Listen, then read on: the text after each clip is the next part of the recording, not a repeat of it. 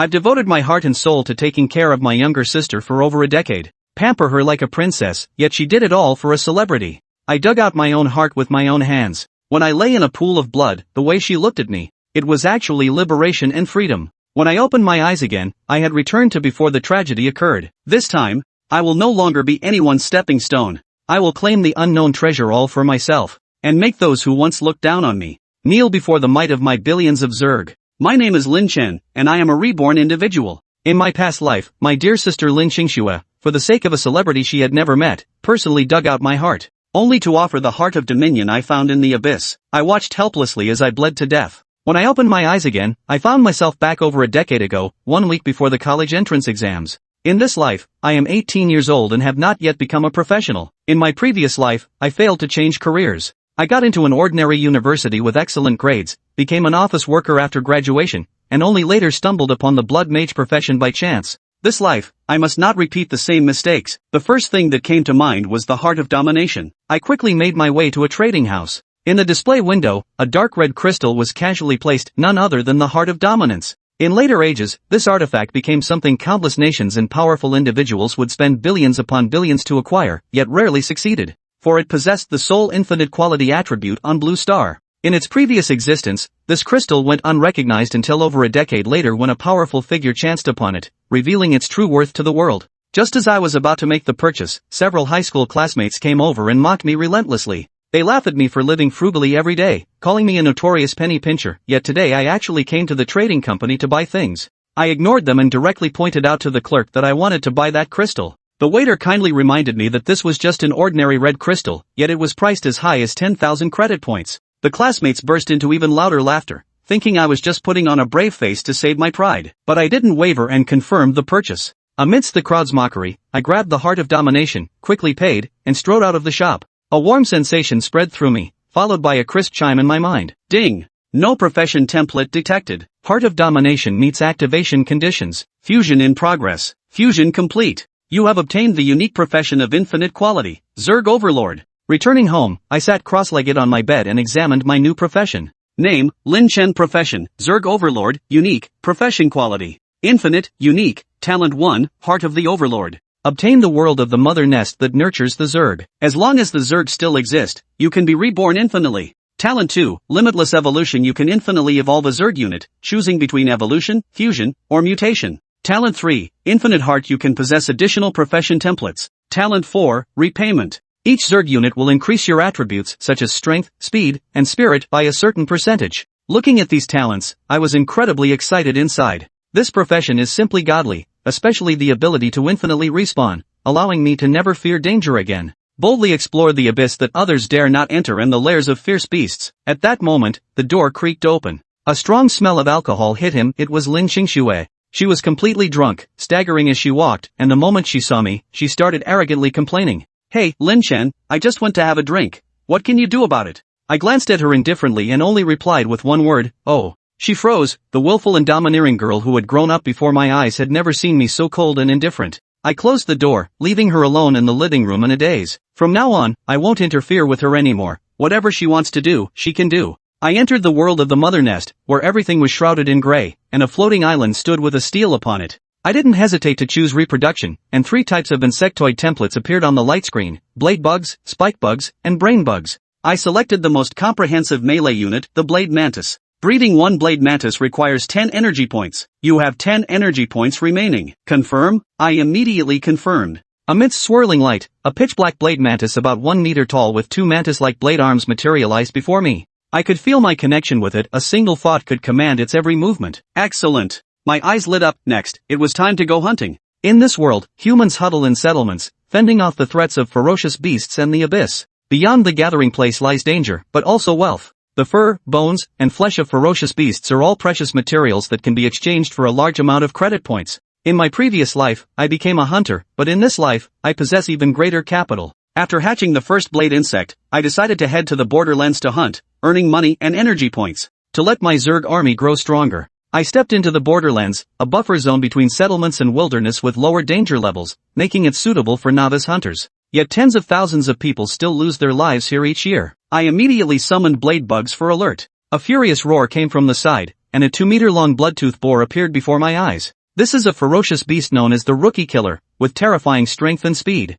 Yet far from being afraid, I grew excited instead. Its fangs could fetch nearly 2,000 credits in the city. Right now, what I lack most is money. Go! I willed it, commanding the blade bug to attack. The blade insect let out a screech and charged over like a ghost. The Bloodtooth Boar also roared furiously, its body radiating a crimson glow as it charged straight forward. Facing the massive charge, the blade bug advanced instead of retreating. The moment the Bloodtooth Boar was about to pierce it, it dodged and leaped onto its back, swinging the blade arm. SSS, a faint sound. Your blade bug hits the Bloodtooth Boar's weak spot, dealing a critical strike. 12. A bloody hole appeared on the Bloodtooth Boar's head, and it fell heavily to the ground. You have slain the Bloodtooth Boar and gained 10 experience points. Your summoned creature, Blade Bug, gains experience times 10. I stepped forward to remove the fangs, stored them in my backpack, then extended my hand toward the corpse. Recycle corpse. Ding! Recovered the Bloodtooth Boar carcass, obtained 15 energy points. A single Bloodtusk Boar corpse can recycle 15 energy points, while hatching a Blade Bug only requires 10. This means that as long as I continue hunting, I can hatch an endless supply of blade insects. If all the thousands of ferocious beasts in the border area were reclaimed, the energy points obtained would be an astronomical figure. Thinking of the future with hundreds of thousands or even millions of swarm, I couldn't help but laugh uproariously at the sky. With enough energy points, I entered the hive world again and bred the second type of Zerg, the Spiker. Though smaller in size and lacking bladed arms, its arched back allows it to launch spikes for ranged attacks. After just 2 steps, 3 rust rats surrounded us. The blade drone, facing the notoriously agile rust rats, was immediately at a disadvantage. I immediately gave the order, fire. Whoosh, whoosh, whoosh. The spike worm swiftly launched its broken spikes, accurately hitting a rust rat in the head. Your summoned creature, Spike Worm, hit the rust rat's weak point, dealing a critical hit, 12 damage. Your summoned creature, Spike Worm, killed the rust rat, gaining 20 XP. With the Spike Worm joining the fight, the remaining 2 rust rats were quickly dealt with, and they even dropped a piece of equipment. At that moment, a notification sound rang out. Ding! Your level has increased to 2, you've gained 1 attribute point, please choose how to allocate it. Chapter 4, Golden Soul Rat Boss, new book seeking votes. Leveled up. Without hesitation, Lin Chen allocated his attribute points to Spirit. Spirit influenced spell power, mental fortitude, and other attributes. As the insectoid overlords typically commanded their hordes in battle, high mental strength was essential. At this moment, his energy point reserves had reached a substantial 21. Spawn 2 blade insects. Lin Chen issued the command. Though stinger beetles were ranged units, their extreme fragility made them ill-suited to protect Lin Chen. To draw an analogy, the stinger is like a marksman, while the blade lurker functions as both a tank and a warrior. Archers primarily focus on damage output, while tanks and warriors provide protection, absorb damage, and still deal significant damage themselves. Before long, 2 blade worms hatched before him, standing quietly at Lin Chen's sides. Now, 3 blade insects, 1 stinger. This force was more than sufficient for Lin Chen to dominate the borderlands, provided he didn't encounter any rare tier beasts. Still plenty of time. Keep leveling up. Lin Chen glanced at the sky. Dawn was still hours away.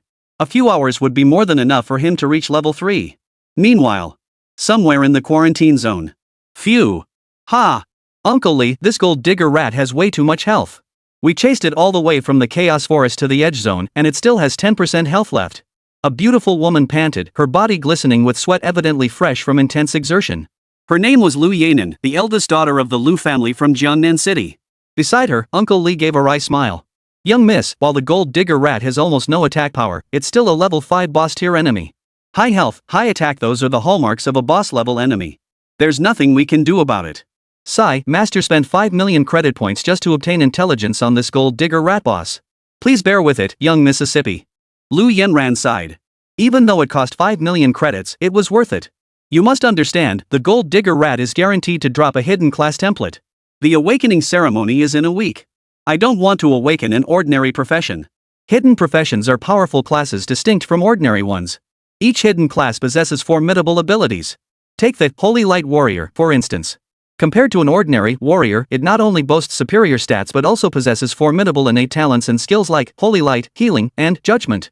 The difference in status between the two is like heaven and earth. As the saying goes, everyone aspires to become a class, but every class aspires to become a hidden class. This shows just how powerful hidden classes are. The young miss will surely obtain a powerful hidden class template, Uncle Li chuckled. But for now, let's focus on taking down this gold digger rat boss. MHM. Nodding, Liu Yanran stepped back to the side, letting Uncle Li advance. Uncle Li, whose real name was Li Dao, was a level 12 warrior. He served as one of the Liu family's retainers and also acted as Liu Yanran's bodyguard. Triple slash. With a thunderous shout, Li Dao charged straight toward the already gravely wounded gold digger rat, bringing his great sword down with a fierce swing. Squeak, squeak, squeak. The gold-digging rat, a creature radiating golden light, was now covered in blood, its agonized squeals the only sound it could manage. Faced with the force of the triple slash, the gold-digger rat couldn't dodge and had to take the full brunt of the blow. 35. 24. 41.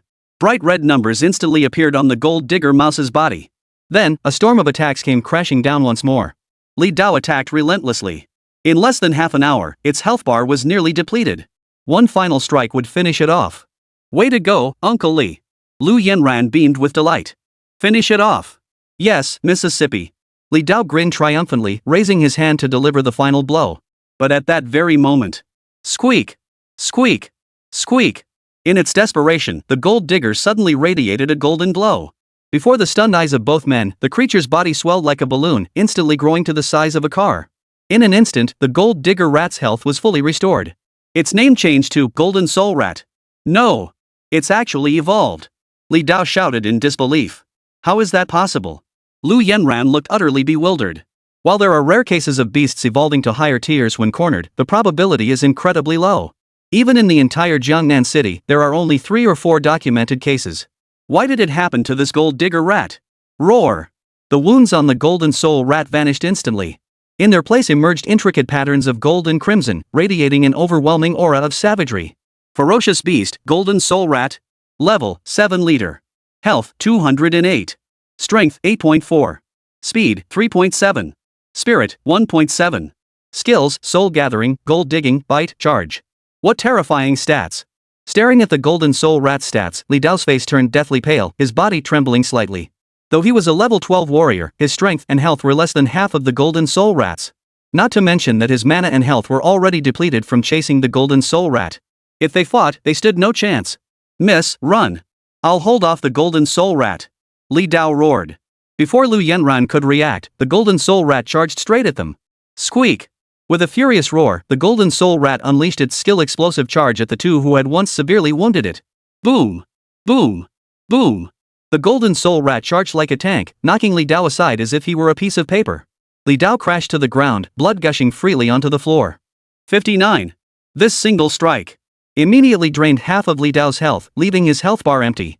If the golden soul rat attacked again, Li Dao would die instantly. Run, young miss! Even gravely wounded, Li Dao desperately shielded Liu Yanran. But at that moment, Liu Yanran was frozen in terror, rooted to the spot, utterly paralyzed. She could only watch helplessly as the golden soul rat approached step by step. Those 2 razor-sharp fangs swayed menacingly above her head, as if poised to tear her delicate, flawless form to shreds at any moment. She could even see the bloodshot eyes of the golden soul rat. But then, at that very moment. Whoosh! Whoosh! Whoosh! Shards of broken thorns erupted from the depths of the forest, striking the golden soul rat. Squeak! The golden soul rat staggered back in pain, quickly glancing toward the source of the spikes. A man wearing a black mask emerged from the shadows. Behind him, he led an army of dozens of insectoid creatures. Chapter 5, A Bountiful Harvest. This man was none other than Lin Chen. A golden soul rat. Ha ha ha, I never expected such good fortune. Lin Chen's heart surged with excitement. Golden soul rats were truly valuable. This ferocious beast evolved from the gold digger rat and is extremely rare. Each one commands prices exceeding hundreds of millions at auction. Even fragments of intelligence or information regarding the golden soul rat can fetch tens of millions. The gold soul rat is not adept at combat. In fact, it could be described as a complete combat novice. Among beasts of the same level, it ranks among the weakest. The reason for their exorbitant value lies in the fact that upon being slain, a gold digger rat will invariably drop a hidden class template. Moreover, when a golden soul rat is slain, it will always drop a hidden class template of rare quality or higher. Rumors even suggest that the legendary hidden class dragon soul warrior wielded by the current Dragon Nation war god, Gusha, was obtained after slaying a single golden soul rat. Perfect.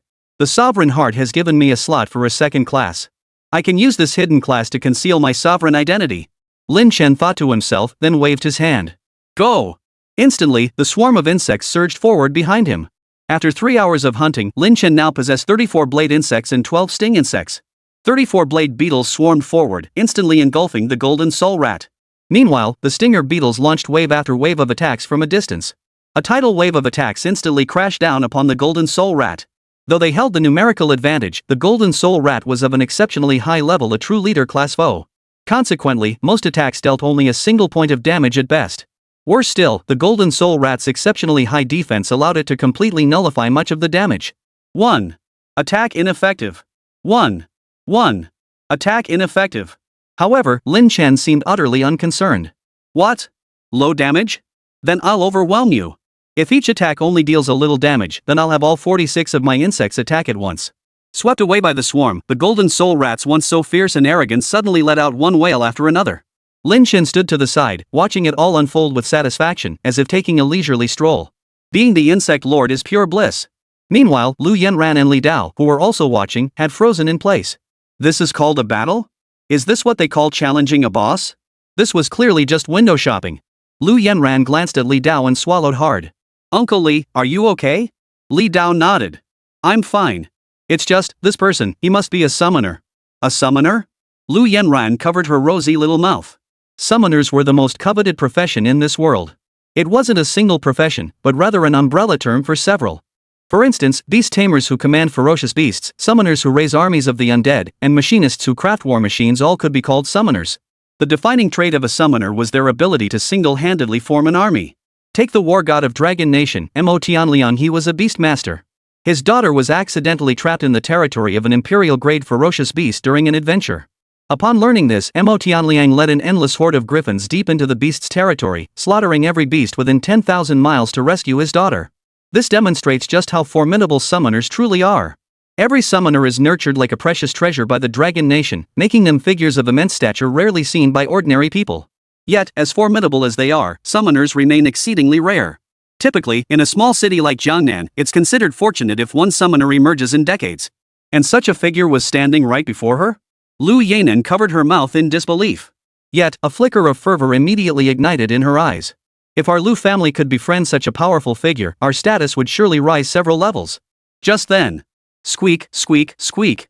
Under the relentless assault of the insect swarm, the Golden Soul Rat's last shred of health was finally drained. With a heavy thud, it collapsed to the ground, its death marked by fury and bitter resentment.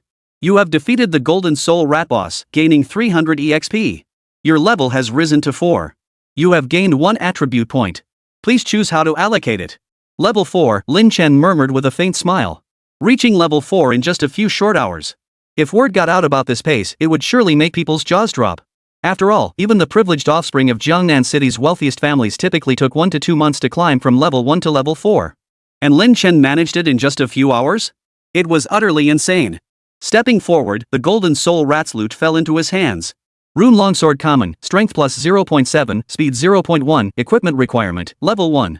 Deerhide Short Boots Common, Speed plus 0.5, requires Level 1. Serrated Dagger Superior, Strength plus 1.2, Speed plus 1.1, requires Level 2.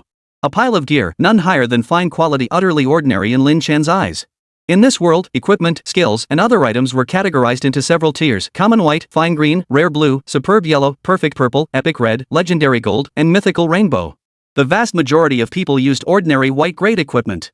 For an average adventurer, equipping themselves entirely with rare gear signified they were already quite formidable in these parts.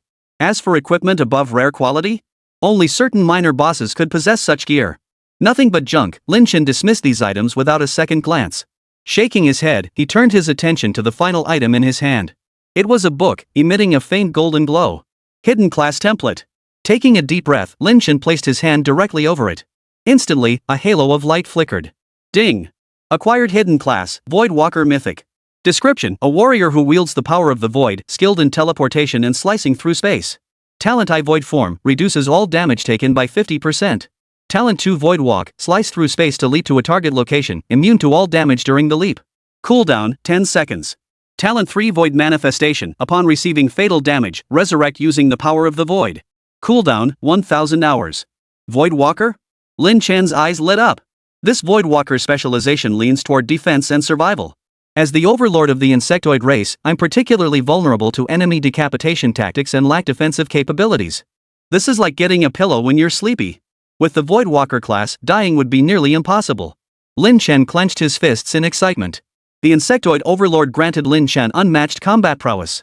And the Void Walker, not just any walker, perfectly compensated for his defensive shortcomings. This was a perfect match. Chapter 6, Liu Yanran. The Voidwalker was too formidable. The talent alone, 50% reduction to all damage taken, was enough to drive any practitioner mad with envy. Not to mention a blink-like skill and a resurrection talent. It could be said that, from now on, Lin Chen would find it nearly impossible to die. Can't afford to be careless. He took a deep breath, acting as if it were no big deal, as though he'd merely picked up a common tier piece of gear. Besides, he was wearing a mask, so his facial expression remained completely hidden. Turning his head, Lin Chen spotted Liu Yanran and froze in surprise. It's actually her? Liu Yanran, the goddess known to everyone at Zhongnan City's 3rd high school. And also Lin Chen's classmate. In his previous life, Lin Chen had suffered greatly because of this Liu Yanran. Not because he was pursuing her, but because of a single conversation he had with her. This incident happened to be witnessed by Huang Xin, a scion from a prominent Zhongnan City family who had long pursued her. From that day on, Huang Xin harbored a grudge, finding any excuse to teach Lin Chen a lesson. Even before the college entrance exams, he beat Lin Chen so badly he nearly died. Though Liu Yanran knew about this, she never tried to stop Huang Xin. After all, in her eyes, Lin Chen was nothing more than an insignificant nobody, utterly unworthy of her attention. This, esteemed senior. Spotting Lin Chen's gaze, Liu Yanran's face lit up. She stepped forward with an ingratiating smile. Thank you for your assistance. I am Liu Yanran, eldest daughter of the Liu family of Zhongnan City. May I inquire about your honorable name, so that our Liu family may repay your kindness in the future? Liu Yanran felt a surge of excitement. If she could befriend this powerful summoner, the Liu family's rise to prominence would be within reach. However, gazing at Liu Yanran's vibrant, delicate features, Lin Chen felt only cold indifference. In his previous life, if Liu Yanran, the goddess of 3rd middle school, had approached him first, he would have been flattered beyond belief. After all, the Liu family had been a colossal force in his previous life. And how coldly aloof and unapproachable Liu Yanran had been. But in this life, the Liu family? Liu Yanran? As the ruler of the insect race, he didn't even give them a second thought. No need, Lin Chen replied with 3 indifferent words. With that, he turned and walked away without looking back. Watching Lin Chen's receding figure, Liu Yanran grew frantic. Wait. Esteemed senior, you. But before she could reach out, a blade insect stood alert before her. Its 2 razor-sharp blade arms seemed poised to tear her delicate frame apart. Miss, you mustn't. Li Dao rushed forward, pulling Liu Yanran back. Only then did the blade insect cease its attack and follow Lin Chen into the distance. After composing himself, Li Dao offered a wry smile and advised, Young miss, a powerhouse like this is beyond the reach of our Liu family. You should let it go. Even if we can't befriend him, we mustn't leave a bad impression. Only then did cold sweat break out on Liu Yanran's body. Indeed. The consequences of offending a summoner were grim, as countless examples throughout the world attested. Take the Wang family of Tiandu, for instance. They were once a first-rate clan in Tiandu, with a distinguished lineage. Yet when their youngest son traveled abroad, he inadvertently offended a summoner. Relying on their family prestige, the Wang family attempted to shield their son, only to enrage the summoner. At that time, the mysterious summoner led an army of 100,000 puppets, wiping out the entire Wang family. Their vast estate was reduced to ruins. Not a single powerful figure in the entire city dared to intervene, forced to watch helplessly as the summoner drifted away after the slaughter. From that day forward, an unspoken ironclad rule emerged in the world: provoke anyone, but never provoke a summoner. Do so, and you risk facing a catastrophe that could wipe out your entire family. Ah, what a pity. Not only did the golden soul rat get snatched away today, but I failed to befriend that influential figure too. What rotten luck. Liu Yanran patted her ample chest, still feeling somewhat dejected. Li Dao consoled her, Young miss, at least you're unharmed. Leave the rest to the master to handle. Liu Yanran sighed and reluctantly nodded. Alright, let's head back first. Zhongnan City. Early morning. Phew. After a night of fighting, the haul's not bad. Lin Chen patted the backpack on his back, a satisfied smile spreading across his face. His greatest gains from the night were the Voidwalker class and reaching level 4. Of course, the gear and materials in his backpack were also substantial gains. First, I'll sell these items. With that thought, Lin Chen walked with practiced ease into an exquisitely decorated, luxurious shop. Welcome to Lingxiao Trading House. How may I assist you? As soon as he stepped inside, a delicate-featured attendant approached with a sweet smile. I'm here to sell something, Lin Chen replied without a flicker of emotion. What exactly are you selling? The attendant inquired. Lin Chen patted the backpack on his back.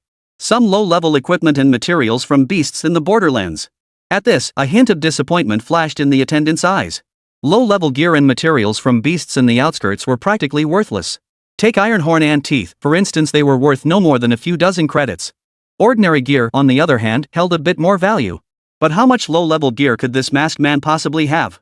Even as these thoughts crossed his mind, the attendant smiled and said, Certainly, sir.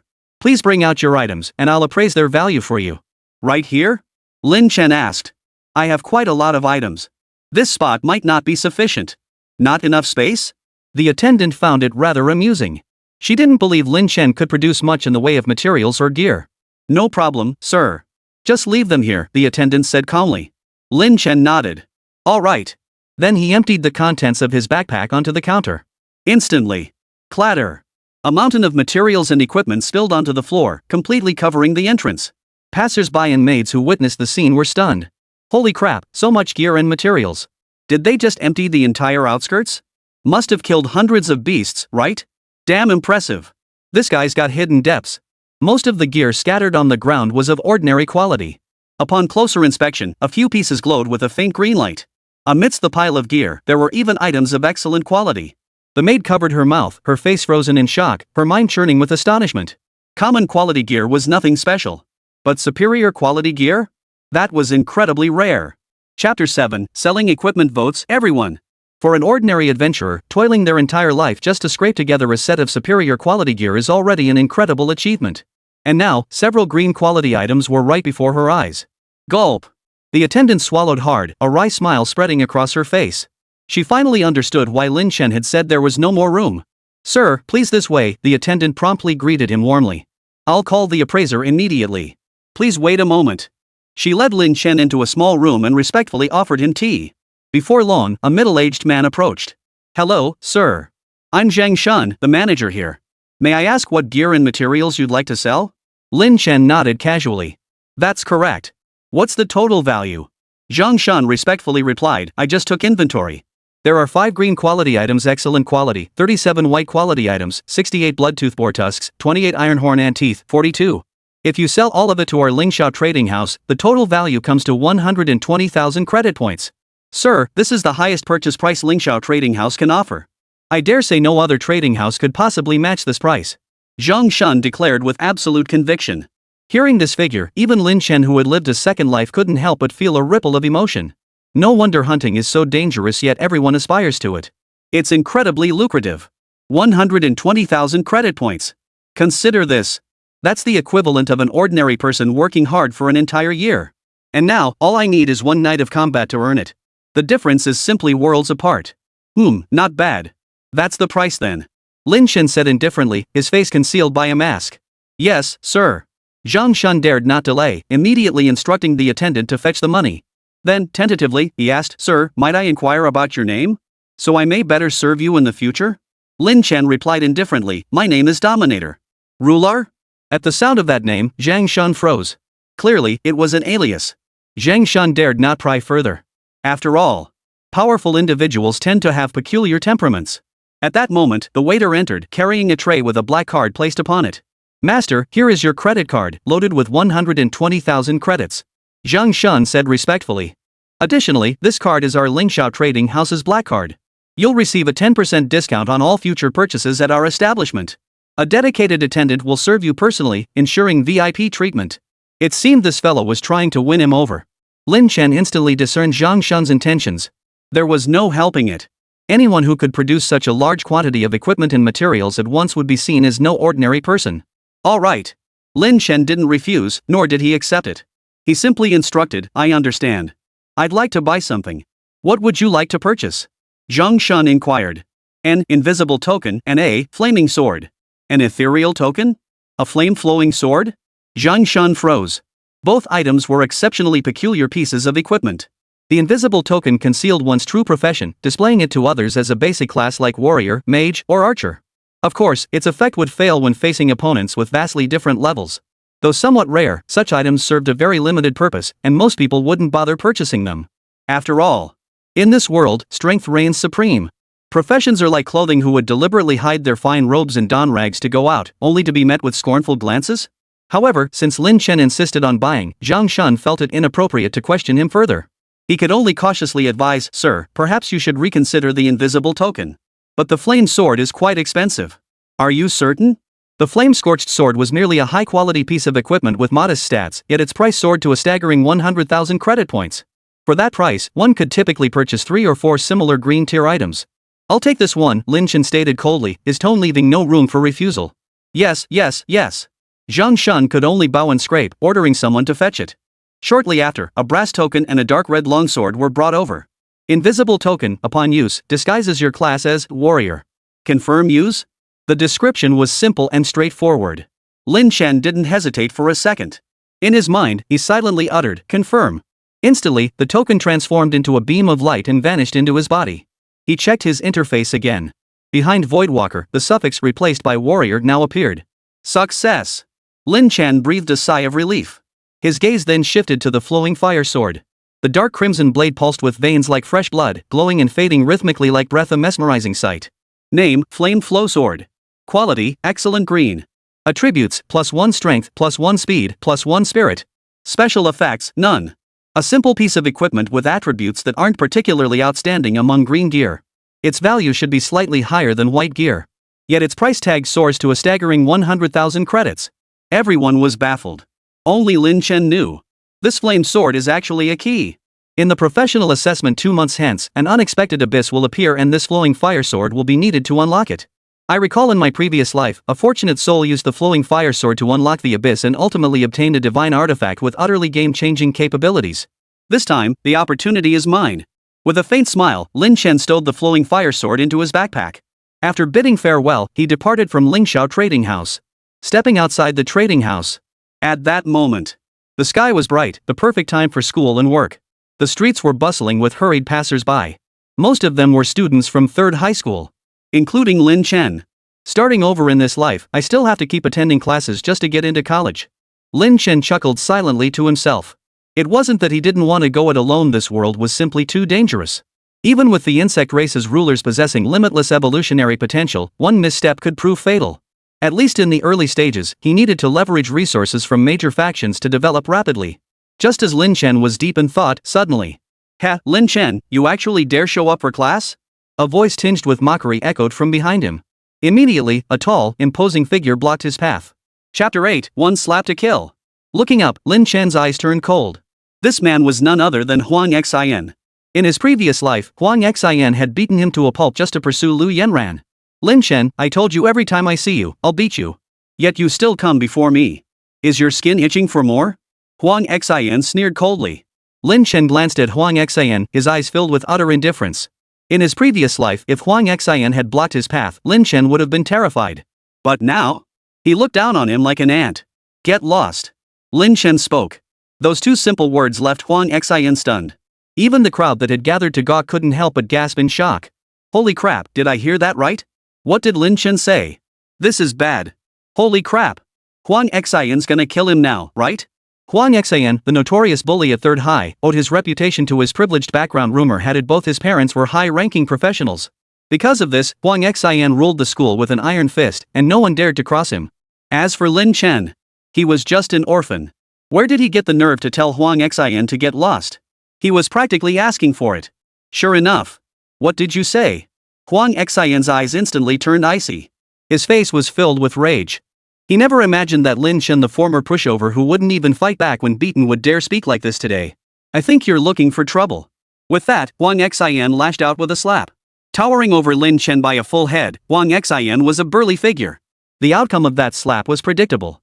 Lin Chen would undoubtedly end up knocked out cold on the ground. Those around them, witnessing this scene, silently declared Lin Chen the loser. Physically, the two weren't even in the same league. But, you're the one courting death. Lin Chen let out a cold laugh. A palm strike erupted. Smack! Huang Xin's towering frame flew backward like fragile paper, crashing heavily to the ground. Lin Chen remained standing in place, coldly observing the entire scene. As if he hadn't been the one to strike at all. The entire crowd was stunned. Those who witnessed the scene gaped in disbelief at what had just unfolded before their eyes. This. Am I seeing things? Did I see that correctly? Holy crap, this is terrifying. They couldn't comprehend it. Lin Chen's strength had suddenly surged to such an extent. Only Lin Chen himself knew. He was no longer the same person he had been just a day ago. Now, as a level 4 player, even though he'd allocated all his attribute points to spirit, the effect of the Bug Lord's talent for regeneration meant that every single insect unit granted Lin Chen additional attributes. Lin Chen's current strength now soared to 2.5. Sending Huang Xin flying was a piece of cake. Lin Chen, how did you become so powerful? Huang Xin stared at Lin Chen, trembling slightly with a hint of fear. Lin Chen couldn't be bothered to explain. He gave Huang Xin a casual glance before striding away, heading off to school. To him, such a minor figure was no more than an ant on the ground. If he hadn't blocked his path, he wouldn't have bothered to acknowledge him at all. Watching Lin Chen's receding figure, Huang Xin touched his stinging cheek, his eyes burning with venom. Lin Chen, you dare humiliate me like this, just you wait. I'll make sure you die a miserable death. Classmates. Soon, the job awakening ceremony will begin. This is the most crucial moment of your lives. Class 2, 3rd Middle School. The bald homeroom teacher spoke eloquently from the podium. Awakening to a good profession is like gaining access to a wide, smooth highway. But don't lose heart if you don't awaken a good profession, or even if you don't awaken any profession at all. There's plenty of work to be done in our settlement, like taking out the trash or sweeping the streets. Below, a group listened, some wearing expectant expressions. Others looked more troubled. On Blue Star. A profession is the very foundation of a person. A profession directly determines one's innate talent, growth rate, and ultimate potential. For instance, if someone awakens as a basic warrior class, it's safe to say their level will be locked at around 10 or so for life. Because no faction would waste precious resources training a warrior to level up. What? You say leveling up alone? You've got to be kidding. The ferocious beasts outside the settlements are no joke. Relatively speaking, even the most basic ordinary professionals can manage a passable life. Those ordinary people who never awaken a class are doomed to spend their entire lives in the lowest strata of society, performing endless physical labor day after day, with no end in sight. In his previous life, before obtaining the Blood Sorcerer class, Lin Chen had lived precisely such a life. Lost in thought, he suddenly heard the homeroom teacher on the podium snort coldly. Lin Chen, what are you thinking? You, of all people, want to awaken a profession? Don't even dream about it. Look at yourself.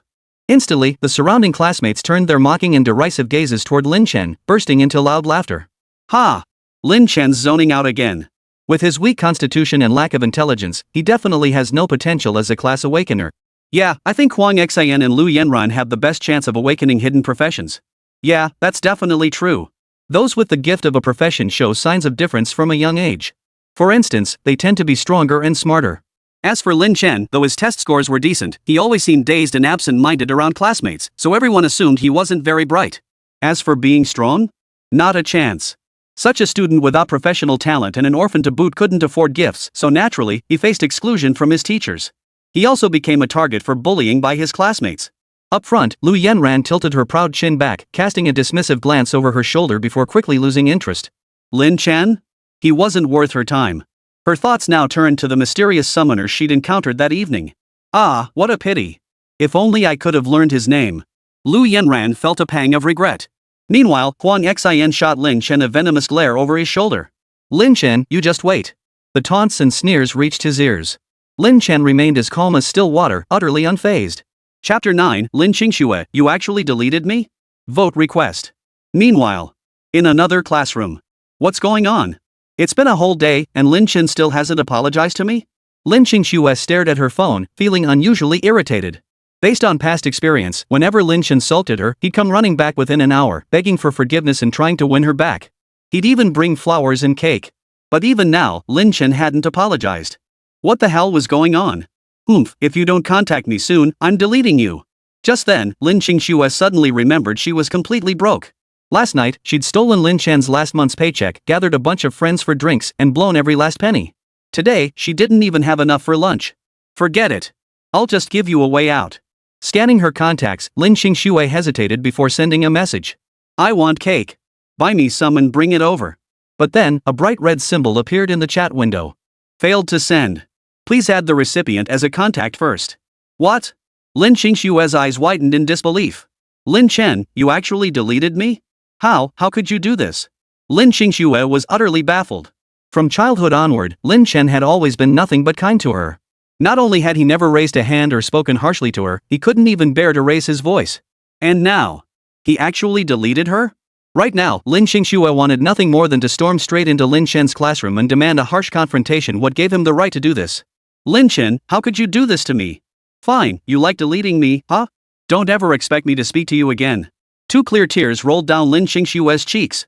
Beside her, her best friend Li Qingxing couldn't help but ask with concern, Xiao Shui, what's wrong? Did someone bully you? Nothing, Lin Qingxue shook her head. By the way, do you have any spare rooms at your place? I'd like to move in for a while. Move over? Li Qingxing froze. What's going on? Did you have a falling out with Lin Chen? Li Qingxing felt a pang of unease. Don't mention him to me. Lin Qingxue snapped coldly. In her mind, unless Lin Chen came crawling back on his hands and knees. Otherwise, she would never speak to that guy again. In fact, as punishment, Lin Qingxue decided to move out. Now, let's see if you're panicking, Lin Chen. Li Qingxing sighed and said, alright, my place just happens to have an extra room. It'll give us a chance to talk. By the way, the awakening ceremony is in a week. Do you think you'll awaken a class? Me? I don't know about myself, but brother Li Qingxue will definitely awaken a hidden profession. At the mention of Li Qingxue, Lin Qingxue's face lit up with happiness. Li Qingxue is singing and dancing contestant from Dragon Nation. Ever since he was a trainee, Lin Qingxue had been obsessed with this star. Every penny Lin Chen gave her as pocket money went toward voting for Li Qingxue, buying merchandise, and supporting him. In her previous life, it was also Li Qingxue who had instigated Lin Qingxue to poison Lin Chen and rip out his heart. Oh, Li Qingxue? He is quite handsome, but hidden professions aren't something you can awaken just by being good-looking. Li Qingxing seemed to understand the situation quite clearly. How rare are hidden professions? Let me put it this way. Nationwide, only about 20–30% of the population are class holders. And hidden professions? They make up less than 1% of all professionals. If a school with over 20,000 students could awaken 10 hidden professions, that would be nothing short of a miracle. How could it possibly fall to a singer-dancer? Li Qingxing, don't you dare slander my brother. Lin Qingxue instantly bristled. Brother Li Qingxue is the best. He must be a powerful hidden profession. As expected, you just can't reason with starstruck fans. Li Qingxing sighed and changed the subject. By the way, want to check out the Hunters Guild after school? Lin Qingxue asked curiously. The Hunters Guild? That place is for professionals. What would we be doing there? The Hunters Guild was a vast organization with branches spanning the entire Blue Star. Unlike martial arts academies, sects, or clans, the Hunters Guild operated as a loose collective, allowing members to join or leave at any time. It served as the go-to place for freelance professionals to post and accept quests, trade equipment and materials, obtain intelligence, and restock supplies. I heard the Hunters Guild has been selling quite a few profession templates lately. Let's go try our luck. Li Qingxing suggested. Class templates? Can we even afford them? Lin Qingxue couldn't help but doubt. You see. Even the most basic class templates cost over 2 million. Not to mention hidden professions, which cost several times more. Such extravagant items were far beyond their reach. After all, a profession template directly grants you a specific profession. Who cares? Let's go take a look anyway. Li Qingxing wasn't one to dwell on such things. Well, fine then. Lin Qingxue nodded in agreement. Hunters Guild. Hello, I'd like to register as a member of the Hunters Guild. Lin Chen, wearing a black mask, addressed the front desk attendant. Certainly, sir. What codename would you like to register? The clerk asked professionally. Lin Chen didn't hesitate for a moment. Ruler. Very well, Mr. Sovereign. Your registration is complete. You are now a level 1 member of our association. The clerk worked with remarkable efficiency, handing him a card immediately after speaking. This card served as Lin Chen's identification and bank card within the association. Taking the card, Lin Chen thanked the attendant and headed toward the mission hall with practiced ease. In his previous life, Lin Chen had been a professional hunter, so this was second nature to him. Inside the mission hall, people looked up at the central screen displaying various posted tasks. Collect 2 tiger tail grass plants from the wilderness trail. Reward, 1,000 credit points. Leveling companion, must raise me from level 1 to level 2 within 1 month. Requires a warrior or similar high survival class. Mages need not apply. Reward, 10,000 credits. Equipment request, travel to the Tomb District, defeat the White Colossus boss, and obtain the belt named Fate's Turn for me. Reward, 200,000 credits. Lin Chen shook his head at these quests. Either the time frame is too tight, or the rewards are too meager. None of them catch my eye. Chapter 10, The True Quantity. Looks like the only way to level up quickly is to head to the Abyss, Lin Chen sighed inwardly. The Abyss, also known as Secret Realms, were independent microcosms. According to Lin Chen's past memories, these were essentially what were called dungeons. However, compared to the real world, the monsters within the Abyss were far more dangerous. And once you die there, it's truly over, no resurrection. But the Abyss yields incredibly rich rewards. The gear, materials, and other items produced there accounted for a staggering 99% of all equipment in the world. For this reason, despite the danger, entering the Abyss is an unavoidable path for every adventurer. Abysses can appear anywhere, spawning randomly. Some abysses, however, are permanent fixtures. For instance, the Jiangnan City branch of the Hunters Guild controls one such abyss, the Crimson Forest multiplayer instance, LV1 LV10. Any guild member can enter by paying 1,000 credit points. Upon reaching the abyss entrance, a maid sweetly greets. Good day, sir. May I assist you with purchasing an abyss ticket? Lin Chen nodded and handed over his information card. 10 abyss tickets, please. That's 10,000 credit points total. Here you go, the attendant said with practiced efficiency. Moments later, after purchasing the tickets, Lin Chen walked into the Abyss Hall. Looking up, he saw a mirror-like portal floating in midair. Below, people bustled about, many inviting others to join their teams. Need one more support class? Hurry up. Need a few mages. We've got a big group safety guaranteed. Need a warrior or knight? Anyone? Many were inviting others to join their groups. The monsters in the Crimson Forest can reach up to level 10. For most adventurers, soloing them is essentially suicide. Only by teaming up can safety be guaranteed. Stepping into the lobby, a petite young woman approached. Hello, interested in joining our party? We're missing a warrior. At the Hunters Guild, everyone displayed their class to ensure more efficient teaming. That's why she could instantly recognize Lin Chen's class. Lin Chen shook his head. No, thanks. The girl froze. Do you already have a fixed party? No, I solo, Lin Chen replied indifferently before stepping directly into the teleportation portal, leaving the girl standing there in a daze. Solo? Is this guy crazy? Her face was filled with shock and confusion. You see, the Crimson Forest was a death trap for solo players unless they were level 15 or higher. Even when they teamed up, they had to tread carefully, fearing unexpected dangers. And Lin Chen, a mere level 4 warrior, dared to solo the Abyss? He must be completely insane. Beside her, a long-haired woman approached and patted her shoulder. Lily, I found a warrior. We can head out now. Lily nodded, then suddenly thought, let's hurry. If we follow that guy called Ruler, we might just save his life. Sister Lily, that guy's so arrogant, why would you even think of helping him? A bald man in the group spoke with displeasure. Exactly. That guy's way too cocky. If it were me, I'd just watch him die. Lily sighed. She couldn't defy the group's will, so she could only say, fine. After making preparations, the group finally descended into the abyss. Blood Forest. Lin Chen surveyed his surroundings. The Blood Forest was an endless expanse of towering, crimson trees that exuded a thick, oppressive aura. The entire forest was shrouded in a crimson mist, giving it an eerie appearance. You have entered the Blood Forest. A notification echoed in his ears. Simultaneously, a furious roar echoed from the forest's perimeter. Countless ferocious beasts closed in. Bloodtooth Boar, level 4. Blazing Horn Ox, level 5. Six-eared Demon Rabbit, level 3. In the blink of an eye, 12 ferocious beasts closed in and launched their assault. Attacks rained down like hailstones. Fireballs, ice spikes, charges. Even a level 10 professional would struggle against such relentless barrage. But who was Lin Chen? Void Walk. A thunderous shout. Lin Chen's figure vanished directly from the air. The next second, his figure materialized 10 meters away. The ferocious beast's attack missed completely. The beasts froze in shock, their eyes wide as they stared toward the distance, as if questioning how a living person could vanish into thin air. Ha ha! Voidwalker, truly a mythic tier profession. This skill is incredibly useful. Lin Chen laughed excitedly. This survival skill of the Voidwalker was downright insane. From now on, even in the thick of battle, a single thought could instantly teleport him away. Who could stop him? You think overwhelming numbers will let you ambush me? I'll show you what true numbers look like. Lin Chen swept his arm wide. Come forth. Instantly, one insect after another materialized on the field. Scythe insects, stinger insects, brain insects. The insectoid horde's imposing, death-filled forms instantly filled the open space. Now. Lin Chen commanded 40 blade insects, 15 stinger insects, and 10 brain insects. A veritable insectoid army.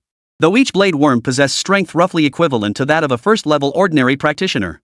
But consider this.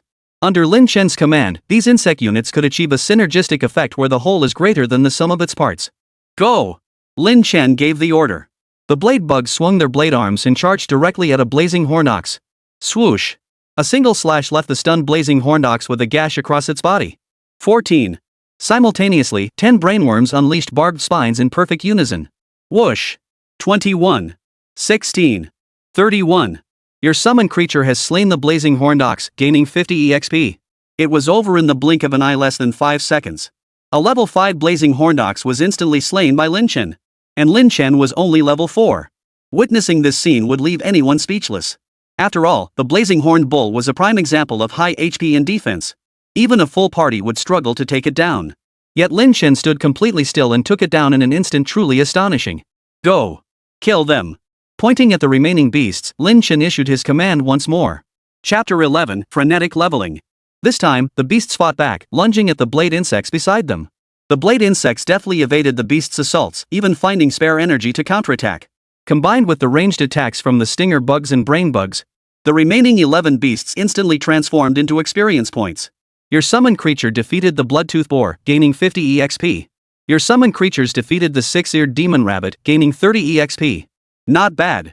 Another level of experience gained. Lin Chen nodded with great satisfaction. If you team up, the experience gets split evenly among everyone. Soloing was slower and carried the risk of death. Only someone like Lin Chen, confident in his own abilities, dared to solo the abyss. Stepping forward, Lin Chen surveyed the vast array of equipment scattered on the ground. In the abyss, once a beast perished, it vanished instantly, unable to be converted into energy points. The only valuable items are these materials and equipment. Bronze short sword, +1 strength, requirement, level 1. Windchaser bracelet common, +1 agility, +1 strength, +1 spirit, requirement, level 3. Shadowy ring superior, +1 agility, +1 spirit, special effect, gains 1 spirit per damage dealt, max 3, requirement, level 4. The ring's decent. Lin Chen nodded and equipped the shadowy ring immediately. Summoners are spellcasting classes, and spirit is the most crucial attribute for spellcasters. Spirit not only increases mana pool and spell power but also boosts critical strike chance for spells. For Lin Chen, spirit would comprehensively boost his summoned creature's defense, speed, and damage output. This ring of shadows offered a significant boost to Lin Chen. A full 4 points of spirit would boost the stats of his current insect units by at least 50%.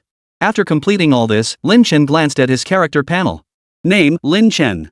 Class, Insectoid Overlord Voidwalker. Talent potential, infinite. Strength, 5.4. Speed, 3.4. Mental, 7.8. Defense, 3.2. Health, 30. Mana, 55. This stat sheet. For a spellcaster class, it surpasses its tier. Many strength-based classes might not even boast such terrifying stats. Truly befitting an infinite tier Insectoid Overlord, even the stats alone radiate dominance. Lin Chen grinned. Then he shook his head. Better focus on leveling up first. Only strength is the foundation of standing firm. Lin Chen led the swan deeper into the forest. Though Lin Chen was only level 4, the dense swarm of beasts surrounding him couldn't come within inches. Any that dared to approach were instantly shot down, turning into experience points and equipment that scattered across the ground. The swarm of insects plowed through like a bulldozer, leaving nothing standing in its wake. Meanwhile, Lin Chen strolled leisurely with his hands in his pockets, whistling as he pulled out an ice cream bar and began savoring it with delight. A steady stream of notifications echoed in his ears. Your summoned creature defeated the blood python, gaining 30 EXP. Equipment obtained, floating cloud bracelet. Equipment obtained, diamond ring. Your summoned creature defeated the red fire ant, gaining 10x EXP. Your summoned creature defeated the Bloodtooth Boar, gaining 60 EXP. Equipment obtained, brass short staff. As the saying goes, brother, stand still, the beasts will come to you. This is it. Lin Chen just needs to walk, everything else is handled by the insectoid units. What a thrill. What a leisurely stroll. It felt less like leveling up and more like strolling through a garden. If anyone else witnessed this scene, they'd likely be furious enough to spit blood. They entered the blood forest needing to team up, treading carefully, terrified of being ambushed by monsters. Fighting monsters was nerve-wracking, one wrong step could spell disaster. But you, Lin Chen? Just stroll around with your hands in your pockets. He even had ice cream to eat? And his leveling speed? Like riding a helicopter? The gap between people is just too huge. Ding! Your level has risen to 5. You have gained 1 attribute point. Please choose how to allocate it. Leveled up again. Lin Chen felt a surge of joy. It seemed the blood forest was indeed granting him substantial experience. At the very least, the 1,000 credit entrance fee was worth it. At this rate, I should reach level 6 before nightfall. Lin Chen smacked his lips, still unsatisfied. For most people, this leveling speed would be nothing short of miraculous. But for Lin Chen now, it still wasn't enough. At the edge of the blood forest, monsters are all below level 5, so the gains are minimal. We need to push deeper into the forest. The depths of the blood forest were extremely dangerous. The monsters there are all level 8 or higher. It said rare tier beasts lurk within. Even a 5-person team at level 10 wouldn't dare venture in recklessly.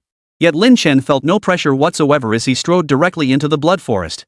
For he was the insectoid overlord. Even a beast horde was merely a slightly tougher bone to chew for the vast insectoid killing machine. I heard deep within the blood forest lies a tier 2 boss, the Bloodnight Spider. It hasn't been defeated yet. In the previous era, this boss was slain by a mysterious assassin, dropping a skill book that was nothing short of divine. This time around, the Bloodnight Spider's reward is mine. A gleam of determination flashed in Lin Chen's eyes. In the abyss, minor monsters could regenerate endlessly. But bosses? There's only one. Once it's dead, it's gone.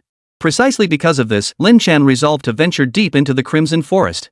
Not merely for leveling up, but to claim the boss kill. To defeat the boss, Lin Chen prepared meticulously. Decompose all equipment in your inventory into energy points. Ding. Deconstructed. Remaining energy points, 552. This was yet another testament to the might of the Bug Lord. Useless gear could be fully decomposed into energy points. Incubate 10 brainworms, 10 spine crawlers, and 20 blade worms. Lin Chen issued the command. Ding. Breeding successful. Instantly. Flashes of light erupted. The already surging tide of insects on the field expanded another circle. Like a black ocean of death, it enveloped Lin Chen. Now, Lin Chen's team had grown considerably stronger. It now possessed 60 blade insects, 25 stinger insects, and 20 brain insects. Truly terrifying. This force is powerful enough to sweep through the blood forest. Chapter 12, Boss, Blood Knight Spider. No! Captain, I can't hold it anymore. The bald knight roared, drenched in sweat.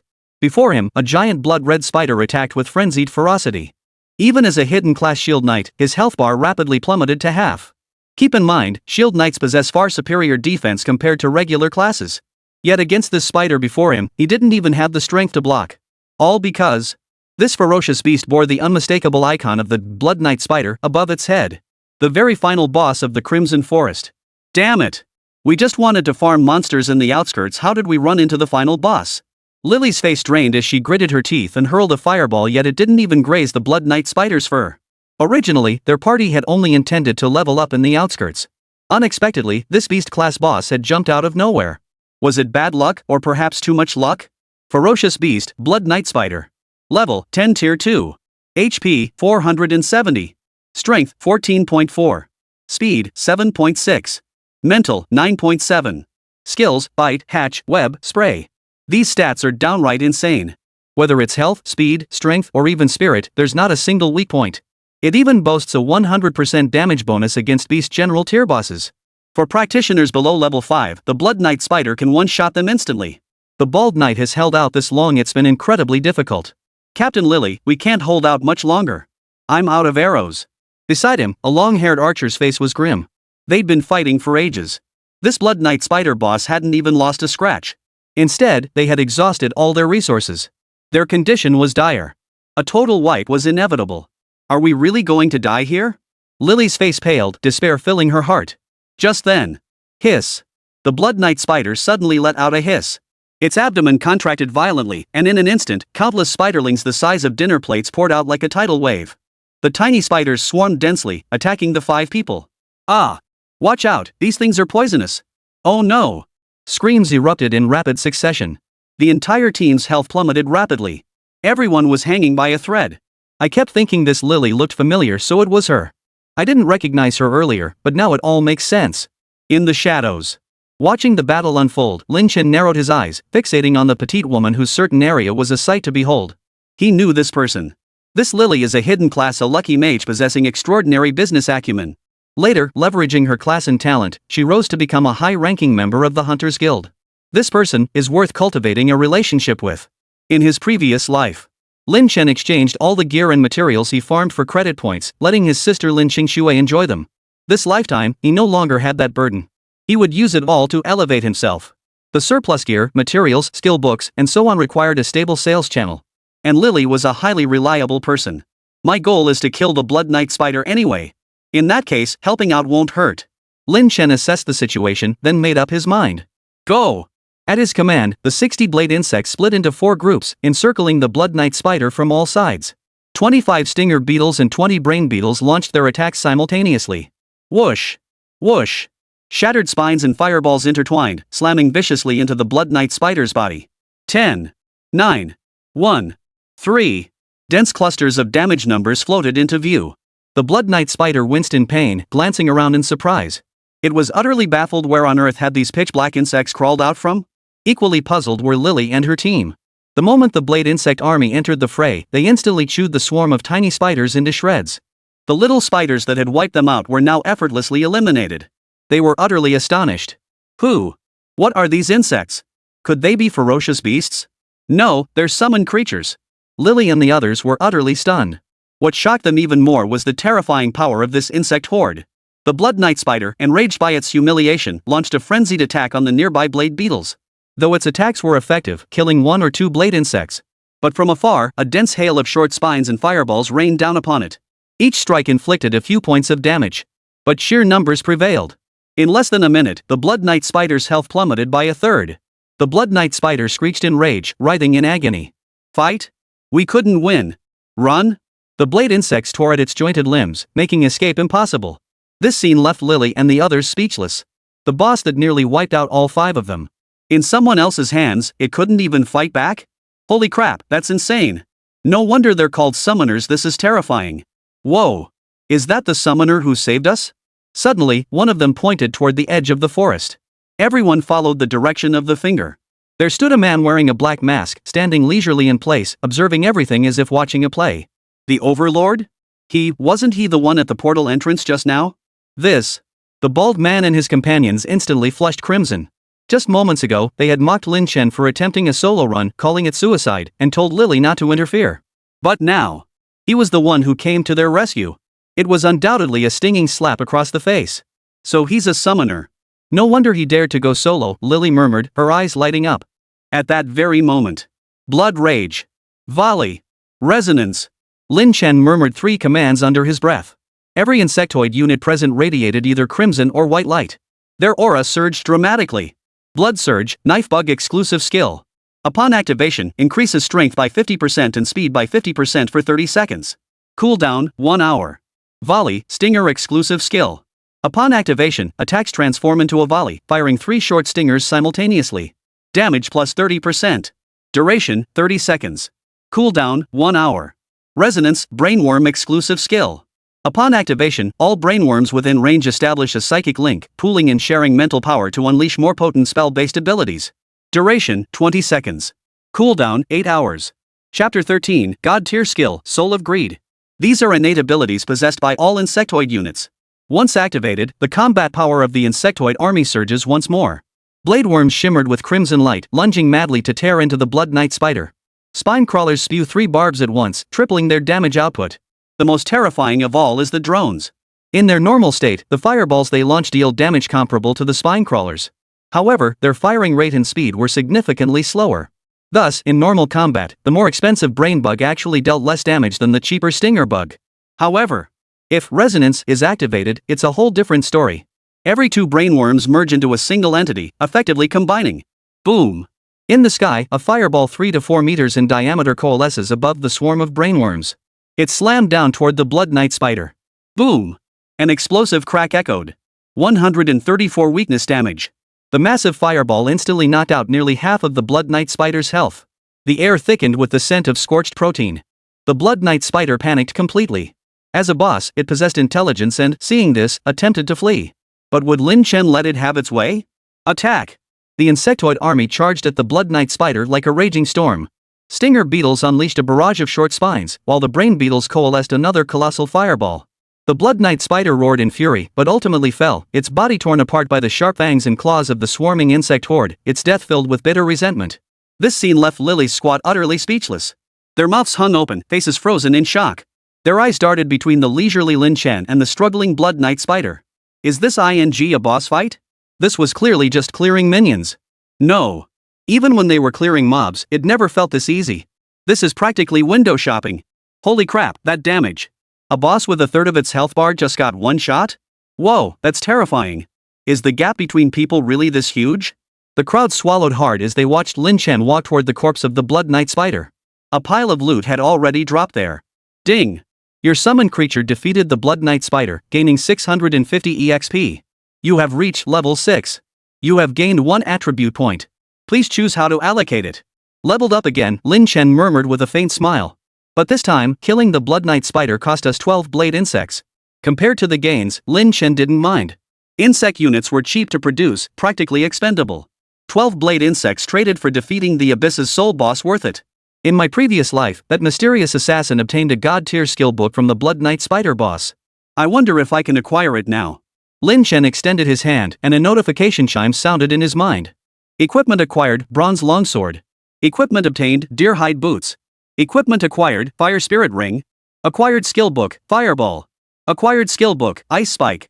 A rare grade skill book like Ice Spike actually dropped? Lin Chen grinned wickedly. Skill books were extremely rare drops, and their prices far exceeded those of ordinary equipment. Not to mention, this was a rare grade skill book. It could fetch at least 200,000 credit points. But this isn't what I'm after. Lin Chen continued scanning the loot list. Finally, his eyes settled on a white skill book. Found you. Greed Soul. Name, Greed Soul. Type, skill passive. Quality, common. Range, 0. Cost, 0. Requirement, level 1. Effect, when looting monsters, there's a 10% chance to gain an additional random loot item. So this skill book really was dropped by the Bloodnight spider boss. That assassin wasn't lying. Lin Chen's face lit up with delight as he immediately learned the skill. In my previous life, once the effect of the Greed Soul skill book was discovered, it became the rarest white tier skill book.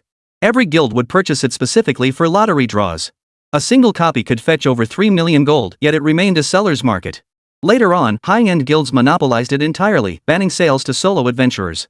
Recalling the frenzy the Greed Soul skill book had sparked in his previous life, Lin Chen couldn't help but feel a pang of nostalgia. This was the advantage of being reborn. Before the true value of Greed Soul was uncovered, he could seize the initiative. At first glance, the Greed Soul seemed unimpressive. Its effect 10% chance to gain an additional random loot drop meant Lin Chen would earn 10% more than others in the long run. The most crucial reason was that the Greed Soul was an upgradable skill. Simply relearning Greedy Soul would elevate its quality from common to excellent. The probability will also increase. Later on, the probability can reach 500%. This effect is quite exaggerated. Not bad. Nodding in satisfaction, Lin Chen was about to leave. Sir, thank you for your help. Lily suddenly called out to Lin Chen with gratitude. Today, if it weren't for Lin Chen, they would have certainly been wiped out here. Lin Chen glanced back, said nothing, merely gave a slight nod, and walked away. Earlier, the bald knight and the others in the group might have thought Lin Chen was putting on airs. But now, wow, he really is a big shot. Coming and going like the wind, so cool. Summoners are just too strong. Why wasn't I born a summoner? Sigh. Who'd have thought our little Jiangnan City branch would produce a top-tier summoner? Ha, I'm gonna brag about this to everyone later. Lily, however, shook her head. We should keep this a secret. This master clearly doesn't want his identity known, which is why he wears a mask. We can't let this slip out. If we anger this master, it won't end well. Upon hearing this, everyone nodded in agreement. Right, follow the captain's lead. Yes. Phew. Look at all this gear on the ground, stuff the big boss didn't want. We're in luck. Everyone looked down at the ground. A large pile of white gear lay scattered carelessly on the ground. With limited inventory space and the time-consuming process of dismantling gear, it was too much hassle for Lin Chen. The leftover gear was theirs for the taking. So much gear. Holy crap, this is way more than we'd ever get from monster drops, and the levels are crazy high. Guess you could call it a blessing in disguise. Though all white tier. But their high level means they'll fetch a decent price. And there's a lot of it. Excitement lit up the faces of the group. Chapter 14, 200,000 gold to level me up. Votes, please. Votes, please. Hunter's Guild. Time to handle the gear and skill books. His backpack was already full. Every professional came with a 10-slot backpack. To expand it, one had to pay a hefty price. These items and skill books were useless for his current profession. Deconstructing them into energy points wasn't worth it. Selling them for credit points was the best option. Stepping out of the teleport hall, he arrived at the free trade zone. This is what people commonly call the stall area. Many hunters find the prices offered by the Hunters Guild too low, so they set up stalls here to trade among themselves. Vendors enthusiastically hailed passers-by. Come on over. Silver scale chestplates, 5,000 credit points each. Freshly forged spider daggers, bargain prices. 10 spider eyes for 1,000 credits, no haggling. The scene was bustling. Stepping into the free trade zone, Lin Chen's high-level gear drew plenty of attention. Holy crap, those are blood spider leg guards, right? Plus blood spider chestplate, blood spider gauntlets, the whole set. This guy's a big shot. Blood spider set? I've been here for years and only managed to collect 2 pieces. When did this big shot show up? Rular?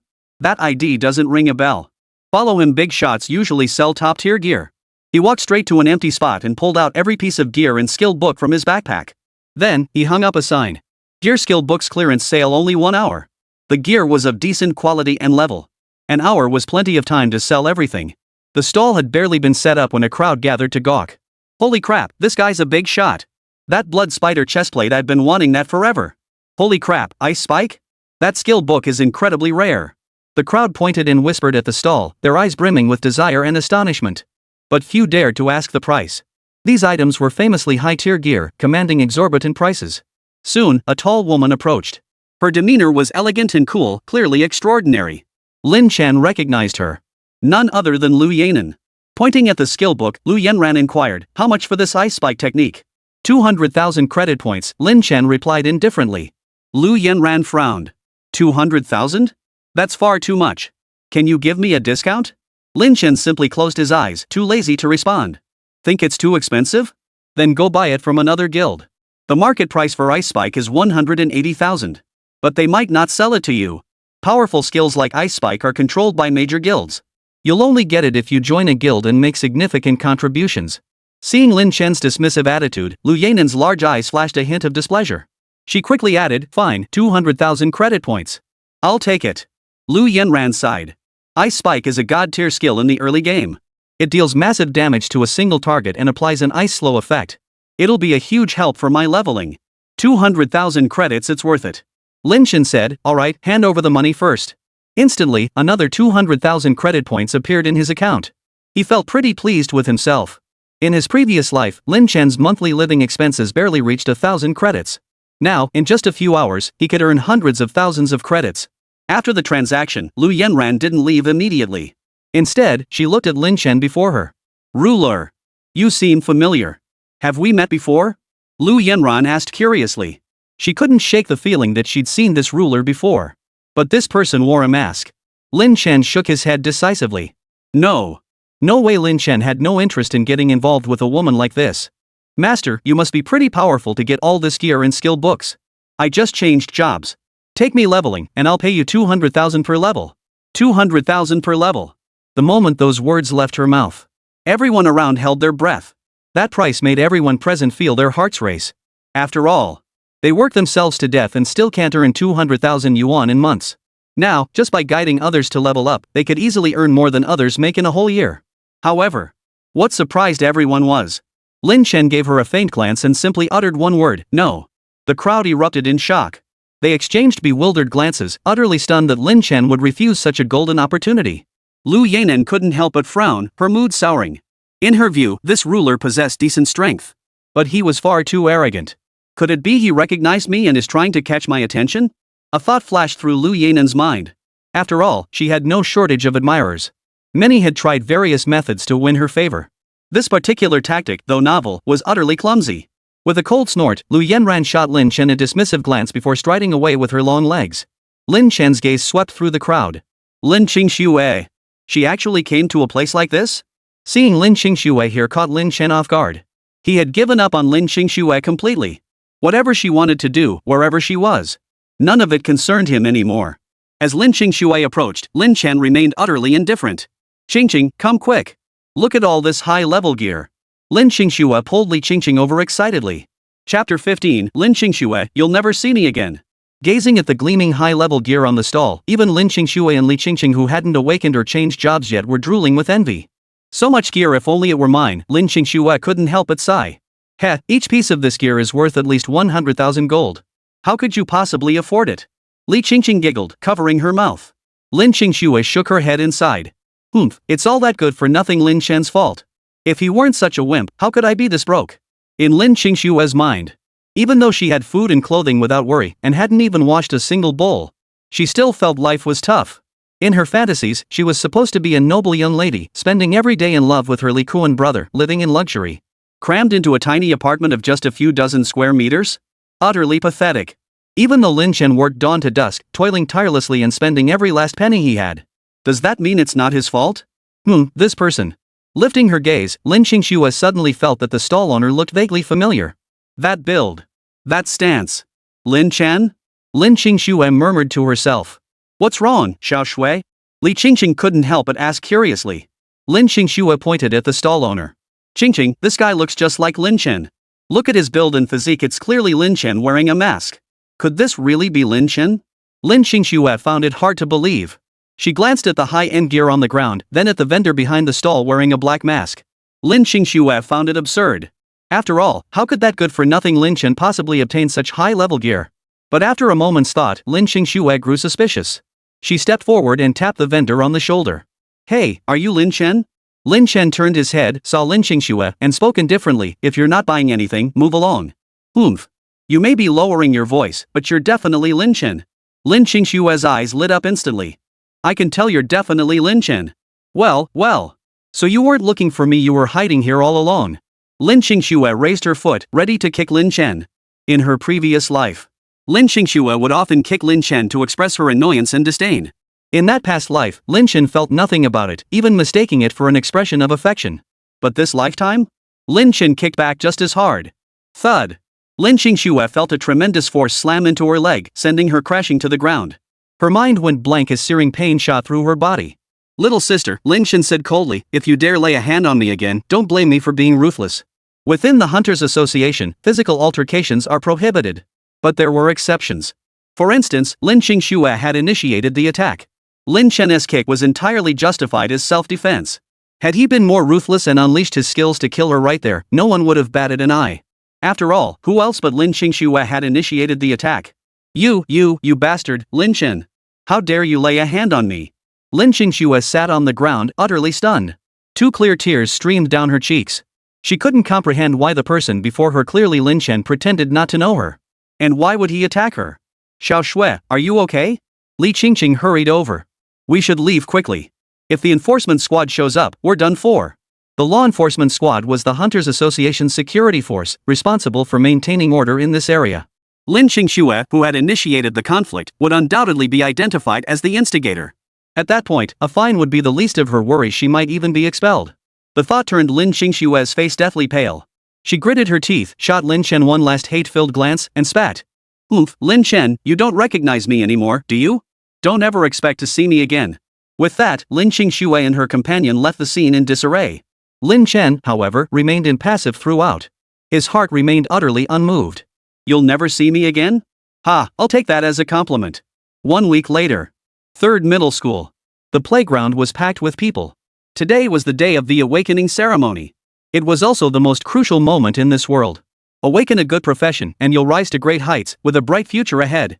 But what if no profession awakens? One is destined for mediocrity, merely scraping by. The playground is packed with every student and teacher in the school, awaiting the awakening ceremony. Outside the grounds, parents watched with hopeful anticipation. Also gathered were influential figures from martial arts academies, poised to extend offers to those with exceptional potential. At that very moment. Silence. A commanding voice echoed from the stage. The principal declared in a solemn voice, I hereby announce the commencement of the awakening ceremony at Jiangnan City 3rd Middle School. As the words fell, student after student entered the transformation altar in an orderly fashion. First up was Lin Chen's class. The group was filled with excitement and nervous anticipation as they waited for their names to be called. Whispers filled the air. I wonder what class I'll awaken to. Hope it's a hidden class. Ha, like you'd get a hidden class? Even a basic class would be fine, I just have to awaken a class. Only Lin Chen stood calmly in the center of the group. Not a single ripple stirred within him. Next up, Huang Xin. Huang Xin's eyes lit up as he hurried forward, stepping before the man in the long robe. After a series of actions, a rainbow-colored light coalesced, finally settling upon Huang Xin. It transformed into a mark, imprinting itself upon his elbow. The robed priest glanced at it, his cold expression softening slightly. He announced loudly, Huang Xin, awakened profession, Blood Warrior. Blood Warrior. A hidden class. The entire school erupted in excitement. Countless teachers, parents, and influential figures focused their attention intently. Envy flickered in countless eyes. They would have given anything to take Huang Xin's place. This was a hidden profession. Huang Xin smiled smugly upon hearing this. Though pleased, he remained composed. Because this class template had been purchased for him by his father, its effects were already known to him. That was the advantage of wealth, the future was already predetermined. A hint of warmth flickered in the robed man's eyes. He nodded to Huang Xin and said, well done. You may go. Huang Xin stepped down, beaming with delight. Bathed in the admiring and reverent gazes of the crowd, Huang Xin felt exceptionally proud. His already tall frame seemed to grow even taller. Finally, he shot a defiant glance at Lin Chen. Lin Chen, you saw that, didn't you? This is my profession, Huang Xin's. You're nothing but a good-for-nothing, what do you have to challenge me with? Lin Chen shot him a glance and sneered coldly, looks like your skin's itching for another beating. Huang Xin recalled the day he'd been defeated by Lin Chen in a single move, and his rage boiled over. Chapter 16, The Awakening Ceremony. Huang Xin sneered savagely, Lin Chen, beating me once was nothing but luck. This awakening ceremony will prove you're nothing but a good-for-nothing who can't even awaken a profession. Surrounding students watched the scene unfold, casting glances of schadenfreude. No one believed the unassuming Lin Chen could awaken any class template. Senior 3, Class 2, Lin Chen. A voice rang out from the stage as the man in the long robe called his name. Lin Chen gave him a faint glance before turning and walking straight up. Lin Chen is going to awaken a class too? With his usual demeanor, what kind of class could he possibly awaken? If it were me, I'd have found a place to hide by now. He's probably going just to embarrass himself, ha ha ha. None of them held much hope for Lin Chen. Lin Chen stepped onto the altar. A rainbow of light enveloped him. The next second, the class change priest looked at the stone tablet in his hand, nodded, and declared, Lin Chen, class change, warrior. At these words, the students of Class 2, Senior 3 were all taken aback. This guy actually succeeded in changing his class? He's got some serious luck. It's just a warrior, a basic class. Heh, a basic class? That's already pretty good. Just got lucky. Nothing to get excited about. Upon catching sight of Lin Chen, Liu Yanran quickly lost interest and turned away indifferently. A mere warrior class couldn't possibly capture her interest. Huang Xin froze, finding it hard to accept. But soon, he sneered coldly at Lin Chen. Lin Chen, even if you've awakened a class, it's just the most basic warrior. Compared to my blood warrior, you're not even close. Facing Huang Xin's provocation, Lin Chen responded calmly, if you're so formidable, how come I just slapped you in the face? Huang Xin's face turned ashen with rage, his fists clenching tightly. Those around them watched Lin Chen with expressions of amusement. Has Lin Chen lost his mind? Huang Xin awakened a hidden class, how dare he talk like that? This kid must be throwing caution to the wind. A blood warrior taking on an ordinary person? He probably won't even need to use skills, a single normal attack would finish him off. If I were Lin Chen, I'd be groveling for mercy right now. Might even save my life. Lin Chen is as good as dead. The crowd stared at Lin Chen as if he were already dead. After all, in their eyes, he was just an ordinary warrior. How could he possibly escape unscathed after offending someone with a hidden class? Especially someone as unforgiving as Huang Xin. Ha ha ha ha. Good. Lin Chen, I love your stubbornness. But once you leave the city, don't blame me for being ruthless. Huang Xin sneered coldly. Dragon Nation explicitly prohibited mutual slaughter. But this law only applied within the confines of the settlement cities. Once outside the city walls, out in the wilderness, who could possibly investigate if a fight broke out? Therefore, Huang Xin believed he had Lin Chen completely in his grasp. A cold gleam flashed in Lin Chen's eyes. He disliked resorting to violence lightly, especially now when drawing attention was unwise. If Huang Xin kept provoking him like this, he wouldn't show any mercy. After a few heavy breaths, Huang Xin said coldly, just you wait. I won't let you off the hook. Meanwhile, in another classroom. He actually succeeded in his class change? Lin Qingxue's eyes widened in disbelief. She couldn't believe Lin Chen had actually awakened a class. But she quickly curled her lips and snorted coldly, it's just a warrior. I heard my Li Kuan brother transferred into a hidden class, challenger. A hidden class? That's way better than your trash warrior. Lin Qingxue remained utterly dismissive. Next up, Liu Yanran. At the sound of this name, the chattering crowd suddenly fell silent, all eyes turning in unison toward a single figure. A girl with an indifferent expression stepped forward. Barely 17 or 18, she possessed an icy demeanor, transcending worldly dust like a snow lotus of the Tian Shan Mountains. Tall and slender, standing well over 5 feet 7 inches, with a delicate waist and exquisite features, her long legs possessed proportions that seemed reserved for the most elite models. Liu Yanran stepped forward. After the ceremony concluded, radiance coalesced. Feeling the information transmitted by Liu Yanran, a flicker of shock crossed the robed man's face, his expression shifting from indifference to intense delight. Liu Yanran, awakened class, Templar. Instantly, the venue erupted in an uproar. Countless eyes turned to her, filled with astonishment and envy. Paladin. A highly rare hidden class. Its prototype originates from Western angels. Wielding the power of holy light, they can heal allies and possess formidable combat prowess. They even possess skills like Holy Shield to protect their allies. Truly a battlefield ally who can tank, deal damage, and provide support with utterly insane capabilities. With just a bit of discernment, anyone would recognize the need to prioritize training such a class. It's a rare class that only appears once in the entire city. The crowd fell into deep shock. Liu Yanran, not only is she stunningly beautiful, but her class advancement is incredibly powerful too. Unbelievable. The Liu family was already a prominent clan, but with Liu Yanran now, they've truly earned their place among the top-tier clans. A fleeting flicker of excitement flickered across Liu Yanran's usually cool and composed face. Like Huang Xin, her profession had been predetermined long ago. The man in the long robe produced a token and handed it to Liu Yanran, repeatedly urging her as if inviting her to join some organization. As soon as Liu Yanran stepped down from the stage, a crowd swarmed around her, eager to recruit her. Miss Liu, we're from the Extreme Guild of Jiangnan City. We'd be honored to have you join us. Miss Liu, I represent the Earth Mystic Pavilion Guild from neighboring Lizhou. Should you join our organization, our pavilion master will personally take you as a disciple. Miss Liu. Liu Yanran shook her head indifferently, rejecting every invitation, her eyes flashing with a hint of pride and coldness. Countless students, parents, and even teachers cast envious and admiring glances toward Liu Yanran. This awakening ceremony. Among the 30,000 students, dozens of hidden professions were awakened, a full dozen more than in previous years. Among them, Liu Yanran's paladin class was the rarest and most formidable. The principal's smile nearly stretched from ear to ear, never fading from his face all day. After the awakening ceremony concluded, the principal began his speech once more. Students, the awakening ceremony has been successfully concluded.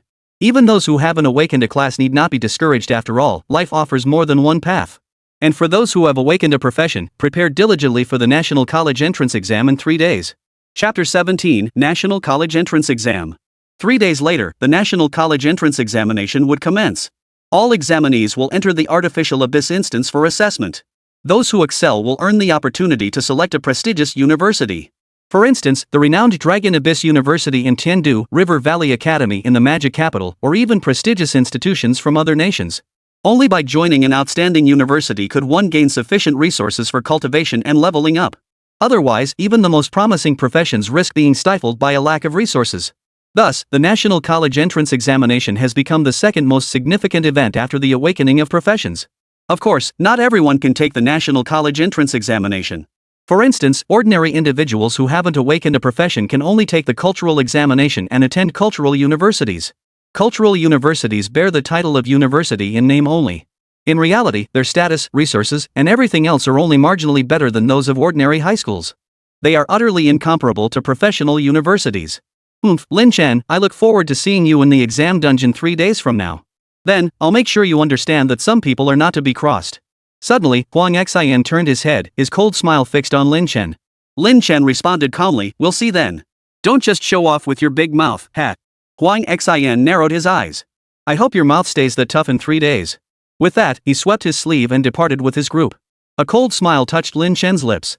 This Huang Xin thinking that just because he'd awakened the Blood Warrior class, he could walk all over me. Little did he know. His true class was the Insect Lord.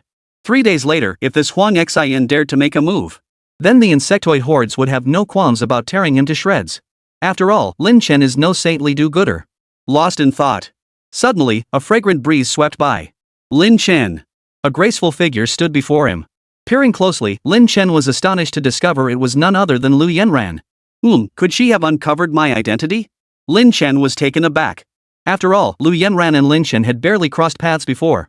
Why would she suddenly show up now? As Lin Chen pondered this, Liu Yanran spoke with a cold expression, "Lin Chen. If you're only taking the National College Entrance Exam because of me, I advise you to give it up. The National College Entrance Exam carries life-threatening risks." Lin Chen froze for a moment.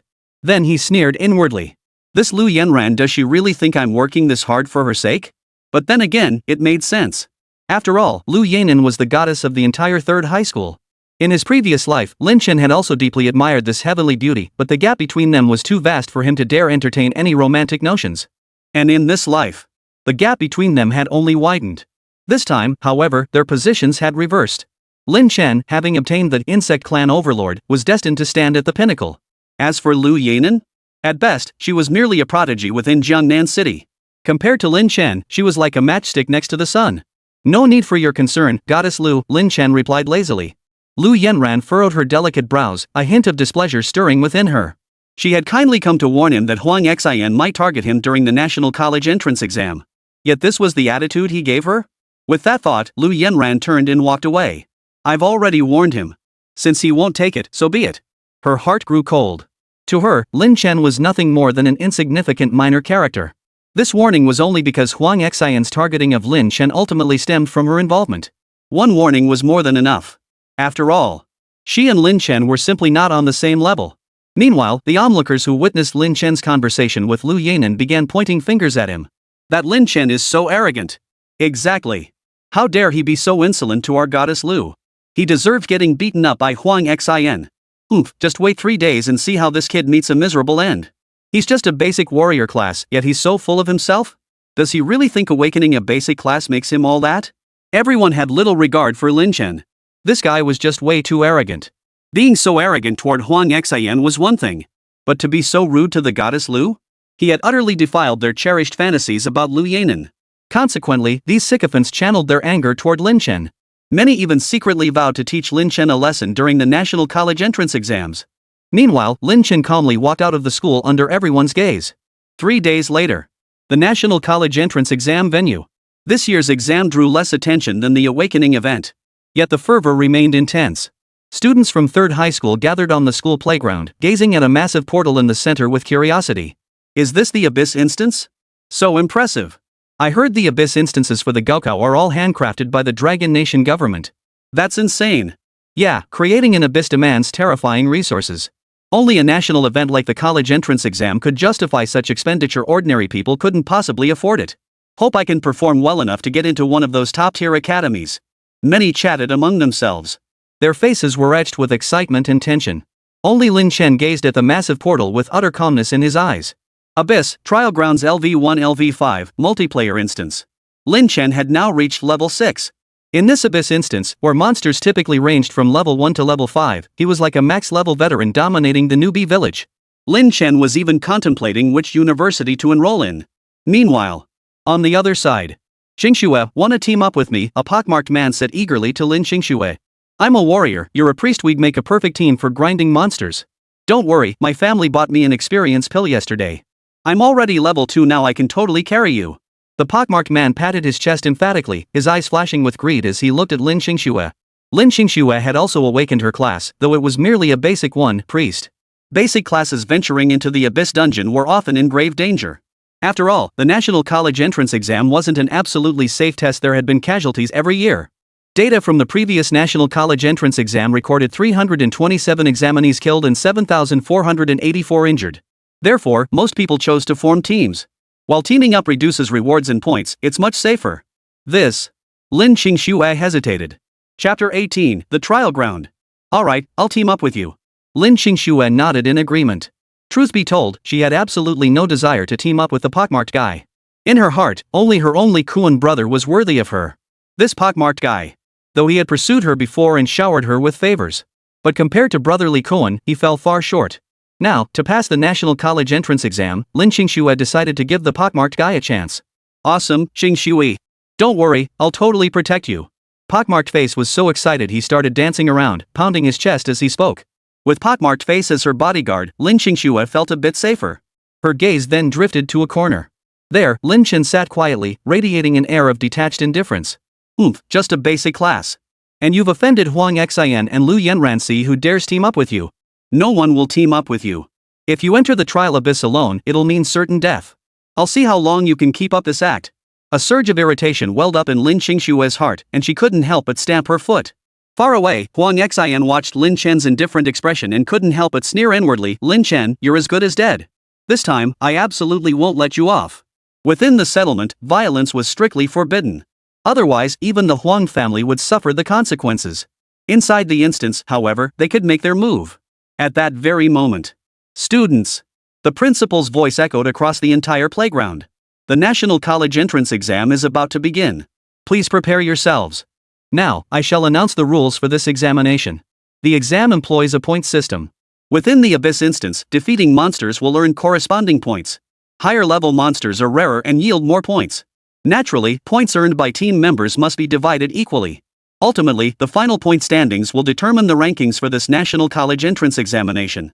Additionally, the exam carries significant risks. Should you encounter danger, immediately use your teleportation scroll to withdraw from the exam. Finally, I wish everyone outstanding results.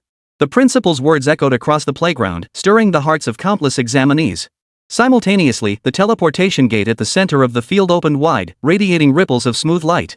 Hundreds of thousands of students entered the portal in an orderly fashion, following their class rankings. The national college entrance examination officially began. Is this the trial ground? Lin Chen surveyed the surroundings with a touch of emotion. In his previous life, he had never awakened a profession, making it impossible for him to take the exam. Now that he'd entered this world, the once daunting exam seemed almost trivial in comparison. Surveying his surroundings, he saw nothing but flat grasslands stretching endlessly before him. According to the handbook distributed before the college entrance exam, the trial grounds covered an area of over 10,000 square kilometers. That was an area comparable to a small city. However, since the national college entrance exam was a joint examination, this trial instance certainly wouldn't contain only candidates from 3rd high school. It would include examinees from the entire city of Jiangnan. Jiangnan City alone had over 200,000 examinees. Even with such numbers, aside from those in pre-formed teams, everyone else was randomly scattered across every corner. Spread across such a vast map, encountering another candidate is no simple feat. Roar! No sooner had he landed than several Bloodtooth Boars raised their massive tusks and charged toward him.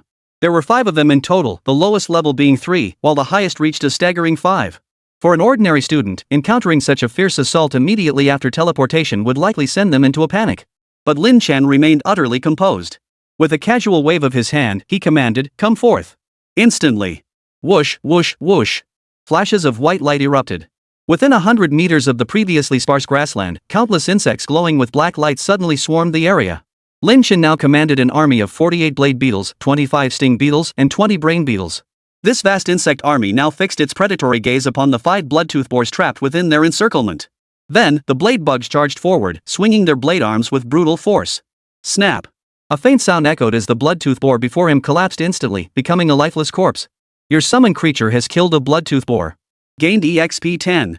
The remaining Bloodtooth Boars panicked, attempting to flee. But the vicious blade beetles would not let them escape, pouncing directly upon them. In an instant, the Bloodtooth Boars dissolved into streams of experience, collapsing in pools of their own blood.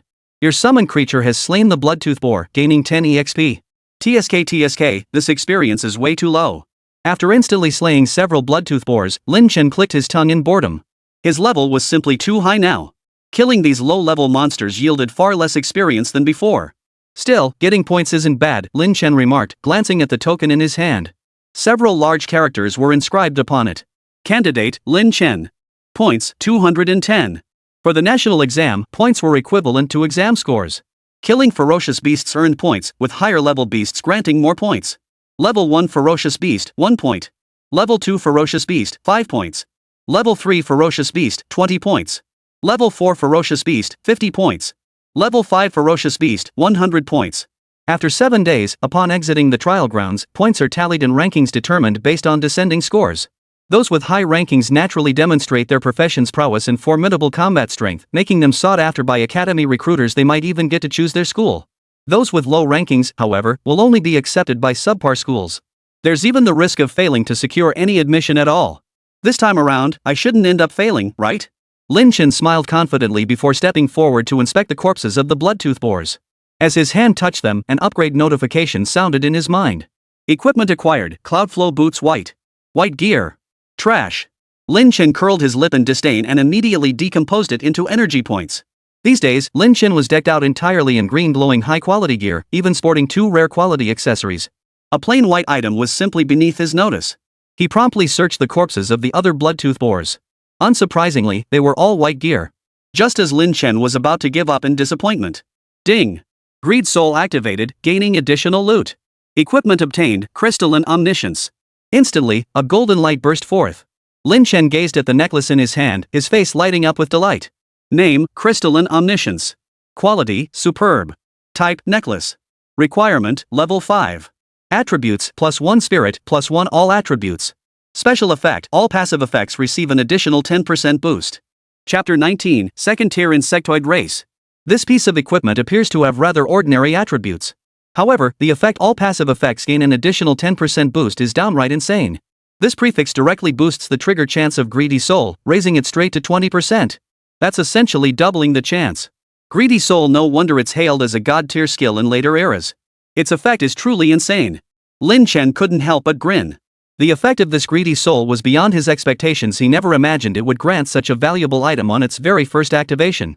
After equipping the necklace, Lin Chen turned his attention to the insectoid units surrounding him. Even though I'm ahead in strength, I can't afford to be careless. I should focus on accumulating points first. Right now, this insectoid squad is a bit too small. With a thought, he slipped into the Dominion world and examined the energy points displayed on the stone tablet. I currently possess 1570 energy points, more than enough to exchange for additional insectoid units. But Lin Chen shook his head and shifted his gaze upward. Now is the time to unlock second-tier insectoids. First-tier insectoids came in only 3 types: blade insects, stinger insects, and brain insects. Their combat strength roughly equates to that of human adventurers at levels 2-3. At this stage, swarm tactics could easily overwhelm the trial grounds instance. But there was one problem. It would expose their presence. For an ordinary summoner class, Lin Chen wouldn't even consider revealing himself. The importance of a summoner is self-evident. Once revealed, it would spark fierce competition among all factions. Even Tiandu University, reputed as the pinnacle of Dragon Nation, would extend an olive branch with generous perks. However, Lin Chen was no ordinary summoner. He was the overlord of the insect clan. His talent level, dubbed infinite, how utterly absurd. It could be said that throughout the entire history of Blue Star, such a talent had never been seen before. If he were to reveal himself prematurely without sufficient strength, the risk of Lin Chen being eliminated far outweighs the chance of him receiving special cultivation. After all, Blue Star isn't home to just the Dragon Nation alone. Nations eye each other warily, maintaining a fragile equilibrium. Should Lin Chen's monstrously powerful class be discovered, the forces of other nations would undoubtedly spare no effort to eliminate this future peak-tier talent. Precisely for this reason, Lin Chen's publicly acknowledged profession remained the basic warrior class until now. Now, to conceal the true identity of the Insect Lord, Lin Chen decided to temporarily abandon the swarm tactics and shift to an elite strategy. Unlock second-tier insect race. Lin Chen murmured under his breath. Confirm spending 1,000 energy points to unlock Tier 2 Insectoid? Confirm. Lin Chen hesitated not a moment. Ding! Second-tier Insectoid faction unlocked. Instantly, above the Tier 1 Zerg units, cards representing the Tier 2 Zerg units became clear and bright. Winged Wasp, Air Unit. Strength 3.7, Speed 6.8, Spirit 1.2. Skills, Speed Aura, Flamethrower. Breeding Energy Requirement 50. Flameworm, Ranged Magic Unit, Strength 0.8, Speed 0.7, Spirit 6.9, Skills, Flame Shock, Barrage, Incubation Energy Requirement 100. Ironclad Bladeworm, Advanced Bladeworm Unit. Strength 2.7, Speed 3.5, Spirit 0.8. Skills, Bloodlust, Ironclad Shield. Incubation Energy Requirement 50. Breed 1 Winged Wasp, 1 Flame Worm, and 1 Ironclad Bladeworm. Lin Chen issued the command directly. Ding! Breeding successful. Instantly, 3 new insectoids appeared on the field. The Winged Wasp was a bee as large as a human, its entire body a vivid blue. Its wings blazed like flames, giving it a terrifying appearance. Finally, an aerial combat unit. Lin Chen nodded, a hint of delight in his voice. The importance of air superiority goes without saying. Most lower-level operatives could only move on the ground. But the Winged Wasp could soar through the skies, possess decent speed, and even had ranged attack capabilities. If deployed in large numbers, the threat they posed to ground forces was undeniable.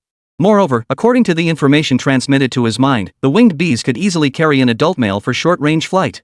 In other words, the winged bees could effectively function as small aerial transport vehicles. The Iron Armor Blade Insect, an upgraded version of the common blade insect, boasts a larger frame with doubled speed and strength. The flame worm, however, is a giant worm measuring about 3 meters in length and 1 meter in height, appearing quite ordinary. Release the flame blast. Lin Chen pointed at a boulder over a meter tall. Without hesitation, the flame worm unleashed a torrent of fire at the rock. Boom! A thunderous explosion. The massive boulder before them instantly shattered into fragments scattered across the ground. What an absurdly powerful blast, feels like it could rival a standard artillery shell. Lin Chen's eyes lit up. And this was just a single fireworm's attack. What would it be like if dozens or even hundreds attacked together? It would be like setting off fireworks. Not bad. I've been missing a powerful skill. These flameworms will be extremely useful to me. Lin Chen nodded with satisfaction. The Dominator could freely utilize the skills of insectoid units within the Dominator's space. This meant Lin Chen could employ the fireworms, Flame Impact, as his own skill and no one would even notice. This would allow him to conceal his identity. Lin Chen couldn't help but nod in satisfaction. Hatch 3 flame worms. Lin Chen immediately exchanged all his remaining energy points for fireworms. He then commanded, all insectoids, hunt freely. The command was issued, and a swarm of insects scattered in all directions, searching for prey. Before long, a series of notification sounds echoed in Lin Chen's mind. Your summoned creature has slain a Bloodtooth Boar. Gained 5 EXP. Your summoned creature has slain a twin-horned rabbit. Gained EXP 3. Your summoned creature has slain. Awesome. Lin Chen couldn't help but let out a small smile. This was the perk of being a summoner. Leveling up required no effort on his part. His summons would automatically seek out monsters and eliminate them. Then, the loot automatically dropped into his backpack. All he had to do was stay put and rest. Glancing at the sky, Lin Chen stretched lazily. After all that hustle, it's almost evening already. Saying this, Lin Chen pulled a tent from his backpack and took out a packet of pre-prepared food, devouring it in big bites. After finishing, he gave himself a quick wash and then crawled straight into the tent, falling into a deep, sweet sleep. It was as if he hadn't come to take the high-stakes college entrance exam, but rather for a leisurely picnic. Chapter 20, 2 Hidden Professions. Meanwhile, outside, in a conference room, a group of high-ranking officials from Jiangnan City gathered once more. Old one, your students this term are extraordinary. The number who've awakened hidden professions is over a dozen more than previous years, and we even have a Templar Knight. A white-haired elder chuckled as he spoke to the person beside him. Hearing this, those around him couldn't help but express their admiration. That's right, old Wang, you've truly struck gold. A Templar Knight is a rare tier hidden class. For our small Jiangnan city to produce even one is like burning incense to the heavens. I reckon this Liu Yanran will definitely get into Tiandu University. I wonder if this Liu Yanran can become the top scorer in this college entrance exam. A flicker of pride crossed Principal Huang Xin's face, but he waved it off modestly. Oh, come now. Isn't your second high school equally impressive? I heard that genius Li Yuan awakened the hidden class, Thunder Mage. If Liu Yanran and Li Yuan were to face off, it'd be anyone's guess who'd win. Ha! The white-haired elder chuckled. Old Wang, you're too modest. While our Li Yuan's Thunder Mage is also a hidden class and excels in offense, it's merely an excellent grade class. How could it compare to a rare grade hidden class? Huang Xing's smile broadened. Ah, that's not quite right. I saw that little girl Liu Yanran a few days ago. Though her class is extremely rare and she's already reached level 3, she lacks combat experience. She might not necessarily become the top scorer in this year's Jiangnan City College entrance exam. That said, the look on Huang Xing's face clearly showed he didn't truly believe that. The gap between class rarities couldn't possibly be bridged by combat experience or level alone.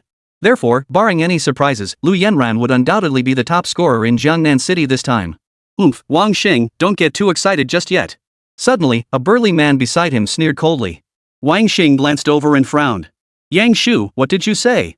This burly man was none other than Yang Shu, the principal of Jiangnan City First High School. Ha, Huang Xing, you think having a Templar Knight in your school guarantees victory? Yang Shu sneered coldly. Let me tell you this, your third high isn't the only school with a rare hidden class awakening. We at First High have one too. At this revelation, everyone was stunned. Generally speaking, producing even one rare quality hidden class per year in Jiangnan City was considered remarkable. Yet Yang Shu claimed their First High had one too? Principal Yang, surely you're not joking? Principal Yang, if you've already awakened a hidden class, why didn't you announce it sooner? Exactly. This is huge news. Some questioned skeptically.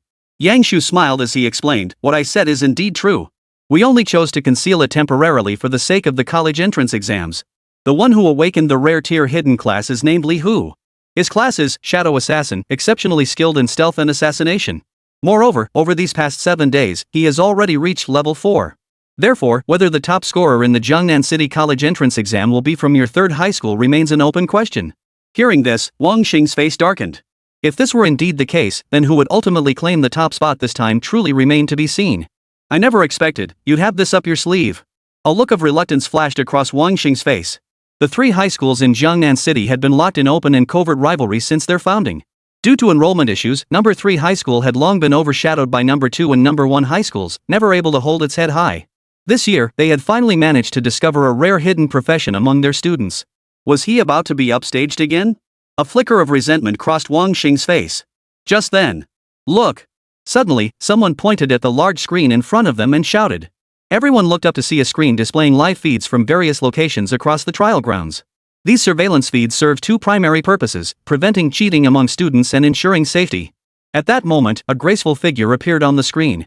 She wore silver chainmail armor, wielded a slender sword, and bore a pair of pure white wings behind her as holy and beautiful as a Western angel. This was none other than Liu Yanran. At that moment, she was facing 3 ferocious beasts. With a flick of her delicate wrist, a burst of holy flame erupted, instantly reducing a Bloodtooth Boar to ashes. This was the skill of the Holy Knight, Holy Flame. Next, Liu Yanran flapped her wings, weaving between the beasts. She deftly dodged their attacks, occasionally striking back with Holy Flame and her slender sword. Within minutes, all 3 beasts were vanquished by Liu Yanran. On screen, Liu Yanran breathed a sigh of relief and hurried forward to collect the beast's drop loot, drawing gasps of admiration from the Jiangnan City officials in the conference room. Impressive! Truly worthy of a hidden class, amazing. Handling 3 beasts with such ease, truly the rising star of the younger generation. Most people wouldn't even be able to run away from such beasts, let alone eliminate them all. For one person to slay 3 beasts of similar level was already remarkably impressive, which is why these high-ranking officials all offered Liu Yanran their praise. After all, even ordinary classes would struggle immensely against a single beast of the same level. I wonder what expressions they'd wear if they knew Lin Chen could now instantly kill bosses several levels above him. What's so impressive about that? Yang Shu sneered coldly. Switch the view to Li Hu. I'll show you what a true killer looks like. Instantly, the screen shifted again. A tall, slender man clad in black appeared on the screen. This man was none other than Li Hu. Li Hu cautiously hid within a grove of trees, observing the 5 ferocious beasts before him, a cold glinting dagger clenched in his hand. After a moment of observation, Li Hu finally moved. Like a bolt of lightning, he leaped forward and instantly stabbed one of the beasts to death. However, the remaining beasts immediately closed in, launching a coordinated attack on Li Hu. Typically, assassins dread being surrounded, but Li Hu showed no sign of panic. He simply swung his hand. Whoosh! A dagger pierced the eye socket of one beast, another instant kill. Then, relying on his agile movements, Li Hu safely dealt with the remaining 5 beasts. What do you think? Watching it all unfold, Yangshu couldn't help but raise his eyebrows smugly. The Shadow Assassin is a class that leans heavily toward combat. When it comes to clearing mobs, it's not comparable to a paladin who focuses on balance and versatility. Chapter 21, Mo Hongli. Huang Xing's face grew icy, his heart boiling with frustration and anger. Yet he dared not vent his rage, forced into silence. Just then, the scene shifted again, focusing on a young man. Compared to the fierce battles of the 2 prodigies before, this man seemed out of place. He was actually eating. And what he was eating was a self-heating hot pot.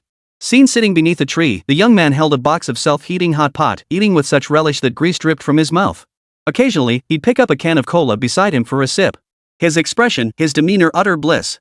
It was as if he hadn't come for the college entrance exam at all, but for a picnic. The moment he was spotted, the conference room erupted in uproarious laughter. Who is this guy? Feasting on delicacies during the college entrance exam? This kid is something else. He looks pretty relaxed. Could he be a pro? A pro? If he's a pro, I'll just go kill myself. During the 7 days of the college entrance exams, going without food or drink was out of the question, but most students would bring some dry rations to tide them over. But this guy? He's actually eating self-heating hot pot and drinking Coke. Let me see, this person seems to be named Lin Chen. Yangshu flipped through the information files and soon found the guy's details. Lin Chen, looks like he's a student from your 3rd high school, ha ha ha ha. Yangshu's eyes lit up and he suddenly burst into loud laughter. Those around him exchanged amused glances. Old Wang, has your student given up on himself? Let me see. He awakened as a basic warrior class and hasn't found a party yet. No wonder he's hiding here. Ha ha ha. Well, that explains it. What a waste of talent. Might as well just quit then. Why's he still hanging around? Probably just looking for a thrill. Listening to the surrounding mockery, Huang Xing's expression darkened. Lin Chen? That name rings a bell. I think he's in the same class as Liu Yanran. Oomph. That kid, cutting corners like this during the college entrance exam? Just you wait, I'll teach you a lesson when I get back. This Lin Chen had utterly humiliated Huang Xing in front of all these high-ranking officials from Jiangnan City. Meanwhile, Lin Chen, the very instigator of this whole affair, burped contentedly, wiped his mouth, and stood up. Not bad. A continuous stream of beeps echoed in his ears, signaling the horrific slaughter being carried out by his insect army. Time to stretch my legs. That thing, seems like it'll trigger within the next few days? Stretching his waist, Lin Chen thought, retract. Instantly, the swarm of insects that had been rampaging and slaughtering all around him were all recalled into the Dominion space. Lin Chen drew the flowing fire sword and set off in one direction. After walking for a moment, a Bloodtooth Boar suddenly charged out from a spot, bellowing as it rammed toward Lin Chen. Flame impact. Lin Chen swung his hand. Instantly, a flame beam as thick as a bowl appeared out of thin air, instantly incinerating the level 5 Bloodtooth Boar. 187. You have killed a Bloodtooth Boar. Gained EXP 1. Damn, that's high damage. His face lit up as Lin Chen couldn't help but glance at his hand. Just a single flame impact, its power rivals the full strength attack of some level 10 mages. What if I first activate the Brainworm's resonance to drastically boost my mental power, then unleash the Fire Blast? How terrifying would that be? Lin Chen couldn't help but feel profoundly shaken. This so-called infinite quality insectoid overlord was truly extraordinary, downright absurdly powerful. Even without deploying the insect units, merely utilizing their skills alone made him incomparably stronger than those so-called hidden classes. Just as he was about to approach to search the spoils, a commotion suddenly seemed to drift in from the distance. Intrigued, Lin Chen crept closer. He hid within a thicket and peered out. 2 groups of people stood facing each other in tense confrontation. Li Tang, you're being far too greedy. We defeated this gilded barbarian bull boss together, why should you get to claim this rare equipment? A stunning woman clad in heavy armor scowled, her willow-shaped brows furrowed in displeasure. Though clad in heavy armor, the exposed thighs and chest revealed a voluptuous figure that was undeniably alluring and perfect. Her small, exquisite face radiated both heroic spirit and alluring charm, though at this moment, it was frozen in icy disdain as she stared at the man before her. Li Tang roared with laughter. Mo Hongli, haven't you been a bit naive? How many people are there at your 3rd high? And how many are there at our 1st high? With our numbers, we naturally get a bigger share. Don't you understand that? This crystal bracelet? I'm taking it. As he spoke, the group behind Li Tang exchanged mocking glances, their eyes cold and sharp. A flicker of reluctance crossed Mo Honglei's face, yet she felt powerless. There was nothing she could do. Her team only had 7 members. Meanwhile, Li Tang's side boasted a full 12 members. If a fight broke out, they would definitely be at a disadvantage. Even if you outnumber us, you could just split the gear. Why must you take the crystal bracers outright? By the rules, when gear is hard to divide, we roll dice to decide ownership. I rolled a 99, while you only got a 27. This gear should be mine. Li Tang waved dismissively. Oomph. What a ridiculous rule. Let me tell you, this is the trial ground, not your third high school. If you don't leave now, watch out, I'll eliminate you all right here. Hearing this, Mo Hongli felt a wave of helplessness wash over her, wishing she could grind her teeth to dust. Within the trial grounds, conflict between candidates wasn't prohibited, in fact, it was even somewhat encouraged. As long as it didn't result in crippling injuries or murder, some conflicts were considered within the rules. There was even a stipulation, eliminating another candidate granted the full points of that individual. Throughout the years, point hunters who specialized in eliminating others had always emerged. This rule existed to make the candidates understand that the outside world was not the gentle, beautiful place of an ivory tower, but a cruel and cold world. The struggle between humans and beasts is undoubtedly a fight to the death. But what's truly terrifying is the struggle between humans. Fine, I'll pass on this gear. But the rest belongs to my teammates, you owe it to them, right? Seeing the situation turn against him, Mo Hongli had no choice but to concede. Unexpectedly, Li Tang let out a lecherous chuckle. Want the gear? Sure thing. Mo Hongli, just give me one night after this trial. How about it? Chapter 22, want me? As he spoke, Li Tang stared unabashedly at Mo Hongli's fiery figure, one that even heavy armor couldn't conceal, a sinister gleam lighting up his face. Many present could only swallow hard at the sight. They yearned to taste her sweetness, to unleash their primal desires. Li Tang grew even bolder, his gaze roaming over Mo Hongli's curvaceous body lines, chuckling wickedly. You're dreaming. A flicker of embarrassment and anger flashed across Mo Hongli's lovely face. Fine, I don't want my gear. But why do you want to pocket my teammates' gear too? You guys from second high are being completely unreasonable. Unreasonable? Li Tang burst into loud laughter. Mo Hongli, have you been stuck in a greenhouse too long? You clearly have no idea what's going on out here. In this world, there's no such thing as reason among professionals, might makes right. Ha! Since you don't want to leave, then don't. Just leave all your points behind. Ha! Li Tang sneered coldly, then barked the order, attack. Whoosh, whoosh, whoosh. Instantly, the dozen or so students from number 2 high school behind him assumed fighting stances and launched a furious assault. Fireballs, ice spikes, heavy strikes. One devastating skill after another unleashed, forcing Mo Hongli and the others to retaliate in kind. Take this. Li Tang roared, lunging toward Mo Hongli. His massive sword swung down in a horizontal cleave, its ferocity terrifying. Shield spell. Facing this savage assault, a hint of pallor flashed across Mo Hongli's fair face as she swiftly activated her skill. Instantly, a white protective barrier materialized around her, blocking Li Tang's strike. But the strain on Mo Hongli's face made it clear this skill had taken a heavy toll. Casting it again would be difficult. Oomph, not bad, Mo Hongli. Even though you've awakened a hidden class, you're still just a holy light knight, the class least suited for offense. Meeting me is your bad luck. I advise you to surrender quietly and hand over your points. Ha ha ha ha. Li Tang laughed smugly. Mo Hongli bit her red lips, swung her greatsword to knock Li Tang back, and snapped, we're both level 3. Victory isn't decided yet. Take this. With that, Mo Hongli took the initiative to attack. Li Tang sneered coldly and swung his heavy sword in response. The two locked in combat, though it was clear Mo Hongli was at a disadvantage. After just a few exchanges, she showed signs of struggling, biting her red lips to hold on. Meanwhile, the situation for the third middle school teammates under siege wasn't much better. Though they hadn't been defeated immediately. Facing a second high school team several times their number, their elimination was only a matter of time. Could it be that this college entrance exam would see them eliminated with 0 points? Many felt an overwhelming sense of despair. Heavy slash. A low shout rang out. A faint white light erupted from Li Tang's body, coiling around his heavy sword as he swung it down fiercely toward Mo Hongli. No! Feeling the violent force of the strike, Mo Hongli's face turned deathly pale as a cry of dread echoed in her mind. Her magical energy was completely depleted, and even her shield spell was still on cooldown. If this strike landed, she would be severely wounded, if not stripped of her skin. This is the price you pay for defying me. Li Tang's eyes gleamed with cruel, bloodthirsty delight, as if witnessing the defeat of a beauty was an utterly thrilling prospect. Just as he believed his strike would succeed. Boom! A flash of crimson light struck Li Tang's greatsword with pinpoint accuracy, sending him crashing to the ground. 57. You are afflicted with the burn status effect, taking a fixed amount of fire damage every second. What? Li Tang was utterly stunned. He never imagined his heavy slash would be interrupted. After all, this was a skill book his family had spent 50,000 credits to purchase. This skill, though only of excellent quality, but thanks to his hidden class trait as a heavy armor warrior, when unleashed, its power could even rival some rare grade skills. Logically speaking, even a beast 2 levels higher than him might not be able to withstand this strike. So who could possibly block him with a single strike? Could it be Li Hu, or perhaps Liu Yanran? His expression darkened as Li Tang instantly recalled the 2 dark horse contenders from Jiangnan City most likely to win the national exam. Only these 2 could defeat him with a single strike. Yet, when Li Tang anxiously scanned the approaching figure by the woods, he was taken aback. The one who had launched the fireball spell to repel him wasn't Li Hu or Liu Yanran, but a youth with a remarkably delicate and refined appearance. Ha! Li Tang was even more astonished. He believed his own strength was second only to Li Hu and Liu Yanran. Otherwise, he wouldn't have become the driving force behind the second strongest faction at second high school in this exam.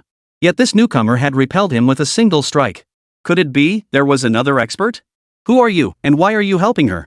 Li Tang demanded coldly. The one who had intervened was none other than Lin Chen.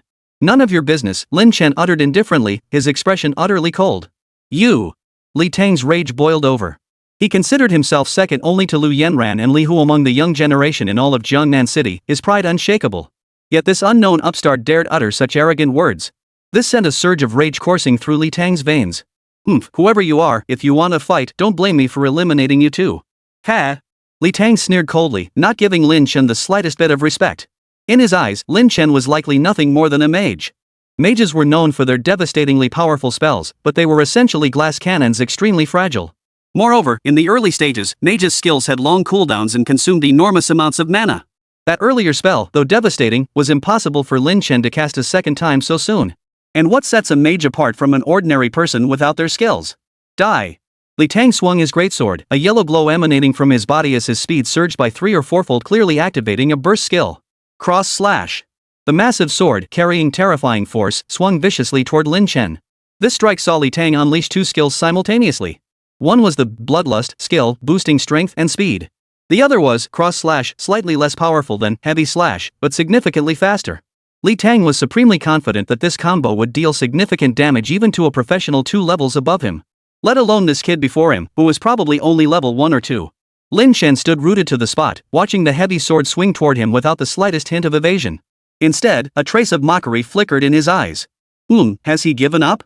Li Tang's heart leapt with joy, the bloodlust in his eyes intensifying.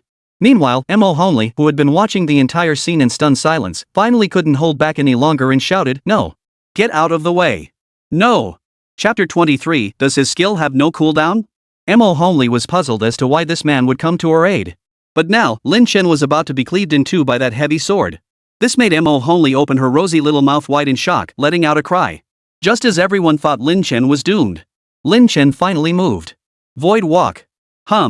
Lin Chen's figure was enveloped by an eerie ripple, then vanished abruptly from the air, leaving Li Tang's attack to strike empty air. The next second, Lin Chen materialized 10 meters away. Ha! The missed strike left Li Tang utterly stunned. Is that blink? No, blink is an assassin's skill. How could you, a mage, know blink? Li Tang was utterly baffled. Skill books were strictly class-specific.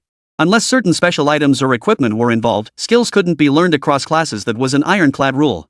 Yet this guy before him could wield a mage's fireball spell and an assassin's blink technique? What on earth was going on? No need to wonder. Hand over your points first. Lin Chen smiled faintly, extending his hand. A crimson light gathered in Lin Chen's palm, erupting outward the next instant. Boom! Block! Seeing this, Li Tang's face drained of color. He dared not take it lightly, immediately raising his shield and activating his skill. Black light coalesced upon Li Tang's shield, making it appear incredibly hard.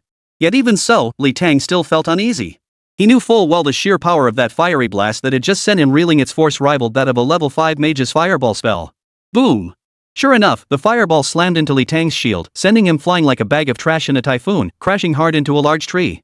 127. With just 2 skills, Li Tang's health, already twice as thick as that of a typical warrior class, was completely depleted. The sheer power of this flame skill was evident. Impossible. This can't be. Li Tang spat out a mouthful of blood, his face frozen in utter bewilderment and shock. You're a mage. Using an assassin's blink spell is one thing, but why is your fireball spell so terrifyingly powerful with such a fast cooldown? This can't be. Mo Honley watched the scene unfold, instinctively covering her rosy lips with her hand, her beautiful eyes filled with utter shock. The scene before her truly shattered her understanding. After all, though Li Tang was arrogant, he possessed the strength to back it up. Among the younger generation, he ranked just below Liu Yanran and Li Hu. She herself couldn't even last a few moves against him. Yet this mysterious man had gravely wounded Li Tang with just 2 effortless fireball spells? Even Liu Yanran and Li Hu couldn't achieve that. This was simply too unbelievable. Oomph. Whoever you are, you're powerful, but you're alone. You're dead. Li Tang rose to his feet, swiftly pulling out 2 bottles of life potion and downing them. His gaze toward Lin Chen was filled with venomous hatred. From childhood, Li Tang had been the eldest son of the Li family, the future heir to the Li enterprise. Who dared strike such a vicious blow against him? Today marked the first time he'd been beaten like this. Given Li Hu's vindictive nature, he would never let this go. Everyone from second high, take note. Attack this bastard with everything you've got. Kill him. Li Tang commanded coldly. Kill him? Behind him, the second middle school students flashed expressions of reluctance. While combat isn't forbidden within the trial grounds, killing someone still carried consequences. Otherwise, if half the examinees survived the annual college entrance exam each year, that would be considered a good outcome. Oomph, what's there to fear? Fights are inevitable during the exams. Accidentally killing someone in the heat of battle isn't that perfectly normal? My family is the Li clan of Jiangnan City. What's the big deal about taking a life? Furthermore, whoever kills this guy will receive a wolf fang breastplate as my reward. Wolf fang breastplate? Hearing that name, the eyes of everyone present from second high lit up. Though the name Wolf Fang breastplate sounded unremarkable, in reality, it was a rare quality piece of equipment. For ordinary adventurers like them, securing a single high-quality green item over a lifetime was already considered quite fortunate. Many toiled for decades only to afford a rare blue quality piece at best. The allure of a blue quality item was beyond imagination for them. Greed filled the eyes of many. The look they gave Lin Chen was no longer hesitant, but now held a hint of murderous intent. Kill. Over a dozen members of the second guild could no longer resist the temptation. They charged toward Lin Chen, raising their blades, swords, and wands. Sir, you must leave first. We'll cover you. Mo Hongli paused, then urgently addressed Lin Chen, a hint of guilt flickering across her exquisite features. Though they outnumber us, our third high school forces are substantial. Holding them off is within our capability. You should seize this chance to escape. Staying here is perilous. Unexpectedly, Lin Chen's face twisted into an amused smirk upon hearing this. He lazily surveyed the dozen or so figures before him and Li Tang, speaking with disdain. Escape? Ha! Do you really think this bunch of misfits could make me run? Since you wish to lay hands on me, I won't hold back either. With that, Lin Chen moved. With a flick of his finger, a streak of fire shot straight toward the warrior charging at the forefront. 87. Ah! The soldier let out a cry and collapsed to the ground, gravely wounded. The sheer power of that strike left everyone speechless. What kind of spell is that? Fireball? No, Fireball doesn't pack that much punch. Could it be Firebolt, a spell only high-level mages can learn? Oomph, he can only take down one of us at most. Now, while that mage's spell is on cooldown, let's all charge him. Right. Charge. The second high school students hesitated for a moment, but quickly recovered and charged toward Lin Chen once more. After all, mage skills typically had long cooldowns. Less than 2 minutes had passed. There was no way the devastating spell could have finished recharging. A mage without spells was as fragile as any ordinary person. Heh, you're mistaken, Lin Chen grinned, his smile cold and menacing. Then, he raised his hand once more. Fire blast. Boom. Boom. Boom. Amidst the stunned gazes of everyone present, Lin Chen unleashed a barrage of fiery blasts, striking the charging second high school students and knocking them all to the ground. Within a minute, the ground was littered with severely injured bodies. Those who had been brimming with greed moments ago now wore only pain and regret on their faces, as if they wished they'd never provoked this demon. Witnessing this scene, Li Tang, who had been hiding at the rear, was dumbfounded. His face was frozen in shock, his body trembling slightly as he swallowed hard. How is this possible? How could this be? Does his skill have no cooldown? No mana cost? Everything unfolding before him shattered Li Tang's understanding, leaving him utterly astonished. Chapter 24, Pure Unlimited Firepower. He had no idea. In truth, Lin Chen was merely utilizing the abilities of his own summoned creatures. Although Flame Impact had a full 3-minute cooldown, after yesterday's night of frenzied slaughter, Lin Chen had accumulated a staggering 1354 energy points. Lin Chen had converted every last one into flame worms. This currently most powerful insect unit granted Lin Chen terrifying offensive capabilities. In other words, Lin Chen now commanded a full 17 flame worms. Although the cooldown for Flame Impact was lengthy, requiring a full 3 minutes. The sheer number of 17 fireworms more than compensated for this cooldown. After using one worm's ability, Lin Chen would immediately switch to the next worm. By the time one wave of worms is exhausted, the skill of the first worm deployed has already cooled down again. This created a situation where Lin Chen could practically use flame impact endlessly. It was practically infinite firepower. Gulp. Swallowing hard, Li Tang stammered, whoever you are, you can't touch me. I'm the eldest son of the Li family from Jiangnan City. If you dare lay a finger on me, my family won't let you off. If you know what's good for you, let me leave. Otherwise. But before Li Tang could finish his threat, Lin Chen's figure vanished into thin air. The next second, he materialized behind Li Tang and unleashed a punch. Thud. Li Tang's vision blurred momentarily. A searing pain erupted in his back, forcing a cry of agony from his lips. His vision went black and he collapsed to the ground, unconscious. Oof. I hate it when people threaten me. Lin Chen looked down at Li Tang on the ground and couldn't help but let out a cold laugh. Witnessing this scene, the crowd watching from afar couldn't help but gasp in shock. They had seen it clearly. Lin Chen had knocked Li Tang unconscious with just one punch. You should know. Li Tang is a heavy armor warrior renowned for defense, with base defense several times higher than ordinary warriors. Not to mention his gear all green quality rare items. Yet Lin Chen didn't even use any skills. He knocked Li Tang unconscious with a single punch. Just how terrifying is that kind of strength? Even a typical level 10 warrior class probably wouldn't be this formidable. Beyond their shock, the crowd was filled with even greater confusion. Who exactly was this man? How could he simultaneously possess a mage's high damage spells, an assassin's teleportation and agility, and a warrior's terrifying strength? Could he be a hidden class user rivaling Liu Yanran or Li Hu? Of course, they didn't know that even a rare quality hidden class couldn't achieve this. Only the world's sole insect lord could manifest such flawless, unparalleled prowess. My friend, thank you for your assistance. Mo Honley stepped forward gratefully once all enemies were dealt with. I am Mo Honley, captain of this squad. Might I inquire about your name? We would be honored to repay your kindness in the future. Lin Chen remained silent. Instead, he glanced at Mo Honley, taking in her flawless features and curvaceous figure with a satisfied nod and a faint smile. His sudden intervention wasn't some melodramatic hero rescuing the damsel act. He had recognized her as none other than Mo Honley, one of the legendary figures destined to become renowned in the future. She was precisely the key figure he needed to locate during this trial grounds examination. If memory serves, Mo Honley's class is the support type, Holy Light Knight. It was precisely her class that attracted the trial grounds' final boss, the frozen stone statue. Back then, it was Mo Honley who inadvertently drew the Ice Colossus's attention, plunging the entire trial into crisis and forcing its suspension. The entire trial ground was sealed off. According to some confidential intelligence, if this ice stone statue is slain with the flowing fire sword, it might drop a legendary artifact. Whether that's true or not remains to be seen. Recalling information from his previous life, Lin Chen's expression grew more intense. The gaze he directed at Mo Honley now held an added fervor. Little did he know, this gaze was misinterpreted by Mo Honley as harboring ulterior motives. She blushed fiercely, her fair neck tinged with a delicate pink, making her look like a perfectly ripe peach. Hey there, Mo Honley pouted playfully, her tone tinged with reproach. Had anyone else dared to gaze at her like that, they would have been dealt with by the great sword long ago. But having witnessed Lin Chen's terrifying power, Mo Honley dared not entertain any thoughts of violence. She could only issue this gentle warning. Ahem, nothing. Lin Chen cleared his throat, his face flushing a rare crimson. He then composed himself and said earnestly, Miss Mo, I didn't actually come here specifically to rescue you. I came to ask for your help. Mo Honley immediately inquired with curiosity, help? You just saved me, so if you need my assistance, I wouldn't refuse. But what exactly do you need me to do? Lin Chen cut straight to the point, nothing particularly special. I simply wish to join your team and hunt beasts alongside you. That's all. Join the team? Mo Honley was taken aback by this request, a flicker of confusion crossing her lovely face. After all, a skilled fighter like Lin Chen was the kind of talent other teams would spend a fortune trying to recruit. Yet here was Lin Chen, after saving them, asking to join their team? Though filled with questions, Mo Honley nodded at Lin Chen's cool expression. In that case, welcome aboard, young man. My name is Lin Chen, he added. Welcome aboard, Lin Chen. Mo Honley nodded emphatically. Lin Chen finally relaxed. Now, all he had to do was wait for the frost demon statue to come looking for Mo Honley.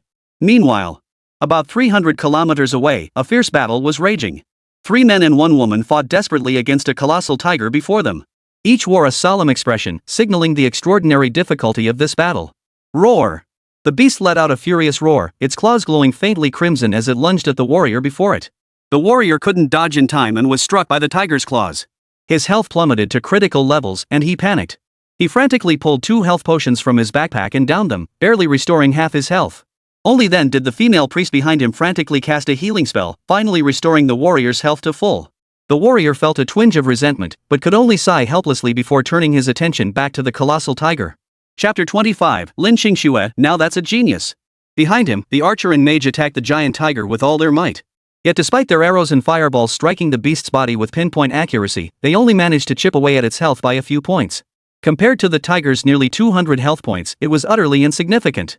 Soon, the tiger seemed to grow impatient. With a sweep of its tail, it flung the warrior aside and leaped toward a nearby area. "No!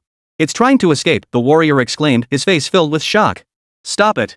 We can't let this level 5 sawtooth iron tiger get away, or we'll have no hope of passing the exam," the mage cried urgently, pulling out a talisman and hurling it at the beast. The talisman instantly transformed into an ice spike, hurtling toward the beast. A torrent of frigid air erupted, enveloping the tiger entirely and slowing its movements by a third. Seeing this, the warrior's spirits soared. He roared and charged forward, determined to block the tiger's escape. Unexpectedly, the giant tiger whipped its whip-like tail once more, sending the warrior flying backward. It then forced its way into a grove of trees and vanished. "Damn it!" The male mage cursed under his breath, his face clouded with frustration as he watched the beast vanish. That sawtooth iron tiger was a rare level 5 ferocious beast.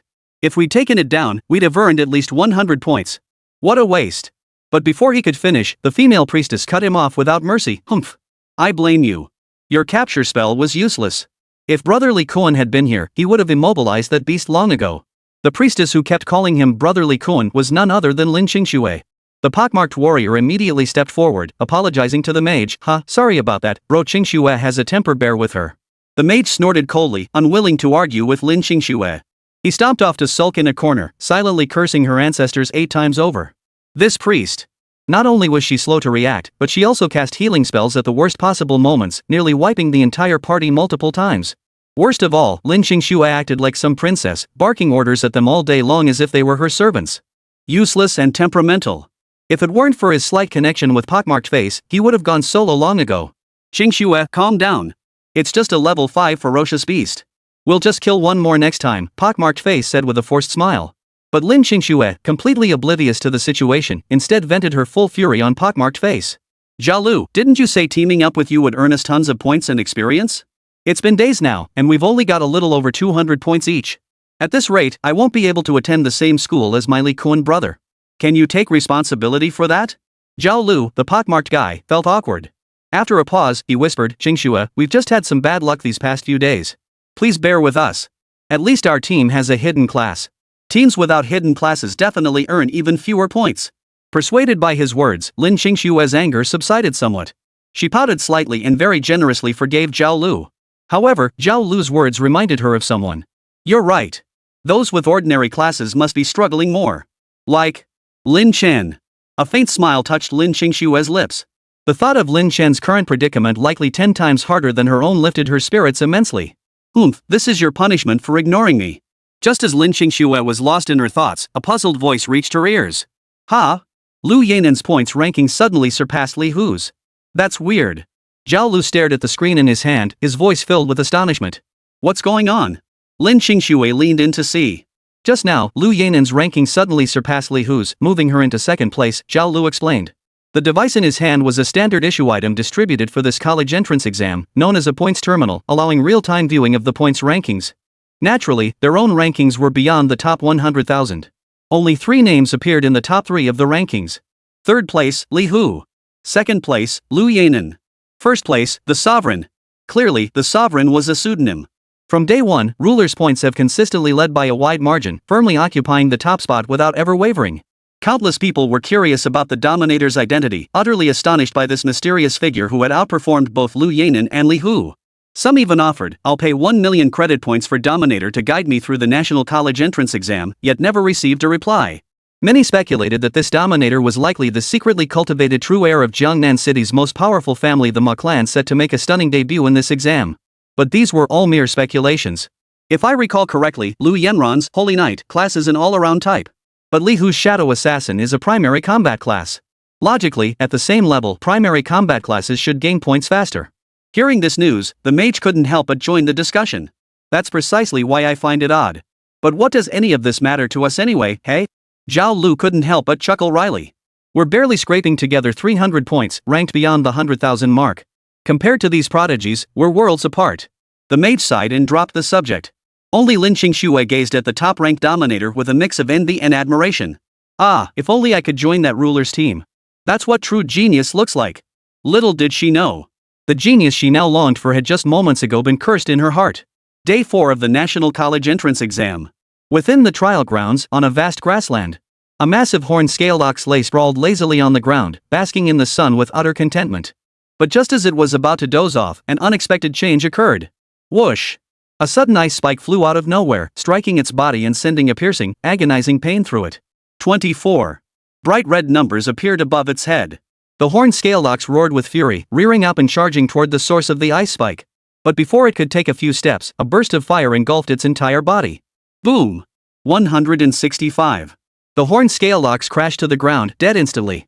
The moment the horn-scaled ox fell, cheers erupted from the distance. Ha! Another level 5 ferocious beast slain. Big shot Lin Chen is just too strong. One shot kill? Boss Lin Chen is just too cool. These past 2 days, nearly every ferocious beast has been slain by Lord Lin Chen. That's just too incredible. Chapter 26, Secrets of the Trial Grounds. A crowd gazed at a young man clad in black robes with eyes filled with reverence and admiration. That young man in black robes was none other than Lin Chen. Over the past 2 days, Lin Chen had led this team on a rampage through the beasts, earning each member over 800 points. This left his teammates both exhilarated and profoundly grateful, as these points were more than enough to secure them an outstanding result they had never dared to dream of before. All of this was thanks to Lin Chen. Without him, they'd likely still be struggling to scrape together 300 or 400 points. Coupled with the terrifying strength Lin Chen had displayed these past days, several female members of the team found themselves casting flirtatious glances and sending him suggestive looks daily. Unfortunately, Lin Chen seemed oblivious, ignoring every hint from the women. He only occasionally stepped in to help the team take down those excessively high-level beasts. Go loot the body, Lin Chen waved his hand. Yes. A male team member responded promptly, approaching the horn-scaly ox to begin collecting the spoils. Before long, he returned cheerfully with several pieces of white gear. Lin Chen showed no interest in dividing the white gear. He merely said indifferently, "You handle it," then began to carefully observe his surroundings. After a long while, he sighed. Sigh. It's been 2 days now. Why hasn't that frost demon statue come looking for us? Did I misremember? Or was it a deliberate false lead someone planted? Lin Chen felt troubled. He hadn't even considered the issue of his college entrance exam results. After all, with the insectoid hordes at his disposal, the points he'd earned could easily crush the competition. Therefore, Lin Chen was far more preoccupied with whether the rumors about that legendary great equipment were true or false. Lost in thought, he was suddenly enveloped by a wave of fragrant air. Mo Hongli approached from behind, a faint blush on her lovely face as she asked in a sweet voice, "Lin Chen, you've been staring that way as a dangerous beast approaching?" Lin Chen shook his head. "No, just lost in thought." Just as Mo Hongli was about to ask more, the ground suddenly began to tremble. A strange, low rumbling echoed from the distance, accompanied by an eerie vibration that seemed to make everything tremble in response. Meanwhile, the air had grown noticeably colder, and flakes of snow began to fall.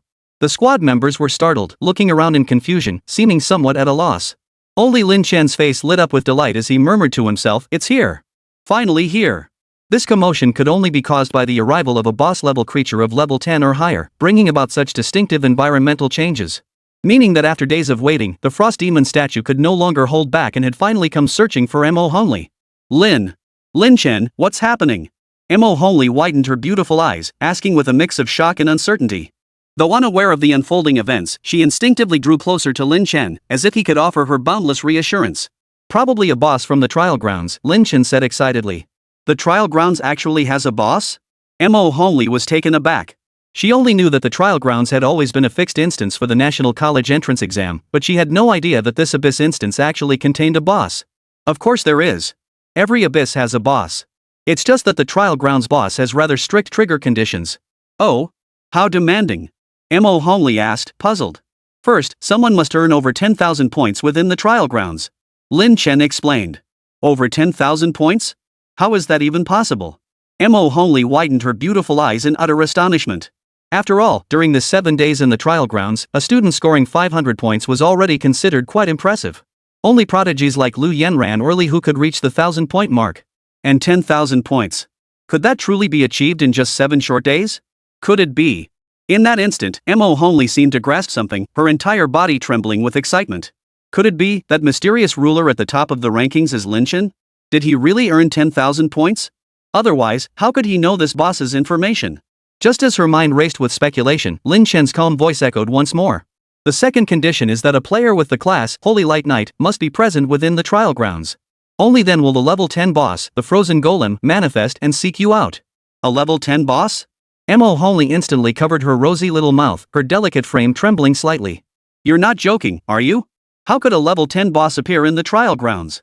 You must understand. The trial grounds were an artificial abyss jointly created by the official war gods of the Dragon Nation. Its difficulty and monsters were specially designed to make candidates feel pressure without excessive danger.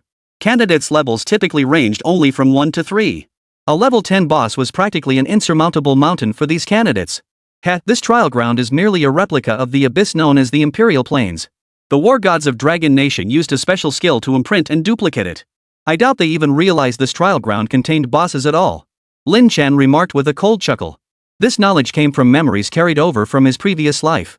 In his previous life, the ice demon statue's eruption had been an accident. At the time, a young heir from a prominent family encountered danger while adventuring in the trial grounds. His elder relative happened to be one of the proctors, possessing the authority to enter and rescue candidates. Thus, this elder went to rescue the young aristocrat. Unexpectedly, he encountered a beast tied along the way and was forced to eliminate it, causing his points to skyrocket to over 10,000.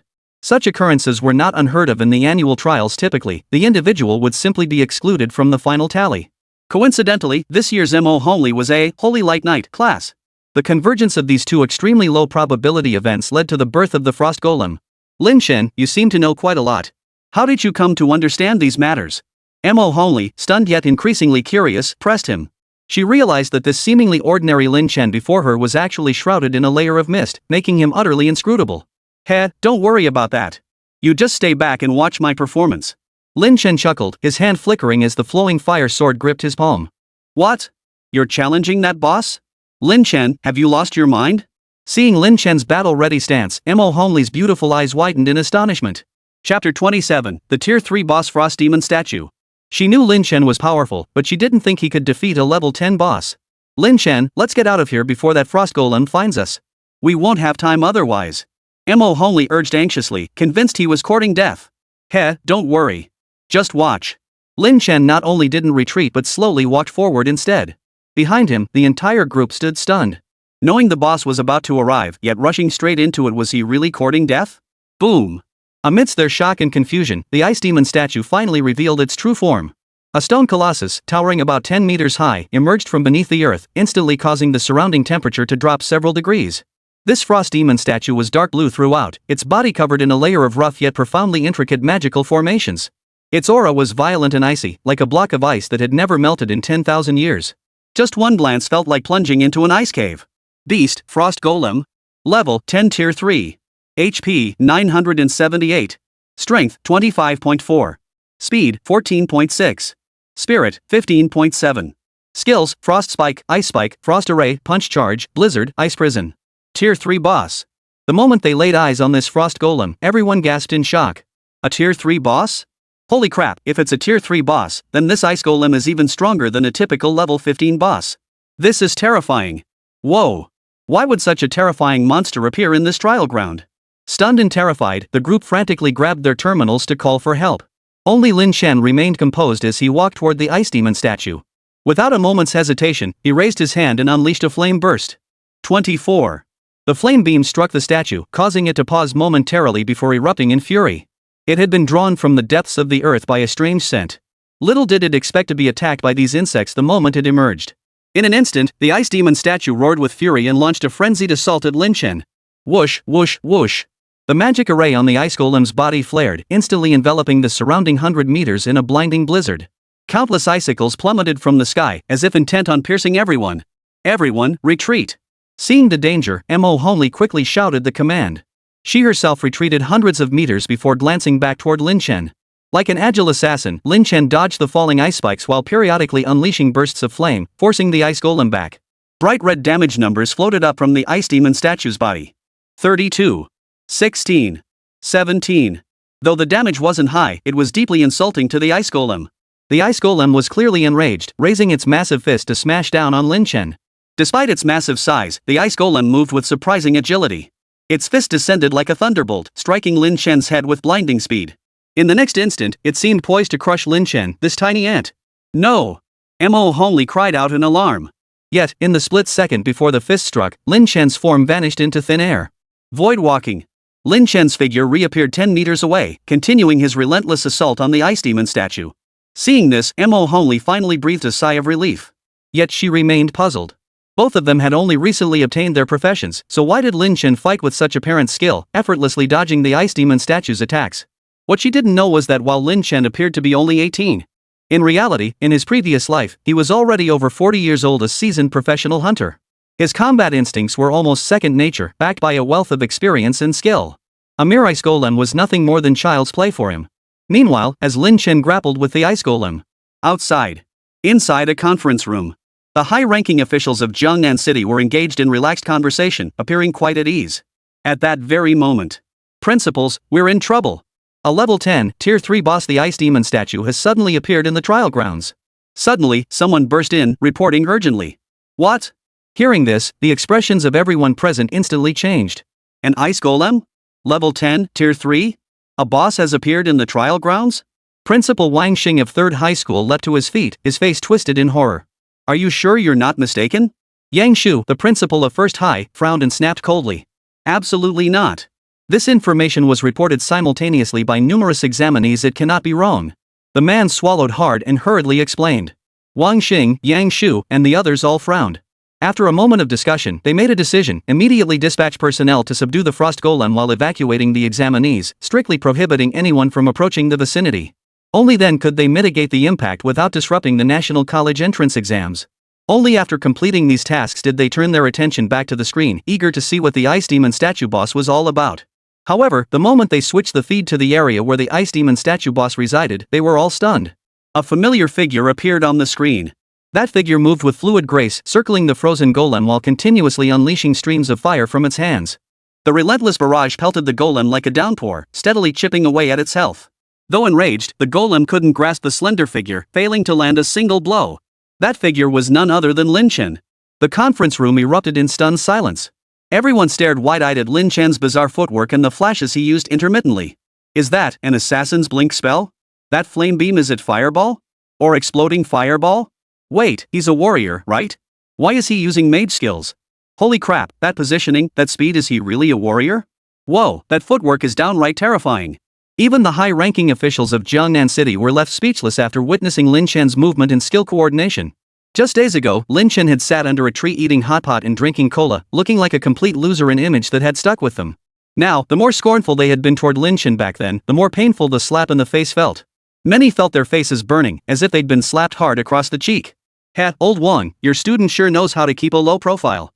Someone looked at Wang Xing with a wry smile, unable to hold back the remark. Chapter 28, Li Hu's Breakdown. Exactly. Old Wang, you're being downright unfair. Heh, is old Wang planning to play dumb and catch the tiger? This kid, what class is he even playing? How does he have so many skills? Does his fireball spell have no cooldown or mana cost? Or is it truly infinite firepower? TSK TSK TSK. Congratulations, old Wang. Looks like 3rd High will finally take the lead this year. The crowd teased Wang Xing one after another, their voices dripping with envy. After all, producing someone like Liu Yanran was already remarkable. Now with Lin Chen joining the ranks, they were bound to claim the top spot in the school rankings this year. Even Yang Shu shot him a glance tinged with envy and reluctance, though he said nothing more. Wang Xing smiled bitterly, his mind clouded with confusion. This Lin Chen, his awakened class, is clearly a warrior. I even saw his file. How could a warrior be this powerful? Could he be hiding his class? After much deliberation, Wang Xing concluded this was the only plausible explanation. Just as Wang Xing was pondering these thoughts, someone suddenly exclaimed in surprise, "Hey! Look, Liu Yanran and Li Hu are coming over too." Two figures appeared on the screen. It was indeed Liu Yanran and Li Hu. Clearly, they had both been drawn by the immense commotion caused by the ice demon statue. Sure enough, upon seeing the ice demon statue's attributes, both pairs of eyes lit up, their gazes now tinged with a hint of longing. A level 10 tier 3 boss. Defeating this boss would undoubtedly make them the top graduate of Jiangnan Academy this year. Moreover, such a powerful boss would surely drop some serious gear. Who knows? Maybe even a rare piece of gear would drop, setting them up for life. Holding on to this hope, they exchanged another glance before turning their attention back to Lin Chen, who was currently locked in combat with the ice demon statue. They decided to intervene. Yet, as if reading their minds, Lin Chen's calm voice drifted over. "I advise you to keep your distance. This boss is far tougher than you imagine. Even a glancing blow will leave you gravely wounded. If you don't want to die, you'd better leave." These words fell. Not only did they fail to extinguish the two warriors' fighting spirit, but they instead drew a dismissive sneer from Li Hu. "Humph, kid, you're just a lowly basic warrior class. How could you possibly hold your own against this boss? And I'm a rare tier hidden class. You think I'm any worse than you? Ridiculous." Though Liu Yanran remained silent, her eyes held a trace of indifference, clearly paying little heed to Lin Chen's words. She recognized Lin Chen, but only thought he'd been exceptionally lucky to evade the ice golem's relentless attacks. She didn't attribute it to his formidable strength. "Ha, Liu Yanran, how about we settle this?" Li Hu roared with laughter. "Let's see who can slay this ice demon statue. I'm dying to witness just how formidable a hidden class of my own tier truly is." Liu Yanran chuckled softly. "As you wish." With that, both charged toward the ice demon statue. Holy flame! Poison dart! Instantly, two skills flew toward the ice demon statue, striking it directly. 9. 11. Two damage numbers appeared. The two froze in place. Why is our damage so low? This can't be. Li Hu was utterly astonished, completely unable to believe it. And just then, boom! Spotting two new ants joining the fray, the frost golem roared. Instantly, several ice spikes coalesced mid-air and shot toward the two warriors. Oh no! Li Hu and Liu Yanran paled instantly, urgently activating their defensive skills to block the attack. But could two mere level 4 or 5 novices possibly withstand the damage of a level 10 boss? 87. 128. Instantly, both were pierced by icicles, plunging them into a critically wounded state. They collapsed to the ground, nearly fainting. One strike. A single strike had left these so-called prodigies gravely wounded. They hadn't even had time to dodge before being casually struck down by an ice spike. Had they not possessed some life-saving techniques, these two attacks alone could have killed them instantly. This can't be. That Lin Chen dodged so effortlessly, he's just a warrior. Why couldn't I avoid it? Li Hu roared, his eyes bloodshot with fury, utterly baffled. When Li Hu awakened his rare tier hidden class, he once just a nobody at school was summoned by the principal and other influential figures. They showered him with words of encouragement and attempts to win him over. This left Li Hu both exhilarated and somewhat elated, his ego swelling to enormous proportions. Now, he couldn't care less about those classmates who'd awakened ordinary professions. Yet now, he found himself in this predicament. Li Hu glared at Lin Chen, who was grappling with the ice demon statue, his eyes filled with resentment and venom. Clearly, he was projecting all his frustration and anger onto Lin Chen. Lin Chen, is he really that powerful? Meanwhile, Liu Yanran observed Lin Chen with a complex expression. Could I have misjudged him? Despite being a warrior, perhaps he possesses remarkable talent? However, she shook her head, dismissing her own thoughts. What nonsense am I thinking? That's impossible. Since he awakened an ordinary profession, he's destined to never reach the pinnacle in this lifetime. He probably triggered some buff effect or just got lucky, allowing him to stall the ice golem for so long. With this thought, Liu Yanran felt considerably lighter. Meanwhile, in the distance, Lin Chen moved like an agile cheetah, evading the ice golem's attacks while occasionally shifting his position with void walk. Simultaneously, he unleashed wave after wave of fiery blasts, striking the ice golem. Under the relentless barrage, the ice golem's health finally dropped to half. It seemed only a matter of time before Lin Chen whittled away its last remaining health. But Lin Chen showed no sign of triumph. He knew that as a tier 3 boss, the ice golem couldn't possibly have only these few tricks up its sleeve. Sure enough, mere minutes later, the ice golem seemed to have truly grown enraged. With a thunderous roar, it abruptly retreated 2 steps. Immediately, concentric rings of azure light began radiating outward from its body. Oh no! The golem is about to unleash its ultimate skill. Mo Honley and the others in the distance cried out in alarm. Lin Chen instinctively halted his advance, stepping back to observe the ice golem's movements. For some reason, seeing the ice golem unleash its skill, Lin Chen felt not fear, but an intense surge of excitement. Finally, the deep blue aura spread out to about 700 or 800 meters before suddenly coalescing. It then solidified into tangible form, crystallizing into shards of ice that plummeted from the sky. Boom! These ice blocks piled up, forming a cage-like structure that completely enveloped both Lin Chen and the ice demon statue. Chapter 29, Lin Chen is the true genius. Meanwhile, inside the conference room. Damn it! Why hasn't the rescue team arrived yet? If something goes wrong, our Jiangnan city will be in big trouble. Principal Yang Shu of First High School slammed his fist on the table, his voice tinged with growing impatience. Beside him, the principal of Number 2 High School offered reassurance. Old Yang, the rescue team is already on its way. You can rest assured. Besides, this isn't our oversight, and higher-ups won't be able to interfere here. Hearing this, Yang Shu's expression eased slightly, though he still looked annoyed. Sigh, if not for this accident, our school's Li Hu would have easily taken first place. Speaking of which, do any of you know who that ruler is who's been dominating the top spot on the rankings? The group of high-ranking officials beside him all shook their heads with wry smiles. You know how it is, one sighed. To prevent retaliatory killings and other violent incidents in the trial grounds, students can conceal their real names and operate under aliases. Even we here can't determine Dominator's true identity until the results are officially released. This Dominator had piqued the curiosity of these high-ranking officials. After all, on just the first day, Dominator had outshone Liu and Liu Yanran to secure the top spot. No ordinary talent could achieve that. Could it be a hidden ace up the sleeve of another high school principal? Principal Huang Xin of 3rd High School remarked coolly, Yang Shu, could this Dominator be one of your hidden cards? After all, if you could conceal a Liu, concealing a Dominator surely wouldn't be difficult? Facing this obvious probe, Yang Shu only gave a cold laugh. Old Wang, have you lost your mind? I concealed Liu's existence earlier precisely to lull your 3rd High into complacency. Now, with the college entrance exams already in their 3rd day, what use is hiding a trump card? Everyone nodded in agreement. If that's the case, then do any of you know who this mysterious master actually is? Wang Xing surveyed the room before speaking. The room fell silent. The group exchanged glances, at a loss for words. Just then. Look at the screen. Suddenly, someone seemed to notice something. Everyone turned to look. They saw Liu and Liu Yanran, after a brief exchange, simultaneously charge toward the ice demon statue. Those two youngsters are really full of youthful vigor. I bet they made a wager too. But this is far too dangerous. Seeing this, Yang Shu frowned. Though he seemed disapproving, he didn't voice any opposition. Exactly. Even though a mere rookie like Lin Chen can hold his own against the ice demon statue, proving this boss isn't particularly formidable, there's still significant risk involved. If anything happens to these two prodigies, we simply couldn't bear the responsibility. Wang Xing nodded in agreement with Yang Shu's assessment. Originally, they'd feared the ice demon statue boss might be too powerful. But now, seeing even a lowly ordinary class like Lin Chen hold his own against the golem for so long, and looking utterly relaxed at it, it seemed like nothing more than a bluff. Precisely because of this, when they saw Liu and Liu Yanran charging toward the ice golem, they merely disapproved slightly, without much worry. Come on! If Lin Chen could handle it so easily, how could Liu Yanran and Liu possibly fare worse? Yet, the very next second, a shocking scene unfolded before their eyes. The ice golem casually hurled several icicles, instantly knocking the fiercely charging Liu and Liu Yanran to the ground, both severely injured. Both lay immobilized on the ground, bound by the Yi frozen debuff, utterly unable to move. One strike. A single strike had defeated them both. This scene left everyone present wide-eyed. Impossible. Absolutely impossible. Liu is a rare hidden class with growth potential even higher than mine. How could he be defeated in one strike? Yang Shu's eyes widened, his face etched with disbelief. Even Wang Xing, known for his composure, gaped in shock, stammering, Liu Yanran, defeated in one hit? And that Lin Chen, how did he last so long? He's definitely not an ordinary warrior class, he's hiding his true class from us.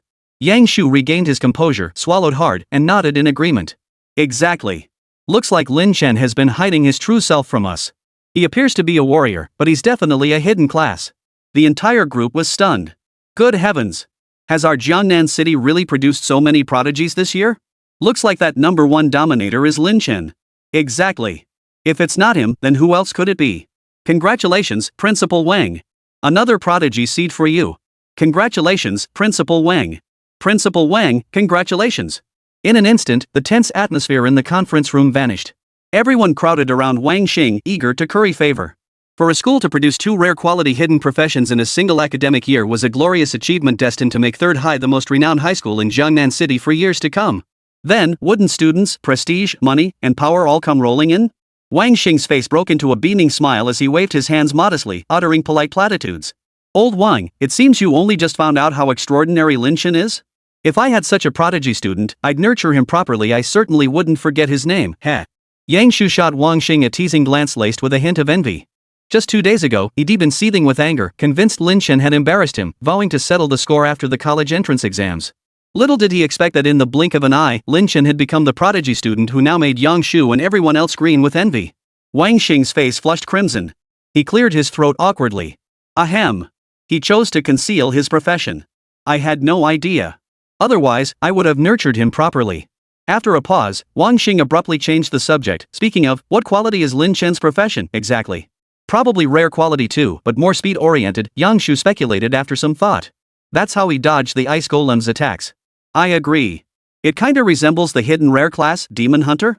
Demon Hunters also know Fireball and favor speed that fits Lin Chen's performance pretty well, someone chimed in. Not necessarily. While Demon Hunters do use Fireball and favor agility, what about that Blink spell?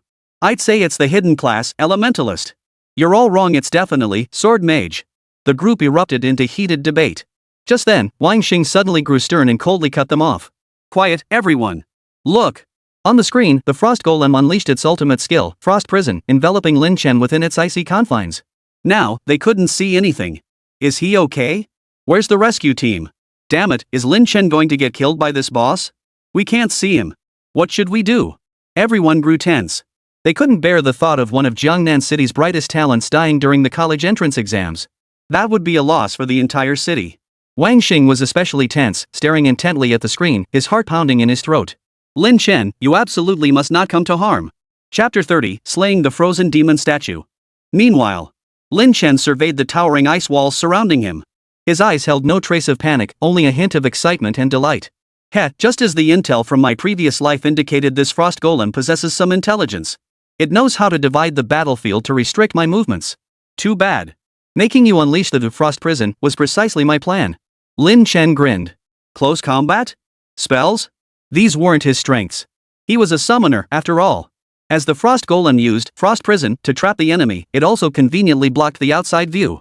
This way, Lin Chen could unleash his true strengths without reservation. Without hesitation, Lin Chen barked, "Come out!" Whoosh, whoosh, whoosh. A dense swarm of insectoid creatures materialized within the frozen prison. Now, Lin Chen commanded 17 fireworms, 48 bladeworms, 25 stinger worms, and 20 brainworms. This formidable insectoid army, upon appearing on the battlefield, seemed to add an extra layer of grimness to the already frigid domain. Every insectoid unit now fixed its gaze on the Ice Colossus, eyes burning with the lust for slaughter. The Ice Colossus possessed a degree of intelligence, yet it was utterly baffled. It only remembered sealing the ant before it inside the ice. Why were there now so many more tiny insects? But the Colossus's limited intellect couldn't process such complexity.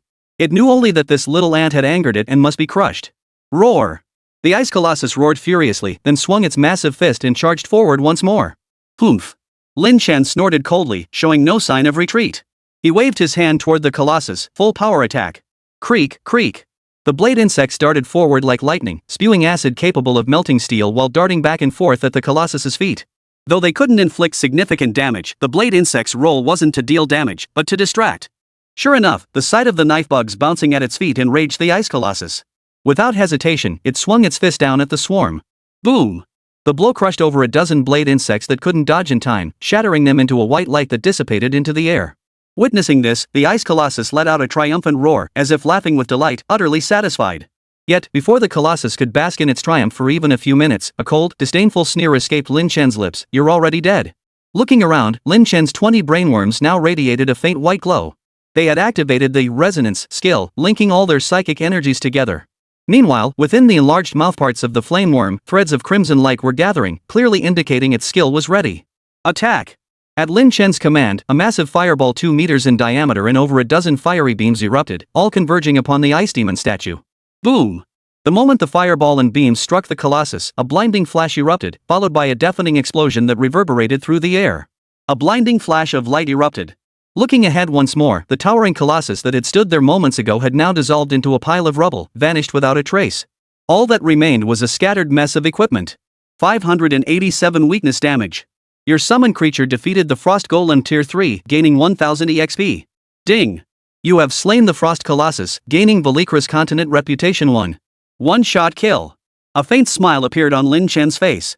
The combined attack of the Flame Worm and Brainworm proved even more devastating than he had imagined. Even this level 10, Tier 3 boss with half its health remaining was instantly obliterated. Ha! The ice walls are starting to melt? Before Lin Chen could savor his triumph for long, the strange changes around him immediately caught his attention. The ice walls surrounding them began to melt away after the golem was destroyed. Recall. Seeing this, Lin Chen hesitated not a moment, summoning all his insect units back into the Dominion space. The battlefield was suddenly left with only Lin Chen standing alone. He certainly didn't want anyone to discover that he was the Insectoid Overlord. At least until he possessed the means to protect himself, this identity must remain concealed. Otherwise, it would invite endless calamity. Outside the arena, countless eyes turned toward him. Seeing only Lin Chen standing there alone, they all stared wide-eyed in utter astonishment. Holy crap, the Ice Colossus is dead? A level 10 boss, just like that? Something's not right. Did I just see that? This is way too ridiculous. Damn, is Lin Chen really just a warrior? Everyone was utterly dumbfounded. Mo only covered her small mouth, her beautiful eyes brimming with utter astonishment, her breathing even becoming slightly more rapid. As for Li Hu and Liu Yanran, the looks they shot at Lin Chen held not just shock, but also a hint of jealousy and confusion. They couldn't fathom how Lin Chen, a mere ordinary class, could single-handedly take down a level 10, tier 3 boss and emerge seemingly unscathed. After all, this was an existence capable of effortlessly wiping them out with a single strike. They hadn't even managed to scratch the surface of the Frost Colossus. Feeling the complex gazes directed his way, Lin Chen gave a cold laugh, paying them no mind. He simply stepped forward to inspect the loot dropped by the Frost Colossus. It must be said, as a tier 3 boss, the Ice Golem's loot was extravagant, filling up a 10-meter radius around it. Among them, several items glowed faintly, drawing the attention of everyone present. Holy crap, am I seeing this right? So many rare gear pieces. Selling these could save me decades of grinding. All rare gear? That's insane. Hey, look at that yellow one, could it be that legendary transcendent gear? Gulp, holy crap, I'm tempted to grab a few pieces myself. By now, the area was swarming with people, at least 100 or two. Most of these people were nearby, leveling up, when they heard the commotion and rushed over to join the excitement. Little did they expect to witness this scene the moment they arrived. Many eyes gleamed with greed at the sight of the blue rare gear scattered across the ground. Blue gear, or rare quality equipment, held immense value. Typically, even the big shots in Jiangnan City, like the principals of several middle schools, only wore rare quality gear from head to toe, perhaps with one or two exceptional pieces here and there. Many high-level figures couldn't even assemble a full set of rare gear. This alone demonstrated just how terrifyingly valuable rare quality gear truly was. Chapter 31, God Tier Equipment. Equipment obtained, Purple Jasmine Gauntlets. Equipment obtained, Wolfbone Plate Armor. Equipment obtained, Cloud Sweeping Sword. Equipment obtained.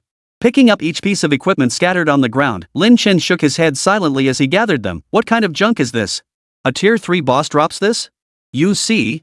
The gear he was picking up was the kind of rare blue equipment that others would drool over. If they could get just one piece, it would keep them excited for days.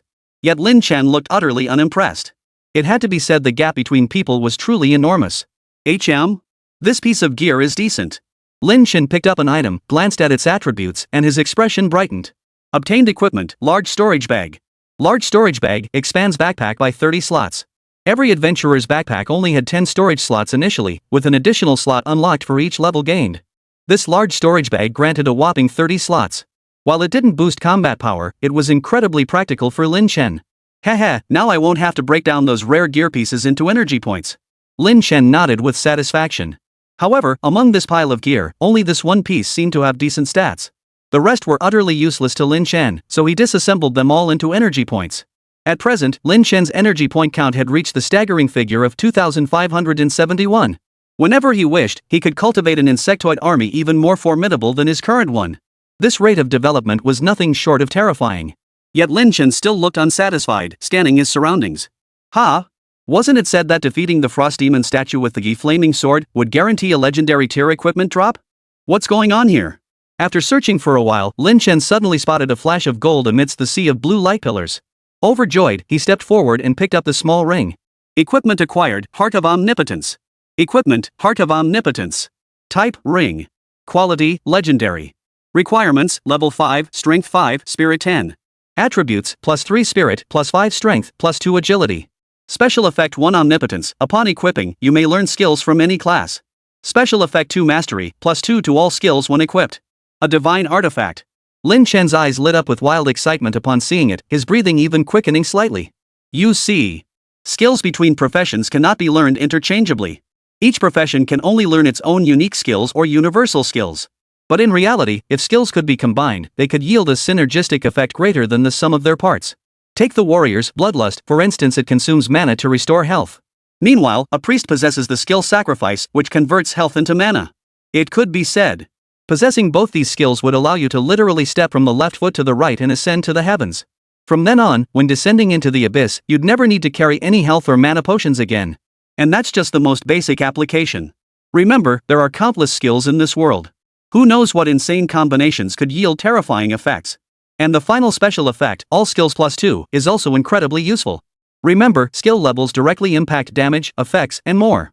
A direct 2-level boost is like a level 3 mage suddenly casting a level 5 fireball spell. Its power naturally multiplies.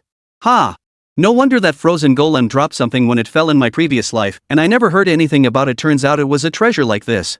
Lin Chen couldn't help but grin. If I were the authorities, I wouldn't display such a treasure either. It's practically a national treasure. The effects of this all-purpose heart would leave even the war gods of the Dragon Nation speechless. They'd treasure it like a priceless artifact, keeping it as their ultimate trump card. How could he possibly announce it publicly? Without hesitation, Lin Chen equipped the omnipotent heart onto his finger. Glancing at his interface again, he saw that the Greed Soul had indeed upgraded. Greedy Soul LV.4 when looting monsters has a 50% chance to obtain an additional random loot item. A 50% chance. That meant, on average, every 2 monsters he killed would drop loot twice. This was practically a god tier skill. This national college entrance exam, I'm probably the one who will benefit the most, right? Standing up, Lin Chen couldn't help but smile with satisfaction. In his previous life, he hadn't even been eligible to take the exam. But in this life, not only had he made up for that regret, he'd even reaped immense benefits from it. Truly, life is unpredictable. Suddenly, Lin Chen looked up and noticed the various stares directed at him from those around him. His expression turned cold as he scanned the room, letting out a chilling laugh. Anyone who wants to claim the treasure, step forward now. Otherwise, I'll confiscate all these items.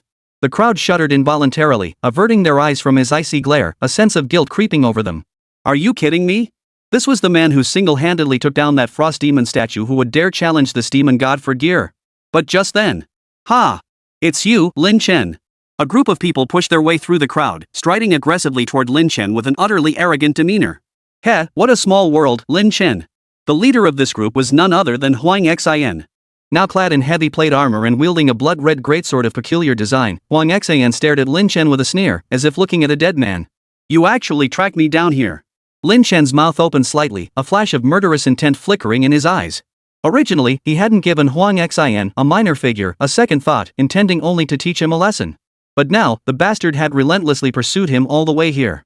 Behind Huang Xin stood a dozen burly men clad in matching light armor, looking every bit the henchman. Witnessing the sudden confrontation between the two, the crowd turned their astonished gazes toward them, clearly ready for a spectacle. By now, over 100 candidates had been drawn to the commotion by the movements of the frost demon statue. Among them, many recognized Huang Xin. Isn't that Huang Xin? Who's Huang Xin? You don't know? He's the only son of the Huang family from Jiangnan City. The Huang family? You mean one of the 4 major families of Jiangnan City? That's the one. Holy crap, this is gonna be a good show. No idea how Lin Chen got mixed up with Huang Xin, but this is gonna be a wild ride. Lin Chen is as good as dead. You're right. No matter how capable Lin Chen is, he's still just a student. He absolutely can't afford to offend a colossus like the Huang family. You're right. Rumor has it the head of the Huang family is already a level 35 professional. Level 35? Whoa. If I ever reach level 15 in my lifetime, that'd be pretty impressive. Level 35 is just too powerful. Listening to the buzzing chatter around him, Huang Xin's vanity swelled with satisfaction, and he couldn't help but grin. Then, turning to Lin Chen before him, he sneered contemptuously. I'll give you a chance, Lin Chen. Kneel before me, kowtow twice, and I'll spare your life. How does that sound? Chapter 32, Liu Yanran's co-opting. Huang Xin certainly had no intention of letting Lin Chen off. In his eyes, Liu Yanran had long been his possession. For Lin Chen to dare lay a finger on her was a capital offense. These words were merely meant to humiliate him. If Lin Chen actually knelt down to beg for mercy, Huang Xin would only strike him down with even greater cruelty. Lin Chen spoke calmly, I'll give you a chance too. If you kneel and kowtow to me, I might consider sparing your life. What? Huang Xin erupted in fury. He never imagined that even at this point, Lin Chen would dare threaten him. Just as he was about to teach this guy a lesson, a soft, seductive voice suddenly came from behind him. Young Master Huang, might you spare him for my sake? Turning around, he saw a beautiful woman slowly approaching, her tone unapologetic as she addressed Huang Xin. Liu Yanran? Huang Xin couldn't help but frown upon seeing her.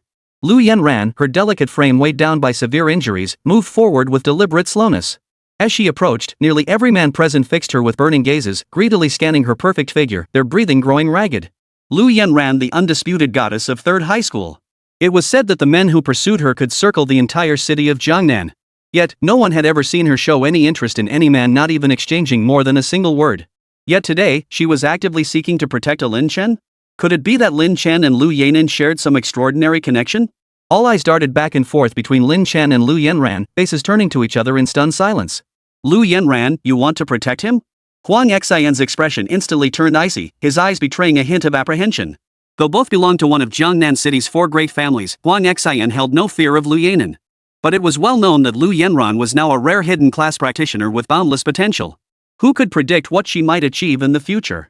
Therefore, if he could avoid it, Huang Xin would try his best not to antagonize her. Lin Chen is useful to me. Liu Yanran explained indifferently, her stunning face devoid of emotion. Ha! Since you're protecting him, I'll grant you this favor, Liu Yanran. But remember the next time that brat crosses my path, I won't let him off. After a moment's thought, Huang Xin flicked his hand with a cold sneer, delivering a vicious threat before leading his men away. Lin Chen watched the scene unfold, feeling a mix of puzzlement and amusement. Liu Yanran stepping in to protect him? What a joke! If not for Liu Yanran's meddling, Huang Xin would already be a corpse lying on the ground. But since she'd acted this way, she must have her reasons. Sure enough, the moment Huang Xin vanished, Liu Yanran turned her head and said coldly, Lin Chen, how many blood coagulating pills do you have left? My Liu family wants them all. Name your price. The moment the words blood coagulating pills were uttered, the expressions of everyone present shifted, followed by looks of sudden realization. So it was the blood coagulating pills. I thought this Lin Chen was something special. Ha! What are blood coagulation pills? You don't know?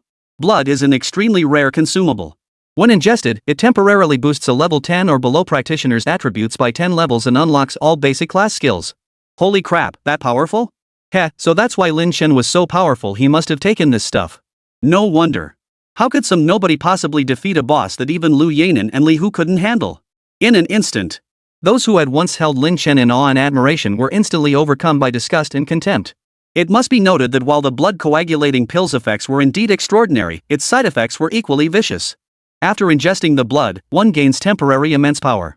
However, before long, a toxin known as the blood accumulates within the body. Under the influence of the blood toxin, the practitioner would henceforth gain only 1% of the experience they normally would. Moreover, the most crucial aspect was that this poison would permanently cling to the practitioner, never dissipating, with no known antidote. In other words, any practitioner who has ever used the blood has effectively ruined their future prospects. Even advancing a single level becomes an utterly extravagant wish. You think I killed the Frost Demon statue boss because I took a blood-clotting pill? Lin Chen looked at Liu Yanran, finding it rather amusing. Liu Yanran's expression remained icy, yet her brow held an indescribable blend of coolness and pride. She spoke coldly, if you hadn't taken the blood, how could a mere warrior like you be so powerful? Even I couldn't withstand a single strike from that ice golem. But unfortunately, even if you took the blood to unleash power beyond your 10th level, it's nothing but forcing growth. You'll never be able to level up properly again. You must have more than one blood. My Liu family desperately needs this item. Hand it over to me, and I'll allow you to join the Liu family as a guard. What do you say? Liu Yanran spoke with an air of utter condescension, as if offering charity. Those around them couldn't help but sigh in astonishment. Join the Liu family? Holy crap, that's something countless people dream of. That kid Lin Chen is ridiculously lucky. Rumor has it every guard in the Liu family is a level 10 professional, each exceptionally powerful. If Lin Chen joins, he'd be rolling in dog luck. So envious. For this waste who swallowed a blood, this is already beyond generous. Truly, the goddess Liu lives up to her name. Goddess Liu is beautiful and kind-hearted. If she could be my girlfriend, I'd gladly trade 10 years of my life. Countless eyes watched Lin Chen with envy, as if he just stumbled upon a huge bargain. Just when everyone thought Lin Chen would jump at the chance with unbridled joy.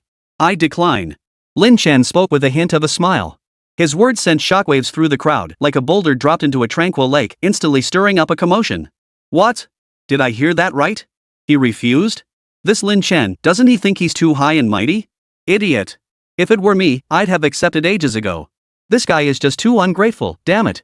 Even Liu Yanran couldn't help but furrow her delicate brows upon hearing those 3 words, a hint of displeasure visible. Lin Chen, think carefully. This time I can protect you from Huang Xin. But next time, I won't lift a finger. Chapter 33, Kicked out of the team? Liu Yanran felt deeply dissatisfied. She instinctively believed that if she hadn't intervened to stop Huang Xin, Lin Chen would likely be lying on the ground right now. Yet this guy acted like he didn't even recognize a favor. Miss Liu, if there's nothing else, I'll take my leave. Do as you please. Lin Chen chuckled lightly, brushing past Liu Yanran without a second glance, walking away without the slightest regard for her feelings. Watching Lin Chen's receding figure, Liu Yanran furrowed her delicate brows before shaking her head.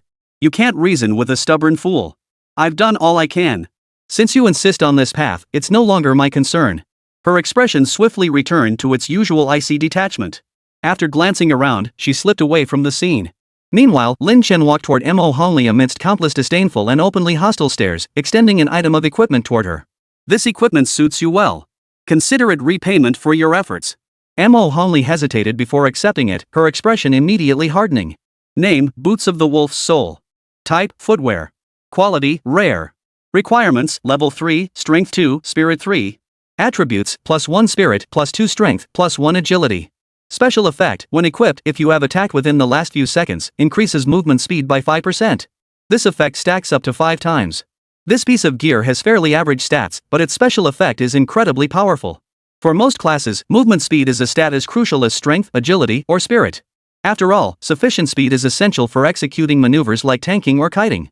For certain classes, like Lihu's, Shadow Assassin, or Drow Ranger, the demand for movement speed reaches absurd levels. Even a slight dip in speed could leave their frail frames crushed into mincemeat by ferocious beasts. Thus, while this item is only of rare quality, its true value far surpasses that of ordinary rare gear. Lin Chen, this is far too valuable. I can't accept this equipment. Mo Hongli hurriedly tried to push the item back. To her surprise, Lin Chen waved it off. Just take it. You played a crucial role in attracting the Frost Demon statue boss. This gear is nothing compared to that. With that, further refusal was pointless. Mo Hongli bit her thin lips, her face flushing slightly as she murmured her thanks, a genuine sense of gratitude welling up inside her. Truth be told, Lin Chen had defeated the Frost Golem boss entirely on his own. By the rules, he could have kept every single piece of loot without any issue. Offering even one piece of such valuable gear was already incredibly generous of Lin Chen. Hey, the way people around us are looking at us, it feels kinda weird. After accepting the gear, Mo Hongli suddenly remarked with puzzlement. Glancing around and catching the hostile stares directed their way, Lin Chen couldn't help but snort coldly. These guys want to take me on, but they're too scared to actually do it. Most of these guys were just sycophants of that Liu Yanran. His earlier audacity in speaking to their goddess Liu had likely angered them, prompting their hostility. There was another reason. Lin Chen had found some unknown valuable gear on the Frost Demon statue. If they could snatch it away, they didn't know whether the duration of his so-called blood coagulation pill had worn off yet. If it was still active, these guys wouldn't dare mess with a professional who could take down the Ice Demon statue solo. Mo Hongli frowned, her delicate brows furrowed in half-understanding. We should leave then, she cautioned. With so many people watching us like this, it's uncomfortable. Lin Chen, though unafraid of them, agreed that it was better to avoid trouble. He nodded, right. For the next few days, we'll just head to less crowded areas to level up. Mo Hongli nodded in agreement. Just as the two prepared to head off in another direction, a scarred-faced member of the group stepped forward to block their path. Captain, the scarred man said coldly, his tone unwavering, with all due respect, I don't think Lin Chen belongs in our group anymore. What? Mo Hongli froze, her charming little face flushing with surprise and displeasure. Zhou Wen, explain yourself. What exactly do you mean? Zhou Wen snorted coldly. What do I mean? I've made myself perfectly clear. Lin Chen took the blood coagulating pill. Before long, his strength will plummet. How could he possibly deserve to loaf around in our team? Not to mention, he's crossed Huang Xin and Liu Yanran that could bring catastrophic consequences to our entire team. As he spoke, several teammates nodded in agreement. Zhou Wen, how can you repay kindness with such ingratitude? If not for Lin Chen leading us to level up these past days, how could we have earned so many points? Mo Hongli retorted, her face flushed crimson with anger. Oomph. So what if he helped us kill some beasts the other day? That wasn't his real strength, it was just the effect of that blood coagulating pill. Zhou Wen sneered disdainfully. Besides, based on my estimate, his power will fade soon. Won't he just be useless then? As deputy captain, I absolutely won't tolerate anyone endangering our team. So this Lin Chen must leave. Zhou Wen fixed Lin Chen with a piercing stare, his eyes flashing with a sharp gleam that held an unmistakable hint of greed. Of course, keeping him in the team isn't impossible as long as he splits the gear looted from the Ice Demon statue evenly among us. Lin Chen smiled. He'd leveled this group for free, granting them points beyond their wildest dreams. And now they wanted to repay kindness with ingratitude, either kicking him out or demanding he share his spoils? It was laughable. Enough, Zhou Wen. That loot was earned solely by Lin Chen, it has nothing to do with us. Don't even think about it. Mo Hongli snapped coldly. Admittedly, while Mo Hongli appeared gentle and charming in Lin Chen's presence, she carried an air of authority among the team members, issuing commands like a queen. But Zhou Wen merely waved dismissively. Captain Mo, you may be the leader of this team, but you can't possibly go against the will of every single member, can you? What? Mo Hongli froze, glancing at the teammates behind Zhou Wen. As Mo Hongli met their gaze, every single one of them lowered their heads, falling into silence. Clearly, they all shared Zhou Wen's stance. Chapter 34, The Curse of Possessing a Treasure? You. Seeing his teammates tacitly agreeing with Zhou Wen, Mo Hongli was so enraged he trembled all over, stammering and unable to speak. Zhou Wen sneered maliciously, Captain, I should warn you, if you insist on protecting Lin Chen, the entire team might stop listening to you. Zhou Wen, I knew you resented my election as captain, but I never imagined you'd try to seize the position through this incident. Mo Hongli's pretty face flushed with exasperation and anger. Zhou Wen, however, wore an air of smug satisfaction. Captain Mo, since you insist on this course, someone in our third middle school team must stand up for the greater good. Mo Hongli's face darkened slightly. She sighed, glancing at Lin Chen beside her, who remained as calm as ever. She clenched her teeth. You want Lin Chen to leave? Fine. I'll leave too. I'll be damned if I don't see what kind of results you can achieve with this bunch, Joan. With that, Mo Hongli turned and walked off in one direction. A cold notification tone echoed in everyone's ears. Teammate Mo Hongli has left 3rd Middle School's 3rd squad. Lin Chen gave a cold wave of his hand, not bothering to say a word, and left in turn. Teammate Lin Chen has left Team 3 of 3rd Middle School. Deputy Captain Zhou, Captain, what should we do next? Without Lin Chen and Mo Hongli, it'll be tough to take down the beasts with just our own strength. One person stepped forward, asking with evident concern. Zhou Wen waved dismissively. What's there to fear? That Lin Chen already earned us plenty of points earlier. Even if we do nothing now, we'll still get good results after the college entrance exams. As for Lin Chen and that Mo Hongli, how dare they be so ungrateful and refuse my proposal? Poof. A sharp gleam flashed in Zhou Wen's eyes as a savage expression spread across his face. Once the effects of Lin Chen's blood coagulating pill wear off, he'll be nothing but a useless. Even if Mo Hongli has a hidden class, what difference does it make? Those two leveling together? They'll probably get killed by beasts, ha. At the same time. Outside. What? Blood coagulating pills? A blood coagulating pill? Holy crap, he almost fooled even me. Blood coagulating pill? That consumable is a precious item even across the entire Dragon Nation. For him to get his hands on one? What a stroke of luck. The group sighed gloomily, their faces tinged with shame and anger as they watched the scene unfold on the screen. The moment Liu Yanran uttered the words blood coagulating pill, they all had an aha moment, their hearts filled with a mix of shame and fury. After all, they were all high-ranking officials in Jiangnan City. Yet here they were, completely outmaneuvered by Lin Chen, someone who'd taken a blood coagulating pill. I thought this Lin Chen was some rare profession. Rivaling Li Hu and Liu Yanran. Yang Shu, the principal of First High School, burst out laughing, his mocking gaze fixed on Huang Xin. Huang Xing's expression darkened, yet as he watched Lin Chen on the screen, his eyes held more confusion and bewilderment. Of course, these emotions were fleeting. Huang Xin quickly regained his composure. Facing the mockery of the crowd, he remained silent, as if the incident had never occurred. Our men arrived to find nothing. By the time they got there, Lin Chen and his group had already left. Looks like all that effort was for nothing, Huang Xin remarked indifferently. Yang Shu curled his lips. If that Lin Chen hadn't taken the blood to gain combat power 10 levels beyond his own, the outcome would have been different. Probably everyone nearby would have been slaughtered by the Ice Colossus. Then we'd be in real trouble. At this, the group felt both anger and a tinge of relief and dread. Exactly. If so many had died during the Gaokao, the higher-ups in Jiangnan City would have been in serious trouble, a bald, burly man added with a bitter smile. Suddenly, someone seemed to remember something and spoke up. Right. What exactly did that Lin Chen find among the Ice Colossus's loot? I thought I saw a flash of yellow light. Could it be a transcendent grade equipment? Superior gear. The mere utterance of those words made every heart in the room clench. After all, even among them the high-ranking officials of Jiangnan City, most did not possess transcendent quality equipment. Only Principal Yang Shu of First High and Principal Huang Xing of Third High each possessed one such item, elevating their status above all others in Jiangnan City's elite circles. Even the mayor of Jiangnan City had to treat these two with utmost courtesy and respect. This alone demonstrated just how crucial transcendent equipment was to practitioners. Superior gear? If Lin Chen truly obtained superior gear, that would be fantastic.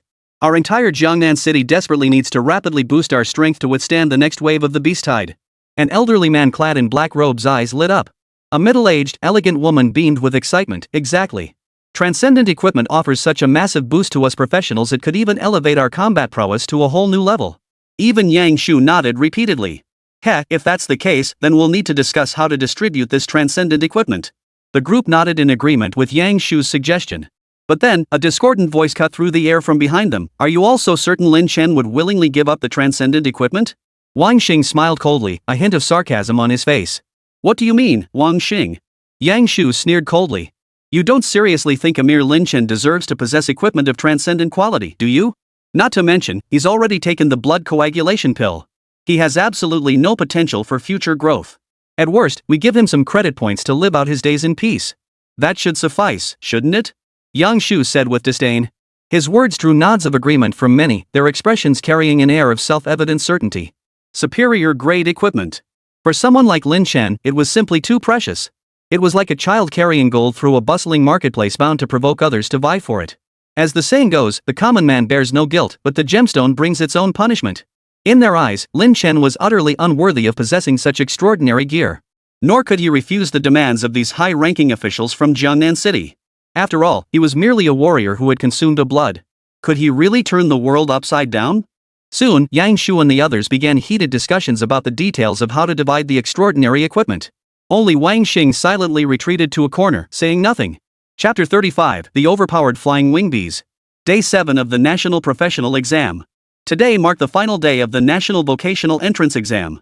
Many began their final push today, desperately hunting ferocious beasts to maximize their point totals. Others, however, had a different plan. They began robbing other candidates on this day, directly seizing all the points accumulated over the previous days. Regardless of their approach, every candidate within the trial grounds pushed themselves relentlessly, daring not to rest for even a moment. Yet, deep within a small grove at the edge of the trial grounds, intermittent sounds drifted out. I really can't take it anymore. A voice, sweet and seductive, drifted slowly through the air, laced with both pain and pleasure, sounding almost like a plea for mercy. A clear, yet teasing voice immediately followed. Already giving up?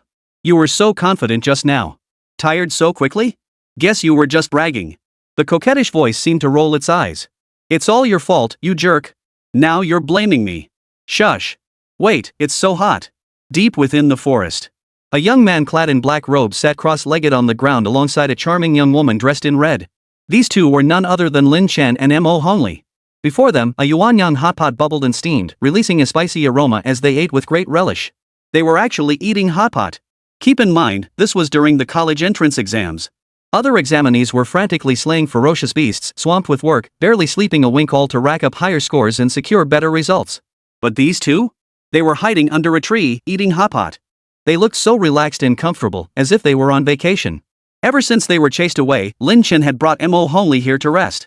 Mo Hongli's pretty face was flushed crimson, a fine sheen of sweat glistening on her forehead. The heat made her stick out her tongue slightly. This hot pot is way too spicy. My whole mouth feels numb. Lin Chen picked up a piece of beef and popped it into his mouth, washing it down with an ice-cold Coke. I told you there was a mild option. Why did you have to show off and choose the extra spicy one? Who knew it would be this spicy?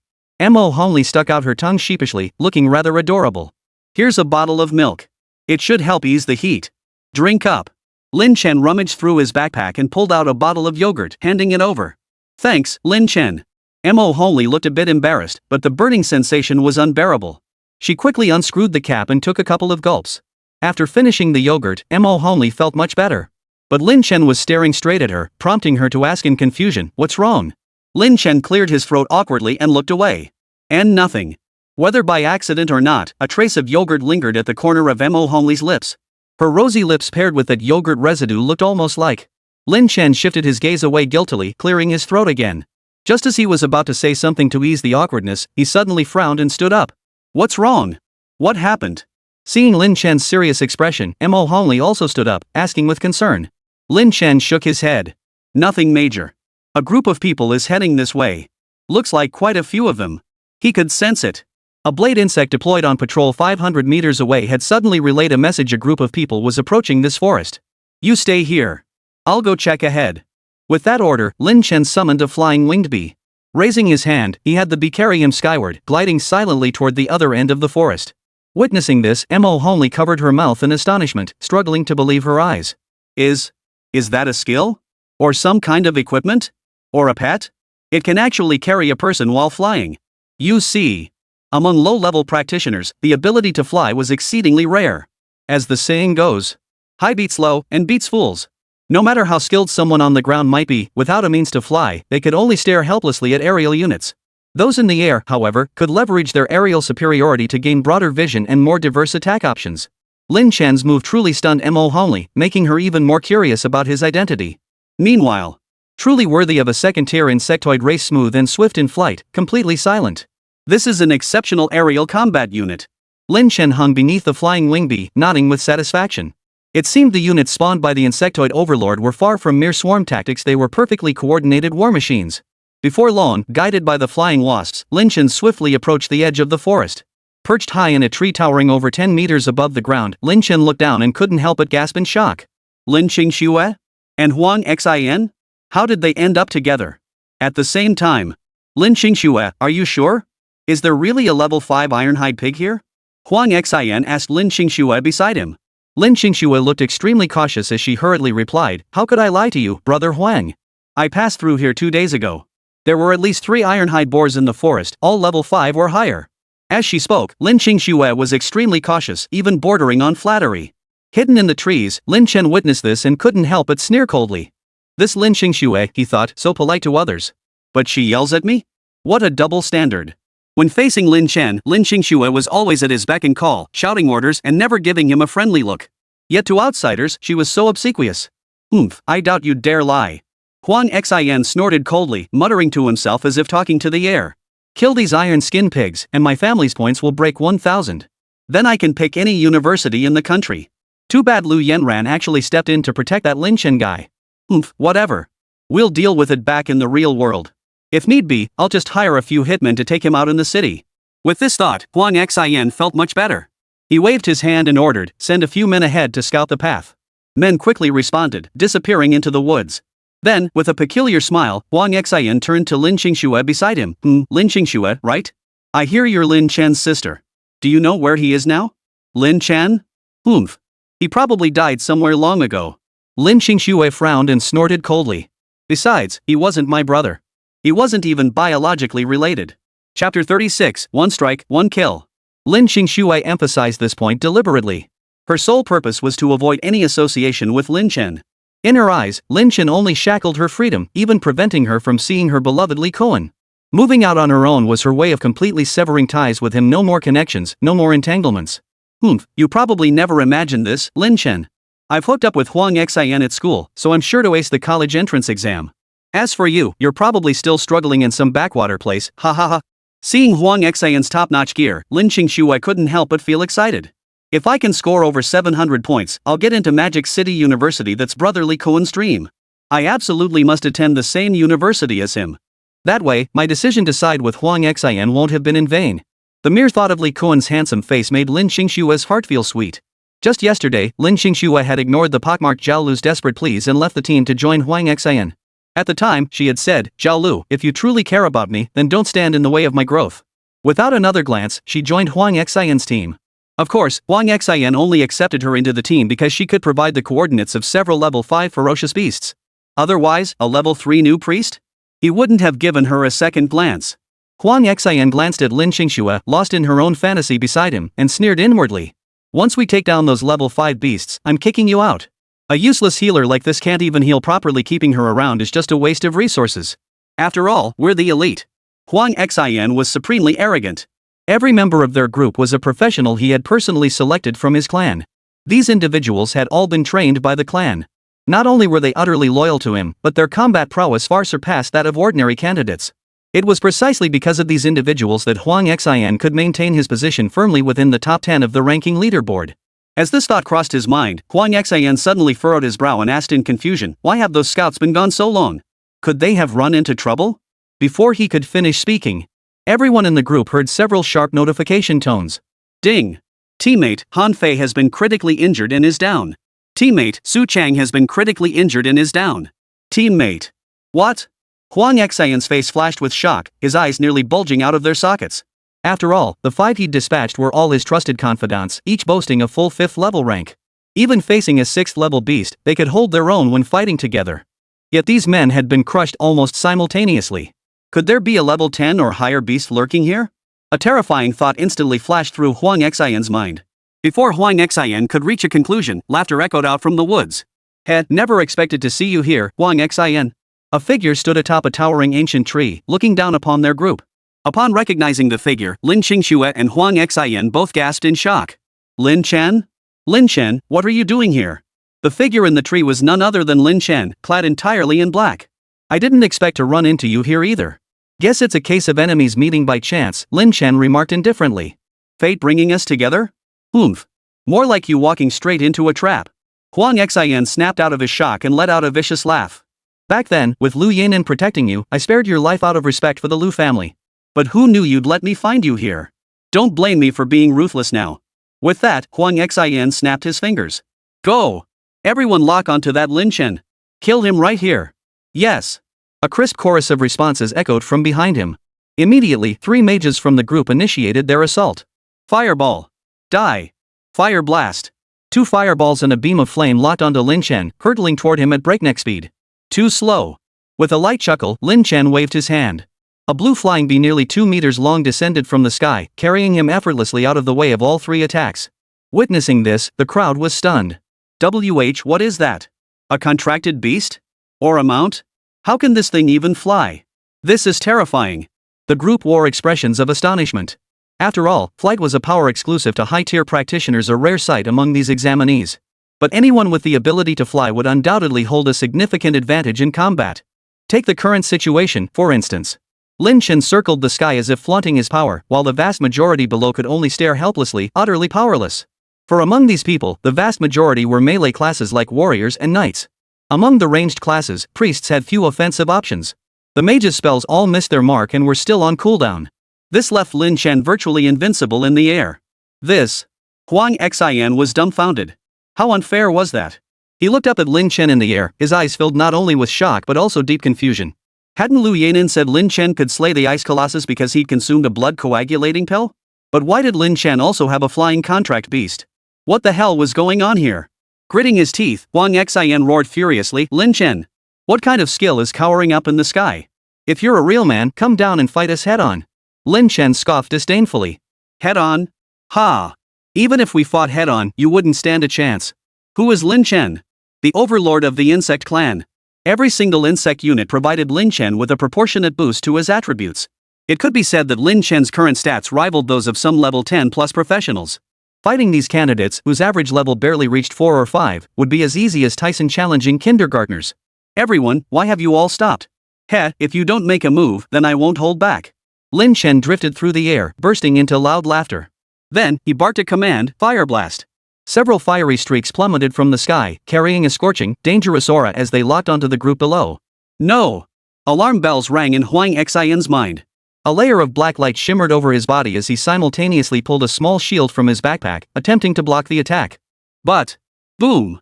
The flames struck the ground like bombs, setting off a series of deafening explosions. Ah!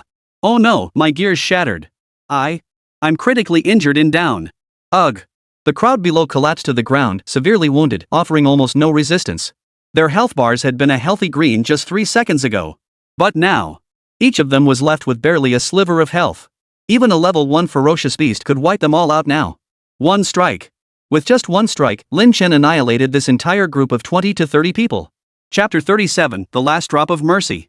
Though he hadn't struck with lethal force, it was close enough. Only 2 individuals remained standing unscathed, staring blankly at the aftermath. They were Huang Xin and Lin Qingxue. Surveying the scene around him, Huang Xin was overcome with utter shock. He couldn't comprehend how Lin Chen could be this powerful. Wasn't he the one who barely managed to kill the ice colossus after taking a blood? How could a single strike shatter his elite squad, the very force he prided himself on? Impossible, absolutely impossible. The blood S effects only last 2 hours, it should have worn off long ago. How can you still be this powerful? This can't be. After a long silence, Huang Xin murmured to himself, as if speaking only to his own ears. Only now did he understand why Lin Chen had remained so calm when facing him that day. Because the one courting death had never been him, it had always been himself. Blood coagulating pill? I never admitted to using that thing. Those are all just your own speculations. Lin Chen said indifferently. The whole blood coagulating pill business was just Liu Yanran jumping to conclusions. He'd never said a word about it. Moreover, that earlier strike hadn't been his doing alone, it was the combined skill activation of 10 flame worms. That was why it possessed such immense power. Of course, while the technique was devastating, it also took a heavy toll on Lin Chen. First, his mana reserves were nearly depleted, and he felt a wave of mental exhaustion wash over him. While the Insectoid Overlord could freely utilize any existing Insectoid unit's skill, it still required a small portion of mental energy and mana to channel it. Using a single skill didn't consume too much mana. But activating so many skills simultaneously? That was a different story. Even with Lin Chen's current mental fortitude, he was nearly pushed to his limits. Looks like I'll need to focus on strengthening my mental attributes going forward. Shaking his head to banish the discomfort, Lin Chen turned his gaze back to Huang Xin before him, a faint smile touching his lips. He then lifted his leg and slowly walked towards him. Huang Xin, it seems we have some unfinished business to settle. Truthfully, I never intended to kill you. At most, I considered you a bothersome fly. But who knew you'd actually try to kill me? Since that's the case, don't blame me. I don't have any hobbies worth remembering. Some things are better done sooner rather than later, don't you agree? Lin Chen's voice was utterly flat. But to Huang Xin's ears, it sounded like a demonic chant, chilling him to the bone. Lin Chen. You can't kill me. You can't kill me. I'm a member of the Huang family. I'm the eldest son of the Huang family.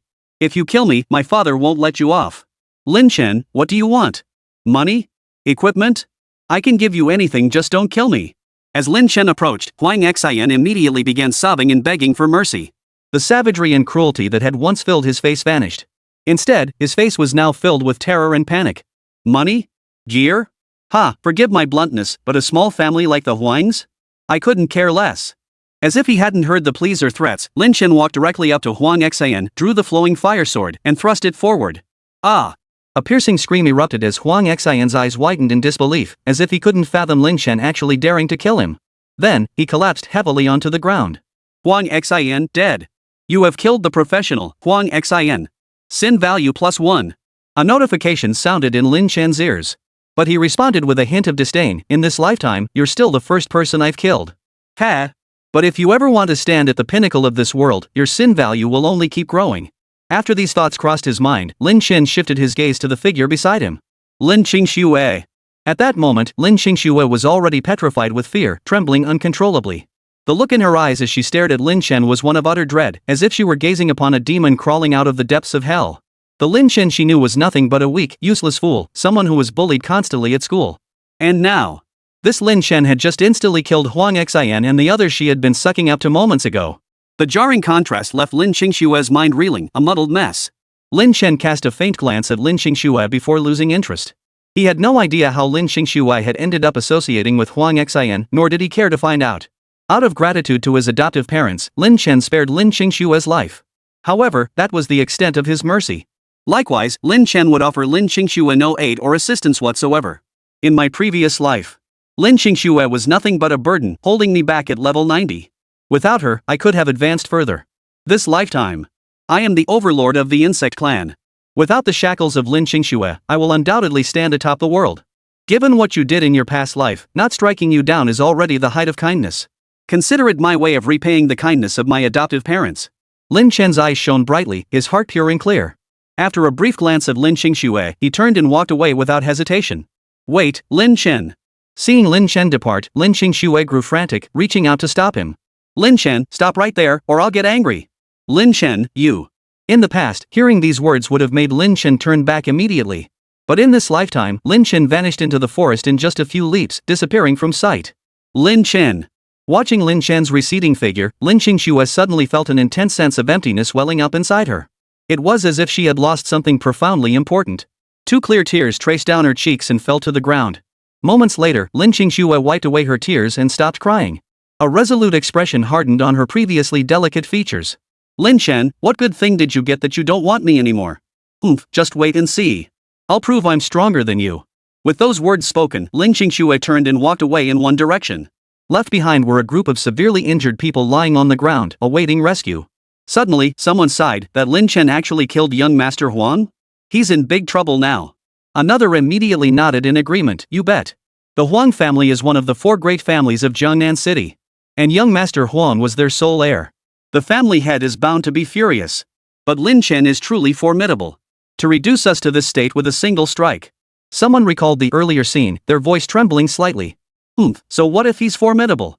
He only achieved that combat power by taking blood coagulating pills.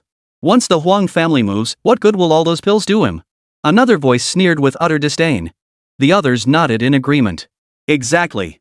It's merely the potency of the drug. Lin Chen's true strength is probably nothing to speak of. The Huang family is going to be furious this time. Lin Chen is as good as dead. Chapter 38, Want to stay at my place? Back in the woods. What's wrong, Lin Chen? What happened? Upon seeing him, Mo Hongli immediately rushed over. Lin Chen shook his head, replying indifferently, nothing much. Just dealt with that little nuisance Huang Xin. Huang Xin? Mo Hongli's heart skipped a beat at the name. Did you hurt him? That guy's not someone you want to mess with. Rumor has it his family head is a level 30 professional and he holds grudges like no one else. Those who anger his family never end well. Lin Chen smiled faintly and shook his head. Injured him? Ha, I didn't do that. I merely killed him. Mo Hongli's beautiful eyes widened in shock. You killed him? This is trouble. During the Gaokao, killing is strictly forbidden. But since it's combat between professionals, danger is inevitable. Therefore, with a reasonable justification, one could avoid certain penalties. For instance, if the opponent initiated the attack or failed to stop in time. However, evading official punishment did not mean one could escape consequences from outside forces.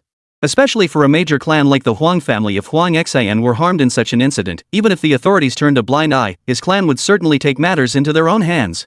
Trouble? Ha! A mere Huang family? Hardly a significant problem. Lin Chen spoke lazily. For most practitioners, a level 30 professional indeed carried considerable intimidation. After all, the lifetime ceiling for an ordinary professional is merely a dozen levels or so. A level 30 professional was enough to make them look up in awe. But for Lin Chen, who possessed the power of the Insect Lord, this was merely the beginning.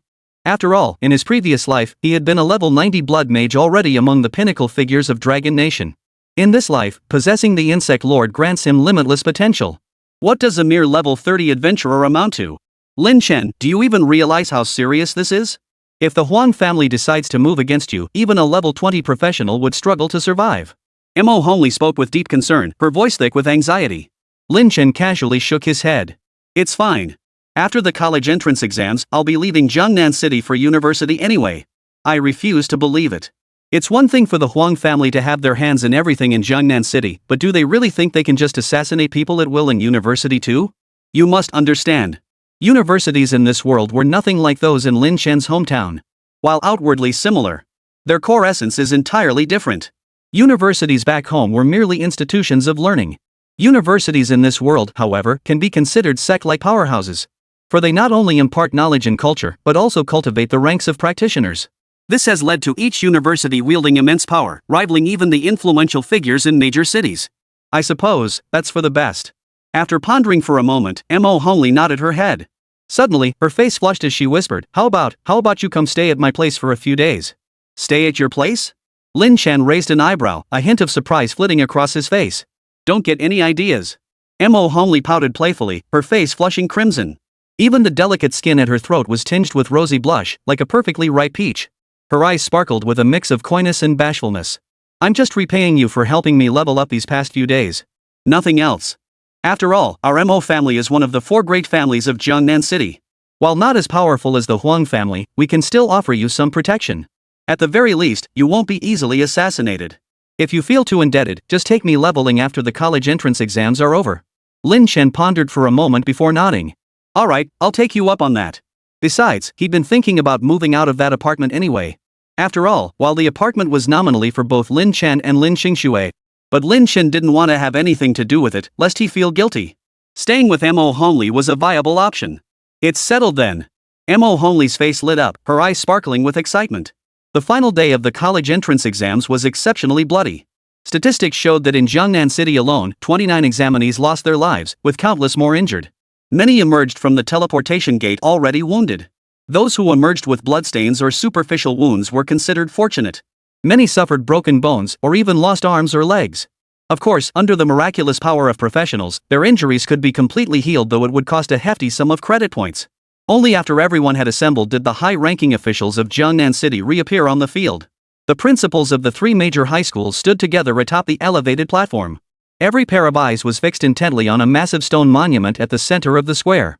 This monument served as the interface for the points settlement. The identity of this year's top college entrance exam scorer will soon be revealed. Principal Wang, who do you think will be this year's top scorer? Yang Shu, principal of First High School, suddenly asked. Wang Xing replied calmly, Didn't we see that ranking list? It's definitely Lin Chen, the one with the code name ruler.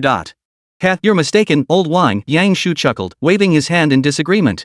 You know as well as I do that while using drugs to enhance performance during the Gokao isn't explicitly prohibited, it fundamentally violates the principle of fairness. Therefore, the trial stone tablet will only count the points Lin Chen earned before and after taking the blood coagulating pill. The points gained during the drug's effect won't be counted. After removing the points gained under the drug's effect, do you think Lin Chen can still secure first place? Wang Xing fell silent. After a moment's thought, he waved his hand dismissively, We'll see. Yang Shu chuckled. Besides that, Lin Chen, Liu Yanran, and Li Hu have the highest chances of becoming top scorers. And Li Hu's odds are slightly better. To be honest, if I hadn't lent Li Hu that cold iron light blade, I'd be a bit nervous myself. Hearing this, the surrounding high-ranking officials all flinched. What? You lent your treasured, tempered equipment to Li Hu? Holy crap, Principal Yang! That piece of gear is your prized possession. How could you part with it? The cold iron light blade was the weapon that had long defined Yang Shu's reputation. though its quality was only rare. After undergoing special, forging, and reinforcement by certain life class professionals, its attributes far surpassed those of ordinary rare equipment. It could be said that its stats were second only to transcendent gear.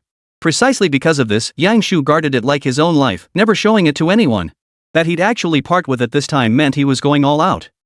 That's precisely why I'm so certain once Lin Chen is out of the picture, Li Hu will undoubtedly be the top scorer in this year's Jiangnan City College entrance exam. Yangshu lifted his head proudly, his words dripping with confidence. Chapter 39, the Gaokao concludes. Those around him couldn't help but nod in agreement. Exactly. Li Hu should be a sure bet for first place this time. His class is already geared toward offense, and with the cold iron light blade, it's no surprise he's taken the top spot. Then congratulations are in order for Principal Yang. Principal Yang, congratulations on producing the city's top scoring student once again. The crowd immediately began showering Yangshu with congratulations.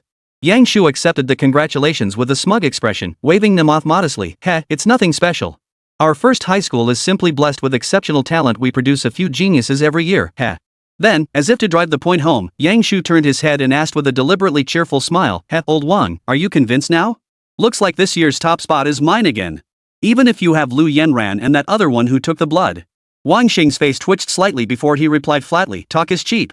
Let's wait for the final results. You won't believe it until you see it. Yangshu shook his head, convinced Huang Xing was just putting on a brave front. Just then, the massive stone monument on the field suddenly burst into streaks of light, startling everyone present. All eyes immediately converged upon it. The results are coming. Phew. I wonder what rank my final score will get me. I scored 540 points this time. That should be enough to get me into a mid-tier university, right? I scored 456 points. Based on last year's cutoff, that should get me into my dream university. I wonder if there'll be any changes this year. Countless people held their breath, staring at the stone tablet. On the stone tablet, lines of text slowly began to appear. Rank 102,789, Shaoli, final score, 0. Rank 98,741, Li Dao, final score, 227. Rank 78,547, Lin Qingxue, final score, 326. Rank 107,840, Lu Feng, final score, 578. Everyone stared at their own scores. Though most had already checked their approximate scores via their points terminals, many still leapt up in excitement. More, however, sighed and groaned, looking utterly disheartened. However, the high-ranking officials of Jiangnan City were utterly preoccupied with the top 10 rankings at the very top of the stele, paying no attention to the students' emotions. First place, Lin Chen ruler, final score, 24,789. Second place, Mo Homely, final score, 2272. Third place, Li Hu, final score, 1374. Fourth place, Liu Yanran, final score, 1272. Lin Chen's name stood out prominently at the top of the rankings, far ahead of the rest. Seeing the golden numbers blazing at the top of the leaderboard, the square fell into a deathly silence.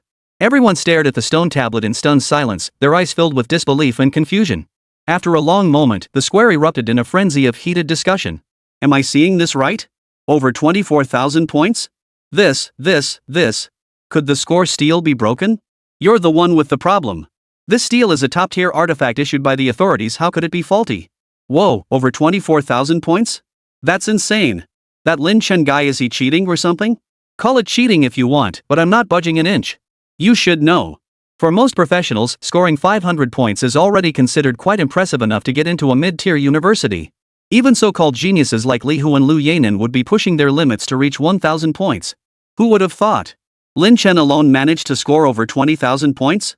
This was simply too astonishing. Such a score isn't just unheard of in Jiangnan City. Even across the entire Dragon Nation, it was utterly unprecedented. Amidst the crowd, Liu Yanran and Li Hu, each hiding in a secluded corner, wore expressions of utter shock and bewilderment. I didn't even make it into the top 3? Lin Chen. How did he score so high? Liu Yanran clenched her teeth in disbelief. Li Hu, enraged, smashed the table before him clean in half with a single punch. That Lin Chen used a blood coagulating pill. Why did his results still count? I refuse to accept this. Further away, Zhou Wen stared at the stone tablet, his face frozen in utter bewilderment. That Lin Chen, wasn't he crippled? How could he possibly earn so many points? Even Mo Homely followed suit and earned so many points, becoming second place? Damn it! If only those two hadn't been kicked out, my score could have skyrocketed.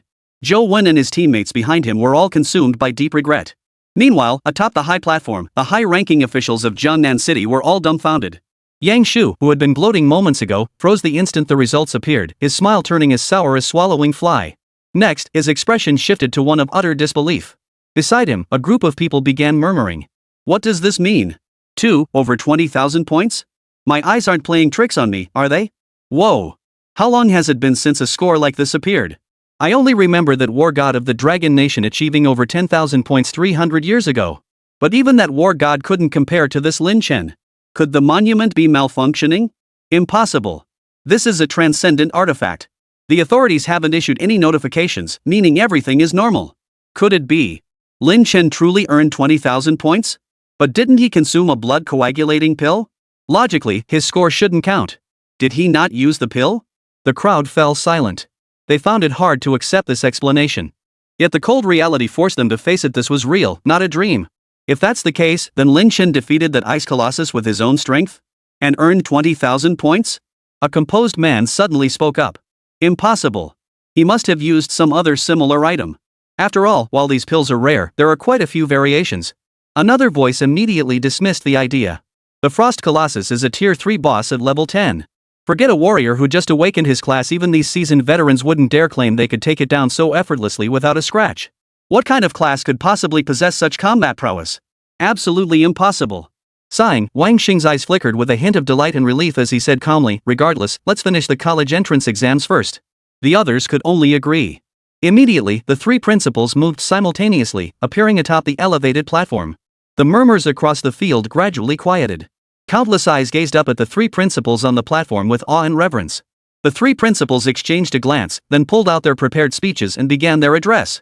Ladies and gentlemen, this year's National College Entrance Examination has concluded successfully. We wish you all a bright future ahead. Finally, the three principals addressed the entire crowd in unison. Then they exited the stage. Clap, clap, clap. The moment the words left their lips, thunderous applause erupted across the field as all the students cheered. Even Lin Chen, standing in an inconspicuous corner, had a glimmer of anticipation in his eyes. The college entrance exams were over.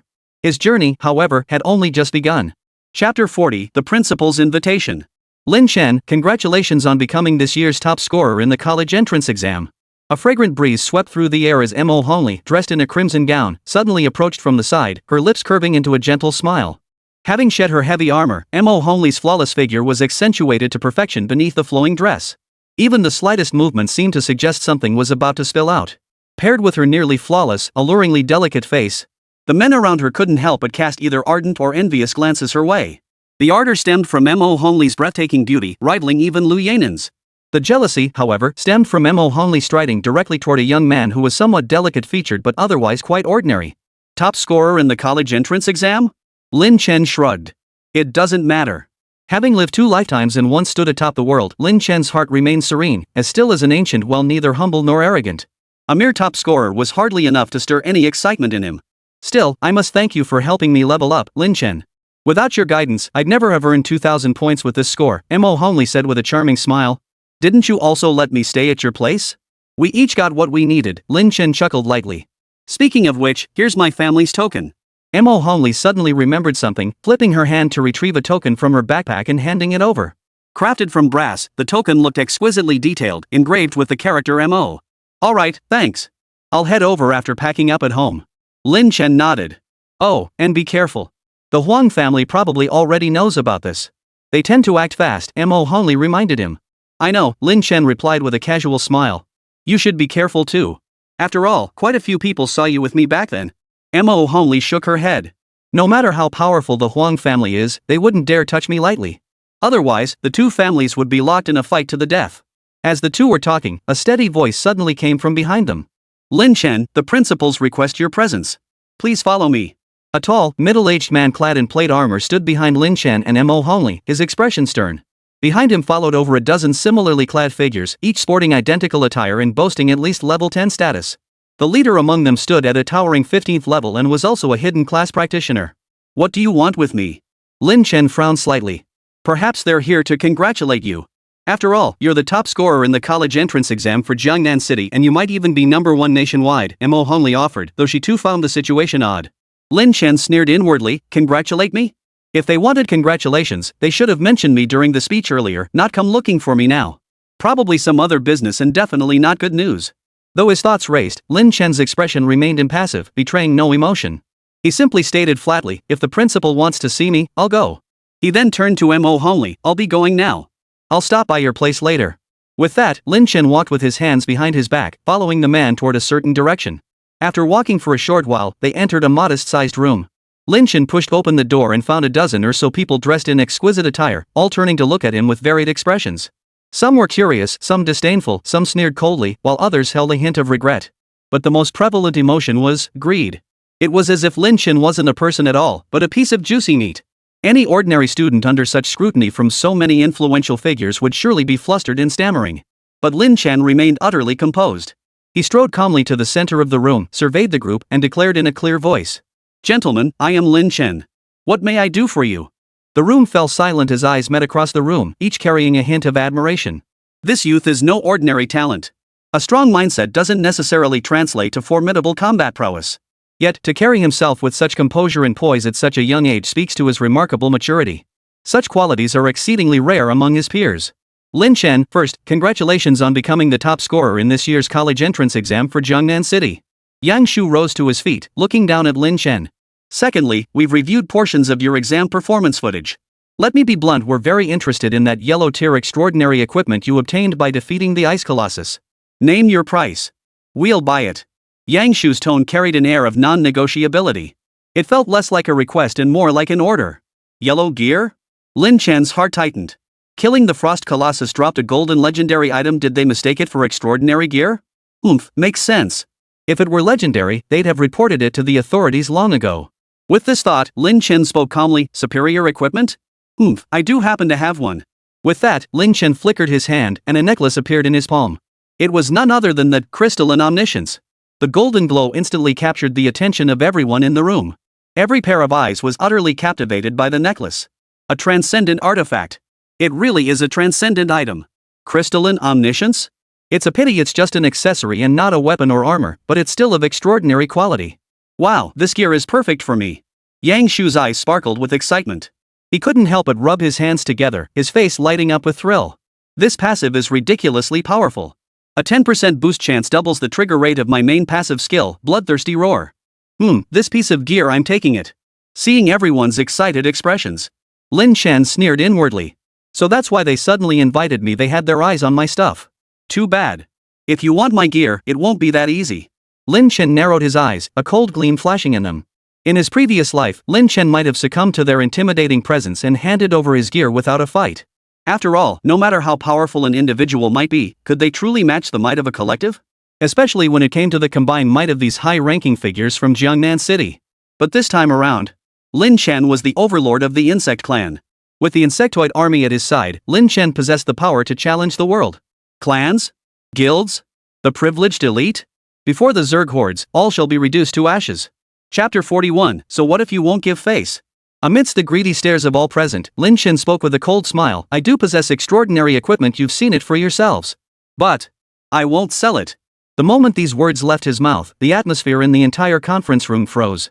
Instantly, the greed in those high-ranking officials' eyes turned to cold shock, their gazes now laced with a hint of murderous intent as they fixed them on Lin Chen.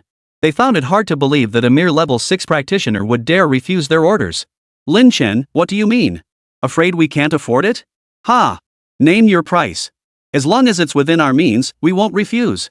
Yang Shu's eyes flashed with murderous intent, quickly concealed as he spoke in a deep voice. Price? An extraordinary piece of equipment like this holds value that rivals even some perfect grade gear. Do you really think you can afford it? Lin Chen sneered coldly. Of course, if you can produce a genuine perfect grade item or 200 million credit points, I might consider selling it to you. Lin Chen, you're being outrageous. A burly man barked, glaring at him as his aura erupted, bearing down on Lin Chen. This burly warrior, a level 32 fighter, radiated terrifying vitality, fierce as a tiger or wolf. An ordinary level 6 professional would be trembling in fear, drenched in cold sweat, unable to utter a word. But who was Lin Chen? The overlord of the insect clan. Facing this oppressive aura, Lin Chen let out a cold laugh and issued a command in his mind. Within the Dominion realm, hundreds of insects roared in unison. Even the massive stone tablet emitted a beam of light, which shot straight into the burly man's eyes. Ah! The burly man screamed, his mind going blank as if struck by a heavy hammer. When he finally regained his senses, cold sweat drenched his entire body, and his limbs trembled uncontrollably. In that instant, a bone-chilling cold seeped into his very being, filling him with an overwhelming dread. Compared to that chill, his own aura was like a firefly next to the moon, utterly insignificant. How could this be? Could that aura be coming from Lin Chen? The burly man was overcome with terror, involuntarily taking several more steps backward. What's wrong, Liu Shan? The others present looked at the burly man in puzzlement, asking curiously. Liu Shan wiped the cold sweat from his forehead and shook his head awkwardly. And nothing. Carry on. The others exchanged puzzled glances but didn't dwell on it. Lin Chen, your terms are outrageous. We can't accept them, Yang Shu stated bluntly. You must understand that while extraordinary equipment rarely comes up for sale, its transaction price generally stays below 10 million credit points. Even with this piece's exceptional special effects, it's still absurdly high. You really should reconsider your terms. Then don't blame me. It's your own fault for not being able to afford it, Lin Chen shrugged, grinning. I've given you the price. If you can't come up with the money, who's to blame? Yang Shu's eyes narrowed, revealing a cold gleam. His voice turned icy. Lin Chen, your price isn't entirely unreasonable. How about this? You trade us the equipment first, and we'll write you an IOU. We'll pay you in installments. What do you say? That way, you get your desired price, and we get the gear. Wouldn't that be a win-win? Lin Chen shook his head without hesitation. No way. I never accept IOUs. What a joke. Signing an IOU with these people? Paying in installments? These scoundrels clearly intended to stiff us and get our gear for free. No way would we let them get away with it. Lin Chen, you refuse this and refuse that. Are you refusing to give us face? Yang Shu's face darkened with anger as he asked coldly. Lin Chen's repeated refusals had finally pushed him over the edge. In his mind, as a formidable level 33 professional and the principal of first middle school, ordinary students should show him nothing but utmost respect. Yet this Lin Chen was acting so arrogantly. I refuse to give you face. What are you going to do about it? Lin Chen chuckled lightly, his tone calm. These words landed like a boulder tossed into a tranquil lake, instantly sending ripples of outrage crashing across the surface. What did you say? You insolent brat. How dare you speak to us like that? Lin Chen. I'll remember you. Every person present glared at Lin Chen with fury, erupting into a torrent of curses. Lin Chen, however, merely sneered. Gentlemen, if there's nothing else, I'll be taking my leave. With that, he turned and walked straight out the door, leaving without a second glance. Watching Lin Chen's receding figure, Yang Shu surveyed the room and said in a deep voice, everyone, quiet down. The murmurs ceased as all eyes turned to Yang Shu. Yang Shu took a deep breath and said coldly, this extraordinary equipment holds immense significance for our Jiangnan city. Therefore, no matter how much effort it takes, we must acquire it. Even if that Lin Chen refuses, it makes no difference. At these words, a cold gleam and murderous intent flashed in everyone's eyes. Indeed, at this point, there was only one way left, kill to seize the treasure. They cared not a whit. After all, beyond their positions as high-ranking officials in Jiangnan City, each of them was also a high-level professional. How many lives had they taken? A mere Lin Chen was utterly insignificant to them. Principal Yang, the Li family will also participate in this matter. Right, I'm in too. Count me in. I'll dispatch assassins. One after another, the high-ranking figures hurriedly declared their positions. After all, they needed to be involved in the assassination of Lin Chen to gain some leverage in securing that extraordinary equipment. In the blink of an eye. With the exception of a handful of high-ranking figures like the Mo family and Huang Xin, nearly everyone declared their intent to participate in this endeavor. Very well. Since everyone feels this way, I'll be blunt. Yang Shu nodded with satisfaction, then seemed to recall something and added bluntly. Mo family head, Principal Huang Xin, if you two choose not to participate in this matter, would you kindly step outside? Mo Qingyun, head of the Mo family, and Huang Xin, principal of third middle school, exchanged a wry glance before rising and exiting the room. Old Wang, I never imagined you'd have no interest in extraordinary equipment, not even joining this operation? Mo Qingyun ventured cautiously as soon as they stepped outside. Mo family head, we're old acquaintances. It's just about wanting to know more about that Lin Chen fellow. Why the need for such probing? Wang Xing responded with a faint smile. Mo Qingyun laughed heartily, showing no sign of awkwardness. He pressed on. Principal Wang remains as sharp as ever. I won't beat around the bush then. What I really want to ask is just how significant is this Lin Chen situation that it made you abandon your pursuit of the extraordinary equipment? Chapter 42, Assassination in Jianghai University. After a moment's contemplation, Wang Xing shook his head. It's just a gut feeling. I can't shake the sense that Lin Chen isn't as straightforward as he seems. Oh, you mean Lin Chen defeating the Ice Colossus wasn't due to consuming the blood? After all, the Ice Colossus was a level 10 tier 3 boss. Its power rivaled that of some level 15 bosses. A mere exam candidate managed to single-handedly slay such a ferocious beast? I'm not entirely sure, Wang Xing shook his head, his tone calm. But I have this vague feeling that provoking Lin Chen could lead to serious consequences. Besides, even if we could snatch that gear from Lin Chen, that bastard Yang Shu would likely have already set his sights on it. I've no desire to compete with such a person. The two continued their conversation as they walked toward the entrance. Meanwhile, Huang family manor. What? Huang Xin is dead? Who did this? Who did this? In the opulent living room, Huang Wentian, the head of the Huang family, smashed a table with a single blow before rising to his feet and roaring in fury.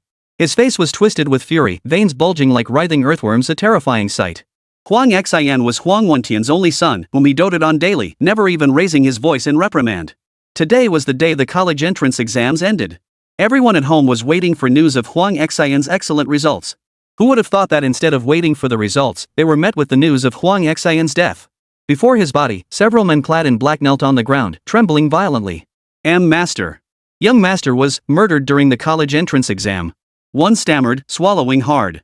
The man who killed him is named Lin Chen, this year's top scorer in Jiangnan City. Lin Chen? Huang Wentian searched his memory for the name, then shook his head. Seems like a nobody? Oof.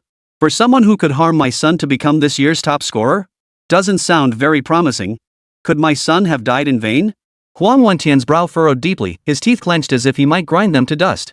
A top-ranked graduate was an extremely rare achievement. Even a local aristocratic family like his would show deference. Master, do not worry. Though Lin Chen is the top scholar, the 3 university presidents and other high-ranking officials have not extended any offers to him. The black-clad figure spoke cautiously. Oh? Why is that? Huang Wentian asked, his voice tinged with surprise and suspicion. Typically, top scorers in the college entrance exams were courted by the powerful elites of Jiangnan City. After all, the potential of a genius is boundless. Even if they couldn't be won over, it was absolutely crucial not to antagonize them. But this time, why was the top scorer being treated with such indifference? The man in black explained in a solemn tone, because Lin Chen didn't achieve that score through his own abilities. He took a blood coagulating pill. Blood coagulating pill? Huang Wentian suddenly understood, a savage expression flashing across his face. So that means Lin Chen is nothing but a worthless piece of trash now? Oomph. Since that's the case, Tian-san, go eliminate this Lin Chen. Bring back his head to avenge my son's death. And while you're at it, see if he has any extra blood coagulating pills. That stuff is incredibly valuable. The black-clad figure Tian-san trembled, then respectfully replied, yes, master. Is this the Mo family estate? Lin Chen gazed at the estate before him, a sense of awe washing over him. Amidst the human strongholds where every inch of land was worth its weight in gold, this estate was the epitome of extravagance. Of course, as a former level 90 professional from his past life, Lin Chen had long since grown accustomed to such things and showed little surprise. After presenting his credential to the gatekeeper, Lin Chen strolled leisurely into the estate. Following Mo Hongli's directions, he arrived at a villa. He knocked on the door. A petite girl dressed in casual clothes opened it, rubbing her sleepy eyes. Spotting Lin Chen, she asked curiously, "Who are you? Knocking on my door this early in the morning?" The girl appeared to be around 15 or 16, delicate and fair-skinned like a porcelain doll. Her small face bore a faint resemblance to Mo Hongli. She blinked her large eyes, curiously studying Lin Chen. "Xiaolu, what's wrong?" Just as Lin Chen was puzzled, Mo Hongli's voice came from behind him. A stunningly beautiful face then appeared in his line of sight. Mo Hongli, dressed in a crimson gown, glided gracefully to the doorway. Spotting Lin Chen, she offered a radiant smile. "Lin Chen, you're here. Sis, is this the Lin Chen you've been talking about nonstop?" The girl paused, then looked at Lin Chen with a hint of surprise. "What nonsense are you talking about?" Mo Hongli's face flushed as she playfully scolded the girl with a light tap on her head. Turning back to Lin Chen, she smiled, "This is my younger sister, Mo Honglu. Please come inside." Observing the sisters, Lin Chen shrugged and followed them into the villa. The interior decor was surprisingly simple and elegant, quite different from the extravagance outside. Some areas even featured cute, girlish decorations. "Lin Chen, you're here so early. I thought you wouldn't arrive until at least this afternoon," Mo Hongli said, beckoning for a maid in uniform to bring tea. "Nothing much," Lin Chen said casually, taking a sip of tea. "Just tidying up a bit." His original home contained little beyond basic necessities. Most of the rest were Lin Qingxue's various belongings, like fan posters, merchandise, dolls, and such. As for Lin Chen's belongings, aside from a few pieces of clothing, everything else could be counted on one hand. Packing up was naturally simple and effortless. "Of course, I also want to level up quickly, so I'm inviting you to clear Jianghai University's trial abyss," Lin Chen added. "Jianghai University? You're applying to Jianghai University?" Mo Hongli froze for a moment before blurting out in surprise. Jianghai University. It was one of the top-tier universities in the Dragon Nation. Alongside Qingbei University and Dragon God Academy, it ranked among the nation's most prestigious institutions. Every year, millions aspired to enroll in these institutions, seeking the finest education and brightest futures. Yet, the total enrollment across all three institutions amounts to a mere few thousand students each year. If the college entrance exam is likened to 1,000 soldiers crossing a narrow bridge, then applying to Zhanghai University is like walking a tightrope. As the top scorer in the college entrance exam, is it really that surprising I'm applying to Zhanghai University? Lin Chen chuckled indifferently. Besides, your scores are more than sufficient for Zhanghai University. Don't you want to enter this top-tier institution? Chapter 43, Lin Qingxue's Magnanimity. Zhanghai University certainly holds my interest. But, Mo Hongli sighed. But while my scores are indeed high enough to qualify for Zhanghai University, I lack the confidence to pass the Abyss trial. On Blue Star. Applying to university isn't simply a matter of filling out a form and getting accepted once your scores meet the requirements. After submitting applications, candidates must also clear each university's trial abyss. Admission is then granted based on their performance in these trials. Unlike the large-scale multiplayer trials of the college entrance exam, each university's trial abyss was a single-player instance. To explain it in Lin Chen's terms, the Gokau's Trial Grounds dungeons are like those in World of Warcraft shared instances where all monsters are accessible to everyone, allowing encounters with other candidates. Each university's trial, however, is akin to a dungeon within the poisoned milk powders system. Unless you entered in a party, you wouldn't find another candidate. Don't worry, I can team up with you, Lin Chen said with a faint smile. You? Team up with me? Mo Hongli looked incredulous, then suddenly flushed as if realizing something. She gave a light spit. You're not up to something shady, are you? I never said it would be free. I can guide you through Zhanghai University's trial instance and secure a top score, but you'll need to do me a favor in return. Only one of the four great families could possibly handle this. Lin Chen chuckled softly as he spoke slowly. Oh? What favor? Mo Hongli cleared her throat awkwardly, her blush lingering stubbornly. I need to acquire some skill manuals. These manuals are extremely rare and difficult to obtain. Lin Chen watched the beauty's bashful expression, his heart stirring slightly. However, after a sigh, he regained his serious demeanor and continued. Naturally, I'll pay the standard price. However, this will require mobilizing significant manpower for the search. The more of these skill books I can obtain, the better. And I don't want anyone else to discover that I'm behind this. Understood? At present, Lin Chen had already reached level 6 and commanded hundreds of insectoid units. In reality, he hadn't learned a single skill. All the abilities he used were innate to the insectoid race. This was because skill books for summoners were exceedingly rare, nearly impossible to find on the market. Even if one could be found, its purchase would inevitably cause a huge stir. After all, the buyer of a summoner skill book was likely another summoner. And every summoner was a coveted target for recruitment by all factions. Given Lin Chen's current strength, he certainly didn't want to draw unwanted attention. Therefore, this task had to be delegated to someone else, preferably a major faction. Only such an entity possessed the sufficient manpower to handle the preparations.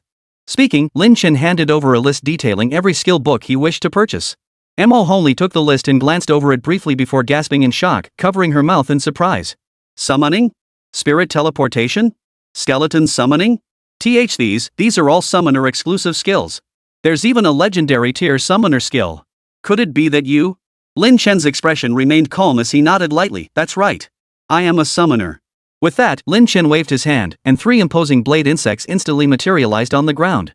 Whoa! Mo Hongli gasped in shock at the blade insects gleaming with cold, black light on the floor, killing machines incarnate. Though his performance in the trial grounds had piqued her curiosity, Mo Hongli knew his true profession was far more than just a basic warrior. But she never imagined he would be a summoner. You see. The last time a summoner class had been awakened in Jiangnan City was a full decade ago. That awakened summoner was merely a beast tamer of common quality. It still sent shockwaves throughout the entire city. 3 top universities collectively extended offers. And that summoner, after graduating, had gone on to become a powerful figure in Tiandu. This alone demonstrates just how terrifyingly valuable a summoner truly is. You really are a summoner. Mo Hongli murmured in astonishment. Now you finally believe I can guide you through the trial dungeon, right? Lin Chen chuckled softly. I never doubted it. Mo Hongli shook his head with a bitter smile. After a moment's thought, he took a deep breath and nodded. As for the skill books you requested, I'll have my family find a way to acquire them. While I can't guarantee every single one, I'll manage to secure some. Then it's settled. Lin Chen clapped his hands, stood up abruptly, and said with satisfaction, one more thing, I hope you'll keep my identity confidential. It's for the best for both of us. Mo Hongli nodded in agreement. You're right. You've just crossed the Huang family. If those people find out you're a summoner, they'll stop at nothing to eliminate you before you gain power. They'd rather eliminate you now than risk their entire clan suffering later. Given the circumstances, it's best to keep a low profile for now.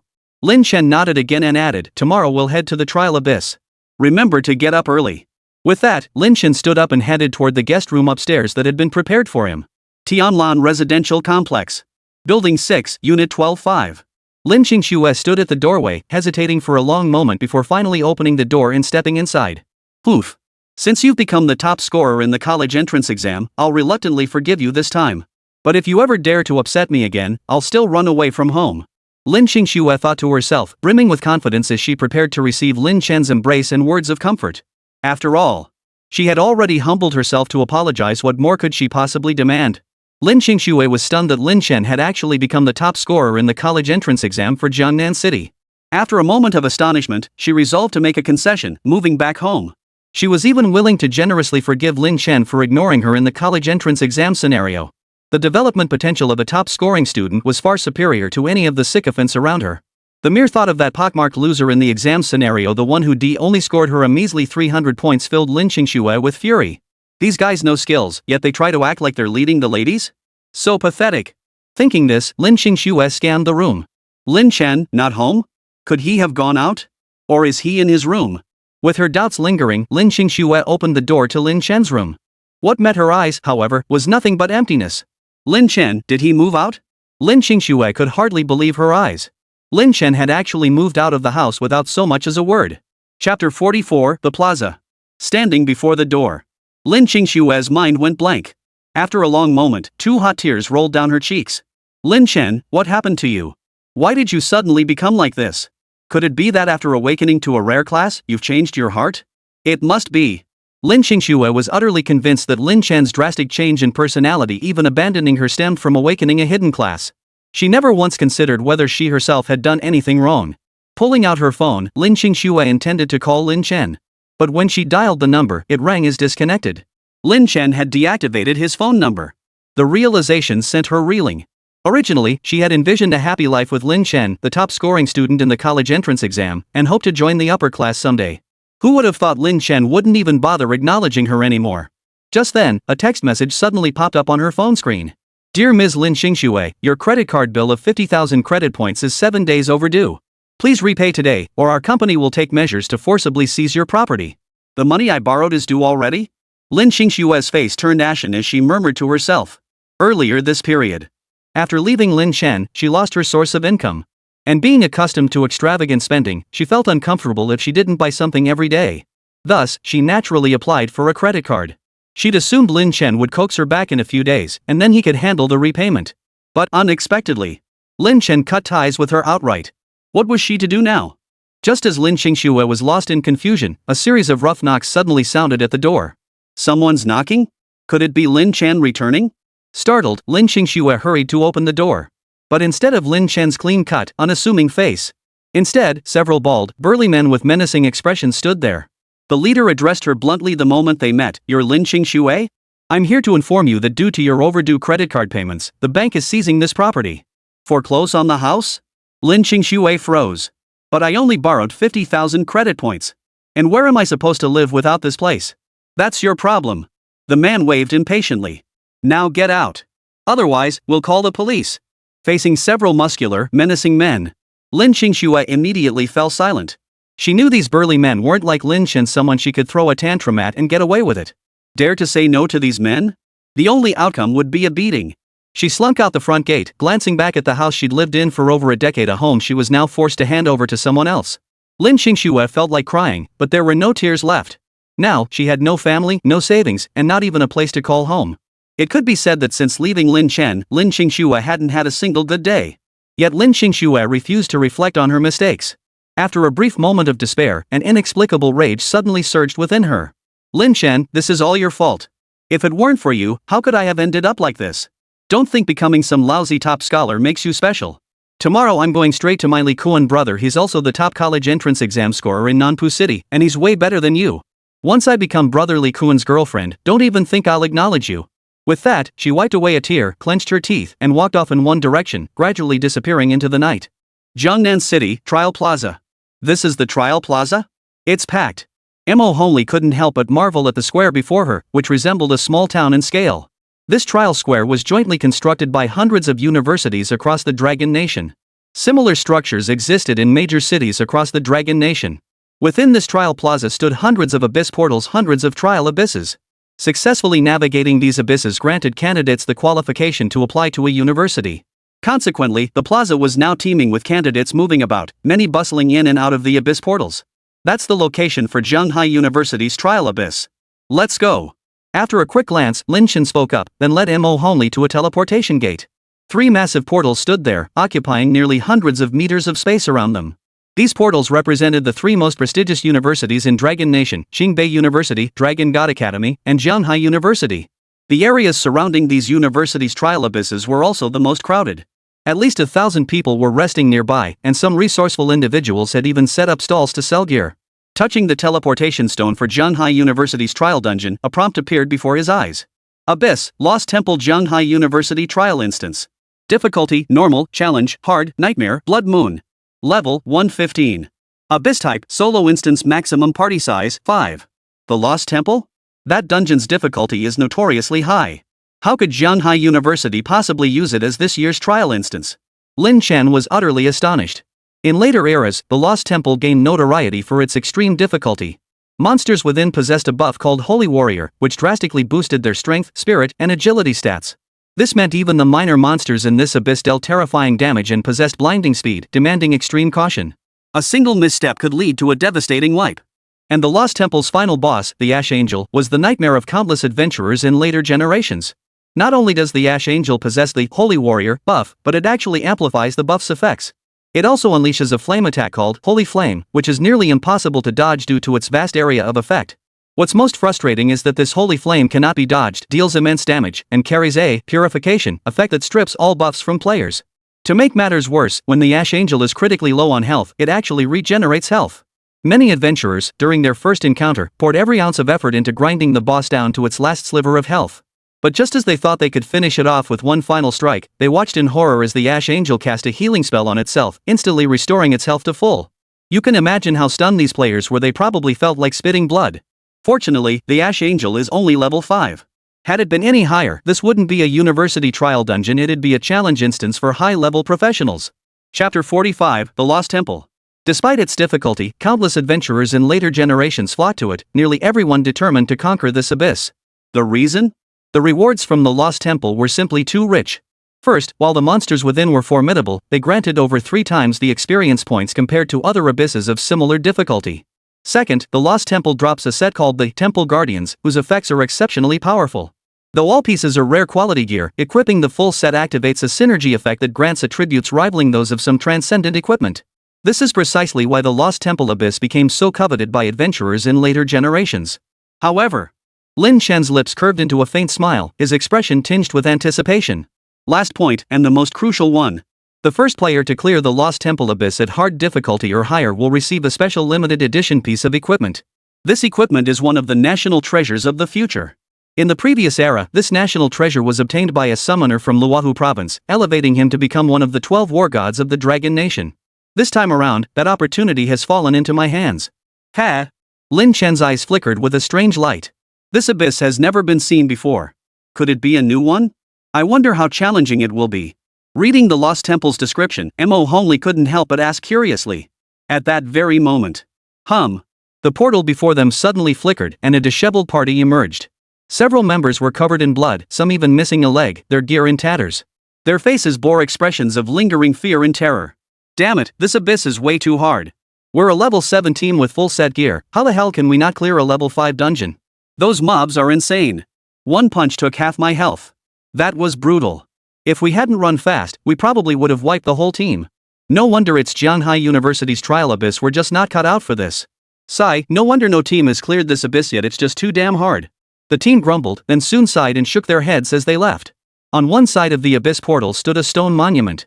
Originally, it recorded the achievements of teams that had cleared the abyss instance. Yet, while the stone tablets before other abyss portals were covered in dense, cramped writing, only this one remained completely blank, smooth as ever. Onlookers gathering around the monument couldn't help but sigh at the sight. Not a single person has cleared it yet? This abyss is way too hard. Don't even mention it. I tried it earlier and got chased by minions, never even saw the boss. Heh, probably only geniuses like Li Hu and Liu Yanran, or prodigies from other districts, could clear this dungeon. What about Lin Chen and Mo Hongli? Lin Chen? That guy's just cheating his way through with potions. How else could he rack up such high points? As for Mo Hongli, she's pretty indecent at combat, but she's just riding Lin Chen's coattails. True. Lin Chen used blood coagulating pills. Goddess Liu Yanran herself confirmed it, so it must be true. You all know the side effects of those pills, right? Heh, looks like Lin Chen, despite his title as top college entrance exam scorer, is headed for a life of uselessness. Whispers of gossip drifted through the air.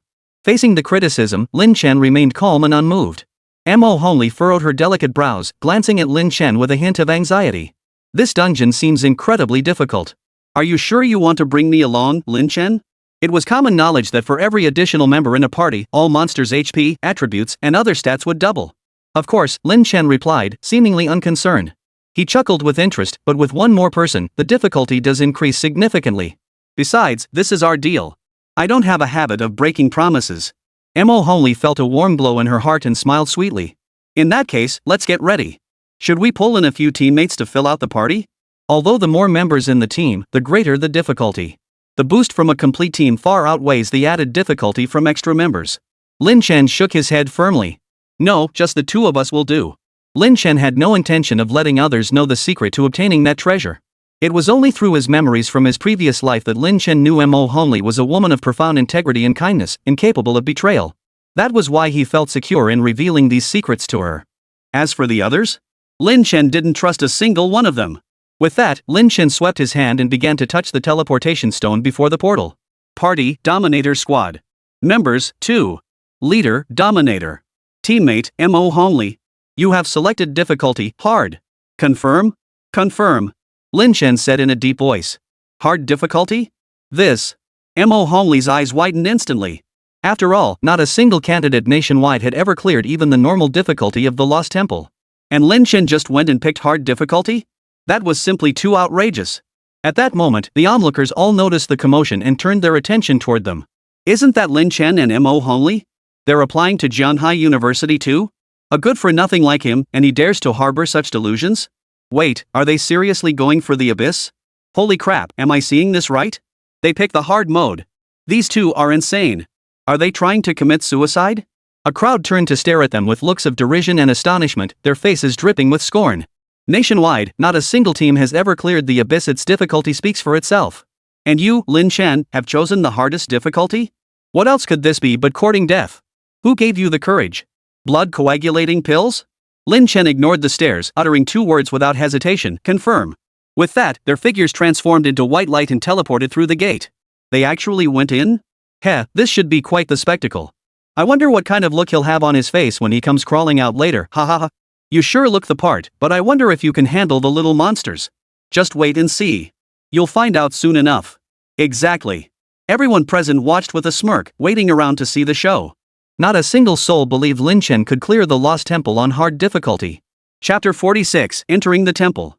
At that moment, within the abyss, a flash of white light appeared, revealing the figures of Lin Chen and Mo Hongli within. The Lost Temple was a vast ancient architectural complex. From its towering structures and ornate yet dust-covered decorations, one could glimpse its former splendor. The Lost Temple, unchanged as ever. Surveying the surroundings, Lin Chen couldn't help but sigh with a hint of nostalgia in his voice. In his previous life, like many adventurers, Lin Chen had explored the Lost Temple countless times. After all, it was widely recognized as one of the fastest places to level up in the abyss, and the gear it yielded was incredibly valuable. It was safe to say that Lin Chen felt right at home here, navigating its corridors with ease. Let's go. We'll try a speed run. Patting Mo Hongli, who was still dazed, Lin Chen lifted his leg and strode forward. Mo Hongli could only hurry to catch up, casting the buff skill, Divine Wisdom, on Lin Chen as she did so. Divine Wisdom grants an ally a buff, increasing spirit by 2 points for 2 hours. Just as they stepped through the temple's entrance, Lin Chen abruptly halted and waved his hand. Stop. Mo Hongli obediently halted behind him. What's wrong? Boom. Before Lin Chen could speak, 2 massive boulders plummeted from the sky, crashing directly in front of them. Mo Hongli was stunned speechless. What? How could there be a trap here? Had they taken just one more step, those boulders would have crushed them. While it wouldn't have killed them outright, it would have certainly resulted in severe injuries. Lin Chen sneered coldly. The Lost Temple is riddled with traps, and every single one is filled with malice. If it's your first time exploring the map, you're bound to pay a price. In later generations, the Lost Temple gained its notorious reputation not only for its formidable monsters but also for its relentless, unpredictable traps. First-time explorers would inevitably be driven to the brink of collapse by these relentless traps. In the previous era, some players even compiled comprehensive guides detailing every trap's trigger mechanisms and avoidance methods, selling them as manuals that spawned an entire industry. Of course, these traps were easily avoidable for Lin Chen. "It's not over yet. Just wait and see," Lin Chen murmured, his gaze fixed on the two massive boulders. Sure enough, the next second, the boulders on the ground began to tremble violently. They then transformed into two colossal stone giants, roaring as they advanced toward the pair. Stone Golem level 5, Strength 12, Speed 7, Spirit 3, Skills, Heavy Punch, Stone Spike, Holy Warrior. "Those stats are insane," Mo Hongli exclaimed in disbelief after casting a probe spell. After all, a strength stat of 12 was something even many level 8 professionals might not possess. And these stats appeared on a mere level 5 minor monster. Instantly, Mo Hongli grew tense. Her small hands gripped her heavy sword tightly as her ample chest rose and fell rapidly. Stepping forward cautiously, she asked, "Lin Chen, do you need me to tank the damage up front? Otherwise, these two stone giants will be extremely difficult." "No need," Lin Chen cut her off immediately, then waved his hand. "Come out." Instantly, a dense swarm of insectoid beasts surged forth like a tidal wave, appearing around them. Their terrifying numbers instantly surrounded Lin Chen and Mo Hongli, forming an impenetrable wall. By comparison, the two stone giants, each over 5 meters tall and previously imposing, now seemed oddly gentle in the presence of these insectoid creatures that resembled killing machines. I'd completely forgotten you are a summoner, after all." Mo Hongli paused, then let out a wry smile. Summoners weren't called the pinnacle profession for nothing. Their combat prowess was absolutely top tier among their level. "Go!" Lin Chen pointed forward. Upon receiving the command, the blade worms shot forward like arrows released from a bowstring, instantly surrounding the stone giants and launching a frenzied assault. Meanwhile, the flame worms, spike worms, and brain worms beside him simultaneously projected short spikes, fireballs, and flame beams. In mere moments, the two stone giants once so menacing were reduced to a miserable state of passive defense, utterly unable to retaliate.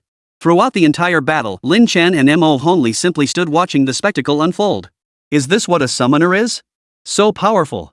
Witnessing this scene, Mo Hongli was utterly stunned. Yet, a new doubt immediately surfaced. But even for a summoner, isn't this an excessive number of summons? Online, Mo Hongli often watched summoner battle videos and knew one ironclad rule: summoners had a strict limit on the number of creatures they could call forth. Lower tier summoners could only call forth a handful at most, while higher level ones might summon a dozen or so. After all, if there were no limit, the world would have long been ruled by summoners. But Lin Chen's summons numbered. Mo Hongli glanced over and felt a chill run down her spine. There must be hundreds of them, right? Each one possesses the strength of at least a level 1 to level 3 professional. This is downright terrifying. Mo Hongli covered her mouth, trying desperately to stifle any sound. And just then, your teammate defeated the stone golem, earning 3000 EXP. Your teammate defeated the stone golem, gaining 3000 EXP. Two notifications echoed in Mo Hongli's ears. Before her, the two stone giants crashed to the ground, crumbling into piles of ash that drifted away. The entire battle lasted less than 10 seconds. Mo Hongli was utterly stunned. She had always known summoners were powerful. But just how formidable they were remained unclear. Now, this scene had truly shaken her to her core. Little did she know. In truth, ordinary summoners wouldn't find defeating these two stone giants so straightforward. Only someone like Lin Chen, wielding the infinite quality Insectoid Overlord, could handle it with such effortless ease. What are you standing around for? Pick up the gear. Lin Chen chuckled lightly before striding forward. Mo Hongli could only shake off her deep shock, offering a wry smile as she followed. The loot turned out to be a bunch of white gear useless to both Mo Hongli and Lin Chen. They had no choice but to disassemble it for energy points. Over 2,000 energy points? Lin Chen glanced at the Dominator World Steel, surprised by the tally. Unbeknownst to him, he had accumulated such a vast amount. After a moment's contemplation, Lin Chen converted all the energy points into additional insectoid units, further expanding the size of his insectoid army. Current composition: Bladeworms 200, Spinecrawlers 50, Brainworms 50, Fireworms 20, Winged Bees 5, Ironclad Bladeworms 5. A veritable army of slaughter. Chapter 47, Bigger Than a Head? After distributing the equipment, the two continued forward. Before long, several figures descended from the sky. Unlike the colossal stone giants, these figures were tall and beautiful. 6 angels descended from the sky, flapping pure white wings, clad in ornate light armor, their faces beautiful yet utterly cold. Without warning, they launched a frenzied attack. Swinging their swords and shields, milky white flames instantly scorched several blade insects, leaving them gravely wounded. The temple guards have finally arrived. Lin Chen narrowed his eyes, observing the women with keen interest. Temple guards were among the most troublesome minor foes lurking within the depths of the Lost Temple Abyss. Name, Temple Guard. Level, 5 Tier 1. Health, 300. Strength, 8.7. Speed, 7.5. Spirit, 7.9. Skills, Holy Warrior, Sacred Flame, Cross Slash, Holy Healing, Dive Bomb. This Temple Guardian has such high HP and stats. Mo Honley couldn't help but exclaim upon seeing its attributes. 300 HP, that's higher than most level 5 bosses. And those 3 core stats were off the charts. What's more, the Temple Guard had wings, meaning they could fly.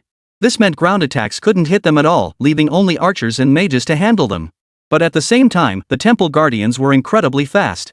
A standard fireball spell couldn't hit them, leaving only the option of slowly wearing them down. And Temple Guards deal devastating damage in large numbers, capable of unleashing Holy Flame to dispel all buffs.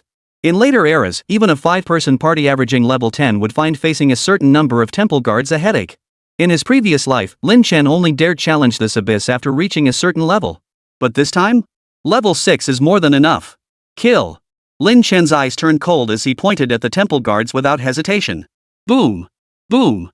The flame worms unleashed streams of fiery beams, striking the Temple Guards. The very first volley claimed 2 Temple Guards. Your teammate killed, Temple Guard. Gained EXP 4000. After the fireworms retreated, the Temple Guards barely had time to catch their breath before 50 stinger insects opened their vicious, snarling mouthparts. Rows of cold, gleaming short spines followed in rapid succession. While the damage from these short spines couldn't compare to the flame worm's fiery blast, but quantity made up for it. Whoosh, whoosh, whoosh. The barrage of short spines shot forth, weaving an impenetrable web in midair that enveloped the remaining Temple Guards. They had nowhere to dodge, forced to endure the full brunt of the attack. Instantly, Mo Honley could clearly see the remaining Temple Guards' health plunge by more than half. These monsters just died? Mo Honley's beautiful eyes widened in astonishment. She instinctively covered her mouth, barely stifling a gasp. Again! Even as Mo Honley was still reeling from the terrifying power of these summoned creatures, Lin Chen spoke again. Under Mo Honley's stunned gaze, the swarm of brain worms behind him finally bared their vicious fangs. Fireballs the size of fists coalesced in the air.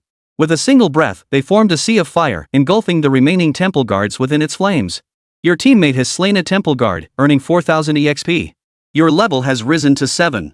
You have gained 1 attribute point. Please select how to allocate it. Several notification sounds instantly echoed in Mo Honley's mind. Her mind was completely blank. Her face went blank. What's going on? Did I just level up? That's it? Whose summoned creature is acting like an infinite fire mage, just spamming spells non-stop? This is definitely not right. Even in those summoner battle videos I've seen online, their summons are supposed to stick to melee combat and maneuvering properly. Where did this kind of commotion come from? Countless questions swirled in her mind, and Mo Honley desperately wanted to ask Lin Chen what was going on. But she was a smart person. She knew prying into a professional's secrets was a major no-no, so she swallowed her curiosity. This gear looks decent. Lin Chen walked over and spotted a piece of gear glowing blue among the pile of white equipment. Name, Holy Leather Armor. Type, Armor. Quality, Rare. Requirements, Level 5, Strength 5, Spirit 3. Attributes, +2 Spirit, +1 Strength. Special effect Mercy, increases healing and shield effects by 10%. This gear suits you perfectly. Consider it yours. Lin Chen immediately transferred the item. This. Mo Honley glanced at the gear stats and hesitated. The gear stats were rather average. But the special effect boosting healing and shield effects by 10% was quite impressive. After all, Mo Honley's class was Holy Knight, a support healing role. Equipment that increased healing output by a percentage represented a significant boost for any healing class. Therefore, even though it was only a rare piece of equipment, the price of this sacred leather armor could potentially rival several rare items. This made Mo Honley feel somewhat awkward about accepting it. As if sensing her hesitation, Lin Chen remarked calmly, "It's just a piece of gear. We agreed to split everything found in the abyss. I took so many white items earlier, you deserve 1 piece of gear now." Mo Honley's cheeks flushed as she gently accepted it, murmuring gratefully, "Thank you, Lin Chen." She knew this was merely Lin Chen's excuse. After all, the value of this rare, high-quality piece of gear couldn't possibly be measured by dozens of ordinary white-tier items. But refusing again would seem overly fussy, so Mo Honley accepted it without hesitation, silently noting the favor in her mind. Mo Honley changed into the new gear. Instantly, her delicate frame, previously constrained by heavy armor, was freed by a set of thin leather armor, revealing a voluptuous figure before Lin Chen. Though the leather armor was designed to be quite loose-fitting. But some people's natural endowments were simply too generous, causing the leather armor to bulge roundly, as if it might burst open at any moment. Even a small portion of the upper curve was exposed. Lin Chen stared in astonishment, suddenly understanding. No wonder she wears heavy armor. This thing cloth armor just can't contain it. There's even a risk of it bursting open. So there really are things in this world bigger than a head. Feeling Lin Chen's intense gaze, Mo Hongli couldn't help but blush, pouting playfully, "What are you looking at?" Lin Chen cleared his throat. "Ahem. Nothing. Let's keep moving." With that, he hurriedly led the way forward. Mo Hongli chuckled softly, pursed her lips, and quickly followed suit. Chapter 48, Angel of Ashes. With the insectoid army protecting their surroundings, the rest of their journey passed without incident. Especially since Lin Chen was intimately familiar with the Lost Temple Abyss, he could practically navigate the traps with his eyes closed. Throughout the journey, Mo Hongli didn't even need to lift a finger. All she did was eat the cream ice cream Lin Chen gave her in chant 666. Mo Hongli's gaze toward Lin Chen grew increasingly stunned and bewildered. Why was Lin Chen so powerful now, when he had been completely unknown before? And why did he seem to know this abyss like the back of his hand? Had he been here before? A shroud of mystery seemed to envelop Lin Chen, stirring within Mo Hongli an irresistible urge to unravel his secrets. Just then. We're here. Lin Chen, who had been walking ahead, suddenly stopped. Mo Hongli, still deep in thought, accidentally bumped straight into Lin Chen. Instantly, her soft, ample curves pressed against him, squeezed and deformed, spilling outwards in all directions. Mo Hongli let out a pouty gasp, recoiling as if electrocuted. Her pretty face flushed crimson. "Did you do that on purpose?" "Ahem. Just an accident." Savoring the softness that had brushed against his back moments ago, Lin Chen cleared his throat awkwardly before changing the subject and gesturing ahead. "This is where the boss is located. You can just stand nearby for now." Mo Hongli froze for a moment. "It hasn't even been half an hour yet? This fast?" Lin Chen gave a casual nod. "Actually, it's a bit slower than I estimated, but thankfully we still have plenty of time." With that, Lin Chen turned his attention to the stone statues before him with keen interest. Before them lay a vast plaza, its perimeter lined with intricately carved stone statues of temple guards, each lifelike in its detail. At the very center stood a colossal statue over 10 meters tall. The statue resembled a legendary angel, yet its wings bore a fiery, crimson glow and were badly damaged. The angelic statue knelt partially on the ground. 2 streams of blood tears flowed down its beautiful, pure white face, dripping onto the stone floor. A long sword was clutched in its hand. Though its garments clung to its form, they were torn and scorched, as if consumed by flames, lending it an eerie and unsettling beauty. "This is the boss of the Lost Temple, the Ashen Angel." Taking a step forward, the plaza trembled. At the center, the Angel of Ashes statue began shedding its outer stone skin, radiating a milky white holy light. Rumble. The earth trembled violently. A bizarre, fiery red moon suddenly rose in the sky, gazing down upon the ground like a burning eye. At that moment, the Ash Angel revealed its true form. A broken angel, its form engulfed in milky white holy flames, gazed coldly toward the direction of Lin Chen and Mo Hongli. Name, Ash Angel. Level, 5 Tier 4. Life, 1457. Strength, 15.7. Speed, 16. Spirit, 17.4. Skills, Holy Warrior, Sacred Flame, Blasphemous Fire, Summon Temple Guardians, Goliath's Fist, Blink Strike, Holy Healing, Divine Shield, Incinerate, Feast of Hunger, Die and Rebirth, Scorch Strike. Description: an angel banished to the lost realm for worshipping Tafur, the god of greed, possessing dual divine natures of sanctity and avarice. The Ash Angel soared through the air, lips slightly parted as an unfamiliar, commanding voice echoed across the heavens. "Heretic, purify." Before the words faded, the Ash Angel launched its assault. With a flap of its wings, it soared dozens of meters into the sky. Then, with a sweep of its long sword, countless milky white holy flames transformed into a sea of fire, engulfing the entire plaza. You are taking damage from holy flames, suffering 20 true damage every 5 seconds and expelling all beneficial effects. A notification echoed in both their ears. Mo Hongli was nearly speechless. Is this the strength of a level 5 boss? This is terrifying. Typical level 5 bosses were usually goblin chieftains or 2-headed ogre generals. But here? They're throwing an exiled angel at us?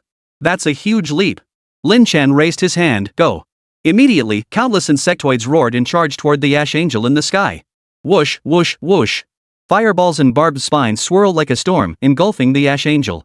Instantly, crimson damage numbers began flashing above the Ashen Angel's heads. 1, 3, 2, 1. At first glance, the damage seems as trivial as a mosquito's bite. But remember, quantity leads to quality. Bad news, scraping therapy. Good news, it's fast. A single volley of attacks reduced the Ash Angel's health by a significant portion. A fleeting, human-like shock flashed across the Ash Angel's face before it returned to its usual coldness. "Heretic, your vile deeds shall be purified." With a wave of its hand, a milky white holy light seeped into its body. Its health bar instantly refilled to full. Holy healing! Mo Hongli gasped. This was the most infuriating aspect of the Ash Angel boss, its ability to heal itself. Without a heavy damage skill in the party, it could easily wipe the entire team with just a few holy heal spells. Heretic, you must be purified. Ash Angel swung his longsword, unleashing a torrent of milky white holy flames that swept across the battlefield, instantly incinerating over a dozen spikeworms on the ground into piles of ash. Under normal circumstances, anyone facing such a situation would be panicking. After all, the tide seemed to be turning in the Ash Angel's favor. But Lin Chen wore an expression of complete confidence. Protect yourselves. With that command, Lin Chen suddenly raised his hand and summoned a wing bee. Like an agile lark, it shot straight into the sky, heading toward the Ash Angel. The flying wasp's speed was astonishing. Within mere breaths, it covered dozens of meters, arriving before the Ash Angel. What is he doing? Mo Honley's face flashed a look of bewilderment at the sight. After all, Lin Chen was a summoner of fragile ranged class, much like a mage. Did he actually intend to engage the Ash Angel in close combat? Lin Chen swiftly drew a jade green longsword from his backpack. With a low growl, his form flickered and vanished entirely from the air, leaving behind a series of spatial ripples like rippling waves. Void walk. The next instant, Lin Chen materialized behind the Ash Angel, his blade glowing with hints of red, white, and blue as it plunged straight into its heart. Elemental strike. 778, weakness hit. The flame sword pierced the Ash Angel's heart, instantly depleting over half its health. Chapter 49, Greed Soul activated, double rewards. Simultaneously, bolts of electricity, ice shards, and flames erupted from the Ashen Angel's body. Heretic, what have you done to me? A flicker of emotion finally crossed the Ash Angel's cold face. Its wings flapped, propelling it back over 10 meters before it barked out a cold rebuke. Nothing much. Just slapped you with a bunch of debuffs, Lin Chen replied with a light chuckle. Internally, he nodded in silent approval. The effects of this elemental strike are truly formidable. No wonder I spent 100,000 credit points to acquire this skill. Elemental strike enchants a weapon, causing the next strike to deal additional damage and inflict an elemental status effect: electrocution, frostbite, ignite. Damage is determined by 3 attribute values. Strength provides fire damage, spirit provides lightning damage, and agility provides frost damage. For most practitioners, this skill holds little value.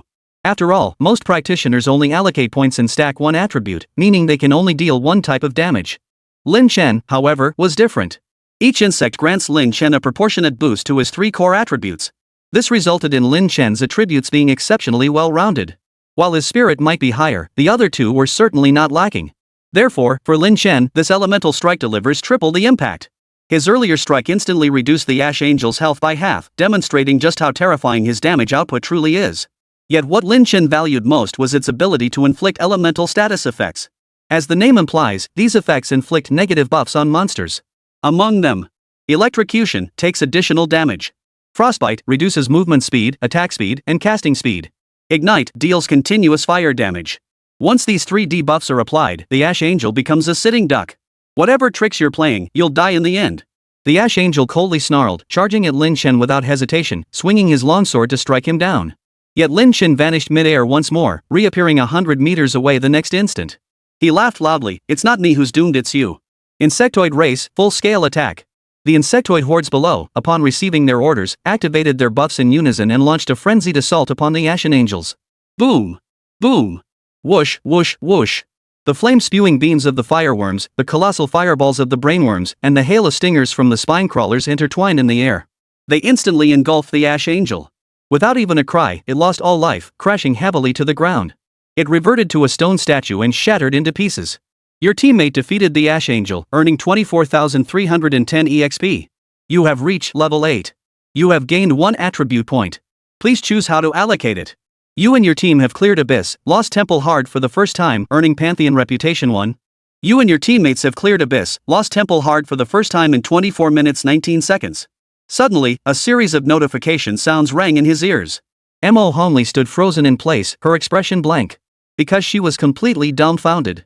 How could this boss, who looked so intimidating, get taken down in an instant? Something was terribly wrong. Logically, a boss like this should require a 5-person team of professionals working together cautiously, spending over 10 hours or even a day or two, enduring countless perilous situations before they could possibly clear it. How could you just wipe them out in an instant? What was that all about? Meanwhile, a unique notification flashed in Lin Chen's mind. You are the first adventurer to slay the Ash Angel. The God of Holy Light bestows his blessing upon you. Reward, Shatavr Inscription. Kitav's Inscription? Is this the artifact treasured by the Dragon Nation in my past life? Lin Chen examined the blood-red heart in his hand with curiosity. Just as he was about to open it for inspection, the notification sound rang out again. Ding! Skill Greed Soul activated. Obtained an additional piece of loot. Another item dropped into Lin Chen's hands. Double rewards. A delighted expression spread across Lin Chen's face. Who'd have thought the Greed Soul skill would activate at just the right moment? Truly, fortune favors me to receive double rewards like this. Lin Chen was overjoyed inside. Under normal circumstances, a double reward would be nothing special. But this was a unique special drop. Getting double rewards from this drop was pure luck. Lin Chen immediately checked the attributes of the two pieces of equipment. Name, Shitor inscription. Type, ring. Quality, legendary. Requirements, level 5, strength 5, spirit 10. Attributes, +1 spirit, +2 strength, +1 agility. Special effect vision of the greedy god, you gain 4 additional equipment slots and ignore equipment type restrictions. This is insane. Just one glance made Lin Chen curse out loud, his breathing quickening noticeably. The effect of this equipment was simply terrifying. No wonder it could stand alongside the Heart of Omnipotence as one of the Dragon Nation's national treasures. Consider this. Most adventurers only have 7 equipment slots. These are weapons, armor, 2 rings, necklace, headgear, and boots. Each piece of gear provides a significant boost to the professional. Yet this Shitaver inscription directly unlocks 4 equipment slots. While it occupies 1 slot itself, it still leaves 3 remaining. And it ignores equipment type restrictions. In other words, the boost this single piece of gear provides is enough to double the combat power of many players. No wonder in my previous life, the Dragon Nation authorities directly recruited the summoner who obtained this equipment into the Celestial Dragon Hall. It was all because of this very item. This piece of gear is terrifying. Taking a deep breath, Lin Chen equipped it without hesitation, then turned his attention to the next item. Name, Seed of Sacred Flame. Quality, perfect. Type, class template. Description, upon use, grants the class Holy Flame Arbiter. A class template? And a perfect grade 1 at that? Lin Chen felt instantly disappointed. It wasn't that the class template itself was worthless, but rather that he simply couldn't use it. After all, his primary profession was now the Insectoid Overlord. His secondary professions were also of the Voidwalker variety. A mere Holy Flame Arbiter was hardly worth his attention. Of course, if this class template were in the outside world, it would likely spark fierce competition among local powerhouses, even igniting a bloody war. But for Lin Chen, who already possessed several legendary pieces of equipment, it was a bit beneath his level. Chapter 50, First Clear, Liu Yan regrets it. But Lin Chen suddenly turned his gaze toward Mo Hongli in the distance, a faint smile curving his lips. It's useless to me, but for this little girl, it's quite significant. Though Mo Hongli's Holy Light Knight was also a hidden class. Its quality was merely ordinary, offering only slightly greater potential for class development than basic professions. The Holy Flame Arbiter in his hands was far superior to any Holy Light Knight. This is your spoils of war. Lin Chen casually tossed the sacred flame seed to Mo Hongli, as effortlessly as handing over a bottle of mineral water. What is this? This is actually a perfect quality hidden class. Mo Hongli caught a glimpse and immediately covered her mouth in astonishment, looking utterly incredulous. Perfect quality. How rare were perfect quality items? To put it plainly, even in the entire city of Jiangnan, there were at most 2 or 3 perfect quality items, likely held by certain major families. Take her father, the head of the Mo family. Possessing one such item was what elevated his clan to become one of Jiangnan City's 4 great families. But a perfect quality profession? That was even rarer. Because a profession is the decisive factor determining a professional's upper and lower limits. At equal quality levels, the value of a class template far exceeds that of equipment. This alone revealed just how terrifyingly valuable the item Lin Chen had casually tossed over truly was. No wonder Mo Hongli was so astonished. The boss dropped 2 good pieces of gear. I took one, and this one's for you, Lin Chen explained casually. Logically speaking, Ash's Angel was a boss Lin Chen had defeated entirely on his own. Even if he had kept all the loot for himself, Mo Hongli wouldn't have uttered a single complaint. After all, that would have been perfectly reasonable. But Lin Chen had actually handed her a perfect quality class template. Taking a deep breath, Mo Hongli handed over the sacred flame seed and said solemnly, Lin Chen, this is far too valuable. I can't accept it. Lin Chen remained unmoved, his head lowered as he inspected the remaining dropped gear, not even glancing up. He replied indifferently, take it. I told you during our deal that all loot would be split evenly, and I have first pick. Refusing it would mean breaking our agreement. Given that, further refusal would only make her seem overly sensitive and artificial. Mo Hongli could only bite her red lips and accept the class template decisively. She nodded solemnly. Thank you, Lin Chen. Meanwhile, heal me. Heal me now. Li Hu roared, frantically dodging the attacks raining down from above. Above his head, several temple guards with pure white wings were relentlessly assaulting the team below. Li Hu's health plummeted to a mere 1/3. Here it comes. Beside him, Liu Yanran waved her pale hand. A beam of pure holy light shot into Li Hu's body, restoring nearly half his health and barely pulling him out of danger. Meanwhile, several teammates approached and shielded Li Hu behind them. After a fierce battle, they finally succeeded in taking down the 4 temple guards in the sky. Damn it! That was way too dangerous. Li Hu exhaled deeply, quickly ducking behind his teammates. A shudder of lingering fear ran through him as he sighed, a hint of terror flickering in his eyes. These monsters are terrifying. Even on normal difficulty, their damage and defense rival some abyss bosses. Beside him, Liu Yanran nodded in agreement. I heard that this year's Jianghai University trial abyss is several times harder than previous years. It's extremely challenging, arguably the toughest in history. Otherwise, the president and the mayor wouldn't have paired us up to secure the first clear of the abyss. Being the first to clear the abyss was an immense honor, virtually guaranteeing admission to Jianghai University. Precisely because of this, several principals set aside their differences to form the powerhouse alliance of Li Hu and Liu Yanran, aiming to conquer the abyss. However, first clear? Li Hu couldn't help but shake his head with a bitter smile. We're struggling just to defeat these minor monsters, let alone the boss. I'm starting to doubt if any candidate can actually clear this dungeon. After all. At this point, Li Hu shook his head, a hint of pride in his tone. After all, if even 2 geniuses like us can't clear the abyss, then surely no one in the entire Jiangnan city can either. Ha!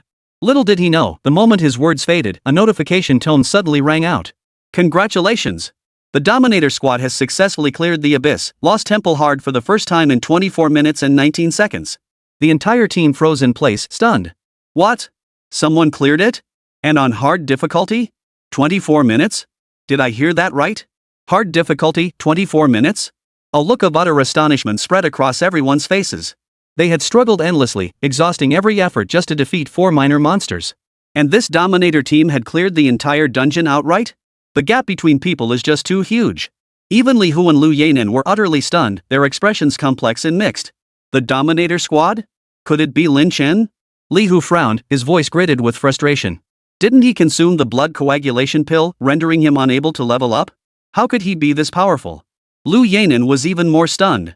He definitely used the blood coagulation pill. Otherwise, how could an obscure nobody like Lin Chen suddenly become so formidable? But now he's cleared the Lost Temple, this. Could it be he's genuinely that powerful, without the blood coagulation pill? Though she was reluctant to admit it, a pang of regret suddenly welled up in Liu Yanran's heart. She regretted treating Lin Chen with such coldness and contempt.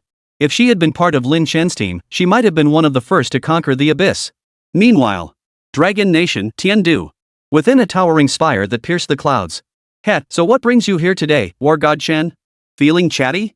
A figure radiating fiery crimson materialized within the chamber. The figure was tall and imposing, entirely crimson, as if enveloped in flames. A single glance radiated an overwhelming heat. Seated within the chamber, an elderly man wore simple silk robes, exuding an aura of calm and natural grace. Spotting the newcomer, the elder chuckled irritably. Young Lei Yan, you are one of the 12 war gods of the Dragon Nation. When matters concern the nation's destiny, shouldn't I summon you for counsel? Lei Yan chuckled, plopping down before the elder with a casual ease. War god Chen Yi, cut to the chase. Unlike you, I've got a mountain of work to handle those young upstarts at the university, heh. Chen Yi drew a deep breath and said solemnly, this matter also concerns your Jianghai University. More precisely, it concerns the young prodigies within your university. Chapter 51, The Clown Turns Out to Be Myself? Is it about the Outer Realm battlefield? Lei Yan asked directly. Chen Yi nodded. Precisely. The Outer Realm battlefield is an abyss that holds the fate of nations. Yet it appeared on unclaimed overseas territory, sparking fierce competition among countless countries. Although nations have now agreed to send their younger generations to compete, the actual selection of participants has proven difficult. When the topic turned to this, Lei Yan's expression grew serious. After a long moment of contemplation, he spoke, I've heard too. The United States suddenly produced a legendary young hidden class practitioner, while the island nation also produced an epic summoner. That's precisely why these fellows feel so confident, convinced they've got us, the Dragon Nation, beat. Chen Yi couldn't help but sigh, a sense of helplessness washing over him.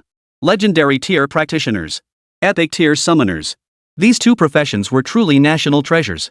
While the younger generation of the Dragon Nation also boasts exceptionally talented individuals. Compared to the young talents of the United States and Sakura Nation, however, their caliber fell significantly short. The ultimate reward in the Outer Realm battlefield is the legendary, Experience Divine Stone, granting all Dragon Nation practitioners an additional 20% experience gain, Lei Yan mused. This artifact can even sway a nation's destiny. Therefore, we absolutely must secure it. Otherwise, once nations like Japan and the United States grow powerful, they will pose a threat to our Dragon Nation. Chen Yi sighed. Precisely because of this, we urgently need to cultivate fresh blood to vie for that experienced divine stone. Yet progress is painstakingly slow. Alas. The two continued their conversation, their voices tinged with disappointment and resignation. After all, while the Dragon Nation was immensely powerful as a whole, the younger generation still fell short in comparison. Suddenly, Lei Yan let out a soft hum and flipped out a token, her expression shifting to surprise. What is it? Chen Yi inquired. Lei Yan replied, someone cleared the Lost Temple Abyss and on hard difficulty. What? Chen Yi frowned. The Lost Temple Abyss was forged by several of us war gods together. Its difficulty rivals some level 15 abysses. And the hard difficulty? Needless to say. How could it be cleared so easily? Who is this person? After a closer look, Lei Yan reported, a person named Lin Chen. His class is a warrior? A warrior? He must be hiding his true class. Chen Yi chuckled and shook his head. Exactly. This guy was also the top scorer in the college entrance exam for Jiangnan City, earning over 10,000 points. He's definitely not just some lowly warrior. Lei Yan nodded, then a hint of excitement flashed in his eyes. To clear the Lost Temple in such a short time? He must be at least an epic tier hidden class. Though we don't know his exact class, talent like this Jianghai University absolutely wants him. Epic tier professionals were exceedingly rare. Even at the renowned Jianghai University, they were as rare as phoenix feathers and Qilin horns. No wonder Lei Yan was so intrigued. Epic tier player? Chen Yi perked up. If that's the case, this Lin Chen could join our Dragon God Academy. Ha! War God Chen, he's our Jianghai University student. You're practically poaching him. Lei Yan rolled her eyes, her tone tinged with irritation. Chen Yi chuckled. I wouldn't want to miss out on such an outstanding student either. Besides, while Lin Chen expressed interest in joining Jianghai University, he hasn't made a final decision yet. If our Dragon God Academy offers better terms, wouldn't he be tempted? Poof. We'll see about that. Lei Yan stood up with a huff and swept his sleeve as he stormed off.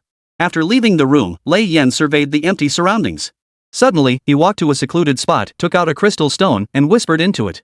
Dispatch several people to Jiangnan City immediately. Recruit one person for me. Remember, success is mandatory.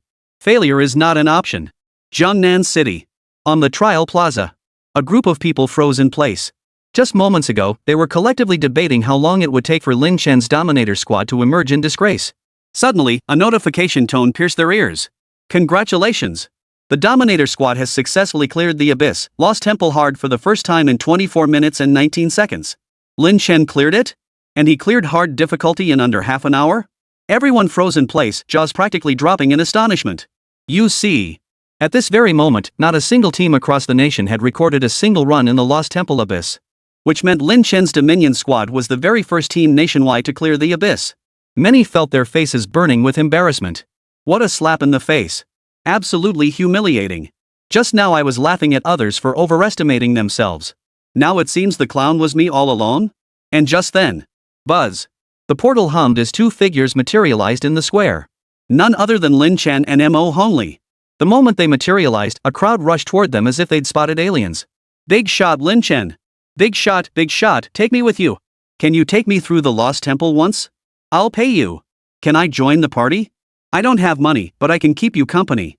Big shot, I'll cheer you on with 666. I can even help you with your needs. A swarm of people clung to Lin Chen like flies, some girls even pulling open their jackets to flaunt their ample assets. But Lin Chen pretended not to notice any of them. With a void step, he vanished 100 meters away. Are you kidding me? Take you guys? Who do you think you are? As for Mo Hongli, after her class changed to Holy Flame Arbitrator, a ring of sacred flame shields surrounded her. No one dared come within half a meter of her. Once he broke free from the crowd's encirclement, Lin Chen casually sent Mo Hongli a message before striding away from the square. After winding through the streets 7 times to confirm no one was following him, he changed into a black robe and donned a mask before entering a merchant house with confidence. This establishment was none other than Lingxiao Trading House. Welcome to Lingxiao Trading House. How may I assist you? A beautiful maid approached him the moment he entered, asking sweetly. I'm here to see Zhang Shun, Lin Chen stated. Master Zhang Shun is currently attending to a guest and is unavailable at the moment. The attendant paused, then replied apologetically. Of course, this was merely an excuse. The main reason was that the attendant couldn't verify Lin Chen's identity and didn't want him to disturb Zhang Shun. Here's my black card, Lin Chen said without further explanation, handing over a black card. Chapter 52, Massive Boost. A black card. The maid gasped, instantly becoming exceedingly respectful. So you are the master. Please this way. I'll go fetch Master Zhang Shun immediately. After escorting Lin Chen into a quiet, elegant room, the maid hurriedly exited.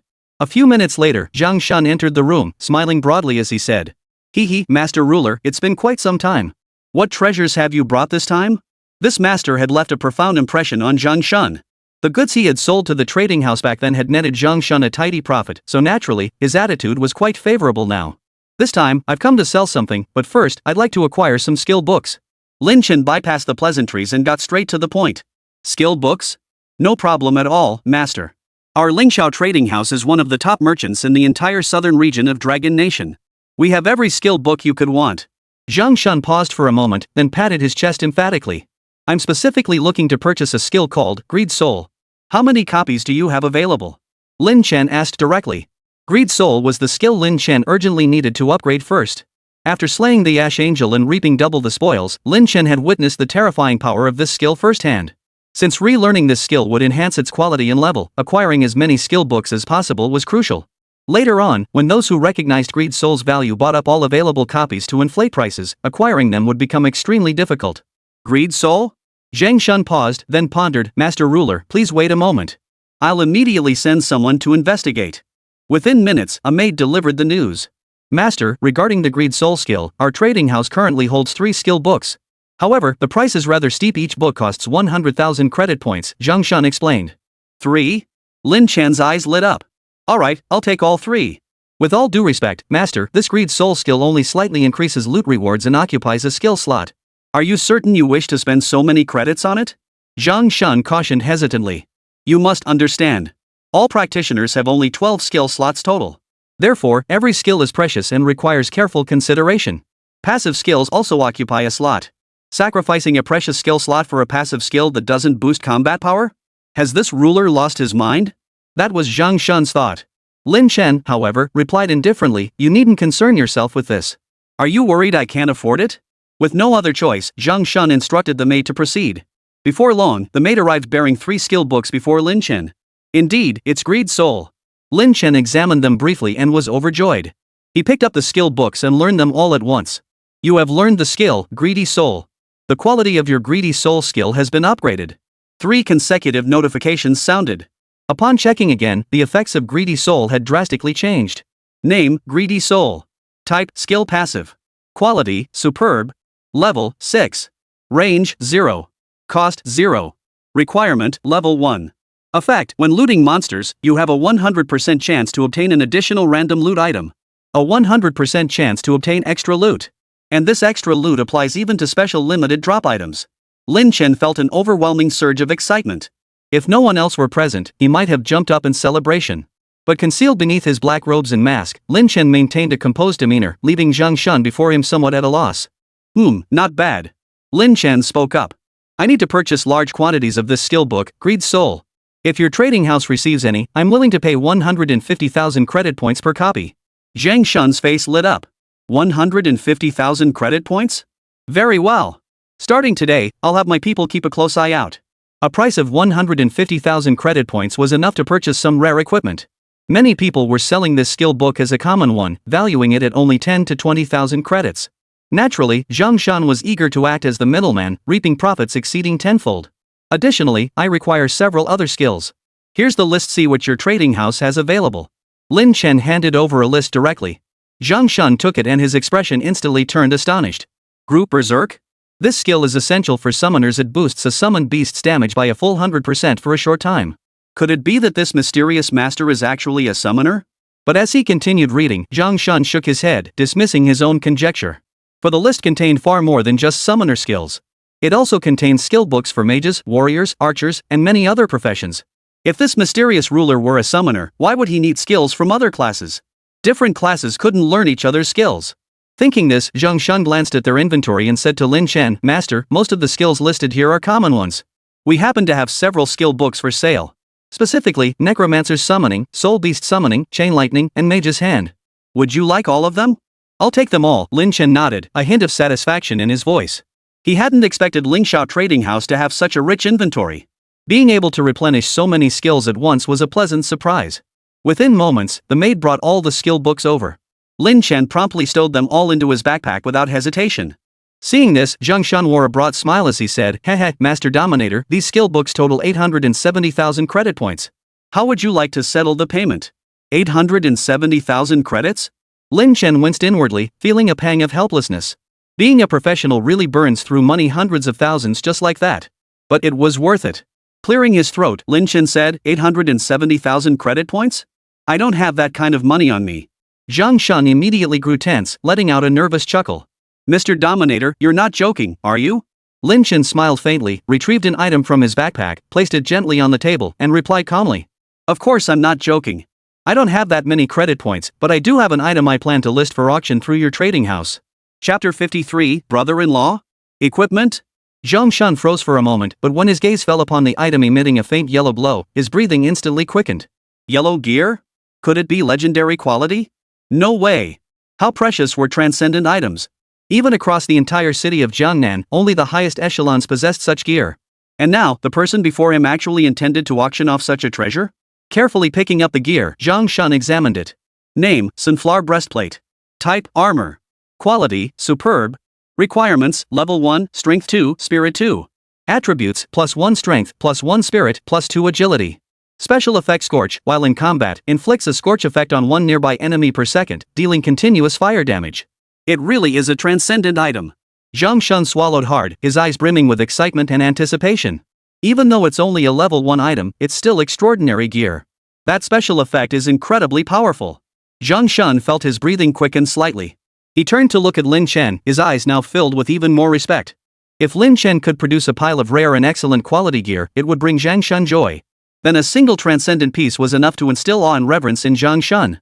After all, anyone who could bring an extraordinary item to auction certainly didn't possess just one such item. Possessing multiple extraordinary items? The mysterious power behind them was certainly not something a mere appraiser like him could afford to provoke. How much can your trading house offer for this item? Lin Chen sipped his tea and asked casually. Well, Zhang Shan replied hesitantly, to be perfectly honest, Lord Sovereign, if we had sufficient funds, we would absolutely purchase this extraordinary equipment outright. But most of our capital has been tied up in expansion over the past few days. We simply can't come up with that kind of money on short notice. A look of regret crossed Zhang Shan's face. Therefore, Lord Ruler, it would be best to put this equipment up for auction in 2 days. By then, it should fetch a good price. Moreover, many valuable equipment or items will be brought to the auction. You might even acquire those precious skill books you desire. Auction? Lin Chen nodded. Very well, let it be so. I shall attend the auction in 2 days. As for this equipment, I'll leave it in your care for now.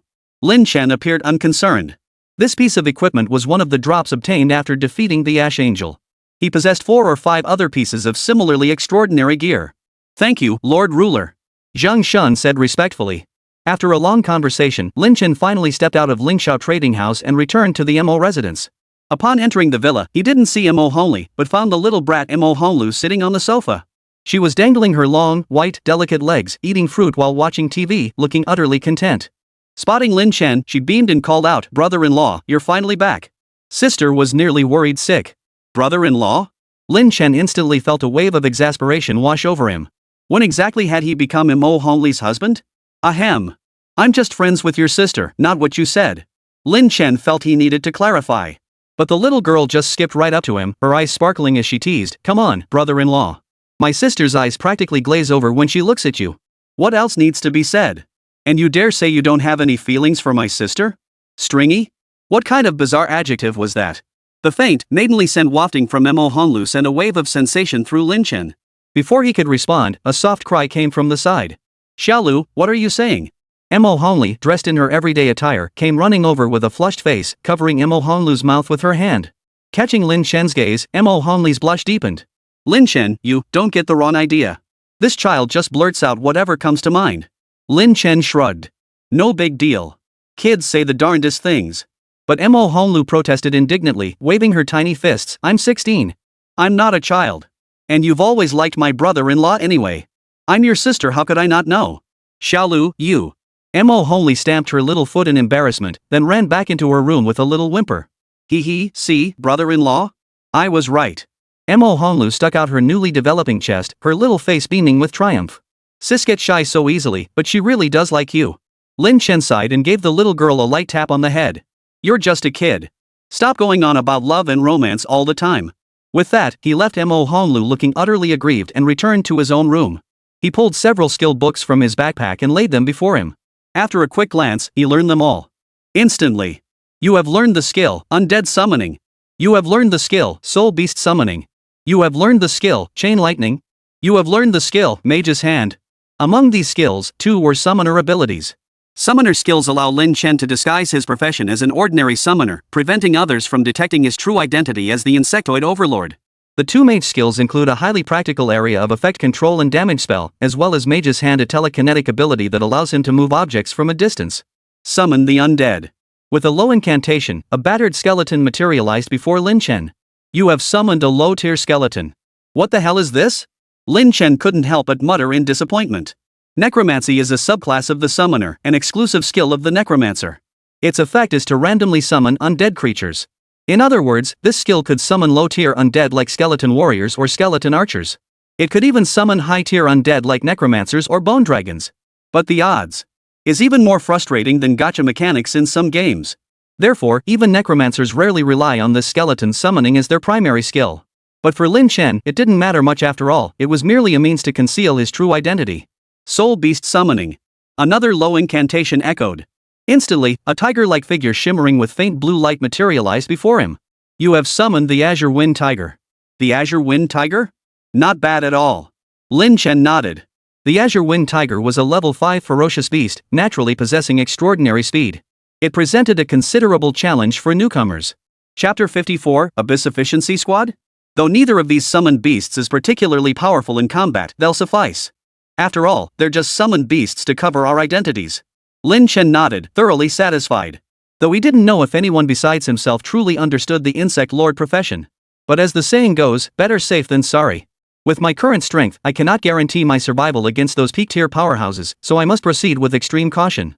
Otherwise, if information about the insect lord leaked out, while the Dragon Nation might be uncertain, the powerful figures from the Island Nation and the United States would spare no expense to eliminate him. Temporary restraint is not cowardice, but a means to greater advancement. Lin Chen's gaze was resolute, his tone steady and powerful. In time, I will make the name Overlord reverberate across the entire blue star. Dawn. Lin Chen opened his room door, still half asleep, yawning as muscle memory guided him toward the bathroom.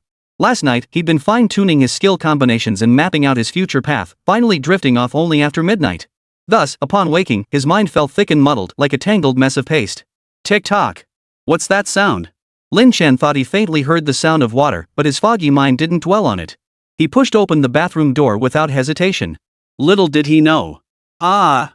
A piercing scream echoed, jolting Lin Chen wide awake. He rubbed his eyes, stared at the scene before him, and gaped in shock. Before him, Mo Hongli, completely naked, stood under the shower. Her face flushed with both shame and anger as she frantically covered her private parts. What are you staring at? Get out now. Mo Hongli's face flushed crimson, as if it might drip with moisture. Seeing Lin Chen staring at her in a daze, she couldn't help but snap at him, her voice filled with panic. Oh, okay, alright, I'm leaving. Lin Chen swallowed hard, taking 2 steps back before finally exiting the bathroom. Though Mo Hongli had swiftly covered her vital areas, Lin Chen's eyes were simply too quick. He had already taken in her nearly perfect figure. The memory of her flat abdomen, snow-white skin, and shapely, slender legs sent a wave of heat coursing through his body. Fortunately, Lin Chen possessed remarkable self-control. After taking a deep breath, he managed to suppress the lingering thoughts. Descending the stairs, he found the young girl Mo Honglu eating breakfast. Spotting Lin Chen coming down, she asked curiously, "Good morning, brother-in-law. What happened just now? I thought I heard a scream." Ahem. Nothing. Just a misunderstanding. Lin Chen's face flushed involuntarily as he hastily made up an excuse. Little did he know that Mo Honglu, this mischievous little girl, blinked her bright, lively eyes, clearly not buying his story. Just as he was about to press further, Mo Hongli descended the stairs, a faint blush still lingering on her cheeks. Mo Honglu instantly became quiet, focusing her attention back on her plate of bacon and eggs. Ahem. Are you okay? Lin Chen asked awkwardly. Mo Hongli bit her lip at his words and shook her head. I'm fine. Hurry up and eat. We still have to go to the trial plaza later. According to their agreement, Lin Chen was to guide Mo Hongli through the trial abyss for 3 consecutive days, and yesterday had only been the first. Seeing this, Lin Chen secretly breathed a sigh of relief and nodded. All right. With that, they finally began eating breakfast. After breakfast, Mo Honglu headed off to school alone. Lin Chen and Mo Hongli, however, proceeded to the trial plaza. The moment they appeared, they drew the attention of many. Lin Chen? It really is Lin Chen. Yesterday, the two of them cleared the abyss, shocking the entire nation. What are they doing here today? Wow, who knew Lin Chen had this kind of talent? Didn't he become useless after taking that blood coagulating pill? Could it be thanks to MO only?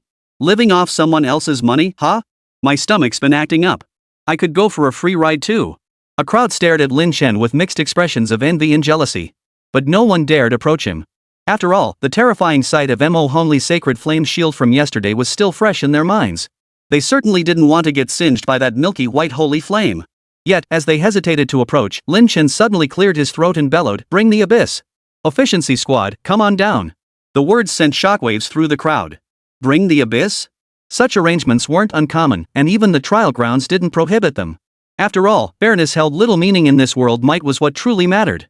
But the problem was, the Lost Temple instance was simply too difficult. And it's restricted to this year's examinees only. For these individuals, clearing the instance even once is an incredibly difficult task. Bringing along a few extra people? It's nothing short of a fairy tale. Yet despite the skepticism, a few individuals stepped forward to inquire. What's the price per person? A voluptuous female mage, dressed in a provocative style, asked while tossing her hair seductively. She deliberately flashed Lin Chen a flattering smile, sending him a suggestive glance. Normal difficulty, 1 million credit points per person, or something that catches my interest.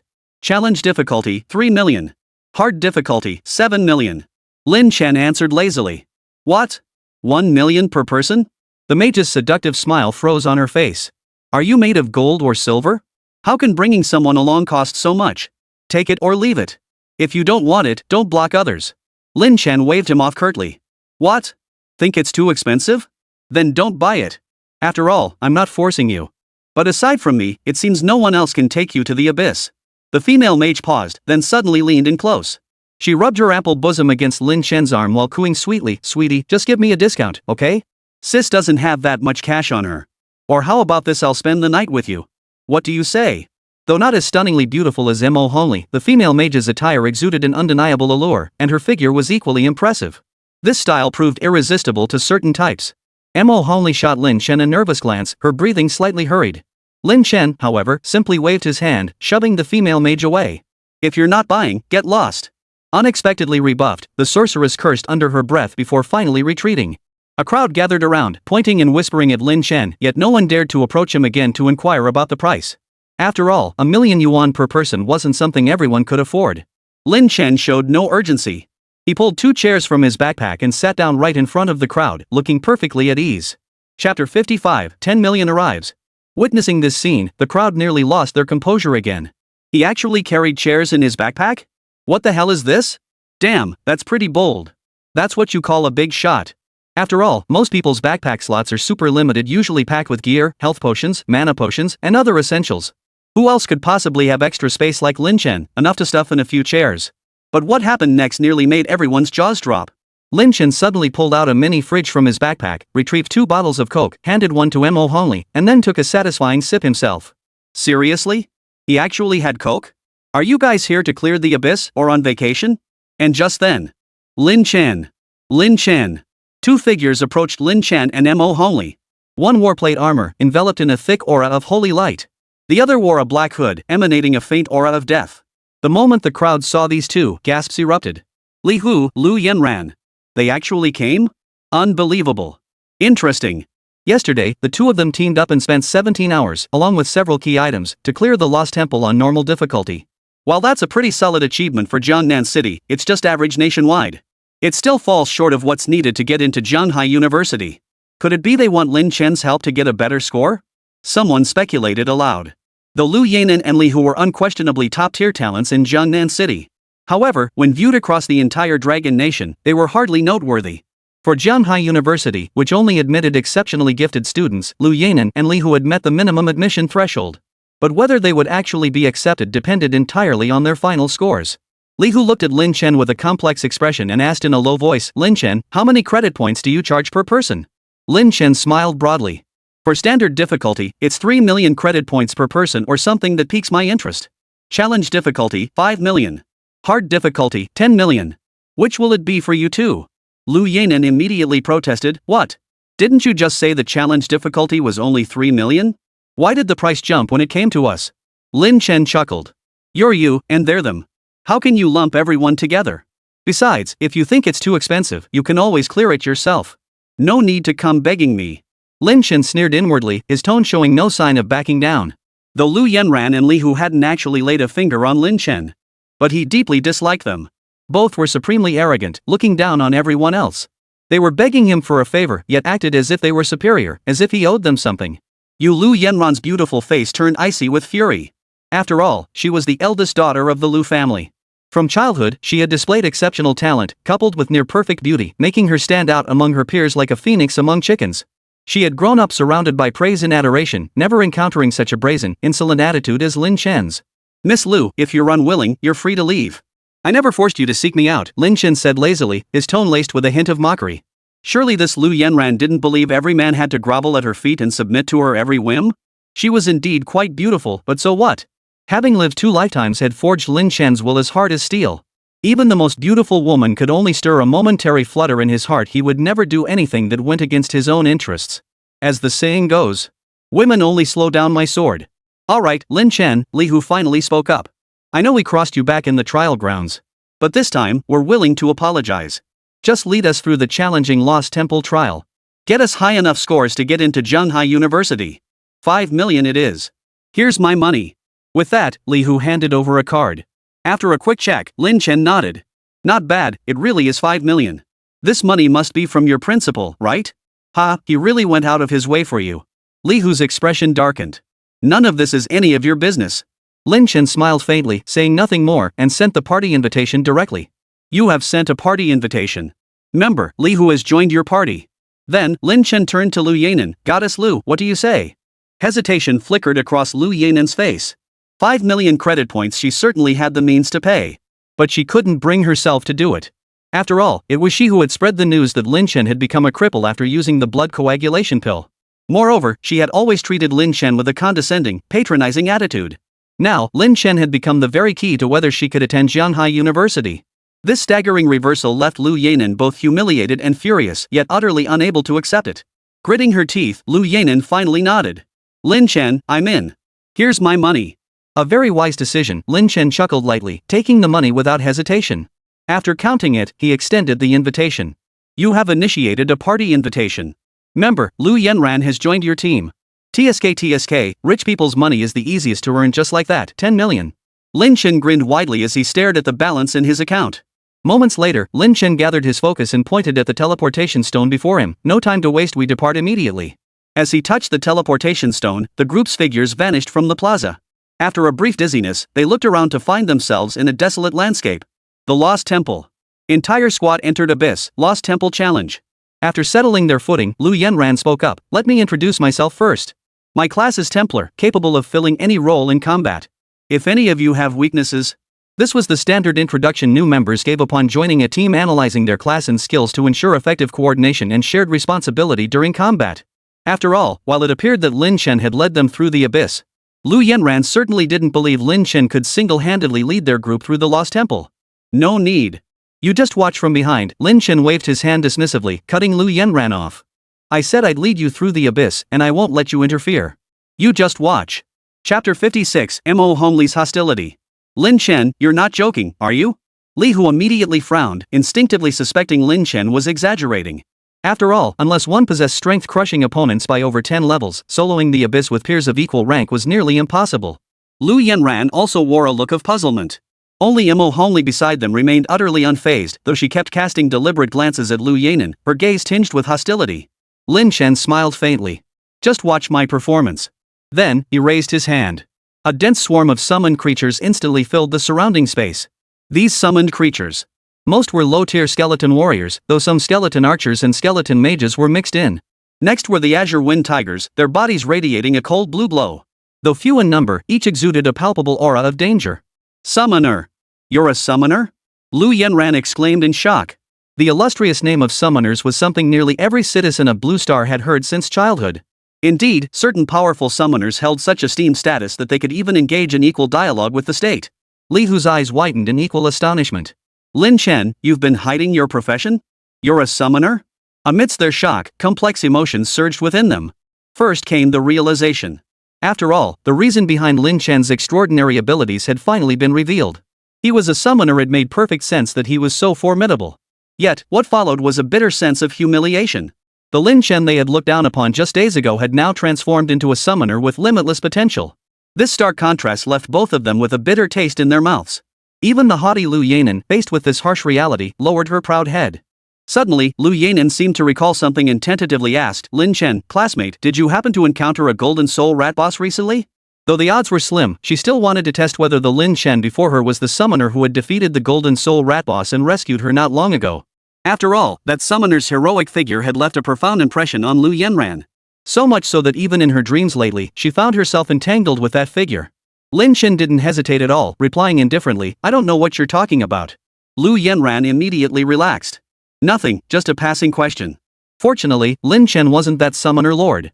Otherwise, Liu Yanran would have been terribly disappointed.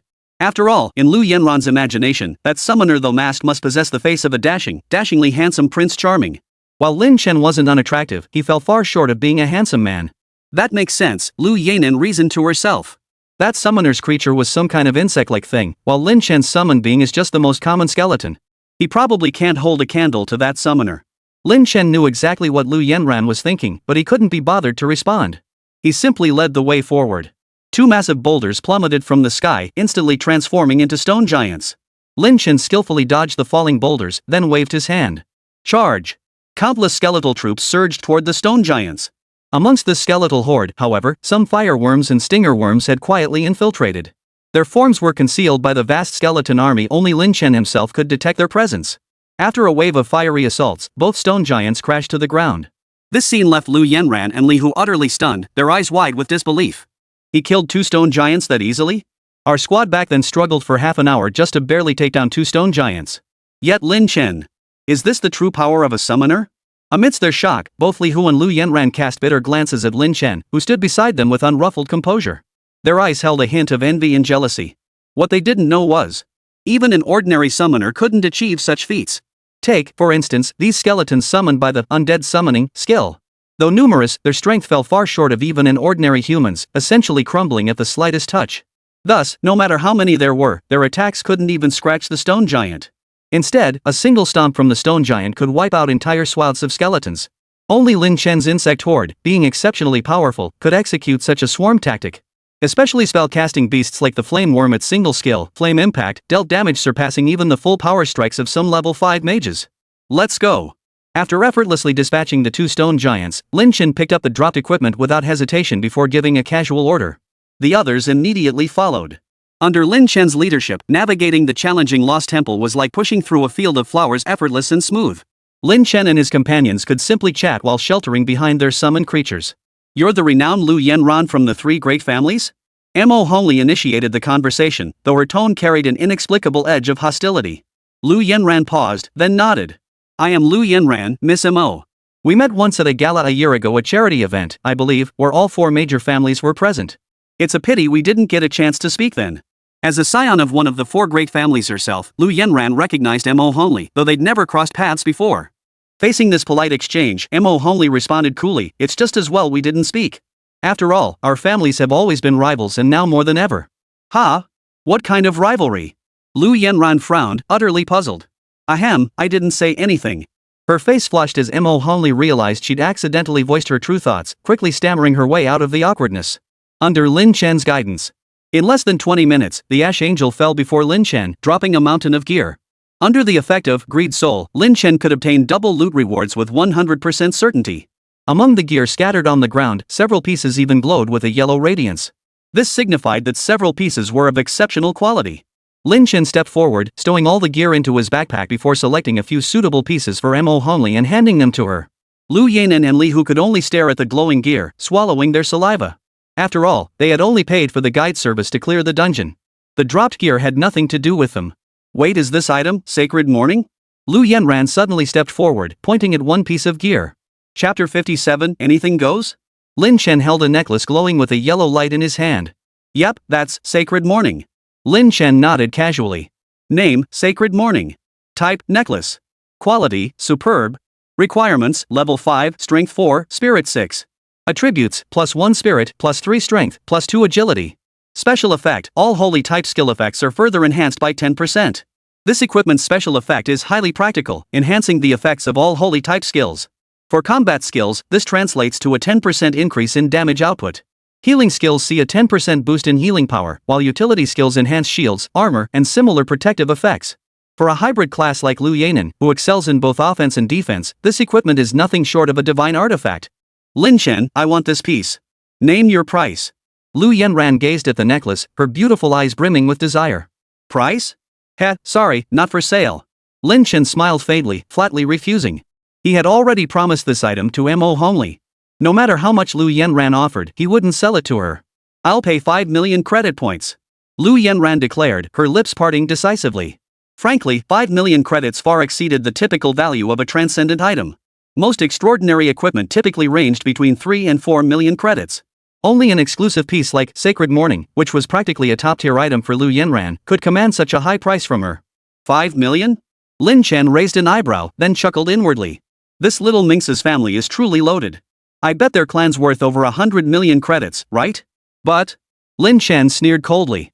Miss Liu, surely you know that equipment above the transcendent tier isn't something you can simply buy with money. It's not that straightforward, is it? Otherwise, extraordinary gear wouldn't be so precious and rare. Generally speaking, the value of transcendent gear is mostly fixed between 3 and 4 million. Though Jiangnan City is a small metropolis, the 4 great families each possess fortunes easily exceeding 100 million. Logically, their members should already be decked out in full transcendent sets. But in reality, only the core figures within the 4 major families possess 1 or 2 transcendent pieces of equipment.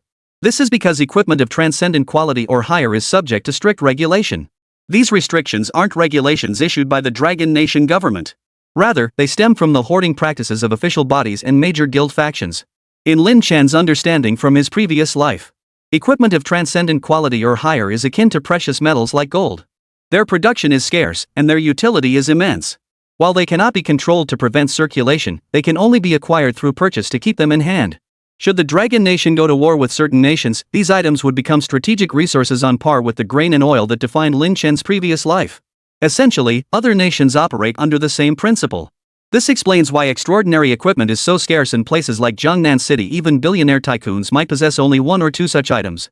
To illustrate, in Lin Chen's previous life, even old Ma, with his 100 billion fortune, couldn't buy 1,000 tons of gold with a portion of his wealth. Lin Chen, this equipment is crucial to me. I can increase the offer. How about 10 million? Liu Yanran gritted her teeth, presenting a remarkably high price. Even as the heiress of the Liu family, mobilizing tens of millions in credit points was no easy feat for her. Had this equipment not held such immense significance for her, Liu Yanran would never have made such a massive investment. 10 million? That's a decent price. Lin Chen smiled, then suddenly turned to Mo Hongli beside him. What do you think? It's your gear. If you want to sell it, I won't stop you. Mo Hongli froze, clearly taken aback by Lin Chen's words. After a moment, she glanced at Liu Yanran's expectant face and huffed, shaking her head. I'm not selling it. Oomph. Lin Chen shrugged. You heard her. The owner of this gear says she won't sell it to you. There's nothing I can do about it. Liu Yanran clenched her jaw. Lin Chen, this gear is incredibly important to me. Can you sell it to me? Whatever you ask, I'll agree to it. By the end of her plea, her voice carried a hint of desperation, her expression pitifully vulnerable. Paired with her curvaceous figure and angelic face, most men would likely surrender instantly at that moment. Even Li, who beside her looked parched, licking his lips unconsciously. You see. Liu Yanran's image at 3rd middle school indeed, throughout all of Jiangnan City, was that of an aloof goddess. A goddess of aloofness humbling herself to plead pitifully. It was enough to melt the hearts of most men. Except for Lin Chen, of course. Having lived 2 lifetimes, what kind of woman hadn't Lin Chen encountered? A mere Liu Yanran? He didn't even bat an eyelid. Anything? Lin Chen appraised her from head to toe, his voice flat. I. Liu Yanran instantly realized she'd spoken out of turn. Her face flushed crimson as she pressed her long legs together, twisting awkwardly as if struck by lightning. A tingling sensation spread through her delicate frame. Before Lin Chen could refuse, Mo Hongli suddenly spoke up. Lin Chen, please don't agree to her. Whatever she can offer, I can give you. Mo Hongli suddenly wrapped her arms around Lin Chen's arm, rubbing her full figure against him while whining with a hint of tears in her voice, her face filled with pleading. See? I'm no worse than Liu Yanran. You can't let that wicked woman lure you away. Bad woman? I can give you anything? What kind of predatory words were these? Lin Chen instantly felt a wave of exasperation wash over him. Though he knew Mo Hongli harbored feelings for him, Lin Chen hadn't paid much mind. His current pursuit was becoming stronger. But he never expected the usually shy Mo Hongli to utter such bold words in front of others. It seemed he'd have to carefully re-evaluate Mo Honglei's feelings from now on. Feeling the smooth, soft warmth against his arm, Lin Chen took a deep breath and whispered, "Don't worry. I never intended to agree."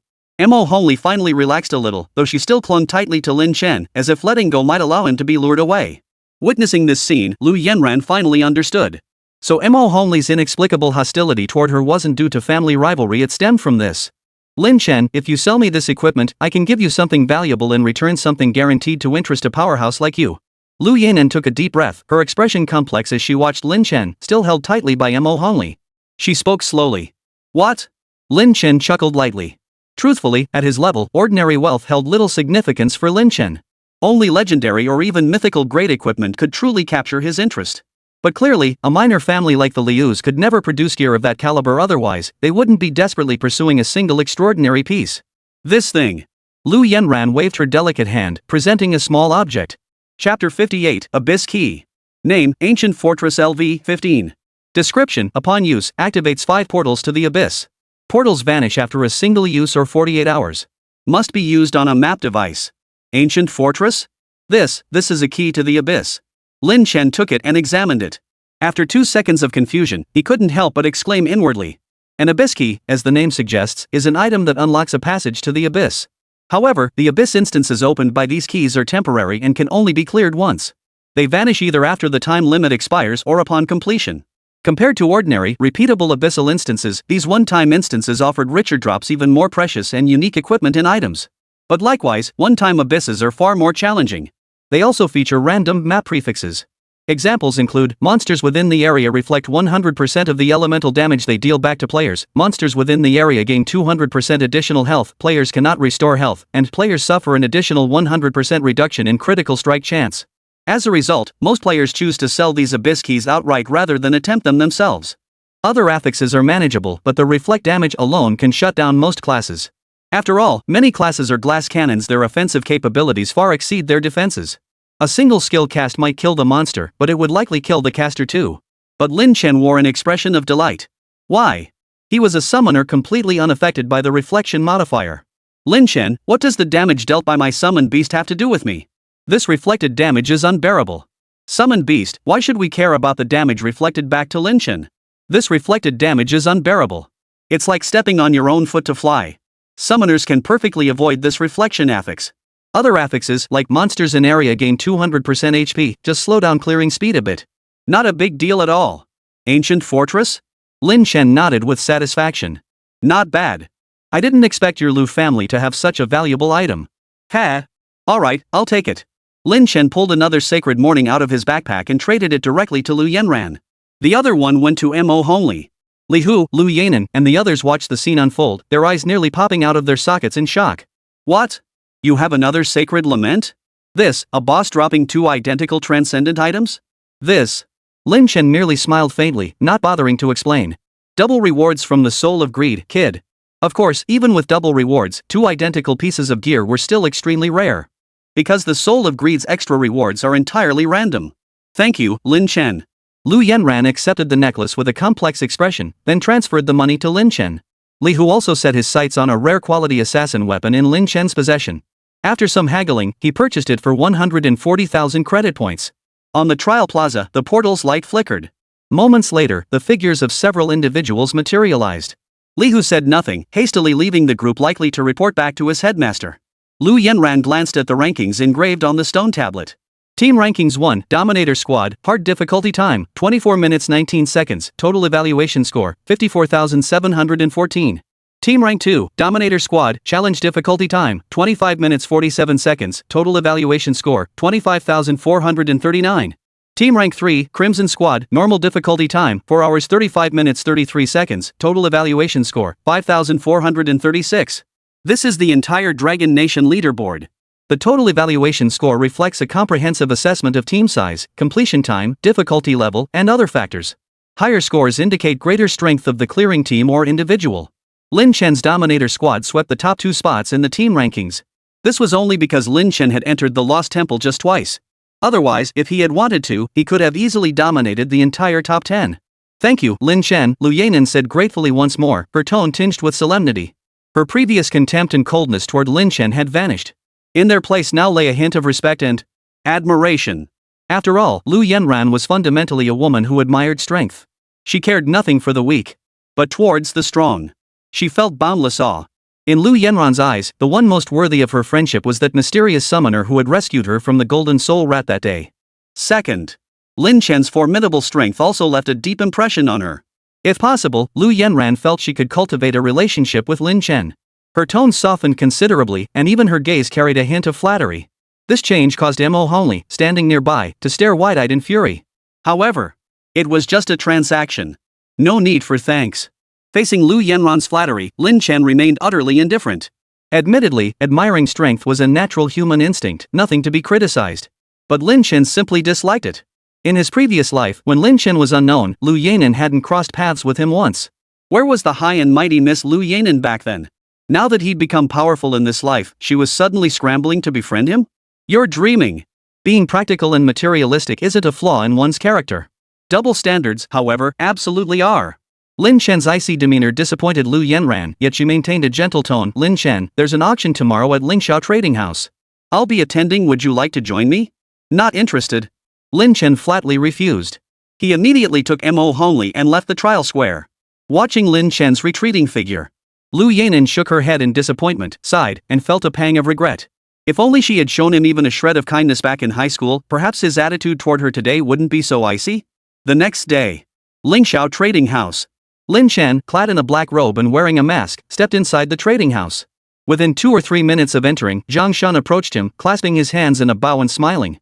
Master, the auction is about to begin. You've arrived just in time. Please follow me. Thank you, Lin Chen replied indifferently before following Zhang Shan into a room.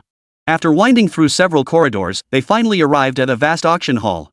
Master, I've reserved a private box for you. You may participate in the auction from there, Zhang Shan said respectfully. Chapter 59, The Auction.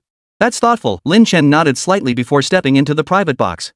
Upon entering, a beautiful maid dressed in a qipao curtsied in unison before presenting tea, a fruit platter, and pastries. One attendant even sat directly beside Lin Chen, her delicate fragrance wafting toward him. As she brushed against him with her voluptuous form, she explained the auction's rules in a soft, sweet voice. Though Lin Chen found such behavior rather distasteful, he couldn't very well push the attendant away outright. It would have been a direct snub to Zhang Shan. Instead, he merely shifted slightly to the side. Noticing his subtle movement, the attendant shot him a reproachful glance, her explanatory tone tinged with a hint of grievance. Lin Chen, however, wore an expression of indifference as he turned his gaze toward the auction floor. He occupied one of the 10 private boxes overhead, offering a commanding view of the entire scene. Beyond the boxes, the rest of the seating consisted solely of individual seats. Scanning the auction hall, he saw over 400 or 500 seats, all filled to capacity. Many attendees chattered excitedly in their seats. I heard this auction actually has a full set of rare equipment up for grabs. Is that true or not? Not only that. Word is the grand finale treasure is a transcendent piece of gear.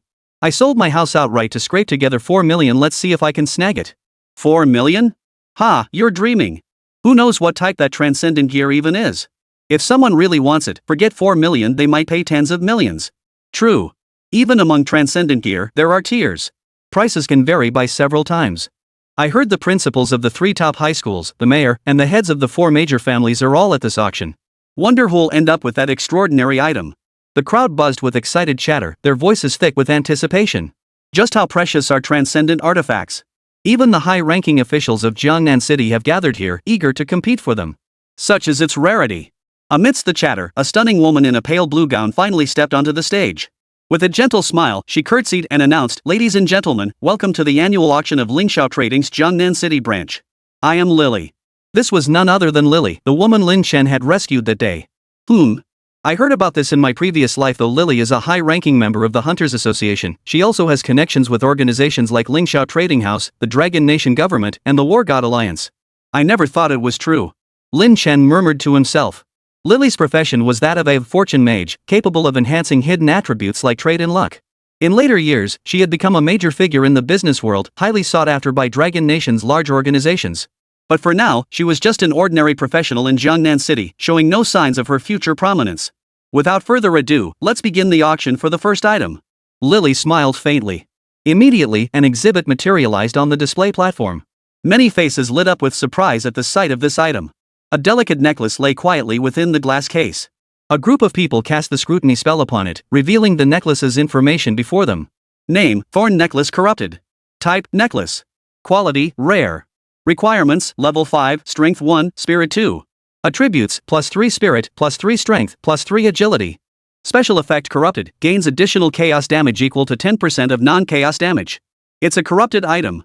Nice stats. The first auction item is already a rare piece of gear? Holy crap, this gear is perfect for me. The crowd below erupted in excitement. Lin Chen in the VIP box was slightly surprised by the scene, a corrupted item? And the corrupted prefix looks decent too. Seems Lingsha Trading House's capabilities exceed my expectations. Corrupted gear refers to standard equipment modified using a special consumable item called a VAR gem. Val's orb can alter an item, granting it unique affix effects. For instance, the special effect on this thorn necklace granting additional chaos damage is one such corrupted affix. This modification allows ordinary gear to gain additional affixes, instantly multiplying its value several or even dozens of times over. A top-tier corrupted item with exceptionally high base stats. Starting bid, 500,000 credits. Minimum bid increments, 100,000 credits. Bidding begins. Lily announced swiftly. Before her words had even faded, a flurry of bids began to echo through the hall. 700,000. 800,000. 900,000. 1.1 million. In mere moments, the price had soared to a staggering 1.5 million. Finally, the item was snapped up by a frail assassin clad in grey leather armor. After the purchase, he paid promptly and hurried away, as if afraid of being targeted. The first item caused quite a stir, instantly heating up the atmosphere.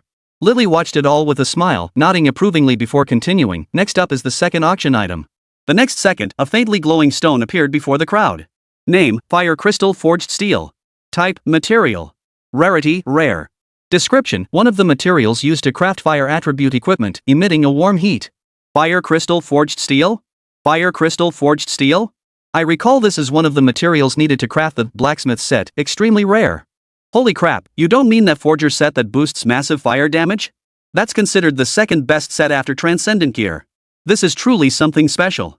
The group gazed in delight at the material transparent like crystal yet radiating a metallic sheen. One piece of fire crystal forged steel. Starting bid, 200,000 credit points. Minimum bid increment, 50,000 credit points. Bidding begins now. Another heated bidding war ensued. Ultimately, the fire crystal forged steel was auctioned off for 580,000 credits. Auction items flowed off the block one after another. Many felt exhilarated and thrilled. After all, such auctions were rare indeed. Here, one could find many items unavailable in ordinary merchant houses. But Lin Chen was different. With his discerning eye, he found little to admire among these items. After all, every single item he possessed could cause a sensation throughout the entire Dragon Nation or even the world. These items were nothing special. Not only Lin Chen, but even the VIPs in the other 9 private boxes showed no intention of making a move. Just as Lin Chen began to doubt whether he had made a mistake coming here, Lily gave a mysterious smile and announced, next up is the penultimate item in the auction. This is a most peculiar artifact. Chapter 60, Undead Essence. As Lily spoke, the crowd around her began to stir. I've heard it all along, the real highlights of this auction are the final 2 items. The top 10 VIPs haven't made a move yet. They're probably all waiting for the final items. Wonder what they could be. Rumor has it there's a transcendent item? Transcendent gear. I've only ever seen that on TV. Amidst the eager gazes of the crowd, a display platform finally materialized before them. A chestplate radiating intense heat, surrounded by countless flames, was displayed before them. The faint yellow glow emanating from it instantly sent the crowd into an uproar. It really is a transcendent piece of gear. Sunfire breastplate? Its stats are insane. This gear is perfect for tank classes under the right conditions. It could even solo the entire abyss. Unbelievable. Even the VIPs in the 10 private boxes above, their breaths quickened as they stared wide-eyed at the Sunfire breastplate, their gazes brimming with desire and greed. This gear is mine. Ha! If I can just take down that fool Lin Chen, I'll get another legendary item. Then all of Jiangnan City will be mine. In one VIP box, Yan Shu's eyes flashed with intense light as he fixed his gaze on the equipment below. Superior equipment? While it's not a perfect fit for me, its stats and special effects completely outclass my current armor. I must have it. Elsewhere, Liu Yanran's beautiful eyes brimmed with tension and excitement. Transcendent equipment? If we acquire this and present it to Jianghai University's higher-ups, it might smooth Red Carp's academic path going forward. Mo Qingyun, head of the Mo family, gazed at the extraordinary equipment below, lost in thought. After a brief pause, the auction hall erupted with fervor. Seeing this, Lily promptly introduced an extraordinary equipment. Its value speaks for itself. Starting bid, 5 million credit points. Minimum increment, 200,000. Bidding begins. No sooner had she finished than bids began to fly. 5.5 million. 5.7 million. I'll go 6 million. You're all crazy. I'll go to 7 million. Heh, Principal Yang, you're actually calling out a measly 7 million? I'll go 8 million. In mere moments, the price of a Sunfire breastplate had skyrocketed to 10 million, showing no signs of stopping.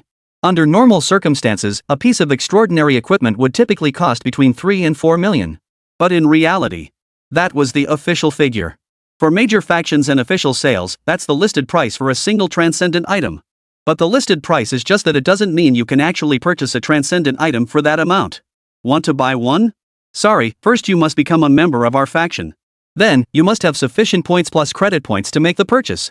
This is precisely why extraordinary equipment circulating on the market is so expensive and scarce. Because this is how major factions control their talent. Want top-tier gear? Then join our faction.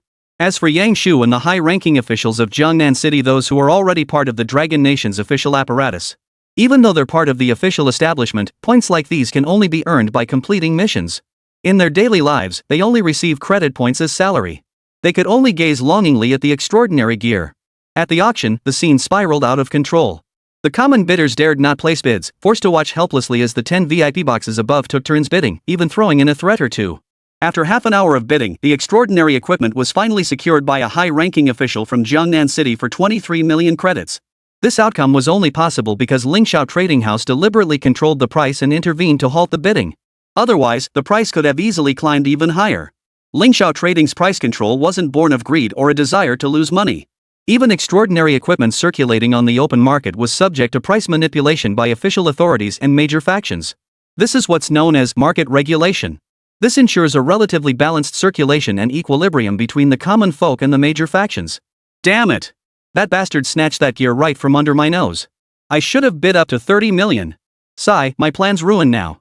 Guess I'll just give Red Carp something else. Transcendent gear, is it truly beyond my reach? This gear should have been mine. Mine. Inside the VIP box, expressions varied among the crowd. Some sighed in regret, others seethed with rage, and still others looked resigned. Only Lin Chen maintained an expression of calm composure, though his heart was filled with quiet delight. 23 million? Ha! Even after fees, I'll still walk away with over 20 million. Not bad. Lin Chen nodded with satisfaction. If this were at Zhanghai University, an extraordinary piece of gear would only fetch 3 or 4 million. Only in a backwater like this, where gear is scarce, would it fetch such a high price? Rarity makes things valuable, heh. Inhaling the faint fragrance wafting from the attendant beside him, Lin Chen continued reading. Throughout the entire auction so far, he hadn't placed a single bid. He wondered if the final treasure would bring him any surprises. Otherwise, today would be a complete waste of time. After a brief murmur, the hall fell silent once more. Immediately, Lily explained with a smile, "Next, we present the final item of our auction. Ladies and gentlemen, please take a look." A jet-black crystal, shrouded in an eerie aura of death, was presented before the crowd. "What is this? Let me see. Undead essence? Never heard of such a thing. What is this? Looks like some sort of material used by warlocks or necromancers. No clue." The group stared at the crystal, all equally baffled. Name, undead essence. Type, material. Quality, extraordinary. Description, a crystal in essence imbued with necromantic power, possessing highly unique properties. Most present had never even heard of such a material. This was hardly surprising. On Blue Star, the abysses were countless, and equipment and materials were so numerous they were beyond counting. Hardly anyone could fully tally just how many materials and items existed. Yet what piqued everyone's curiosity was that despite this necromantic essence being of extraordinary quality, its purpose remained unclear. Why did Lingxiao Trading House reserve it as the grand finale treasure for auction? After all, materials and equipment are two entirely different things. Take a piece of iron, for instance, its value might be just a few bucks.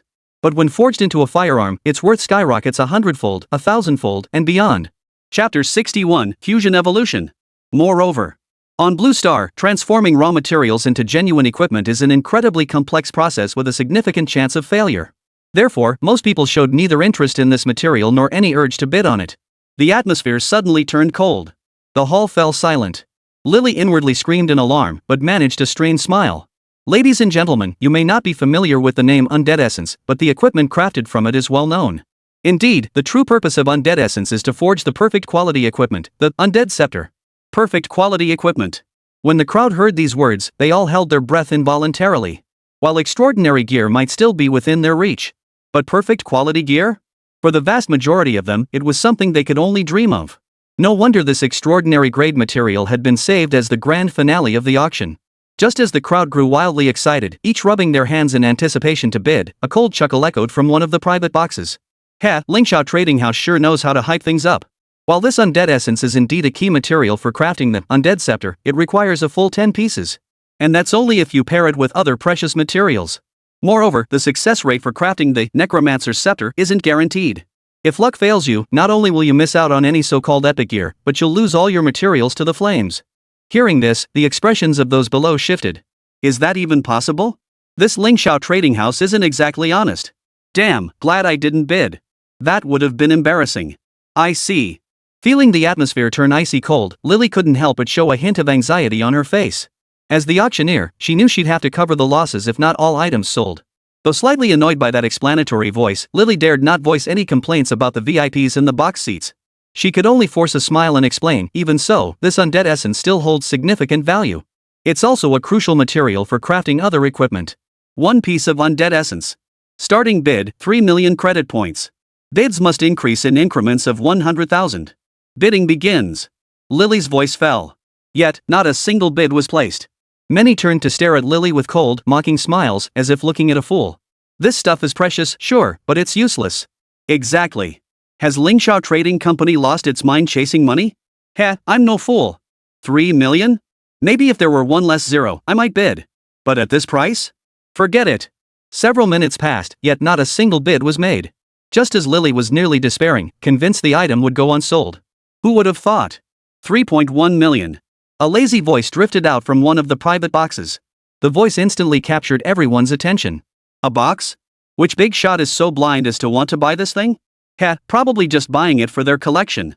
The world of the wealthy is beyond our comprehension. That voice sounds unfamiliar, so young. Wonder who it belongs to?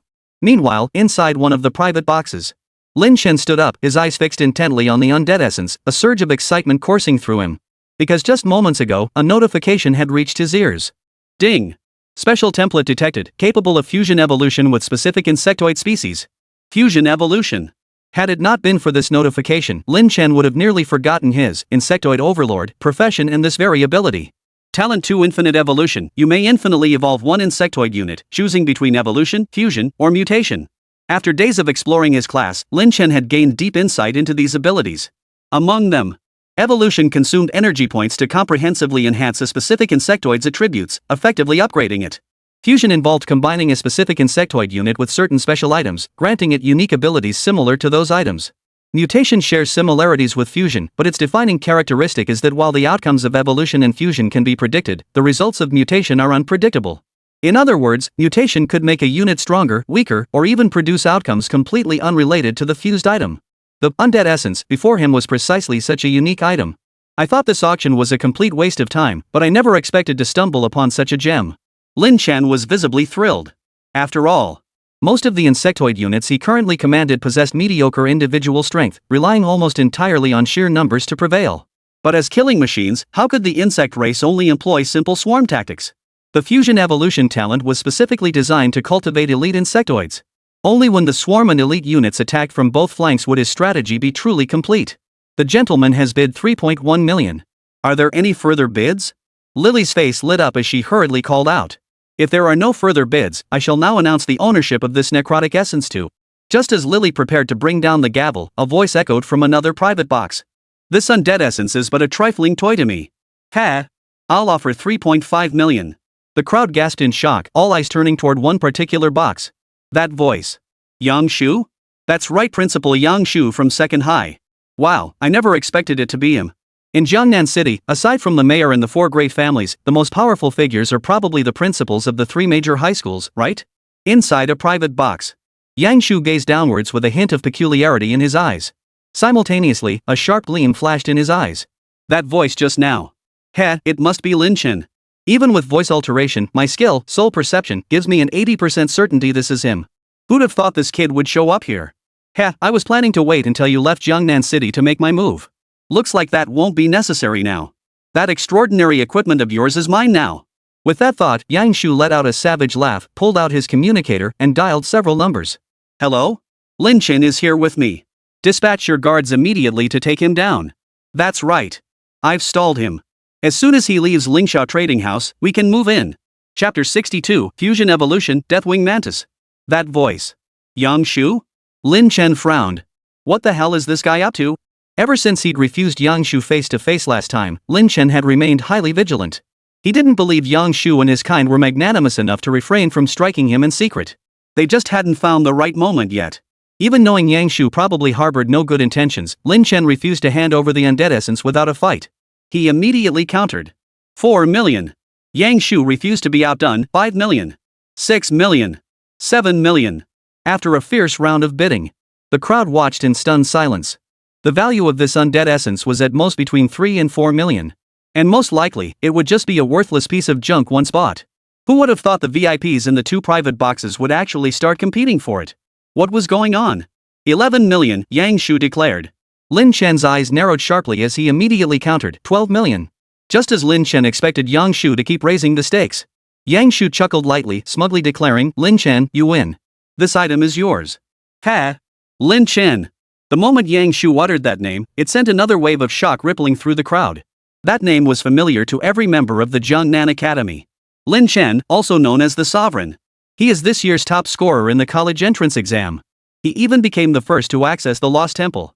Yet for some reason, the high-ranking officials of Jiangnan City who had always actively courted top-scoring talents in previous years were unusually cold toward this year's top scorer. And today, they even seemed to harbor a hint of hostility? Why is this? The reactions within the private box varied. He's attending this auction too? In one private box, Liu Yanran furrowed her brows. Meanwhile, Mo Qingyun chuckled with interest. So this is Lin Chen, the one my precious daughter has been dreaming about? He really is full of youthful vigor. Principal Yang, with just a few bids, you forced me to spend several million more. You really have a knack for this. Seeing his identity exposed, Lin Chen dropped all pretense and sneered coldly. Ha ha. Lin Chen, while you possess tremendous potential, there's one truth you must grasp. Yang Shu roared with laughter. This world has no shortage of geniuses. There are many geniuses, but even more who wither away before reaching their full potential. Therefore, I advise you to wake up to reality sooner rather than later. The threat in these words was unmistakable. Lin Chen gave a cold laugh, no longer bothering with this man, and walked straight out of the private room. Master, here is your auction item. No sooner had he reached the lounge than a maid approached, carrying the essence of the undead. Taking it in hand, he grasped the black crystal shrouded in the aura of death. After briefly sensing its properties, he nodded with satisfaction. Indeed, it's excellent. He then produced a card and handed it to the maid. The remaining payment for my auction item and the credit points to be deducted are all here. Yes, sir. The maid accepted the black card and respectfully exited the lounge. Seizing this precious moment, Lin Chen focused his thoughts and instantly materialized within the Dominion world. Go! With a wave of his hand, the undead essence shot toward the massive stone monument. Ding! Special item detected. Please select your desired action. 3 options appeared before him. Evolve. Fusion. Mutation. Glancing briefly at his inventory energy points, Lin Chen began to ponder. Evolution consumes a massive amount of energy points. My current reserve is only 3,574, far too little for even a single evolution. And the outcome of mutation is unpredictable. This piece of undead essence was hard-earned, I can't afford to waste it. Then there's clearly only one choice left. Lin Chen took a deep breath and selected fusion. Select the insectoid unit for fusion. Without hesitation, Lin Chen designated an ironclad blade insect. Among the insect units Lin Chen currently possessed, the blade insect was the most balanced. The ironclad blade bug served as the upgraded replacement for the blade bug. Thus, it was his first choice. Are you sure you want to fuse the two? Confirm. A low shout. Before him, the iron-armored blade insect began to emit a blinding radiance. Moments later, the light faded, revealing the evolved iron armor blade insect. Name, Deathwing Mantis. Tier 2 insectoid. Agility, 13. Strength, 15. Mental, 9. Abilities, Reaper Claws, Flapping Wings, Bone Spike Spray, Profane Aura, Necromantic Focus, Soul Shield. The Deathwing Mantis resembled an oversized ironclad, stretching over a meter in length. Yet beyond its pitch-black exterior, it radiates waves of thick, deathly aura. Any weak-willed soul catching sight of it would tremble in terror. At certain joints, vicious, razor-sharp bone spines protrude, hinting at its master's innate bloodthirst. Most striking were its 2 blade arms. Unlike the pure black of ordinary blade insects or ironclad blade insects, these arms gleamed an eerie white, as if fashioned from bone. What thrilled Lin Chen most was that this Deathwing Mantis truly lived up to its name, possessing a pair of wings as thin as cicada wings. This meant it wasn't just a ground-based melee unit, it was also an aerial unit. Excellent! Lin Chen's eyes lit up. Setting aside other factors, the dead-winged mantis's appearance alone radiated an overwhelmingly majestic and imposing aura. How does that saying go? Looks equal combat power. These stats, are they even real? Lin Chen glanced at the death-winged mantis's attributes, his scalp tingling once more. Consider this. These stats were only marginally lower than those of the Ash Angel with the Holy Warrior buff active. In other words, Lin Chen had essentially cultivated a boss-level creature to fight by his side. Add to that the endless insectoid hordes. Who exactly was the real boss here? Lin Chen took a deep breath to steady his nerves before exiting the sovereign's realm. After exchanging a few perfunctory words with Zhang Shun, he took the card, glanced at the remaining balance of tens of millions, and walked straight out of Lingxiao Trading Company. However, instead of returning to the Mo family compound, he headed straight out of the city proper and arrived at the outskirts. He pressed deeper into the outskirts, plunging straight into a forest. No sooner had he entered than a Bloodtooth Boar detected his presence, charging toward him with a furious roar. Lin Chen casually raised his hand and dispatched the little beast. He abruptly halted, a hint of amusement in his voice. Well then, everyone. You followed me this far from the city to the outskirts, and now into the wilderness. Whatever you've been planning, now's the time to make your move. Chapter 63, The Ferocious Deathwing Mantis. Seconds after his words faded, the space behind him warped violently. A group of figures abruptly materialized before him. There were easily 40 or 50 of them, each dressed differently, yet everyone radiated a thick aura of bloodlust. Clearly, they had spilled plenty of blood. Leading them was a gaunt man clad in leather armor, a short sword in hand. He let out a cold chuckle. Haha, I never expected you to uncover my deceptive mist. Your mental prowess is truly something to be proud of among your peers, Lin Chen. TSK. The thought of snuffing out such a prodigy makes me feel a bit regretful, ha ha ha. Lin Chen narrowed his eyes. Did Jiangshu send you to kill me? He certainly thinks highly of me, dispatching so many men at once. Poof. The assassins before him numbered at least 40 or 50. The vast majority were around level 10. For Jiangnan City, this was already a terrifying force. Thus, Lin Chen could easily guess who was plotting against him. Ha, Lin Chen, you're quite sharp. But you've miscalculated one thing, it's not just Principal Yang. We're all acting on orders from other high-ranking officials in Jiangnan City. The gaunt man chuckled, seemingly convinced Lin Chen's death was imminent and thus felt free to speak his mind. Otherwise, do you really think Yang Shu alone could command all of us? Lin Chen's heart sank. Not just Yang Shu? Ha! In my previous life, I never realized these bastards were so utterly depraved. For a single transcendent artifact, they'd stoop to this level. In that case, then don't blame me for being ruthless. A cold gleam flashed in Lin Chen's eyes. In his mind, the high-ranking officials of Jiangnan City and Yangshu had already been added to his kill list. Lin Chen, hand over the equipment if you know what's good for you, heh. Otherwise, when we get our hands on you, we won't leave you with a whole body. The gaunt man sneered coldly, twirling the short sword in his hand. Behind him, the others all cast mocking and amused glances. Their gazes were like hunters eyeing a lamb led to slaughter, filled with mockery and derision. After all, in their eyes, Lin Chen was nothing more than some so-called top scorer in the college entrance exam. But he had been a professional for less than 2 months, and his level was only around 5 or 6 at most. Facing this group of seasoned professionals, whose levels generally exceeded 10 and who held an overwhelming numerical advantage, could Lin Chen possibly resist? A whole body? Lin Chen laughed. Too bad. I won't leave you with a whole body. At these words, the expressions of the crowd before him instantly changed. Arrogant. This brat, does he really think being some college entrance exam top scorer makes him special? He's asking for death. The gaunt man seethed with rage, his face darkening with murderous intent. Poof. Since you're asking for it, don't blame me. With that, he lunged forward in a single stride, his figure darting toward Lin Chen like a bolt of lightning. Shadow slash. Clang. He had expected the instant shadow slash to effortlessly cleave through Lin Chen's body. But to his shock, a figure radiating deathly aura blocked his path. The short sword in his hand struck the figure, producing a sound like metal colliding with metal. What? Gripping his wrist in agony, the gaunt man stared in horror at the figure before him, his face twisted with terror. Before him stood a mantis-like creature, effortlessly blocking the strike. 2 blood-red eyes, filled with a bloodthirsty hunger, stared straight at him. What is this? A ferocious beast? No. What the hell is this thing? The gaunt man was utterly astonished. Deathwing Mantis, slaughter these people, leave not a single one alive.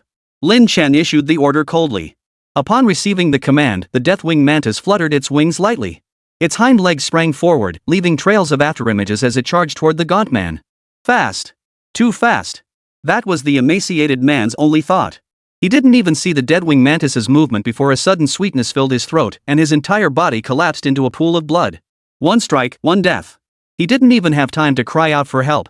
As he fell, his face still bore an expression of bewilderment and confusion, as if questioning who had killed him. Your summon creature has killed the professional. Lu Xing gained EXP 1100, sin value +1. What? Lu Xing's been killed? What kind of monster is this? What just happened? Lu Xing was a level 12 assassin with a rare set of gear. How could he be one shot in a single encounter? The crowd was utterly stunned. But they had no time to come up with an answer. Because after the Deathwing Mantis instantly killed the Gaunt Man, it flapped its wings again and flew toward the remaining people. Its speed was simply too blindingly fast. Before many of these adventurers could even react, its gleaming white scythe arms sliced them clean in two. Those who managed to react activated shields and unleashed skills in a desperate counterattack. But against the savage Deathwing Mantis, they had no chance to resist. One by one, they were reduced to pools of blood and flesh. Your summoned creature has slain the adventurer, Zhou Qing. Gained EXP 1100, sin value +1. Your summoned creature has slain the professional, Huang Xin. Gained EXP 1100, sin value +1. Your summoned creature has slain the professional, Long Yu. Gained EXP 1100, sin value +1. Your summoned creature. Lin Chen stood rooted to the spot, watching the Deathwing Mantis slaughter its victims with a sneer. The constant beeps of notifications echoed in his ears. Before him, the screams of the fallen never ceased. Ah! It hurts. Save me. Lin Chen, don't kill me, I'm. Ah! Run! Run! In just over 10 minutes, the group that had started with 40 or 50 people was slaughtered down to a mere dozen. These survivors wisely scattered in all directions. After all, in their eyes, Lin Chen and the Deathwing Mantis were just two individuals. They couldn't possibly wipe out every last one of them. However, you think you can escape? A cold smile flashed in Lin Chen's eyes. Then, with a wave of his hand, come out! Whoosh, whoosh, whoosh. The insectoid army materialized, instantly overrunning the entire forest. Kill them all, leave not a single one alive. Lin Chen issued the order directly. Upon receiving the order, a swarm of blade insects scattered and charged out. Moments later, several death notifications echoed in Lin Chen's ears once more. After completing all this, Lin Chen surveyed the scene. Blood drenched the surroundings, severed limbs and entrails littered the ground, a hellish tableau where even the air carried a sickly sweet, metallic scent. Yangshu? And those bastards from Jiangnan City. Very well. Since you wanted to kill me, I won't hold back either. Lin Chen let out a cold laugh, then flipped onto the back of the Deathwing Mantis. The beast flapped its wings, carrying Lin Chen skyward as it streaked toward the city center of Jiangnan. Silent as death, it glided through the night sky. Chapter 64, Delivering the First Head. At the same time, in a luxurious mansion within Jiangnan City, a grand banquet was in full swing. Dressed in evening gowns and tuxedos, the handsome men and beautiful women clinked glasses and reveled in the opulent extravagance. Many wore polite, insincere smiles as they exchanged favors. For today marked the 65th birthday of Yangshu, principal of Jiangnan City First High School. It could be said that nearly half of Jiangnan City's elite had gathered here to celebrate. The atmosphere was bustling with excitement. Meanwhile, in a hidden room at the rear of the banquet hall, a group gathered to discuss matters. Gentlemen, the 50 assassins we dispatched have already left the city. Good news should arrive shortly. We can divide that extraordinary equipment among ourselves today, Yangshu declared, his face radiant with joy. Before him, the group of Jiangnan City's high-ranking officials listened, their faces lighting up with excitement. Really? If that's the case, it's absolutely perfect. That brat Lin Chen actually left the city for some unknown reason. Perfect, it saves us the trouble of dealing with him inside the city. Superior equipment. If only it could fall into my hands. Seeing the greed in everyone's eyes, with not a single soul voluntarily relinquishing their claim to the extraordinary equipment, a flicker of displeasure crossed Yangshu's face. He quickly concealed it, cleared his throat, and declared in a solemn tone. Everyone, we can now discuss the ownership of this extraordinary equipment. I know everyone wants this item. How about this, temporarily leave it with me. Then we'll hold an auction. Everyone contributes money, and the highest bidder wins. The remaining funds will be split evenly among the participants. How does that sound? Leave it with you? The highest bidder wins? At these words, the crowd before him couldn't help but let out a cold laugh. That sounds nice. If this extraordinary equipment truly fell into Yangshu's hands, it'd be like throwing meat buns at a dog gone without a trace. Getting it into his hands might be simple, but trying to take it back, that won't be so easy. After all, this deal was shady business. Even if Yangshu swallowed it whole, none of them would dare make a fuss. Immediately, someone offered, Principal Yang, I suggest you leave the equipment with me instead. You must know that the Huang family is wealthy and influential. We certainly don't lack a place to store things. The speaker was none other than Huang Wentian, head of the Huang family. Huang family head, what exactly do you mean by that? Yangshu frowned, his tone laced with displeasure. You know exactly what I mean, Huang Wentian replied coldly. Half of the assassins I dispatched were my family's guards. Beyond seizing Lin Chen's treasure, this was also to avenge the murder of my son, Huang Xin. Since I dispatched half the force, I contributed the most. This equipment should rightfully be entrusted to my care. Yang Shu immediately retorted, Huang family head, you seek both vengeance and the equipment? Do you expect to kill two birds with one stone? Nothing in this world comes that easily. The two argued, neither able to sway the other. After all, this matter concerned the ownership of a transcendent piece of equipment neither was willing to yield. Just then, a maid entered and respectfully announced, Master, your guests have arrived. You may receive them now.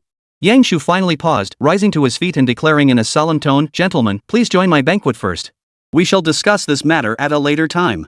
With that, the others ceased their discussion and followed him toward the exit. Outside, the moment Yang Shu appeared, the crowd swarmed around him, showering him with flattery. Master Yang, you're as vigorous as ever. Hee, Master Yang, your complexion remains so vibrant, truly remarkable. Principal Yang. Principal Yang. A crowd of people hurriedly offered their blessings. Of course, they didn't forget the gifts either. The Zhao family presents a rare set of armor.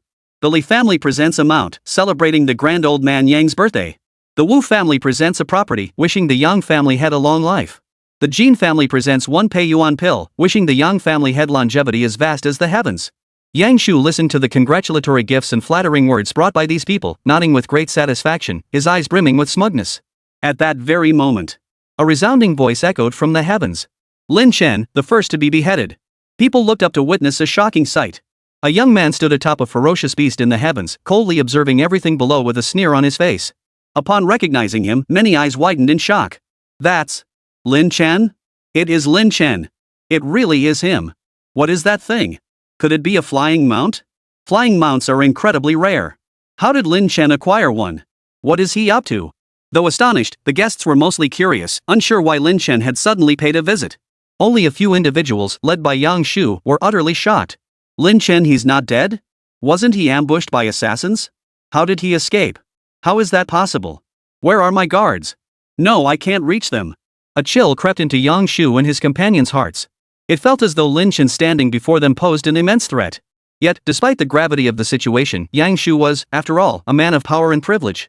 Regaining his composure, he coldly demanded, Lin Chen, have you come to celebrate my birthday, or to apologize? Celebrate? Apologize? Lin Chen laughed as if he'd heard something amusing. Then, his gaze suddenly sharpened. You sent assassins to kill me and seize my treasure. Today, I've come to take your life. The words hung in the air. It felt like a boulder had been hurled into a tranquil lake, instantly sending ripples of shockwaves across the surface. Has this Lin Chen lost his mind? What nonsense is he spouting? Ha ha ha. Does this kid really think he can challenge Principal Yang just because he's some college entrance exam champion? Young man, how arrogant. Many scoffed and shook their heads, passing judgment on Lin Chen. In their eyes, Lin Chen was essentially courting death. After all, Yang Shu wasn't some frail old man, he was a bona fide level 30 professional. Meanwhile, Lin Chen had only barely reached level 8 just a few days ago. That was a gap of 22 levels. Lin Chen, even if you've lost your mind, I won't show you any mercy, Yang Shu sneered. You've insulted me time and again, and now you've disrupted my birthday banquet for no reason. It seems I can no longer hold back. Otherwise, people will think Yang Shu is easy to bully. Ha! While Dragon Nation does prohibit violence within city walls, but you barged into my home yourself. Therefore, my actions won't be considered a violation of the law. Chapter 65, Clash with Yang Shu. With that, Yang Shu shed his restrained aura. A flash of blue light enveloped him, revealing a set of light armor, while a magic staff materialized in his hand. Powerful bolts of lightning surged around him, swirling in a protective aura. Yang Shu, level 30 hidden class, Thunder Mage. The aura of a level 30 class was laid bare. The surrounding crowd fell silent. Principal Yang, are you going all out? Truly befitting the headmaster, that presence is simply overwhelming. Principal Yang's class is the Thunder Mage, the ultimate combat specialist. That Lin Chen probably won't even last a single move. Who told him to dare challenge Principal Yang? He's asking for it. Many gasped aloud, gazing at Yang Shu with a hint of awe. A level 30 powerhouse was already a force to be reckoned with for most. After all, on Blue Star, level 10 is a watershed. Levels below 10 were relatively easy to climb. Some with sufficient resources and talent could even reach level 10 in just a month or two. However, levels beyond 10 demanded vast amounts of experience. For instance, the experience needed to reach level 11 far exceeds the combined total required to climb from level 1 to level 10. This reality means that the vast majority of practitioners remain stuck at levels in the teens for their entire careers, finding it extremely difficult to advance further. Therefore, a level 30 practitioner could easily be considered one of the elite in Jiangnan City. Lin Chen, I'll let you make the first move so no one can say I'm bullying you, Yang Shu declared, hands behind his back, his voice dripping with arrogance. He had just used his scrutiny spell to check Lin Chen was only level 8. Even standing right here, Lin Chen's attacks wouldn't break through his protective shield. This way, he could still maintain the air of a master. You want me to go first? Lin Chen smiled. Very well, I'll grant your wish. Lin Chen chuckled softly, then raised his hand. Flame impact. Instantly, a flame beam as thick as a bull's rim shot toward Yang Shu. Ha! This is bad. Feeling that overwhelming aura, the disdain and coldness on Yang Shu's face instantly transformed into shock and caution. Such a powerful aura, this strike can't be met head-on. Lightning shield. A pale blue shield materialized around Yang Shu, enveloping him in its protection. Lightning shield creates a shield that absorbs incoming damage before dissipating. Shield capacity equals 20% of maximum health plus spirit modifier. Logically speaking, as a level 30 Thunder Mage, Yang Shu's lightning shield should be so potent that even Lin Chen's full power attack might barely scratch its surface. However, boom! The flame beam struck, triggering a violent, massive explosion. People within dozens of meters felt a wave of heat wash over them. Is that Lin Chen's attack? Isn't he a warrior? Why does he know mage skills? What class is he? What a devastating strike. Whoa! Lin Chen is only level 8, right? How can he be this powerful? Everyone stared at Lin Chen in the sky, utterly stunned. At that moment, at the epicenter of the explosion, Yang Shu's figure materialized. His armor remained intact, but the pale blue shield had shattered violently. In other words, Lin Chen's single strike had just shattered over 20% of his maximum health. How is this possible? Yang Shu was utterly baffled. After all, the level suppression on Blue Star was extremely severe. Each level advancement brought comprehensive enhancements. Logically speaking, even if Yang Shu stood there letting Lin Chen attack, the latter would still have to exert considerable effort. And he had even activated his shield. What he didn't know was, though Lin Chen's level was lower, he possessed the innate skill Nurturing. Every surviving insectoid unit granted him a percentage boost to agility, spirit, strength, and other attributes. Lin Chen's stats had now reached an absurdly high level. Name, Lin Chen. Class, Zerg Overlord. Level, 7. Strength, 23. Agility, 22.4. Mental, 30.7. Health, 387. Mana, 122. Skills, Chain Lightning, Necromancer's Summon, Soul Beast Summoning, Mage's Hand, Greedy Soul. Equipment, Heart of Omniscience, Chitatha's Inscription, Flame-Stained Sword, Crystal of Omniscience, Blood Spider Breastplate, Cloud Walking Boots, Blood-Stained Helm, Jade Ring, Blue Diamond Ring, Apothecary's Belt, Blood of Suf. 11 equipment slots, each piece granting Lin Chen terrifyingly powerful attributes. Combined with the attributes fed back by the insectoid race, Lin Chen's stats now rivaled those of some level 20 plus professionals. Moreover, Flame Impact was a skill of the Flame Worm. When Lin Chen used it, he not only dealt the worm's inherent damage but also stacked an additional boost from his own mental attribute. This was the reason behind Lin Chen's terrifying damage output. Lin Chen, very well. I admit you are a genius, Yang Shu gritted his teeth, the murderous intent in his eyes flaring up several degrees. But today, no matter how great a genius you are, I will slay you. At merely level 8, his attacks could already wound me. And he was also the top scorer in the National College entrance exam and the first to conquer the Lost Temple. A genius like this possessed boundless potential for future growth. Rather than risk having a terrifying enemy in the future, better to eliminate him today. Resolved, Yang Shu struck immediately. Lightning Storm. With a flick of his wrist, a dark cloud abruptly materialized in the sky, hurtling toward Lin Chen. A massive bolt of lightning erupted from within. Boy, this is my signature move. If you die by it, you can count yourself lucky. Yang Shu sneered loudly. Yang Shu was utterly confident. Even if this strike didn't kill Lin Chen, it would at least cripple him. After all, the Thunder Mage specialized in offense. And this, Lightning Storm, was his most powerful skill. Even a level 30 boss would lose nearly half its health from a single hit of his skill. But who would have thought? The power is indeed impressive. Lin Chen glanced at the thundercloud crackling with electricity, a hint of mockery flashing in his eyes. Too bad it's far too slow. Before he could finish speaking, Void Walk. The space where Lin Chen had stood rippled like water, and his figure vanished instantly. The next instant, Lin Chen materialized dozens of meters away. Go! The Deathwing Mantis soaring through the sky flapped its wings, transforming into a blur as it charged toward Yang Shu. Its speed was astonishingly swift. Meanwhile, Lin Chen, on the other side, let out a low command. Resonance. Fireball. Fire blast. Instantly, a fireball with a diameter of at least 3 meters appeared in the air, radiating terrifying heat like a miniature sun. Several beams of flame materialized and coalesced around Lin Chen, numbering at least a dozen. The next second. Die! A low shout rang out.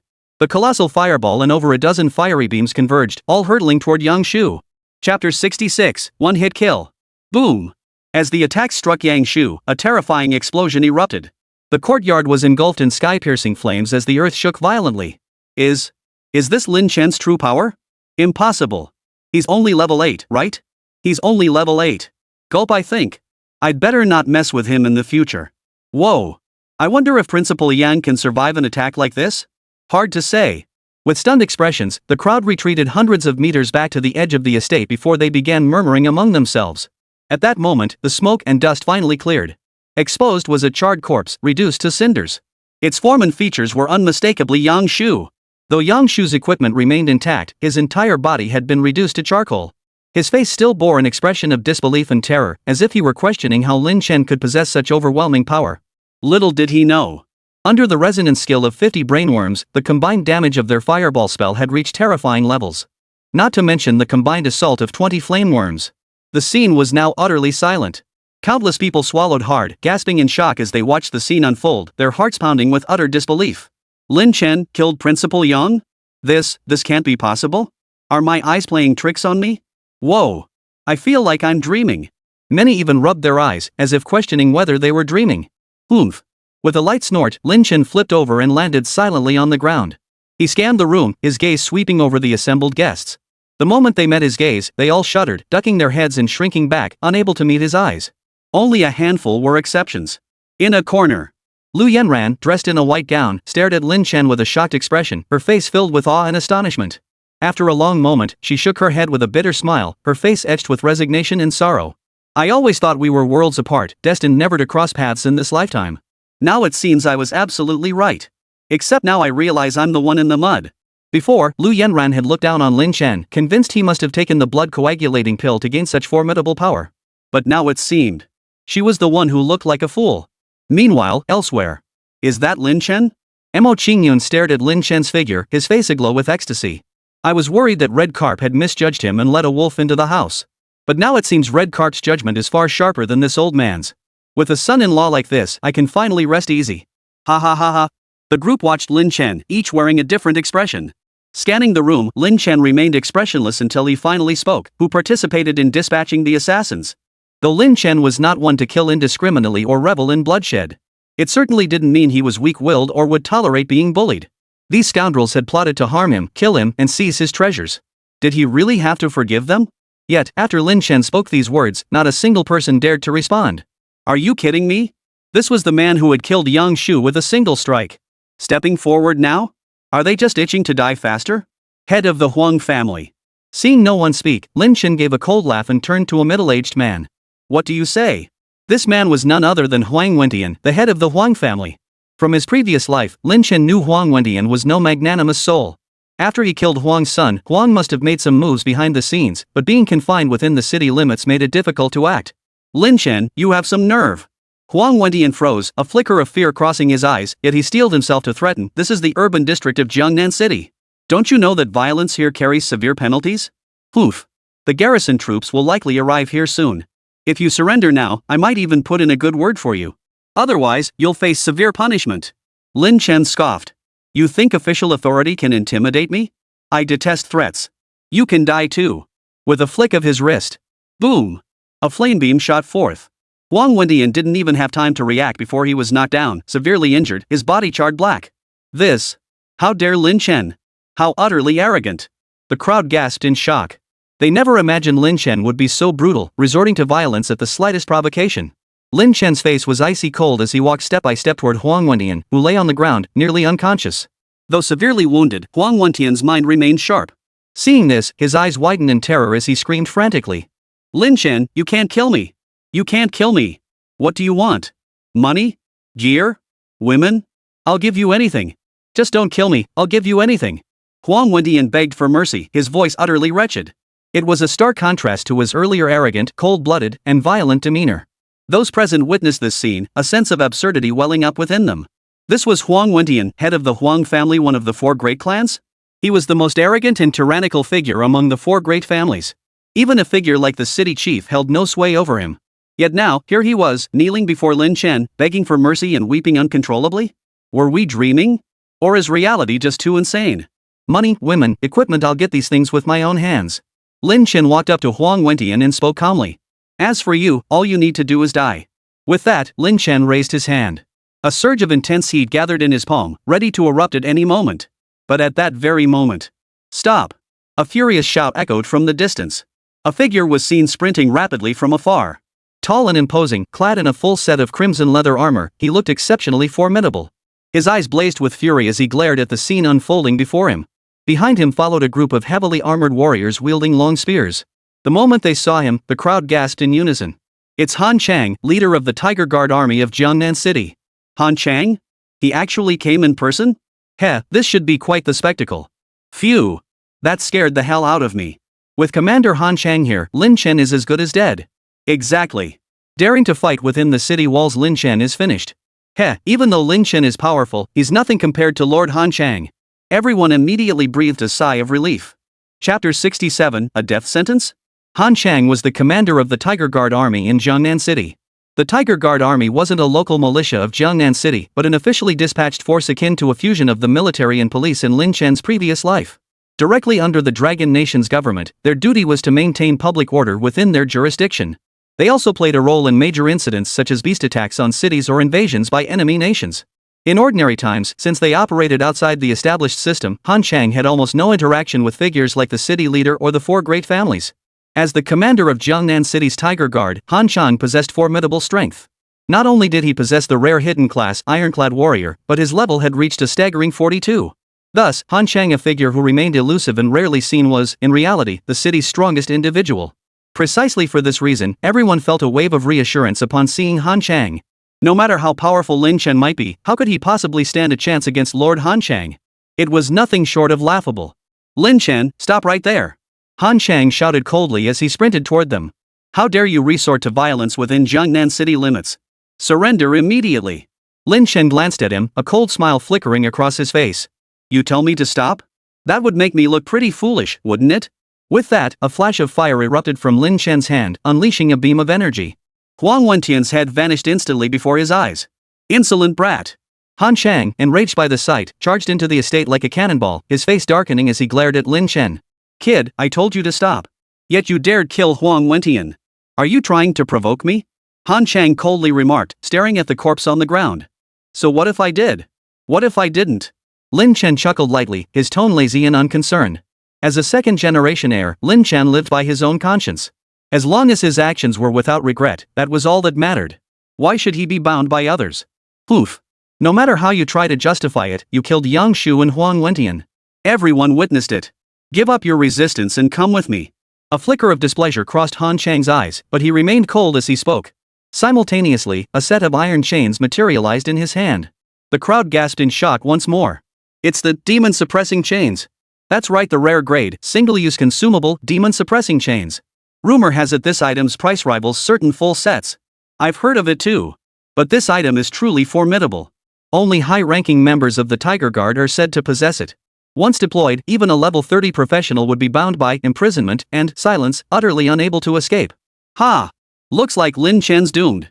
A group of people stared at Lin Chen with looks of schadenfreude. Once Han Chang made his move, Lin Chen would be as good as dead. So, you're not even going to investigate the circumstances before arresting me outright? Lin Chen narrowed his eyes. His actions against Yang Shu, Huang Wentian, and the others weren't born of bloodlust, they were sent assassins seeking to kill him and seize his treasures. Poof. I only see you senselessly slaughtering Dragon Nation officials. Had I not been present, everyone here would likely have met the same fate. Han Chang said coldly, refusing to hear Lin Chen's defense and immediately pinning the blame on him. Surrender peacefully, Lin Chen. Otherwise, I have the authority to execute you on the spot. Han Chang's face flashed with coldness as he strode directly toward Lin Chen. Simultaneously, he swung the chains in his hand, clearly intending to apprehend Lin Chen, bring him to justice, and immediately determine his fate. Truth be told, if this Han Chang truly intended to thoroughly investigate the matter and follow proper procedures, Lin Chen wouldn't necessarily object. After all, according to the laws of Dragon Nation, he was in the right. But this Han Chang? Without a word, he intended to arrest him and treat him like a criminal to be judged? Even if Lin Chen dreaded facing him, he wouldn't surrender to a professional whose rank surpassed his own by over 30 levels. Humph. You still want to fight? Han Chang couldn't help but sneer coldly at Lin Chen's expression. Kid, I don't know how you killed Yang Shu and Huang Xin, but you don't seriously think I'm some bumbling fool like those two, do you? In that case, I'll execute you right here and now. With that, Han Chang let out a savage laugh and a crimson glow erupted from his heavy armor. Die! Han Chang raised his hand, unleashing a razor-sharp blade aura toward Lin Chen. Void Walk. Facing an enemy over 10 levels above him, Lin Chen dared not take it lightly. His form vanished mid-air, reappearing behind Han Chang the next second. Deathwing Mantis, emerge. The Deadwing Mantis materialized and launched a fierce attack at Han Chang. Meanwhile, Lin Chen wasn't idle either, unleashing another flame beam. Flame impact. Boom. Under the dual assault, Han Chang staggered violently, nearly crashing to the ground, looking utterly disheveled. Damn it! A furious shout erupted from Han Chang as genuine rage finally surged within him. He had assumed that a mere Lin Chen would fall with just a slight effort on his part. But this brat possessed a teleportation skill akin to Flash, not only dodging his attack but also landing a blow that nearly sent him tumbling. This ignited a surge of humiliated fury within the perpetually arrogant Han Chang. Lin Chen, you asked for this. Han Chang gritted his teeth. Since you want to taste the power of the demon sealing chains, I'll grant your wish. With that, Han Chang flickered his wrist and the chain sprang to life in his grasp. Seeing the demon-suppressing chains, Lin Chen's heart sank. It seemed this time, he truly faced grave danger. He wasn't afraid of death. After all, under the influence of the Bug Clan Overlord's primary talent, the Overlord's heart, as long as he still possessed a single insectoid, he could resurrect infinitely. In other words, he wouldn't truly perish here. But the problem was, the several pieces of equipment he carries will be left behind here. Each piece boasts attributes and special effects that are utterly game-changing. If they were to drop entirely, even Lin Chen would feel the sting of loss. But they're just gear external possessions. If I can obtain them once, I can obtain them again. As long as the mountain remains, there will always be firewood. With this thought, Lin Chen felt at ease. His gaze toward Han Chang grew a touch colder. Since you insist on killing me, you shall henceforth be counted among my enemies. Heh, this grudge I'll settle it another day. Lin Chen closed his eyes. He faced death with noble resolve. Han Chang erupted into maniacal laughter. This demon sealing chain forces target acquisition. Even if you know some teleportation technique, it won't matter unless you possess a higher level control immunity to nullify it. I'll see who can save you today. But before Han Chang's words had even faded, a cold, authoritative voice echoed from the heavens. What if I choose to save Lin Chen? Chapter 68, The Two Inspectors. What? The crowd gasped in shock, lifting their heads to gaze skyward. Hundreds of meters above, two slender figures yet radiating in intensity like the blazing sun hovered in the air. One male, one female. The man, in his 40s, possessed fierce tiger-like eyes and a bear-like face, his burly frame making him resemble a monstrous beast in human form. The other was a stunningly beautiful woman, dressed provocatively. Her long, shapely legs in black stockings and her voluptuous figure, seemingly ready to spill out, were enough to make any man swoon. The voice that had just spoken came from the man. Though his voice wasn't loud, it carried as if amplified, echoing powerfully throughout the entire estate, ensuring every soul could hear it clearly. Everyone in the estate stared speechless at the sight of the two, too terrified to utter a word. After a long moment, someone finally swallowed hard and stammered out. Flying through the air? Could they be level 60 professionals? Whoa! Look! They're soaring through the sky without any mounts. They must be level 60 professionals. Good heavens! Level 60 professionals? And two of them at once? Could they be here to capture Lin Chen? The crowd erupted into a frenzy. Level 60. For professionals on Blue Star, this level marked a watershed moment. Once a professional reaches level 60, their three core attributes, defense, health points, and more all double instantly. Precisely because of this, it was extremely difficult for practitioners below level 60 to defeat those above it. The gap between them was like a chasm. Moreover, it unlocks the ability to fly, allowing you to soar through the skies under your own power. Thus, soaring through the air without a flying mount became the most distinctive hallmark of practitioners above level 60. May I inquire about the origins of these two distinguished individuals? Even the arrogant Han Chang instantly became subdued upon seeing them, bowing with a touch of respect and caution as he asked. I am the inspector, Song Chi. The man gave a light snort as he and the woman leapt down, landing beside Lin Chen and Han Chang. This is Inspector Hua Wuk. Honorable inspectors. Han Chang's face instantly lit up with reverence as he hurriedly bowed in greeting. Inspector was an exceptionally rare position in the Dragon Nation, reserved exclusively for practitioners above level 60. Therefore, they were extremely rare, numbering only a few hundred nationwide. Their primary duty was akin to that of an imperial envoy in ancient times, granting them considerable privilege. When assigned a mission, even the highest local leaders were required to follow their orders. Precisely for this reason, whenever an inspector general arrived in a region, local leaders and powerful figures treated them with utmost courtesy, never daring to offend them in the slightest. First, the inspector's power is extraordinary. Second, they were backed by the full authority of the Dragon Nation government. Even if they possessed 100 times the courage, they would never dare defy the Dragon Nation's government. My apologies for not greeting you further, esteemed inspectors. May I inquire about the purpose of your visit? Han Chang asked cautiously. We have come to retrieve Lin Chen. Finally, the alluring woman beside him, Hua Wuk, spoke up. Her bright, phoenix-like eyes fixed intently on Lin Chen before her, sizing him up from head to toe with obvious interest. To retrieve Lin Chen? Han Chang froze in surprise. What could this Lin Chen possibly be that would warrant 2 inspection commissioners being dispatched to rescue him? Could it be that this Lin Chen wasn't an orphan at all, but rather the illegitimate son of some influential figure?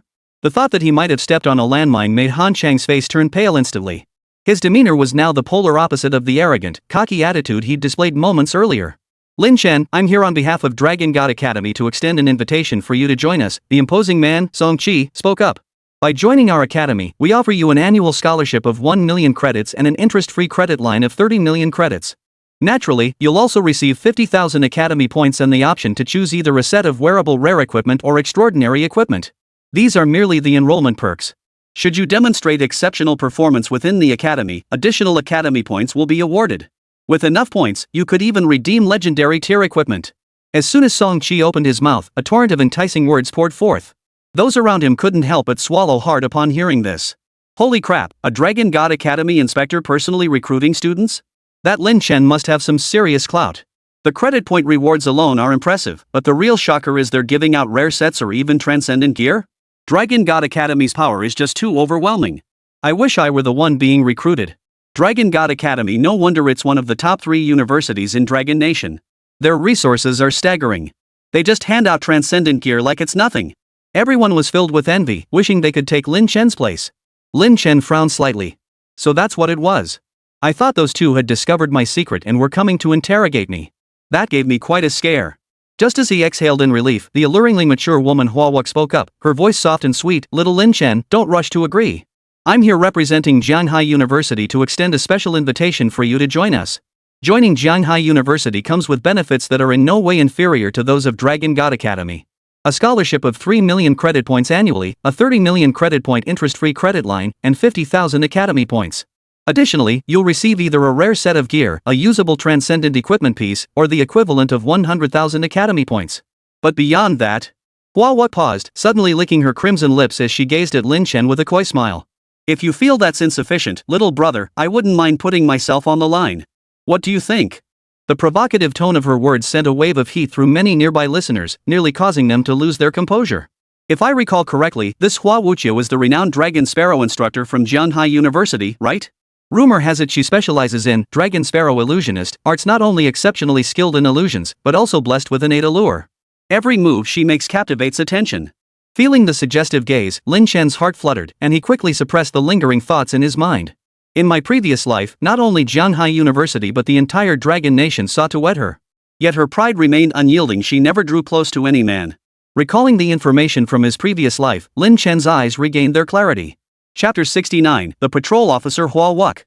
Women, for the man he was now, were merely an adornment. Strengthening his abilities was far more crucial. Well, Lin Chen, if you join the Dragon God Academy, we could potentially increase your scholarship a bit. Seeing Lin Chen's hesitant expression, Song Qi spoke directly. A yearly scholarship of 5 million credits, a 5 million credit interest-free credit line, and 10,000 academy points. If you're willing, we can even provide 2 extraordinary pieces of equipment, both wearable and their value won't be insignificant. What do you say? Before he could finish, Hua Wuk giggled coquettishly. Inspector Song, you're a senior instructor at Dragon God Academy and an inspector, how can you be so stingy? Jianghai University is willing to double all these terms outright. That is, an annual scholarship of 6 million credit points, a 60 million credit point interest-free credit line, and 100,000 academy points. Additionally, 2 sets of rare equipment, or 2 usable extraordinary artifacts, or conversion into 200,000 academy points. Song Qi snorted coldly in displeasure. The Inspector Hua, I hear Jianghai University suffered significant losses after that beast siege. How can you possibly afford this? Our Dragon God Academy will top their Jianghai University offer with an additional 1 million credit points, 50,000 academy points, and 1 extraordinary equipment piece. Watching Hua Wuk and Song Qi fiercely compete, the crowd on site was stunned. These were 2 inspectors. Moreover, their identities also included being faculty members at 2 prestigious universities. Such figures were undoubtedly among the pinnacle of talent, even when viewed across the entire Dragon Nation. Yet here they were, bickering openly in front of everyone over recruiting Lin Chen? This was utterly insane. Watching this unfold, Li Hu and Liu Yanran felt a wave of bitterness wash over them. Only now did they realize their so-called genius titles were confined to the small city of Jiangnan. Meanwhile, Lin Chen's talent was so exceptional that 2 top universities were bending over backwards to extend their olive branches. Lin Chen, we've both laid out our terms. The choice is yours to make, Song Qi said, taking a deep breath. Little Lin Chen, you'd better think this through. The trial abyss you conquered was our Jianghai University's lost temple. That means you originally intended to apply to Jianghai University, right? Hua Wux's bright phoenix-like eyes flashed with a hint of allure as she spoke. After speaking, both fell silent, watching Lin Chen as they prepared to hear his choice. I choose Jianghai University. Lin Chen spoke calmly. Jianghai University wasn't the strongest or most resource-rich among the 3 institutions. But Lin Chen chose this university because only he knew that certain things within Jianghai University could accelerate his growth by several times. A smile instantly blossomed on Hua Wux's charming little face. Congratulations, little brother Lin Chen. You've made the right choice. Song Qi, however, looked somewhat disappointed. After sighing, he didn't say much more after all. He'd anticipated this outcome when they came. He could only mutter under his breath, I told you so. He was applying to Jianghai University all along. That war god Chen insisted I come along. Great, what a waste of a trip. After his complaint, Song Qi still nodded to Lin Chen. Lin Chen, first, congratulations on getting into Jianghai University. Second, since we've met today, if you ever need help in the future, you can come find me. I can't promise I can handle everything, but these guys. As he spoke, Song Qi suddenly swept his gaze around the room. His eyes were like sharp blades as they cut through the group of Jiangnan City's powerful figures, followed by a cold snort. If any of these people dare to give you trouble, I won't hold back either. What do you say, Mr. Tiger Guard? Song Qi's gaze finally settled on Han Chang before him. Just a glance. Han Chang instantly felt a chill surge up his spine, making him feel as though he'd fallen into an ice cave in the midst of this sweltering summer heat. Sir, I would never dare to offend you. Please rest assured. Han Chang swallowed hard, bowing repeatedly as he apologized, his demeanor utterly sincere and humble. Good to know. Song Qi snorted coldly, then softened his expression as he nodded to Lin Chen before finally soaring away. Watching Song Qi's receding figure, Lin Chen couldn't help but shake his head. This guy wants to recruit me? Probably because he sees potential in my development. Everyone knows. Anyone who could be simultaneously valued and recruited by the presidents of both Dragon God Academy and Jianghai University was definitely no ordinary person. Though Song Qi held a high position, he naturally sought to cultivate good connections, a perfectly normal move. Alright, little brother, here's your Jianghai University acceptance letter. Remember to come find your big sister once you enroll. Hua Wu giggled, suddenly pulling out a jade slip from her bosom and handing it to Lin Chen before vanishing in a streak of green light. The jade slip still carried a lingering warmth and faint fragrance. Lin Chen accepted it but didn't examine it immediately, instead tucking it away in his backpack. Finally, he turned his interested gaze toward Han Chang before him. Chief Han, still feel like laying hands on me?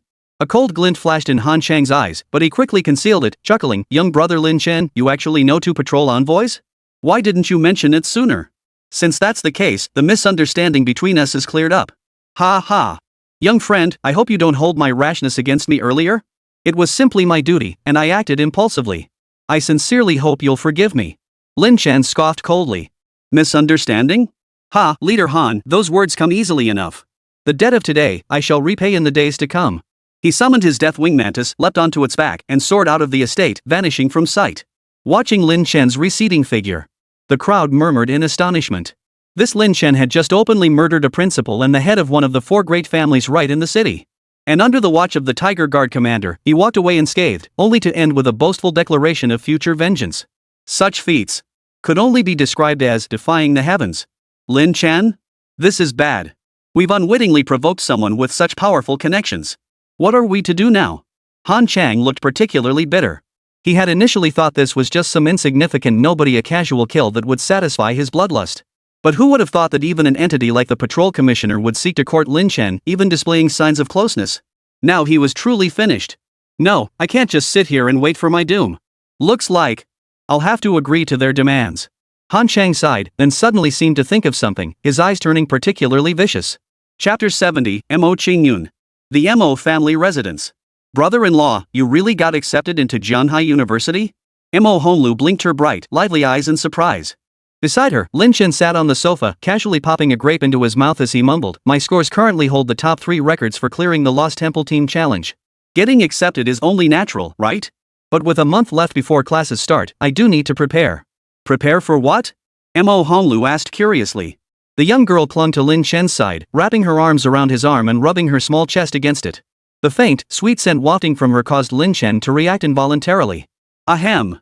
Although Jianhai University has accepted me, according to their regulations, I must reach level 10 before the semester starts, in other words, within a month. Otherwise, I'll be denied admission," Lin Chen explained. "Level 10 in a month?" Mo Honglu gasped, her rosy lips parting in surprise. "That's impossible. After all, they had only awakened their professions 2 or 3 months ago. To climb from level 1 to level 10 in just 2 or 3 months? That pace was unimaginable for most people." Lin Chen smiled faintly. "Heh, so why do you think Jianhai University only admits so few students each year? This requirement alone would likely weed out quite a few." Jianhai University. As one of the most prestigious universities in the Dragon Nation, its admission standards were exceptionally high. The mere requirement of reaching level 10 within months would likely leave many in awe, let alone the other barriers. But for Lin Chen, reaching level 10 within a month? A piece of cake. In fact, Lin Chen had to deliberately suppress his level growth to ensure his progress was swift yet unremarkable, avoiding unnecessary attention. Lin Chen. Just then, 2 figures entered the room. A man and a woman. The woman was Mo Hongli, while the man appeared middle-aged, neither tall nor short, yet carrying an air of authority. The moment she saw him, Mo Hongli leapt to her feet. "Father, why are you here?" This man was none other than Mo Qingxue, the head of the Mo family. Given his status as the Mo family patriarch, and considering he was a guest in their home, Lin Chen couldn't afford to be overly disrespectful. He immediately stood up and nodded. "Head of the Mo family, it's an honor to meet you." In his previous life, Lin Chen had heard rumors about this Mo Qingxue. Though his martial prowess was nothing special, he had built the Mo family, one of the 4 great families of Jiangnan City, from scratch in just over 30 years through sheer personal ability. Lin Chen, no need to be so stiff. "We've met before, you just didn't notice me," Mo Qingxue said warmly, waving him back to his seat. They had crossed paths multiple times at the college entrance exam closing ceremony, at the auction, and during the recent uproar over the slaying of Yang Shu and Huang Xin that had shaken all of Jiangnan City. He just hadn't had the chance to say hello. Now, finally seeing Lin Chen up close, Mo Qingxue's eyes lingered on him, constantly scanning him from head to toe, occasionally flashing a look of deep satisfaction. After a long while, Mo Qingxue turned back, smiling broadly as he said, "Hongli, you have excellent taste. Lin Chen truly is a fine young man, and his strength and potential are formidable. Entrusting you to him puts my mind at ease." This remark instantly flushed Mo Hongli's lovely face crimson. "Dad, what are you saying?" Hongli, are you trying to say you don't like Lin Chen?" Mo Qingxue knew his daughter's thoughts all too well and immediately called her out with a laugh. I'm not talking to you." Mo Hongli, her face flushed bright red, couldn't refute him. She could only stomp her little foot in frustration before turning and running away. Watching Mo Hongli's retreating figure, Lin Chen felt a wave of emotion wash over him. To say he harbored no feelings for Mo Hongli would be impossible. But they were merely thoughts. His primary focus now remained on strengthening his abilities. In his previous life, Lin Chen, a world-class professional at the pinnacle of his field, had not a single woman by his side.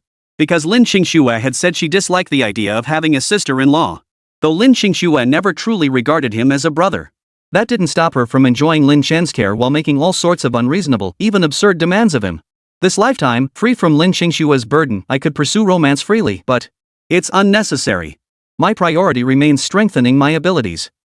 Only strength matters above all else." Lin Chen's resolve remained crystal clear, not the slightest bit shaken. "Head of the Mo family, you didn't summon me just to catch a glimpse of me, did you?" Lin Chen remarked calmly. He didn't believe Mo Qingxue had summoned him merely to arrange a match between himself and Mo Hongli.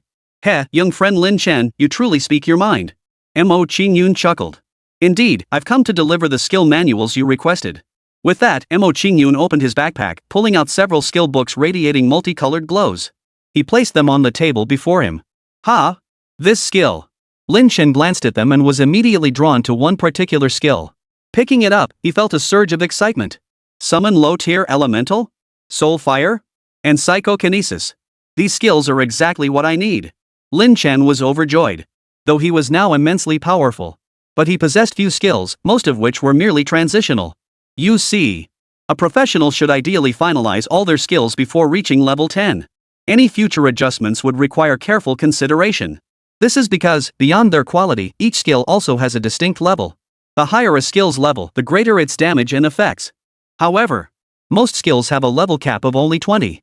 But the difficulty of upgrading is far beyond that of leveling up. In most cases, even a level 60 professional typically only has skills around level 10. However, each level of a skill significantly boosts its damage and effectiveness. This is precisely why most practitioners finalize all their core skills before reaching level 10. Otherwise, even a slightly lower level in core skills would impact their overall strength. Hongli told me about the deal between you two, Mo Qingyun said earnestly. These skills are all on your list. They're compensation for bringing Hongli into Jianghai University. I hope you won't refuse. Lin Chen showed no hesitation, grabbing all the skill books at once while nodding. Correct. These are precisely what I need.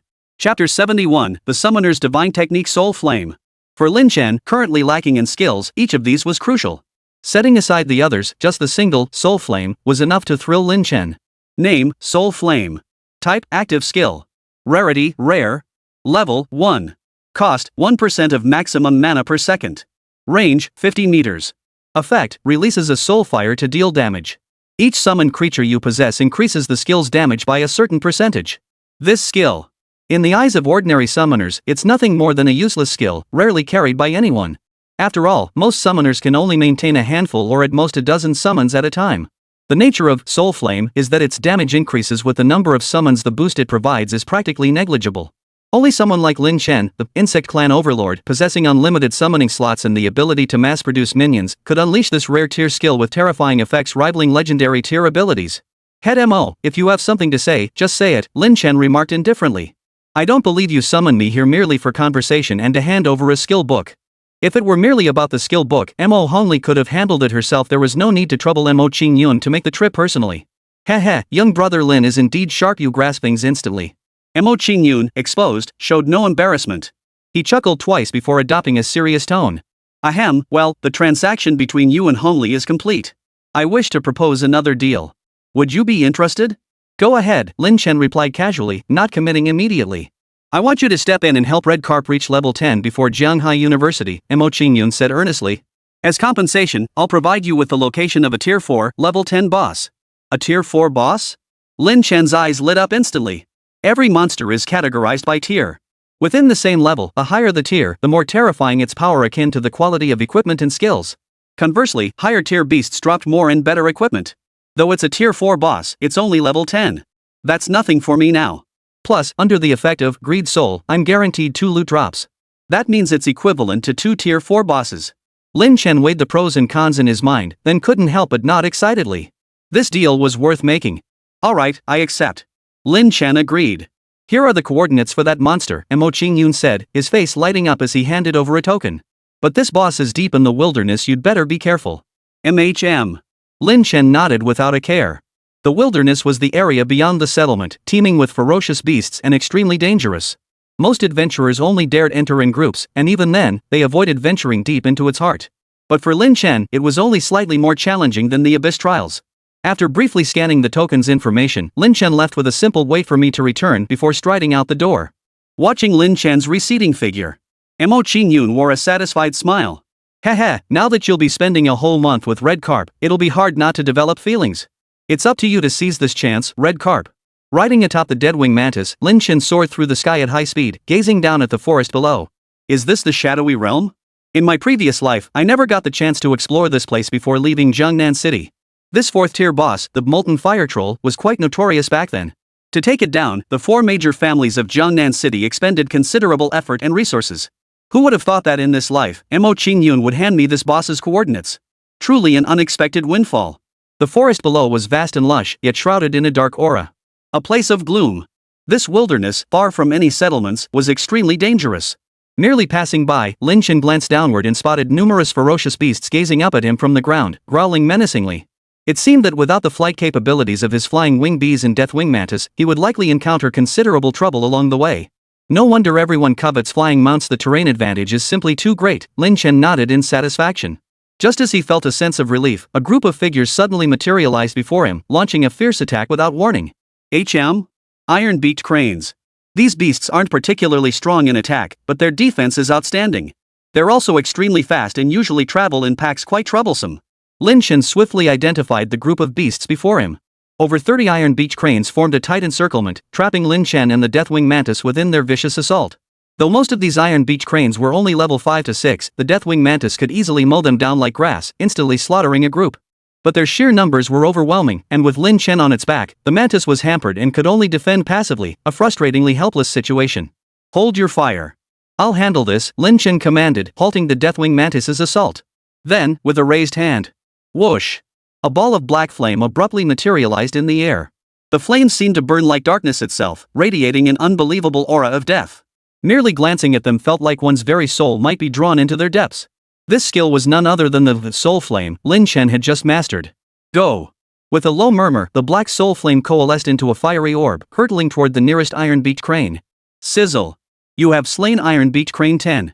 Gained EXP 5000. Before his eyes, the tiny fireball no larger than a palm exploded outward, engulfing a group of Iron Beach cranes and instantly consuming them. Not bad, Lin Chen nodded with satisfaction. This soul flame, besides its damage being tied to the number of summoned entities, actually possessed a hidden characteristic. Shaping the soul flame into different forms could also alter the damage dealt. For example, simply enveloping an enemy in soul fire to burn them only dealt the base damage of the flame. But if the flames were shaped into a fireball, the damage would increase by 10%. If shaped into a flame beam, damage increases by 15%. A flame chain increases damage by 20%. If it takes the form of a flame phantom bird, mimics a phoenix, or even transforms into a fire dragon, the damage reaches terrifying levels. In short, the more complex the form, the greater the damage. Chapter 72, Refusion, Molten Fire Insect. However, the more intricate the shape manipulated by the soul flame, the greater the mental energy and level required. Currently, Lin Chen could only manifest basic forms like fireballs, firewalls, and fire chains. Yet as his spiritual power and cultivation level grow, the forms he commands will only multiply. Go! Casually hurling several fireballs, he instantly slaughtered the remaining dozen or so Iron Beach cranes. After gaining a wave of experience, Lin Chen converted the corpses of these cranes into energy points before nodding in satisfaction. Soulfire's damage is terrifying, but it just consumes a bit too much mana. Lin Chen glanced at his mana bar. After wielding the soul flame for less than a minute, his mana had already depleted by more than half. There was no way around its soul flame consumed mana at a percentage rate. No matter how much mana he had, it wouldn't matter unless his mana regeneration rate was sufficiently high. If only there were an item that provided massive mana regeneration, otherwise I'd have to rely on mana potions to recover, Lin Chen mused as he pulled a blue potion from his backpack and downed it. Mana potion restores 20% of maximum mana over 5 seconds upon use. Effect cannot be stacked. Mana potions, commonly known as blue bottles, have their counterpart in health potions, referred to as red bottles. Nearly every adventurer packs several sets of red and blue bottles in their inventory. Most classes either suffer from mana depletion, lack means to restore health, or face both issues simultaneously. However, gear that restores mana is extremely rare. Lin Chen merely pondered this briefly before shaking his head and directing the Deathwing Mantis toward a specific location. After nearly another half hour of flight, Lin Chen spotted a volcano erupting molten lava, abruptly rising from the earth. His face lit up with delight. Finally, we're here. This was the famed molten fortress of later generations. Originally, this place was completely ignored. Though devoid of fierce beasts, the land was overrun with volatile earth and fire elementals. These monsters, though generally around level 8, were absurdly numerous. Attacking one would draw swarms of others. To make matters worse, the gear they dropped was pitifully scarce. Among their loot was a material called the molten core. Though its quality was rare, no one had yet discovered its purpose. Thus, it gradually became a desolate wasteland, a place few ventured into due to its high difficulty and meager rewards. Until today. I see. So we need to activate the 5 runes surrounding Molten Fortress in sequence to summon the Tier 4 boss, the Molten Troll. Lin Chen nodded as he studied the information transmitted through the token, then leaped down to the ground. The moment his feet touched the ground of Molten Fortress, a swarm of monsters closed in. Name, Fire Elemental. Level, 8. HP, 240. Strength, 7. Agility, 6.7. Spirit, 9.2. Skills, Fireball, Ignite, Lava Shield, Molten Ground. Fire elementals are pure elemental beings, entirely enveloped in molten lava and flames. They possess no legs, instead floating directly in the air. Fire elementals are innate fire mages, possessing almost no intelligence beyond instinct. Upon seeing Lin Chen land, they launched a frenzied attack without hesitation. Deathwing Mantis, take care of them. Lin Chen ordered calmly. The Deathwing Mantis flapped its wings, charging forth like black lightning. With a single slash, it cleaved one fire elemental clean in two. Then, like grim reapers, they swept through the fire elementals, slaughtering them as easily as mowing grass or slicing vegetables. For other practitioners, this swarm of fire elementals might be a troublesome affair. But for Lin Chen, they were nothing but free experience points. Your summoned creature has slain a fire elemental. Gained EXP 500. Your summoned creature has slain a fire elemental. Gained EXP 500. Your summoned creature has slain a fire elemental. Gained EXP 500. Soon, under the Deathwing Mantis's relentless slaughter, fire elementals fell in droves, transforming into Lin Chen's experience points. What's this? Just as he was about to head toward the first rune, Lin Chen discovered a gem amidst a pile of white equipment. He picked it up and examined it. Name, Molten Core. Type, Material. Quality, Rare. Description, the concentrated essence of subterranean magma, possessing surging fire attribute energy. So it's a molten core, Lin Chen realized with a start. In his previous life, he had heard of this useless material, but had never seen it firsthand. This molten core. It truly lived up to its useless reputation. People in Jiangnan City had scoured every formula, yet found no practical use for this material. Thus, molten core became the bottom drawer stash of many merchants, utterly unsellable. He curled his lip, about to toss it aside. But just then, ding! Special template detected, confused to evolve specific insectoid species. Ha! Lin Chen's eyes lit up instantly. This molten core is actually a special template? Whoa, this is a huge win. Without delay, Lin Chen entered the Dominion world and placed the molten core before the stone tablet. Instantly. Ding! Special item detected. Please select your desired action. Fusion. Lin Chen declared without hesitation. Please select the insectoid unit to fuse. Lin Chen pondered. Side moth? I already have the Deathwing Mantis. Even if I fuse them, their functions would overlap. As for the stinger and brainworm, they're both ranged units, and my firepower is already sufficient. Then I'll choose the winged wasp. Lin Chen nodded. Fuse the flying wasp. Are you sure you want to fuse the two? Confirm. A low shout. Instantly, the winged wasp before him erupted with bursts of light. Immediately after, a massive, ferocious, fiery red insectoid creature materialized before him. Name, Molten Fire Flying Insect. Tier 2 insect. Agility, 9.2. Strength, 8.5. Mental, 9.5. Skills, Lava Breath, Molten Bomb, Dive Bombing, Lava Shield, Molten Aura, Windfire Flash. The molten firefly measures approximately 3 meters in length, with a wingspan reaching a terrifying 5 meters. Its overall form resembles a fusion of a western dragon and some insectoid creature, appearing lighter and more agile. Yet this fusion didn't feel bizarre. Instead, it lent the creature an air of icy coldness and ruthlessness, lacking the domineering presence and majesty typical of dragons. Excellent. Lin Chen's eyes lit up instantly. Though the molten fire insect's attributes seemed far inferior to the similarly fused Deathwing Mantis. But remember, the molten core is merely a rare quality drop item easily obtained from fire elementals. Which means, molten fire insects could be mass-produced. Chapter 73, Mass Production, Power Surge. Excellent. This haul is truly substantial, Lin Chen nodded with delight. He had initially thought there would only be one boss reward, but this unexpected bonus was a pleasant surprise. First, clear out all the fire elements here. Lin Chen thought to himself. The insectoid army materialized around them, hundreds of creatures filling the open space nearby. Go. Purge every fire element in the vicinity and bring back their equipment. Lin Chen issued the command directly. Upon receiving the order, the insectoid army dispersed like a tidal wave, scattering to eliminate distant fire and earth elementals. Soon, a steady stream of notification sounds filled his ears. Your summoned creature has slain a fire elemental. Gained EXP 500. Your summoned creature has slain a fire elemental. Gained EXP 500. TSK, getting experience just by lying down? Guess only I could pull that off, huh? Lin Chen pulled a recliner out of his backpack, settled comfortably into it, and turned on a fan while basking in the thought. Most adventurers here would avoid those fire elements like the plague, keeping as far away as possible. Only he could treat this place as a treasure trove for grinding experience and melting fire cores. Lin Chen yawned, commanded the Deathwing Mantis to guard him, and then actually fell asleep right there on the recliner. He slept for over 2 hours. Lin Chen was roused by a notification sound. Ding! Your level has risen to 9. You have gained 1 attribute point. Please allocate it. Opening his eyes and rubbing them, Lin Chen felt a bit surprised. Level 9 already? I was planning to hold back a bit longer. Looks like I'll have to ease up from now on. Though the threshold for admission to Zhanghai University was level 10. Reaching level 10 required most practitioners to expend vast amounts of energy and resources just to barely achieve it. But for Lin Chen, he actually needed to be cautious about his leveling speed to avoid progressing too rapidly.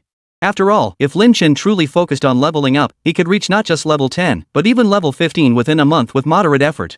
But Lin Chen couldn't do that. The tallest tree in the forest is the first to be struck by the wind.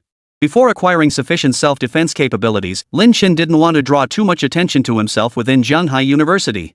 Besides, gaining 1 or 2 levels wouldn't make much of a difference to him.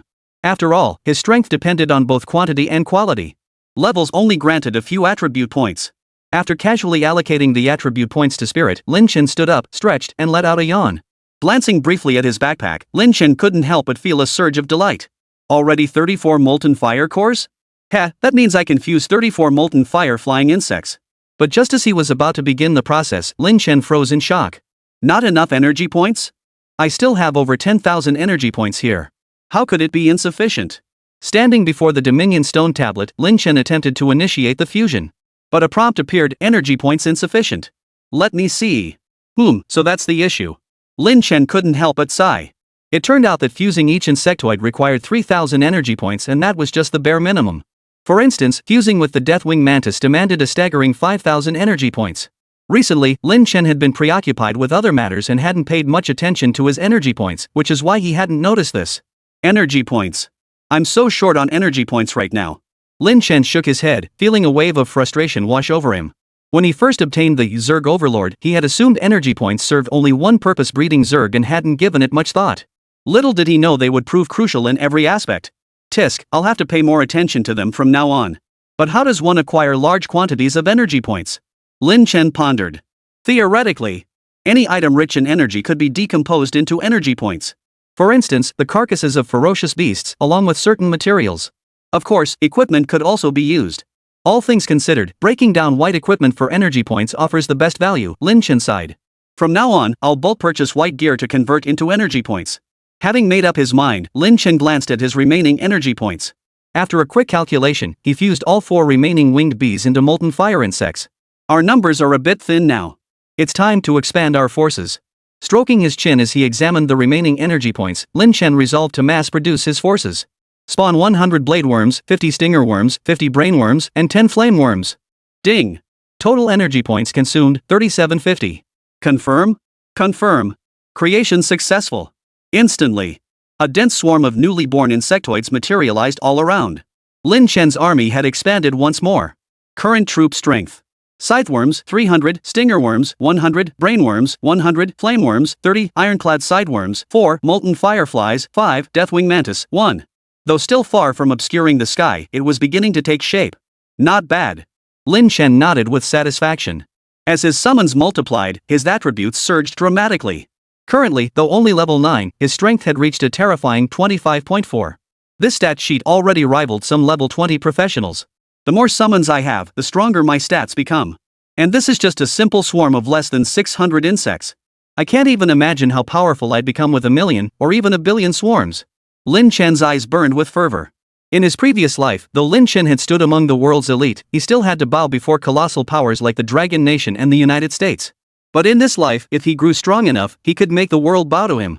But at that very moment, your summon creature, Blade Worm, killed. Your summon creature, Blade Insect, has been killed. Your summon creature, Blade Insect, has been killed. The successive alerts rang in his ears. In the blink of an eye, over a dozen blade insects had been slaughtered. This sudden turn of events caused Lin Chen's brow to furrow involuntarily, his heart filled with surprise and confusion. What's going on? His blade insects had actually been killed? Granted, these fire elementals possessed high levels and decent damage output. They were elemental creatures devoid of any intelligence. Under the relentless assault of the blade insects, true war machines, they were destined only to be reaped and slaughtered. Had they encountered some powerful monster? Or had they encountered other players? Lin Chen frowned, assessed the direction, then leapt onto the deadwing mantis's back and flew silently toward a certain spot. Chapter 74, The Islanders' Conspiracy. Meanwhile, on the other side of Molten Fortress, a group stood before a lava lake. The group numbered around 50, each dressed in traditional island nation attire. At the forefront stood an old man and a young man. Fujimoto Koen, your draw and slash has reached level 3. The damage has increased significantly, ha ha ha. A short, gaunt old man clad in traditional Japanese attire fawned over the person before him. The man before him was a youth dressed in what the island nation called samurai attire. However, the outfit looked rather mismatched on him, creating a comical effect. The young man, Fujimoto, couldn't help but smirk with pride. Akita Kenta-san, I owe it all to your excellent support. Without your Amaterasu aura, my damage wouldn't be this high, allowing me to slay all these insect monsters in one strike. Not at all. The gaunt old man Akita humbly protested. Oh, Akita Kenta's eyes darted around as if suddenly remembering something. He glanced at the insect corpses on the ground. These monsters, we didn't gain any experience from killing them, and the scrutiny spell doesn't work either. Could they be some kind of special monster? None of that matters. Fujimoto waved his large hand. Akita-san, don't forget why father sent us to the Dragon Kingdom to cause destruction. Only then can we avenge the damned Rococo people who killed my grandfather. Oomph. Back then, my grandfather merely killed a few insolent, unskilled commoners within Dragon Nation's borders. Yet the Dragon Nation authorities actually sentenced him to death? Fujimoto appeared unusually angry. You see. On their island nation, when a professional killed an ordinary person, they only had to pay a certain fine. In fact, even noble practitioners would kill fellow practitioners on the streets for the thrill of testing their blades, without causing much trouble. Who would have thought that in the Dragon Nation, merely killing a few people on a whim would result in his grandfather being sentenced to death outright? Even official negotiations from the island nation proved futile. Fujimoto opened his mouth and uttered words that would absolutely shock any outsider. Since we've learned that activating the molten fortress will trigger this volcano's eruption, drowning the entire city of Jiangnan, then let's do it. Haha, this is the price you pay for daring to kill our island nation's people.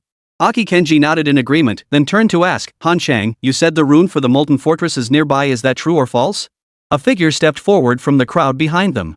This man wore the uniform of the Tiger Guard, his face dark and grim. It was none other than Han Chang, the commander of Jiangnan City's Tiger Guard. It was all a twist of fate. Just a few months prior, this group of Japanese nationals had arrived in the Dragon Kingdom under the guise of tourism. Upon arrival, they immediately ingratiated themselves with high-ranking officials like Han Chang in Jiangnan City. The other leaders were manageable, but Han Chang himself was a man who would stop at nothing to gain power and protect his life. Coincidentally, these islanders frequently gifted equipment and consumables as presents. Thus, their interactions grew remarkably intimate. Through their interactions, the island nation also came to understand that Han Chang was a purely profit-driven individual, brutal by nature, and willing to do anything to gain power. Thus, they directly proposed a plan to create widespread chaos in Dragon Nation as their means of revenge. Little did they know. Though Han Chang was brutal and utterly without scruples, his mind was far from dull. Killing someone was easy enough for him. But to directly create widespread panic and chaos? That would draw the war god of Longwa himself into the investigation. He didn't believe he could escape unscathed under the war god's scrutiny. Therefore, he decisively refused the island nation's request. It wasn't until that day, when Lin Chen vowed to exact revenge someday, that Han Chang finally felt genuine fear. Right, since death awaited him either way, he might as well kill Lin Chen first and then follow these islanders to their homeland. With that resolve, Han Chang agreed to Fujimoto's request without hesitation, revealing every secret he had guarded for years. Mr. Fujimoto, Mr. Akita, what I'm about to say is absolutely true. Years ago, I accidentally came across an artifact that revealed the method to unlock the molten fortress and its hidden boss.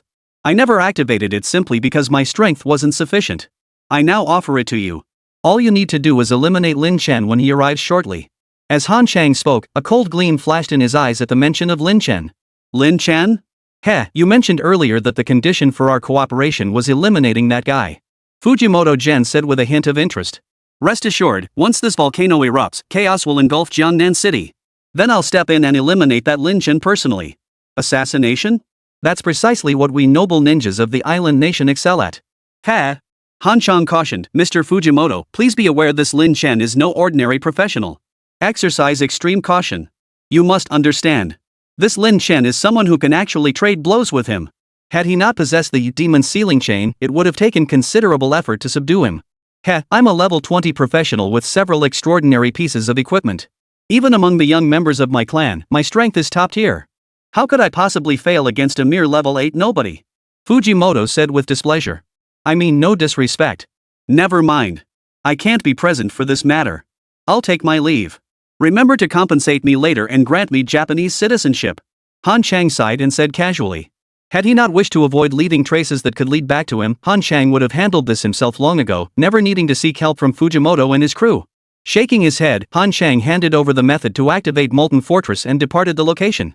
Meanwhile, hundreds of meters away, concealed behind a massive boulder, Lin Chen held an image crystal in his hand, his eyebrows involuntarily arching upward. This crystal was a consumable item, capable of recording images and sound like a camera. Han Chang actually planned to collude with the island nation to stir up chaos, and right here in Dragon Nation, his homeland? I thought you were merely bloodthirsty and brutal. But it turns out you've sunk to the depths of inhumanity. Lin Chen narrowed his eyes, gazing downward. Heh, islanders? Since you've come here, you might as well leave your lives behind. Lin Chen let out a cold laugh, patting the deadwing mantis beneath him. His figure moved like a ghost, silently soaring toward a distant spot.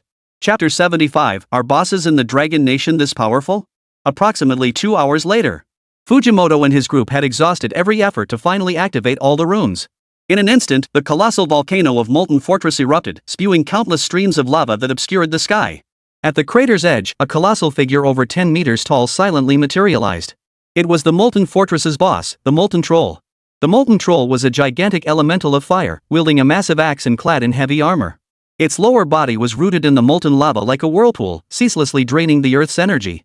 This is why the Molten Troll, despite being only level 10, inflicted such devastating losses on the Jiangnan city adventurers of later generations.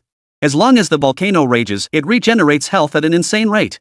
According to later professional statistics, the Molten Fire Troll's health regeneration rate is approximately 50% of its maximum health per second. Even the critical wound debuff only halves its healing rate, reducing it to 25% per second. Yet even so, as a tier 4 boss, the Molten Troll boasts a terrifying 15,000 HP pool, regenerating roughly 3,750 HP per second. It appears, as long as your DPS exceeds 3,750, it seems you could slowly grind the Molten Troll down. But in reality, the Molten Troll, backed by the volcano, can harness its power to unleash lava surge. Moreover, it can summon seemingly endless fire elementals to aid its assault. Thus, when the Molten Troll first appeared in the previous era, many adventurers met their end here. It ran rampant for over a month before the secret to defeating it was discovered. And now, is this the Molten Troll? Fujimoto stared at the colossal fire elemental, a flicker of excitement dancing in his eyes. According to Han Chang, once we defeat this boss and activate the final rune, we'll be teleported to the subterranean lava temple. There, we'll gain control over the entire volcano. Ha! No time to waste, young master. Let's get moving, Akita Kenta nodded, his own anticipation growing. The thought of soon being able to slaughter an entire city of Dragon Nation citizens filled both men with intense excitement. Take this, draw sword slash. Fujimoto snorted coldly, drawing the katana at his waist. A sudden flash of icy light erupted as a blade aura shot toward the colossal lava giant. Drawing blade slash rare, draw a blade equipped weapon to deal area damage. Damage coefficient is tied to proficiency. Proficiency was a unique talent of Fujimoto Haru's class, the Island Nation Samurai Master Craftsman Spirit. The more a skill is used, the higher its proficiency becomes, ultimately reaching the pinnacle of XX Sage. My sword draw slash hasn't quite reached sword draw slash immortal status yet, but it's getting close. With the bonuses from my 3 transcendent equipment pieces and my level 22 status, taking down a level 10 boss should be a breeze, heh. Fujimoto thought smugly. However, the expected scene of the Molten Troll collapsing instantly did not materialize. Instead, a boss standing at full health stared at this group of short, unremarkable islanders with a hint of mockery. Roar! The Molten Troll let out a furious roar. Behind him, a pillar of molten lava shot forth, instantly obliterating 3 island nation guards. What? Fujimoto was utterly shocked. He never imagined that his strike not only failed to kill the Molten Troll, but didn't even scratch its skin. How is this possible? I'm the strongest among the younger generation in my clan. How could I not even scratch a level 10 boss? This can't be. Amid Fujimoto's stunned disbelief, the Molten Fire Troll roared again. Lava erupted from its crater like a torrential downpour, pelting the platform before the fortress like raindrops. This was the lava rain that would later become the bane of all Jiangnan city adventurers. Not only was this skill devastatingly powerful, but it was also incredibly difficult to dodge, falling with the density of a real downpour. A single hit on an average adventurer would not only inflict massive fire damage, but would also be afflicted with the Embers Entwined debuff, reducing movement speed by 30% and making evasion even more difficult. Only certain tank classes could barely withstand this skill, though their health would typically drop by more than half. Fujimoto was utterly dumbfounded. This is a level 10 boss? Are all Dragon Nation bosses this powerful? Even in our island nation, bosses this powerful at level 20 are rare. No wonder Dragon Nation produces so many geniuses, their monsters are this formidable. Fujimoto roared in fury while frantically dodging the falling lava rain. Spread out. Akita Kenta frantically commanded. Dodge the attacks. I'll heal you, don't run around. However, the group of guards who had been following Fujimoto had long since been thrown into utter chaos. Who had time to listen to his commands? One by one, they frantically dodged the boss's attacks. Many were instantly incinerated to ashes by a single lava strike. The sheer terror of the Molten Fire Troll's damage was evident. Young master, perhaps we should retreat first? Though avenging the Dragon Nation is important, your safety comes first.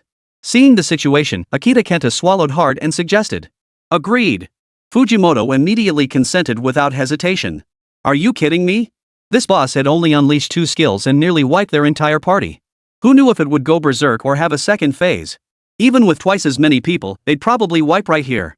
Turning around, Fujimoto was about to leave the area. But his eyes fell upon a terrifying sight. A horde of insectoid beasts, each with a different form, had appeared behind him at some point, covering the entire mountain. A young man stood atop a flying insect beast, hands behind his back, observing the scene with keen interest. It was Lin Chen.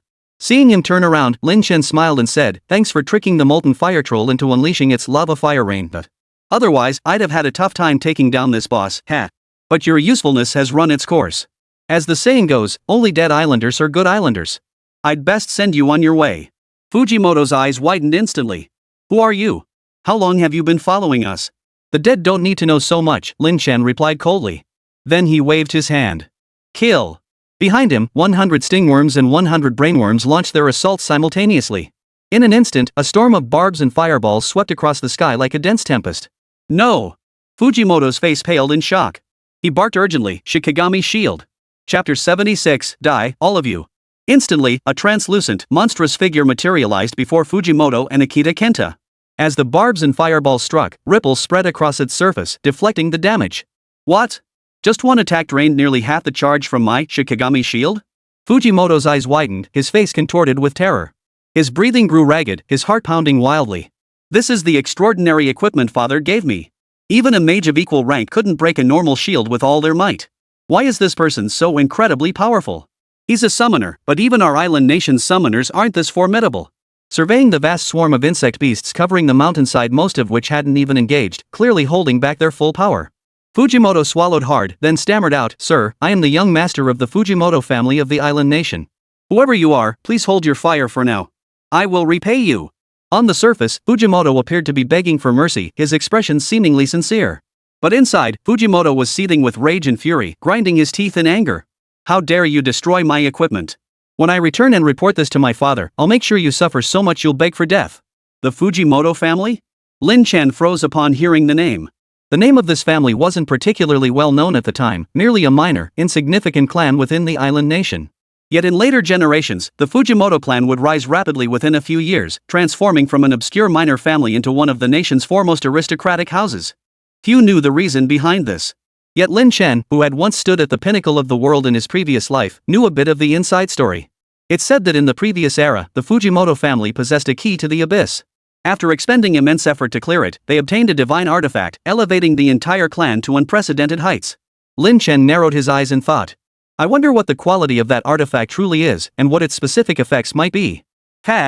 Since I've uncovered this secret in this lifetime, it's best if that equipment comes to me." Lin Chen weighed the pros and cons internally, yet his expression remained calm and composed. Then, he spoke indifferently, "The Fujimoto family? Never heard of them. You'd be better off just dying." With that, several molten fire insects behind him roared in unison. They opened their monstrous maws, unleashing terrifying streams of high-temperature flames. "Lava breath.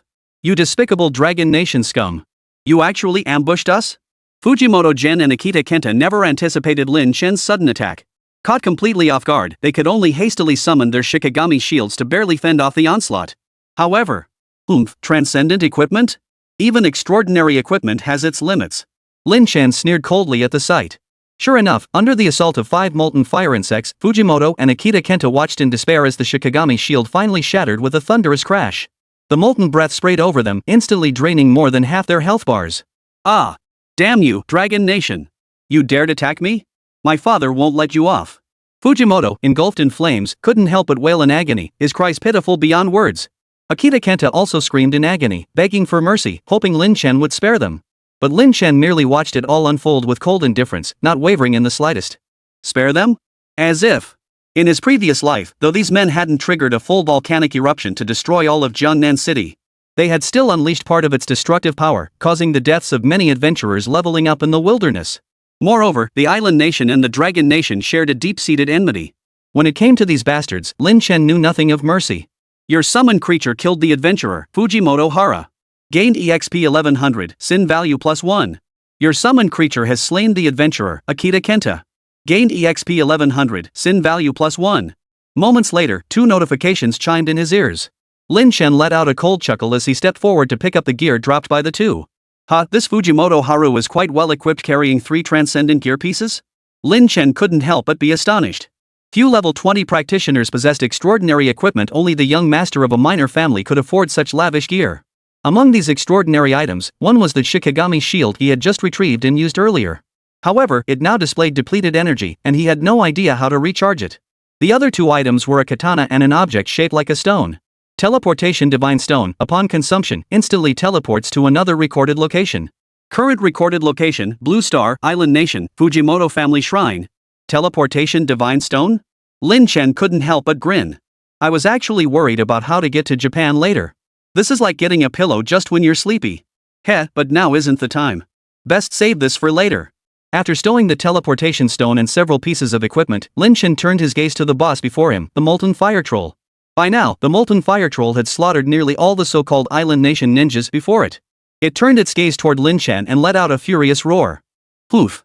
Without lava fire rain, I'm not afraid of you. Lin Chen smiled faintly. Healing? High damage?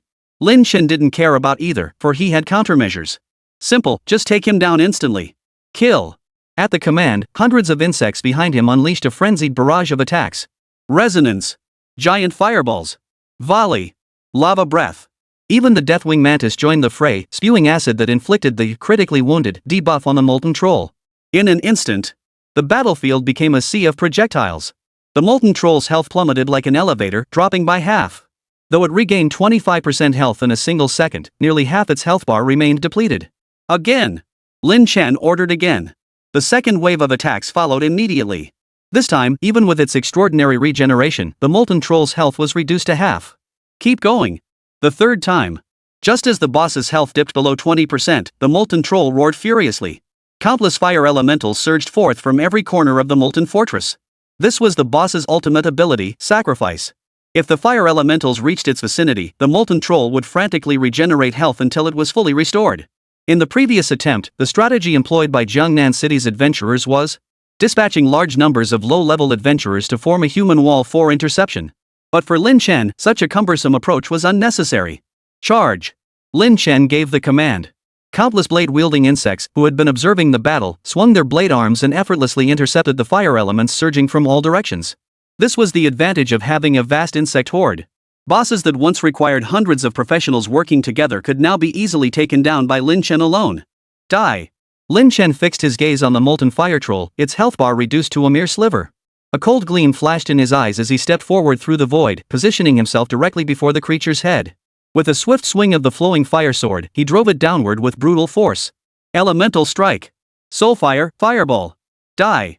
Chapter 77, The Molten Fire's Hideout. Roar. As several powerful attacks closed in, a fleeting look of human-like terror and confusion flashed across the Molten Fire Troll's hideous face. It couldn't comprehend how, mere seconds ago, it had been reveling in slaughter, sating its bloodlust. How, mere seconds later, had it become the one being slaughtered? But Lin Chen offered no answers to its bewilderment, swinging the Inferno Blade without hesitation. SSSSHHH. A light sound echoed. The Molten Fire Troll's head was instantly sliced open by more than half. 1458, Weakness Damage. You have slain the Molten Fire Troll, gaining 50,000 EXP. Greed Soul activated, obtaining an additional item. You have slain the Molten Troll. Acquired Molten Authority. Please inspect. A notification chime rang in his ears. A key-shaped object landed in Lin Chen's hand. What is this? I never heard of this in my previous life. After defeating the Molten Troll, I get this? Lin Chen couldn't help but feel curious as he examined it closely. Name, Searing Authority. Quality, Perfect.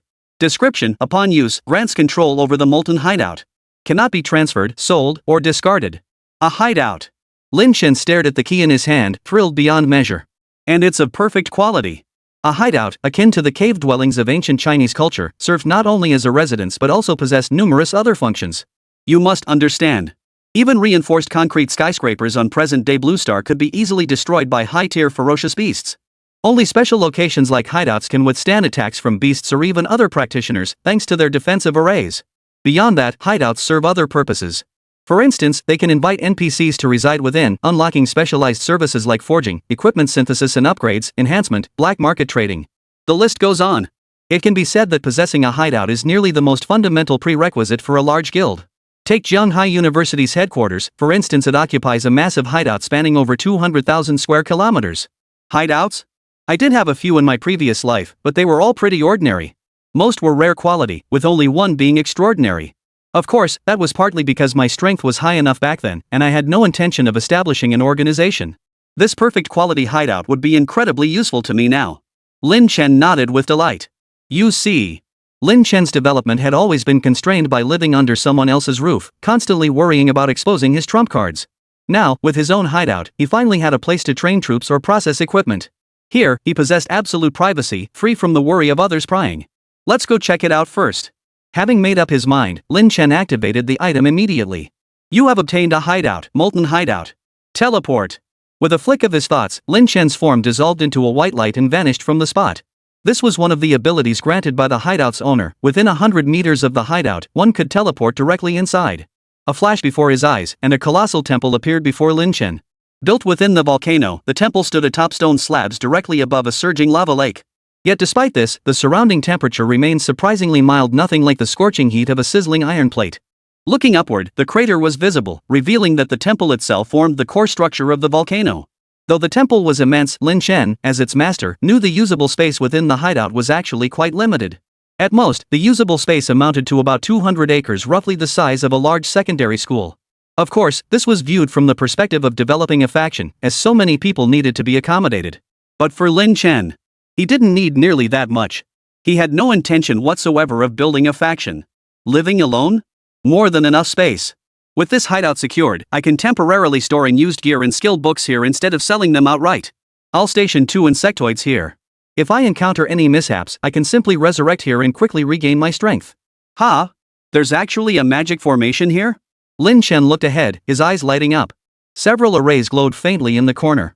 Damaged lava conversion array absorbs subterranean magma to power the entire hideout. Excess energy can be stored as energy points or experience when surplus exists. Currently damaged, hideout functions impaired, repair required. Self-sustaining? Lin Chen was thrilled. You see. Other hideouts required manual energy replenishment to maintain functions like protective arrays. It was like charging a phone or fueling a car, requiring regular replenishment of materials to sustain energy. Yet this molten hideout could sustain itself entirely without any effort on his part? For someone like Lin Chen who hated dealing with trivial matters, this was a tremendous boon. Not to mention, if the lava conversion array has surplus energy, it can even be stored as energy points or experience. Then he could even sit at home and gain experience while breeding his insect race. Repairing this array requires a lot of materials, and they're all quite rare. This is going to be tricky. After briefly inspecting the array's condition, Lin Chen sighed and shook his head helplessly. Though the array's effects were powerful, he couldn't fully utilize it at present and would have to set it aside for now. Next. Lin Chen turned abruptly, his gaze landing on a faintly glowing blue formation in the temple's corner. A smile spread across his face. This is the real key to the hiding place. Teleportation array. Activate teleportation array? Activate. Lin Chen answered without hesitation. Instantly. A tremor shook the air as the teleportation array before him burst into a brilliant azure glow, activated instantly. Excellent. Now I can teleport back to my hideout anytime. Lin Chen finally exhaled in relief. The teleportation array allowed Lin Chen to teleport back to his hideout from any other active teleportation array. Fortunately, this array remained intact. Otherwise, returning home would have required traversing hundreds of miles from Jiangnan City. The hideout contained a total of 462 rooms. As the owner, Lin Chen naturally chose the one with the best view. He arranged the mattress and other items from his backpack to create a cozy little room, making this his home from then on. However, after finishing all this, Lin Chen didn't immediately lie down to sleep. Instead, he eagerly opened his backpack and pulled out a pile of equipment. I was too busy getting into the hideout to check the gear dropped by that molten fire troll. Now I can finally take a look. Chapter 78, Insane True Production. After some sorting, 2 items glowing yellow and 1 radiating purple light were placed before Lin Chen, who examined them closely. 2 transcendent items, 1 perfect item. Thorn Dagger Superior, +5 Strength, +9 Agility, +3 Spirit. Special effect Thorn Entanglement, upon equipping, suffers 50 true damage per second. Deals double this damage to enemies, lasting 5 seconds. This effect stacks on enemies up to 10 times. A true assassin's artifact. Lin Chen couldn't help but nod in admiration. This dagger not only directly added 9 agility, a terrifying boost for an assassin whose primary stat was agility. Its special effect was equally game-changing. Once fully stacked, it could inflict 1000 true damage per second on enemies. For bosses below level 20, activating this effect essentially guarantees their demise unless they possess healing capabilities rivaling a molten troll. Unfortunately, Lin Chen wasn't an assassin. After glancing at the item, he stowed it in his backpack, intending to sell it later. The second transcendent item was a pair of boots. Butcher's iron-studded boots, plus 3 strength, plus 1 agility, plus 2 spirit. Special effect Butcher, gains 10% lifesteal. Pretty average. Lin Chen instantly lost interest and tossed them behind him. Finally, he turned his hopeful gaze toward the last piece of equipment. Perfect gear, don't let me down. The attributes of the final piece of equipment appeared before Lin Chen. Name, Undead Commander. Type, Weapon. Quality, Perfect. Requirements, Level 10, Strength 1, Spirit 18, Summoner Class. Attributes, plus 2 Spirit, plus 1 Strength, plus 2 Agility. Special Effect 1 Undead Leader, gains the skill Advanced Undead Summoning. Special Effect 2 Army of the Dead, increases summon creature damage by 30%, raises summoning limit by 1. Wow, this gear is perfect for me. Lin Chen was overjoyed. This piece of gear. It was practically tailor-made for a summoner. First off, it directly grants a skill, Advanced Necromancy. This was an upgraded replacement for Lin Chen's existing, Undead Summoning, skill, both randomly summoning undead creatures. However, Advanced Necromancy had a higher chance of summoning higher-level undead.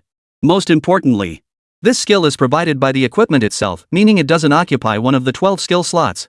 The second special effect is exactly what I need, Lin Chen nodded as he examined the attributes. The plus 1 summon creature limit prefix represented a significant boost for other summoners. Because most summoners only have 3 or 4 summons around level 10. An extra summon means extra power. But for Lin Chen, it was practically useless. Because he was the Insectoid Overlord, his summons had no limit to begin with. His excitement stemmed from the 30% increased damage to summoned creatures prefix. You see. While a summoner's primary attribute is also spirit, certain equipment affixes like increases spell damage don't affect summoned creatures' damage.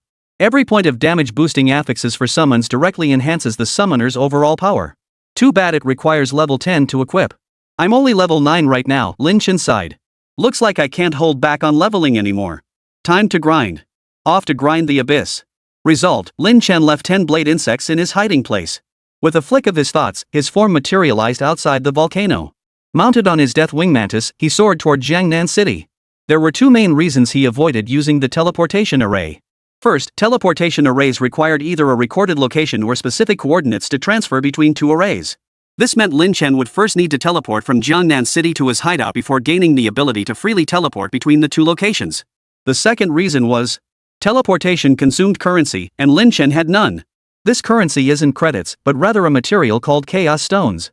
It's a basic currency circulating among practitioners above level 10. Credit points, on the other hand, primarily circulated among lower-level practitioners and ordinary citizens.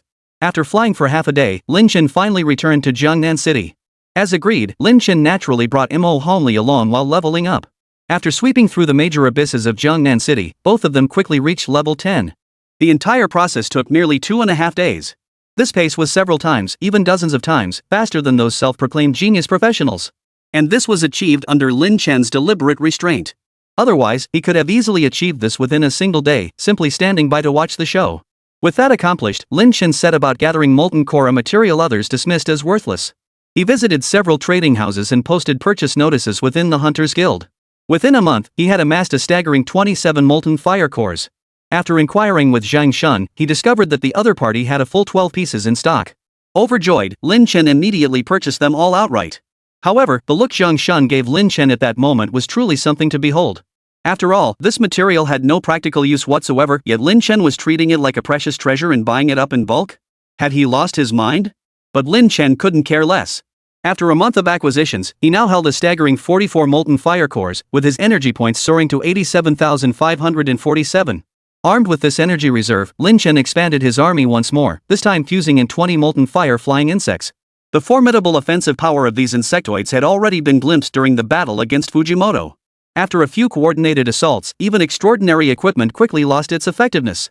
Their terrifying power was evident. Now, Lin Chen's army was nothing short of formidable.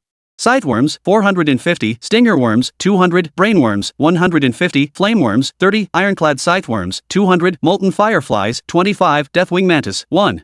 With the expansion of his army, his attributes skyrocketed accordingly. Name, Lin Chen.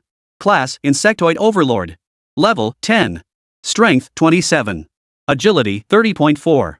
Mental strength, 37.3. Health, 1047. Mana, 300. Abilities, Chain Lightning, Advanced Necromancy, Soul Beast Summoning, Mage's Hand, Greedy Soul, Soulfire.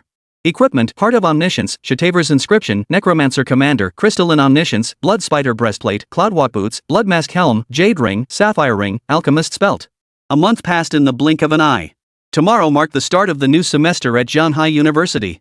Chapter 79, Zhanghai University, Opening Day. Zhanghai City. As a major metropolis second only to Tiandu and Modu in Dragon Nation, Zhanghai City's bustling vibrancy far surpassed that of provincial towns like Jiangnan City. Lin Chen and Mo Hongli strolled down the street, gazing around. Towering skyscrapers filled their vision, leaving them in awe. Of course, skyscrapers weren't anything new, they could be found everywhere, built with just a few credit points. What was astonishing, however, was that each of these towers was actually a hideout, and their quality was beyond extraordinary. Consider this. Within Jiangnan City proper, there were only 2 or 3 such hideaway buildings at most.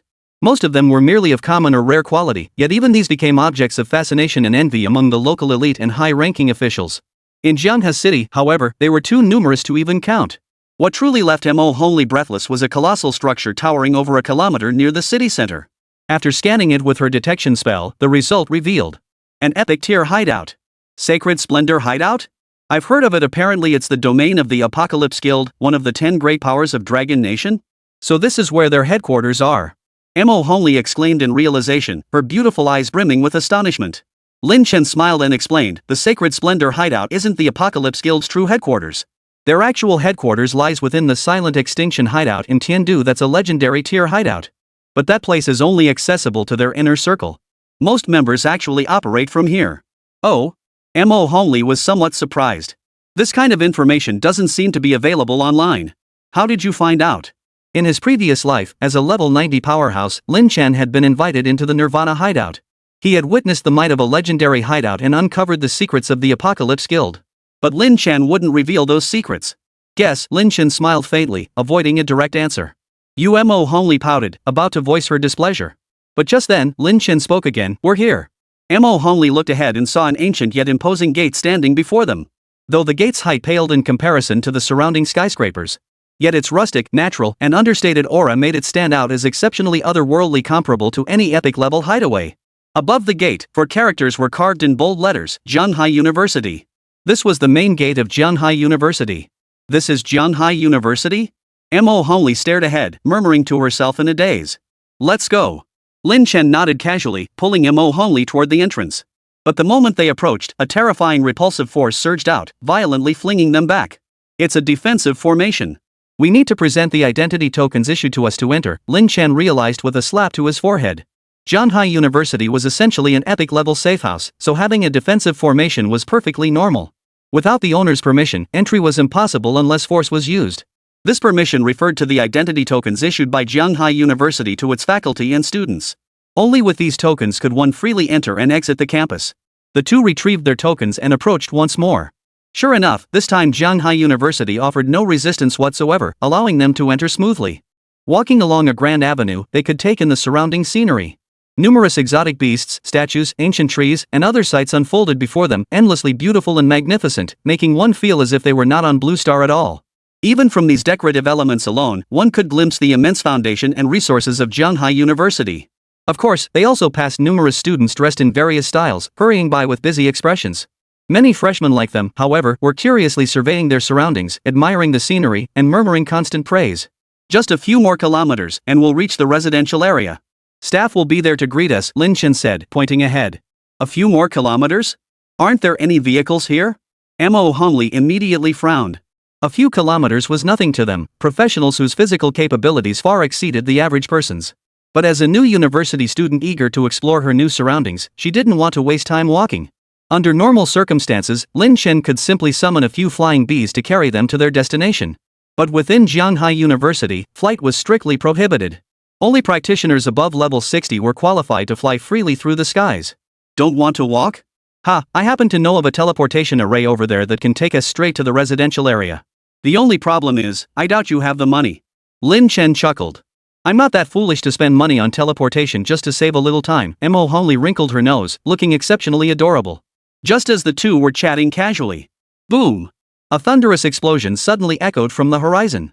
A fiery red figure streaked across the sky at breakneck speed, landing beside them.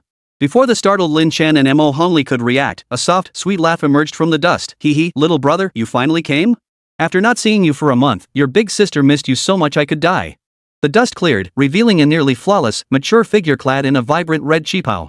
Her bright, delicate face gazed at Lin Chen with a look that seemed to hold the promise of spring. This woman was none other than Hua Wuck. The surrounding crowd was utterly stunned, craning their necks to peer this way, filled with curiosity and bewilderment. Who is that person? How can they actually fly within the Zhonghai University campus? She's so beautiful, and her figure is amazing. Shoo! If she hears you, you're dead. She's teacher Hua Wuqiao, the strictest instructor in the mage department. They say some rich kid from Tiandu tried to flirt with her last time, and she beat him so badly he was critically injured. The whole place was burned to ashes. Whoa! A beauty like that isn't for someone like me. Better keep my distance. Wait, why is teacher Hua acting so intimate with that guy? Yeah, who is that guy anyway? The crowd watched Lin Chen and his companions with curiosity and confusion. Many even harbored considerable hostility toward Lin Chen because of Hua Wuck's affectionate attitude toward him. After all, such a beautiful teacher was quite popular among Zhonghai University's students. Not just male students, even some female students couldn't resist her charm and were completely smitten. If Lin Chen knew he'd already made a bunch of enemies before even enrolling, he'd probably find it both laughable and frustrating. Teacher Hua, Lin Chen nodded, clearing his throat. I intended to visit after registration, but I didn't expect you to come to me. Hua Wuju's phoenix-like eyes swept over Lin Chen before she nodded. The moment you entered the school, I sensed it. The principal ordered me to show you around campus, so I rushed over. Then she turned her gaze to Mo Hongley beside him and couldn't help covering her mouth with a coy giggle. Oh my, is this your little girlfriend? She truly is a beauty. No wonder you've been so lukewarm toward your big sister all this time. He. Chapter 80, the open and covert struggle between two women. So, you do prefer women with a bit more curves? Good thing I'm not too shabby myself, right? Hua Wuck said, deliberately jiggling her chest just as ample as Mo Hongley's and glaring at her as if to taunt. When their gazes locked, the air seemed to crackle with sparks. Hostility. Mo Hongley's face was etched with wariness and hostility, her inner alarm bells ringing loudly. A woman's intuition told her that this Hua Wuck before her was no pushover. Not in any way, shape, or form. Teacher Hua, thank you for looking after Lin Chen. Mo Hongley remained vigilant inwardly, yet her face wore a smile as she spoke, immediately staking her claim. Oh? Not at all.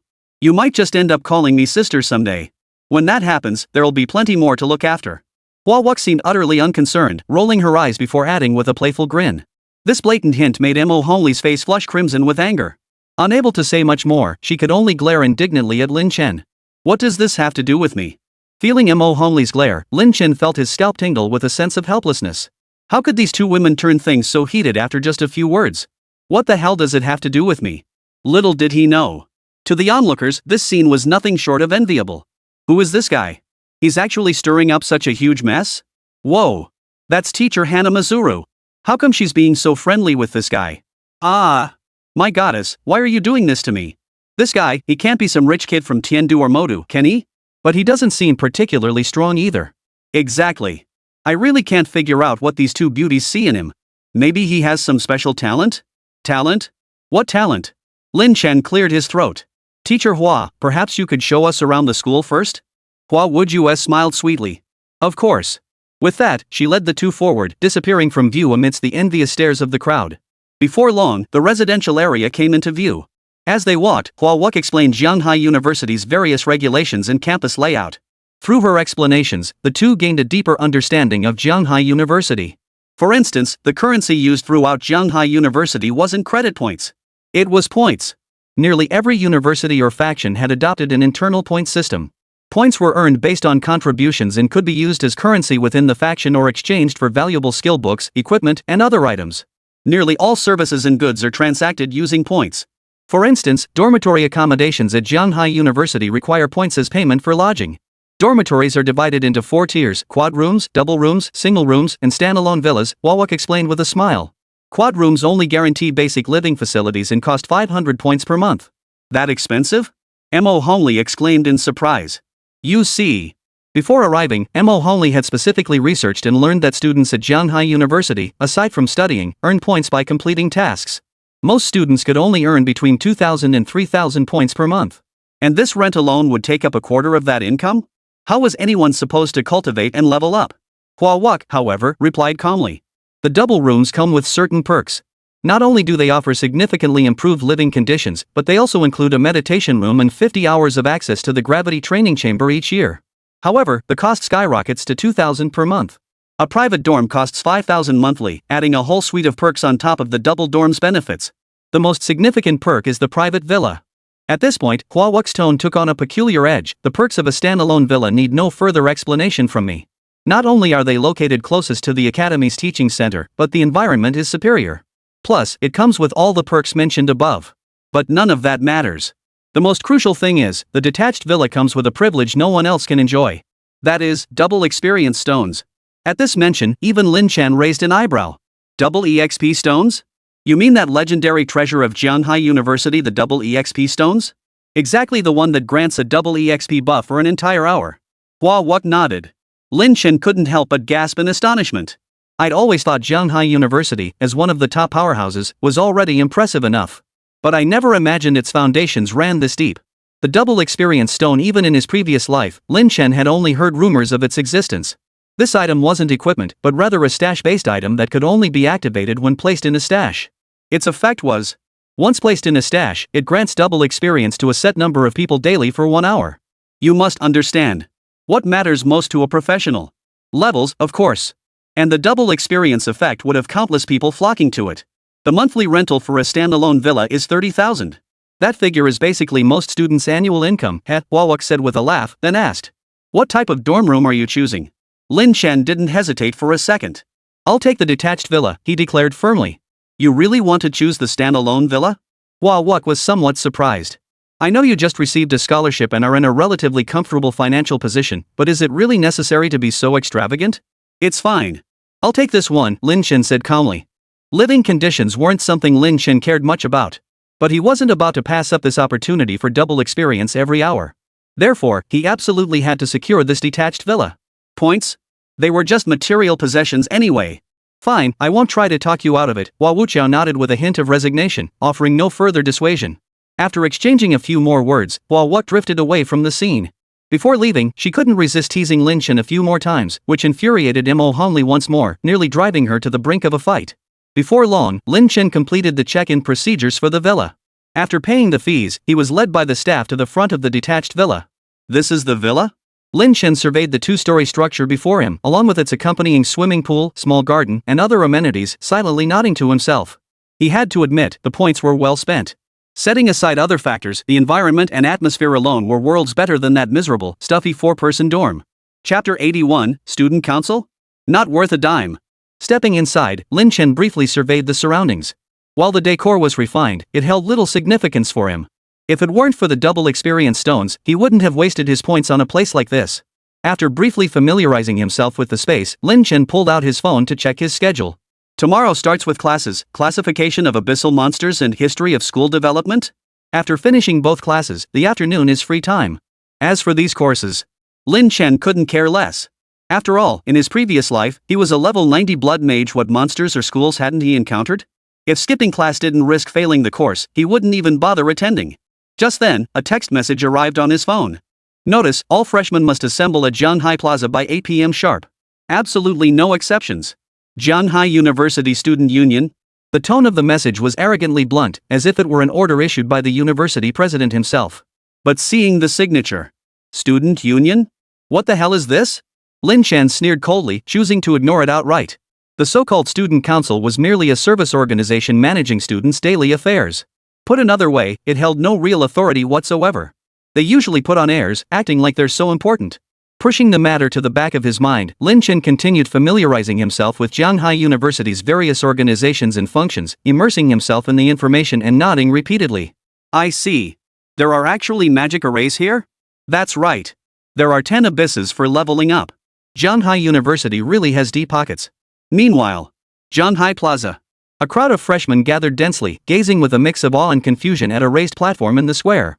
Several figures stood there with an air of superiority. Hey, everyone here? Allow me to introduce myself. After a long pause, the figure at the front spoke in a resonant voice. I am your senior and the president of Jianhai University's Student Union, Liu Yanran. I am a 29th level extraordinary hidden class, elementalist. The word sent a ripple of gasps through the crowd below. An extraordinary hidden class? And nearly level 30? That power is terrifying. Whoa. That level of power probably rivals even our city's top player. Jianhai University truly is a place where dragons and tigers lie hidden. No wonder he became student council president. Feeling the awestruck gazes directed at him, Mang Liangyun couldn't help but let a hint of smugness flicker across his face. He seemed to relish this adulation. But after 2 seconds, he masked it again, resuming his stern demeanor as he continued, "The purpose of this freshman assembly is to protect you. To shield you from the dangers of ferocious beasts and monstrous creatures, and in keeping with our mission to support new students, the Jianghai University Student Council has decided to offer you all a special benefit.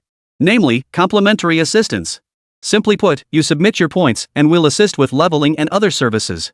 As Mang Liangyun spoke from the stage, people below began distributing small pamphlets. As the freshmen opened the booklets, frowns spread across their faces. This? So shady. What kind of unfair terms are these? Something's not right. This is just protection money, isn't it? The handbook detailed the specifics of this so-called benefit. In short, new students must surrender 1/10 of all their points earnings. Then, that's it. That's right, absolutely no services whatsoever. The so-called support depends entirely on the seniors' whims, and they even charge extra fees. It's downright exploitative. What's the matter? Are you unwilling? Seeing the expressions of the crowd below, Mang Liangyun let out a cold snarl. The aura of a level 29 professional surged forth from his body. The pressure caused most of the freshmen present to pale and shut their mouths obediently. "Ha! If you're unwilling, you're free to leave." Mang Liangyun sneered coldly. "But I can't guarantee what might happen to you at Jianghai University in the future. Think carefully about your choices." The freshmen below the stage all wore expressions of bitterness and helplessness. It was clearly a threat. If they dared refuse to pay this protection fee, the student union would spare no effort to marginalize them. For upperclassmen in their second or third years, it might be manageable. But these were freshmen, just starting out.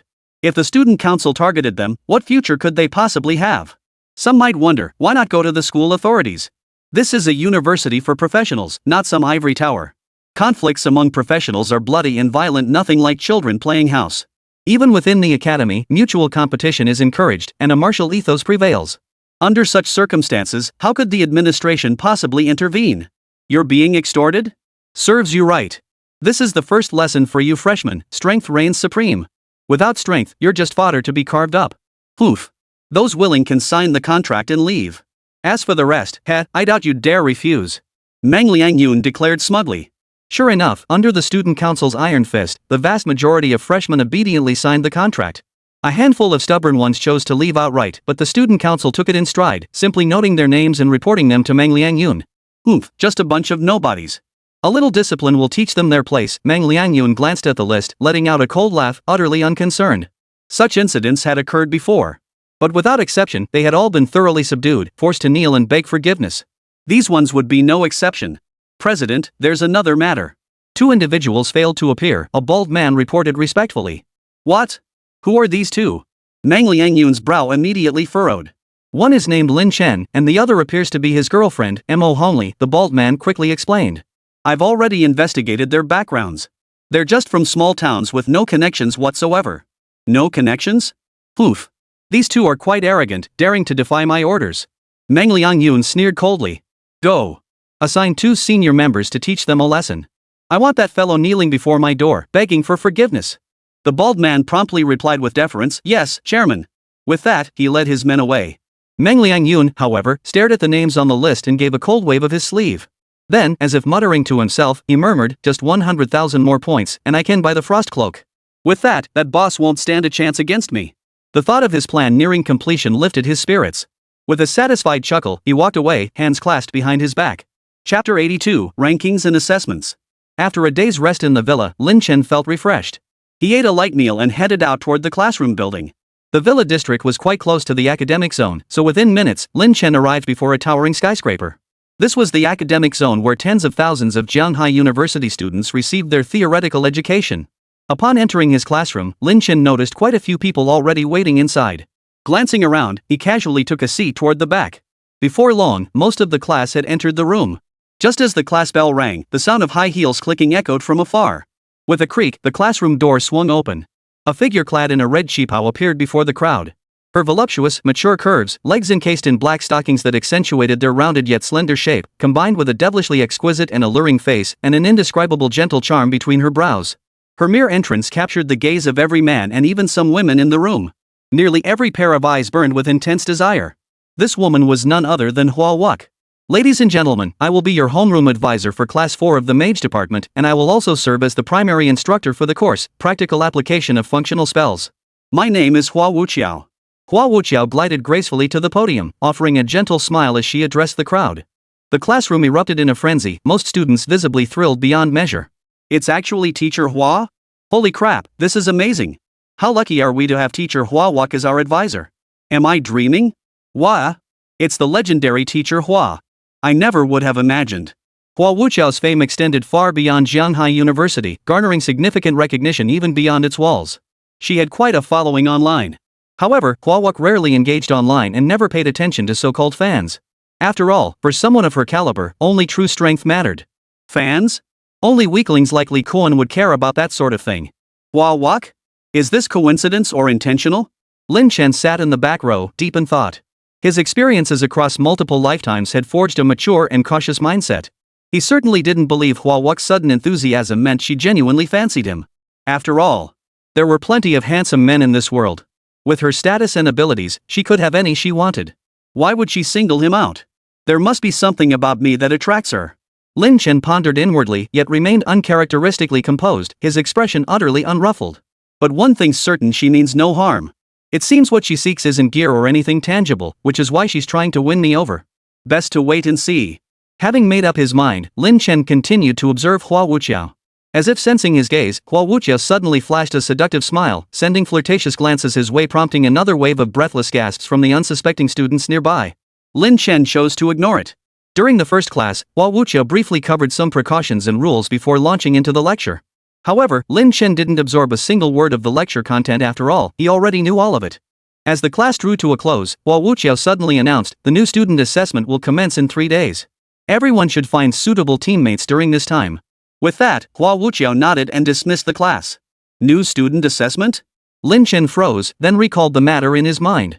The so-called freshman assessment was essentially an exam to determine new students' rankings within the school. Virtually every university in the world implemented a ranking system. Students were ranked sequentially based on their strength. Different rankings naturally came with different benefits. For instance, at Jianghai University, students ranked between 5001 and 10,000 received 500 points and 1 double experience stone monthly.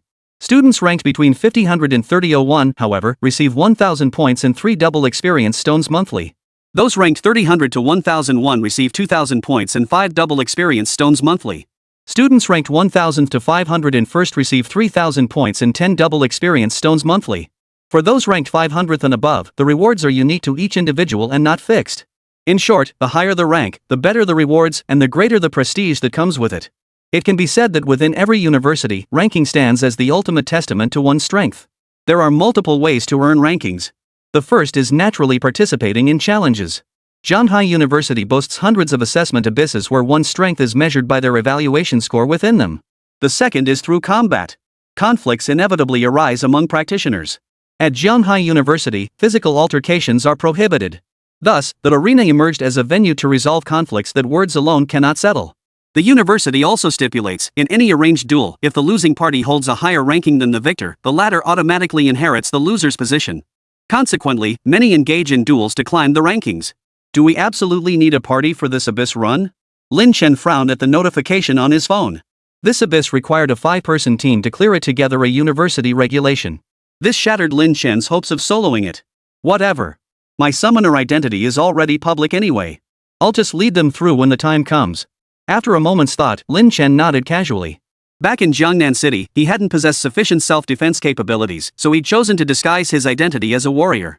But now, within the epic tier hideout, he saw no need to conceal his identity. He directly registered as a summoner. Yet the profession he selected wasn't Insectoid Overlord, but rather Necromancer, a relatively common, ordinary tier summoner class. Consequently, his identity drew little attention. After all, elsewhere, a summoner might be pursued and envied by countless people. But this was Jianghai University.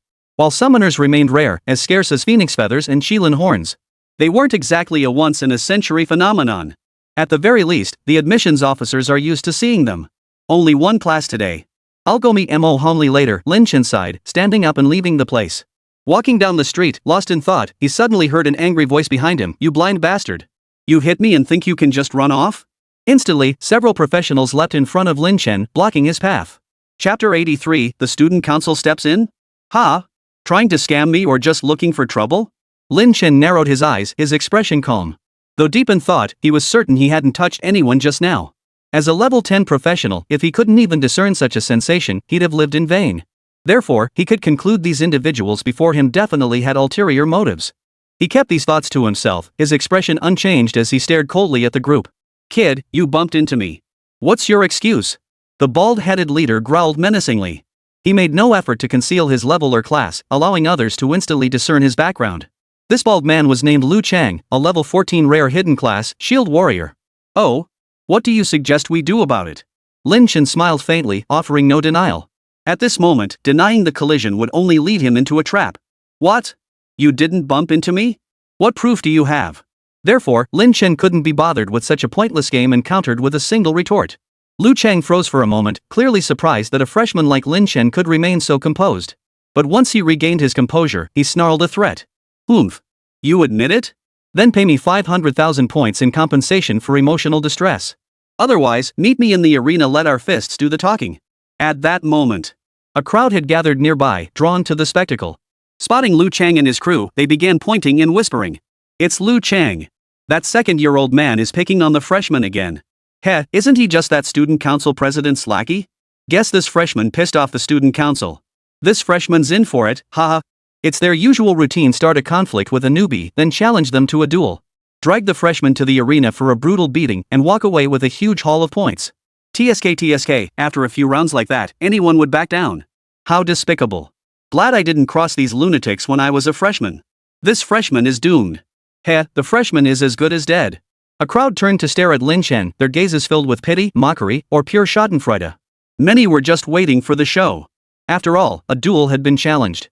Any man with a shred of honor wouldn't back down in front of such a crowd. And who would win between a second-year senior at level 14 and a freshman just starting at level 10? Wasn't that obvious as day? So it's those student council guys, Lin Chen realized, overhearing the surrounding murmurs. But a cold laugh echoed in his mind. Just because I skipped yesterday's meeting, they think they can teach me a lesson? Interesting. Lin Chen sneered inwardly, his expression remaining calm and composed. Oh? You want to enter the arena? Not impossible, but there's one condition. Seeing Lin Chen agree so readily, Liu Chang was overjoyed. Really? Name your terms. The terms are simple. The wager for this duel is 10,000 points. What do you say? Lin Chen said with a smile. 10,000 points? Liu Chang froze. Not only was he utterly shocked, but everyone around them stared wide-eyed. Has this freshman lost his mind? 10,000 points? Is he out of his mind? Whoa. I've never seen anyone practically handing out money like this. Heh, probably from some backwater town, thinking he's some kind of genius? Genius? Ha! Shanghai University has no shortage of geniuses. The crowd sighed and shook their heads. 10,000 points? Liu Chang's eyes lit up, but he quickly added skeptically, you're a freshman, how could you have that many points? Lin Chen smiled faintly, saying nothing. He simply pulled out a stone and then his identity token, swiping it over the stone. This stone, called a gambling stone, was a common item frequently used in wagers. Its function was straightforward: both parties in a wager would temporarily deposit their points into it. Once the outcome was decided, the points would automatically transfer to the victor. The number 10,000 instantly appeared on Lin Chen's gambling stone, signifying he had transferred 10,000 points into it. Does this kid really have 10,000 points? Liu Chang was stunned. After all, in his entire year at Shanghai University, he had only managed to accumulate roughly 3,000 points. How could a freshman possibly have a full 10,000 points? But Liu Chang's bewilderment quickly turned to wild excitement and greed. Ha! You actually dare to bet that much? Fine. I'm winning those 10,000 points today. Liu Chang's eyes lit up and he began gesticulating excitedly. Quick, I'll go borrow some points. 10,000 points for free? I can't pass this up. Saying this, Liu Chang grabbed his phone and started calling people one by one to borrow points. In the end, it was that so-called president who reluctantly lent him 7,000 points, demanding Liu Chang repay 8,000 points later to settle the matter. And so it was. Haha, kid, thanks for the points. I'll make sure you learn the consequences of disobedience. Liu Chang sneered coldly. Lin Chen couldn't be bothered to engage with this guy. After casually glancing at the numbers on the jade stone, he nodded. Alright, let's head to the arena. With contrasting expressions, the two headed toward the arena. Most of the onlookers followed suit. They wanted to see how this audacious freshman would reap what he sowed and lose 10,000 points. Before long, they entered an arena. The arena's decor was minimalist. Beyond essential furnishings, it consisted solely of a series of square platforms resembling fighting rings. But these were no ordinary platforms. They were structures protected by special magical arrays and expanded internally through spatial arrays. Externally, they appeared small, yet internally, they were as vast as 10 football fields. Indestructible, they provided ample space for most practitioners to fight freely. And now, on the platform, Lin Chen and Liu Chang faced each other across the distance. "Heck kid, if you know what's good for you, just admit defeat now," Liu Chang sneered, waving his shield. "Considering all those points you've gifted me, I'll spare you the trouble. Surrender now, and I might let you off easy. Otherwise, I'll break every bone in your body and make you wish you were dead." Faced with Liu Chang's threats, most newcomers would be terrified. But Lin Chen, on the other hand, remained utterly calm. He even reached up to scratch his ear as he replied nonchalantly, "I'll return that offer to you. If you surrender now, I might let you off easy." Chapter 84, You're Actually a Summoner? The moment those words left his mouth, the crowd watching the spectacle erupted like a boulder dropped into a tranquil lake. What? Did I hear that right? This kid's got some nerve. Heh, he doesn't actually think he can beat someone 4 levels above him, does he? He might have some small fame back home, hence the arrogance, but he forgot this is Jianghai University, everyone here is just as good as him. Heh, not to mention Liu Chang's class as a shield warrior, he holds a significant advantage in one-on-one combat. Exactly. Liu Chang's overall strength might not be impressive, but in arena duels, even players 3 levels above him struggle to beat him. The crowd stared at Lin Chen with scorn, their voices and eyes brimming with derision. Not a single soul believed Lin Chen could win this match. Though Liu Chang ranked near the bottom among second-year seniors, he was still a level 14 professional, a full 4 levels above Lin Chen. Moreover, the shield warrior class boasted exceptional damage reduction and shields. Crucially, he possessed a skill that was practically a cheat in 1v1 combat. Heavy armor targets an enemy, reducing damage taken from them by 30%. Restores 5% of maximum health per damage received. Liu Chang was already a tank class with exceptionally high damage reduction. And heavy armor granted him terrifying durability against single targets. Even when facing opponents slightly below his level, Liu Chang can not only avoid taking damage but actually heal himself. It's this skill allows Liu Chang, despite his low level and weak power, to become a formidable presence in the arena. Even players 3 levels above him find him a headache and avoid engaging him. This was the very confidence that fueled Liu Chang's bold boasts. "Very well, young Lin Chen. You've succeeded in angering me." Liu Chang licked his lips, pulling a shield from his backpack as he sneered. "I'll see if your bones are as tough as your mouth. When I break your legs, I hope you still have the nerve to talk like that." With that, Liu Chang activated his skill, Heavy Armor. Instantly, a shield-shaped icon appeared above Lin Chen's head. "Kid, I'm letting you go first, don't say I'm picking on you," Liu Chang declared smugly. Lin Chen grinned. "Are you sure you want me to go first?" "Hat kid, even if I stood here letting you hit me, you probably couldn't break through my defense. So what difference does it make if I let you go first?" Liu Chang was supremely arrogant. "Heh, then I'll take you up on that offer." With that, Lin Chen let out a low shout, "Go!" Light flickered, revealing a ferocious Deathwing Mantis materializing before the crowd. "Summoner!" Instantly, both the spectators below and Liu Chang before him stared wide-eyed in astonishment. The man before them, Lin Chen, was actually a summoner. He's actually a summoner? No wonder he's so confident he's a summoner. If he's a summoner, his arrogance makes perfect sense. Ah, so that's it. Heh, but even if he is a summoner, he's not worth worrying about until he's grown stronger. Exactly. And summoners are notoriously weak in the arena. This is the perfect chance to teach this little brat a lesson, to show him that while summoners are powerful, they're far from invincible. The audience was taken aback, but quickly regained their composure, shaking their heads. Even now, no one believed Lin Chen would win.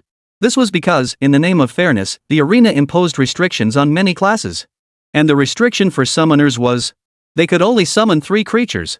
It was well known that summoners relied on sheer numbers to win. Being limited to just 3 summons was like having one arm severed for the vast majority of them. "You're a summoner? Humph, doesn't matter. You still won't beat me." A flicker of surprise crossed Liu Chang's eyes, but it quickly faded into a cold smirk. He knew full well how summoners were nerfed in the arena. Out in the wild or the abyss, Liu Chang wouldn't dare provoke a summoner even if he had 100 guts. But this was the arena. And he had the student council backing him. That made Liu Chang fear nothing. There's a 3 summoner limit in the arena.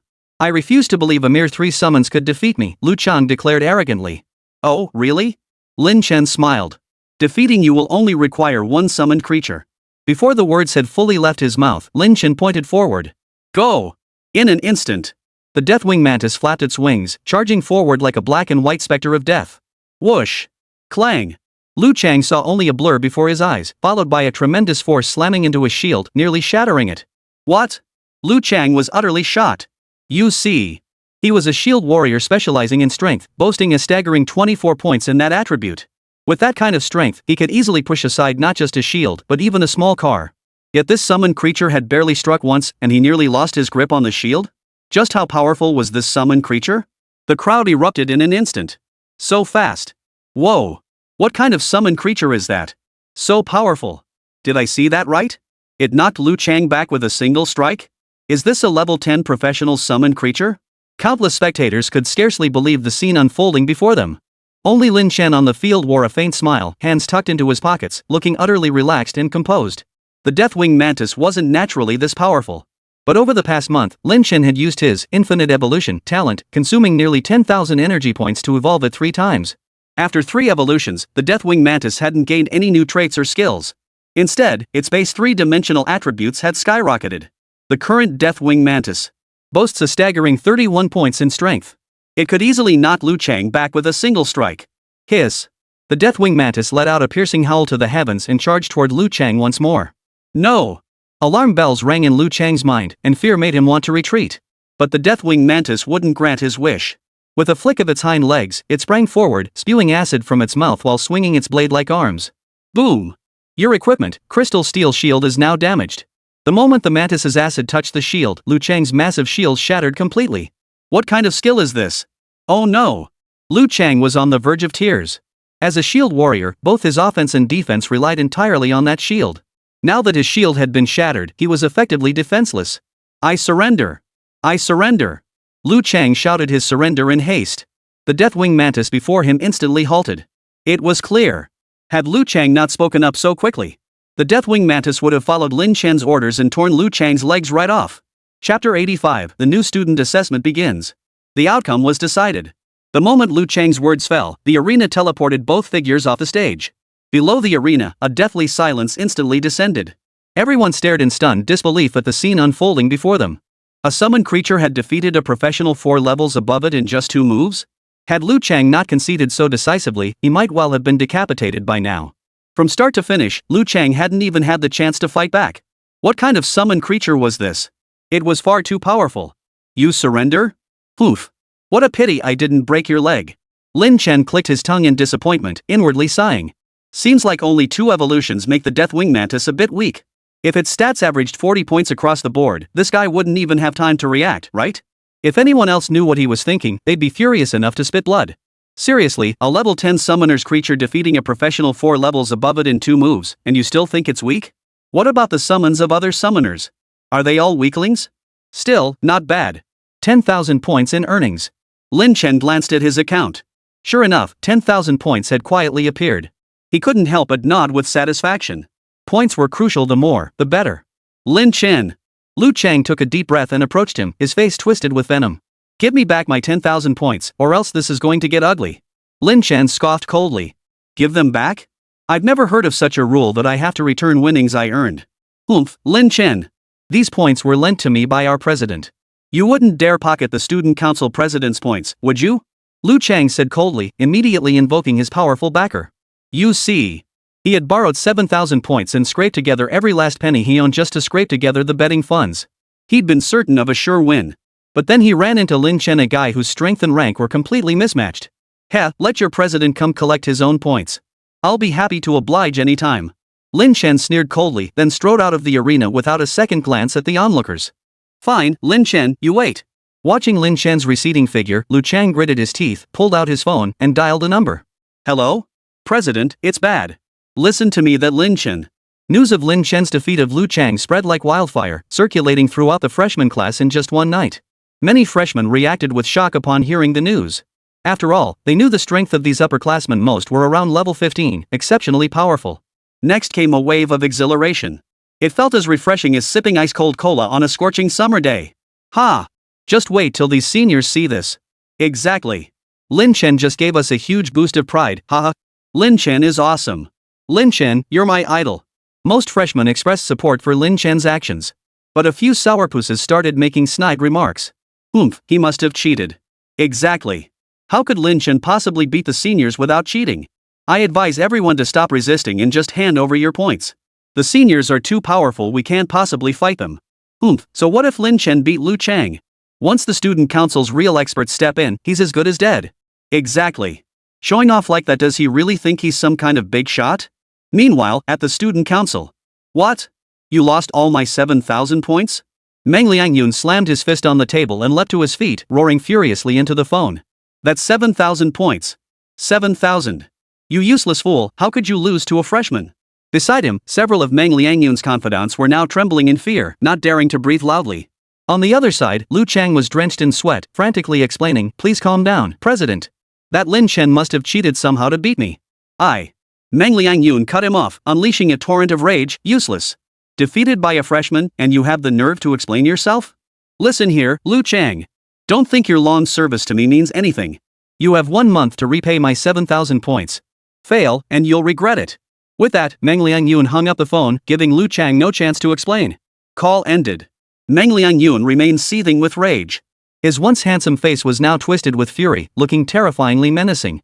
After a long pause, as if a thought struck him, he let out a cold laugh and murmured under his breath, "Very well, Lin Chen.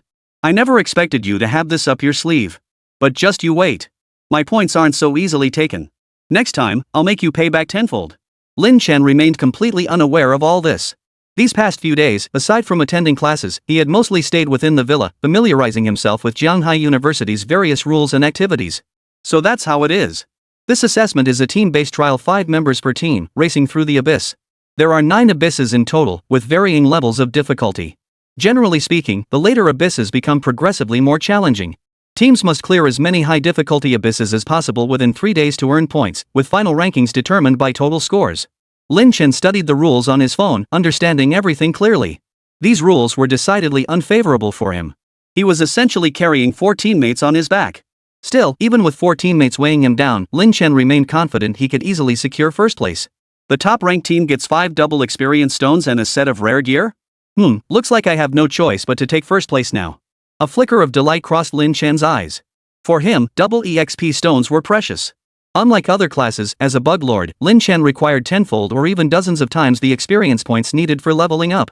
This meant that despite his formidable strength, his leveling progress slowed dramatically the higher he climbed. Therefore, items like double experience stones were absolutely crucial to him. This was precisely why Lin Chen had spent such a fortune to secure the right to reside in a villa. Not for comfort, but solely for the double XP stones. It's about to begin. A notification pinged on his phone. Lin Chen glanced at it before stepping out the door. Today was the day the Abyss assessment opened. Chapter 86, Lin Chen, are you trying to piss me off? Arriving at the assessment site, Lin Chen quickly spotted his team amidst the vast crowd. It was a 4-person squad, 2 men and 2 women who seemed to have known each other for ages. They now stared at him with cold, indifferent eyes. "Hello, I'm Lin Chen, a level 10 summoner." Facing their glances that seemed ready to devour him, Lin Chen spoke without a hint of pressure. What's so great about that? Being in the same team as you is nothing but bad luck." A tall, slightly cold-looking female mage crossed her arms, snorting disdainfully. "Lin Chen, huh? I suggest you leave the party now. Don't cause us trouble, we can't afford to cross the student council." A burly knight shook his head, his tone utterly cold. The remaining female priest and bald warrior, though silent, offered no attempt to hide the contempt and impatience in their eyes. Their refusal was unmistakable. So it's the student council. Catching the key phrase in the mage's words, Lin Chen narrowed his eyes. These people feared retaliation from the student council, hence their outright rejection of him. But that was only human nature. After all, the student council's influence loomed like a mountain capable of crushing these freshmen to dust. Now that Lin Chen had crossed them, it was only natural they'd seek to protect themselves. "Lin Chen, if you know what's good for you, you'll withdraw from the team yourself," the Ice Queen mage declared from above, her tone condescending and haughty, as if bestowing a favor. "Besides, even though you're a summoner, you're only level 10. Everyone knows summoners under level 30 are notoriously weak in combat. You'd only be dead weight if you joined our team. Summoners are incredibly powerful. That's the universal belief on Blue Star. But only a select few know that this principle only applies to summoners above level 30. Summoners below level 30 possess some combat capability, but overall, they are just an ordinary class. This is because pre-30 summoners possess minimal survival capabilities, making them easy targets for monsters or other classes employing decapitation tactics. Only after reaching level 30 do summoners truly become summoners capable of taking on 10 foes alone. But before that? Summoners are just ordinary spellcasting classes. In fact, because Lin Chen's class was merely common, his combat strength was several levels weaker than those of the rare or even excellent tier players around him. Yes, summoners are indeed powerful. But that's all for the future. You want to kick me out of the team? Lin Chen spoke calmly. It's not impossible, but there's a condition. Hearing this, a flicker of delight crossed the female mage's eyes as she hurriedly asked, what is it? Name your condition. Lin Chen replied with a cold smile, the condition is simple, clear it once. If you clear the abyss just once, I'll voluntarily leave the team. According to the assessment rules, individuals could form their own teams, but the prerequisite was having a record of clearing the abyss. In other words, he needed to clear it once within his assigned 5-person team before he could form his own solo party. Otherwise, given Lin Chen's temperament, he wouldn't even bother exchanging a word with the female mage and her crew, he'd simply turn and walk away. He didn't come to school to put up with this. Clear it once? The female mage bit her lip, pondered for a moment, then nodded. Fine. But after clearing it just once, you must voluntarily leave the team.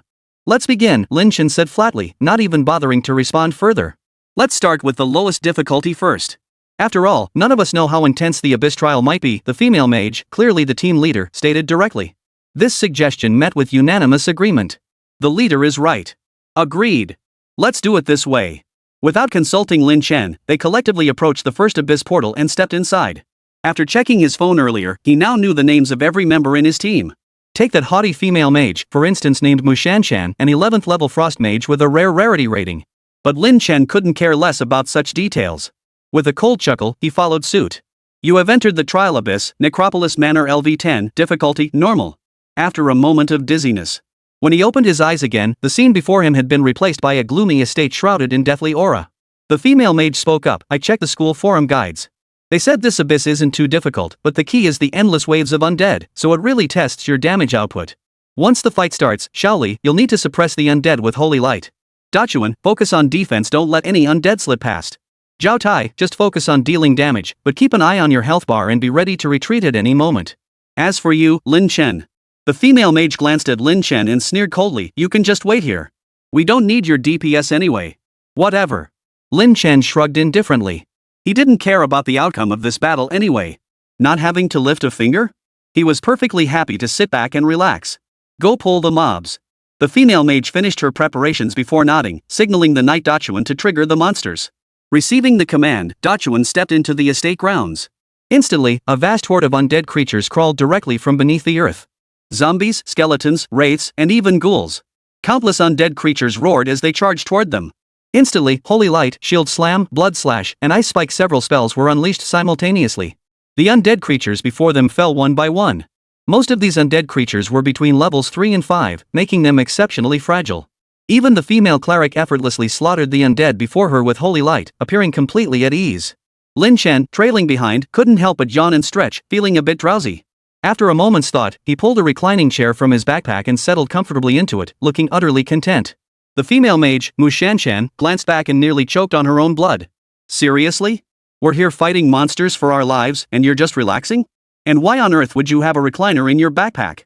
Is that even something you're supposed to carry in your backpack? As if sensing Mu Shanshan's displeased glare, Lin Chen grinned and pulled a bottle of cola from his backpack, taking a hearty swig. Then he let out a satisfied burp. Ah, that's the ticket. You. Mu Shanshan was so furious she stomped her foot in frustration, nearly forgetting to cast her spell. Lin Chen, are you deliberately trying to provoke me? Chapter 87, Necromancer Blackdick. Here we are slaving away killing monsters, and this guy? He's actually enjoying himself. How could this not be infuriating? Didn't you say I wouldn't have to lift a finger? Why are you bothering me? Lin Chen replied lazily. You. Mu Shanshan nearly choked on her own blood from rage. But she gritted her teeth and couldn't say much more after all, she'd been the one to make that promise.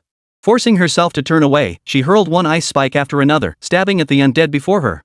Oomph, useless. Can't even handle a woman without getting petty, you'll never amount to anything. Bald warrior Zhao Tai shot a dismissive glance at the relaxed Lin Chen. His greatsword relentlessly shattered the bones and lingering souls of the undead before him, making him appear exceptionally heroic. Especially when compared to Lin Chen, his might seemed all the more pronounced. He was now convinced that Lin Chen was nothing but a cowardly weakling who loved to take advantage of others. Compared to a true man like himself, Lin Chen was nowhere near his level. So what if he's a summoner? They're just a bunch of useless cowards hiding behind their summons. How could that compare to the satisfying feel of a warrior's blade cutting through flesh? As if consumed by jealousy, Zhao Tai muttered in a tone thick with bitterness. An hour passed quickly. Phew. We're almost done. Mu Shanshan looked at the noticeably dwindling number of undead before her and finally exhaled in relief. It seemed they'd clear this abyss within half an hour. Those seniors were right. This first abyss isn't too difficult, just a bit troublesome. Ha! Mu Shanshan smiled brightly, causing several nearby men to swallow hard. Only Lin Chen, reclining in his chair, wore a faint, cold smile. Ha! This Mu Shanshan probably bought the intel from the student council, right? To get back at me, they only gave me the first half of the intel and hid the second half. Exactly. The Necropolis Abyss isn't difficult, just endure the endless waves of undead. But they failed to mention the most crucial detail that, in the final stage, a Lich Archmage boss will appear within the abyss. Lin Chen carefully recalled the information he'd seen on the school website. This Necromancer Archmage wasn't overly powerful, possessing only a single skill to summon undead. But its health pool is incredibly thick, a whopping 8,000 HP, and its defense is terrifyingly high. The most critical point was, if you don't take it down instantly, the Necromancer would grow stronger over time, its health pool steadily increasing. He'll even summon an endless horde of undead minions. The more undead there are, the harder it becomes for the adventurer party to handle the boss. And the stronger the boss becomes, the more undead it summons. This vicious cycle could push many first-time player groups to the brink of collapse. Consequently, this abyss has earned a notorious reputation at Zhanghai University as a DPS detector. Failing to instantly defeat the Necromancer essentially meant the first few hours spent in this abyss were wasted. Lin Chen, however, wasn't about to offer such kindness by sharing this information with them. He merely stood by, watching coldly. Sure enough. Who dares intrude upon this lord's estate? A sinister voice echoed from the depths of the estate. Immediately, a massive figure shrouded in black mist materialized. It was a humanoid creature standing roughly 3 meters tall, entirely cloaked in black robes. Only 2 stark white skeletal hands were visible, clutching a staff blazing with eerie blue flames. This was the final boss, the Necromancer Archmage. Damned humans! How dare you trespass upon this king's domain? Prepare to meet your end. The Necromancer seethed with fury. Witnessing this scene, the other 4 members of the party were stunned.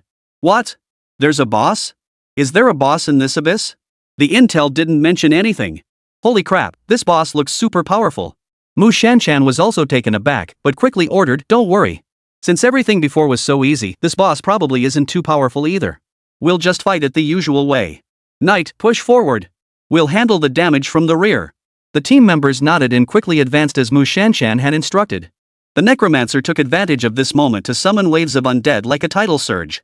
Oh no, these undead are way too high level. Zhao Tai cast a scrying spell and his face turned pale. These undead weren't the lowly level 3 or 4 creatures they'd faced before. Each undead creature was generally level 7 or higher. Moreover, their types had shifted from the original skeletons, zombies, and wraiths to higher tier undead like headless knights, skeleton mages, and banshees. The situation plummeted into an icy valley. The knight held the front line, struggling mightily. This is bad, Captain. These monsters are dealing too much damage, I can't hold them off, the knight shouted urgently. Even the healing priestess's face was glistening with sweat. Captain, I can't keep up with the healing. These undead have critical wound affixes. Should we retreat? Retreat? Mu Shanshan stared at the undead horde before them, a sense of reluctance welling up inside her. If they retreated now, wouldn't all their efforts over the past hour or 2 be wasted? Moreover, failing to clear the abyss on their first attempt would lower her rating for the past 3 days. Let's try it first. Mu Shanshan gritted her teeth and commanded, we'll try first. If it doesn't work, then we'll retreat. Failing on our first abyss run, especially at the lowest difficulty? People would laugh if word got out. Hearing this, her teammates sighed. They didn't want to give up so easily either, so they charged forward once more. Blizzard. Mu Shanshan chanted the incantation, unleashing her most powerful spell. Instantly, the air temperature on the field dropped several degrees. A massive translucent blue ice gathered above the Archmage's head and plunged down with devastating force. Whoosh! Whoosh! Whoosh! The ice spikes were ferocious, seemingly capable of piercing the Necromancer's fragile body with ease. However, a boring trick, human, the Necromancer sneered coldly, letting the ice spikes strike his body as a few insignificant damage numbers floated above his head. 1. 1. 1. What? Mu Shanshan gasped in horror. You see. She was an 11th level frost mage, and this was her most powerful skill. Once unleashed, even a level 15 boss would lose a chunk of health and be afflicted with the frost slow status. Yet this Necromancer Archmage hadn't even lost a shred of health? Was this a level 10 boss? Something's wrong. Its stats, health, and defense are constantly increasing. Mu Shanshan cast a scrying spell and quickly identified the issue, gasping in shock. The undead Archmage's stats surged significantly every half minute. Its current stats had reached an absurd level. Name, Necromancer Archmage Blactic. Level, 10 Tier 1.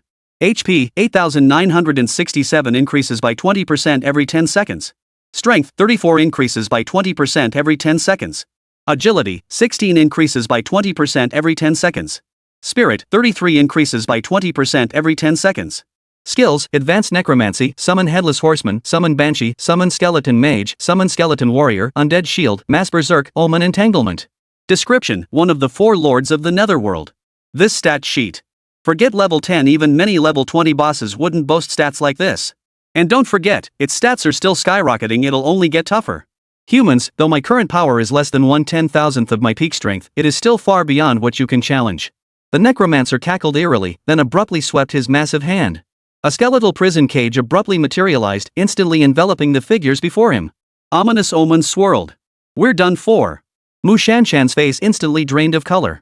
To her shock, several negative effects now appeared on her status panel. Imprisonment. Silence. This meant she wasn't just restricted in movement. She couldn't even cast her skills. Now, forget defeating the undead archmage before her, even retreating was impossible. Because leaving the abyss requires activating the teleportation stone, and under the effect of silence, they are forbidden from using any items or skills. Does this mean we're going to die here today? Despair washed over Mu Shanshan. Her once beautiful face turned deathly pale, etched with bitter resignation. Her teammates trembled in fear, their faces ashen, hearts filled with utter despair. Why is this boss so incredibly powerful? Isn't this just a level 10 boss? We're done for. The necromancer raised his hand. It is your honor to die by my hand. Die. Before her eyes, a headless knight raised his lance and thrust it savagely toward her. Mu Shanshan closed her eyes in despair. But 1 second passed, then 2. The expected agony and death never came. Opening her eyes, she saw streams of fiery light erupting from behind her, raining down relentlessly upon the undead archmage. The once mighty necromancer, struck by these fiery beams, now writhed in agony, his screams piercing the air. Ah! What are these things? It hurts. It hurts. Who started this fire? Come out. Before them, the necromancer's health bar plummeted like an elevator. 647, weakness damage. 845, weakness damage. 1058, weakness damage. In less than 10 seconds, the necromancer archmage's health bar had been depleted by more than half. Finally, a fireball roughly 3 meters in diameter coalesced in midair, delivering the finishing blow to the necromancer archmage. You have cleared the abyss. Necropolis Manor LV10, difficulty, normal, time taken, 2 hours 34 minutes. Chapter 88, Epic Mount, the Chatty Bone Dragon. Abyss evaluation score, 3541. Gain Team EXP 6000. Your party has been teleported. A notification chimed in his mind. The next second, the entire squad was teleported to the square. Everyone was utterly bewildered. What's going on? How did the boss suddenly die? Who took it down? Could it be a glitch? Questions swirled in the minds of Mu Shanshan and the others, leaving them both thrilled and bewildered. The delight stemmed from the fact that they had somehow escaped death and clung to life. But the confusion was, who had unleashed those flame beams and massive fireballs? After all, this was a solo instance only individuals or small teams could enter. Each abyss was completely isolated, no one else could possibly get in. Suddenly, Mu Shanshan turned to Lin Chen, who looked utterly relaxed, even yawning as if he'd just woken up. Could he have been the one who intervened? But a second later, Mu Shanshan shook her head, dismissing the thought. Impossible. That attack just now capable of slaying a late-stage necromancer archmage within 10 seconds absolutely isn't something a level 10 summoner could pull off. And those skills, they were spells, right? It absolutely couldn't have been Lin Chen. It's probably some hidden mechanic like a system kill or something. Otherwise, putting such a tough boss in a level 10 trial abyss would be completely inappropriate. Mu Shanshan nodded, acknowledging her own reasoning. She then spoke coldly, Lin Chen, we've completed the abyss. It's time for you to leave the party. As for guiding you through this abyss run, we won't charge you anything. Consider it a gift. Mu Shanshan was utterly cold, as if tossing a steamed bun to a beggar, her attitude dripping with condescending charity. After all, in her eyes. This time, Lin Chen hadn't lifted a finger. Hadn't it been her and the others who killed the boss? The fact that Lin Chen managed to scrape together so much experience was already a blessing from her and the others. Oh, so I should thank you then? Lin Chen chuckled. No need for thanks. You should just leave the party already. The female priest in the group spoke up, her face twisted with disgust. If it weren't for you, this abyss wouldn't have been so damn hard. Useless piece of trash. The warrior sneered coldly, Lin Chen, next time you want another party to carry you, it won't be free, heh. Oh right, I forgot you might not even find another party, ha. Facing their scorn. Lin Chen felt not a flicker of emotion. Only a flicker of coldness passed through his eyes. He's no saint who can remain unmoved by others' malice. Given the chance, he wouldn't mind teaching these people a lesson.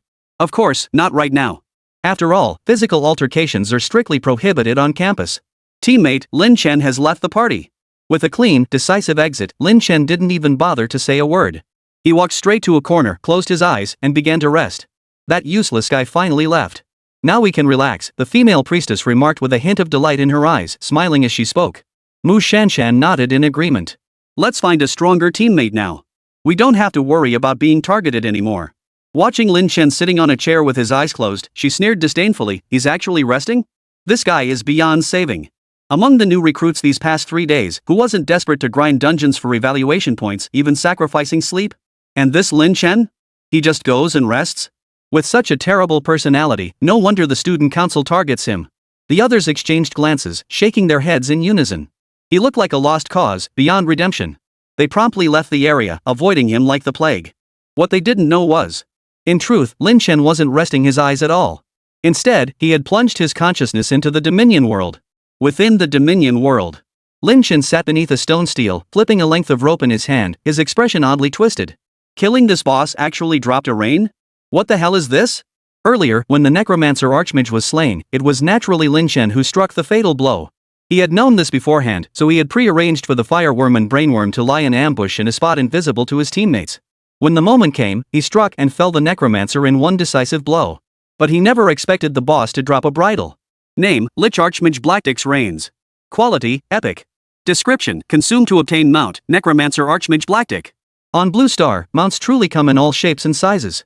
Most are horses, griffins, donkeys, and the like. A smaller number might include bats or birds. But a humanoid mount? Never heard of such a thing. What the hell is this? Never mind. Let's just use it first. Lin Chen pulled the reins without hesitation. You used the reins of Necromancer Archmage Blackdick and obtained a mount. Instantly, a flash of black light erupted. A colossal skeletal dragon, with a wingspan exceeding 20 meters and a body length of about 10 meters, materialized before Lin Chen. The dragon's skeleton was utterly shattered, yet faint traces of azure blue could be glimpsed swirling around its wings. 2 points of ghostly blue soul flames burned fiercely within its eye sockets. Even stripped of flesh, its thick, gleaming white bones spoke volumes about the terrifying power it once possessed. Roar! Who dares disturb Lord Blackdick, sovereign of the netherworld and master of all laws? The moment the bone dragon appeared, it roared.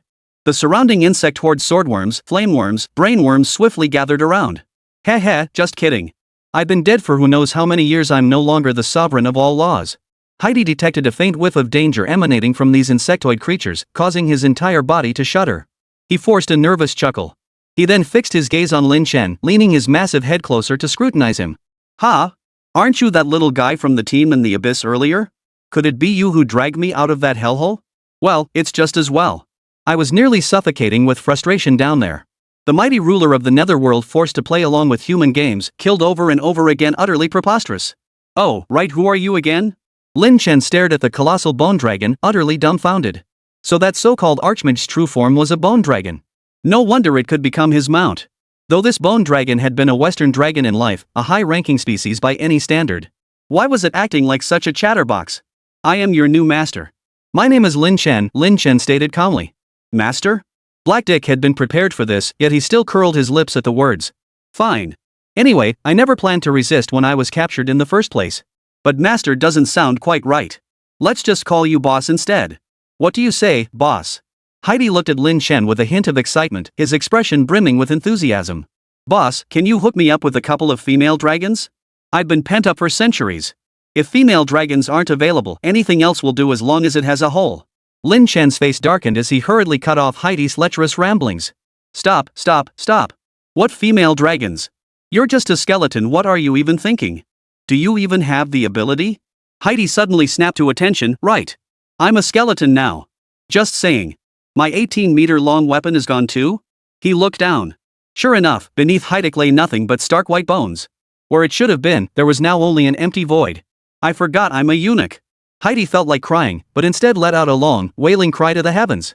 Cut the crap. Get over here and show me your stats, Lin Chen barked angrily. Name, Necromancer Archmage Heidi. Type, Mount. Quality, Epic. Level, 10. Strength, 21. Agility, 22.5. Spirit, 27.3. Talent I Sky Dominator. When activated as a mount, flight speed increases by 360%. Talent 2 Dragon Kin, reduces physical damage taken by an additional 20%, reduces magical damage taken by an additional 30%. Talent 3 Lord of the Undead, all undead skill levels increased by +2. Talent 4 Heart of the Blue Dragon, mana regeneration rate increased by 300%. Skills: Starfire, Mana Burst, Wellspring, Advanced Necromancy, Summon Headless Horseman, Summon Banshee, Summon Skeleton Mage, Summon Skeleton Warrior, Necromantic Shield, Mass Berserk, Omen of Doom. After reviewing the stats, Lin Chen couldn't help but nod. Truly an epic mount, these stats are insane. It's almost as powerful as I am. And this is only at level 10. Who knows how powerful it'll become later. With this mount, traveling will be so much easier. Even if flying is restricted on campus, that doesn't apply in the Abyss. And remember, mounts are a type of summon creature too. Lin Chen grinned. From now on, he'd have one more elite summon creature. His power had skyrocketed once more. Holy crap, boss, you're a summoner, right? These bugs are all your summons? That's insane. Heidi looked around, taking in the swarm of insects densely packed around them.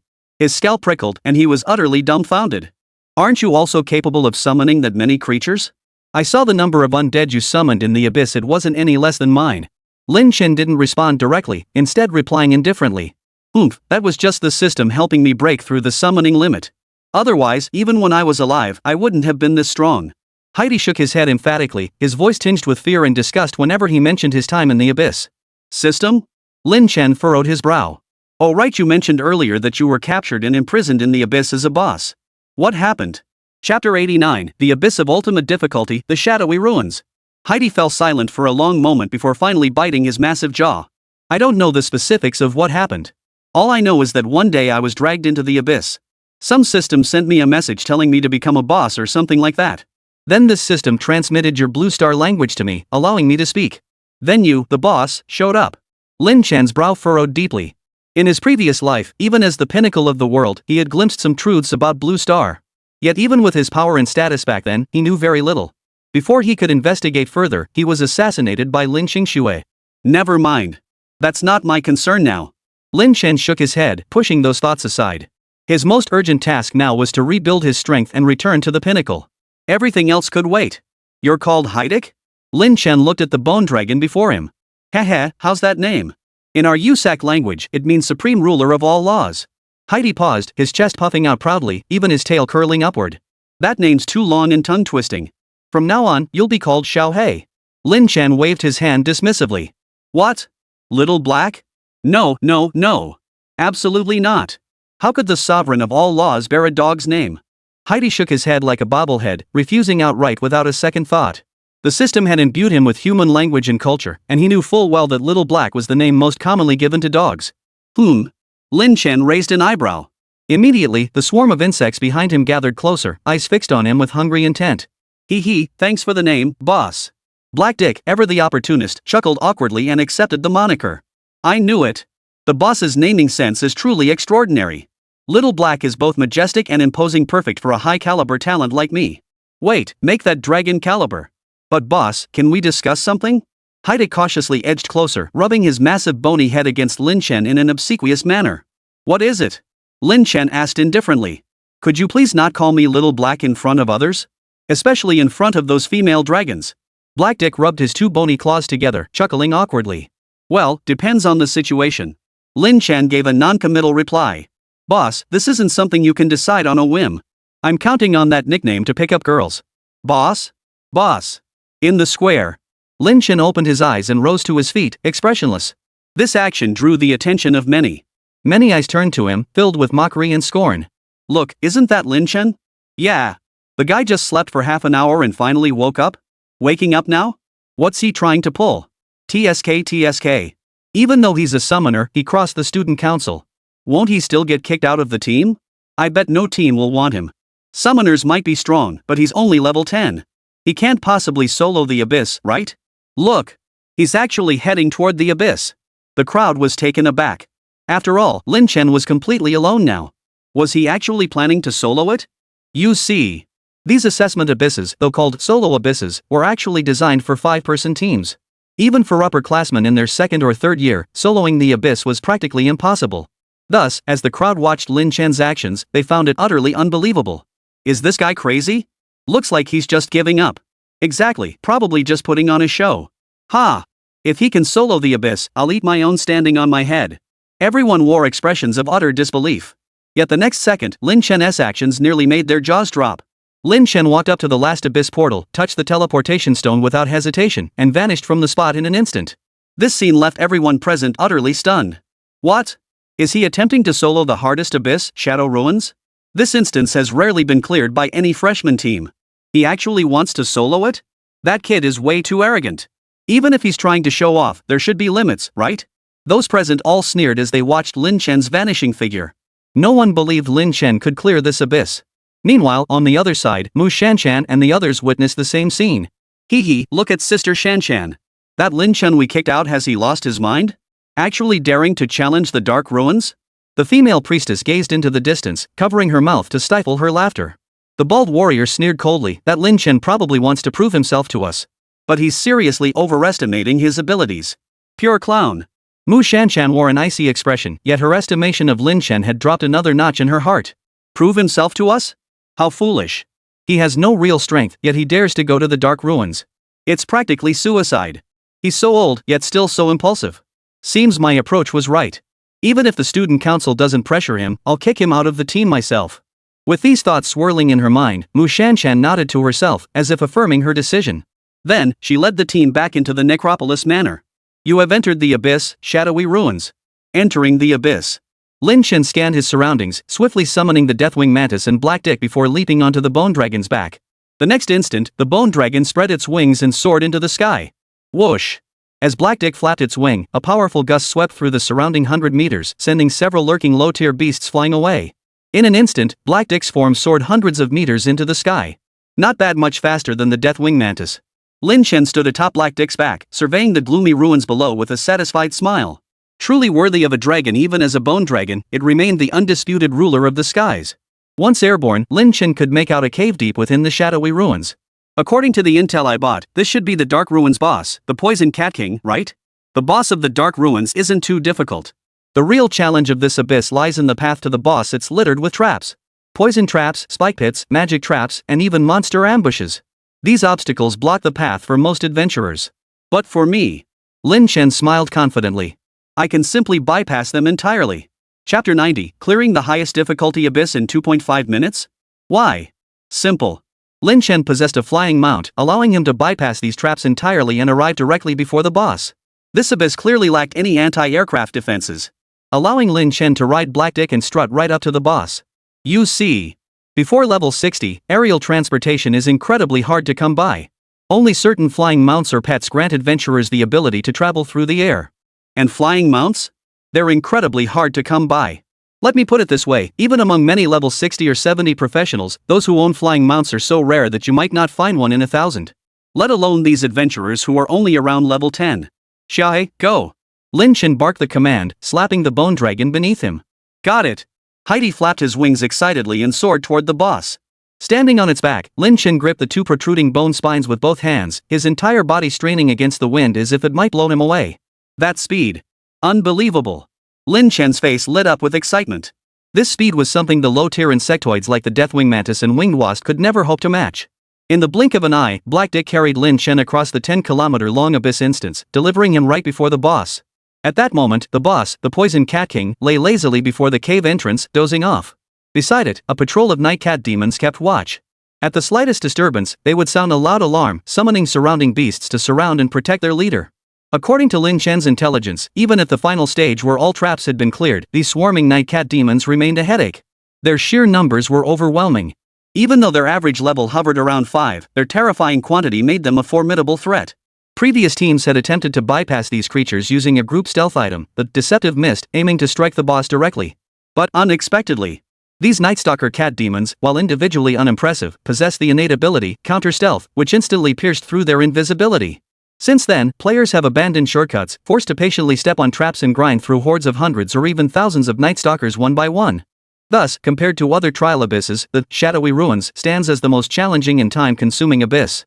Its success rate is under 1%. Its difficulty speaks for itself. Even successful runs take over 20 hours. In one particular assessment year, a team took nearly 40 hours to finally conquer this abyss. However, the rewards are correspondingly high. Simply clearing the Shadowy Ruins yields an average evaluation score exceeding 300,000 points. Though divided among 5 teammates, each member still receives at least 60,000 points. Consider this, most newcomers can only accumulate a combined score of 6,000 to 7,000 within their first 3 days. This alone surpasses the scores of the vast majority of newcomers. Poison Cat King dozed outside the cave, stretching lazily with no hint of vigilance. After all, its minions were patrolling the perimeter, it had absolutely nothing to worry about. But at that very moment, whoosh! A piercing whistle exploded beside his ears. The Poison Cat King instantly snapped alert, eyes flying open as he sprang to his feet, scanning his surroundings warily. Yet, as far as the eye could see, there was not a single enemy in sight. What was going on? The Poison Cat King was utterly baffled. Had he misheard? Yet, even as it pondered this, a second piercing roar echoed from the sky. A colossal bone dragon, towering like a mountain peak, plunged down from hundreds of meters above. Its body blazed with black flames as it locked onto the Poison Cat King and bore down with crushing force. All the while, it chuckled. Here comes the little flying stick.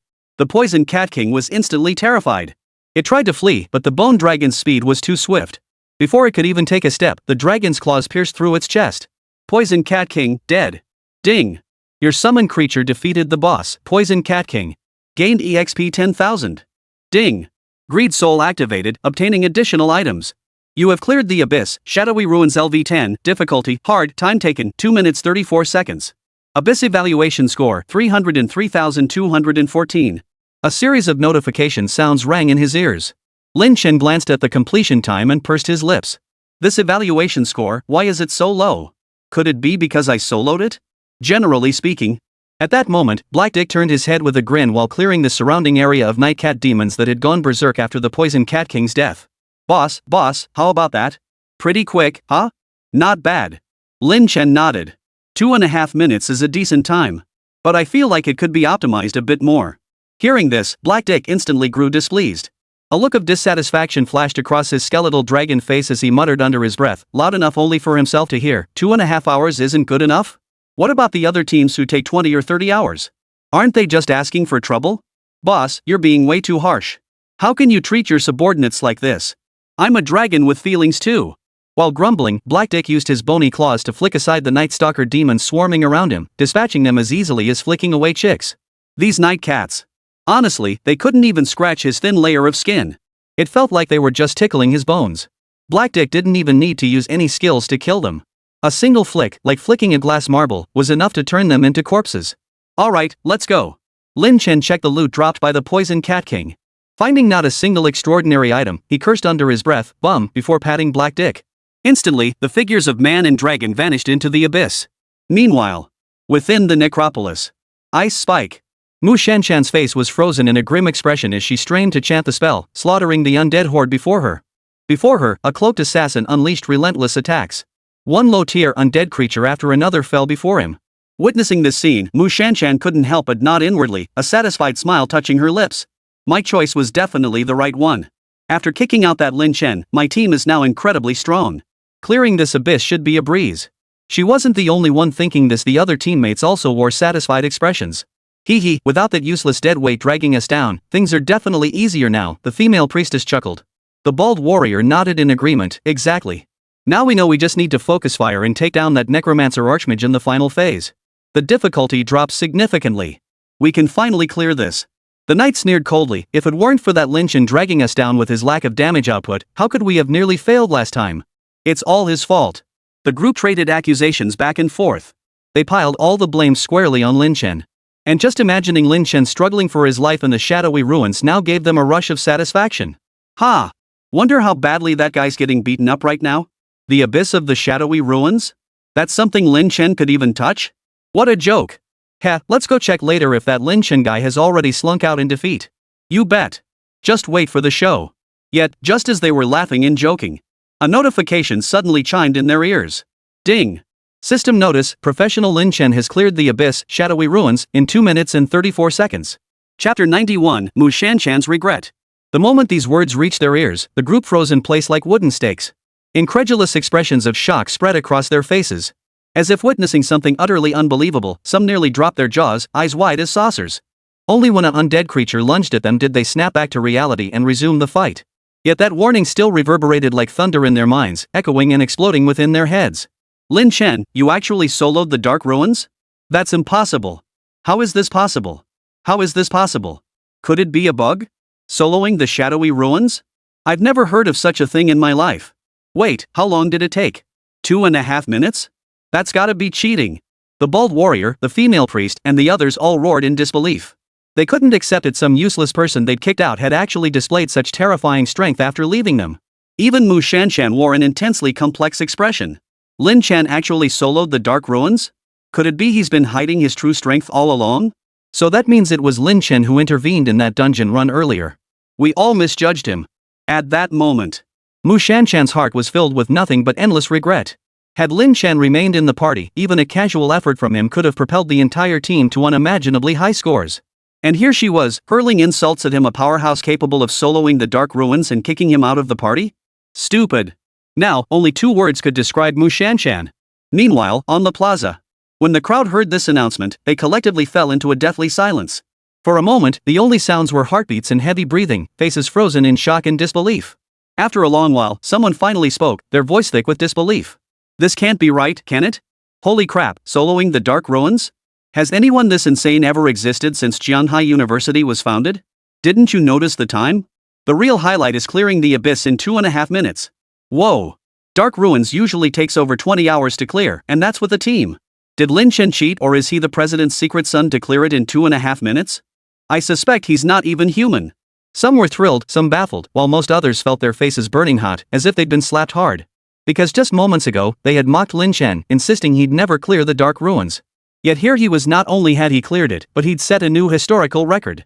Only now did they realize. The clown was actually me all along. No wonder Lin Chen dared to defy the student council. His strength is truly formidable. I heard even the principal took 15 hours to clear the Dark Ruins back when he was a freshman. Could Lin Chen be stronger than the principal? Who cares about the student council? Lin Chen is my big brother from now on. Big brother? Ha! You want to be my underling, but that doesn't mean I'll accept you. Wait. Look. Is that Lin Chen over there? Suddenly, everyone turned toward the teleportation gate. Sure enough, Lin Chen's figure materialized before them. Instantly, the group swarmed excitedly toward him, launching into elaborate pitches to sell themselves. Legendary Lin Chen. I want to be your little brother.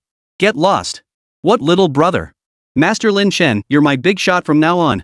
Master Lin, want to grab a bite before we hit the dungeon? I'm a 30-60, you know. Lin Chen, Lin Chen. I may be a bit small, but I've got a great figure, and I can do all kinds of tricks. Want to give it a shot? Seeing this crowd fawning over him, Lin Chen frowned. He teleported 10 meters away with a void walk, distancing himself from the crowd. He then shifted his stance and walked off in a certain direction, swiftly vanishing from the square, leaving the others standing there utterly bewildered. Where's God tier Lin Chen? He was just here a moment ago? Did that busty woman kidnap him? Where is he? 100,000 review points? That should be enough to take first place, right? In that case, I won't need to clear it again. Lin Chen thought to himself. Instead of heading straight back to the villa, he turned and wound his way through the campus, eventually exiting the campus grounds. In the dimly lit area, he donned a mask to conceal his face. Only then did Lin Chen make his way to the most bustling district of Jianhe City. After casually scanning his surroundings to confirm no one was paying him any attention, he stepped into a merchant house. This was the headquarters of Lingxiao Trading Company. As one of the top-tier trading houses in the Dragon Nation, the Jiangnan City branch was merely a subsidiary. This headquarters served as a perfect-grade hiding place known as the Dead Leaf Hideout. The moment he stepped inside the building, Lin Chen keenly sensed that the space within was actually countless times larger than the exterior. It was immediately apparent that numerous spatial artifacts had been employed to expand the hideout to its current scale. Good day, sir. What might I assist you with today? As soon as Lin Chen entered, a beautiful maid dressed in a blue cheapao approached him and inquired politely. I need to speak with the steward. I wish to sell some equipment and purchase other items, Lin Chen stated in a deep, resonant voice. A steward? The maid's delicate brows furrowed slightly as she replied with some hesitation. I'm afraid our stewards are all occupied at the moment, sir. If you wish to sell equipment, we can handle that for you. Clearly, the attendant felt Lin Chen lacked the standing to warrant a steward's attention. After all, at Lingxiao Trading House, while a steward wasn't exactly high-ranking, but they were still part of the elite class. Moreover, the Lingxiao Trading Company headquarters only had 36 stewards in total. They typically served high-ranking nobles and officials, handling and appraising their equipment. If everyone demanded steward service, how could Lingxiao Trading even operate? Naturally, the maid couldn't voice these thoughts aloud, merely brushing him off with the excuse that they were very busy. This is my credentials, Lin Chen stated without further explanation, handing over a black card with a solemn tone. The maid gasped in surprise. She never expected this unassuming, masked figure, a mere level 10 player, to possess a Lin Qingxue trading company black card. Though not as prestigious as gold or diamond cards, this black card still signified a valued patron of Lin Qingxue trading house. Typically, a level 10 practitioner without significant connections or sufficient strength couldn't obtain one. Realizing this, the maid's demeanor shifted to one of deep respect. Master, although you are a valued guest of our establishment, I must regretfully inform you that all our stewards are currently attending a meeting and are unable to attend to you. Unless what? Lin Chen frowned. He wasn't trying to make things difficult for anyone. It was simply that the matter he needed to handle was far beyond the authority of a mere maid. At the very least, it required someone of steward rank. Unless you present sufficient compensation, the maid explained. Chapter 92, Chaos Stone. Clearly, the VIP status of a black card was insufficient to warrant a steward's significant effort. After all, the black card represented the lowest tier of VIP status within Lin Qingxue Trading House. It was enough for her, a maid, to be properly attended to, but when it came to a steward, it still fell short. Sufficient items? Lin Chen smiled faintly, then waved his hand. Over a dozen pieces of equipment, each with a unique form, hovered around him. The yellow glow emanating from these items signified that they were all of extraordinary quality. Superior gear. And he produced over a dozen pieces at once? The maid covered her rosy little mouth, her face filled with astonishment, her heart trembling with profound shock. Superior equipment. In Jianghe City, while not as coveted as in smaller places like Tongjiang City where they might even spark rivalries among the powerful. But they're certainly not commonplace items found on every street corner. At the very least, in a maid's career, encountering a transaction for extraordinary equipment once a month would be considered quite good. But a customer who could produce over a dozen extraordinary items at once. She had never seen such a thing. Sir! Master! Her face flushed slightly as she gasped for breath, her excitement palpable. Are you truly considering selling these items? If you truly intend to sell these extraordinary items, I'll contact the steward immediately to assist you. No wonder the maid was so excited. For every piece of equipment sold through her referral to a steward, she would receive a commission. And the commission from a single extraordinary piece of equipment was equivalent to 1 or 2 months of her salary. And the commission from over a dozen extraordinary pieces of equipment? It was almost too good to be true. Of course, Lin Chen said indifferently. Did you think I was joking? This display drew the curious stares of many onlookers. Seeing Lin Chen pull out such a quantity of extraordinary equipment, they couldn't help but stare wide-eyed in disbelief. Many even cast unabashedly greedy glances his way, as if they wanted to claim these items for themselves. Feeling their gazes, Lin Chen snorted coldly, promptly stowing the gear away. Well, he asked indifferently. Do I qualify now? Please follow me, Master Ruler. The maid dared not refuse, promptly escorting Lin Chen into a secluded small room where she served tea and pastries. Moments later, a woman draped in white gauze entered with the maid. Spotting Lin Chen, she smiled and nodded. You must be the master? Greetings. I am Bai Wan, steward of Lin Qingxue Trading House. I understand you wish to sell some equipment? The woman named Bai Wan, draped in white gauze, exuded an air of extraordinary elegance and grace. Though her delicate form was entirely concealed beneath layers of sheer fabric, certain subtle details hinted at a figure that was neither slender nor lacking in curves. The most captivating aspect, however, was the occasional hint of cool, enigmatic charm that flickered across her face, seemingly untouched by the passage of time. Of course, Lin Chen was no naive youth. He merely gave a slight start before regaining his composure. Nodding, he stated, yes, I wish to sell 11 pieces of extraordinary equipment. I'd appreciate your assessment of their value. With that, Lin Chen waved his hand, and a pile of equipment landed on the table. These are all extraordinary grade items. Bai Wan's eyes lit up at the sight, a flicker of delight crossing her beautiful gaze. When she'd received the maid's message earlier, she'd thought the girl was exaggerating. After all, transactions involving over a dozen extraordinary grade items at once weren't unheard of for Lin Qingxue Trading House. But such deals typically involved established major clients like other powerful factions offloading gear rather than individuals. It was exceedingly rare for an individual to walk in and offer such a large quantity of high-grade gear for sale. Yet now, seeing the table laden with so many pieces of gear radiating a golden glow, Bai Wan finally realized just how utterly wrong she had been. Regaining her composure, Bai Wan began meticulously appraising the items. Moments later, she addressed Lin Chen solemnly, Mr. Sovereign, the total value of these items amounts to approximately 36.87 million credit points. You may choose to exchange them for 5,000 credit points from our merchant house, or for 5,000 chaos stones. How would you like to settle this? Generally speaking, among the major trading houses on Blue Star, currencies in circulation included not only the official credit points, but also the house's own points and chaos stones. These merchant points function similarly to university credit systems, allowing redemption for high-end equipment, skill manuals, and other items unavailable for credit points. Chaos Stones, however, are a highly specialized universal currency circulating among professionals of level 10 and above. First, Chaos Stones can be looted from any abyssal or wilderness beast of level 10 or above. Chaos Stones serve multiple purposes. For instance, they can directly alter all affixes on equipment of extraordinary quality or lower. Consider an item with Strength +2, Agility +1, Spirit +3. Under the refinement of Chaos Stones, it could potentially transform into Strength +1, Agility +3, Spirit +4. These values are entirely random. Naturally, the changes will align with the item's current quality and level, avoiding extreme discrepancies. Chaos Stones may also grant a random special effect to an item that previously had only base attributes. But the odds of that happening is even more exploitative than certain goose games. Therefore, Chaos Stones are rarely used for this purpose. The true purpose of Chaos Stones lies elsewhere. That is, upon use, it extends your lifespan by 1 day. That's right, lifespan. On Blue Star, practitioners who reach level 15 can clearly see their remaining lifespan. Yet the Chaos Stone, when used, directly adds 1 day to that lifespan. Beyond that, Chaos Stones serve numerous other purposes. For instance, they are the primary material consumed by teleportation arrays.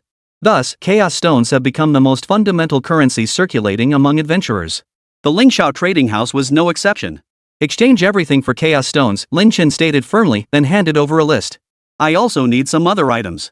I'd like to inquire if your trading house has them. In truth, having the steward procure supplies was Lin Chen's primary objective. Otherwise, selling his gear to the university would be far more profitable, as it could be directly exchanged for academy credits.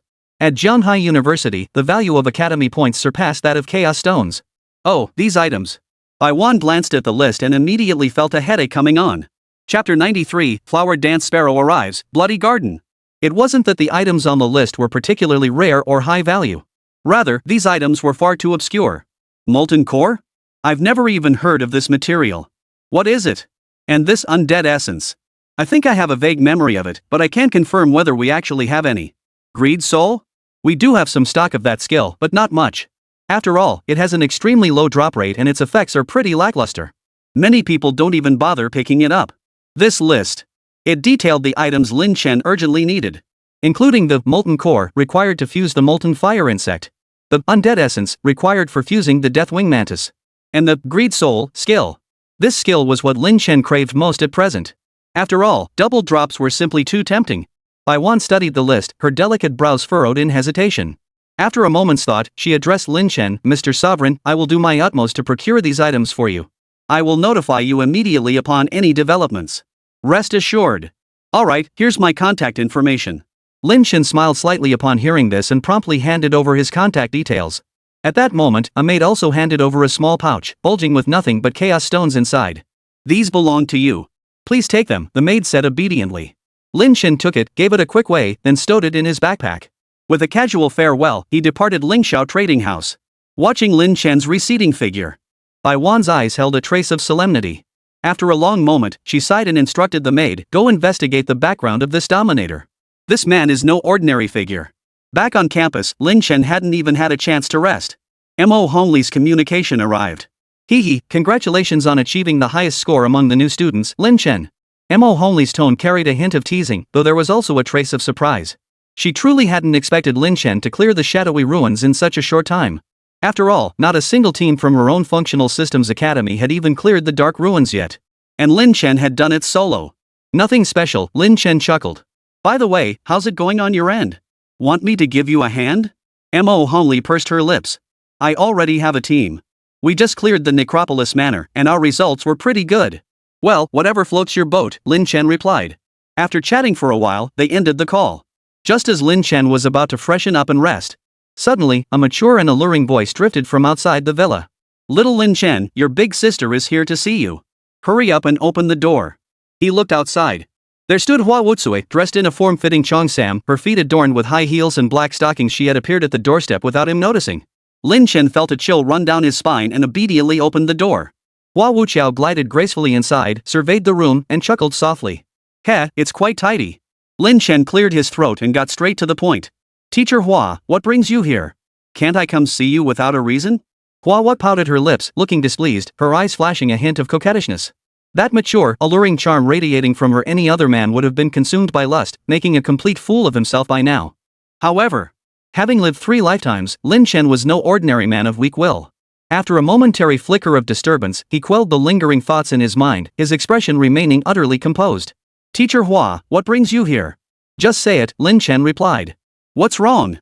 Your sister came to congratulate you on being this year's top freshman. Is that not allowed? Seeing Lin Chen's unmoved expression, Hua was slightly taken aback. Yet she quickly covered her mouth again with a coy smile, crossing one slender leg over the other. Instantly, the already high-slit Cheongsam revealed a breathtaking glimpse beneath the movement. An expanse of snow-white skin unfolded before him, paired with that soft, supple texture. Only one word could describe it. Moist. Ahem, teacher. I have matters to attend to shortly. If you have no further business, I shan't keep you longer. Lin Chen cleared his throat, feeling the pressure mounting. His willpower was indeed strong. But he was still a man in the prime of his youth. Not to mention, physically, he was only 18 this year. Right in the prime of his life. How could he possibly resist such teasing? I won't tease you anymore. Hua Wuqiao's eyes flashed with a hint of mischief, as if she'd succeeded in her prank. Then she composed herself and said seriously, but I did come to ask you for a favor. What is it? Lin Chen was somewhat surprised. He hadn't expected Hua Wuqiao to actually have a serious matter to discuss with him. It's not a huge deal, but it's not insignificant either, Hua Wuqiao mused. Do you know a place called the Bloody Garden, roughly 300 kilometers from the Zhenghe city settlement? Bloody Garden? Lin Chen furrowed his brow, then his expression shifted as if recalling something. A flicker of surprise crossed his face. You mean that place, the Bloody Garden? The one where plant-type monsters have taken over the entire 100-mile surrounding area and keep expanding? Hua Wuqiao nodded. Exactly that area. It's become a serious threat to Zhenghe city's security, so someone needs to go eliminate it. After much consideration, you're the only one suited for this task, heh? Would you be willing to take this trip? Lin Chen's expression turned slightly peculiar, but he cut straight to the most crucial point. What's the reward? He wasn't some naive young man who'd willingly waste his efforts just because a woman dangled a promise. No reward? Make him run an errand for nothing? No way. You little rascal, I'm begging you and you still want a reward? Hua Wuqiao said with a feigned pout, her ample chest immediately waves like the ocean. No reward? Then forget it. I'm busy, Lin Chen dismissed her offer lazily, completely unmoved. How about rewarding your sister with a kiss? Hua Wuqiao licked her full, rosy lips and fluttered her eyelashes at Lin Chen. No way. Lin Chen raised an eyebrow, feeling a flicker of temptation, but he refused outright. Joking aside, his time was precious. Once the job's done, I'll reward you with 10,000 credit points. How about that? Seeing her beauty tactics completely fail, Hua Wuqiao stomped her foot in frustration. That's acceptable. Lin Chen finally nodded. Leave this matter to me. Chapter 94, Heading to the Bloody Garden. In the end. Under Hua Wuqiao's resentful gaze, Lin Chen readily agreed to handle the matter. After seeing Hua Wuqiao off, Lin Chen finally let a faint smile touch his lips. The Bloody Garden? Is this a test for me? Seems my demonstrated strength has caught someone's attention. Truth be told, while the monsters in the Bloody Garden were numerous, their levels generally hovered around 10. Even if there were many monsters, which of the powerful individuals like Hua Wuqiao couldn't wipe them out with ease? This must be some high-ranking figure from the academy who saw his potential and wanted to test him, to see if he was worth cultivating. But even if you try to stop me, I won't miss out on this Bloody Garden. A mysterious smile played at Lin Chen's lips. The moment Hua Wuqiao mentioned the Bloody Garden, Lin Chen remembered. In his previous life, a major event had unfolded at this very juncture. A team had been dispatched to purge the Bloody Garden. There, they discovered a growing 4th-tier boss on the verge of breaking through to 5th tier. This boss would later become the infamous Bloody Rot Flower, whose appearance claimed the lives of nearly 200 professionals in Zhenghe City. It wasn't that the Blood Rot Flower itself was exceptionally powerful. Rather, the environment surrounding the corrupted Blood Flower boss was highly toxic. Every second, it inflicted poison damage equal to 30% of the maximum health of any team within its domain. Some adventurers were poisoned to death the moment they entered the corrupted Blood Flower's domain, before they could even react. Only when high-tier adventurers intervened and instantly defeated it from afar was the corrupted Blood Flower's slaughter halted. Even so, the Rot Blood Flower boss still claimed the lives of over 200 adventurers. Of course, this casualty count wouldn't be considered significant on Blue Star. What truly made the Blood Rot Flower infamous was a specific item it exclusively dropped. Heh, looks like I've hit the jackpot twice over. Lin Chen felt elated. After casually glancing at the incident, he walked straight out of the villa. Leaving the campus grounds and reaching the outskirts of Zhenghe City, Lin Chen summoned Black Dick and leapt onto the dragon's back. Boss. Where to? Black Dick wagged his tail excitedly. Wow, this sky, these clouds. Your Blue Star is truly beautiful. It's every bit as stunning as the world I knew before I died. But your insect world is a real letdown, gray and dreary with zero aesthetic appeal, and filled with nothing but dumb bugs. If I just gave it a makeover and added a few baby dragons to keep company, wouldn't that be absolutely delightful? And besides, the moment he was released, Blackdick launched into a torrent of words. Clearly, his time as a boss in the abyss had left him bursting at the seams. Cough cough, shut up. Lin Chen smacked it squarely on the head. Fly east. Now. Boss, you're such a dragon exploiter. Where's the dragon privilege? Blackdick looked a bit aggrieved after the slap, but under Lin Chen's intimidating presence, it could only obediently flap its wings and soar into the sky. Witnessing this scene, several new adventurers nearby who were leveling up couldn't help but gasp in astonishment. Envious glances shot toward the colossal dragon soaring into the sky. What is this? A beast siege? You don't know? That's a flying mount. Holy crap, a flying mount? That's incredibly rare. I wonder which big shot is heading out on business. So jealous. If only I had a flying mount. What good is envy? Only the big shots can get flying mounts. You're just a nobody stick to slaying your Bloodtooth Boars. Lin Chen didn't hear their conversation, nor did he care.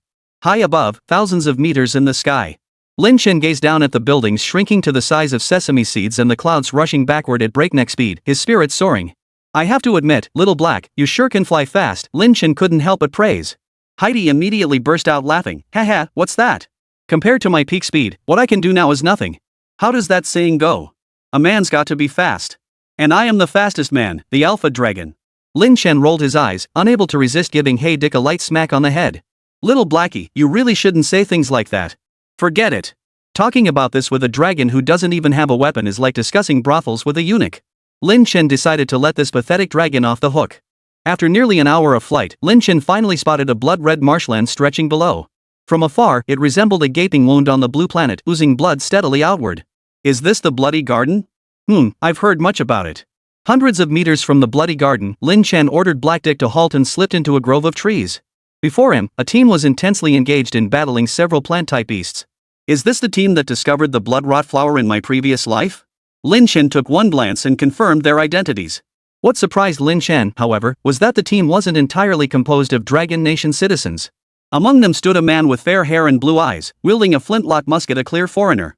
This detail hadn't been disclosed by the authorities in his previous life. Let's observe first. Rather than alerting them prematurely, Lin Chen summoned his Deathwing Mantis. Mounting it, he silently soared above their heads, using the dense shrubbery to conceal his presence. Damn it, are all your Dragon Nation beasts this tough to take down? The blonde-haired, blue-eyed man in 11th level hidden class, Musketman, continued firing while grumbling. These corrupted vines have ridiculously high health. I've fired 10 shots and still can't kill one. My bullets are expensive. The blonde-haired, blue-eyed man grumbled in obvious frustration. Beside him, the warrior tanking up front and the mage beside him both frowned slightly, clearly annoyed but holding their complaints in. But a short, plump female priest beside them turned pale with shock, trembling with fear as she apologized to the blonde-haired, blue-eyed man. I'm so sorry, Mr. Smith. This is our fault. We deeply regret causing you such an unpleasant experience. I will compensate you. Seeing the priestess in such a state, the mage beside her couldn't help but speak up. Chai Huan, we're leveling him up for free. We've put up with his constant complaining like he's some big shot, but why are you acting like this too? Did we give him face? Chapter 95, I forgive you guys? The mage's name was Liu Han, leader of a small guild in Jianghe City. Everyone around him, except for the foreigner, were members of his guild. These past few days, they'd set their sights on the Blood Garden, not far from Jianghe City, planning to level up in this area teeming with high-level beasts. After all, the place hadn't been explored yet, who knows what treasures might be waiting? However, just as they were about to set out, the female priestess in their party, Chai Huan, suddenly brought back a foreigner. She kept insisting they should demonstrate the grace and courtesy befitting a great nation and a land of etiquette by offering to level up this foreigner for free. Great nation's grace? A nation of etiquette? Liu Han found it utterly ridiculous. He knew this Chai Huan had a tendency to idolize foreign cultures, constantly spouting phrases like the free United States and foreign men are the real men. But he never imagined she'd go this far, actually bringing a foreigner back home. What was the difference between this and actively offering oneself? But Liu Han had no choice. Their small guild only had a handful of members, they couldn't just kick the priest out of the team. So everyone just had to grit their teeth and accept it. But unexpectedly, this foreigner, Smith, treated them like suckers, complaining non-stop. As if he were somehow superior. And that guy Chai Huan? He was always chiming in, acting like a slave, all nervous and anxious, as if he was afraid of not serving him well enough. What's the big deal? Chai Huan piped up, hands on hips, adopting an overbearing tone. He's a distinguished guest from the United States. What's wrong with him complaining a little? Can't we be a bit more magnanimous? What a load of nonsense about being a nation of etiquette. Can't foreigners say a few words without causing a fuss? That's just being overly sensitive. Land of etiquette? Thin-skinned? Good grief. Lu Han inwardly exclaimed, good grief. So it's our fault for letting this Smith guy level up for free? Are foreigners so high and mighty that we have to listen to everything they say? This Chai Huan is just way too much. The others looked at Chai Huan with displeased expressions, clearly dissatisfied with her. Forget it, Huan. Just then, Smith suddenly spoke up. He shook his head with a sigh, looking disappointed. Huan, don't be angry. I've already forgiven them. This isn't your fault. Forgiven us? Lu Han and the others nearly popped their eyes out of their sockets upon hearing this. What's going on? You've forgiven us? So you're being generous, huh? Chai Huan, however, gazed at Smith with admiration. Mr. Smith, you're truly magnanimous. You're a civilized American, no doubt about it. Unlike these barbarians from the Dragon Kingdom, far too uncivilized. As she spoke, Chai Huan shot Lu Han and the others a look of utter contempt. Lu Han's blood boiled instantly. Just as he was about to speak. Whoosh! Suddenly, a stream of venom was spat out from deep within the bloody garden. Bad news. Prepare for battle. At that moment, Lu Han had no time for petty grievances. He bellowed an order, his lips rapidly chanting incantations as an ice spike shot into the bloody garden. The rest of the team grew alert, hastily preparing for battle. Before long, the forms of over a dozen vine monsters materialized before them. Corrupted Withered Vine LV12, HP 3478, Strength 15, Agility 11.7, Spirit 17.3, Skills, Lash, Sowing, Bloodsucking Aura, Corruption Spread, Acidic Sap. Corrupted Vines again. The group's faces instantly paled. These rotten vines. It was a first-tier monster. Compared to ordinary beasts, while its damage isn't exceptionally high, its HP and defense are both significantly stronger. Not to mention its skill called Corruption Spread, which inflicts the poison debuff on the entire party. Battles become extremely difficult, and one careless mistake could drain your health completely. A single corrupted vine was already enough to give them a headache. And now there were over a dozen of them right in front of them? The group's expressions darkened instantly. This is bad. We need to retreat immediately. Lu Han, as the team leader, recognized the danger and barked the order, preparing to make their escape. But just then, whoosh, whoosh, whoosh. Another dozen decayed vines emerged from behind in the sides, instantly enveloping them. What? They actually know encirclement tactics? Lu Han was utterly shocked. Typically, low-tier beasts possessed no intelligence. Only high-tier beasts, akin to humans, could speak human speech and possessed intellect comparable to humans. But these rotten vines knew how to surround their prey. Now, they had absolutely no way out. What do we do, Captain? The warrior looked at Lu Han, swallowing hard. It's all your fault, you guys. I'm telling you, if anything happens to Mr. Smith, it'll cause a diplomatic incident. Chai Huan was equally frightened, but she still plucked up her courage to scold Lu Han and the others. Even at this critical moment, she couldn't help but defend the foreigner, a truly heartfelt gesture. But Smith wasn't having any of it. He shoved Chai Huan angrily. It's all your fault, you dragon country. If you hadn't been clinging to me and sucking up on the street, I'd never have ended up in this hellhole. I should never have trusted you lowly dragon country scum. Once I get back to the consulate, I'll file a proper complaint against every last one of you. As they spoke, nearly 50 corrupted vines surged into motion, extending their vine-like tendrils to lash out, flinging the frontmost warrior away. Immediately after, they launched a frenzied assault on the remaining few. The tentacles lashed like a relentless storm, leaving Lu Han and his companions utterly battered and disheveled. The situation took a sudden turn for the worse. It seemed they would perish here within minutes. Despair filled every heart. But then, at that very moment, roar! A series of furious roars echoed from the sky. Startled, everyone looked up toward the sky. What they saw left them wide-eyed and utterly stunned. Several crimson-hued beasts plunged from the heavens, spewing flames from their maws as they slaughtered the decaying vines on the battlefield. The withered vines, which had just moments ago been unstoppable and mighty, crumbled like clay under the beasts' flames, scattering in all directions. The scene swiftly turned into a one-sided slaughter. The withered vines shrieked in terror, desperate to flee. Yet their speed was laughably slow compared to the flying beasts, who swiftly caught up and slaughtered them. 3 minutes.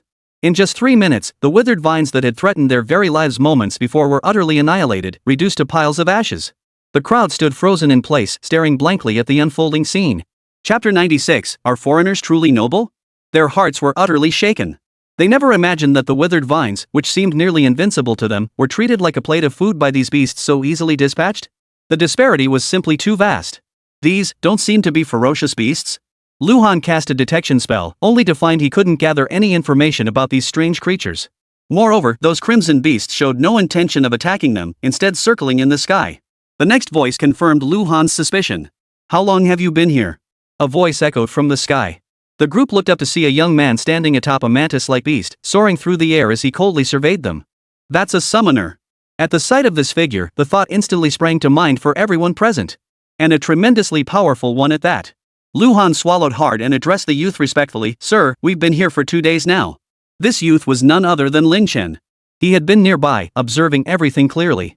2 days? According to the records from my previous life, they discovered that corrupted blood flower boss on the 2nd day. Seems I'll need to follow along. With that thought, Lin Chen nodded, tapped the deadwing mantis, and descended. In that case, you'd best follow me. With that, Lin Chen sent a party invitation. Professional, Dominator has sent a party invitation. Accept? Party? With us? Lu Han couldn't help but widen his eyes in disbelief. This powerful summoner actually wants to join us? What's going on? What's the matter? Don't you want him? Lin Chen asked casually. No. No problem. Lu Han swallowed hard and hastily accepted the invitation, adding Lin Chen to the party. He dared not ask for the reason. After all, just look at those crimson beasts soaring in the sky. This summoner's power could easily slaughter every last one of them. This wasn't the city. Even if they fought here, no one would notice. Who would dare speak up? Very well. Proceed as you originally planned. Pretend I'm not here, Lin Chen said indifferently. Lu Han responded awkwardly before continuing. Sir, we were planning to hunt some of the beasts along the edge of the Bloody Garden. We were just about to head southeast. Go ahead. Lin Chen nodded casually. After making preparations, Lu Han and the others continued their journey southeast. But as they walked, Smith, the foreigner in the group, suddenly exclaimed with delight, Look! There's a cluster of rotten vines over there. Sure enough, following the direction of his outstretched arm, they could see about a dozen rotten vines patrolling the edge of the Bloody Garden. Ha ha! These rotten vines are tough to fight, but they drop tons of EXP. I can level up to 10 right now. Smith exclaimed excitedly, pulling out his musket to lure the monsters. Hold on. Lin Chen's voice came from behind, halting him.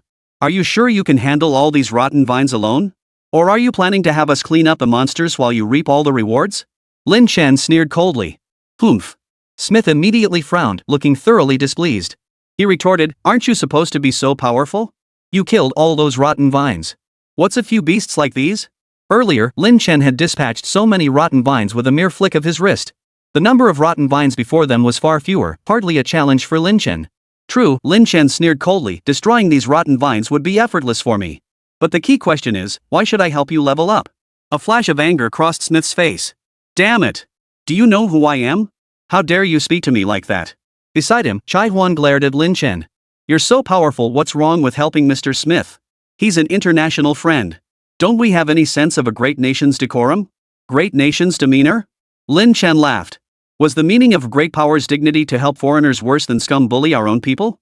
Just as he was about to speak, Lu Han beside him roared angrily, Chai Huan. Mr. Dominator saved our lives. Is this how you repay a life-saving benefactor? Lu Han, what's your point?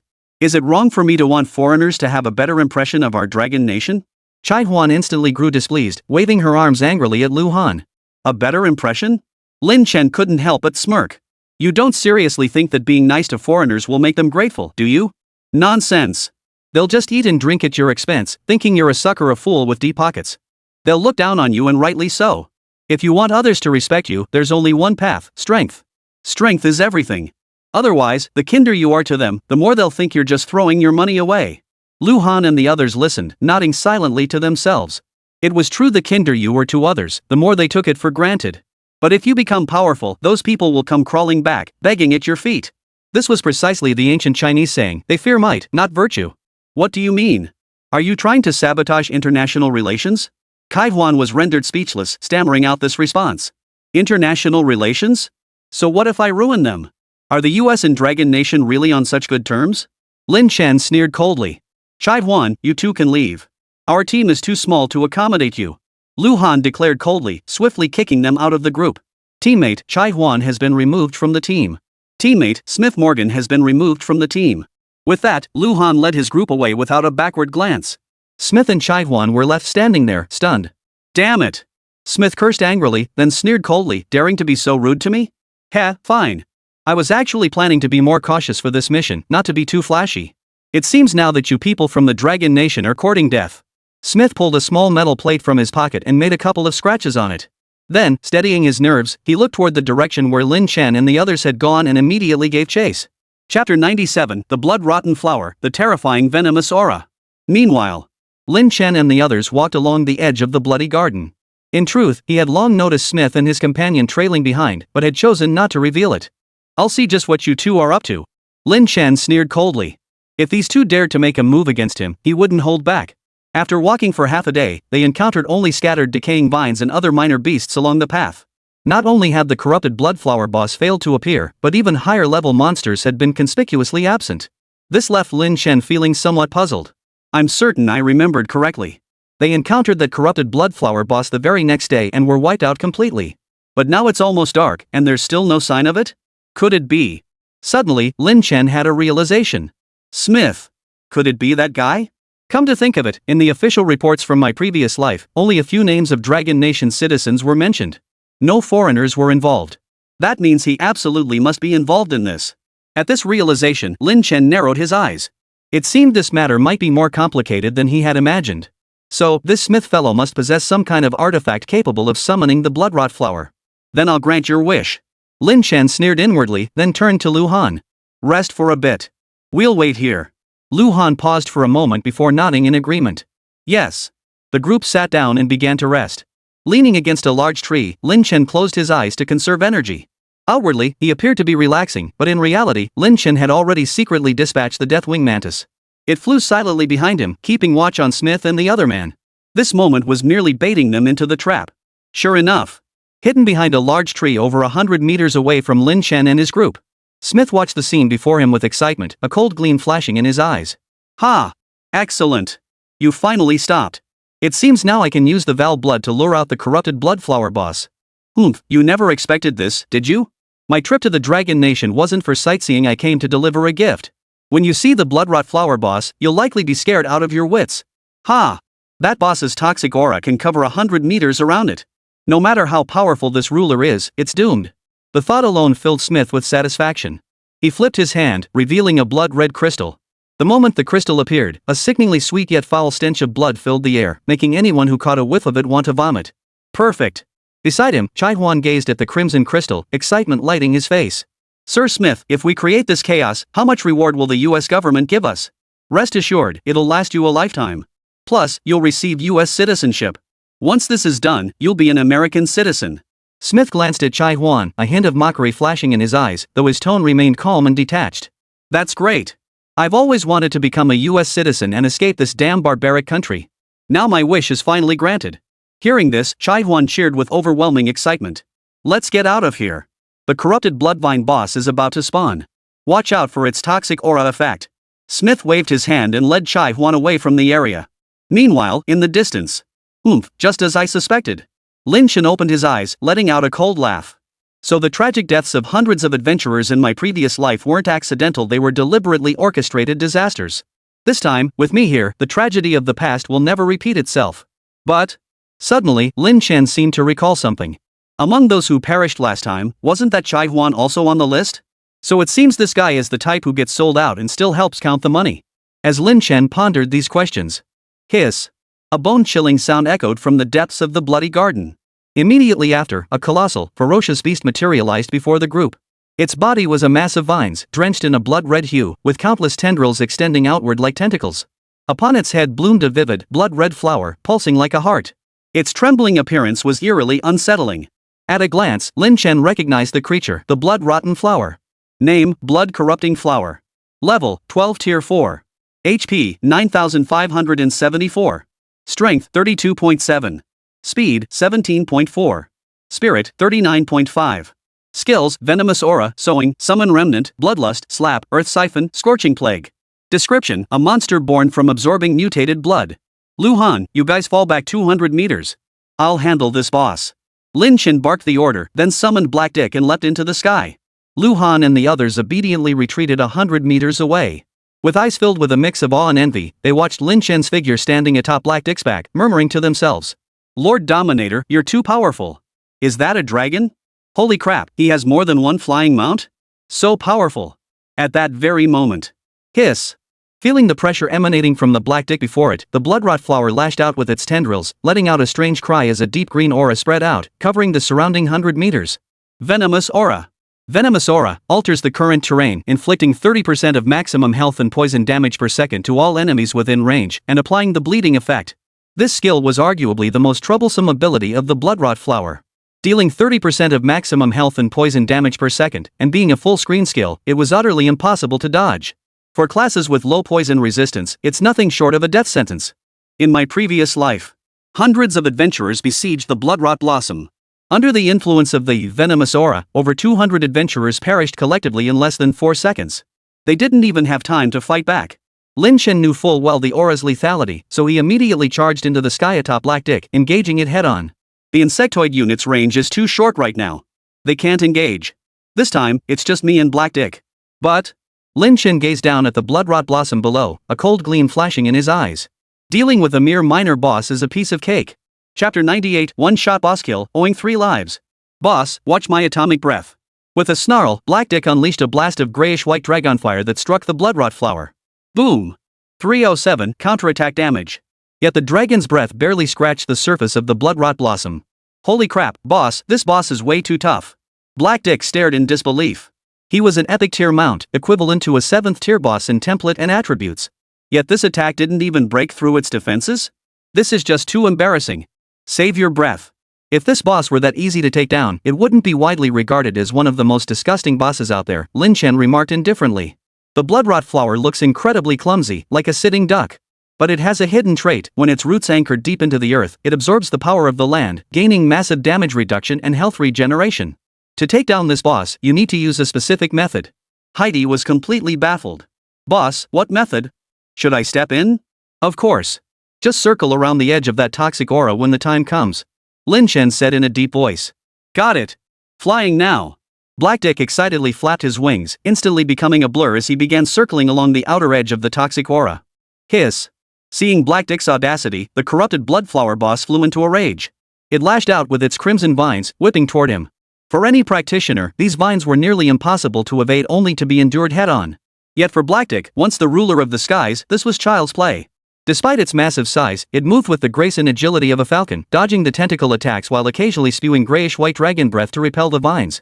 Meanwhile, Lin Chen kept his eyes fixed on the vivid, blood-red blossom atop the rotten blood flower. That was the true body of the Bloodrot Flower and its greatest weakness.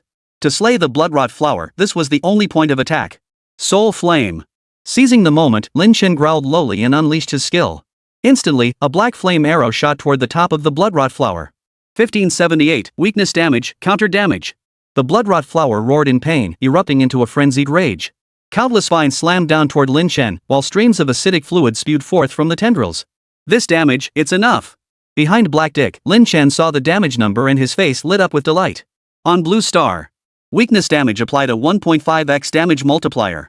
Counter damage multiplies by 2. The two are calculated separately and cannot be multiplied. Meaning the base damage he had just inflicted amounted to at least 600 or 700 points. Drawing on decades of professional insight, he swiftly concluded, this damage is sufficient.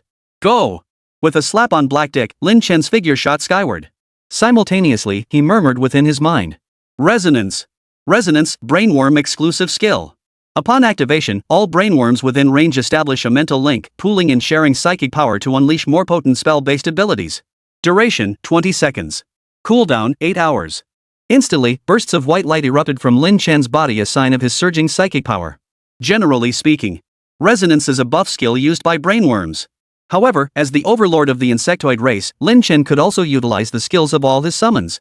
In other words, he had now linked his own mental power to the insectoid network, temporarily pooling the mental power of all brainworms to fuel his own abilities. Current mental power, 195.7. 195 points of psychic power?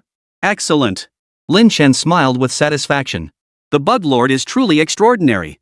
To grant me such a powerful boost to my mental energy at this level. I'll see how you fare as a 4th tier boss with this mental power boost. As he spoke, Lin Chen moved. Void Walk.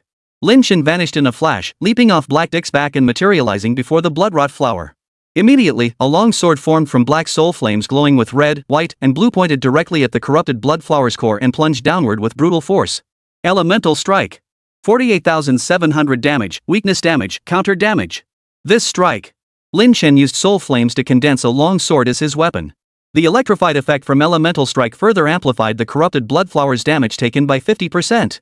Combined with the inherent high damage output of Elemental Strike and the terrifying boost granted to Soul Flame by Psychic Power. Under such terrifying enhancements, this strike landed. The Bloodrot Flower owed Lin Chen 3 lives. You have defeated the Bloodrot Blossom Tier 4, gaining 42,000 EXP. Ding! Your level has risen to 11. You have gained 1 attribute point. Please choose how to allocate it. Greed Soul activated, gaining an additional item. You have slain the source of corruption, gaining 1 Velikra's reputation. A series of notification sounds echoed in his mind. Lin Chen remained vigilant, glancing at his health bar. Only a third of my health left? If it weren't for my infinite revives, I wouldn't dare approach the Bloodrot Blossom. The closer you get to it, the more severe the aura's effects become. In less than a second, Lin Chen's health bar plummeted by more than half. Even if this strike didn't kill him, he'd likely be poisoned to death. Still, it seems my damage calculations aren't off. At least the experience from my past life hasn't vanished. Lin Chen smiled confidently. Damage calculation is a skill every professional must master. Judging whether a monster is worth fighting and how long it would take to defeat it is a profoundly complex skill. As a former level 90 powerhouse in his previous life, Lin Chen had mastered this skill to an almost artistic level. After downing a health potion and watching his life points slowly recover, Lin Chen waved toward the figures in the distance. Come over and loot the gear. The figures in the distance were practically frozen in place. From their vantage point, they had witnessed only one scene. Lin Chen riding a skeletal dragon, soaring through the skies. Then, with a single slash, he had instantly killed the boss. They even began to wonder whether this boss was even that much stronger than ordinary monsters? But that cold, hard damage number 48,700 was a stark reminder of just how absurd their thoughts were. Chapter 99, Open Up, Delivery Time. Nearly 50,000 damage in one strike? Is this even possible at this level? Lu Han and the others sucked in sharp breaths, utterly stunned by the scene before them. After all, when they attack low-level mobs with almost no defense, a single skill usually only dealt a few hundred damage. High-tier bosses, however, possess the damage immunity attribute, typically absorbing over 40% of incoming damage. Meaning that if this strike had landed on a minor monster, the damage would have doubled again. Is he really a summoner? How can he be this strong in melee? Lu Han chuckled bitterly, still reeling from the shock. Glancing at the staff in his own hands, he couldn't help but feel the gap between people is truly vast. Let's go, Lu Han said gravely. No matter what, we have to go check it out. With that, the group headed toward Lin Chen. At that moment, Lin Chen held an item in his hand, a hint of delight in his eyes. Sure enough, this equipment item drops guaranteed. Now, I can address my defensive capabilities with just one piece of equipment. Name, Blood of Thorns. Type, Armor. Quality, Perfect. Requirements, Level 10, Strength 12, Spirit 30. Attributes, +9 Spirit, +7 Strength, +7 Agility. Special effect Blood-soaked, Elemental resistance Ice, Fire, Lightning +60%, Corrosion resistance +60%, Chaos resistance +60%. Resistance is a crucial and fundamental defensive attribute on Blue Star. It applies multiplicatively against all damage sources, so every class strives to stack as much resistance as possible. After all, this represents pure, hard damage reduction. A 60% resistance means damage from these sources is reduced by 60% outright. Take the Corrupted Blood Flowers, Toxic Aura, for example, which deals 30% of the target's maximum health per second. With 60% corrosion resistance, that damage drops to a mere 12% per second, giving Lin Chen much more room to maneuver. This piece of gear is coveted by countless tank classes in later generations. Though only perfect quality, its effects rival many epic items. Lin Chen smiled faintly and equipped it immediately. This significantly boosted his defensive capabilities. Of course, these resistances did not multiply with his Voidwalker's primary talent, Void Form, reduces all damage taken by 50%. Instead, they were applied separately. In other words, for instance, when Lin Chen took corrosion damage, Void Form reduced 50% of the damage, and the remaining 50% was then subject to his resistances. While it didn't achieve 100% damage immunity, it still provided substantial damage reduction, greatly enhancing his defenses. The rest? Lin Chen glanced at the equipment scattered on the ground and shook his head. Not a single item among them was of transcendent quality. However, 14 Chaos Stones had dropped a pleasant surprise. He casually picked up a few higher value pieces and stowed them in his backpack, leaving the rest on the ground. Lin Chen couldn't be bothered to pick them up and break them down for energy points. Noticing Lu Han and the others approaching, he said indifferently, "Divide up the rest of this stuff. Consider it repayment for letting me join your party." Seeing the ground littered with gear, Lu Han and the others were overjoyed. So much gear? So many are excellent quality. We're rich. So much gear. Among the gear scattered on the ground, many items emitted faint green or even blue glow signs of excellent quality, or even rare quality. The value of this gear alone could cover their guild's expenses for months. Lord Dominator, this is far too valuable. Wait. Lu Han stammered, clearly feeling awkward. It's fine. The truly valuable gear was already taken by me. This is your reward, Lin Chen said casually. If not for Lu Han and his team, the corrupted Bloodflower boss likely wouldn't have appeared. Giving them a reward was only fair. Besides, he couldn't carry these items himself anyway. Throwing them away would be a waste, so why not do them a favor? Thank you, sir. Lu Han grew even more excited, thanking him while frantically stuffing the gear into his backpack. But when he looked up, Lin Chen's figure had vanished. Though puzzled, Lu Han scanned the area and found no trace of Lin Chen. Realizing such a powerful figure wasn't someone he could casually befriend, he sighed and turned his full attention to the pile of gear before him. What they didn't notice was that Lin Chen was already soaring high in the distance, pursuing a target in a specific direction. Boss, should I step in? One swipe of my claws and I'll string that pair of lovers together like candy-coated hawthorn berries. Blackdick flapped his wings excitedly. You know what dog couple means? Lin Chen was genuinely surprised. After all, while high-tier bosses possessed intelligence, their language was forcibly imprinted upon them. Most didn't grasp the specific meanings behind words. Who would have thought this bone dragon actually understood what dog couple meant? Hee hee, of course. I even know an ancient saying from your dragon country. What? Cut the grass and uproot it. Ha ha ha ha. Blackdick let out a sinister laugh. That laugh of yours? Lin Chen instantly felt a wave of exasperation wash over him. Not only did this creature know all sorts of Dragon Nation allusions, he's even picked up internet memes? Ha ha ha ha. Do you think you're some villain straight out of a novel? Just step in when the time comes, Lin Chen sighed. The make your move and dog couple they were referring to, of course, meant Chai Huan and Smith. These two. One was treacherous and scheming, the other a traitor who sold out his country. In Lin Chen's eyes, both deserved death. He wouldn't let them off lightly. Meanwhile, outskirts of Zhenghe City. Haha, those idiots are probably all dead by now, right? Smith glanced back and couldn't help but chuckle evilly. Once I leak the news and get Dragon Nation's professionals to rush in, they'll suffer massive casualties. By the time they realize something's wrong, I'll already be back in the States via the teleportation array. Ha! Smith felt like a genius for setting up this chain of traps. Excellent, Mr. Smith. Our plan was a complete success. Chai Huan approached, his face brimming with flattery. Once we're back in the States, I won't forget your kindness. Smith immediately frowned. He was indeed entitled to a hefty bonus for stopping this operation. But he certainly didn't want to share that reward with anyone else. Oomph. A mere Dragon Nation citizen dares ask me for money? Looking for trouble. With that thought, Smith instinctively reached for the pistol at his waist. Just as he prepared to act, to end this Dragon Nation woman with a single shot, a howling gale suddenly swept in from the horizon. Before he could react, a maniacal laugh rang out beside his ear. Ha ha ha ha. Open up, delivery. Chapter 100, Legendary Greed Soul. What? Smith was instantly dumbfounded. He couldn't comprehend why he'd heard such a statement. But that was also the last thought in his mind. Because the very next second. Thud. A sharp bone claw pierced straight through his chest. With a swift up and down motion, it sliced his body clean in two, skin and armor alike, into perfectly symmetrical halves. You have killed the professional, Smith Morgan. Sin value +1. Until his dying breath, Smith never realized who had killed him. Witnessing Smith's gruesome demise, Chai Huan shrieked in terror, staring in horror at the towering, mountain-like figure of Blackdick looming above Smith's corpse, utterly consumed by fear. What terrified her wasn't Blackdick the Bone Dragon. It was the diminutive figure standing atop the dragon's back. Lin Chen. Now you're scared? Lin Chen leaped down with a cold laugh, striding toward Chai Huan. If you'd known fear when you betrayed the Dragon Nation, would you be facing this fate now? Do you realize how many hundreds of Dragon Nation professionals would have died if your plot succeeded? Chai Huan trembled, rendered speechless by the accusation.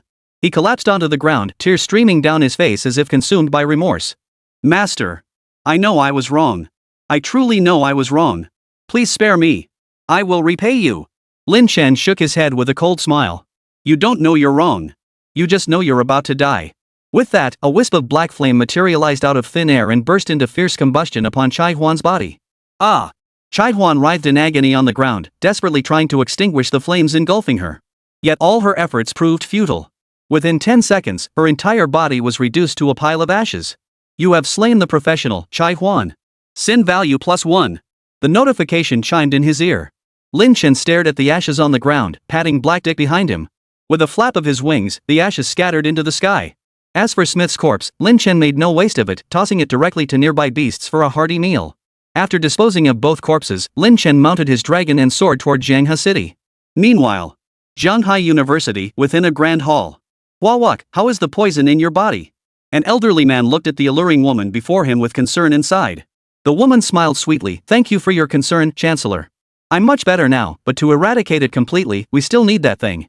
These two individuals were Lei Yan, the president of Zhanghai University. The person beside him was none other than Hua Wuqiao. Lei Yan's voice was solemn. Ever since the last beast siege, you were exposed to that epic-level boss's venom during the battle. You still haven't fully recovered, and under the venom's debuff, your experience gain is reduced by 70%. If the poison's effects aren't removed, you won't advance any further in this lifetime. Professor Hua, you sacrificed yourself for the sake of Zhanghai City and Zhanghai University. In the coming years, we will ensure you receive ample compensation. Hua Wuq smiled faintly and shook her head. Principal Lei, if you hadn't recruited me into Zhanghai University back then, I'd probably still be just an ordinary girl. How could I have awakened the special profession, Dragon Sparrow Illusionist? Your kindness to me is already immense. I cannot accept these things. Lei Yan shook his head. That's different. If you don't accept these resources, how will you contain the spread of that venom? This is for your sake, but also for the university and Zhanghai City. Hearing this, Hua Wuq sighed and nodded. Very well, then. Lei Yan finally let a faint smile touch his lips. That's good. The two were conversing. Suddenly, Lei Yan froze, his expression shifting to one of startled surprise. Ha! That kid Lin Chen actually finished this mission so quickly? As he spoke, Lei Yan flipped his hand, retrieving a token from his backpack. He half closed his eyes, reading the information within. A bone dragon mount, a foreigner, and he one-shot a 4th-tier boss? Whoa! This kid Lin Chen is truly something else. Lei Yan opened his eyes and burst into loud laughter, his roar shaking the entire hall. Lin Chen completed the Bloody Garden mission? Hua Wuq asked in puzzlement. It hasn't even been 3 hours yet, has it? That Bloody Garden is a full 300 kilometers away. He can't fly, so a round trip would take half a day at least, right? According to intelligence from the spectral sentinel I dispatched to observe him covertly, Lei Yan declared with a roar of laughter that Lin Chen Lat possesses a flying bone dragon mount. Its speed reaches subsonic levels. 300 kilometers is a mere trifle. A flying mount. Hua Wuq couldn't help but gasp in astonishment, her charming face showing genuine shock for the first time. Even I don't have a flying mount. How did Lin Chen acquire one? Lei Yan shook his head with a smile. Who knows? That kid has too many secrets, even I can't see through him. Oh, and there's news that'll shock you even more. That kid killed the corrupted Bloodflower boss with just one move. One move? Hua Wuq gasped, her phoenix-like eyes blazing with excitement. He really killed that corrupted Bloodflower boss with just one skill? Exactly. Lei Yan nodded. As a summoner, Lin Chen's innate power surpasses his class abilities. It seems sending you to recruit him into Zhanghai University was a wise decision. Though his exact class remains unclear, he's definitely not some necromancer and his rank absolutely cannot be lower than supernatural. Recruiting such a genius gives Zhanghai University hope for revival. Lei Yan was utterly thrilled. I just wonder how powerful Lin Chen truly is. Lei Yan murmured to himself once more. Meanwhile, Lin Chen returned to the downtown area of Zhanghai City. However, instead of heading straight back to campus, he made his way to Lingxiao Trading Company. Mr. Dominator, the matter you entrusted us with has now been resolved. Here are the skill books you requested, along with a high-quality building. Please take a look. The moment he entered the trading house, the attendant who had previously assisted Lin Chen lit up with excitement. She approached him respectfully, her eyes sparkling as she spoke, simultaneously presenting a parcel filled with items. Upon taking it and glancing inside, Lin Chen was instantly overjoyed. 3 copies of Greed Soul? Now I can upgrade my skills to legendary rank. Without hesitation, Lin Chen immediately learned all 3 skill books. When he looked at the skill again, its attributes had undergone a complete transformation. Name, Greed Soul. Type, Skill Passive. Quality, Legendary. Level, 7. Range, 0. Cost, 0. Requirement, Level 1. Effect, when looting monsters, there is a 140% chance to additionally obtain extra random loot. This 140% chance to additionally obtain extra random loot effect means a 100% chance to obtain 1 additional item, and a 40% chance to get yet another extra item. If I keep evolving, I might get 4 or 5 pieces of loot at once? Lin Chen thought about it briefly, and his blood began to boil. What did Lin Chen lack most? Combat power? Wrong. Resources. As the insect race's ruler, the resources and experience Lin Chen needed to grow were dozens, even hundreds of times more than other professions. If this greed soul were to reach a high tier, it would cut Lin Chen's development time by more than half. Not bad. Lin Chen took a deep breath, then turned his gaze to another item in his inventory, one that was emitting a faint glow. This hideout structure. Excellent. After briefly checking its attributes, Lin Chen's face lit up with delight. Chapter 101, Resource Type Structure, Mo Hongli in Trouble. Name, Void Extraction Tower. Type, Hideout Structure. Quality, Excellent. Effect, when placed in a hideout, produces 10 Chaos Stones every 24 hours. Each level of hideout quality increases this effect by 100%. A resource-producing building? That's truly rare. Within your hideout, you can invite NPCs to reside or place various structures. These structures fall into several categories: offensive, defensive, utility, and resource. Offensive, defensive, and utility structures are commonplace, requiring little explanation. But resource-type buildings? Extremely rare. As the name suggests, resource buildings generate specific resources. Some structures yield experience points, others produce materials, and some generate credit points. Some structures can even produce equipment. It's safe to say, with resource-type buildings, a hideout owner can practically make money while lying down. However, resource-type buildings are also rarer and come with a heftier price tag. For instance, this Void Extraction Tower. Lin Chen glanced at the price and couldn't help but feel his scalp tingle. 10,000 Chaos Stones. Consider this. He had only made 5,000 Chaos Stones from selling over a dozen extraordinary pieces of equipment. Its value was less than half that of this structure. Still, while the price is steep, it's worth every bit of it, Lin Chen acknowledged inwardly. The Void Extraction Tower's property, each level of hiding place quality boosts its effect by 100%. Meaning, placed within his Molten Fire hideout, this Void Extraction Tower could produce 50 Chaos Stones daily. By his calculations, it would recoup its cost in just over half a year. After that, it's pure profit. If paired with other functional hideout structures that enhance effects, the payback period accelerates even further. No matter how you look at it, it's a highly profitable deal. Lin Chen nodded immediately. I'll take this building, but the price. I can't afford it right now. Can I get credit? Before he could finish, a cool voice drifted over from the side. Master, we'd be delighted to extend credit, but there's no need for that. I have a proposal instead. I'll gladly hand over this hideout building. As she spoke, a beautiful young woman draped in sheer fabric, her demeanor aloof and elegant, glided gracefully toward them. This woman was none other than Bai Wan. Oh? What proposal does Steward Bai have? Lin Chen frowned, speaking cautiously. He didn't believe Bai Wan would simply hand these things over to him for free. Sure enough, Bai Wan smiled faintly and extended a slender finger toward a spot. Mr. Sovereign, this isn't the place for conversation. Shall we discuss matters in the tea room? After a moment's consideration, Lin Chen nodded and followed Bai Wan. They entered a quiet little room and sat down. Lin Chen immediately spoke up. Steward Bai, just tell me what you want me to do. No need to beat around the bush.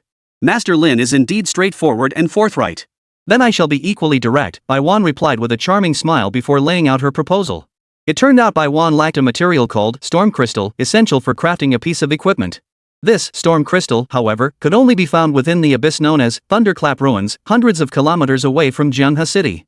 However, the entry requirement for the Thunder Ruins was a level cap of 15. Bai Wan was already level 22, making it impossible for her to enter and gather the material. That was why she had turned to Lin Chen. If that's the case, helping out with the trip isn't unreasonable, Lin Chen nodded casually. But I have a question. There are countless practitioners below level 15 in Jianghe City. Why did Elder Bai specifically request me to go? Bai Wan smiled faintly, a hint of relief washing over her cool features. She continued, Master Dominator, you jest. Across the entire Jianghe City, there are likely fewer than 10 young prodigies possessing your caliber of strength. The difficulty of the Thunder Ruins is truly terrifying.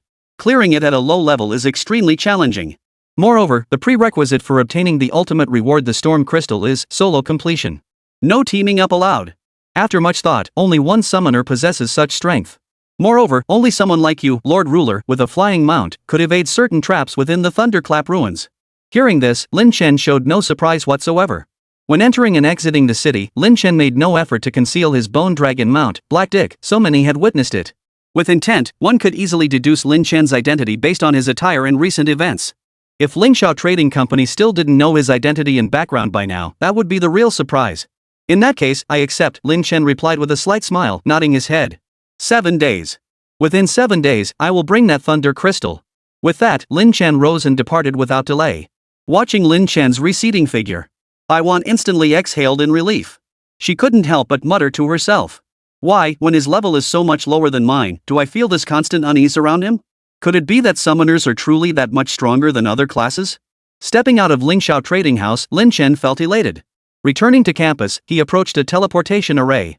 Teleportation to Molten Hideout requires 282 Chaos Stones. Confirm? Damn expensive. Lin Chen couldn't help but wince. The greater the distance between two teleportation arrays, the more currency consumed. Splurging nearly 300 chaos stones at once made Lin Chen wince at the expense. Ah well, it's a necessary expense. Besides, I'll be raking in the cash soon enough. With that thought, Lin Chen extended his hand and selected confirm. Instantly. A flash of blue light erupted. The next second, the surrounding scenery shifted instantly from the picturesque campus to the molten fire hideout, where lava flowed everywhere. Pulling out the void extraction tower, Lin Chen installed it in a secluded corner of the lair. Ding! Installation complete. A notification sounded. Instantly, a small tower approximately 3 meters tall materialized before him. Void extraction tower produces 50 chaos stones every 24 hours. Time remaining in current cycle, 23 hours 59 minutes and 59 seconds. Lin Chen nodded with satisfaction, letting out a sigh of relief. Next, I just need to repair the power supply array, and this hideout will be complete.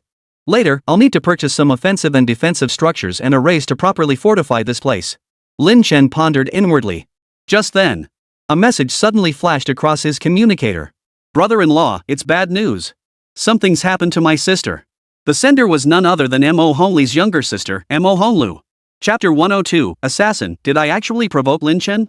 Lin Chen's heart skipped a beat as he immediately dialed the number. The moment the call connected, he demanded in a grave tone, what happened? Mo Honglu's voice trembled with panic as she sobbed, Brother-in-law, something terrible must have happened to my sister. Please hurry and save her, Wah. After a few more words, Lin Chen finally understood. Mo Honglu and Mo Hongli possessed an item called the heart-to-heart necklace, which allowed them to sense each other's status. Just moments ago, Mo Honglu suddenly sensed that Mo Hongli, on the other end, had fallen into grave danger and it was no minor crisis. That was why she had called, pleading for Lin Chen's help. Can you pinpoint the approximate location? Lin Chen asked coldly. Yes, roughly northeast. I can sense it's very cold around her, but I don't know the specifics. Mo Honglu said, her voice breaking. Alright, I'm heading there immediately. Without another word, Lin Chen activated the teleportation array, instantly returning to Jianghe City. Leaving the campus, Lin Chen summoned his bone dragon, Black Dick, without hesitation. Soaring skyward, he drew the envious gazes of many below who looked up in awe. Fly north at full speed. Lin Chen commanded coldly. Sensing Lin Chen's foul mood, Black Dick dared not say more, merely replying, got it, boss. Spreading its wings, it charged forward at breakneck speed toward the designated direction. Meanwhile, in the wilderness, upon a grassy plain, a dozen or so people stood before a cave entrance, peering inside with a mix of anticipation and trepidation in their expressions. Boss, we've been blocking this woman for over an hour now. Do you think she's finally dead? A bald knight asked a gaunt, cloaked assassin. The assassin snorted coldly. I told you not yet. That ass got my frost poison. She's taking frost damage equal to her max health every second. If she died, I'd get a notification. No notification means she's still alive in that cave. The bald knight couldn't help but flinch, his eyes flashing with fear and anger. That woman's something else. We ambushed her with over a dozen men, yet she managed to escape and even took out one of our brothers. Lin Chen being formidable is one thing, but how come the woman by his side is this skilled too? The assassin waved his hand impatiently. If she weren't dangerous, the guild leader wouldn't have sent us to capture her and use her to pressure Lin Chen. Enough chatter. Let's test the waters and see if we can capture her. As he spoke, a gleam flashed in the assassin's eyes. He licked his lips. If we can capture her, the guild leader never specified she had to be a pure and untouched Mo Hongli. I'll taste this woman's flavor first. TSK, Mo Hongli's figure is truly something else. No wonder she's ranked among the 3 great beauties of the new generation, mentioned in the same breath as Luoli from Tiandu and Shui Hansui from the demon capital. Advance. At the command, a dozen men cautiously stepped into the cave. Deep within the cavern, Mo Hongli sat on the ground. Hearing the voices outside, a flicker of despair crossed her lovely face. She had originally been commissioned to come here to help level up. Little did she know it was all a scam. The moment she appeared, Mo Hongli was hunted down by over a dozen adventurers. Only by fighting with every ounce of strength did she narrowly avoid being captured on the spot. But she was severely wounded. Now, she was also afflicted with a layer of cold poison, reducing her movement speed by 30% and inflicting massive frost damage every second. If not for the Holy Flame Arbiter being a perfect quality profession with ample healing capacity, she would have been dead already. Yet even so, she had no strength left to resist.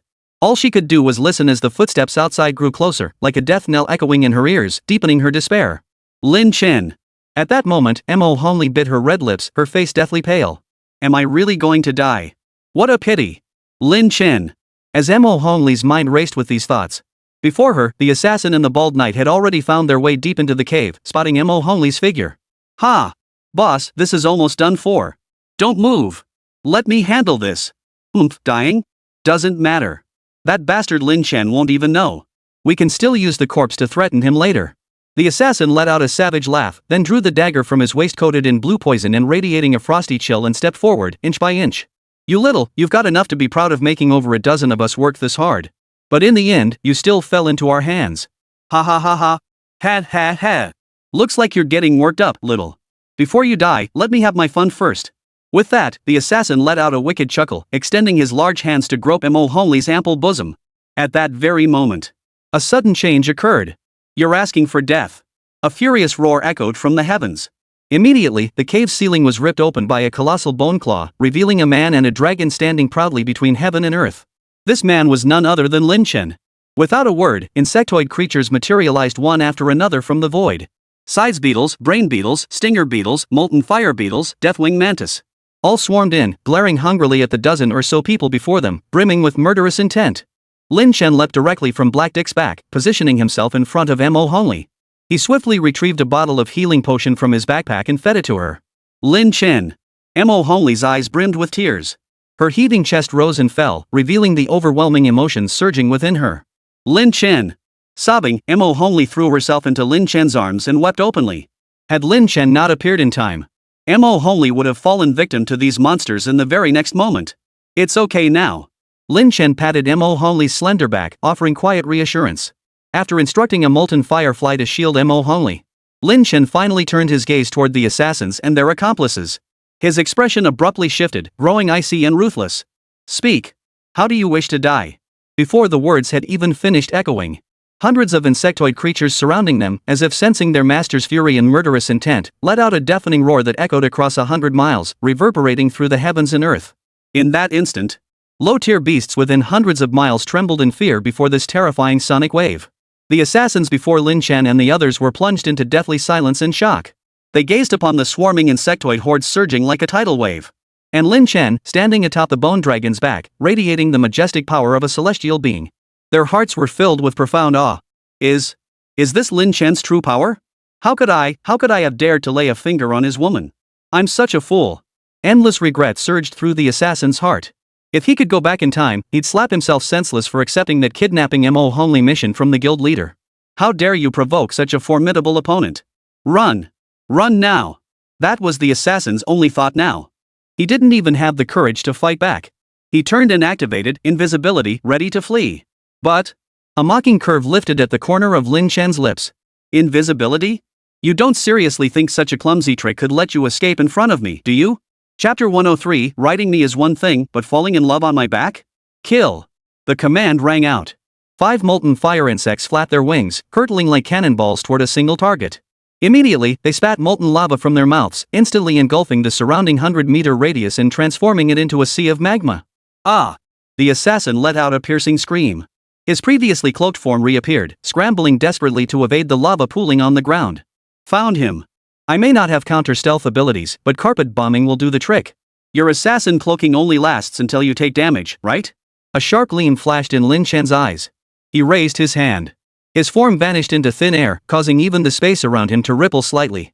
The next second, he materialized beside the assassin. A long sword forged from condensed soul flames swept through the air. With a single, fluid motion, the assassin's thigh was cleanly severed. Ah! The assassin screamed in agony, collapsing to the ground, his forehead drenched in cold sweat, his face contorted with pain. Speak! Who sent you? Lin Chen demanded coldly. I? If I tell you, will you spare my life? The assassin swallowed hard, his face deathly pale as he asked, his voice trembling. Lin Chen narrowed his eyes. Are you trying to bargain with me? No. The assassin shuddered violently, frantically waving his hands. I'll talk. After swallowing hard, the assassin finally spilled everything. Yesterday the president summoned me, that bastard Meng Liangyun, the student council president. He told me to kidnap your woman so he could use that as leverage to threaten you. Listening to the assassin's account, Lin Chen's heart filled with murderous intent. After a long silence, a faint smile appeared at the corner of his mouth. Meng Liangyun? I only intended to teach you a lesson. Looks like you've gone and asked for it. In that case, I won't hold back.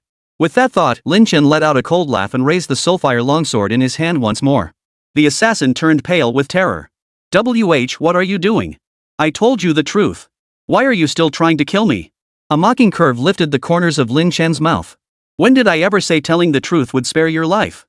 With that, Lin Chen raised the sword high and, under the assassin's desperate and terrified gaze, thrust it down with a light flick of his wrist. The assassin before him instantly snapped in two, dead. After disposing of the assassin, Lin Chen turned his gaze to the bald knight and the others in the distance, frozen stiff with fear. Another cold laugh escaped his lips. He had no habit of sparing enemies out of kindness. To uproot the weeds, one must eliminate the roots. Kill them all, leave not a single one alive. Lin Chen's lips moved slightly as he issued the command. The insectoid horde immediately swarmed forward. Within minutes, the dozen-strong professional squad lay scattered as mangled corpses. With a single leap, Lin Chen landed on Black Dick's back. Lin Chen. The moment she mounted the beast, Mo Hongli threw herself into Lin Chen's arms, tears streaming down her face. Two clear tears traced her delicate cheeks, adding an extra touch of fragility to her appearance. It's okay. I'm here. Don't be afraid. Lin Chen patted her shoulder, offering gentle reassurance. By the way, your sister has been very worried about you. Why don't you call her first to let her know you're safe? Mo Hongli only realized this after Lin Chen's reminder.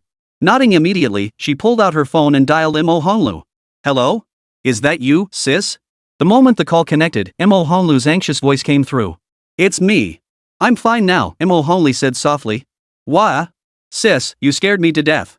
Dad was about to rush straight to Zhenghe City.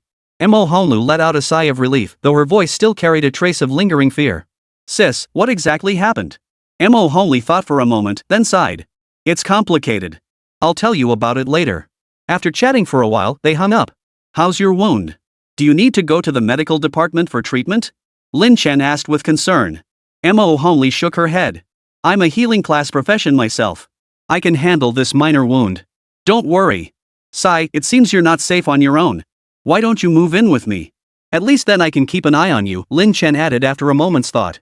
Mo Hongli nodded, then flushed crimson as she asked, just looking out for me?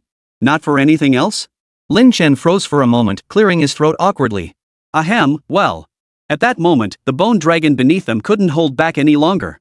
Black Dick lashed out fiercely with his bone claws, as if venting his frustration, and declared indignantly, Boss, it's one thing for you two to ride me, but now you're flirting on my back? That's just not fair. And come on, the mistress is a girl and she's hinting like this. Are you even a man, boss? Can't you just be more direct? This is infuriating. Heidi was seething with righteous indignation. Watching the two of them all lovey-dovey, he felt like a eunuch in a brothel. All he could do was glare helplessly. Looks like you're just asking for it. Lin Chen kicked the bone dragon at his feet in exasperation. Boss, I have no skin left, just bones. Black Dick whimpered in protest after the kick. Besides, madam, I'm getting impatient for you. Heidi continued his incessant chatter. Just look at our boss, such a formidable man. Won't he have 10 or 8 women by his side in the future? If you're too shy to speak up now, you'll never get another chance. Ha. Back in my prime, Black Dick, was the sovereign of all laws. The female dragons around me, well, maybe not 700 or 800, but at least 1 or 2, right? A strong man should naturally have many partners. Aye. Boss, stop kicking me. I'm sorry. I'll shut up. Lin Chen listened with a headache. 700 or 800, and 1 or 2. How did you manage to stitch together 2 numbers with such a vast gap? Just then, Mo Hongli, who had overheard Heidi's rambling, wore an expression that shifted through a whirlwind of emotions. Shyness, confusion, bewilderment. Finally, it solidified into resolve. Lin Chen. I know you like me too, you just never said it. I know I'm not worthy of you, but I just want to be with you. I don't have to be your wife. I can just be one of your women. Is that okay? As she spoke, Mo Hongli suddenly unfastened her leather armor, revealing the seamless shirt beneath completely. Then, she gently embraced him. A wave of softness washed over him like rippling water. With her warm, fragrant body pressed against him, Lin Chen instantly stiffened. No matter how much he suppressed his emotions, Lin Chen was still a man in the prime of his youth. At this moment, if he didn't feel moved, he wouldn't be worthy of being called a man. Lin Chen. I want to give myself to you. Mo Hongli pressed her lips to his, her supple form clinging to him like cotton. Yes. I'm coming. Lin Chen swallowed hard, then swiftly withdrew Black Dick and all the insectoid creatures. He conjured a bed and laid Mo Hongli upon it. Finally, he pounced upon her like a ravenous wolf. Chapter 104, Assessment Rewards and the Legitimate Loli Luoli. 5 hours later. Lin Chen realized 2 things. The first was, why they say women are made of water. Because the mattress he'd packed in his backpack was completely soaked through. The second thing was, what's this about the Bug Clan Overlord, the world's peak powerhouse? They seem to have it all. But in front of certain people, they all go weak in the knees. Back at the campus, Lin Chen first settled Mo Hongley. The girl had nearly fainted from dehydration, but luckily Lin Chen had a can of cola in his backpack to replenish her energy. Even now, his own legs felt weak and trembled slightly. After settling Mo Hongley, Lin Chen received a notification. The freshman assessment has concluded. Results have been tallied. First place, Dominator, evaluation score 103,214. Second place, Li Hongshan, score 10,245. Third place, Shueshuehan, score 5584. Fourth place, Luoli, score 5387. As expected, I secured the top spot. Moreover, my evaluation score was nearly 10 times that of the runner-up. This was Lin Chen's score after clearing the Dark Ruins just once. If Lin Chen had spent all 3 days speed running the Dark Ruins, the scores they achieved were absolutely jaw-dropping. The results are out? I wonder what the reward will be. But I heard you have to pick up the reward in person from the counselor. Lin Chen gazed at the message with a hint of excitement, but quickly frowned as he realized something. Hua Wuqiao. The mere thought of that alluringly beautiful woman made Lin Chen's already weak knees grow even weaker. Forget it. She can't exactly eat me alive. What am I afraid of? With that thought, Lin Chen steadied his nerves and headed toward Hua Wuqiao's office. He knocked on the door. Upon hearing a soft come in, Lin Chen pushed the door open and stepped inside. Hua Wuqiao sat at her desk, conversing with several students. Her eyes lit up upon seeing Lin Chen. Lin Chen, you're here. Please, have a seat. The moment she uttered that name, the few people seated before her couldn't help but turn their gaze toward Lin Chen, sizing him up from head to toe. Is he Lin Chen? The Lin Chen who achieved the first national breakthrough in the Trial Abyss, defeated a senior with a single summon creature, and ranked first in the assessment? He looks pretty handsome. Hua Wuk waved her hand dismissively. I'm aware of your situation. I'll handle it. You may go now. The others nodded and exited the office, closing the door behind them. The moment they were gone, Hua Wuk, who maintained a proper demeanor in front of others, instantly shifted into her seductive persona. She grinned mischievously and asked, Little Lin Chen, what's this? Missing your big sister again? Or have you finally made up your mind to do business with your big sister right here? Lin Chen cleared his throat and replied softly, Teacher Hua, I'm here to claim my assessment reward. What options are available? And what would you like? Hua Wuqiao smiled sweetly, her gaze fixed intently on Lin Chen. Ideally, something like 100 double experience stones. Lin Chen blurted out the first thought that crossed his mind. Hua Wuk couldn't help but roll her eyes coquettishly. 100 double experience stones? You really have some nerve. 1 or 2 might be possible, but 100 at once? Even I couldn't produce that many. Never mind, I won't tease you anymore. Here's the list of your rewards. Take a look yourself. With that, Hua Wuqiao handed over a list. Taking it, Lin Chen nodded thoughtfully. 10 double experience stones and 3 extraordinary equipment pieces? Not bad. But the last reward, choosing 1 item from 3 options, that's a tough pick. Lin Chen stared at the final reward, feeling torn. Reward 1, double EXP stone 10. Reward 2, 10,000 points. Reward 3, chaos stones 1,000. These 3 items? Each one was a solid choice for Lin Chen. After some thought, Lin Chen decided to choose the double EXP stone reward. After all, both points and chaos stones could be earned. But double EXP stones? Those couldn't be bought with points. Teacher Hua, I'll take reward 1, Lin Chen stated directly. I figured you'd pick that one, Hua Wuk said with a playful smile. I've observed that your class requires significantly higher levels to advance compared to others. Choosing the double EXP stone is a very wise decision. Here's your reward. With that, Hua Wuqiao retrieved all the rewards from her backpack and handed them to Lin Chen one by one. Thank you, Teacher Hua. I'll be going now. After counting everything, Lin Chen finally breathed a sigh of relief. He gave a quick farewell and prepared to leave. Giggle giggle. Little brother, aren't you staying? It's getting late and your big sister is waiting to tell you a bedtime story. Hua Wuk raised her delicate eyebrows, giggling as her laughter sent ripples across the waves of her chest. Goodbye. Lin Chen practically fled the office, leaving behind a trail of silver bell laughter. Stepping outside the office, Lin Chen finally breathed a sigh of relief. Just as he was about to head back to the villa to rest, a sharp voice rang out from behind him. You're Lin Chen? Turning around, he saw a petite young woman approaching. She wore a black cocktail dress, her feet adorned with pure white stockings and small leather shoes, giving her a charmingly youthful appearance. What is it? Lin Chen asked indifferently. I saw your scores. You must have used a flying mount to cheat your way through the dark ruins so quickly, right? The girl in the dress placed her hands on her hips, her voice brimming with righteous indignation. So what if I did? And what if I didn't? Lin Chen smiled faintly. He glanced at her twice and recognized her immediately. She was Luoli, one of the famed 3 great beauties of the freshman class. Her popularity among the new students was immense, even overshadowing Mo Hongley and the other beauty, Lan Shuehan. True to her name, she was indeed a legitimate loli. Her height was barely 5 feet tall, her petite face radiating an extraordinary tenderness, plump with collagen, as delicate and refined as a porcelain doll. Yet astonishingly, her figure was far from scrawny. While not as voluptuous as Hua Wuk or Mo Homely, she still possessed a surprising fullness beneath her delicate frame.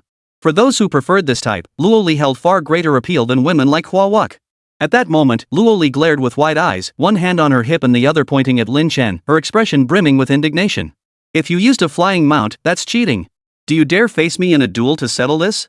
Chapter 105, Journey to the Thunderclap Ruins, Bloodblade Guild. I won't. Lin Chen replied bluntly. Yu Luoli's eyes widened in shock, utterly unprepared for his response. She froze momentarily. Snapping out of it, she stomped her little foot in anger. Lin Chen, you're not a man. Lin Chen raised an eyebrow. Do I need to prove my manhood to you? Luoli's fair, delicate cheeks flushed crimson as she fumed. You won't even accept my challenge. What right do you have to be number one? Whatever you say, Lin Chen replied, not bothering to explain. He simply turned and walked away. He was far too busy to waste time arguing with a little girl over such things. What Lin Chen coveted was the reward for passing the assessment. As for titles and such, it didn't matter at all. Just empty fame. Wait, Lin Chen, you. Seeing Lin Chen show her no consideration whatsoever, Luoli felt a surge of panic and hurried after him. But how could her short legs possibly keep up? After just a few steps, Lin Chen vanished before her eyes. Fuming, Luoli could only stamp her feet in place, seething helplessly. Lin Chen, just you wait. Meanwhile, in the student council office. What? All 14 seniors we sent out were killed? Not a single one survived? Meng Liangyun stared wide-eyed at the roster, his voice trembling. These were all level 14 plus professionals. Capturing Mo Homely, who's only level 11 and a support class, should have been a piece of cake. How did it come to this? Meng Liangyun simply couldn't comprehend it. With such a massive disparity in combat strength between the two sides, how could they have let a support class escape?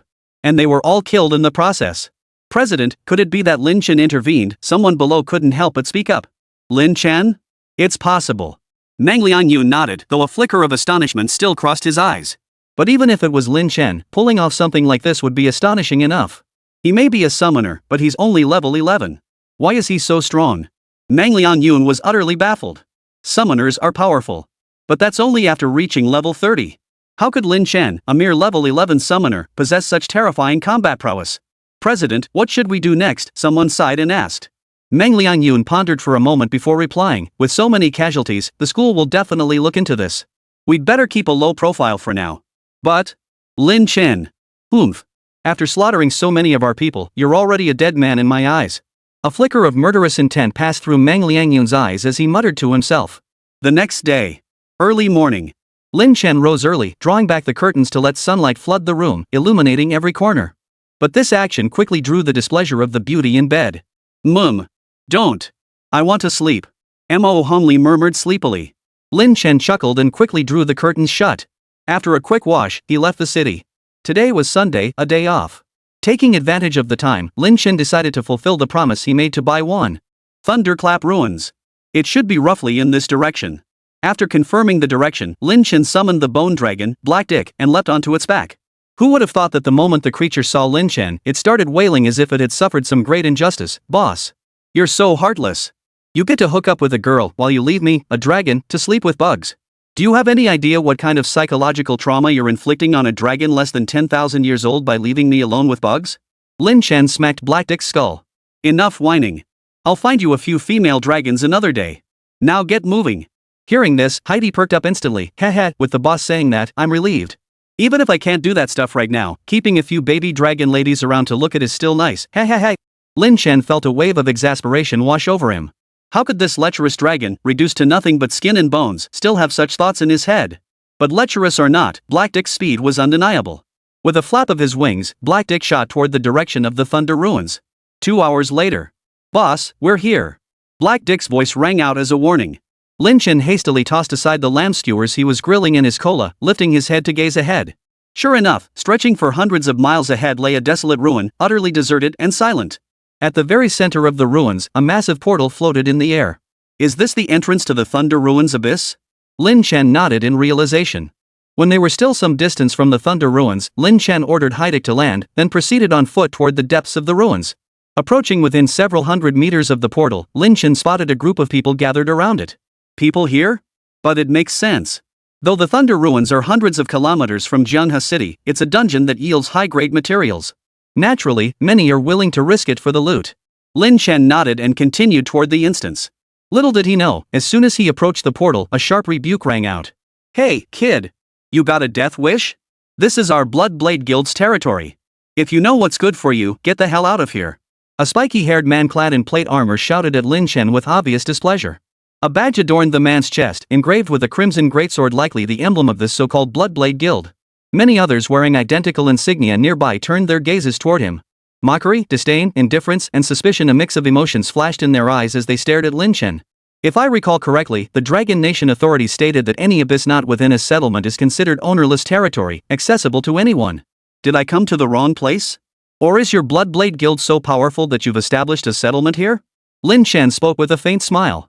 The spiky-haired man instantly flared up. "Kid, got a problem? Get the hell out of here. Or else, you'll regret it." With that, the spiky-haired man drew a shield and a greatsword, glaring menacingly at Lin Chen. A crowd of freelance adventurers not affiliated with the Bloodblade Guild gathered around, drawn by the commotion. These individuals were all adventurers who had come to the Thunderclap Ruins seeking fortune, only to be blocked by the Bloodblade Guild. Seeing this, some couldn't help but smirk. "Heh, this fool actually dares to defy the Bloodblade Guild? Everyone knows they're notorious for their ruthlessness in Jianghe City. Any adventurer who crosses them meets a gruesome end. This kid's finished." Others sighed in resignation. The Bloodblade Guild is way too domineering, taking over an entire abyss. Sigh. Others kindly warned Lin Chen, "Young man, you should leave now. The Bloodblade Guild doesn't play by any rules. If they make an example of you, you're finished." Lin Chen gave a faint nod. "Thanks for the concern, but I've never been one to back down." "What?" The spiky-haired man erupted in fury, his face contorting into a savage grin as he glared at Lin Chen. "You brat, you actually want to openly defy our Bloodblade Guild? Fine, very well. Since you're so blind, I'll show you the true might of the Bloodblade Guild." With that, the hedgehog-haired man flickered forward, charging straight at Lin Chen.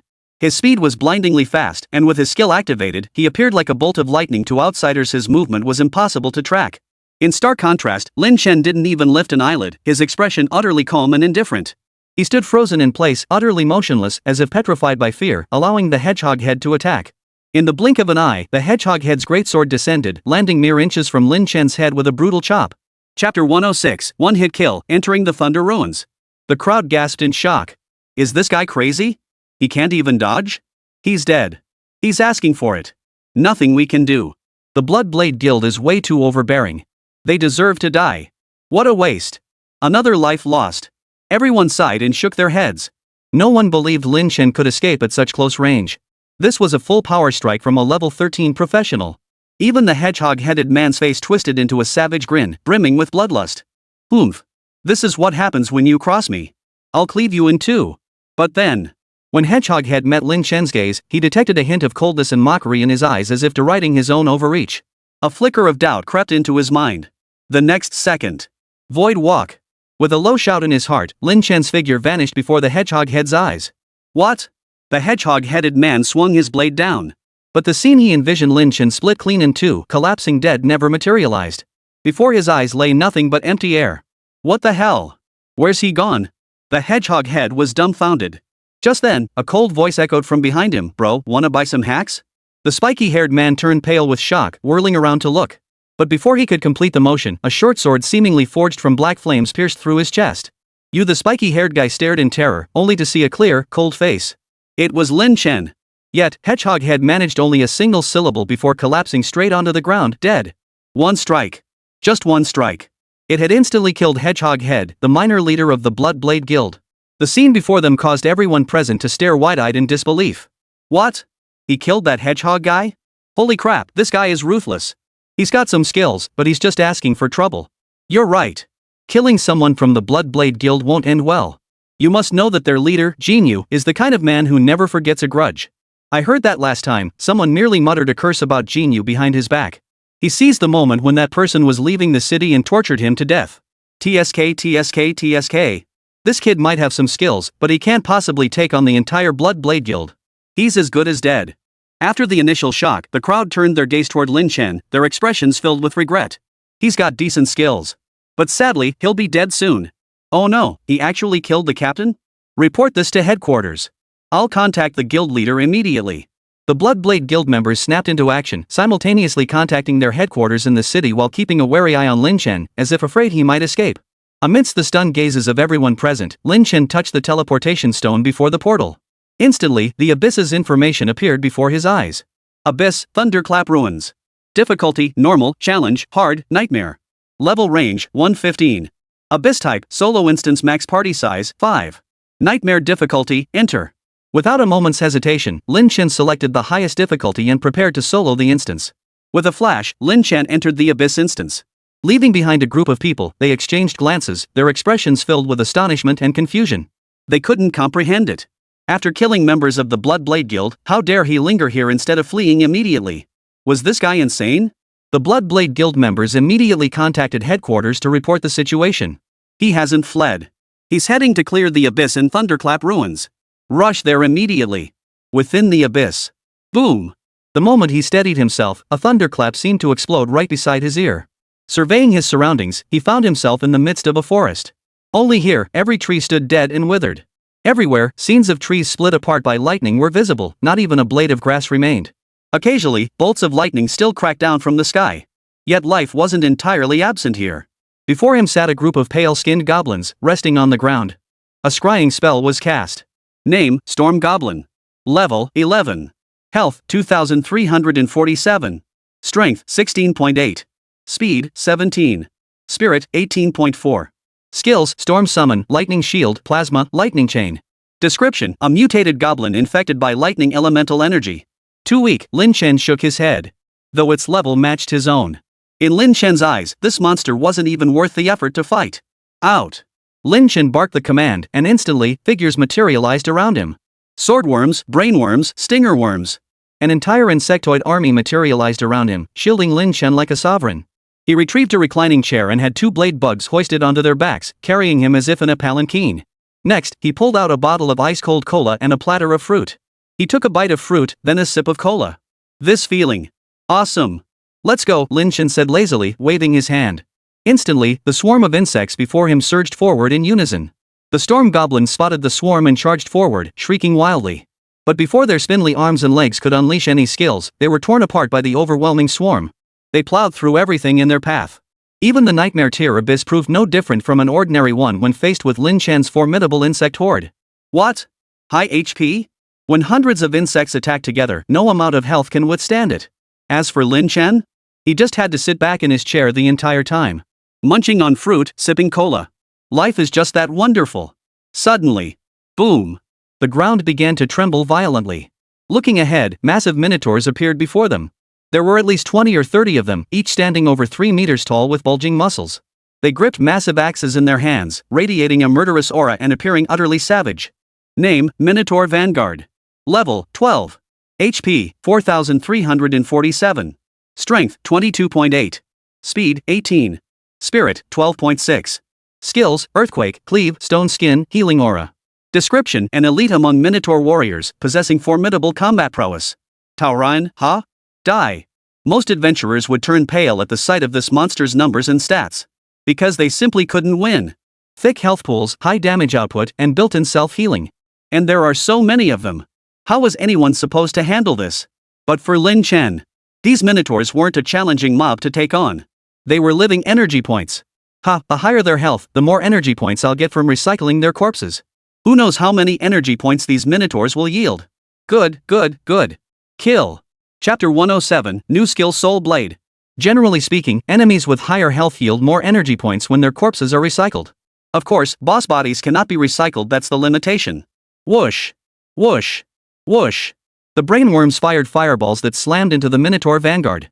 Combined with the molten fire insect's lava breath and the stinger insect's short spines. The very first wave of attacks sent a large number of Minotaur Vanguards crashing to the ground. Of course, the most devastating damage came from the molten fire insects. Though few in number, a single one could match the firepower of dozens of basic first-tier insect units like brainworms and stinger worms. A mouthful of molten breath sent the Minotaur Vanguards tumbling like cabbages in a vegetable patch, one after another. Truly worthy of the mutant insectoid race. I must gather more materials to fuse new insectoid units, Lin Chen nodded with satisfaction. His gaze then shifted to the Deathwing Mantis beside him, whose speed in slaughtering Minotaur Vanguards was no less than that of the molten firefly, perhaps even a notch faster. The Deathwing Mantis was forged from transcendent materials. Their abilities and attributes naturally surpass those of the Molten Wing Flies. Not to mention, Lin Chen had spent over 10,000 energy points to enhance its attributes through evolution. With each swing of its claws, the Minotaur Vanguard's health bar plummeted significantly. A few swings were enough to dispatch a Minotaur Vanguard. Its efficiency was nothing short of a lawnmower. Once slain, these Minotaurs were devoured by the blade insects, eventually dissolving into white light and converting into energy points for Lin Chen. In other words, without lifting a finger, energy points flowed toward him like a tidal wave. Watching with satisfaction, Lin Chen couldn't help but nod. Having many minions was indeed advantageous. He didn't have to lift a finger. More importantly, not only were his minions numerous, but they were also powerful. But this also brought Lin Chen considerable frustration. Feeling a bit peckish. Fancy some barbecue? Or maybe hot pot? This is so hard to decide. Lin Chen frowned, finding it hard to decide. Who says summoners have it easy when grinding? Deciding what to eat, doesn't that take some serious brain power? This was a matter of utmost importance. I'll stick with barbecue. Lin Chen finally made his decision. He pulled out the grill and fresh lamb, lit the fire, and placed the charcoal inside. Then, he threaded the lamb onto skewers and placed them over the charcoal grill to roast. Instantly, the rich, savory aroma of the lamb filled the air. Sprinkle on a handful of cumin, chile, and other spices, and the flavor. Absolutely amazing. Lin Chen happily ate the lamb skewers, sipping on a Coke, feeling utterly content. Mid-bite, Lin Chen glanced at his interface and a look of surprise flashed across his face. 100,000 energy points? Perfect. Lin Chen tossed aside his lamb skewer and instantly teleported into the sovereign realm. Upon the stone tablet, the energy point count had skyrocketed to a staggering 100,457. Not bad. Lin Chen was pleasantly surprised. He hadn't checked in a while and never expected the energy points to have accumulated so much. It could be said that energy points were a resource far more crucial to Lin Chen than so-called school credits or chaos stones. Only with energy points could he mass-produce troops. And insectoid units were essentially his own strength. How should I spend these energy points? Lin Chen was at a loss. After a moment's thought, he nodded. Let's evolve the Deathwing Mantis first. This is one of my most crucial combat units. Only with the Deathwing Mantis can I feel confident in certain dungeons. With that thought, Lin Chen raised his hand. The Deathwing Mantis, currently battling outside, teleported back into the Sovereign's realm and stood obediently beside him. Evolve! Lin Chen commanded in a low voice. Confirm third evolution of the Deathwing Mantis, consuming 10,000 energy points? A third evolution requires a whopping 10,000 energy points. What a ripoff! Lin Chen couldn't help but grit his teeth. But no matter how steep the price, Lin Chen could only reluctantly agree. Confirm. The words had barely left his mouth. The Deathwing Mantis before him was enveloped in a burst of white light. After a full dozen seconds, a flash of brilliance erupted. The Deathwing Mantis reappeared before him. Holy crap! Lin Chen exclaimed upon seeing the Deathwing Mantis, his eyes blazing with excitement. The Deathwing Mantis's appearance hadn't changed much. However, its body had grown to over 5 meters in length. Its height now reached a full 2 meters. From a distance, it resembled a miniature glider. Of course, mere size alone wouldn't have thrilled Lin Chen. What truly thrilled Lin Chen was the earth-shattering transformation in the Deathwing Mantis's attributes. Name, Deathwing Mantis. Tier 2 Insectoid. Agility, 35.7. Strength, 41.1. Mental, 29.4. Skills, Reaper Claws, Flapping Wings, Bone Spike Spray, Desecration Aura, Acid Spray, Necromantic Focus, Soul Shield, Soul Blade. The combined stats of the Deathwing Mantis have already surpassed 100. Compared to Lin Chen's level, these stats are downright godlike. Consider this. For most practitioners, surpassing 50 total attributes at level 11 is considered passable. Breaking 70 is considered exceptionally talented. Exceeding 100. That would be a rarity among rarities. And this rare gem was merely one among Lin Chen's insectoid army. The effect of this, Soul Blade. Whoa, this is terrifying. Lin Chen stared at the newly added skill on the Deathwing Mantis, unable to suppress a gasp. Soul Blade, passive skill. Ignores 50% of the target's defense when attacking. A passive skill. It completely ignores half of the enemy's defense? That's just absurd. Against enemies with low defense, if you ignore their standard defense too, wouldn't that be like dealing true damage? Awesome. Wait, it's already this powerful after just 4 enhancements. What happens if I enhance it more? With a flicker of thought, Lin Chen activated his evolution talent once more. However, ding! Current energy points insufficient. Evolving the Deathwing Mantis for the 5th time requires 200,000 energy points. 200,000 energy points? Lin Chen shook his head, a hint of regret in his expression. He was certain these 200,000 energy points would be well worth the cost. But right now, he simply didn't have that many energy points. For the rest, I'll just blast through another wave of soldiers. Lin Chen nodded. His insectoid army had suffered heavy casualties, and now was precisely the time to expand its ranks. Come on. After a series of commands, one by one, Zerg units materialized around him. The current scale of the insectoid forces: knifeworms, 1,000 units. Spikeworms, 1,000 units. Brainworms, 100. Flameworms, 50. Iron armor bladeworms, 10. Winged bees, 50. Molten fire insects, 5. Additionally, Lin Chen evolved one molten firefly 3 times. Finally, all energy points were completely depleted. The current insectoid army now possessed the rudimentary form of a swarm. Surrounding Lin Chen, they stood majestic and imposing, as if guarding their sovereign. Standing atop the bone dragon's back, he surveyed the swarm below. A surge of boundless heroism welled up within Lin Chen, and he chanted aloud. Today, a traveler returning to rivers and seas tomorrow, a man soaring 10,000 miles through the clouds. Chapter 108. Now, whose forces outnumber the other? Back in the abyss. The newly expanded insectoid army slaughtered the monsters within the abyss instance with astonishing ease. Especially the Deathwing Mantis, now evolved 4 times over. Its movements were so swift even Lin Chen couldn't track its form. Originally, it took 3 or 4 strikes to slay a Minotaur Vanguard. Now, a single strike was enough to fell one Minotaur Vanguard. And the Minotaur Vanguard probably owed it a life in return. Awesome. Listening to the constant stream of kill notifications in his ears, Lin Chen munched on some small grilled snacks while watching the battle unfold with pure delight. This feeling was far beyond just pleasant. This is good. Could I get some more cumin? Lin Chen commented while munching on his meat skewer. Suddenly. Roar. Damned humans. How dare you slaughter my offspring? A deafening roar echoed from the distant horizon. A goblin grayish-white, horned, and abnormally short plummeted from the sky. This creature was none other than the boss of the abyss, Stormweaver Kate. Name, Stormweaver Kate. Level, 15 Tier 3. HP, 11,457. Strength, 27.6. Agility, 14.4. Spirit, 35.7. Skills: Thunder Avatar, Storm Summon, Storm Rune, Thunder Shield, Rage, Lightning Chain, Storm Birth, Summon Goblin, Summon Minotaur Warrior. Description: a mutated goblin blessed by proximity to storms, possessing immense strength. Holy crap, is that a Minotaur goblin? I gotta say, you two races sure know how to mix things up. Lin Chen couldn't help but give Kate, sporting bull horns, a thumbs up. A goblin with horns? And then there's this abyss home to goblins and minotaurs. Could it be that one night, a minotaur and a goblin both got drunk? The thought alone sent a thrill through Lin Chen, instantly making the lamb skewers in his hand taste bland. Human! You dare insult the great Stormweaver? You're courting death. Lightning chain. Kate's expression darkened. With a flick of her staff, a chain of lightning struck toward him. Crack! Lin Chen took a sip of his coke, not even bothering to lift an eyelid. A blade insect charged forward, blocking the strike for him. Noticing the army of thousands of insects behind Lin Chen, Kate's eyelids twitched violently. What kind of monster is this? So many. How did they get here? Though the insectoid horde remained motionless. But their mere menacing stares sent a chill down Kate's spine. Haha, you made your move. Now it's my turn, right? Lin Chen smiled faintly. Then, he pointed at the Deathwing Mantis. Go! The Deathwing Mantis flapped its wings, charging forward like lightning. Trailing after it were a series of afterimages, its speed astonishingly fast. Oh no! Kate gasped, trying to flee. But how could she possibly escape the Deathwing Mantis's speed? A flash of steel. Thud. Kate's body snapped clean in two. Instant kill. This was the Deathwing Mantis after 4 evolutions, utterly terrifying.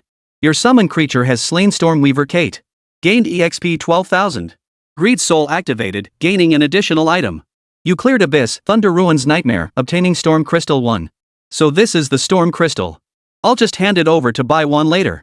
Lin Chen toyed with the crystal in his hand, its pulsing plasma glow faintly visible, before casually tossing it into his backpack. Glancing at the gear dropped by Kate, Lin Chen couldn't help but shake his head in disappointment. The boss had dropped a hefty pile of gear. Yet, only a handful were actually useful. Forget extraordinary gear, even high-quality items were scarce. After a quick glance, not a single piece was usable. Still, Lin Chen didn't let it get him down. He promptly dismantled all the useless gear, converting it into energy points, putting the scraps to good use. Now, I can head back to Zhenghe City. Lin Chen felt much better. After tidying up, he exited the abyss. At the same time, outside, Jin Yu was thoroughly displeased. Just moments ago, he'd been locked in passionate combat with a new arrival in the city's plush bed. Then a phone call came in, turning his 3-minute session into a 3-second one. Fuming with rage, Jin Yu learned that one of his union's men had been hacked to death. He immediately dispatched a capable subordinate to provide support. He specifically ordered, The moment that bastard shows his face, chop off his limbs. Then call me over, I'll torture him to death slowly. Daring to interrupt my good time? He must not want to live. The capable subordinate he dispatched was named Chen Nan, a level 15 rare hidden class, the Guardian. Though not exceptionally high level, Chen Nan possessed formidable combat prowess, capable of holding his own against opponents 2 or 3 levels above him without suffering defeat. Moreover, Chen Nan brought over 50 underlings, all level 10 plus enforcers. Combined with the 40 plus individuals already present at the scene. All told, they numbered over 100. Dealing with a single Lin Chen was practically a piece of cake. The moment Chen Nan arrived, he ordered his men to encircle the portal, waiting only for Lin Chen to appear. The central area was now completely cleared of unauthorized personnel, except for members of the Blood Blade Guild. Yet many still gathered hundreds of meters away, watching the spectacle with curiosity. Some felt Lin Chen deserved it after all, he had provoked the Blood Blade Guild. Others sneered, saying Lin Chen must have lost his mind to choose challenging the abyss instead of fleeing. Some, however, felt it was a pity Lin Chen possessed considerable strength, yet he was to die today. In short, in their eyes, Lin Chen faced only one outcome today. A dead end. No one believed Lin Chen could escape. After all, over 100 professionals surrounded him, each standing ready for battle. Even if Lin Chen grew wings, he couldn't fly out. And at that moment, the teleportation portal trembled. Immediately, a figure materialized before everyone's eyes. It was Lin Chen. Kid, give yourself up. There's nowhere left for you to run. The moment Lin Chen came into view, Chen Nan barked coldly, his voice dripping with icy detachment. Surrender now, and I might consider pleading with the chairman to spare you a proper burial. Otherwise. Oomph. Lin Chen suddenly laughed, what if I say no? Oomph. Then the guild members behind me won't agree. Chen Nan declared smugly, a flash of arrogance in his eyes. Strength lies in numbers. Even if Lin Chen were to surge 3 or 4 levels higher, he couldn't escape their encirclement. But to everyone's surprise, Lin Chen burst out laughing as if he'd heard the funniest joke. You're comparing numbers with me? Ha ha ha ha. Fine. Very well. I'll show you what true numbers look like. With that, Lin Chen let out a low growl. Instantly, terrifying figures began to materialize around him. Sightworms, spikeworms, brainworms, fireworms. Thousands of them swarmed forth, instantly surrounding Lin Chen. Lin Chen gave a cold chuckle and declared, now, who has the numbers? Chapter 109, Instant Execution. The situation instantly reversed. The Blood Blade Guild, which had previously held the numerical advantage, now found themselves surrounded by a swarm of menacing insects, trapped within their own encirclement. Those present were stunned by the sight. After a long moment, someone finally shouted. A summoner. He's a summoner. Holy crap, so many summoned beasts, there must be thousands of them. What kind of summoned beasts are these? I've never seen anything like them before. So many, so many. Whoa, this is just unbelievable. The crowd gasped in awe. They weren't strangers to summoners. But the summoners they usually encountered only had 4 or 5 creatures at most, and even a dozen or so was considered quite impressive. Yet the summons before Lin Chen. Thousands? The gap was simply too vast. Chen Nan's expression shifted abruptly. Staring at the surrounding insectoid creatures with disbelief, his mind was filled with shock. The cold indifference and disdain he'd felt moments ago had now transformed into terror. Moments ago, he had arrogantly boasted that their sheer numbers would easily crush Lin Chen. Little did he know. The clown was actually me? Kill. Lin Chen gave a cold wave of his hand. The insectoid horde surged forward, lunging directly at the nearest Blood Blade Guild members. What kind of monsters are these? I can't move. Screams erupted in rapid succession as the Blood Blade Guild members found themselves embroiled in a desperate struggle. Of course, each member of the Blood Blade Guild was at least level 10. In one-on-one combat, they could easily dispatch 1 or 2 blade insects. But the sheer numbers of the insect horde were overwhelming. Each Blood Blade Guild member was surrounded by 10 blade insects attacking simultaneously. And from behind, they faced ranged attacks from stinger beetles, brain beetles, and fireworms. This was sheer numerical superiority. And to make matters worse, there were also high-tier mutated insects like molten fireflies. Meanwhile, the Deathwing Mantis operated like a meat grinder, slicing through members of the Blood Blade Guild one by one, reaping their lives. The battlefield was a one-sided slaughter. In less than 10 minutes, the last member of the Blood Blade Guild fell beneath the scythe of the Deathwing Mantis. Blood pooled everywhere, gear scattered across the ground. In the distance, onlookers were utterly stunned, their lips trembling in disbelief at the scene before them.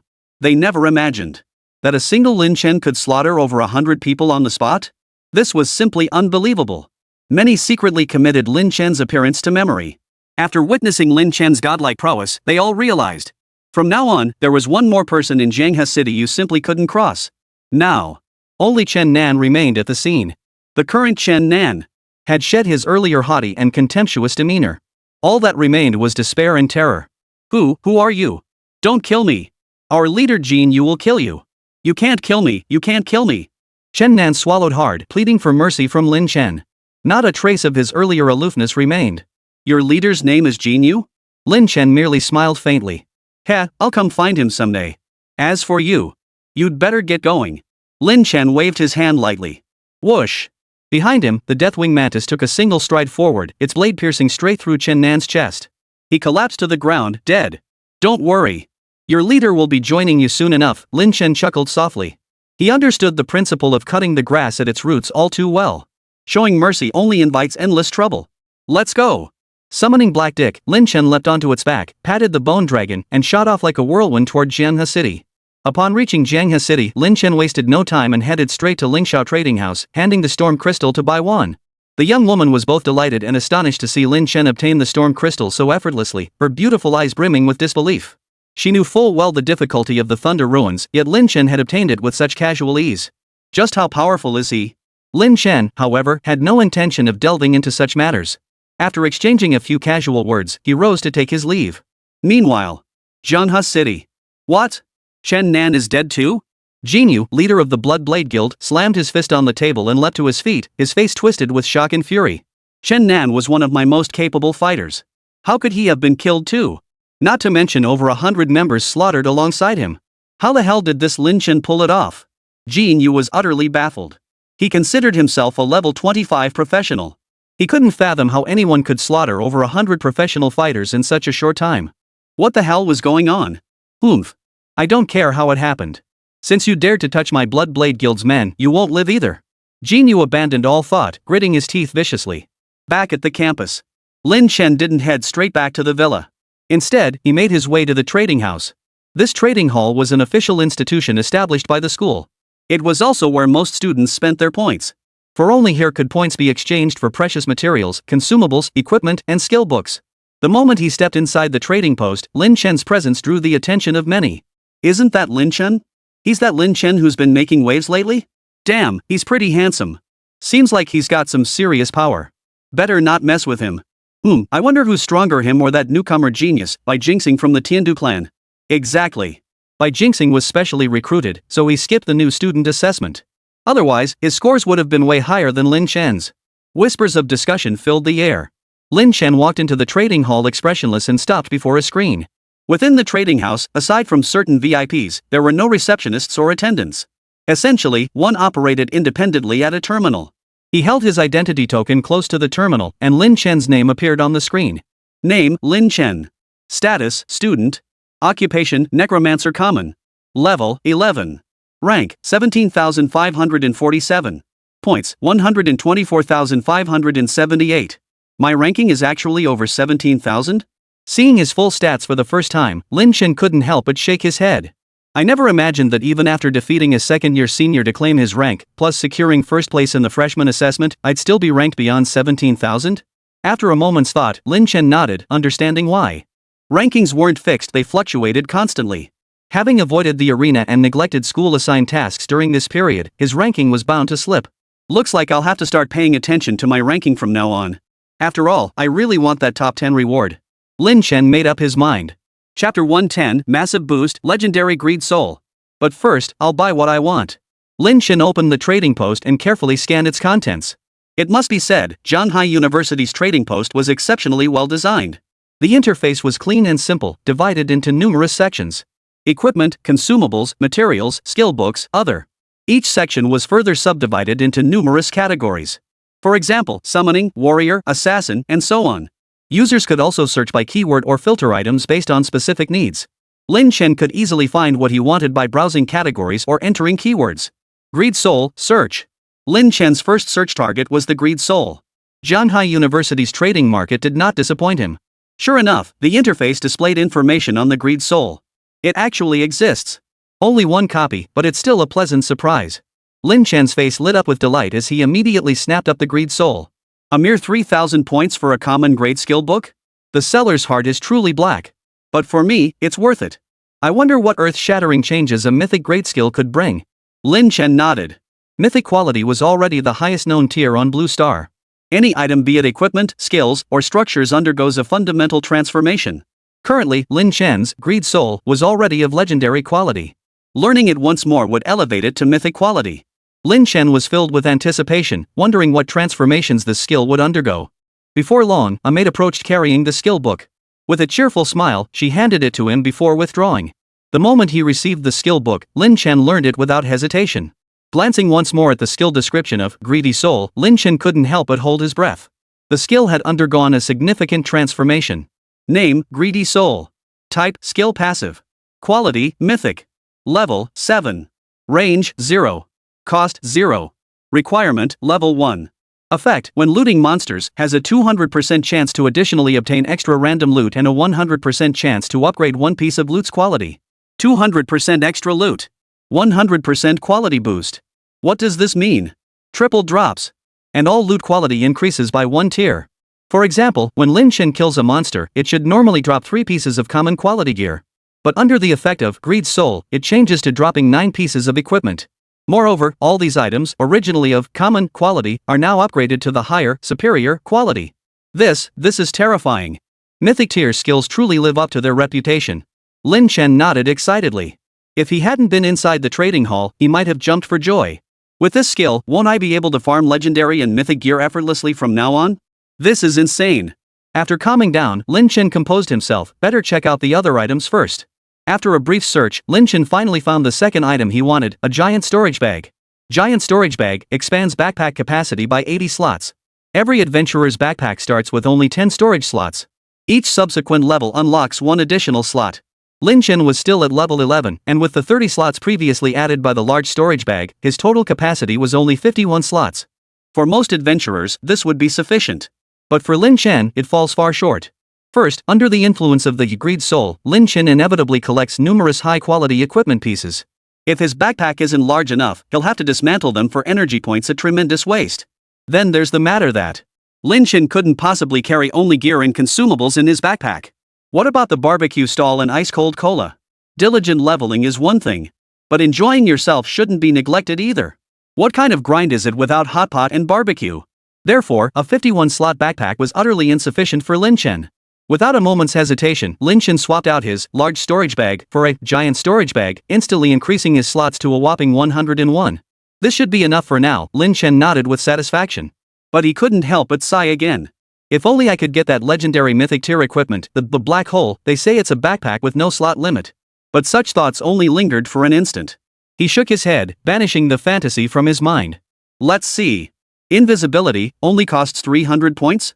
Worth it. Lin Chen smiled contentedly upon spotting the final item he desired. Invisibility excellent, assassin class exclusive skill. Activates 10 seconds of invisibility. Cooldown, 60 seconds. Though this, invisibility, was an assassin exclusive skill. But with the omnipotent heart in his possession, Lin Chen could freely learn skills from any other class. Invisibility will significantly enhance my mobility, a considerable upgrade.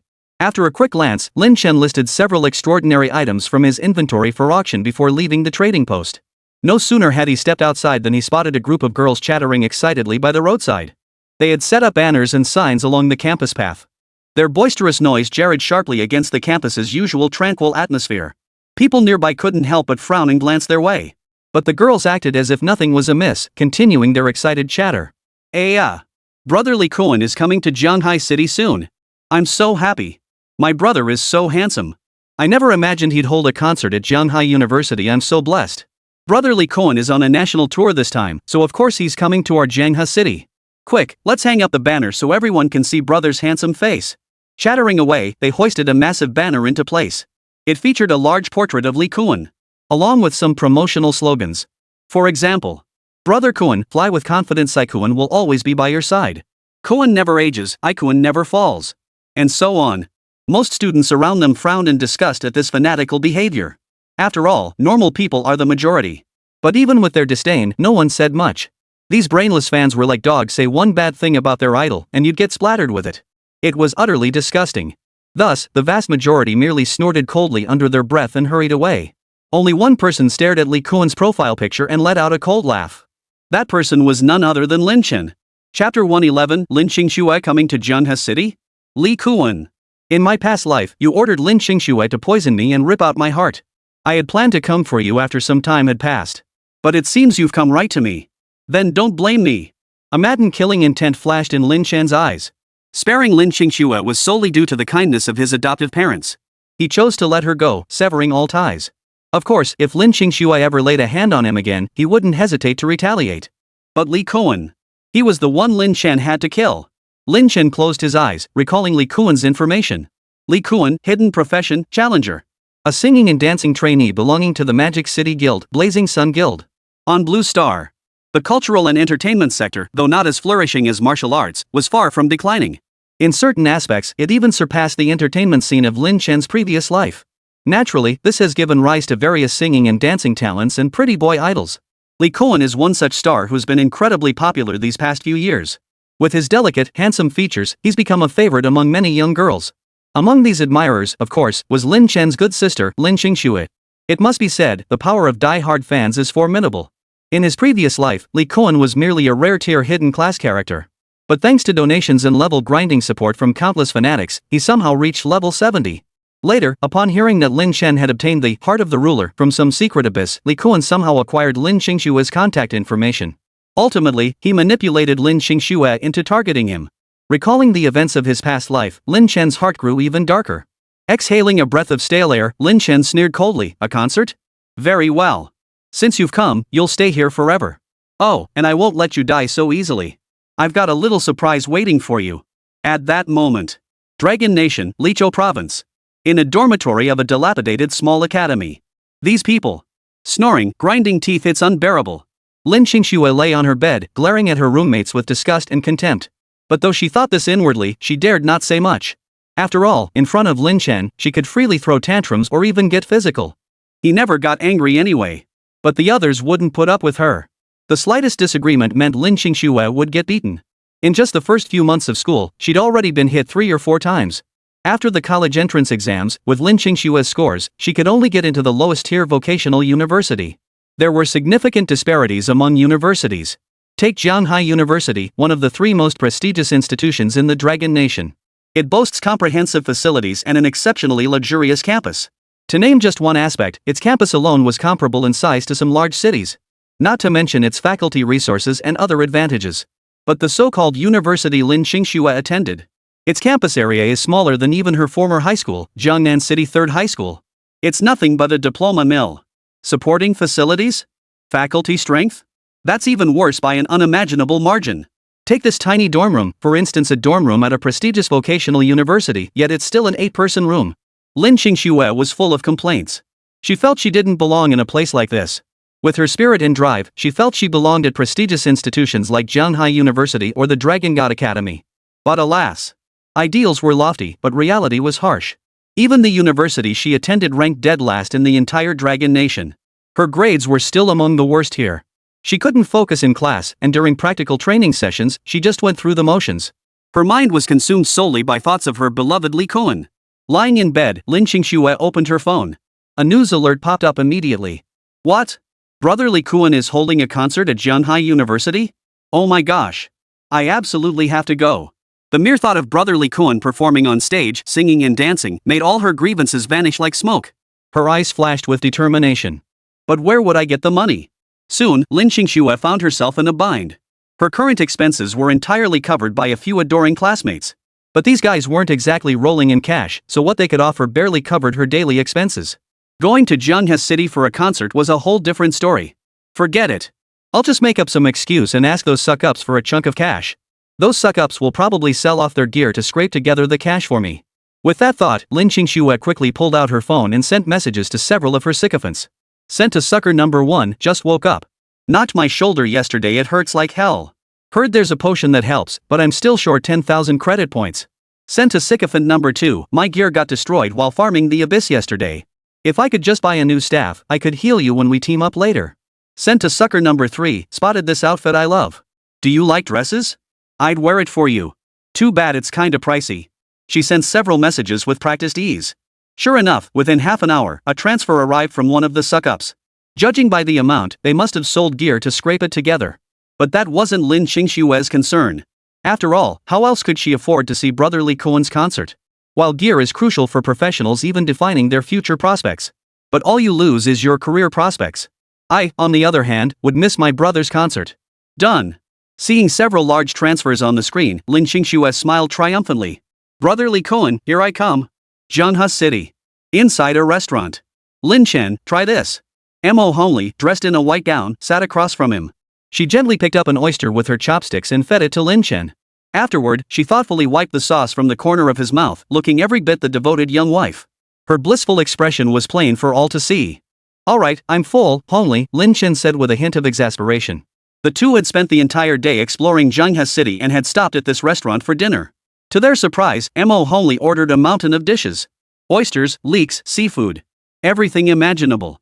Left with no choice, Lin Chen had to eat like there was no tomorrow. Fortunately, he had a huge appetite and easily polished off the entire spread. Yet as Lin Chen wolfed down his food, his crude eating manners drew frowns from many. Many eyes turned his way, drawn by Mo Homely in her white dress so stunningly beautiful and alluring that one glance was unforgettable. But who would have thought? The man accompanying this beauty was such a disgrace. Does someone like that even deserve to dine at Huixian Lu? So uncouth. It's like a flower stuck in cow dung. Rude.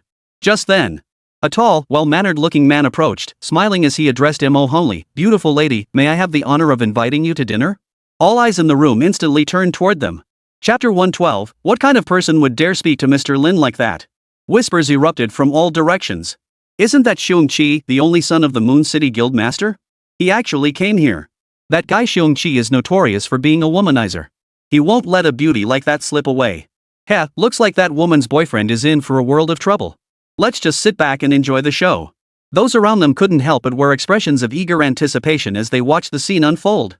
Well then.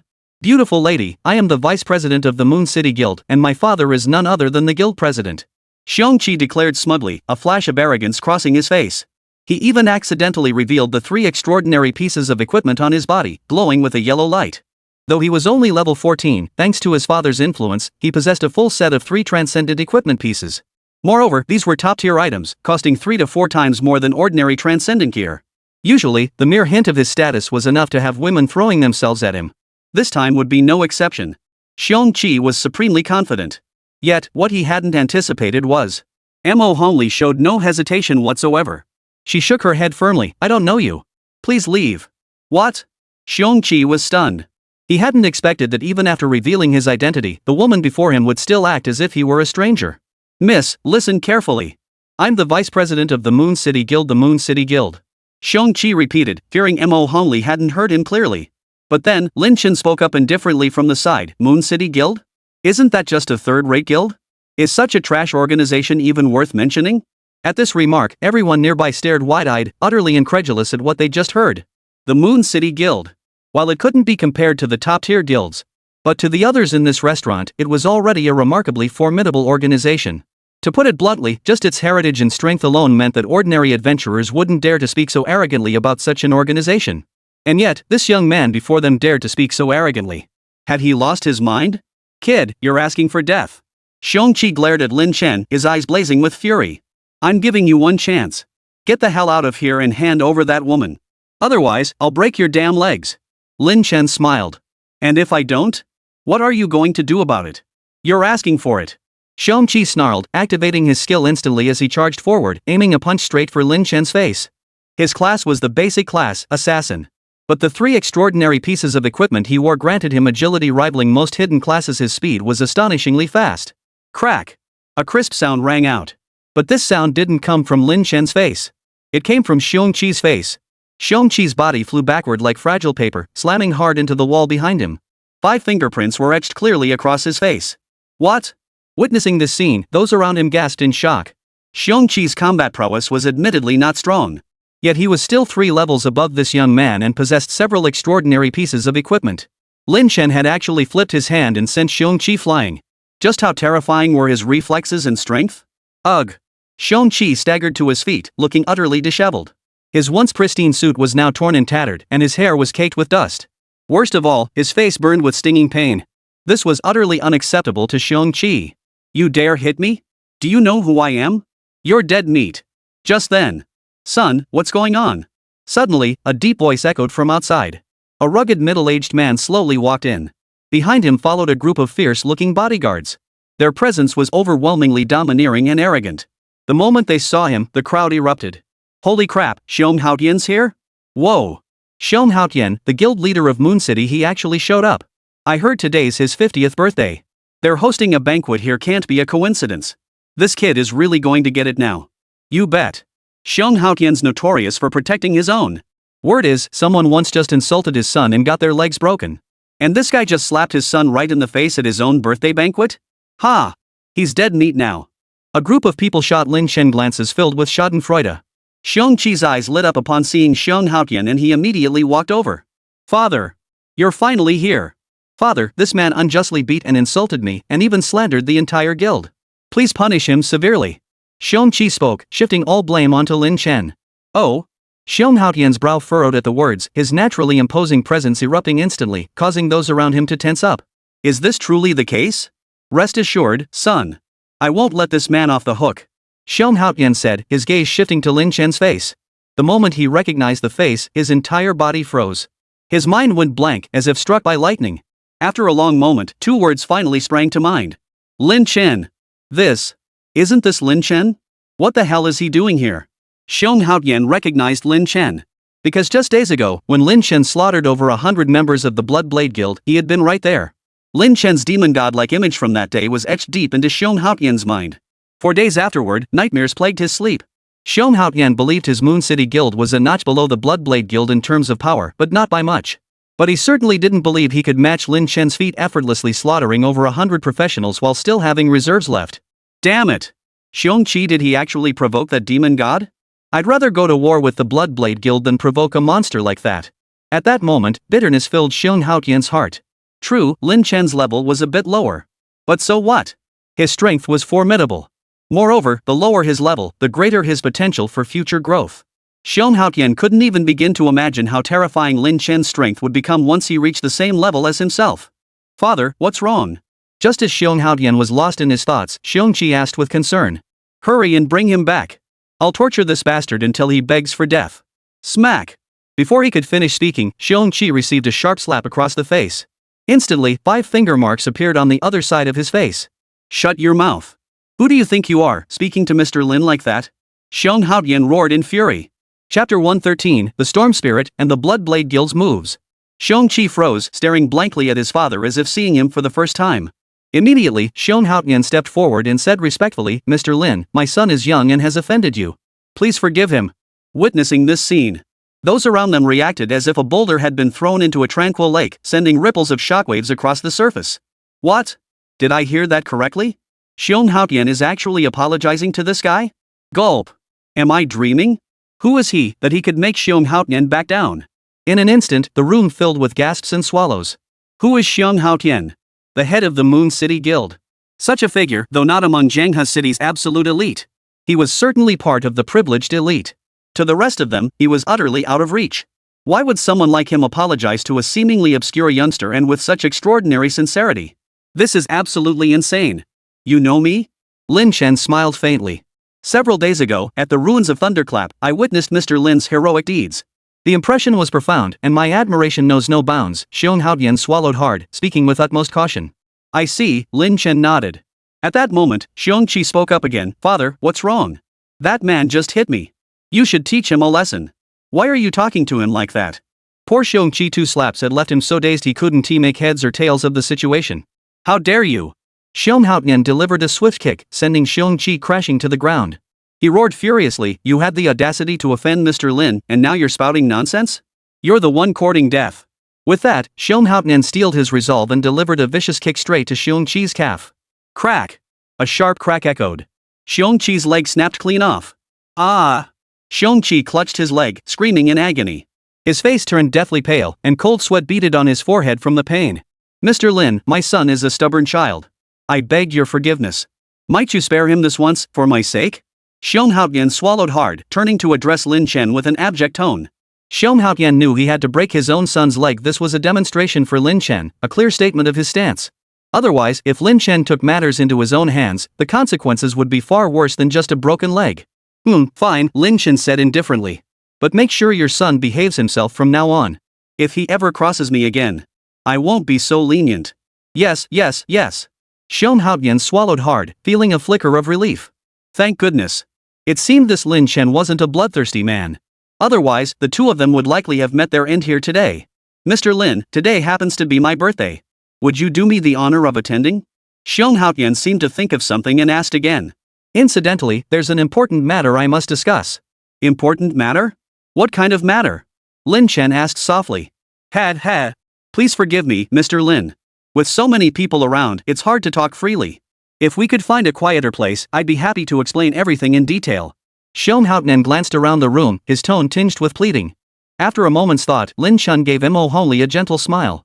Hongli, you may go back first. I have some matters to attend to. Mo Hongli nodded. All right.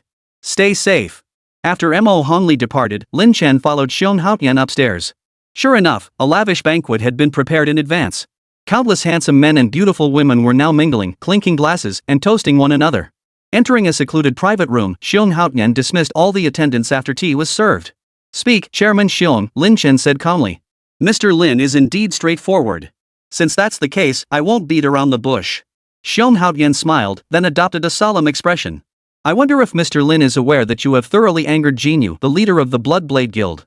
He has even declared that he will spare no effort to eliminate you at any cost. That's only to be expected.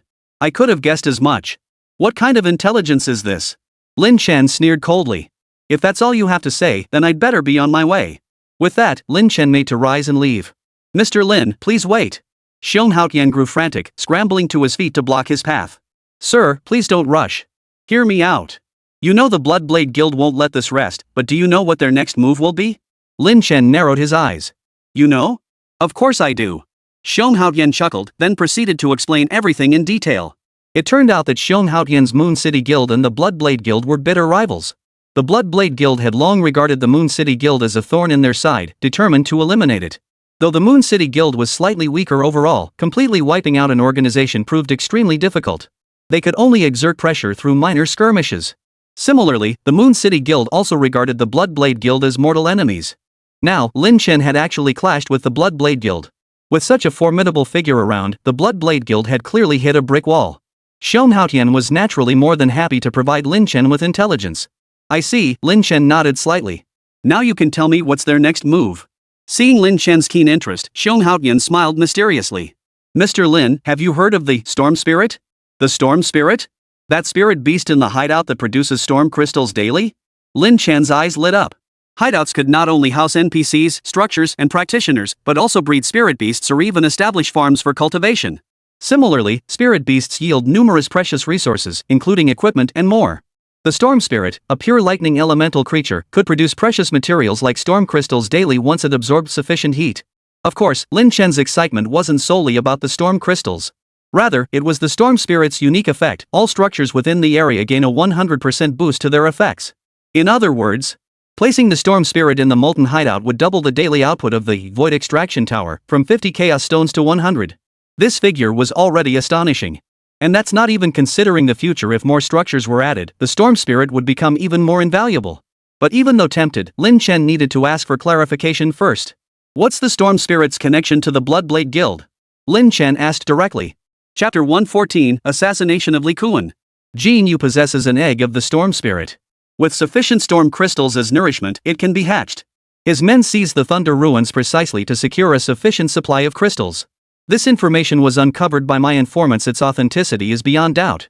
Furthermore, after the storm spirit is born, it will require absorbing ample thunder elemental energy. Therefore, Jinyu will inevitably choose to hatch the egg at the Thunderclap Ruins. Mr. Lin can simply wait for them to walk into the trap and wipe them out completely. Huang spoke slowly, laying out the entire situation. Good. I'll intervene when necessary. But that will require your intelligence. When the time is right, just give me advance notice. Lin Chen murmured softly, leaving his contact information before departing. Zhanghe City. A square. A sea of people thronged the square. Countless women gazed excitedly at the androgynous figure on stage, erupting in deafening cheers. Aha! Brother Cohen, we love you. Brother Li Qingxue, you're my god. Brother! Look at me, look at me. Today marked the first stop of Dragon Nation's hottest star, Li Qingxue's national tour, Zhanghe City. However, his originally scheduled concert venue was Zhanghe University. But the university flatly refused, showing him no courtesy whatsoever. Li Qingxue? A celebrity? What is this? Can a celebrity fend off ferocious beasts or clear the abyss? What? They can't? Then get lost. Zhanghai University isn't some fly-by-night institution that lets clowns come in and cause trouble. Just the other day, some of Li Kuan's female fans were loudly causing a disturbance on campus by hanging his banners. They were immediately warned by the university and severely punished. On stage, Li Kuan writhed like a skinny dog, convulsing wildly to the music. Below the stage, his fan base grew increasingly frenzied. I love you all. After finishing the dance, Li Kuan finally smiled and said. The fans howled with excitement, some even shedding tears, deeply moved. Yet as Li Kuan scanned their faces, a cold sneer formed in his heart. A bunch of fools. Do you really think I like you? The only thing I care about is the credit points in your pockets. Fine. For the money, I'll smile at you fools. No big deal. But that Zhanghai University is truly despicable. How dare they refuse me? Holding a concert on their campus? Damn it! The thought of him, a national superstar, being rejected by a university made Li Kuan feel utterly humiliated. Talent? Popularity is power. I may have skinny arms and legs, but women love this kind of thing. This kind of strength is way better than you guys going on dangerous adventures, right? Li Kuan thought smugly. What he didn't know was, an unseen presence had silently materialized behind the stage. This person was none other than Lin Chen. Invisibility, truly effective. Slip in this easily? Too effortless. A faint smile touched Lin Chen's lips. His invisibility skill, enhanced by the omniscient heart as +2 to all skill levels effect, had risen to level 3, significantly boosting its concealment capabilities. Combined with the Deathwing Mantis's near silent flight, it could sneak into the backstage area undetected. Lin Chen, however, showed no urgency to act. Instead, he concealed himself in a hidden spot, coldly observing Li Kuan as he rapped and danced. Li Kuan is quite cautious, carrying a perfect grade defensive gear that can nullify one attack's damage. If my first strike misses, his guards will rush over. Once he's protected, it'll be impossible to strike. I must wait for an opening. One strike, one kill. Lin Chen's eyes burned with intensity as he scrutinized Li Kuan for any opening. Suddenly, Lin Chen caught sight of someone out of the corner of his eye. Lin Qingxue. There she stood, at the very front of the stage, her face radiating excitement and emotion. Brother Li Kuan. Brother Li Kuan, sniffle sniffle, I finally get to see you. Brother Li Kuan, I love you so much. Lin Qingxue was utterly ecstatic, shouting repeatedly. Brother. How long had it been since he'd heard Lin Qingxue call him brother? He never imagined she'd never call him that, yet she was screaming it so wildly at a complete stranger. How ironic. Lin Chen let out a cold laugh. At that moment. Next, I'll randomly invite a fan to come up on stage and interact with me. Anyone interested in this opportunity? Li Kuan suddenly announced, flashing a charming smile. Me. I'll do it. Brother Li Kuan, pick me. Pick me. The fans below the stage went wild. Getting to interact with Brother Li Kuan? This was a once-in-a-lifetime chance. Let me see, you, this lovely young lady. Li Kuan glanced around and pointed at a fan. His finger pointed directly at Lin Qingxue. Ha? Me? Lin Qingxue froze for a moment, then burst into wild joy. Without hesitation, Lin Qingxue scrambled up onto the stage, standing beside Li Kuan with a blissful smile. Her heart raced with excitement yet trembled with awe. After all, this was the idol she'd been dreaming about day and night, and now she got to be this close? This was pure bliss. Would you like to sing and dance with me? Li Kuan asked Lin Qingxue with a smile. I would love to. Lin Qingxue answered without hesitation. Great, please hold my hand. Li Kuan flashed a practiced, effeminate smile, the very smile that had driven countless women wild. But then, just as Lin Qingxue reached out to grasp Li Kuan's hand, a protective shield surged forth, enveloping him within its barrier. Li Kuan froze for a moment, then shook his head. Don't worry, it's just a piece of gear I'm wearing. I'll just take it off. After all, I never guard against my fans. With that, Li Kuan removed the vest he was wearing. He certainly didn't think anyone would assassinate him. Especially with so many people around. This move also earned him a wave of goodwill. Sure enough, this gesture once again sent the fans into a frenzy. Brother Li Kuan spoils his fans so much. Brother Li Kuan truly treats fans like family, sniffle. I wish that person holding hands up there was me. Meanwhile, Lin Chen, lurking in the shadows, couldn't help but smile. The time has come. Move. The instant Li Kuan shed that extraordinary equipment, a strand of black flame shot from Lin Chen's hand, streaking straight toward Li Kuan's throat. Soulfire dagger. Lin Qingxue's face was filled with a blissful smile as she reached out to grasp her idol's hand. But at that very moment, whoosh! A soft sound. Before her eyes, Li Kuan's head rolled to the ground like a watermelon. A headless corpse followed suit, collapsing stiffly to the ground. Dead silence fell over the entire scene. Chapter 115, Beast Tide, Free Experience Packs. The square was plunged into an eerie silence. Even those watching the live broadcast on TV stared wide-eyed at the scene unfolding on stage. The previous scene seemed to play out before their eyes. A black throwing knife flashed through the air. Li Qingshue's head slid cleanly off his shoulders and hit the ground. Ah! After a long moment, a shriek finally pierced the air. The entire square instantly erupted into a boiling sea of chaos. Countless fans were filled with terror, disbelief, and refusal to accept what had unfolded before their eyes. In their hearts, Brother Li Qingshu, who had been like a god to them, had actually been killed? And by the most visually jarring method of all, beheading. To them, it felt like the sky had fallen. Brother Li Qingshu is dead? Who did this? Who did this? I can't accept this. Why? Brother Li Qingshu, how could this happen to you? What the hell happened? Countless fans wailed and wept, grieving more deeply than if their own parents had passed away. On stage, Lin Qingxue stood frozen in shock. After a long moment, she finally snapped out of it and let out a deafening scream. Brother Li Qingshu is dead? He was beheaded? Who did this? Lin Qingxue's vision went black and she nearly fainted. The scene before her delivered a devastating blow. Li Qingshu, whom she had always regarded as her emotional anchor, was dead.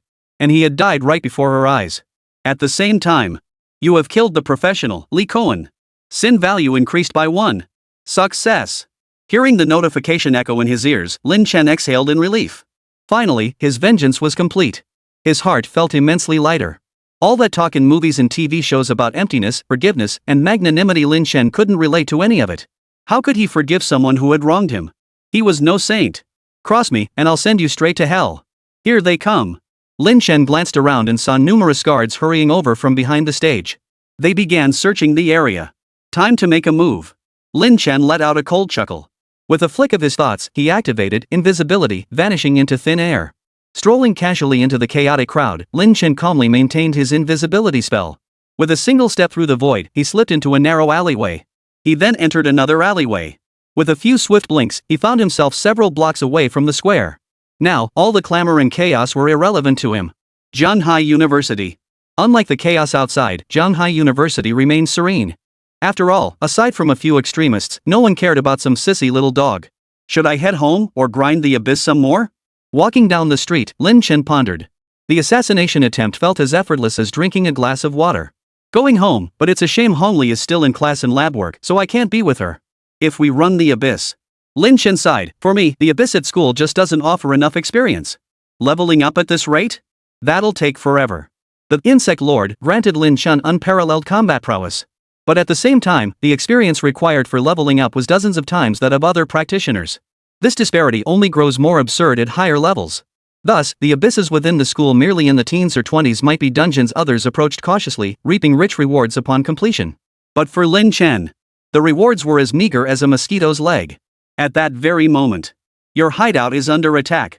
Current defense 99.99%. No defensive or offensive arrays currently available to activate. Ha! Lin Chen's heart skipped a beat. The Molten Fire hideout is under attack? Quick, back home. Without a moment's hesitation, Lin Chen sprinted toward the nearest teleportation array. The hideout could be attacked. And they could even be plundered. Once the defensive arrays in various facilities were fully breached, everything inside would be exposed, left for anyone to plunder. In his previous life, an organization known as the Raiders Guild gained infamy by attacking others' hideouts, routinely plundering resources, structures, spirit beasts, and more. Eventually, the authorities intervened, dispatching 2 inspectors who dismantled the entire guild and executed its core members. Only then was the matter settled. Teleport back to Molten Hideout requires 137 Chaos Stones. Confirm? Confirm. Lin Chen hesitated not a moment. His figure flickered. When he opened his eyes again, the scene before him had shifted to the lava-filled hideout. Get out! A low command echoed as Heidek materialized within the lair. Boss, it's scorching in here. You're not planning to roast me for dinner, are you? Black Dick chattered excitedly the moment he materialized. Shut up! Lin Chen spat out the 2 words, then flipped onto Black Dick's back and soared toward the volcano's summit. Once airborne above the volcano, Lin Chen scanned the surroundings and furrowed his brow, suddenly realizing the truth. So it wasn't other practitioners attacking, it was a beast tide. After each hideout was constructed, besides guarding against attacks from other adventurers, they also faced assaults from beast waves. These beast swarms comprised diverse groups of ferocious beasts, not only low-tier creatures like Bloodtooth Boars, but also various high-tier beasts. At regular intervals, the hideout would be attacked by a beast tide. The higher the level, the larger the scale, and the more permanent residents a hideout had, the larger the beast tide would be, and the more high-tier beasts it would contain. Precisely for this reason, Many guilds and individuals choose to cluster their hideouts together, forming urban settlements. Once such a cluster is formed, isolated beast waves cease to exist. Instead, every so often, a ferocious beast siege occurs. Naturally, during these sieges, both the quantity and quality of the beast tide escalate dramatically. But with everyone joining forces to resist, the overall difficulty is still slightly less than fighting a beast tide alone. Lin Chen did not wish to reveal his molten hideout prematurely, so he would have to face the beast tide alone. However, talk about a godsend at beast tide. Lin Chen, however, appeared somewhat excited as he watched the ferocious beasts furiously attacking the gates of his hiding place. With this wave of beasts, I should be able to reach level 12. For others, beast tides were a headache-inducing existence. Nearly every shelter owner constantly pondered how to safely weather the next wave. But for Lin Chen, beast tides were nothing but free experience packs. Chapter 116, Confronting the Beast Tide. The horde size is roughly around 3,000 beasts. Not huge, but nearly 30% are second-tier or higher monsters, with most around level 10 or above. Good. Lin Chen watched the monsters' silhouettes, his expression brightening. He flipped his hand, producing a double EXP stone, and activated it without hesitation. Then, with a flick of his wrist, whoosh, whoosh, whoosh, a swarm of insects, no less numerous than the beast tide, materialized all around. Kill! At the command, the insectoid horde charged madly toward the ferocious beasts before them. In an instant, Molten Fortress became a bloody battlefield. Fireballs and ice spikes flew through the air. The scene was a one-sided slaughter. On the surface, first-tier insects like the bladeworm and brainworm, possessing strength equivalent to second-4th level practitioners at best, should have been utterly crushed by the ferocious beasts, most of which were above level 10. But in reality, Lin Chen, the insectoid overlord, was essentially a summoner himself. His immense psychic power could significantly boost the three-dimensional attributes of large numbers of heavy insectoid units. This allowed low-tier insects like the blade insects to possess three-dimensional attributes rivaling those of level 5 ferocious beasts. Moreover, though overall, low-tier insectoids like the bladeworms are not as powerful as ferocious beasts, they are born killing machines. Compared to most beasts that operate purely on instinct, they are far more agile and intelligent, even capable of coordinated tactics. Combined with their overwhelming numerical superiority, air support from units like the winged wasp, and the slaughter wrought by mutated Zerg like the Deathwing Mantis and Molten Firefly, the battlefield became a one-sided slaughter. Most beasts couldn't even achieve a one-for-one trade with the swarm hosts before being struck down by the stalker's short spikes or the lurker's fireballs. Others were sliced cleanly in half by Deathwing Mantis and Molten Wing lurkers, as effortlessly as cutting through vegetables. Your summoned unit killed an Iron Hand Ape. Gained 4,000 EXP double EXP. Your summoned creature, Blade Worm, defeated. Your summoned creature defeated the Blue Fire Viper, earning 3,600 EXP double EXP. Your summoned creature has slain the Mechanical Puppet Beast, gaining 8,000 EXP double EXP. Your summoned creature, Blade Insect, defeated. For a moment, the notification sounds rang out incessantly. Lin Chen stood atop Black Dick's back, watching his experience bar slowly climb. He couldn't help but grin. Awesome. Gaining experience just by sitting here? This is too awesome. And it looks like they dropped a ton of gear. Lin Chen couldn't care less about the losses to his insect swarm. The energy points recovered from slaying these beasts far outweighed the loss of his blade bugs. A surefire win. At that moment, Lin Chen, who was observing the battle from the sky, suddenly noticed something. At the edge of the beast tide, a colossal crimson beast charged toward Lin Chen, its earth-shattering roar echoing across the land. The boss of the beast tide has finally appeared, Lin Chen thought to himself. Within the beast tide, bosses would appear just like in the abyss, and their types were completely random, making them extremely difficult to deal with. Holy crap, boss, that's one huge tiger. Are tigers on your blue star all like this? Blackdick flapped his wings in astonishment. That's not a living creature, it's a puppet. Lin Chen observed the colossal tiger, his voice solemn. Puppets referred to all mechanical life forms. Compared to ordinary ferocious beasts or professional adventurers, puppets possessed one particularly troublesome trait. They don't take debuffs.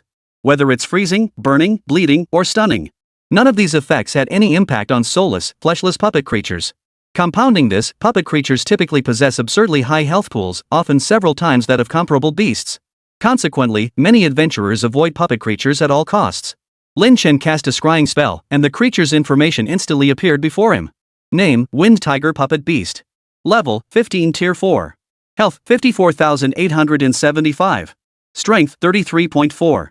Agility, 29.7. Spirit, 17.4. Skills, Pounce, Heavy Hammer, Annihilation Strike, Wind God's Aura, Windblade, Storm Strike, Wind Riding, Reorganization. Description, a formidable golem driven by terrifying wind elemental energy. A Tier 4, Level 15 boss? Lin Chen narrowed his eyes. Yep, this one's got some serious health. Should give me a good fight. Let's go.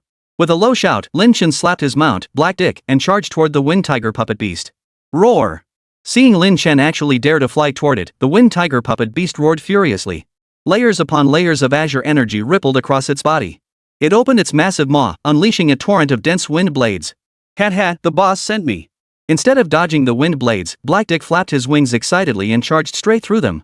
With a single open-mouthed breath, a grayish-white undead dragon's breath erupted from his jaws, instantly vaporizing every wind blade in its path. Ha, daring to toy with wind elements before the sovereign of all arts? Did you not know I was a sky dragon in life? Black Dick smirked triumphantly, his bony face glowing with satisfaction. The Wind Tiger Golem, seeing its attack so easily nullified, grew furious. With a roar, it charged straight at Black Dick. Being a wind attribute golem itself, the Wind Tiger moved with blinding speed. In the blink of an eye, it was upon Black Dick, raising its massive tiger claw to strike down. Humph! Trying another sneak attack? Black Dick wasn't about to back down. He extended his bony claw and struck back. Boom! The moment the two claws collided, an explosion erupted. The Wind Tiger puppet beast staggered back 2 steps before regaining its footing. Black Dick, however, stumbled backward over 10 meters before barely regaining his footing. Shock flashed in his eyes. Holy crap, this puppet's strength is terrifying. Humph! Even if I'm not known for brute strength, at my peak, I could blow something like you to smithereens in one breath. Black Dick was slightly annoyed, venting his frustration. Though an epic tier mount, it remained just that amount. Its combat prowess fell short compared to typical summoned creatures. Furthermore, its current level was only 10. Relatively speaking, it naturally fell a notch below the Wind Tiger puppet beast. I'll handle this. Just watch closely. Lin Chen patted Black Dick beneath him. Boss, beat that big guy up. Black Dick flapped its wings excitedly. Go! Lin Chen waved his hand, summoning the Deathwing Mantis and pointing ahead. SSSSHHH. The Deathwing Mantis shot toward the Wind Tiger puppet beast, simultaneously spewing acid from its mouth. Instantly, a hole the size of a bowl was corroded into the beast's body. Immediately after, a blade swung. Under the effect of the soul blade, the tail behind the Wind Tiger puppet beast snapped clean off. Chapter 117, Defense Successful, Return to the Gathering Ground. Though the Wind Tiger puppet beast felt no pain, the loss of its tail sent a shockwave through its being. Instantly enraged, it lunged furiously at the Deathwing Mantis. Yet even in raw strength, it was slightly inferior, let alone against the agility the Deathwing Mantis prided itself upon. Whoosh! The Deathwing Mantis retreated, easily evading the Wind Tiger puppet beast's attack. It even spat a mouthful of acid, which landed squarely on the beast's face, tearing open another gaping hole in its hide. The Wind Tiger puppet beast flew into a rage, and the beast and insect engaged in a frenzied battle. Watching the battlefield below, Heidi couldn't help but gasp, "Holy crap, boss, your little bug is insane. It seems way stronger than me." Lin Chen was instantly speechless. Could you please stop adding little before bug when you refer to it? It's really easy to get the wrong idea. Haha, boss, you get my drift, Heidi chuckled, scratching his head. Boss, when can you give me an evolution too? Not too many, just 7 or 8 evolutions should do. That'd probably restore 1 or 2% of my former strength. 7 or 8 times? Lin Chen was so furious he kicked Black Dick square in the head. Do you even know how many energy points that would take? You can't even beat a single puppet, yet you dream big. Fine, don't give me any then. Who needs to fight dragons anyway? Black Dick felt utterly wronged, grumbling discontentedly. Despite his words, Lin Chen, however, fell deep in thought. Come to think of it, Black Dick is technically my mount, but fundamentally, he's also a summoned creature. Could I enhance him too? Though such thoughts crossed his mind, Lin Chen could only sigh and set the idea aside for now. His energy points were already stretched thin. I'll worry about that after the battle. He refocused his attention on the battle unfolding before him. At this moment, the Deathwing Mantis held absolute dominance. Like a sleek falcon, it circled the Wind Tiger puppet beast, dodging attacks and countering with playful ease. Benefiting from the 50% defense penetration effect of the soul blade, a single slash from its razor-sharp blade arms could easily tear a gaping wound in the Wind Tiger puppet beast's metal exterior. In mere moments, the Wind Tiger puppet beast's surface lay shattered and torn, its only response a wretched, helpless roar of rage. Finally, in less than 10 minutes, the Wind Tiger Golem collapsed to the ground. Your summoned creature has slain the Wind Tiger Golem. Gained EXP 120,000 double EXP. You've reached level 12 and gained 1 extra free attribute point. Greed Soul activated, gaining an extra item. Greed Soul activated, item quality enhanced. Your skill, Soulfire, has reached level 3. You successfully defended against the Beast Tide. Your hideout gains a buff, all practitioners within receive a 10% bonus to health regeneration speed. Got a buff after all, Lin Chen nodded thoughtfully. After a beast hide, hideouts that successfully repelled the onslaught had a small chance to gain a buff. To gain one on his very first attempt was undeniably fortunate. But, a 10% HP regeneration speed bonus. That's pretty useless in a hideout. Lin Chen let out a wry chuckle. Getting a buff on my first try, but it's a completely useless one. He couldn't tell if he was lucky or unlucky. Never mind. Let's clean up the battlefield first. Lin Chen's thoughts shifted as he surveyed the surroundings of Molten Fortress. The ground was littered with the corpses of ferocious beasts and equipment radiating multicolored glows. Come. At his command, the insectoid army dragged all the corpses and gear to the vicinity of Lin Chen, allowing him to pick them up at will. Deer bone necklace? Fine quality gear. Pretty average. Rare, just average. Recycle it. Superior equipment. Though the stats are average, we can keep it. Ah, this one's decent. Should fetch a good price. These. Lin Chen sorted through the gear scattered on the ground. It took him quite a while to finish. This wave of beasts yielded Lin Chen a total income of 24,147 energy points, along with 3,043 pieces of excellent quality gear, 957 pieces of rare quality gear, 14 pieces of extraordinary quality gear, and 1 piece of perfect quality gear. There were no common grade items. Under the influence of the Jagreed Soul, all items had their quality boosted by 1 tier. In other words, what were originally common grade items had now all directly transformed into fine grade equipment. Their value had multiplied several times over. Excellent. Lin Chen grinned. Just one beast hide had brought him more profit than grinding the abyss for an entire month. I wish we could have more beast waves like this, Lin Chen sighed sincerely. If anyone else heard him say that, they'd be furious enough to spit blood. Everyone else wished for fewer beast waves, smaller ones, or ideally, none at all. But Lin Chen was hoping for more.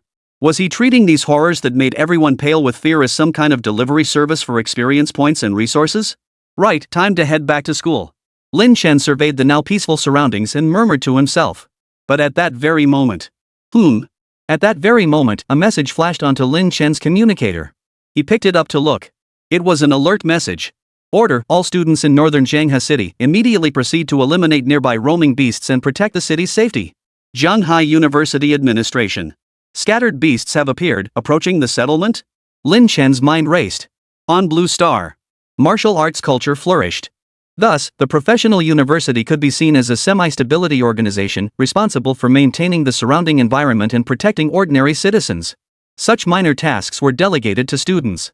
This approach both maintained stability and served to motivate students, honing their skills. Since we're heading back to Jianghe City anyway, we might as well go straight to the northern sector. Normally, after clearing external beasts, the school gives rewards, might as well take what's offered. Having made up his mind, Lin Chen touched the teleportation array. Teleportation to Jianghe City Public Teleportation Array Northern District requires 137 Chaos Stones. Confirm? Confirm. The next second, the scenery around Lin Chen shifted once more. He found himself in the bustling downtown area of Jianghe City. This teleportation array was conveniently established near the pedestrian street for easy access. Lin Chen's teleportation went completely unnoticed. After all, such occurrences happened hundreds of times a day. Everyone had grown accustomed to it, turning a blind eye to such events. Chapter 118, Cleanup Mission, Platinum Star, the first newcomer. Upon entering the city, Lin Chen wasted no time, heading straight north. Upon exiting the city, he indeed saw numerous students from Jianghai University and nearby schools gathered at the city gate, all looking eager and ready for action. Leading the group was a man clad in white robes, a long sword in hand. He possessed an extraordinary handsomeness and an air of exceptional presence. The moment Lin Chen saw him, 3 words murmured from his lips: by jinxing. By jinxing. He was a specially recruited student at Jianghai University. This by jinxing hadn't even participated in the entrance exams, nor had he shown his hand. Yet he was regarded as the undisputed top freshman among Jianghai University's new students. There was no other reason. Simply because by jinxing possesses the epic tier profession Sword Soul. An epic tier profession. What does that even mean? Consider this, even for most people, epic tier equipment is something they've heard of but never seen. And a class template even more precious than gear. It's even rarer. Precisely because of this, Jianghai University expended enormous resources to recruit him. Moreover, without any assessment, by jinxing was directly ranked within the top 5,000, even outperforming many upperclassmen. And the vast majority of people had no objections whatsoever. On Blue Star, strength reigns supreme. And one's profession generally reflects their strength. Being pushed out by someone with an epic tier profession. No injustice. Senior brother, I hear a sporadic beast tide has suddenly appeared in the fringe zone. Eradicating it is no task for one person alone. I suggest you command this operation. A chubby man fawned over by Jinxing. Senior brother was the revered title given to the top freshman at Zhanghai University. This chubby fellow addressed him as senior brother from the start and swiftly elevated Bai Jinxing to a position of authority with just a few words, clearly a master of flattery. Bai Jinxing gave a cold nod. This operation also serves as the university's assessment of us. Without a teacher's guidance, it's only right that I take charge. All right then. Bai Jinxing surveyed the group, counted the numbers, and announced in a cold tone, there are 27 of us here. Form teams of 3 and explore the surrounding areas. If you encounter beasts, eliminate them if their numbers are small. If they're numerous, call for backup. Understood? Fatso's face lit up at the suggestion. As expected of Senior Bai. You've come up with a perfect plan in no time. Alright, we'll follow your instructions. But just then. Hold on. In the corner, someone spoke up. I never said I'd accept unified command. Before you discuss your plans, just exclude me from the start. The others froze, turning to glare at the speaker with irritation and cold laughter. Who's so blind? Senior brother Bai has spoken, and someone actually dares to object? Isn't this just courting death? Ha! That person seems to be Lin Chen. Lin Chen? It really is Lin Chen. Who's Lin Chen? You don't know? He's the one who defeated the senior student in a single move, ranked first in the assessment, and is even rumored to have a romantic connection with teacher Hua Wuqiao. Oh, it's him. He's Lin Chen? Doesn't look like much. A crowd turned to stare at Lin Chen, murmuring among themselves. Seeing this, the fat guy turned to Lin Chen, his voice filled with rage. Lin Chen, you're way too arrogant. I admit you've got some skills, otherwise you wouldn't have topped the assessment. But don't forget this is senior brother Bai's order. You wouldn't dare defy senior brother Bai, would you? Bai Jinxing also turned his gaze toward Lin Chen, a fleeting hint of displeasure flickering in his eyes before vanishing. I'm merely informing you. There's no question of defiance, Lin Chen replied indifferently.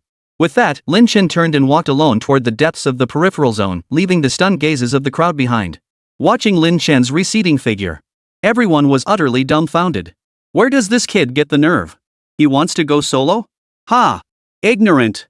These scattered beast uprisings may not match the scale of a beast tide, but they're still beyond what a lone professional can handle. This guy is just too arrogant. Heh, he is a summoner after all, and he did top the assessment rankings. Pride is only natural. So what if he's a summoner? He's just a common necromancer. Before senior brother Bai's epic tier profession, he's nothing. The others nodded in agreement. Summoners are powerful, no doubt. But even the mightiest summoner has their limits. An ordinary tier summoner, no matter how skilled, could never match an epic tier professional of another class. This is an absolute gap. Senior brother Bai, what do you think? The fat man looked at Bai Jinxing. It's fine. Let him go. Bai Jinxing suppressed the rage boiling within him, deliberately adopting a magnanimous demeanor. Heh, I wouldn't dream of restricting anyone's personal freedom. If he wishes to leave, I won't stand in his way. However, he won't be receiving the rewards the school is issuing for this operation. Ha! A flicker of satisfaction and delight flashed in Bai Jinxing's eyes. According to school regulations, only the team that eradicated the most monsters during such cleanup operations would receive the school's reward. This was a strategy to motivate students and encourage healthy competition. Exactly. That Lin Chen will probably end up wasting his efforts for nothing, the fat guy chimed in. I refuse to believe he can outcompete all of us by himself. Meanwhile, after entering the depths of the edge zone, Lin Chen immediately summoned the Deathwing Mantis and mounted it. He hadn't summoned Black Dick because, though faster, its massive size meant a single flap of its wings would alert anyone within hundreds of meters. In this environment, the Deathwing Mantis's near-silent flight offered an absolute advantage. From the mantis's back, Lin Chen surveyed the landscape below. Hordes of ferocious beasts passed beneath them. None of these beasts were Lin Chen's target. School intelligence had explicitly identified the characteristics of the suddenly rebelling beasts, a horde of undead. The beasts below were clearly not undead. Suddenly, Lin Chen glanced in one direction, a flicker of surprise and delight flashing in his eyes. Found them. A group of undead creatures could be seen battling a pack of beasts in a clearing not far away. Ha! Lin Chen moved closer for a better look, finding the scene somewhat peculiar. These undead creatures weren't low-tier skeletons like skeleton warriors or skeleton archers. Instead, they were higher-tier undead like skeleton wizards and headless knights. Chapter 119, Shadowtooth Mountains. Their numbers also exceeded Lin Chen's expectations, roughly 40 to 50 in total. What's going on? How did so many undead appear in this place? Lin Chen felt a surge of surprise. In the peripheral zones, most beasts should be of the wild animal variety.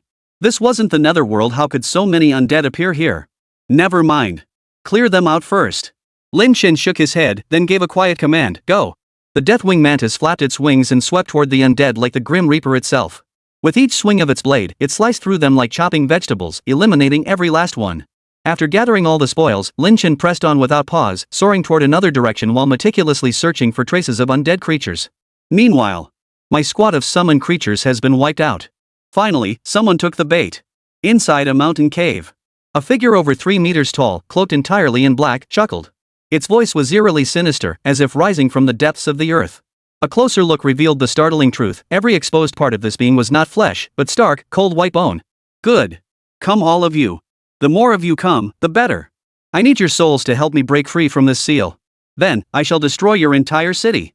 At that moment, elsewhere, 100 fires sweeping the wilderness slash. A low shout rang out. Instantly, a fiery sword chi erupted, cleaving the 2 headless knights before him clean in 2. The terrifying display caused onlookers to widen their eyes in awe and admiration. Brother Bai truly lives up to his name, taking down 2 monsters with a single strike? That's so cool. So powerful. Truly worthy of the epic tier class, Sword Soul. If it were me, I'd probably be fighting for ages. That's brutal. I doubt I could even withstand a strike like that. Hearing the surrounding praise and flattery, Bai Jingxing couldn't help but let a hint of pride flicker in his eyes. But he quickly cleared his throat in feigned modesty. It's nothing. That strike was just my standard level. His words only drew more sighs of admiration and praise from those around him. After the flattery subsided, Bai Jingxing said, "Let's keep moving forward. We've only cleared a few undead creatures so far. Who knows how many more lie ahead?" With that, he led the group deeper into the forest. Suddenly, someone shouted loudly, "Senior Brother Bai, there seems to be something over here." Bai Jingxing headed toward the person. Before he could take 2 steps, a violent gale swept in. In an instant, a massive spatial portal materialized before Bai Jingxing, its speed leaving everyone utterly speechless. It's an abyss portal. Bai Jingxing's eyes lit up. Who would have thought? We're in luck we've actually activated an abyss. Abysses are omnipresent, capable of appearing anywhere. Some adventurers even make it their profession to seek out new abysses. The crowd was instantly filled with astonishment as they gazed upon the profound portal. Moments later, the portal's information appeared before them. Abyss, Shadowtooth Mountains. Level, 120. Abyss type, multiplayer abyss. All players enter a shared map. Upon seeing the portal's information, the group couldn't help but feel a bit surprised. After all, this was the edge zone. Logically speaking, an abyss of such high level shouldn't appear here. Yet the portal before them was undeniably real. Senior Brother Bai, what should we do? All eyes turned to Bai Jingxing. At this moment, he was the only one capable of making a decision. I see. That explains why so many undead suddenly appeared here. A new abyss has been born. Bai Jingxing nodded. Typically, abysses periodically influence their surroundings, triggering drastic transformations. Take the Thunderclap Ruins Abyss, for instance. 100 miles around it lay barren and desolate, as if struck by lightning, with not a blade of grass growing. It was hardly surprising that so many undead creatures roamed the vicinity of the Shadowtooth Mountains. We should report this to the Academy first, Bai Jingxing said solemnly. But then he broke into a smile. But, let's clear it once first. Noticing the questioning looks from his companions, Bai Jingxing explained with a smile, "You all know the deal. The first person to defeat a multiplayer dungeon boss gets double experience and a 100% drop rate bonus for that dungeon forever. Anyway, I see most of the undead around here have already been cleared. Why not grab this bonus first before telling the others?" After this reminder, the others nodded in agreement. Senior Brother Bai is absolutely right. Exactly. If too many people show up, it'll get too chaotic. We won't even be able to fight over the mobs. True. The sycophantic fat man edged closer, his face plastered with flattery. Though Senior Brother Bai would undoubtedly win against others, there's no need to invite such trouble. Seeing everyone agree, a satisfied look flashed in Bai Jingxing's eyes, though a trace of contempt lingered beneath. He snorted coldly inside. The first to kill a multiplayer dungeon boss does indeed get a bonus effect. But only the first person to kill the boss gets it, not every member of the team. This seems like second-year course material, doesn't it? It's only natural these freshmen haven't learned it yet. With these thoughts in mind, Bai Jingxing led the group directly into the abyss. At the same time, Lin Chen's side encountered an identical situation. After dispatching a wave of undead creatures, a portal suddenly erupted from the ground, startling him. Another abyss appearing here? Something feels off about this. Lin Chen couldn't shake the feeling that something was amiss. However, after a moment's thought, he realized he had no reason not to investigate. After pondering, Lin Chen reached out and touched the teleportation stone, stepping into the abyss.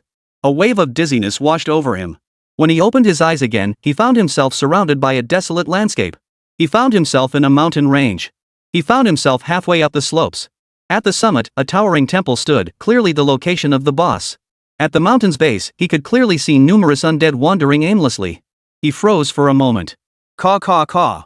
A skeleton spotted Lin Chen and charged toward him. Looking for death. Lin Chen snorted coldly. Raising his hand, a surge of black flame appeared in his palm. With a light flick, it shot out like a bullet, effortlessly shattering the skeleton into a pile of powder. However, it was precisely because of Lin Chen's action. Roar. Hiss, hiss, hiss. Creak. The aimlessly wandering undead at the mountain's base, like sharks smelling blood, surged forward in a frenzied attack toward Lin Chen. Chapter 120, The Undead Lord Besuth. Holy crap, is this even possible? Lin Chen was utterly speechless. But he didn't panic. With a light shout, "Come!" Instantly, a dense swarm of insectoid creatures materialized around him, charging headlong into the boundless undead horde.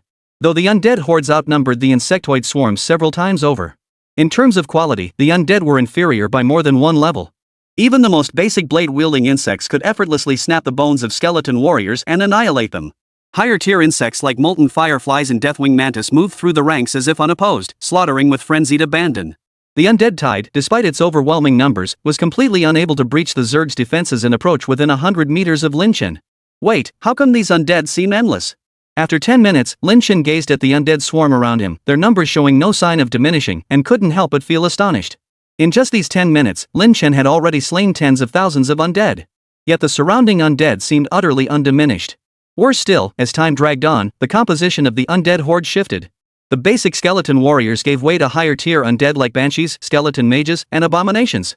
Any ordinary adventurer would have been overcome with despair by now, perhaps even choosing to leave the abyss altogether. But for Lin Chen, this was a tremendous blessing. These undead might not drop gear, but they grant experience. The experience per kill isn't high, but the sheer volume makes up for it. If I use a double EXP stone, I should be able to level up in just 3 or 4 days. Lin Chen's eyes sparkled with excitement. Leveling up had been a real headache for Lin Chen. In ordinary abysses, even after grinding 100 times, his experience bar wouldn't budge an inch. And in the real wilderness, there weren't enough beasts for him to grind experience. But now, before Lin Chen stood an infinitely renewable experience pack naturally, it filled him with immense excitement. Might as well use it now. With a flick of his wrist, a double experience stone appeared in Lin Chen's palm. It then transformed into a white light and vanished into his body. Next, he pulled out a grill, a recliner, cola, and lamb skewers from his backpack and began grilling. Eating grilled food while watching his experience points skyrocket, this feeling was simply amazing. Meanwhile, on the other side of the mountain range, a group of about 20 people fought desperately within the mountains, holding back the relentless tide of undead swarming around them. "Senior brother Bai, we can't hold out much longer," Fatso shouted from within the group, his face contorted with agony. "These undead seem endless. Should we retreat?" Many others in the group nodded in agreement. Just 2 hours earlier, they had entered the Shadowtooth Mountains. Originally, I planned to head straight to the temple atop the mountain peak and challenge the boss. Little did I know that barely a few steps in, the undead army surged toward me like a tidal wave. Left with no choice, I had to fight back.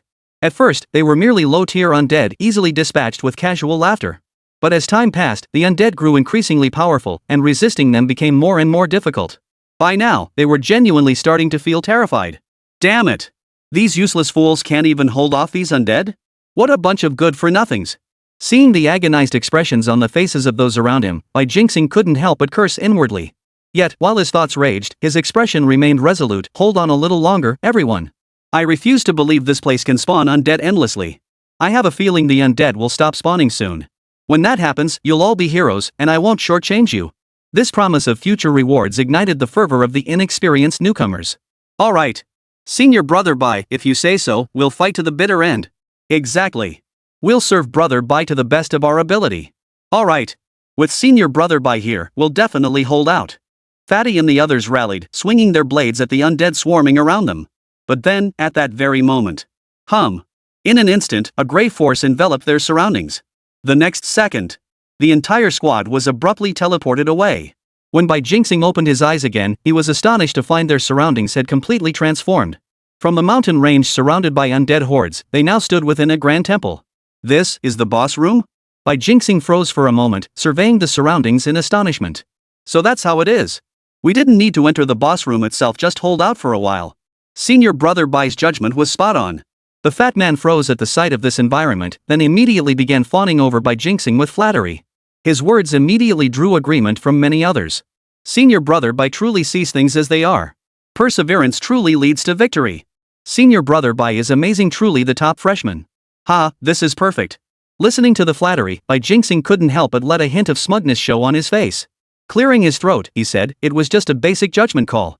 The difficulty of an abyss is tied to its level. The monsters can't be endless, leaving us with no chance of clearing it. Therefore, as long as we hold out, something is bound to change. Just as I predicted. Little did he know, before his words had even finished echoing, a cold chuckle echoed from the colossal throne within the temple. Do you truly believe this is what you call an abyss? The group stared in utter shock toward the source of the voice. There, seated upon the throne, sat a colossal figure clad in black robes. His face bore no flesh, only bare bone. Within the hollow eye sockets, ash-gray flames burned. In his palm, he gripped a massive scepter. Upon it, however, blazed a blood-red inferno, eerily unnatural. Is this the boss? The group instantly grew wary, fixing their scrutinizing gazes upon the colossal figure. They had never encountered a boss like this before, one that spoke of the abyss and humans from the very start. Everyone, be careful. This boss feels off. Platinum Star cast a divination spell, furrowing his brow as he cautiously warned the group. Typically, casting a scrutiny spell would reveal the monster's information. But this time, name, Undead Lord Besserus Dark Knight. Level? Health? Strength? Agility? Spirit? Skills? Description: the materialized consciousness of a sealed soul fragment, a complete catastrophe for mortals. All question marks? Bai Jingxing couldn't help but be stunned. Chapter 121, Bai Jingxing's True Power? Deceptive Fangs. Under normal circumstances, the scrutiny technique could obtain information on all monsters. Only one circumstance causes question marks to appear. That is when the monster's level or class far exceeds the caster's own. For example, a level 1 professional caster, even when casting detection, would be unable to discern the information of a level 50 boss. Logically, this only occurs with monsters over 10 levels higher. But isn't this a level 20 abyss? I'm a level 12 professional, this shouldn't be happening. What on earth is going on? Platinum Star was utterly perplexed. Humans, cease your questioning. You shall become my key, the key to unlocking the seal that binds me. Consider it your privilege. Basilius spoke. His tone was utterly detached and utterly unquestionable. Then, Basilius gave his scepter a light shake. Boom! Outside, the endless tide of undead surged into the temple, launching a frenzied assault upon the squad. These undead outnumbered those encountered in the mountains by several times. In an instant, the squad scrambled to defend themselves, slaying the undead closing in. But they were already exhausted, their mana bars nearly depleted. How could they possibly have the strength left to face this endless horde of undead? Every member of the squad was suffering terribly. Ah! This is bad, Senior Brother Bai. We need to retreat now, we really can't hold out any longer. It's over. My mana's completely drained. Everyone in the squad cried out in anguish, their faces twisted with pain. Hang on. Once I take down this boss, these undead will scatter on their own. Bai Jingxing roared as he unleashed a slash of sword energy, instantly clearing dozens of meters of undead. This single move instantly lifted the morale of the entire party. Brother Bai truly lives up to his name. With Senior Brother Bai here, we can't lose. It's just a boss. What's so special about summoning undead? Senior Brother Bai can take him down with a single strike. Exactly. Go, Brother Bai. The next second, Bai Jingxing soared several meters into the air, streaking toward Beelzebub. A radiant white aura rippled around his form, while his sword emitted an incredibly sharp, piercing aura. This move was the innate skill of Bai Jingxing's epic tier profession, Sword Soul, and also his most devastating killing move, Sword Annihilation technique, Destruction. Sword Annihilation, Destruction locks onto a target and charges toward it at extreme speed, unstoppable during the dash. Inflicts physical damage equal to 30% of the target's maximum HP plus strength and agility attribute modifiers. This skill guarantees a critical hit, dealing 300% critical damage. It could be said that Bai Jingxing rarely unleashes this technique. But whenever he unleashes it, even bosses are instantly obliterated. This is the terrifying power of an epic tier profession. After all, this is percentage-based damage. With a guaranteed critical hit, the 30% of maximum health damage would skyrocket to 90% of maximum health. The sword's light blazed like a rainbow, piercing straight toward Bizarro's. However, Basilius watched it all unfold with a cold gaze, yet made no move. A flicker of contempt and mockery even passed through his eyes. Futile resistance. Basilius extended his hand lightly. In an instant, the terrifying sword energy halted before his seemingly fragile, bony hand. Then, with a gentle squeeze, boom! The sword thrust at him exploded into fragments. As for Platinum Star, he was sent flying backward like a sparrow with broken wings, crashing violently into the temple wall. Throughout the entire sequence, Basilius remained seated upon his throne, not even flinching. A mocking smile spread across his gaunt, bony face. What? Witnessing this scene, the rest of the squad was stunned. They never imagined that Platinum Star, whom they revered like a god, could be defeated in a single move. Despair washed over many faces. If even Bai Jingxing had been defeated in a single move, what hope was there for them? Impossible. Even a level 20 boss couldn't withstand my skill and walk away unscathed. You're not a level 20 abyss boss. Who the hell are you? Bai Jingxing staggered to his feet, his face drained of color. His once pristine white robe was now filthy and torn, making him look utterly disheveled. Human, you realize this now? It's far too late. Beelzebub sneered coldly. But whether you know or not, it no longer matters. You will soon become my keys. As the words fell, beside him, the endless horde of undead attacked with even greater ferocity. Even Platinum Star was overcome by despair. He could hold out for a while. But what about hours from now? He would still collapse from exhaustion and die. Could it be that I'm destined to die here today? Bai Jingxing felt utterly frustrated. A legendary tier class holder like himself, doomed to perish in this place? How utterly ridiculous. But then, at that very moment, another human has broken in? Oomph, looks like you're with them. Well then, come and die together. Basilius murmured softly to himself. With a flick of his hand, a flash of grey light appeared, revealing a figure materializing before the group. That person was none other than Lin Chen. I've been teleported into the temple? Is anyone else here? Lin Chen, still chewing on a lamb skewer, looked around hesitantly, utterly bewildered. Just moments ago, he'd been grilling meat, singing songs, and sprinkling cumin over his skewers. The next moment, he was suddenly transported to this place. But as Lin Chen scanned the room, noticing Bai Jingxing and the others desperately fighting back, then glancing at the throne, he quickly pieced together the situation. Bai Jingxing? Their presence here means the portal wasn't the only one activated. No wonder I felt something was off. This isn't a real abyss, it's a fake one created by some boss using deceptive fangs. Lin Chen's mind raced through the analysis. In his memory, in his previous life, the United States had once seen an 80-level, 7th tier boss emerge. Using the camouflage effect of deceptive fangs, it lured hundreds of thousands of American professionals into the fabricated abyss before annihilating them all at once. This horrific tragedy shocked the world. Simultaneously, the effects of the deceptive fangs item were etched deeply into the minds of every Blue Star professional. Deceit Fang, upon use, grants permission to construct a one-time abyss. The Abyss Lord disintegrates upon being defeated. I see. Lin Chen let out a cold laugh. His gaze then shifted to the figure of Basilius seated upon the throne. Human, your soul is remarkably strong. Why is that? Suddenly, Basilius spoke to Lin Chen. His tone held a hint of puzzlement.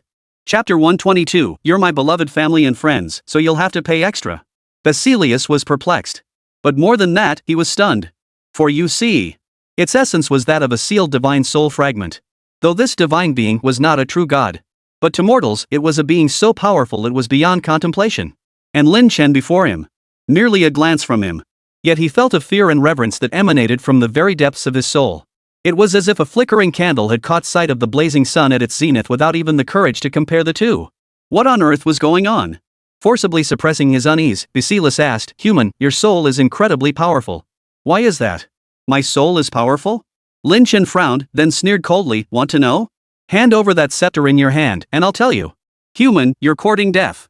Basilius snorted coldly, then pointed at Lin Chen's figure. Kill. Attack this human. I can summon endless undead to attack you. I'll see just how long you can keep up that tough talk. Lin Chen's face lit up with delight. Fine, deal. An endless horde of undead attacking him? To Lin Chen's ears, it was like someone was delivering experience points right to him. Come out. He barked. The swarm of insects materialized around him, encircling Lin Chen completely. They immediately lunged toward the undead creatures surrounding him. The scene instantly became intensely tense. Within 100 meters of Lin Chen, a completely clear zone had been cleared. Not a single undead creature could come within an inch. Within this zone, Lin Chen retrieved a reclining chair from his backpack and settled comfortably into it. Finally, he pulled out a bottle of cola, took a big gulp, and belched contentedly. Too bad it's not ice cold. The freshman and Bai Jingxing nearby nearly choked on their own blood witnessing this. They were struggling desperately against the undead here, nearly at the point of despair. And here was Lin Chen, lounging on a chair, doing absolutely nothing and even complaining that his cola wasn't cold? This was pure showboating.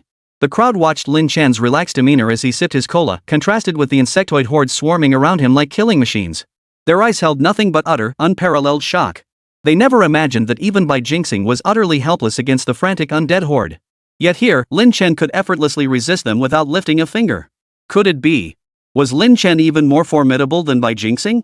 The thought was almost too much for them to bear. Bai Jingxing stared at Lin Chen, his thoughts churning with complex emotions. He had assumed Lin Chen, teleported here, was merely waiting for death like the rest of them. Little did he expect the gap between them to be like heaven and earth. Could it be? Lin Chen is stronger than me? No, impossible. He's just better at group attacks, that's all. I'm an epic tier class, I'm leagues stronger than him. With this thought, Bai Jingxing felt a little better. Lin Chen, we're classmates. Save us. Suddenly, the chubby guy in the squad spoke up, pleading for Lin Chen's help. They fought while calling out to Lin Chen for help. Their current state could be described as desperately strained. Another half hour, and they'd be dead for sure. Lin Chen watched them calmly, a faint smile touching his lips. Save you? Sure, absolutely no problem. Hearing this, the fat man and the others broke into smiles, their faces lit up with excitement. Great! Great! We're finally going to survive. This is wonderful. What a scare! With Lin Chen here, we should make it back alive, right? Little did they know. Before they could celebrate for even half a minute, Lin Chen spoke again in his usual drawn-out tone. I can save you. But it'll cost you 10,000 points each. No haggling. First come, first served, no exceptions. Lin Chen said with a smirk. 10,000 points per person? Hearing this, the fat guy nearly spat out a mouthful of blood. Lin Chen, you're ripping us off. Where am I supposed to find 10,000 points? You're practically robbing people. Lin Chen chuckled. Robbery? Robbing people? How could that be faster than making money? If you can't come up with 10,000 points right away, you can pay in installments. But mark my words, I'll charge you a hefty interest rate. Besides, I'm not forcing you. You can always choose to let someone else save you. Lin Chen took another sip of his coke, looking every bit the shrewd businessman. Installments? Let someone else save you? The group of chubby guys nearly choked on their drinks. The entire group was speechless. This was pure, unadulterated profiteering. Lin Chen, we're classmates. Are you really just going to stand by and watch a classmate die without helping? Suddenly, a girl dressed in a pure, innocent style spoke up, her tone tinged with indignation. Lin Chen smiled. Trying to morally blackmail me? Little did she know, I have no morals whatsoever. Oh right, we are classmates. Lin Chen slapped his forehead as if suddenly remembering something, his expression clearing. The girl's eyes lit up, thinking Lin Chen had changed his mind. But the next second, Lin Chen nodded earnestly and declared solemnly. We're classmates, close friends and brothers. You'll have to pay extra. The girl froze. The entire group froze. More money? That's outrageous. The price has changed. It's 15,000 points per person. No haggling. Of course, you can pay in installments. Just 30% interest, nothing too steep. After all, I'm known for being kind-hearted. Lin Chen said with a cheerful smile. As he spoke, he brought a slightly cold lamb skewer to his mouth, took a hearty bite, and looked thoroughly satisfied. The freshmen were utterly dumbfounded. They exchanged stunned glances, all shocked by Lin Chen's ruthlessness. But they dared not voice any more complaints. Because if they kept complaining, this shady merchant Lin Chen would probably jack up the prices even more. Fine, so it's 15,000 points? I'll work harder, worst case, I'll just graduate later. Finally, one of them gritted his teeth and walked toward Lin Chen. The moment he stepped into the circle, Lin Chen produced a contract and had the person sign their name. After confirming everything was in order, Lin Chen nodded. Good. You can stay here now. I'll ensure your safety. The person finally exhaled in relief, sitting down to meditate and restore their mana and health. Seeing this, many others relaxed and began approaching Lin Chen one by one. Fine, 15,000 it is. Yeah, better than losing your life, right? At worst, I'll just have to be more frugal from now on. As long as the Green Mountains remain, we'll never run out of firewood. In less than 10 minutes, the entire group of freshmen had been surrounded by Lin Chen. Though each face bore traces of frustration and anger, the overwhelming sentiment was relief at having survived the ordeal. Now, only one figure remained on the field, still struggling to hold on. That was Bai Jingxing. Lin Chen smiled broadly at Bai Jingxing. Senior brother Bai, still hanging in there? Why not come over here and rest for a bit? Don't you find it exhausting? Chapter 123, More Money, More Money. End of month vote request.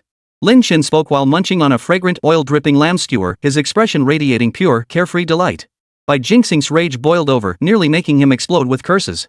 Here I am suffering, and you're actually grilling meat? And you have the nerve to ask me? This is pure schadenfreude. But no matter how furious Bai Jingxing felt, he could only grit his teeth and say to Lin Chen, Junior Lin Chen, though I still have some energy left, I must rest in your circle to ensure we defeat the boss and clear the stage. What do you think? Lin Chen couldn't help but chuckle. This Bai Jingxing. He was practically at his wit's end, yet he insisted on saving face by claiming he had to rest to kill the boss. Talk about prioritizing pride over practicality.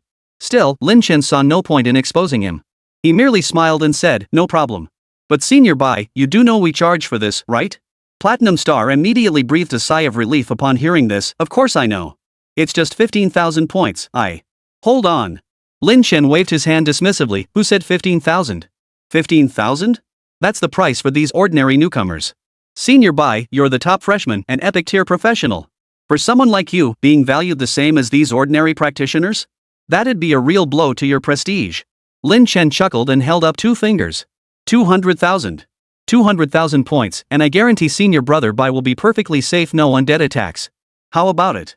Hearing this, Bai Jingxing's eyes widened in shock. 200,000? Everyone else only pays 15,000 points. Why does it suddenly jump to 200,000 for me? So he, Bai Jingxing, had to pay over 10 times more points than everyone else just to get on Lin Chen's boat? That was downright extortion. He. I already said, Senior Brother Bai, how can your status be compared to these ordinary students?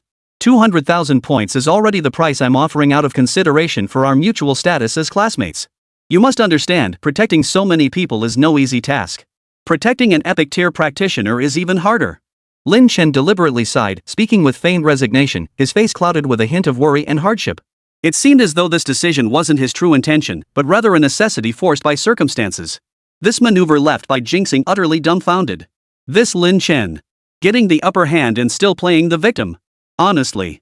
Bai Jingxing was so furious he couldn't speak. Gritting his teeth, Bai Jingxing took a few deep breaths before addressing Lin Chen. Fine, 200,000 it is. Just let me in first. Lin Chen's face lit up instantly. Of course. Senior Brother Bai is our honored guest. Come.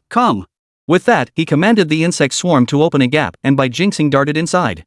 200,000 points. How would Senior Brother Bai like to pay? Lin Chen asked with a smile. Here's a 200,000 point card.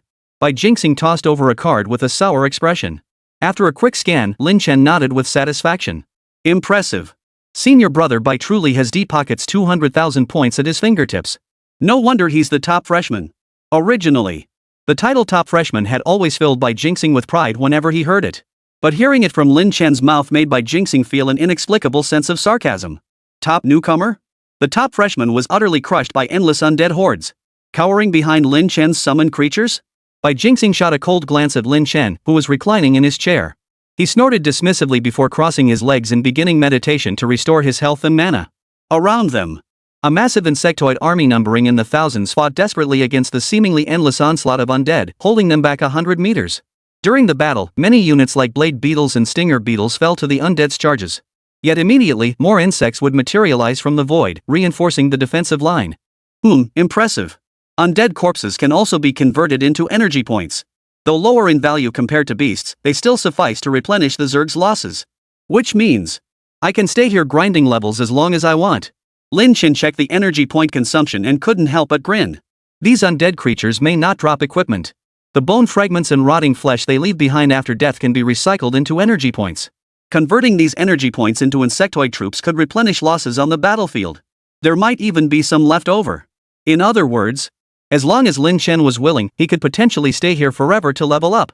This feeling of the experience bar growing is so satisfying, Lin Chen murmured, nodding as he watched his experience gauge slowly rise. As the overlord of the insectoid race, the amount of experience required for his level ups was staggering. Ordinary abysses simply couldn't meet his needs. Only this exploit-like method allowed him to level up like a normal adventurer. Human, what exactly are you? How could you withstand the undead's assault? At that moment, from the throne, Basilis spoke, his tone dripping with utter bewilderment. According to his understanding, among humans, only those above level 40 could emerge unscathed from the endless horde of undead, retreating completely unharmed. Yet the abyss he had conjured using deceitful fangs was capped at a mere level 20. The human boy before him was only around level 12. Yet here he was, moving with ease, even taking the time to eat? What the hell was going on? Can't you tell? I'm leveling up using you. Lin Chen rolled his eyes. You claim to be a divine consciousness, yet you can't even figure this out? Human, are you trying to provoke me? Basilis's tone instantly turned icy. Human, you dare disrupt my plans, you deserve death. However, considering the strength of your soul, I shall spare you. Hand over every human by your side, then leave this place. That way, I won't have to lay a finger on you. Listening to Basilis's cold voice, Lin Chen burst into laughter. I was right after all. It seems you only possess one ability, endlessly summoning undead. Am I correct? If you possessed other abilities, you would have struck us long ago, correct? Basilius froze for a moment, then roared with fury, mortal. How do you know? I don't know either. I was just guessing. Judging by your reaction, I seem to have guessed right. Lin Chen sneered coldly. Basilius' fury boiled over. Mortal! You dared to bluff me? Lin Chen and Basilius exchanged words. Meanwhile, Bai Jingxing and the others stood dumbfounded nearby. Lin Chen, you actually tricked a boss? Chapter 124, Bluffing the Boss? They were all dumbfounded. They'd never seen anyone like this before. Typically, when professionals encounter a boss, they just go at it head-on. But Lin Chen. Not only did he treat the boss like an experienced grinding machine, he even managed to extract information from the mouth of an abyss boss.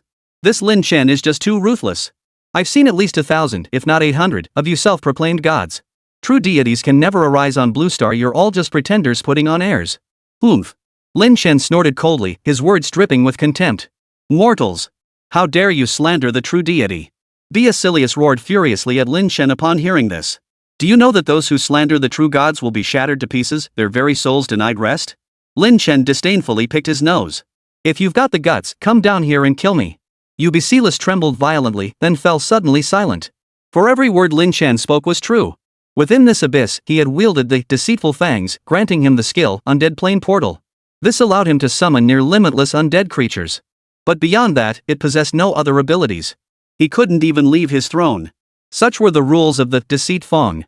Human, you may take these creatures and leave. But remember, this matter is not settled. I will find you. Beelzebub snorted coldly, his voice icy. Leave? Hearing this, Lin Chen smiled. When did I ever say I was leaving? Leveling up here is so satisfying, why would I want to leave? This place was one of the few where Lin Chen could rapidly level up. Leave? Not so fast. Basilius froze. Human, you actually want to settle down here? I've thought about it. Lin Chen chuckled, adding with a hint of regret, too bad I didn't bring my tent. Otherwise, it would have been perfect. Human, you're courting death. Beasley roared, pointing at Lin Chen. I refuse to believe your summoned creatures are truly endless like undead. With that, the undead surged forward like a tidal wave once more. But Lin Chen, picking his nose, paid them no mind whatsoever. He even pulled out a book and began reading, looking utterly at ease. A moment later, rubbing his stomach, Lin Chen muttered to himself, already hungry again? Might as well grab a bite first. He produced a hot pot, prepared the broth, and began piling plates of lamb, beef brisket, tripe, and other ingredients onto his tray. He devoured the meal with such gusto that his mouth glistened with grease and sweat beaded on his forehead. The aroma of the hot pot instantly drew the attention of the surrounding freshmen. After all, they too hadn't eaten for several hours. They typically didn't carry food with them. After all, backpack slots were precious resources reserved for gear or consumables. How could they possibly bring food, let alone a hot pot? But now, the aroma of the hot pot made the freshmen's mouths water. They stared enviously at Lin Chen, his mouth dripping with grease, unable to stop swallowing. Gulp. Lin Chen, can I have a taste of your hot pot? Don't worry, I'll pay. Finally, someone couldn't hold back and stepped forward to ask. Sorry, I only brought enough for one person. Can't sell it, Lin Chen replied, licking the broth from his lips. The group collectively sighed in disappointment. However, his next words made their eyes light up. But I do have plenty of lamb skewers. Would any of you like some? As he spoke, Lin Chen produced a large bag of lamb skewers from his backpack as if by magic. Lamb skewers? Yes. I love grilled meat. I want some. I want some. How much are they? I'm starving. Everyone crowded around in delight. Well, looks like you're all pretty excited, Lin Chen chuckled. But lamb skewers are pricey, better brace yourselves. What's so expensive about lamb skewers? Don't worry, I'll buy 100. The fat man patted his belly and said with a grin. Outside. A single skewer of lamb cost no more than about 5 credit points. They were all professionals. Credit points were never in short supply. 100 credits per skewer. Lin Chen chuckled and blurted it out. Hearing this, the entire group was stunned. 100 credits for a skewer of lamb? That's practically robbery. Lin Chen, you're way too greedy. This is outright robbery. This is utterly shameless. Lin Chen, how could you do this? The freshmen all started complaining. Think it's too expensive? You don't have to buy it. I'm not forcing you, Lin Chen said with a smile. He then picked up a piece of marbled beef with his chopsticks, ate it, and lit the charcoal in the grill while placing lamb skewers on top to cook. Instantly, the rich, savory aroma of grilled meat filled the entire temple. Forget it, 100 points be it. Give me 10 skewers first. Finally, watching Lin Chen enjoy his meal, the starving fat guy couldn't hold back any longer and shouted out. Got it. 10 skewers of lamb, 1,000 points total. Lin Chen sprinkled cumin over a handful of skewers and handed them to the chubby guy with a smile. Here's the points. The chubby guy handed over a card displaying 1,000 points. Then, he eagerly took a bite of the lamb skewer. Delicious. So fragrant. How did I never notice before how delicious lamb skewers are? So fragrant. In no time, the fat guy polished off all 10 skewers. He even licked the sticks clean, clearly not satisfied and looking like he'd gotten a taste for more. So delicious.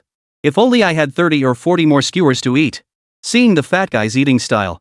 Finally, the others couldn't resist either and began crowding around Lin Chen. I'll take 10 skewers too. Forget it, I'll take 20. Just give me 5 skewers first, I don't have much of an appetite. In less than 10 minutes. A large batch of lamb skewers was completely sold out. A bunch of lamb skewers earned me 12,000 credits? Ha! That's a steal. Lin Chen counted the credit cards in his hand and couldn't help but laugh out loud. In the outside world, a measly batch of lamb skewers would only fetch a few credit points at most. Who would have thought they could be exchanged for points, a whopping 12,000 points at that? Monopoly truly meant huge profits. Just as Lin Chen was reveling in his joy. Damned human. What do you think this place is? Seated upon the throne, Basilis erupted in fury, roaring at Lin Chen. This place was built in imitation of the temple from his memories. To him, it was utterly sacred. Yet these humans dared to grill meat and eat hot pot here? This was nothing short of sacrilege. Chapter 125, Platinum Star. This isn't fair. Vote request. Yet Basilis could do nothing about it. He could only watch helplessly as Lin Chen rolled his eyes at him, then continued cooking his hot pot, even eating with greater relish. Did he actually treat his words like they were nothing? I'm a fragment of a god, for crying out loud. Is there no law in this world? Basilius could only vent his impotent rage with furious curses. You despicable human. You will pay for your actions. Damned human, will you ever shut up? Get out. If you don't leave now, I'll make you pay. Just go. I'm begging you, just leave. Do you plan to stay here forever? Finally, Basilius spoke to Lin Chen with a tone of desperate pleading. Basilius had completely broken down. He never imagined this Lin Chen would treat him like a practice dummy, refusing to lay a finger on him and even resorting to extorting his own kind. This pest was best sent packing sooner rather than later. Everyone froze upon hearing Basilius' words. Good grief. They'd only ever witnessed bosses and adventurers locked in a fight to the death. This was the first time they'd ever seen a boss beg for mercy. And this boss was an existence even Platinum Star couldn't shake. This Lin Chen. What the hell is his deal? Kill me now. My weakness is this throne beneath me. Slay me, and you'll obtain an epic tier item. Finally, Basilius roared in fury, revealing his weakness to the professionals present. But Lin Chen merely chuckled. Want to die? It's not that easy. If I recall correctly, deceptive fangs can't be actively dispelled, it can only be passively broken. Ha. You'll just have to be my obedient experience fodder. Basilius was utterly despairing. He never imagined. As a divine fragment, he had planned to use these human souls to break the seal and shroud the human world in a bloodbath. But he encountered this demon god. Are all humans this vicious? This world seems terrifying. If given the chance, I'd rather stay sealed away. Basilius thought painfully, finally accepting his pitiful fate with reluctance. 3 days later, Lin Chen emerged into the real world feeling refreshed and invigorated. Over these 3 days, his level had risen to 13, a truly fruitful harvest. His primary reason for exiting wasn't the closure of the abyss. Rather, it was because he had completely depleted his food supplies. With no other choice, Lin Chen had to come out to restock. He also planned to rescue Bai Jinxing and the others while he was at it. Little did he know, the moment he emerged from the abyss, a notification pinged on his communicator. Teacher Wawak, little brother, skipping class these past few days, don't you want to graduate? As punishment, you'll have to attend tutoring sessions in my office every day from now on. Lin Chen glanced at it and chose to ignore it. Homely, Lin Chen, where have you been? If you're in the abyss, I won't bother you. It was quite normal for professionals to disappear. Signals were non-existent within the abyss. Clearing certain large-scale abysses could take not just a couple of days, but even 1 or 2 months. Thus, Homely didn't panic when Lin Chen didn't reply. She quickly replied, then Lin Chen turned his attention to the last message. By Juan, Mr. Lin Chen, there's an auction next week. It seems they have something you might want. Just letting you know. An auction with something I need? Lin Chen glanced at the attachment Bai Wan had sent along with the message, his expression brightening instantly. It's actually singularity forged steel. This is a crucial material for repairing the array at the hideout. Lin Chen had already gathered most of the materials needed to repair the molten fire hideout. Now, only singularity forged steel remained elusive. Excellent. Looks like I absolutely must attend this auction. But it's still early. Let's wait until next week. Having made up his mind, Lin Chen summoned Black Dick and strode confidently toward the city center of Jianghe City. He then visited a trading house, purchased a large quantity of food, water, and other supplies, and returned to the Shadowtooth Mountains to begin tormenting Beelzebub. Meanwhile, after returning to school, Fatty and the others rushed to post their experiences on the school forum, intent on exposing Lin Chen's despicable true colors. That bastard took advantage of the chaos, saddling each of us with over 10,000 points of debt. He's ruthless. He thinks he can bully us just because he's a summoner, showing zero respect for his classmates. Demand the school impose severe punishment. Exactly, severe punishment. We absolutely cannot let this kind of behavior go unchecked. In an instant, the forum was almost entirely consumed by discussions about Lin Chen and the Shadowtooth Mountains. Some believed Lin Chen had done the right thing. He didn't force you, and besides, he saved your lives. How ungrateful can you be? Others, however, thought Lin Chen had gone too far. Lin Chen's just taking advantage of the situation. This whole thing looks like a trap he set himself. The heated debate raged on. Meanwhile, inside the office, a seductive woman in a fiery red high-slit cheaphouse sat before her desk, her delicate fingers lightly tapping as she browsed forum posts. After a long while, she let out a soft chuckle. He. Little Lin Chen, you've brought your big sister quite the unexpected delight. I never imagined you'd be even more formidable than I thought. Hurry up and level up. Big sis is waiting for you to grow up. Whispering softly to herself, Hua Wuqiao used the university's official account to post a message on the forum. Recent reports of extortion incidents have been verified by the university. No disciplinary action will be taken against any individuals involved. Zhanghai University Administration. The moment this post went live, it was as if the university had declared its stance. Lin Chen did nothing wrong. Zhanghai University was no ivory tower, no place for nurturing weaklings. Among professionals, there is no morality, only survival of the fittest. Not just extortion, even threats, kidnappings, or similar acts. As long as no one dies on campus grounds, the administration will turn a blind eye. Just like the student union's extortion and bullying of freshmen, the school knows all about it. But no one intervenes. Even after Lin Chen killed so many people, the school investigated and ultimately swept it under the rug. What? You speak of fairness and justice? If you want that, go home crying and call your mom. Meanwhile, elsewhere, inside a villa. What? The authorities actually support Lin Chen? Bai Jingxing stared at the post, his eyes blazing with fury. Impossible. I've been pressuring the authorities, they should be backing me. Why show such favoritism toward an ordinary profession? Chapter 126, The Sure Family Auction. Bai Jingxing was utterly baffled. After all, he possessed an epic tier profession. The moment he awakened his epic tier profession, even figures like the city lord treated him with utmost courtesy, carefully courting his favor with fervent enthusiasm. Everyone around him showed nothing but reverence, fawning and flattering him. He had believed this life would continue indefinitely. But then he encountered Lin Chen. Taking a deep breath, a flicker of murderous intent flashed in Bai Jingxing's eyes. Lin Chen. Just you wait. 1 month later. Within the temple of the Shadowfang Mountains. Lin Chen's face lit up with joy. Level 14 already. Just 1 month, and I've jumped straight to level 14. This is awesome. Leveling from 12 to 14 in a single month. Such speed was unimaginable even for ordinary adventurers. And that's without considering Lin Chen, whose leveling experience was dozens of times that of an ordinary practitioner. It just goes to show how exceptional the Shadowtooth Mountains truly are, a prime spot for leveling up. Otherwise, who knows when Lin Chen would ever reach level 14. But now, after the initial excitement, Lin Chen began to feel troubled. The higher your level, the less experience you gain from killing lower level undead. Yet the amount of experience needed to level up keeps increasing. Based on my estimates, even if I left my character idling here 24/7, it would still take at least half a year to reach the next level. Lin Chen sighed and shook his head. 6 months stuck in this place? No way. Though it was quite enjoyable here, sipping cola, snacking on grilled skewers and hot pot, playing downloaded games and reading novels. But that kind of enjoyment only lasts for a certain amount of time. Staying here for half a year? Lin Chen simply couldn't endure it. People need to get out and move around. Otherwise, staying cooped up at home all day would make him rusty. Suddenly. Wait, the insectoid creatures aren't ordinary summons. They have no distance restrictions at all. I could easily station a wave of Bug Clan here to grind levels while I go out and do my own thing. Lin Chen's eyes lit up as he slapped his forehead. Most summoned creatures have distance restrictions tied to their summoners. For instance, if a summoned creature strays more than 100 meters from its summoner, it will return to the summoner's side, or there might simply be a time limit on the summoning. Thus, most summoners could only achieve semi-automatic monster farming. But Lin Chen was the Zerg Overlord, completely different from them. First, all insectoid creatures summoned by him exist permanently, with absolutely no time restrictions. Second, all insectoid units share no distance restrictions whatsoever with Lin Chen. Even when Lin Chen left several blade insects in the molten hideout tens of thousands of miles away from Zhanghe City, he could command them with a mere thought. This was the absolute gap between professions. In other words, Lin Chen could remain within the Shadowtooth Mountains temple while deploying a portion of his insect forces. In this way, he could handle affairs outside while his experience steadily increased.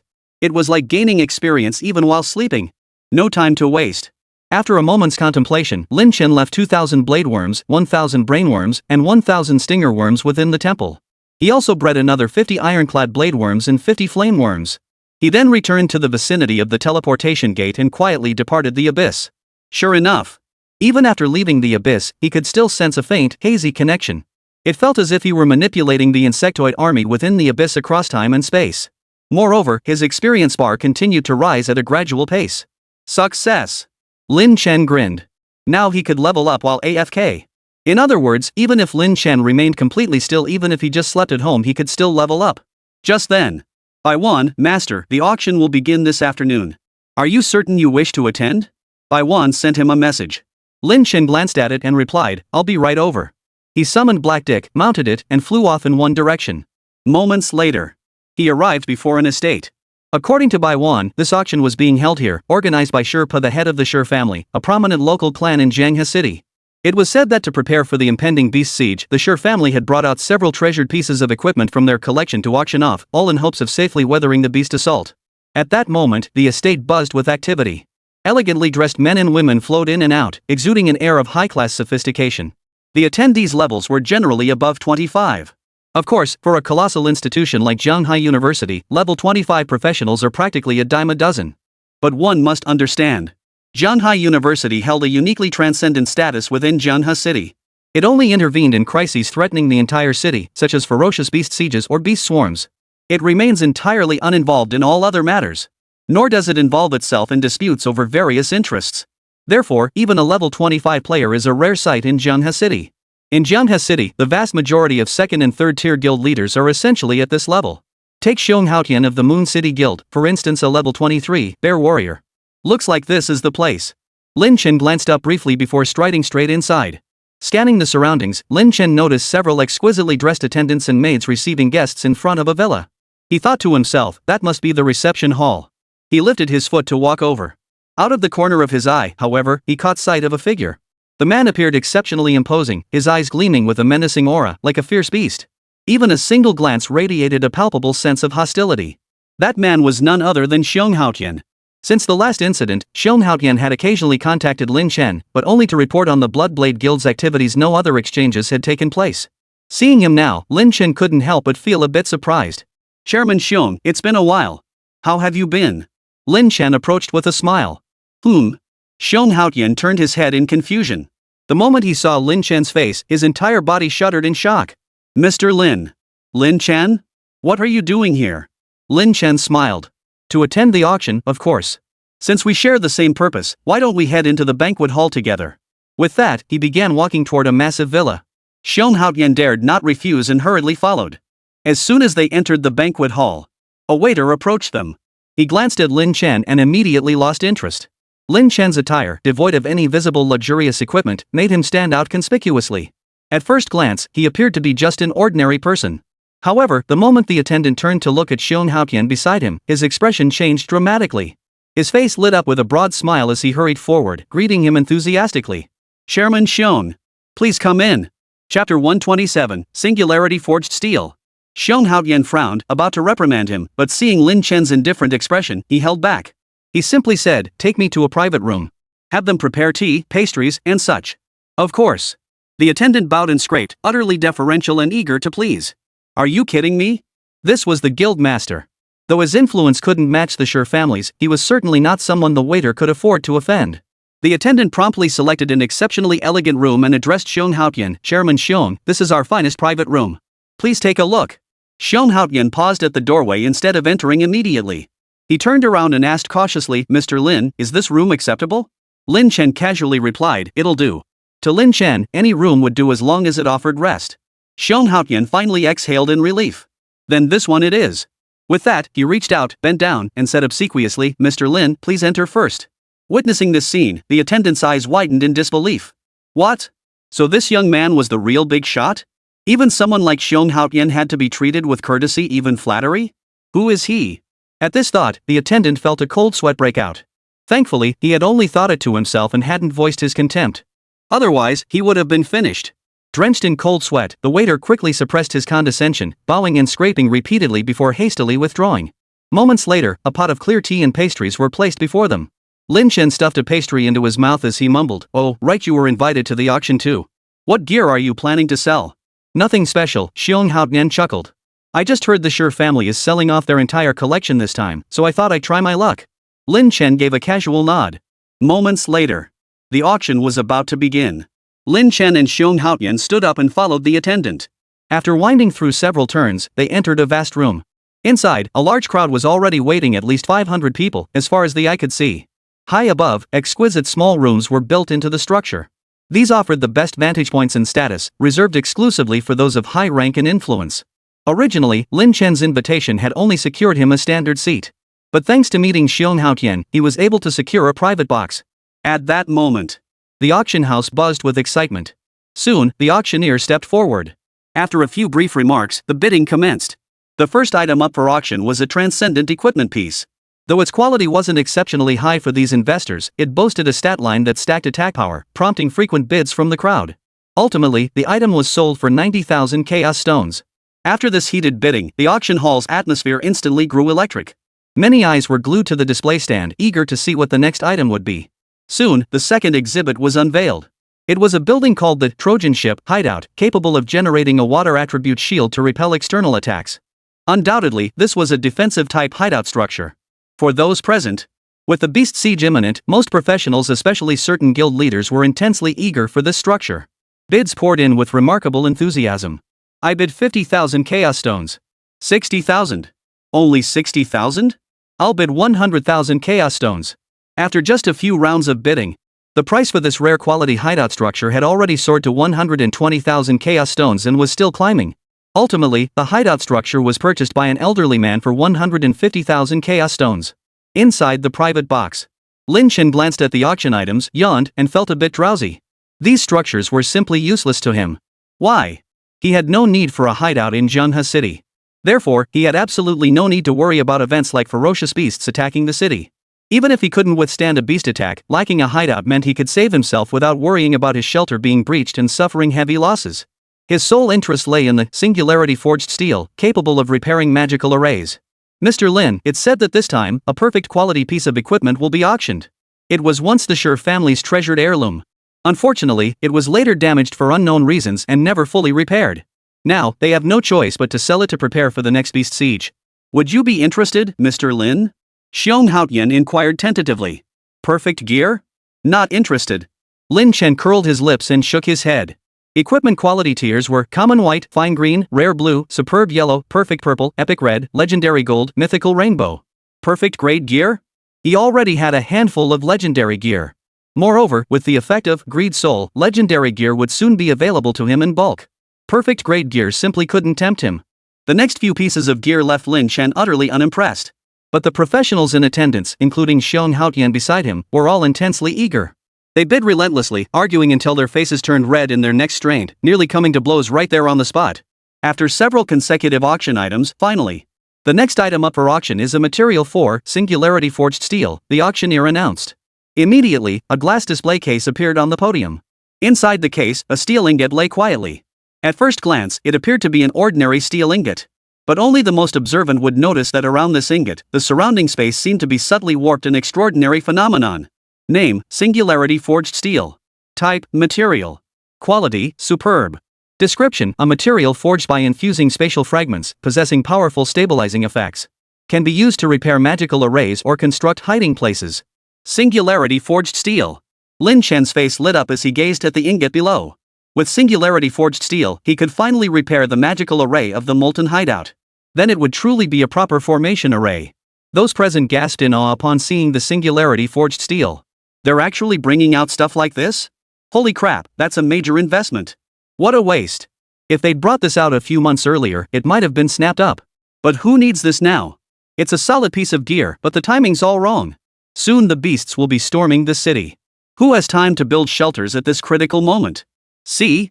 This gear's probably going unsold. A group murmured among themselves. A flicker of worry crossed the auctioneer's eyes, but he maintained his smile as he announced. Singularity forged steel, extraordinary quality material. Starting bid, 50,000 chaos stones. Each bid increment must be no less than 1,000 chaos stones. Bidding begins. Chapter 128, Omen of the Ferocious Beast Siege, Jinyu appears. The words fell. The atmosphere instantly turned icy. Everyone exchanged glances, yet not a single bid was made. This singularity forged steel. Had it been auctioned 2 months earlier, they would likely have fought tooth and nail, bidding fiercely. But now, with the beast siege imminent, every coin in their pockets was earmarked for fending off the beast tide. Where would they find spare cash for this? Thus, not a single voice was raised in half a minute. The room was filled only with the hushed murmurs of the crowd. The auctioneer grew impatient and repeated his pitch. Ladies and gentlemen, this singularity forged steel is exceptionally rare. It's essential for repairing the magical formations of your hideouts and constructing the very buildings that shelter you. Moreover, its production is extremely scarce. Even in Jianghe City, less than 100 pieces are available annually. Are you all not tempted? The host painted a vivid picture, extolling the forged steel as if it were a priceless treasure. Yet no matter how much he raved, not a single bid was placed. Just as the auctioneer began to despair, a lazy, indifferent voice drifted out from one of the private boxes. No one wants it? Then I'll take it. 50,000 chaos stones. A bid had been made. Hearing this, every person present turned their heads in astonishment toward the box where the voice had come from, their expressions filled with surprise. This private room belongs to Xiong Haotian of the Moon City Guild. That voice doesn't sound like guild leader Xiong, though? I recall he brought a young man into the private room. It must be that young man. Oh right, that young man looks very familiar. I just remembered, isn't he Lin Chen, the one who slaughtered over 100 members of the Bloodblade Guild not long ago? Whoa, him? Who is Lin Chen? He's supposedly a student at Zhonghai University. Not someone to mess with. I know Zhonghai University is formidable, but I never imagined a mere student could possess such terrifying strength. The crowd buzzed with astonished whispers, pointing and gesturing toward Lin Chen's location. Xiong Haotian sighed wryly. Mr. Lin Chen, why are you buying this forged steel? The beasts are about to attack the city. Why not buy some equipment or consumables to boost your strength instead? Zhonghai University may be formidable, but the stronger the hideout, the more beasts it attracts. Therefore, during each beast siege, even Zhonghai University is stretched thin and struggles to defend itself. They simply won't have the capacity to protect you. Xiong Haotian assumed Lin Chen was too young to understand the dangers of the beast siege, so he offered a well-meaning warning. Every hideout attracts massive beast waves at regular intervals, just like the one Lin Chen's molten fire hideout endured recently. When numerous hideouts cluster together, they form settlement cities. At this point, the beast waves no longer attacked individual hideouts sporadically. Instead, all the beast waves would converge, creating the situation of a ferocious beast siege. At that moment, endless waves of beasts will surge from every direction, assaulting the city of Zhonghai. All practitioners must leave the city to engage the beasts without exception. Those who evade battle will face severe punishment from the Dragon Nation authorities. During this period, countless practitioners suffered heavy casualties. It could be said that, for most practitioners, the beast sieges were nothing short of a catastrophe. The overwhelming majority of professionals strive to level up precisely to defend against these sieges. This explains why attendees at the auction site looked down upon singularity forged steel. Their resources were now solely directed toward fortifying against beast sieges. They wouldn't even glance at anything else. Singularity forged steel is valuable, but could it help them survive a beast siege? Clearly not. As the saying goes, a bird in the hand is worth two in the bush. What mattered most to them now were equipment, skill books, and consumables, anything that could rapidly boost their strength. No matter, Lin Chen murmured with a faint smile. I have my own plan. For everyone else, the beast siege was a life-threatening catastrophe. But for Lin Chen, this was nothing but a gift of experience points. Xiong Haotian sighed and could only fall silent. Below. Upon hearing Lin Chen's bid, the auctioneer exclaimed with delight, the VIP in box 7 has offered 50,000 chaos stones. Are there any further bids? If there are no further bids, then I declare. Just as the host was about to bring down the gavel, a sinister voice echoed from another box. Hey. I also need this singularity forged steel. I bid 60,000 chaos stones. Hearing this voice, the crowd turned their gaze toward a specific box once more. That voice. It's Jinyu from the Bloodblade Guild. That guy wants singularity forged steel too? I doubt it. Everyone knows the Bloodblade Guild and the Moon City Guild are like oil and water, utterly incompatible. Jinyu is probably just doing this to make things difficult for guild leader Xiong. That makes sense. Well, this should be interesting. Inside the private box. Jinyu? Lin Chen frowned upon hearing the murmurs below. Of all people, it had to be him. He hadn't even gone looking for him yet, and now the man had come knocking on his own. However, for the sake of that storm spirit egg, Lin Chen decided to hold off on taking action against him for now. He would wait until the egg was about to hatch before striking. That would be the moment to reap the greatest rewards. With that thought, Lin Chen let out a cold laugh and declared loudly, 100,000 chaos stones. 100,000 chaos stones. The moment this price was announced, it immediately sparked gasps from the countless professionals below. This price far exceeded the inherent value of the singularity forged steel. How could Lin Chen possibly bid 100,000 chaos stones outright? Wasn't that just too ruthless? VIP number 7 bids 100,000 chaos stones. The auctioneer paused, then his face lit up with ecstatic joy. 100,000 chaos stones. Any other bids? He hadn't expected this. Originally, he thought this was an item destined to go unsold. Now it had sold for the astronomical price of 100,000 chaos stones. The crowd erupted in a roar of astonishment. Even Huang Xin beside Lin Chen stared in disbelief at the staggering figure. Mr. Lin, this can't be right? Huang Xin stammered, trying to dissuade Lin Chen from this reckless spending. But Lin Chen waved him off, cutting him off. It's fine. Just watch. He could guess that Jin Yu was deliberately driving up the price just to make him pay a fortune for this singularity forged steel, hence the bidding war. Lin Chen simply quoted a price most people couldn't accept, just to see if anyone would keep bidding. Continue bidding? Weren't you afraid Lin Chen would suddenly drop out and let you have the singularity forged steel? Then Jin Yu would be the one left swallowing his pride, his frustration bottled up inside. Chapter 129, Singularity Forged Steel Secured, Dominant Talent. At that moment, in another private room. What? He just bid 100,000 chaos stones outright? Jin Yu sat in a wide chair, his eyes widening in disbelief. That Lin Chen, isn't he just a student? How could he possibly afford that many chaos stones? What should we do? Should we match it? A look of inner conflict flashed across Jin Yu's chubby face. Match it? If he just walks away, am I supposed to spend 100,000 chaos stones to buy this thing? After a long pause, he shook his head and sighed. Fine. Since he's already paid a hefty price for that singularity forged steel, I'll let you off this time. Oomph. Below the stage.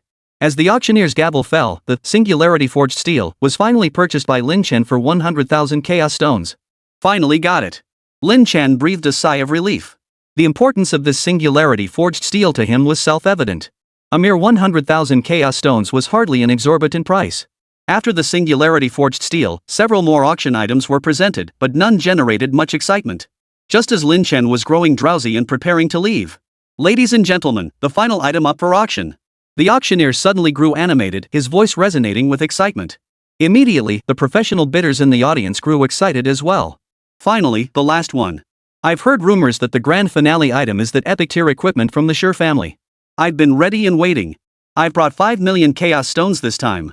I hope to secure it. 5 million chaos stones to snag an epic tier piece of gear? Are you out of your mind? Oof. The epic gear the Sure family's offering is damaged, otherwise they wouldn't be selling it. 5 million chaos stones might actually get you the item. The crowd buzzed with discussion. Even the VIPs in the upper boxes held their breath upon hearing this. For the vast majority of them, this was the very reason they attended this auction. Amidst the eager gazes of the crowd, a massive display platform slowly materialized before the crowd. Within the glass display case, a peculiar, dark blue armor lay quietly. One by one, the crowd hastily casted detection spells upon it. Instantly, the armor's details were displayed before them. Name, Overlord's armor damaged. Type, armor. Quality, epic. Requirements, level 10, strength 25, spirit 19. Attributes, +3 spirit, +15 strength, +1 agility. Special effect Overlord, equipping grants +35 strength, +15 agility. Notes, this is a damaged item requiring repair before use. Repair materials needed, see Tight Ingots 20, Fire Crystal Forged Steel 10, Millennium Frost Marrow 1. Truly an epic tier item, these effects are simply outrageous. Upon seeing it, everyone couldn't help but gasp in awe. This Overlord's armor. At first glance, it seemed ordinary, its special effect merely boosting attributes. But consider this. A typical level 15 professional, even one specializing in strength, would only have around 35 strength points. Yet this Overlord's armor, when equipped, directly added nearly 50 points to strength, more than doubling it. Strength, after all, directly impacts a strength-focused character's attack power, health points, and even defense. Over double the stats compared to other level equivalent players? This is utterly insane. Truly worthy of an epic tier item. These stats are insane. Holy crap. Am I seeing this right? It really is epic gear. I'm taking it. As a strength-focused class, this Overlord's armor would push my strength stat past 100. Then I'd finally have the confidence to fight the beasts storming the city. The crowd marveled, their eyes unabashedly revealing their desire for this piece of gear. Seizing the moment, the host quickly added, I'm sure I don't need to introduce this piece of gear any further, right? The Overlord's armor, an epic tier item. Starting bid, 3 million chaos stones. Each bid increment must be no less than 100,000 chaos stones. Bidding begins. No sooner had the words left his mouth. The crowd below began bidding enthusiastically. 4 million. 4.1 million chaos stones. 4.5 million. 4.7 million chaos stones. In less than 3 minutes, the price of the Overlord's armor had already soared to 5 million chaos stones. And the bidding continued to climb, showing no signs of stopping. Huang stared at the Overlord's armor, his eyes burning with desire, yet he kept his lips tightly sealed, showing no intention of speaking. Lin Chen didn't press him. He knew Huang's Moon City Guild was at best a third-rate guild in Jianghe City. They'd already depleted resources preparing for the beast siege. How could they possibly spare funds to compete for an epic tier item? However, as he gazed at the Overlord's armor below, a hint of surprise flickered in his eyes. For the instant the Overlord's armor appeared, a notification chimed in his ears. Ding! Detected insect swarm fragment. Recycle fragment to unlock Dominator talent. Overlord talent? Swarm fragments? Lin Chen felt both astonished and shaken. Seems I still don't know enough about the Zerg Overlord. Gazing at the equipment below, Lin Chen's gaze slowly shifted from indifference and disdain to solemnity and eagerness. In that case, I absolutely must obtain this piece of equipment. Too bad. Lin Chen shook his head. He simply didn't possess that many chaos stones.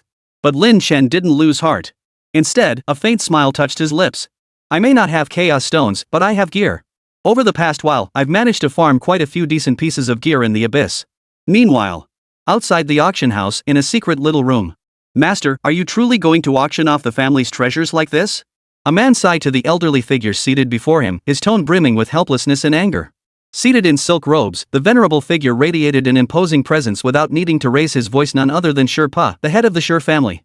Sherpa replied with resignation, Do you think I want to sell them? The truth is, we suffered heavy losses in that abyss a few days ago. The family instantly lost a large portion of its backbone. We are now in a vulnerable position. If we don't bring this equipment out, sooner or later other factions will set their sights on it. Who knows what kind of treacherous schemes might unfold then? Besides, though this is an epic tier item, it's damaged beyond use. Rather than letting it rot within the family, it's better to sell it off. We can use the proceeds to acquire genuinely useful gear to weather this beast siege. Below, many descendants of the Sher family listened. Though they understood the logic, the idea still felt unsettling to put into practice. Just then, head of the family, a figure clad in black suddenly entered the room.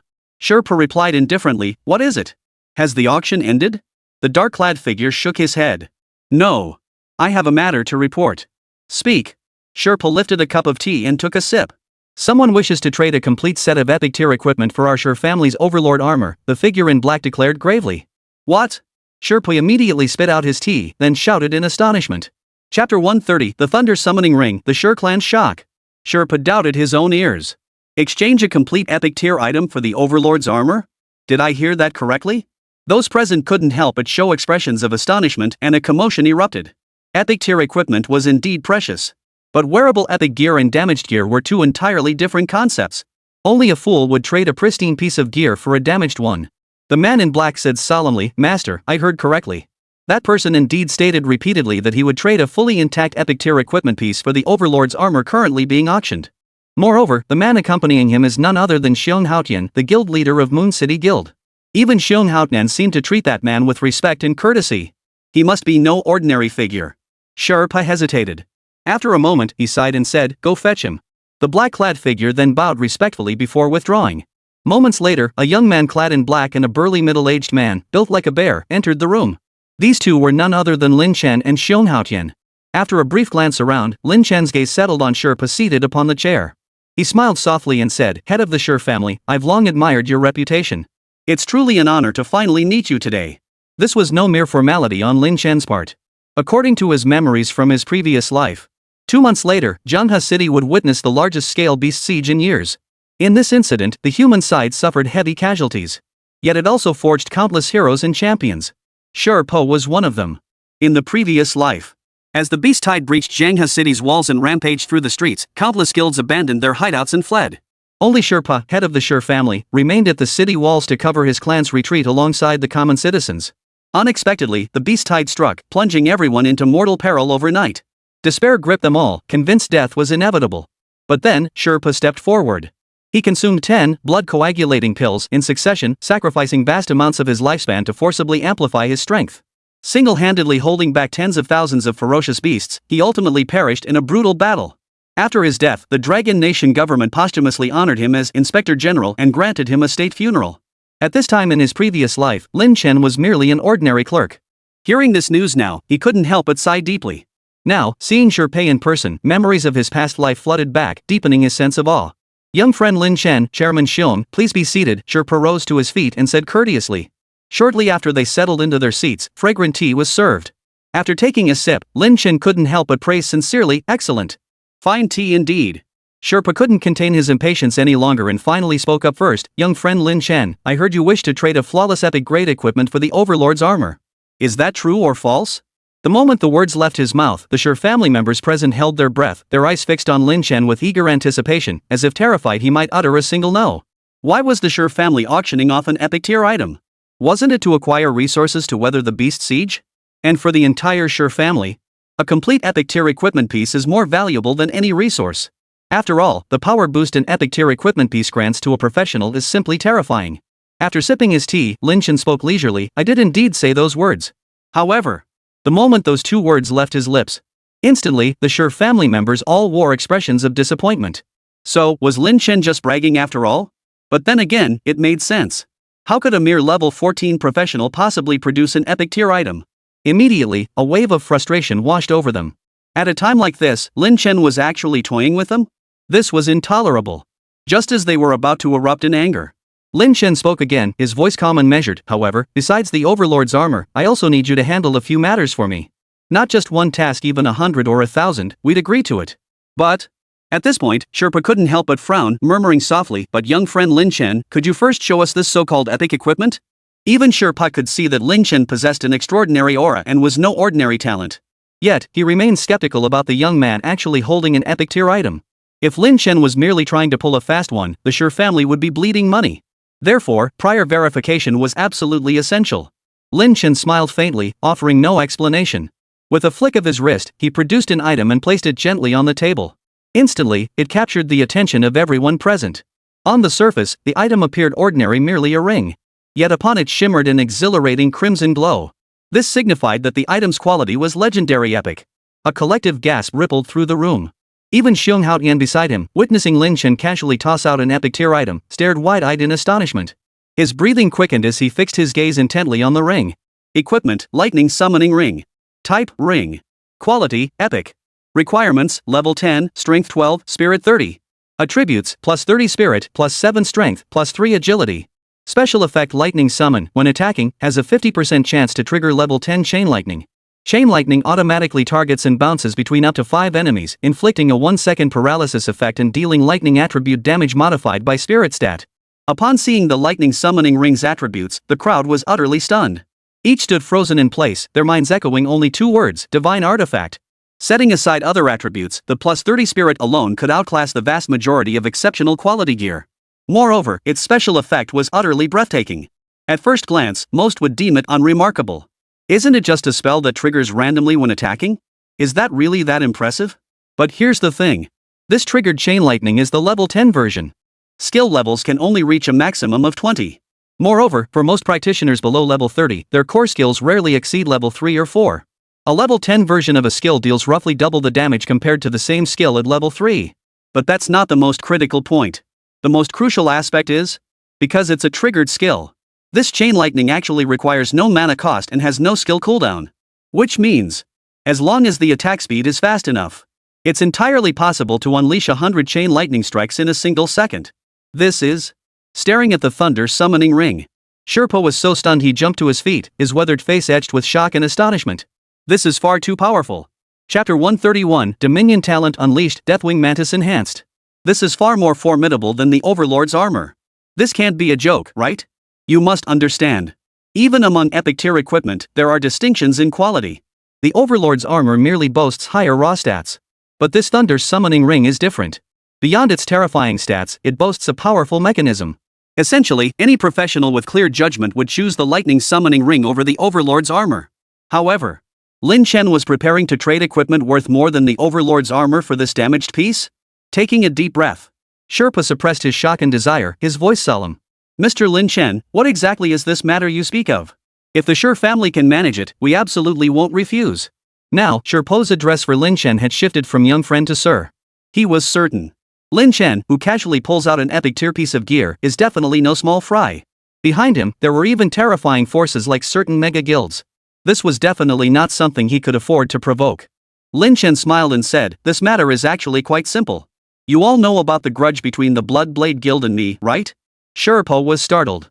He glanced at Xiong Haotian beside Lin Chen and nodded slightly. "I've heard about that." The feud between the Moon City Guild and the Blood Blade Guild was common knowledge, even reaching the ears of his own Sher family. "I intend to take action against the Blood Blade Guild soon," Lin Chen stated casually. "I hope the Sher family head will lend me a hand when the time comes."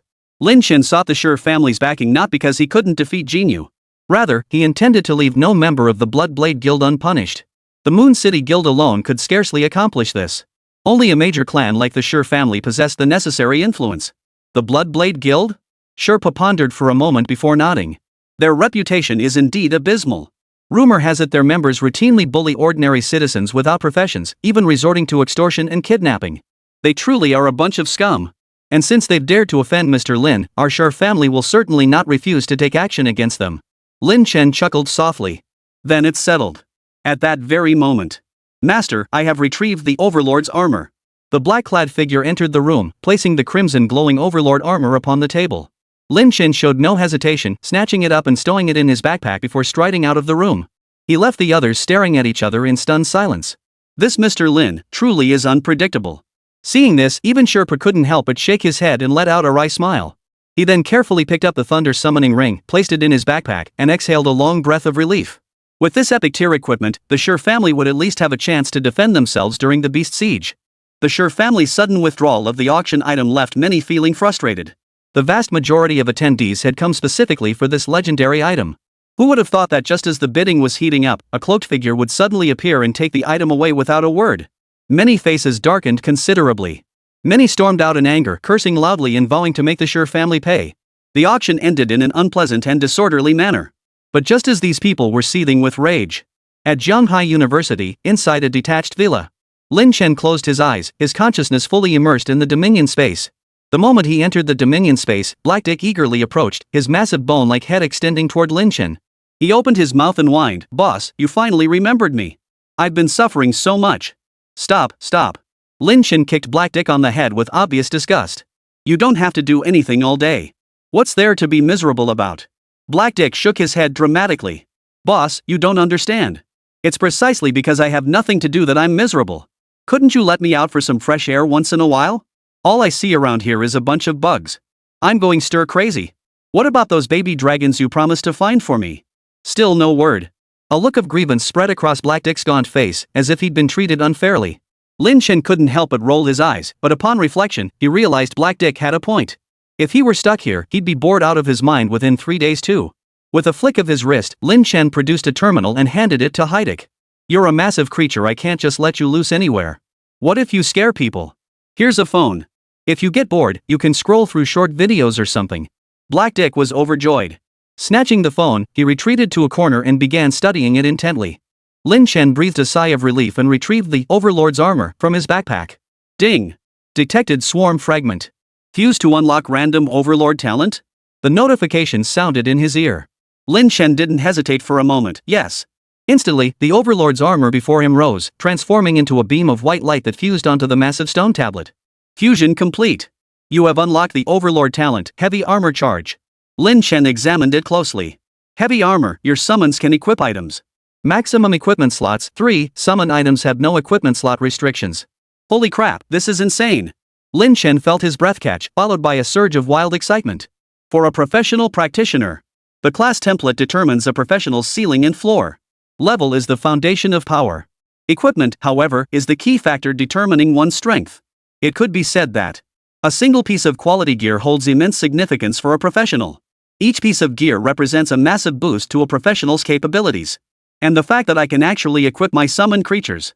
This is simply terrifying. Truly befitting an infinite tier profession, a single talent is this terrifying? Lin Chen couldn't help but nod, his eyes brimming with satisfaction. This meant the strength of his summons could be elevated to an entirely new tier. Perfect. I can finally put those unsellable low-quality gear to use. Soon, every insectoid unit will be equipped 1 piece per person. Wait, no, 3 pieces per insectoid limb. Lin Chen thought excitedly.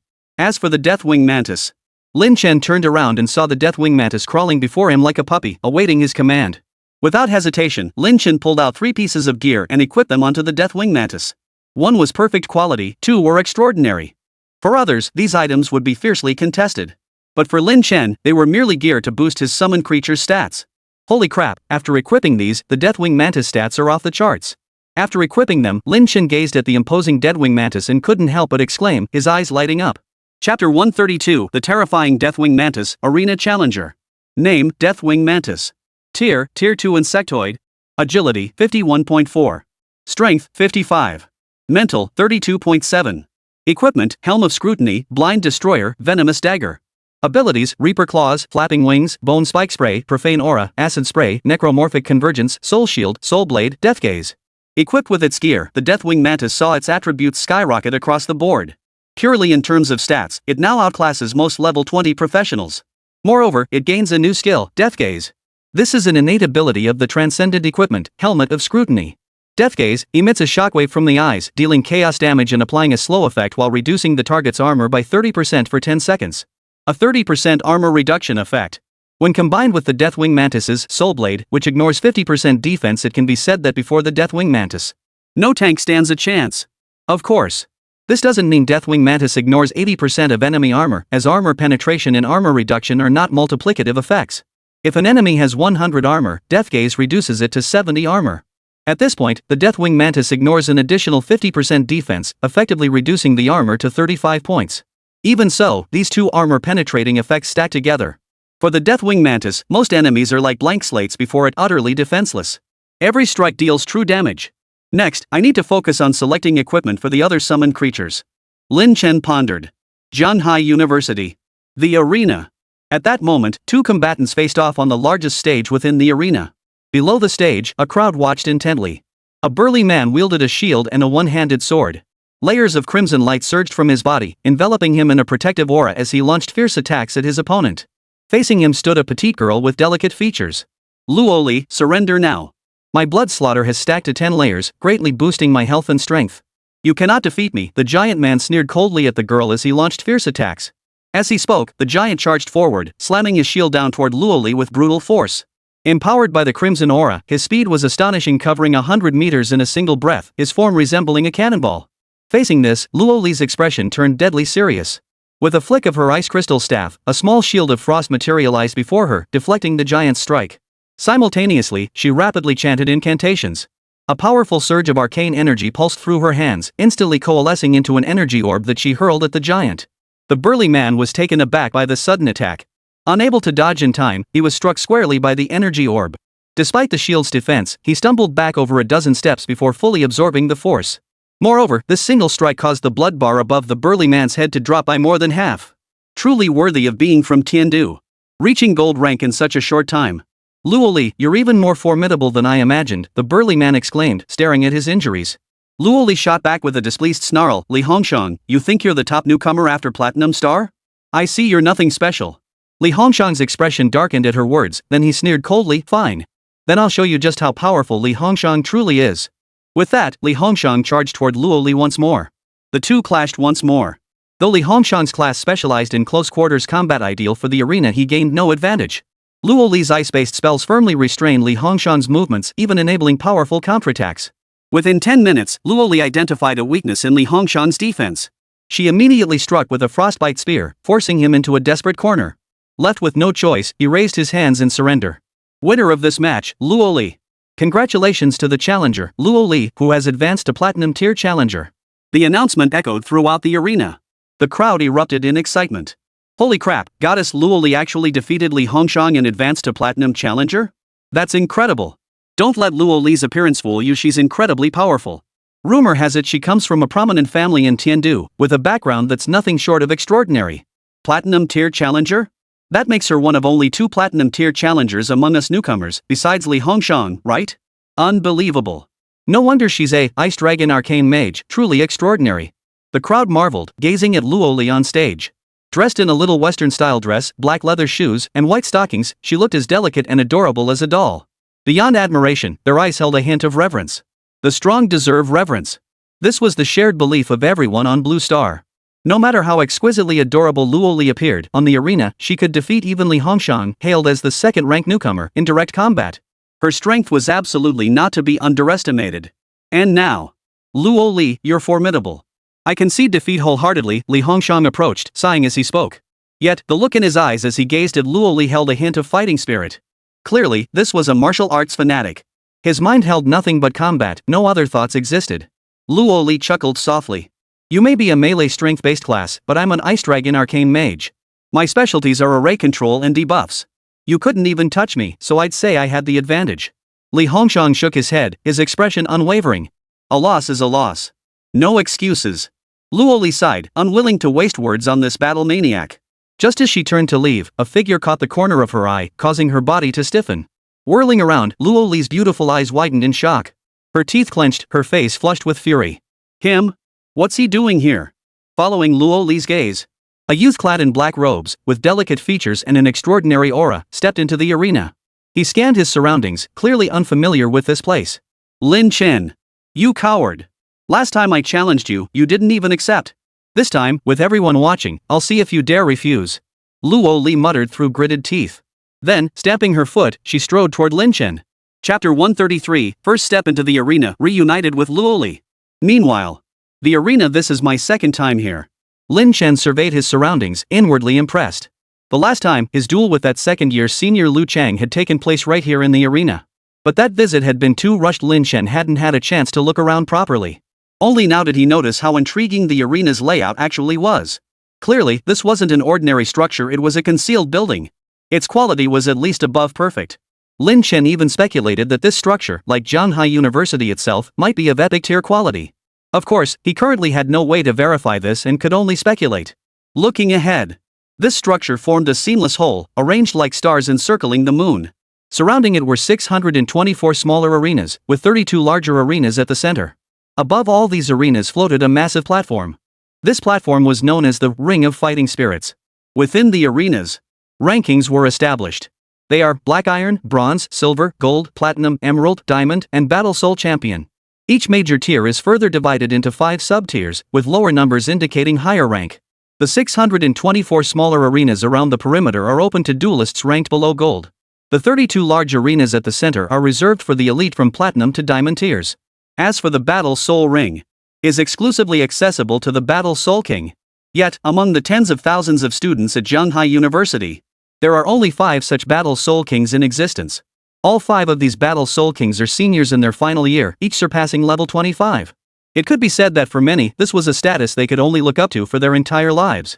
Is this the Battle Soul ranking? Lin Chen came to a halt, staring at a massive stone monument by the roadside as he examined it closely alongside many others.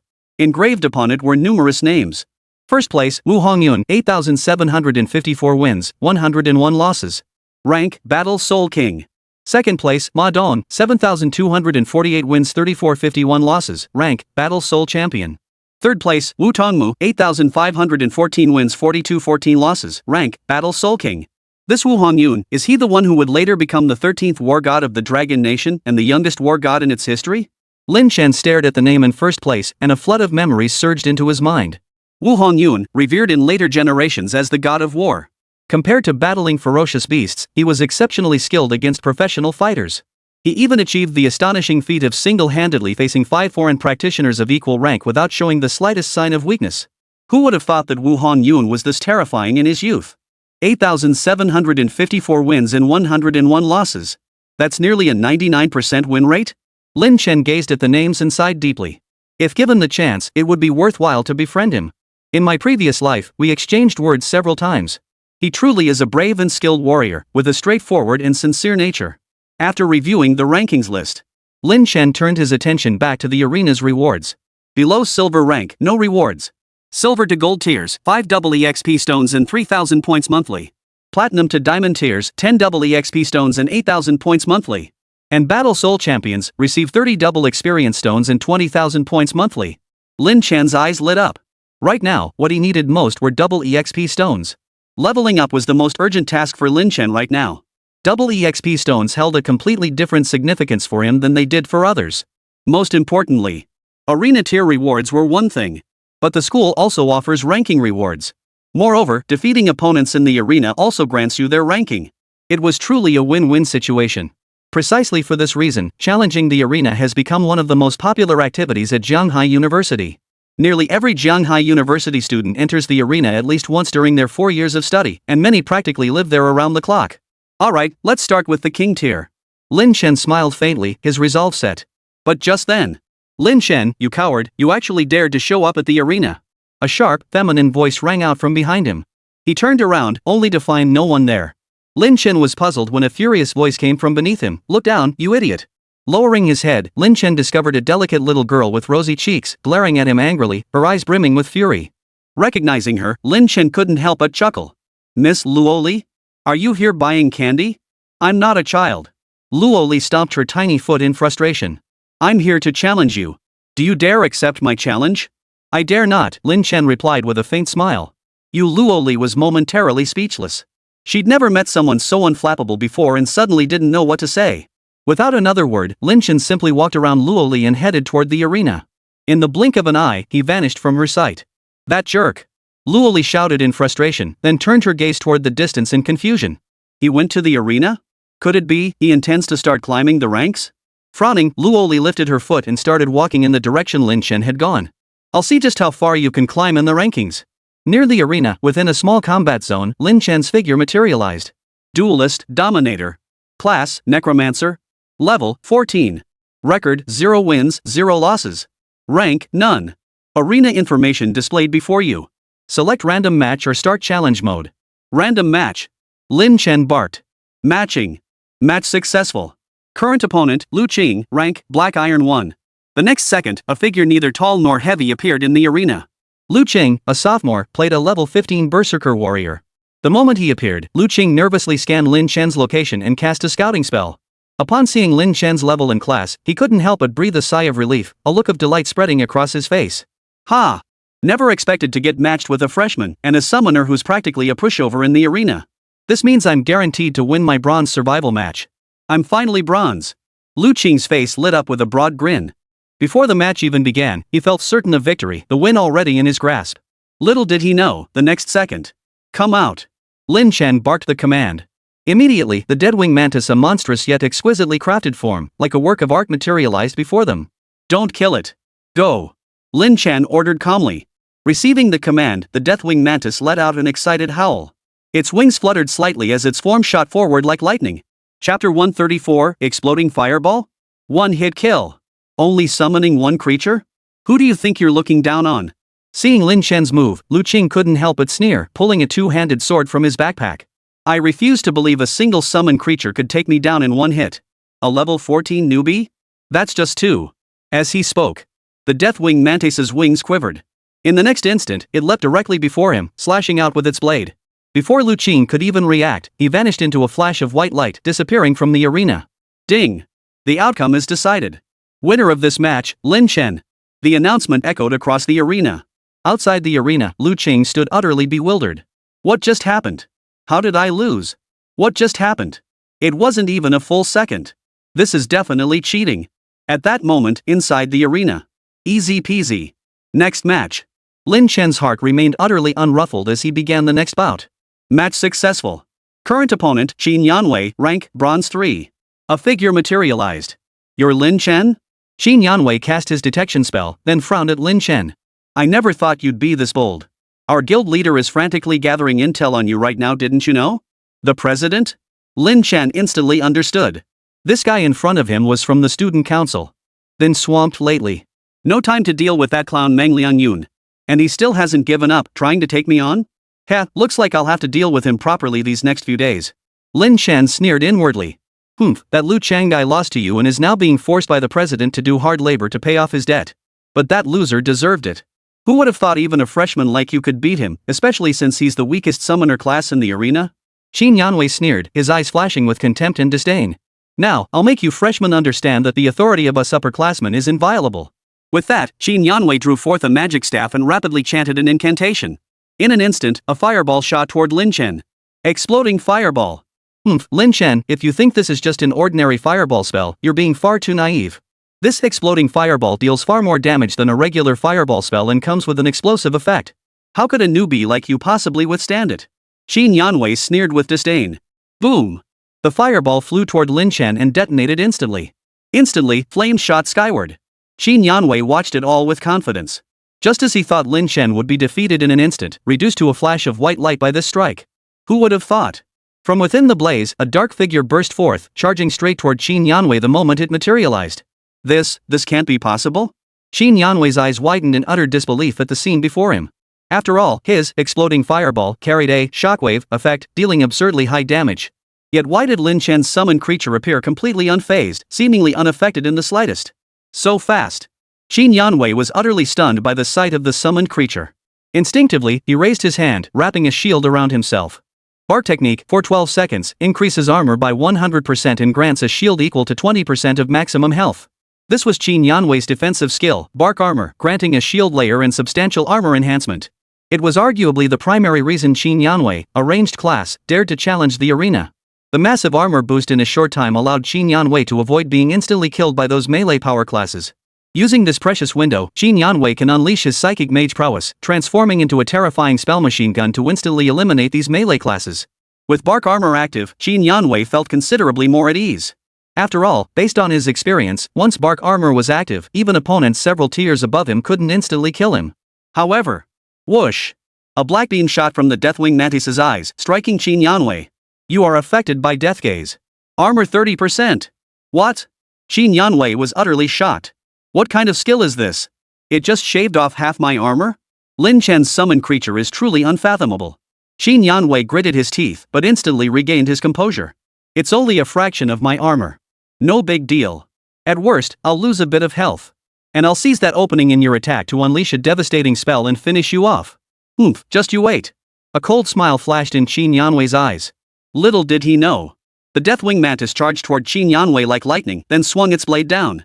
The next second, the victory notification echoed throughout the entire arena. Ding! The outcome is decided. Winner of this match, Lin Chen. I won. Lin Chen showed no sign of joy. To him, this opponent was nothing more than an utterly ordinary foe. He didn't even need to deploy his insectoid army. Let me see. 10 placement matches to determine my rank? Yeah, how boring. Sighing, Lin Chen immediately began matching for his next opponent. Meanwhile, Qin Yanwei's figure appeared outside the arena. He was in a state of complete bewilderment. His face bore terror and utter shock as he froze in place, unable to move for a long time. After a long moment, he finally let out a shattered cry. One strike and I'm dead? I had bark skin active. What the hell kind of damage is this? Just moments ago. Qin Yanwei stood there, brimming with confidence, ready to take the Deathwing Mantis's attack head-on. But when the blade struck, instead of losing just a small amount of health as he'd expected, instead, he was instantly killed. If not for the arena's protection, he would already be a corpse. Too fast, way too fast. I couldn't even react. And why is that summoned creature's attack so powerful? Does he have some other way to reduce armor? Why is Lin Chen so formidable? Qin Yanwei was plunged into deep terror. The scene from moments ago still swirled in his mind. The unmatched might of that Deathwing Mantis had cast an indelible shadow over him. We must report this to the guild leader. Let the president deal with this guy. With that thought, Qin Yanwei swallowed hard, pulled out his phone, and dialed a number. President? This is Qin Yanwei. I've discovered Lin Chen's trail here at the arena. Chapter 135, 100% win rate. Platinum Star wants to challenge me? In the third match, Lin Chen was paired with a rather attractive female mage. Though she didn't underestimate him, she opened with 2 powerful spells hurled at Lin Chen. But it didn't change the outcome. She was instantly killed by the Deathwing Mantis. The fourth match followed the same pattern. The fifth match, the sixth match. Every opponent, before Lin Chen, couldn't last a single exchange. Soon, all 10 placement matches were concluded. Placement matches complete. Your placement tier is Gold 3. Gold 3? Lin Chen was somewhat surprised. He had expected that his perfect 10-0 record, coupled with matches lasting under 10 seconds each, would secure him a higher tier. Instead, he was only placed in the Gold tier. If anyone else in the arena heard that, they'd probably spit blood in disbelief. Gold 3? That's low? After all, the vast majority of duelists never surpass the level of a gold goalkeeper.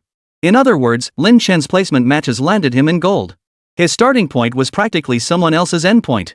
And he still complains about his rank being low? Continue matching. Lin Chen didn't let it get him down, immediately selecting to match again. Match 11, match 12, match 13. In just a few hours, Lin Chen had completed over 100 matches. 100 battles, 100 victories. Outside the arena, many noticed a name frantically jumping up the leaderboard, shooting upward rapidly. They stopped to watch. Someone's pushing the rankings? Seems like a big shot. The Overlord? Is there someone like that among the upperclassmen? I've never heard of them. I know Dominator. That's the top-ranked freshman from the new student assessment. His real name is Lin Chen. Freshman? Lin Chen? A freshman? And he's this strong? This freshman class is full of hidden talents.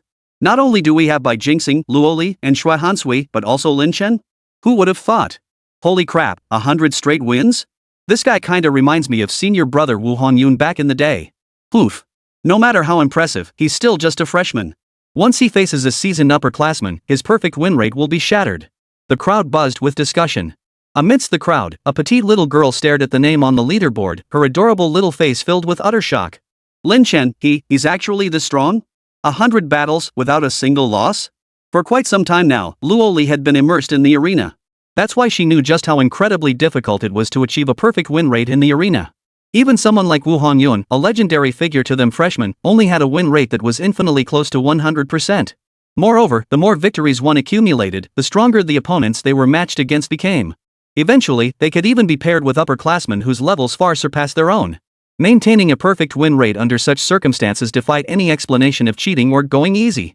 So Lin Chen is truly that formidable? So that means he earned first place in the new student assessment purely through his own strength.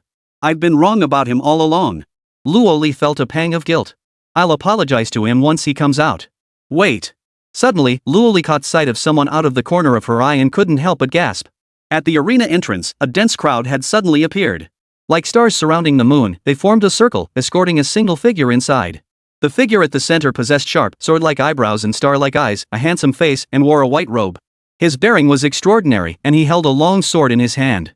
Countless men and women surrounded him, their eyes filled with admiration and reverence, gazing at him as if he were a superstar. This man was none other than Bai Jingxing, hailed as the first among the new generation. Yet at this moment, Bai Jingxing's face bore a cold, somber expression as he strode directly toward the interior of the arena. His gaze fixed on the rankings etched into the stone monument, his eyes narrowing as he murmured under his breath, "Mangliang Yun, it seems you were right. Lin Chen is indeed within the arena." Poof. You want to use my hands to eliminate Lin Chen? Then I'll grant your wish. With that, Bai Jingxing strode into the arena. After logging in his information, he immediately sent a message to Lin Chen. Lin Chen, fight me.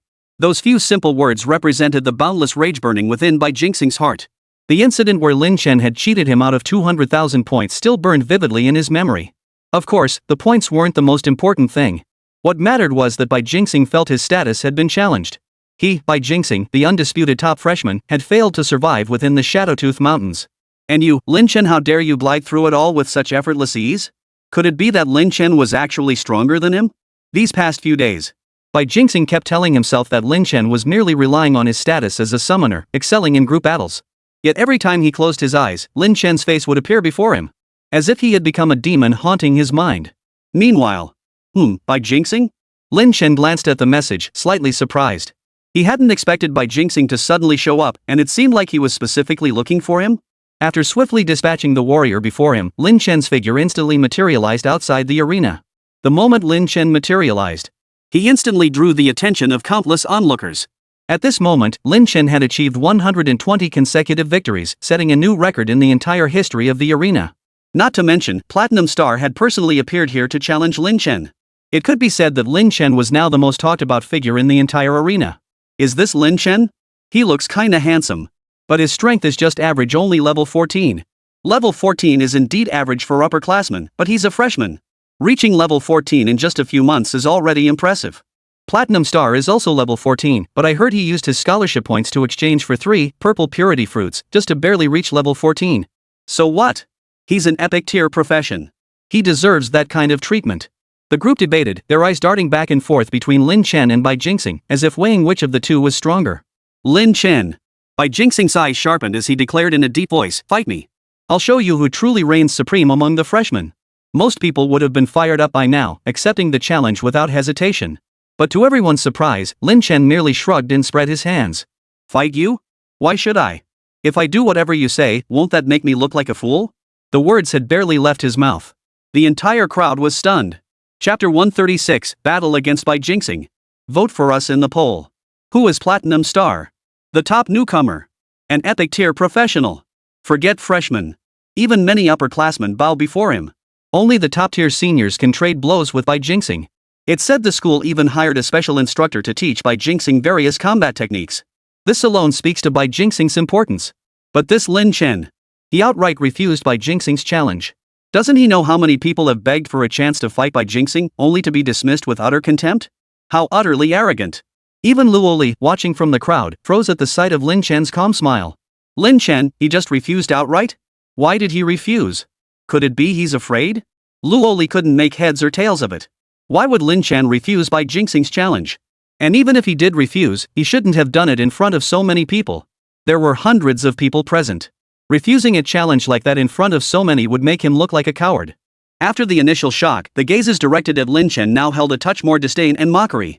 I thought he was something special, but turns out he's just a coward. Facing by jinxing and lacking the courage to accept a fight? This Lin Chen seems pretty average after all. But Platinum Star is the opponent. Actually, this is only natural. I'm starting to wonder if his perfect 120 game winning streak is due to a system glitch, heh. Upon hearing these words, a flicker of contempt and unguarded delight crossed by jinxing's face. Lin Chen, you're scared? If you kneel and apologize and return the points you took earlier, I might. But Lin Chen waved him off immediately, cutting him off. Return the points? Kneel and apologize? You're dreaming. A mere by jinxing isn't enough to make me afraid. But, this time, you were the one who challenged me. Do you really think I have to accept just because you casually mention it? By jinxing froze, then what exactly do you want? Lin Chen smiled faintly. Simple. There needs to be a stake. A wager? At the mention of those two words, everyone present wore peculiar expressions. They didn't believe Lin Chen could win this battle. Proposing a wager himself, wasn't that just handing by jinxing something for free? Or was Lin Chen trying to use this as leverage, thinking it would make by jinxing back down? What do you want to wager? By jinxing spoke up. I heard that when you enrolled, the school gifted you a perfect grade piece of equipment. Am I correct? Lin Chen said with a smile. Hearing this, by jinxing's expression instantly darkened. How did you know I possess a perfect grade equipment? In his memories from the previous life, by jinxing, an epic tier professional had never stirred up much trouble, so Lin Chen wasn't very familiar with him. However, in the latter part of his previous life, Lin Chen had heard a piece of news. A certain epic tier freshman at Zhanghai University, while defending the campus against ferocious beasts, succumbed to fear amidst the onslaught and fled without authorization. Zhanghai University dispatched pursuers, only to discover the student had relied on his own strength and the perfect grade equipment granted by the university to force his way into a desolate wilderness, the Permafrost Mountains, where he evaded capture. Upon hearing this, President Lei Yan flew into a rage. He personally led 3 faculty members to the Permafrost Mountains, where they finally apprehended the student and brought him to justice. According to Lin Chen's speculation, an epic tier profession, coupled with his status as a freshman. In this entire cohort, only by jinxing fit the bill. That's why he knew exactly what gear by jinxing possessed. You don't need to know my sources. I'll ask you one thing, are you betting or not? I'm putting up 1 million points. You put up that perfect piece of gear. If you're too scared, then get lost. I don't have time to waste on you. Lin Chen spoke lazily. Hearing Lin Chen's arrogant words, by jinxing instantly flew into a rage. Kid, you're asking for death. Fine, I accept your challenge. Without hesitation, by jinxing pulled an item of equipment from his backpack, then retrieved a jade stone. He placed the equipment inside it. Lin Chen smiled faintly and transferred 1 million points into the stone. In reality, 1 million points was utterly incomparable to a perfect grade piece of equipment. It wouldn't even cover the scraps. The reason by jinxing agreed so readily was because he was utterly confident he could never lose to someone like Lin Chen. Since he couldn't lose anyway, why should he care how much he was betting? Alright. Lin Chen's face lit up as he watched the purple glow emanate from the equipment. Let's go. Immediately, the two entered an arena. Outside, the crowd erupted in chaos. Lin Chen is actually going to duel by jinxing? Quick, call others to see. This is huge news, we have to tell everyone. Let others come see too. Lin Chen is dead meat. Just wait and see how this Lin Chen guy gets crushed, haha. Most people started calling their friends, eager to share the spectacle. Within minutes, the arena was completely surrounded by a crowd. Not just freshmen, even many upperclassmen rushed over upon hearing the commotion, eager to witness the spectacle. This was Platinum Star's first time fighting in the arena. How could such a historic moment not stir excitement? Countless eyes were glued to a single arena, watching the unfolding scene. The arena itself thoughtfully broadcast the live footage directly onto the large outdoor screens, and even streamed it live on the school forum. This allowed even more people to witness the event. At this very moment, inside the arena, Lin Chen and by jinxing locked eyes from across the arena. Neither made the first move. But Bai Jingxing stood apart. Clad in white robes, sword in hand, his handsome features radiated an otherworldly aura like a celestial being cast from the heavens. One glance was enough to recognize his extraordinary nature. As for Lin Chen, though his features were reasonably handsome, he appeared utterly ordinary from every angle. Standing lazily in place, he exuded an air of utter indifference. With just one glance, countless spectators had already mentally decided who held the upper hand. Lin Chen, Bai Jingxing declared haughtily, "I'll let you strike first. Otherwise, they'll think I'm picking on you." "Let me go first?" Lin Chen chuckled. "No, you go ahead. Otherwise, I'm afraid you won't get a chance to move." Heh. The moment those words left his mouth, Bai Jingxing's eyes narrowed instantly, a cold smile curling his lips. "Lin Chen, you're incredibly arrogant. But I wonder if your arrogance matches your actual strength. Since you wish for me to strike first, I shall grant your wish. Watch closely." Triple slash. A low shout rang out. Bai Jingxing drew his long sword, channeling his aura to its peak. With a flick of his wrist, 3 sword chi slashes erupted, each targeting Lin Chen's vital points. Chapter 137, Bai Jingxing's wrath votes needed. Triple slash, slashes forward with 3 sword chi strikes. Each strike deals physical damage based on strength and agility modifiers. Each attack has a 20% chance to unleash an additional sword chi strike. This effect can trigger again with the extra sword chi. It was clear. This triple slash was Platinum Star's most fundamental and frequently used skill. Though Platinum Star was arrogant and boastful, he dared not take Lin Chen lightly. He tested his opponent with the triple slash. "Come out!" Lin Chen growled. But instead of summoning the Deathwing Mantis, he called forth a triple evolved Molten Fire insect. The Molten Firefly appeared and immediately unleashed its skill, Molten Firebomb. Its mouth opened, and a ball of extremely high-temperature molten lava flew toward the 3 sword chi. Boom! In an instant, the violet explosion engulfed the entire arena in a fiery shockwave, instantly enveloping the platform barely over 100 meters wide in a blanket of blazing light. Just one exchange. The sheer danger left most spectators gasping in awe. That was incredible. If I'm not mistaken, the fireball spewed by Lin Chen's summon creature had an explosive effect, right? That's how it created this outcome? Impressive. Truly worthy of senior brother Bai. Even Luoli, watching this exchange, saw her beautiful eyes sparkle with admiration. Is this a new summoned creature? A flying summoned creature. Lin Chen, just how much more are you hiding? Meanwhile, on the battlefield. After a long while, the firelight faded. The figures of Lin Chen and Bai Jingxing came into view. Their expressions were vastly different. Bai Jingxing looked utterly astonished, his expression tinged with gravity, his mind reeling with shock. What kind of summoned creature is this? A flying dragon? Or a fire elemental? I've never seen anything like it before. Yet its power is so formidable it even managed to block my sword chi without a scratch? This strike wasn't my strongest. But it's not something just anyone could block. A mere summoned creature, yet this powerful? In contrast to Bai Jingxing's caution, Lin Chen appeared remarkably relaxed. His gaze didn't linger on Bai Jingxing at all, instead drifting aimlessly as if deep in thought. Most people would be strategizing how to counter Bai Jingxing's attack and defeat him. But in reality, Lin Chen was pondering what to eat for dinner. I'm sick of hot pot. How about barbecue? Nah. I've been feeling a bit overheated lately. Better skip it. After much thought, let's go with seafood. That place we went to last time was pretty good. Bring Honli along too after dinner, we can. Lin Chen was lost in his pleasant thoughts, a faint smile curling his lips. Stretching his back, Lin Chen made a surprising move in front of thousands of people. He suddenly pulled a folding chair from his backpack, unfolded it, and stretched out comfortably on it. This scene left the entire crowd of over 1,000 people frozen in shock. What? What is Lin Chen doing? Is this some kind of prop? Is he taking a nap? Am I seeing this right? This guy is ruthless. Probably figured he couldn't beat senior brother Bai anyway, so he just gave up? It wasn't just the crowd thinking this. Even Luoli, observing Lin Chen's actions, was utterly perplexed. What is Lin Chen doing? Doesn't he need to control his summoned creatures to attack or at least maneuver? Is he just going to be a sitting duck for Bai Jingxing? On the arena stage. Lin Chen, what do you think you're doing? Bai Jingxing couldn't help but snap at him, his handsome face flushed with anger. It's already noon, of course I'm taking a nap. Lin Chen looked utterly nonchalant as he flopped back in his chair, closed his eyes, and settled into a position that genuinely suggested he intended to nap. You're asking for it. Bai Jingxing roared in fury, raising his hand to unleash 3 more sword chi strikes. In an instant, Bai Jingxing's form transformed into a white rainbow, striking like lightning. Shadow slash. The combined might of these 2 powerful skills surged forth like a raging tidal wave, threatening to swallow Lin Chen whole. You must understand. The synergy between skills is far more than just 1 + 1 is equal to 2. It unleashes power that far exceeds the sum of its parts. Yet, Facing these two vicious assaults, Lin Chen remained lying on the chair with his eyes closed, showing no signs of waking. But unnoticed, a creature had appeared beside him, a mantis, entirely black except for its two blade-like arms glowing a sinister white. The Deathwing Mantis let out a sharp hiss. Facing Bai Jingxing's assault, it showed no fear whatsoever. Instead, it charged straight at him.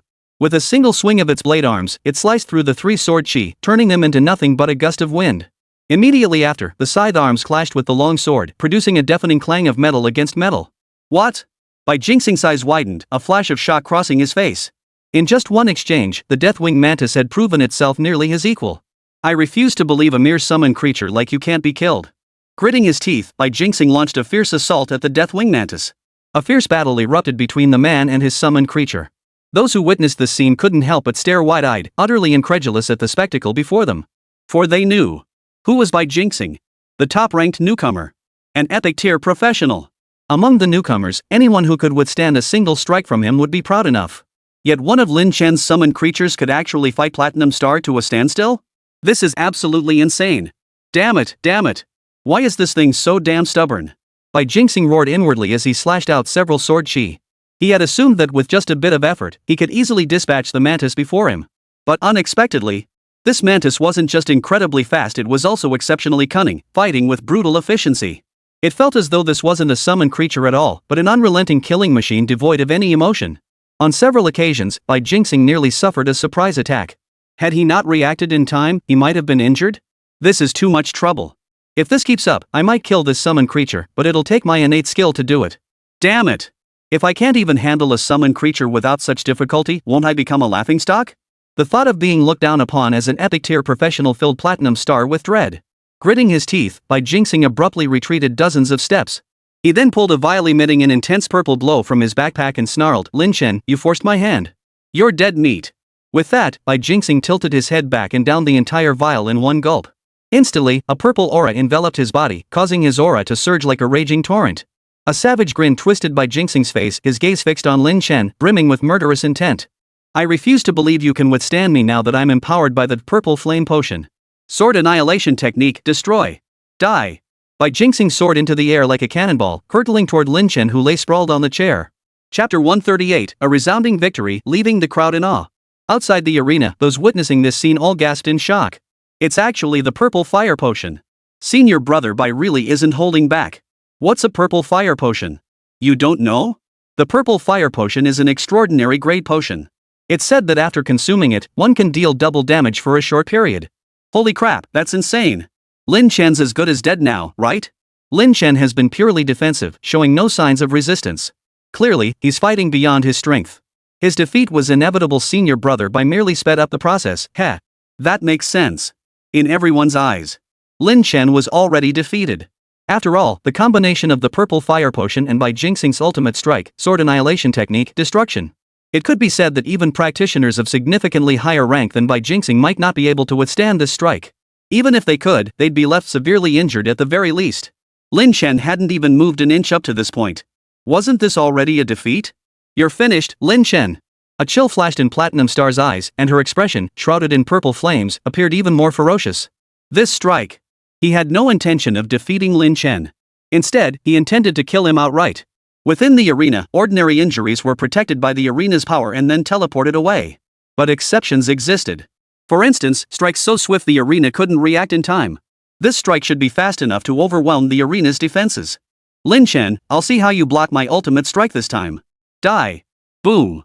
Platinum Star plunged viciously toward Lin Chen. Yet the scene he envisioned, Lin Chen shattered into pieces, collapsing lifeless, never materialized. Instead, a mantis stood before him, its body radiating a layer of grayish-white shield that effortlessly parried his strike. Lin Chen, still reclining on the lounge chair, didn't even flinch. A faint, disdainful curve played at the corner of his mouth. The reason the Deathwing Mantis could withstand this strike was due to one of its innate skills. Soul Shield gains shield points based on spirit. Each ally grants this effect once. You see. The Deathwing Mantis was Lin Chen's summoned creature. Its definition of allies included Lin Chen. And all of his other summoned creatures. How many summons does Lin Chen have? Currently, there are thousands upon thousands. This means the Ye Soul Shield provides the Deathwing Mantis an effect amplified by thousands. Deflecting Platinum Star's strike? That's a piece of cake. This can't be possible. Platinum Star was utterly astonished, his face frozen in shock as his hands trembled uncontrollably. He never imagined. His full power strike had been effortlessly blocked by a mere summoned creature. Could it be that he was now inferior to even one of Lin Chen's summoned creatures? This can't be, impossible. Lin Chen, what the hell did you do? I can't have lost. There must be something wrong with you. Impossible. Bai Jing couldn't help but mutter to himself, his entire being seeming to descend into madness. Die. Lin Chen, die. With that, Bai Jingxing launched another attack at Lin Chen. But this time, the Deathwing Mantis effortlessly intercepted his attack. For at that moment, the purple flames enveloping Platinum Star had vanished completely. Purple Flame Potion, upon use, increases damage dealt by 100% and movement speed by 50% for 10 seconds. After effect expires, strength decreases by 50% for 15 seconds. Now, Platinum Star was suffering the negative effects of the Purple Flame Potion. He was no match for the Deathwing Mantis. A single strike had already depleted 1/3 of the health bar above Platinum Star's head. What kind of damage is this? Platinum Star's eyes widened in shock. Though not a tank class, his gear included several extraordinary items, granting astonishing defense. Yet the Deathwing Mantis's single strike had dealt such devastating damage. This was downright terrifying. Hiss. The Deathwing Mantis let out a hiss and charged forward again, unleashing a barrage of fierce attacks on Bai Jingxing. Bai Jingxing fought back desperately, yet no matter how he resisted, he couldn't overcome the negative effects of the purple fire potion, forced into retreat step by step. In an instant, the tide of battle turned. Damn it! Hold on. You have to hold on. Once the negative effects wear off, I still have a chance to win. I absolutely cannot lose. Bai Jingxing pulled out a large number of consumable potions and fought back frantically. 3 seconds, just 3 more seconds. If I can just hold on for these 3 seconds, I can turn this defeat into victory. 2 seconds, 1 second. Just as Bai Jingxing was ecstatic, watching the final second of the debuff on his status bar and flashing a delighted expression. Whoosh! The Deathwing Mantis before him shot 2 beams from its eyes, striking him. Instantly, a grayish-white hue spread across his body, followed by a fierce swing of his blade arms. Fearful gaze. Reaper's Claw. Reaper's Claw, the next strike deals additional damage equal to the user's strength modifier plus 10% of the target's maximum HP as physical damage. If this strike only damages a single enemy, it always crits, dealing 200% critical damage. What? Feeling the sheer force of that strike, Bai Jingxing's face instantly drained of color, terror gripping him. If this strike landed, the arena would be utterly unprepared. His body would be sliced apart like tofu. A wave of deathly terror washed over him. Without a second thought, Bai Jingxing collapsed to the ground, wailing like a child, "Don't kill me! Don't kill me! I surrender!" This pathetic display was a stark contrast to his usual elegant and aloof demeanor.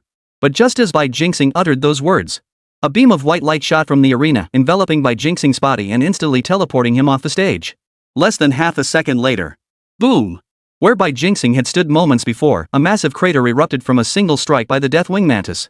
Needless to say, had that strike landed on Platinum Star, it would have been fatal. Ding! The outcome is decided. Winner of this match, Lin Chen. The arena's announcement echoed in the ears of everyone present. The sound struck like an iron hammer, repeatedly pounding the fragile hearts of countless spectators. It pierced their perceptions like a sharp arrow, leaving them riddled with holes. Dead silence. A deathly silence. Thousands watched the scene unfold, gazing at Lin Chen within the arena still seemingly asleep, reclining in his chair. Only one expression dominated their faces. Awe. Many gaped, their jaws hanging as if ready to drop at any moment.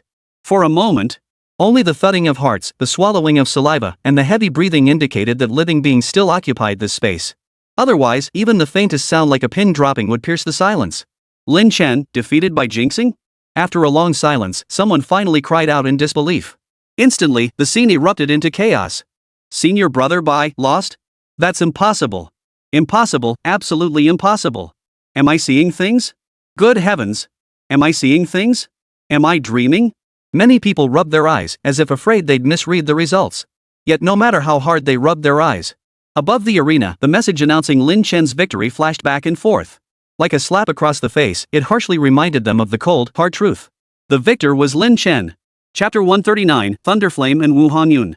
They never could have imagined. In their eyes, Platinum Star as unshakable and untouchable as a god would lose to Lin Chen. And to lose in such a humiliating manner. As the crowd stood in stunned silence. Suddenly, a disheveled figure appeared before the crowd. The figure knelt half bent on the ground, hair disheveled, tears streaking the face, and a hint of despair etched across their features. They looked utterly wretched, like a street beggar. Who else could it be but Bai Jingxing? Senior brother Bai. How could this happen? All eyes turned to Bai Jingxing.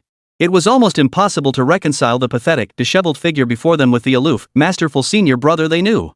I'm not dead? Thank goodness, thank goodness. Bai Jingxing felt his body, relieved to confirm he was still alive. But then, meeting the stares of the others, his face flushed involuntarily. He scrambled to his feet and slunk away, head bowed. Watching Bai Jingxing's retreating figure, the crowd felt a mix of emotions. They never imagined that the mighty Bai Jingxing would prove so utterly helpless before Lin Chen. Didn't that mean Lin Chen was the undisputed top freshman? Just as the crowd exchanged bewildered glances. Suddenly, within the arena, Lin Chen rose to his feet, stretched lazily, and let out a soft hum. It's over? The moment those words left his mouth, everyone froze in place, nearly spitting out a mouthful of blood. So Lin Chen had actually fallen asleep just now? While others were fighting, you took a nap? What the hell was that about? And what was most infuriating was that he'd actually won. It really is over. Lin Chen's eyes lit up as he gazed at the flawless great equipment lying within the jade stone. He chuckled softly. Opening it up, the gear's attributes made Lin Chen nod in satisfaction without even realizing it. Name, Robe of Light and Shadow. Type, Armor. Quality, Perfect. Requirements, Level 15, Strength 20, Spirit 17. Attributes, +5 Spirit, +10 Strength, +5 Agility. Special effect Light, when equipped, increases fire resistance by 50%, resistance cap 80%, and prevents all effects from high-temperature environments. Special effect Dark, when equipped, increases frost resistance by 50%, maximum resistance cap 80%, and prevents any effects from low-temperature environments. No wonder in my previous life, Platinum Star, merely a level 10-something professional, could venture into the wilderness wasteland that even level 20 professionals dreaded, the permafrost mountains. It was all because of this equipment. Lin Chen pondered inwardly. The permafrost mountains, one of the 9 wilderness wastes of Dragon Nation, possessed such extreme weather that even practitioners above level 20 dared not enter casually. Once one steps into the surging mountains, without special protection, one would be afflicted with the debuff, Frost Slow. Ice Slow, all movement speed reduced by 30%. You must understand. Movement speed encompasses all speed-related actions for adventurers, including movement, casting, and attack speed, and is far more than a mere reduction in walking pace. For many classes reliant on movement speed and agility, a 30% reduction in movement speed effectively halves their combat effectiveness. The permafrost mountains. If I get the chance someday, it might be worth exploring, Lin Chen mused. With a flick of his thoughts, his entire form materialized outside the arena. The moment Lin Chen materialized, a stir rippled through the crowd. Lin Chen. No, Senior Brother Lin. Senior Brother Lin, are you free tonight? I'd like to talk to you. Senior Brother Lin, my 3060's too heavy. Could you help me carry them? Ahem. Senior Brother Lin, I don't know if you're into guys, but actually I. A crowd of people turned to Lin Chen, rushing over like madmen, desperate to curry favor. Now. Lin Chen had defeated Bai Jingxing, the top freshman. The title of Master Senior Brother should rightfully be his. That was everyone's current belief. Let's go. Seeing the crowd closing in, Lin Chen frowned and immediately activated his invisibility technique. With a swift void step, his figure vanished from the arena. Zhanghai University. Within a certain level of the Void Tower, a youth clad in black combat attire stared intently at the colossal ape before him. Standing 10 meters tall, its entire body was pitch black, its skin shimmering with a metallic sheen. 2 crimson eyes flickered with a bloodthirsty hunger. Before this colossal ape, the youth appeared as insignificant as an ant. Yet his face remained impassive, his expression utterly calm. Roar! The ape struck first, unleashing a fist that crashed toward the youth. A shockwave rippled outward like water, its ferocity overwhelming. This punch could crush not just a mere human, but likely even a house. Yet the youth did not flinch. Instead, he crouched low, shifted his weight, twisted his torso, and clenched his fist. With a thunderous punch, he met the ape's blow head-on. Boom! The 2 fists collided, erupting in a thunderous explosion. The thunderous roar reverberated throughout the entire floor like a mighty spring thunderclap. After the explosion, the giant ape's expression changed drastically. Its body flew backward like a piece of paper, slamming violently into the wall. Its massive frame crashed to the ground with the force of a collapsing mountain range. Any ordinary person witnessing this would have been utterly stunned. Yet the youth, seeing the giant ape fall, showed no sign of underestimating his opponent. His form flickered forward, unleashing a storm of attacks upon the ape's head, fists raining down like hail. The ape roared in pain, raising its massive hands to block, but the youth's movements were even more agile than a lark's, dodging with each leap. Within mere minutes, the colossal ape crashed to the ground, dead. You have cleared the 185th floor of the Void Tower. Time, 12 minutes 24 seconds. The announcement echoed through the tower. 12 minutes? The youth shook his head. Too slow. I've practiced hundreds of times, yet I still can't break the 10-minute mark?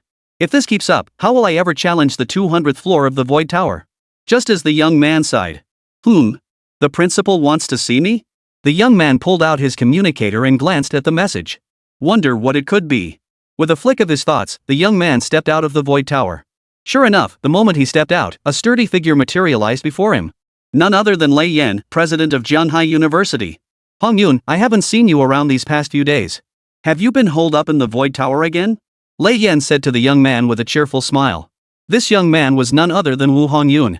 Wu Hongyun replied, I've been striving to break through the 200th floor of the void tower, so I've been studying it a bit lately. Hongyun, while the void tower offers generous rewards, you mustn't lose yourself in it, Lei Yan cautioned sternly. I know you're a clear-minded child, diligent to the point of extremism. That very nature allows you to cast aside distractions and return to your purest self. Yet it can also become your greatest limitation if you're not careful. Do you understand? Wu Hongyun bowed respectfully. Yes, principal. It seems you still don't understand, Lei Yan sighed with a hint of resignation. But he quickly changed the subject. I called you here for another matter. Wu Hongyun looked puzzled. What are your instructions, principal? Typically, even when tasks arose, Lei Yan wouldn't assign them to Wu Hongyun. Even when he did, this was the first time he'd personally come to deliver it. What could possibly require the principal himself to come in person? Lei Yan smiled faintly. Hongyun, have you heard of Lin Chen? Chapter 140, A Moonless, Windy Night for Murder. Lin Chen? Wu Hongyun pondered for a moment before nodding. I believe he was the top-ranked freshman in the entrance assessment? I've heard bits and pieces about him clearing the shadowy ruins in just a few minutes. I did clear the abyss of the dark ruins back then, but it took me considerably longer than him. Exactly, that's him. Lei Yan chuckled. After the beasts attack the city, I plan to send you and Lin Chen together to participate in the Outer Realm battlefield. What do you think? The Outer Realm battlefield? A look of shock flashed across Wu Hongyun's previously indifferent face. That abyss appearing on unclaimed overseas territories, the one that yields divine experience stones? Lei Yan nodded. Exactly. You're among the strongest young talents at Jianhai University, and even among the elite of the entire Dragon Nation. Jianhai University has 5 internal recommendation slots for this Outer Realm battlefield expedition. I plan to recommend you and Lin Chen first. What do you think? Wu Hongyun, straightforward by nature, didn't beat around the bush. Furrowing his brow, he asked directly, Lin Chen is only in his teens in terms of level, right? As far as I know, that Outer Realm battlefield is a level 25 abyss. Does he even have the qualifications? Besides, even if he manages to reach level 25 in the future, he'd still just be an ordinary summoner, right? There's an absolute gap in strength between professions of the same level but different quality. Every Blue Star citizen had this law deeply ingrained in their bones. The young generation representing Dragon Nation in the Outer Realm battlefield are all rare gems among the nation's elite. At the very least, they possess extraordinary tier professions. Take Wu Hongyun, for instance. He possesses a top-tier perfect grade profession. Lin Chen's publicly declared profession is an ordinary grade necromancer. How could such an existence possibly compare to those representing the Dragon Nation in battle? Lei Yan roared with laughter. Are you questioning Lin Chen's strength? Do you know he's already broken your record in the arena, achieving a perfect 100% win rate? What? Wu Hongyun was taken aback, quickly pulling out his communicator to check the arena updates. His expression instantly turned grave. What? 158 matches, 100% win rate. And he defeated that epic tier professional by jinxing? Whoa! Wu Hongyun couldn't help but gasp in shock, overwhelmed by the sheer magnitude of it all. He himself had achieved the rank of Battle Soul Champion in the arena, so he knew all too well how terrifying it was to maintain a perfect win rate. Even for him. Could only achieve a rank that came infinitely close to 100% in the arena. Not to mention, among Lin Chen's victories, there was even an epic tier professional Platinum Star, an even more impressive feat. This Lin Chen must be hiding his class, right? Wu Hongyun quickly realized. Without class concealment, even the finest gear couldn't bridge the chasm-like barrier between player tiers. Exactly. I investigated during the Jiangnan City College entrance exams. His class was warrior. Now he's suddenly switched to necromancer. He must be using some item to mask his true class, Lei Yan stated casually. But we'll never know his true class. Still, if he's a summoner who can defeat Platinum Star, his class quality must be at least perfect. A perfect tier summoner. Wu Hongyun nodded, then sighed. I've heard rumors of a legendary hidden class player among the younger generation in the US. And over in Japan, they've also produced an epic tier summoner. A perfect grade summoner. Under normal circumstances, they'd be a treasure. But on the foreign battlefields, who knows if they can hold their ground? Lei Yan shared his resignation. True. But due to the events 20 years ago, our nation's fortunes suffered a severe blow. As a result, the odds of high-tier professionals emerging among the younger generation have become exceedingly rare. For now, this is all we can do. The two conversed. After a long while, Lei Yan finally rose to leave. watching Lei Yan's departing figure. Wu Hongyun sighed, then glanced at the portrait of Lin Chen on his communicator. Lin Chen. May you save the destiny of the Dragon Nation. Inside the villa. Glancing back at Mo Hongley, who lay sprawled on the bed like a pile of mud, Lin Chen felt refreshed and utterly at ease. Stepping out of the room, he stretched lazily before making his way to the living room, where he finally sat down. Checking his backpack, Lin Chen unexpectedly discovered something. Ancient fortress? I'd almost forgotten this was still in my backpack, Lin Chen murmured in surprise. This item was part of the deal he'd made with Liu Yanran. However, his level hadn't been high enough to use it before, so he hadn't paid it much mind. A level 15 map. I'm currently level 14, so I should be able to enter now. The thought filled Lin Chen with anticipation. Items from the map's alternate realm are quite valuable. I think I can use this map up completely in the next couple of days. But I'll need to borrow the school's map device to use it. I can't use the school's public map device, that would draw attention. I'll have to borrow it and use it in my own hideout. And my hideout is still under repair. Lin Chen pondered. Ever since he'd acquired the Singularity Forged Steel at auction some time ago, Lin Chen had immediately begun repairing the magical array of the molten hideout using various materials. Completion was expected in 3 days. Today was the final day. Tomorrow I'll borrow the map device. Lin Chen nodded. Lost in thought, suddenly, an urgent message arrived. On the communicator, a message appeared in bold. Xiong Haotian, Mr. Lin, my informant reports that the Storm Spirit's egg is about to hatch today. Jin Yu has already headed to the Thunder Ruins. Finally making his move? Lin Chen's lips curled into a cold smile. I haven't forgotten what happened last time. Making me buy overpriced goods, Jin Yu. We'll settle both old and new scores. With that thought, Lin Chen stood up abruptly, donned his mask, and checked his backpack. Then, he made his way out of Jianghe City. Summoning Black Dick, he leapt onto the dragon's back and soared toward the horizon like a whirlwind. At that moment, it was already midnight. A chilling aura pervades the wilderness. A half-moon veiled by dark clouds, withered willows shielded by the wind's remnants. An ancient saying from the Dragon Kingdom rings true. When the moon is dark and the wind is high. The night for murder. Chapter 141, Jin Yu shock. At the same time. Thunder Ruins. Finally emerging, my little treasure. Jin Yu cradled a crystal-like giant egg in his hands, watching with excitement as faint sparks of electricity flickered within. His eyes brimmed with anticipation and thrill. Storm Spirit's egg, remaining incubation time, 30 minutes 25 seconds. Only half an hour left, half an hour. This is an extraordinary quality spirit beast. While it's useless to me, I can sell it for a high price to those major guilds. By then, the selling price might even buy me a perfect grade piece of equipment. All those years of effort to obtain and incubate this egg won't have been in vain. The thought of a perfect grade equipment piece seemingly within his grasp sent a surge of excitement through Jin Yu. Yet, inexplicably, a sense of foreboding now settled in his heart. As if something was about to go wrong. It shouldn't. I brought over 500 people from the entire guild today, and this information is top secret. What could possibly go wrong? Glancing at the crowd surrounding him so tightly they formed an impenetrable barrier, Jin Yu felt somewhat reassured. Oomph. Even if someone comes, they'll only meet their end. Jin Yu waited silently, occasionally glancing impatiently at the storm spirit egg before him. Just then, a soft chuckle suddenly echoed in his ear. Bro, wanna buy some hacks? What? Jin Yu was startled, quickly looking around, but saw no one. It's stealth magic. Someone used high-level stealth magic to sneak right into our encirclement. Damn it! While Jin Yu was still reeling in terror, a jet of black flame-infused sword energy streaked toward his throat. Golden Bell Shield. Though brutal and depraved, Jin Yu was still a level 21 professional. He reacted swiftly, uttering a low command as a golden light surged around him, deflecting the black flame sword energy. Oof. Since you've come, why not show yourself? Hiding in the shadows to strike, could it be you have something to hide? Jin Yu scanned his surroundings warily. You wish me to reveal myself? A voice echoed faintly. At those words, Jin Yu's expression changed abruptly. That voice. You're Lin Chen. Before the words had fully left his mouth, Lin Chen's figure materialized before him, gazing at Jin Yu with a hint of mockery. Chairman Jin, you have a remarkable memory. We've only met once, yet you recognize my voice. Lin Chen.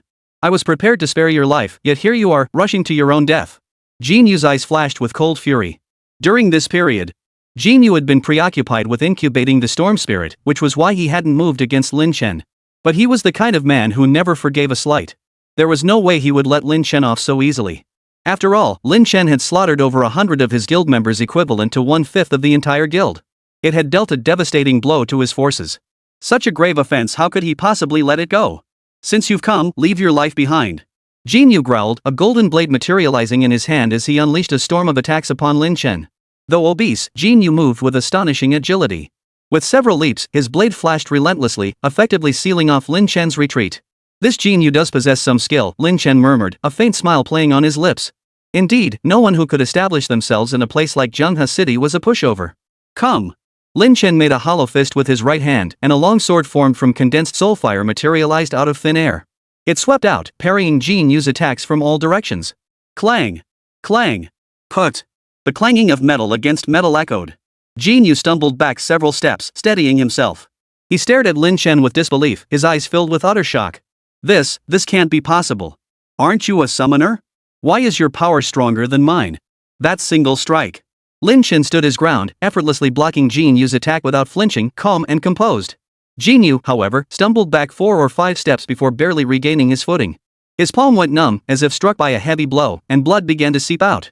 You must understand. Jin Yu's profession was the Ironclad Guardian, specializing in brute strength and close combat. Lin Chen, however, was a spirit-focused summoner. Not to mention, Jin Yu was a full 6 levels higher than Lin Chen. Purely on paper, Jin Yu should have been the clear victor. Yet, the stinging pain radiating from his palm served as a stark reminder to Jin Yu. After just one exchange, he was already at a disadvantage. Lin Chen, even with such power, you won't escape death today. Jin Yu snarled coldly, then lunged forward again, unleashing a barrage of fierce attacks upon Lin Chen. This time, Jin Yu unleashed a skill. Heavy slash. The golden blade in his hand surged with overwhelming momentum, like a mountain crashing down, slashing fiercely toward Lin Chen. This skill packs quite the punch. Watching the golden blade come crashing down, a cold smile flashed in Lin Chen's eyes. Too bad, it's too slow. Void walk. In an instant, Lin Chen vanished before Jin Yu's eyes. Only concentric ripples of space, like water waves, remained. The next second, Lin Chen materialized behind Jin Yu like a ghostly apparition, then delivered a crushing punch straight to Jin Yu's back. No! Seeing Lin Chen vanish before his eyes and feeling the whistling fist wind approaching from behind, Jin Yu cried out inwardly. A chill of mortal dread spread through Jin Yu's heart. So fast. No, I can't die. I can't die. Driven by this fierce will to survive, Jin Yu let out a furious roar, twisting his body just in time to dodge Lin Chen's strike. However, even though he evaded the fatal blow, Jin Yu's left arm was still grazed by Lin Chen's fist. Like a radish, it snapped clean off, blood gushing forth. In an instant, he lost an arm. The sheer danger of the situation was unimaginable. Gritting his teeth against the searing pain, Jin Yu scrambled back 100 paces before snatching a vial from his backpack and downing its contents. After 2 gasps for breath, Jin Yu regained his composure, glaring at Lin Chen through clenched teeth. Lin Chen, is your true profession an assassin? If not, how could you possibly have mastered blink and stealth? Still, a strength-focused assassin is truly rare. Aside from that infamous mad assassin from decades ago, I've never heard of another. Jin Yu sneered coldly. But that's where it ends. I admit, you're impressive. But I'm not foolish enough to go head-to-head with you alone. As he spoke, members of the Blood Blade Guild had already surrounded Jin Yu, with healers stepping forward to tend to his wounds. More members approached, encircling Lin Chen with hostile expressions. Battle was about to erupt. Chapter 142, Outnumbered? I'm the professional. The atmosphere instantly grew tense. A crowd encircled Lin Chen, yet no one dared to strike first. After all, the incident where Lin Chen had wiped out over 100 of them last time was known to many. For a moment, they could only stare at Lin Chen's figure, too afraid to act, exchanging nervous glances. Bunch of useless trash. From the rear, Jin Yu, who was tending to his wounds, couldn't help but erupt in a torrent of curses at the sight. You useless bunch. I keep you around to just stand by and watch? Get moving. However, Jin Yu's words had no effect whatsoever. The group continued to exchange nervous glances, each hesitating to be the first to strike at Lin Chen. As the saying goes, the first to stick their neck out gets shot. Who dared to be the first to strike, only to be the first to be killed by Lin Chen? Jin Yu's face flushed crimson with fury, wishing he could charge in and slash every last one of them. But moments later, he regained his composure and bellowed, whoever kills Lin Chen will receive a reward of 100,000 chaos stones and one extraordinary piece of equipment.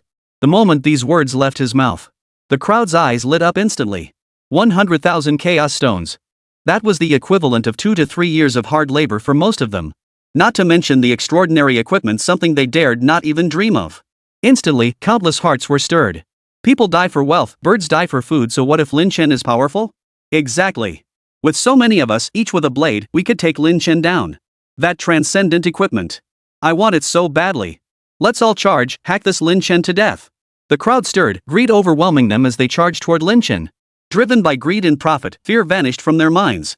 Now, their minds consumed solely by chaos stones and extraordinary equipment, they charged at Lin Chen with their blades raised. The leaders among them unleashed their skills, seemingly intent on combining their might to cut him down. Poof. Fools. A cold smile flashed in Lin Chen's eyes as he raised his hand. Whoosh. Black soul flames materialized out of thin air, instantly reducing the leaders to piles of ash. This scene froze the others in their tracks, their faces frozen in horror. What kind of skill is that? One hit and they're gone? Holy crap. You must understand. Even the most advanced mages need to chant incantations before unleashing their skills. Yet Lin Chen merely raised his hand and instantly killed several professionals? What kind of hellish skill is this? What they didn't know was.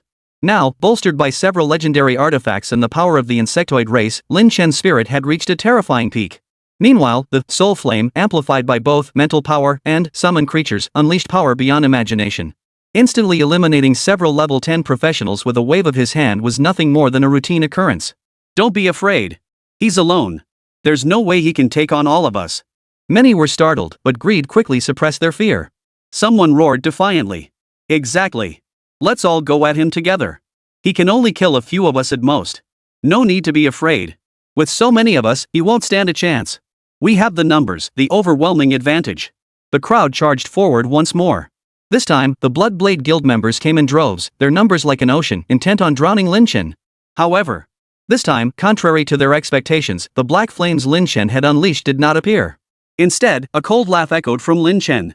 You think numbers matter? Are you sure? Come out. Instantly. Whoosh, whoosh, whoosh. Fierce insect beasts materialized out of thin air around Lin Chen. Within mere breaths, thousands of insect beasts swarmed around Lin Chen, surrounding him like stars clustering around the moon to protect their sovereign. Everyone was stunned. Those who had just moments ago been brimming with arrogance, intent on overwhelming Lin Chen with sheer numbers, now stood like ducks caught by the throat, their faces flushed crimson, utterly speechless. Outnumbered? Look at the thousands of summoned creatures surrounding him. Who exactly had the numbers? In the distance, Jinyu, witnessing this scene, slammed his fist on the table and leaped to his feet, his entire body trembling. What? Is he an assassin, a mage, or a summoner? How is this possible? So many summons. Am I seeing this correctly? Just as he stood in stunned disbelief. In the distance, Lin Chen chuckled softly and gave the order, kill them all. Leave none alive. Instantly, the insectoid horde surged forth like a tidal wave, swarming toward the professionals in every direction. Though most of these adventurers could easily dispatch 1 or 2 blade insects. However, if the blade insects numbered 10 or 20, they would be utterly defenseless. Not to mention the fire support from brainworms and spine crawlers in the distance. The battlefield descended into a one-sided slaughter. Constant cries of agony echoed through the air.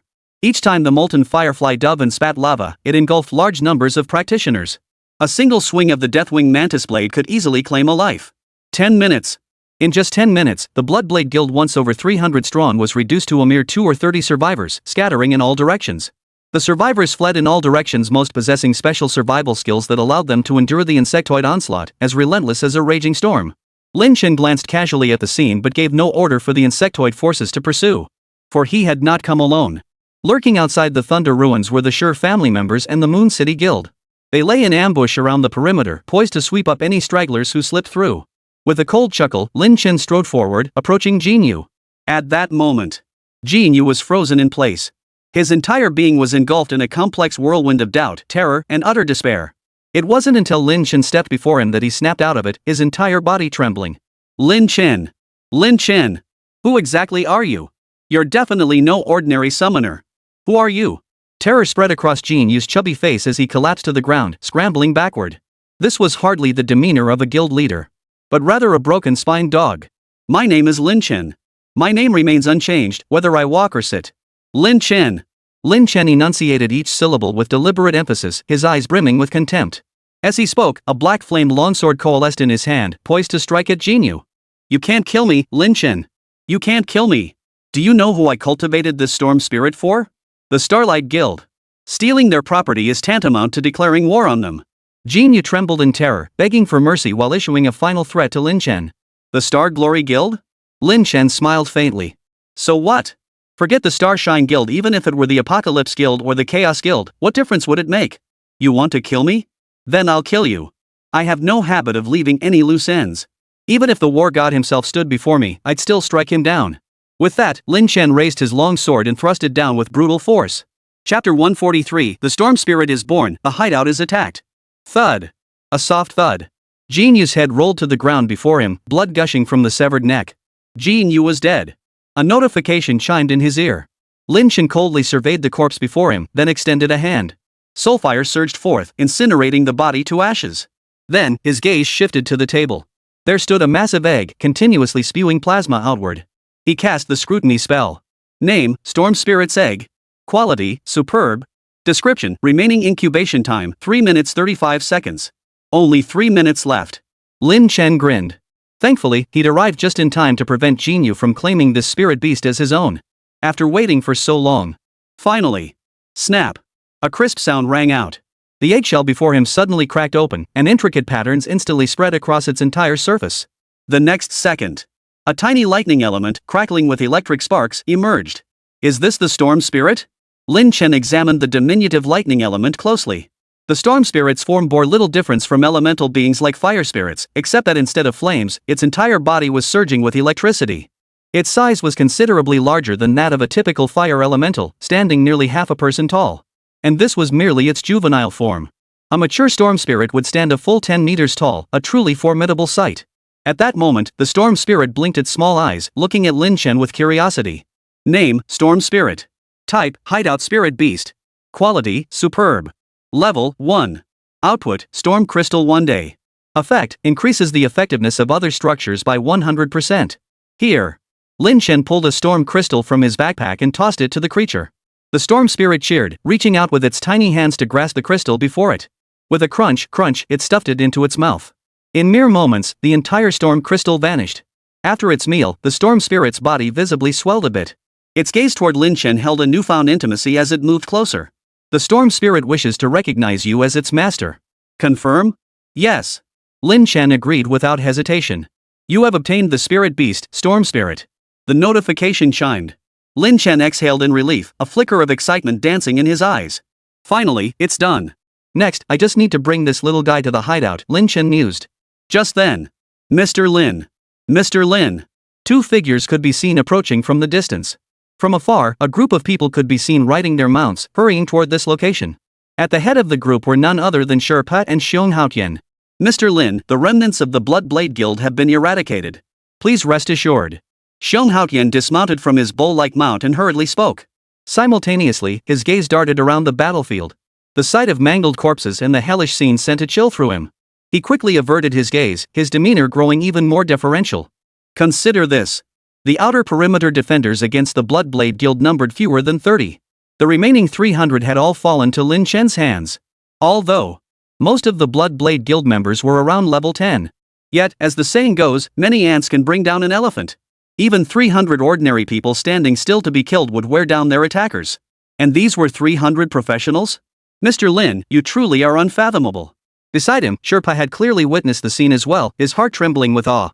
He turned to Lin Chen and asked, Mr. Lin, what should we do next? What do you suggest? Lin Chen waved his hand. Send men to clean up the battlefield. Convert all spoils into chaos stones. I take 60%, and you may divide the remainder among yourselves. Sherpa and Xionghaotian's faces lit up instantly. After all, the Blood Blade Guild, though nominally just a third-rate guild. But even a broken ship still has 3 pounds of nails, let alone a faction that could establish itself in Junha City? Add to that the relics of hundreds of fallen professionals scattered across the battlefield. This trip had definitely been a huge win for them. This realization deepened their respect for Lin Chen. The professionals before them had been almost entirely slain by Lin Chen himself. They had barely lifted a finger. Had Lin Chen chosen to claim all these spoils for himself, they wouldn't have dared utter a single complaint. They would have accepted it as their due. Yet Lin Chen was actually willing to share the spoils with them, truly rare. You two finish cleaning up. I'm heading out. Lin Chen didn't linger for small talk, hurrying off into the distance. At this moment, his mind was entirely occupied with his hiding place in the Storm Spirit, paying no attention whatsoever to these petty gains. After taking a few steps, Lin Chen summoned Black Dick. Climbing onto the dragon's back, he commanded, head for the nearest teleportation array in Junha City. Got it, boss. Black Dick cheered, flapping his wings and soaring into the distance. A flying mount. Witnessing this scene, the members of the Sure family and the Moon City Guild present all had the same thought pop into their heads. A flying mount? Holy crap, is that a dragon? That's insane. That's insane. Envy burned in the eyes of the crowd. Mounts weren't something everyone could possess. And a flying mount? That's even rarer. A flying mount. Mr. Lin is truly unfathomable. Xiong Haotian exclaimed in admiration. Sherpa nodded in agreement. I wonder how many more secrets Mr. Lin holds? As they spoke, the two watched Lin Chen's receding figure with envy, then suddenly glanced at their own mounts. A wild bull and a wolf. Suddenly, they felt their own mounts were nothing special. Molten Fire Hideout. Your hideout's magical array has been repaired. The hideout is now operational. Lin Chen's figure flickered as he teleported into the hideout, whereupon he heard the notification. Finally fixed. Lin Chen felt a wave of relief wash over him. This meant he finally had a place to call his own. He glanced at the Void Extraction Tower, stowed all the Chaos Stones accumulated during this period into his backpack, and then placed the Storm Spirit within the hideout. The moment the Storm Spirit landed, it began exploring excitedly, darting left and right. It even leapt into the lava lake below. However, thanks to its elemental body, it suffered no harm whatsoever. Lin Chen turned his attention directly to the Void Extraction Tower. Void Extraction Tower, daily output, Chaos Stones 200. Next output cycle countdown, 18 hours 35 minutes 22 seconds. Sure enough, it's doubled. Lin Chen's face lit up with delight. The Storm Spirit's effect was truly extraordinary. No wonder it was later hailed as one of the essential spirit beasts for large guilds to hide in. This effect alone was enough to bring delight. Phew. Now all I need is time. Lin Chen nodded with deep satisfaction. From now on, he could simply relax and reap 200 Chaos Stones daily. This income already surpassed most low-level practitioners. Not to mention, with the Storm Spirit present, he could simply add a few more hiding place structures anytime, accelerating his earnings even further. Lin Chen basked in the thought. Little did he know, at that very moment. Boom! A deafening explosion shook the earth, emanating from beyond the hideout. Your hideout is under attack. Lin Chen's brows instantly furrowed. What? Again? Chapter 144, The Assailant's Guild revealed? Could it be another beast tide? Hadn't he just dealt with one wave of beasts not long ago? Go check it out. Summoning Black Dick, Lin Chen flew straight out of his hiding spot. There, he saw a group of people attacking his shelter, chattering excitedly as they did so. These individuals had skin as dark and glossy as ebony, flat noses, thick lips, and curly hair. Their every movement exuded a wild, unrestrained energy, making them resemble primitive tribesmen. Ha! We actually found another hideout building. This is awesome. Attack! Full force attack. Once we take this hideout, we'll scavenge every last resource. Hope there's someone inside we can have some fun with them. Yeah, we've been cooped up for half a month. Even if there are no women, men would do. The group of black men chatted away, completely unaware that above their heads, Lin Chen, riding a deathwing mantis and cloaked in invisibility, was watching everything unfold. Seeing the uniform insignia on their clothing, Lin Chen suddenly realized. So it's the Assailant's Guild. How did they even find this place? The Assailant's Guild. In his memories from his previous life, this was a notoriously infamous guild. The vast majority of its members were African immigrants who had smuggled themselves in from Black Continent. Of course, there were also a small number of women from the Dragon Nation. As for why these women joined the guild, well, you know how it is. Naturally, a guild composed solely of black people wouldn't be universally despised. What truly made the Raider Guild despised was their habit of attacking isolated hideouts. They would destroy them and seize all the resources inside. If anyone happened to be present in the hideout, they too would meet a violent end. This organization. In the previous era, they operated freely for a time before being eliminated by the Dragon Nation's official inspectors. Yet even that brief period saw at least 20 to 30 hideouts destroyed. These bastards actually came looking for me? Lin Chen found it laughable. Wasn't this tantamount to courting death? Ha! This job is too satisfying. All I have to do is attack their hideouts and slaughter these Dragon Nation people. Exactly. Killing these Dragon Country people is what makes me happy. Who do they think they are, pushing us Black Continent people around all the time? Exactly. So what if we snuck in here? If you don't like it, you can get the hell out of Dragon Nation. Black dragons are dragons too. These dark-skinned men chattered excitedly among themselves, each one radiating intense excitement. For them, slaughtering Dragon Country people was far more thrilling than acquiring resources or money. A bunch of fools. Lin Chen, cloaked in invisibility, crept silently toward the group. Overhearing their conversation, he couldn't help but snort coldly.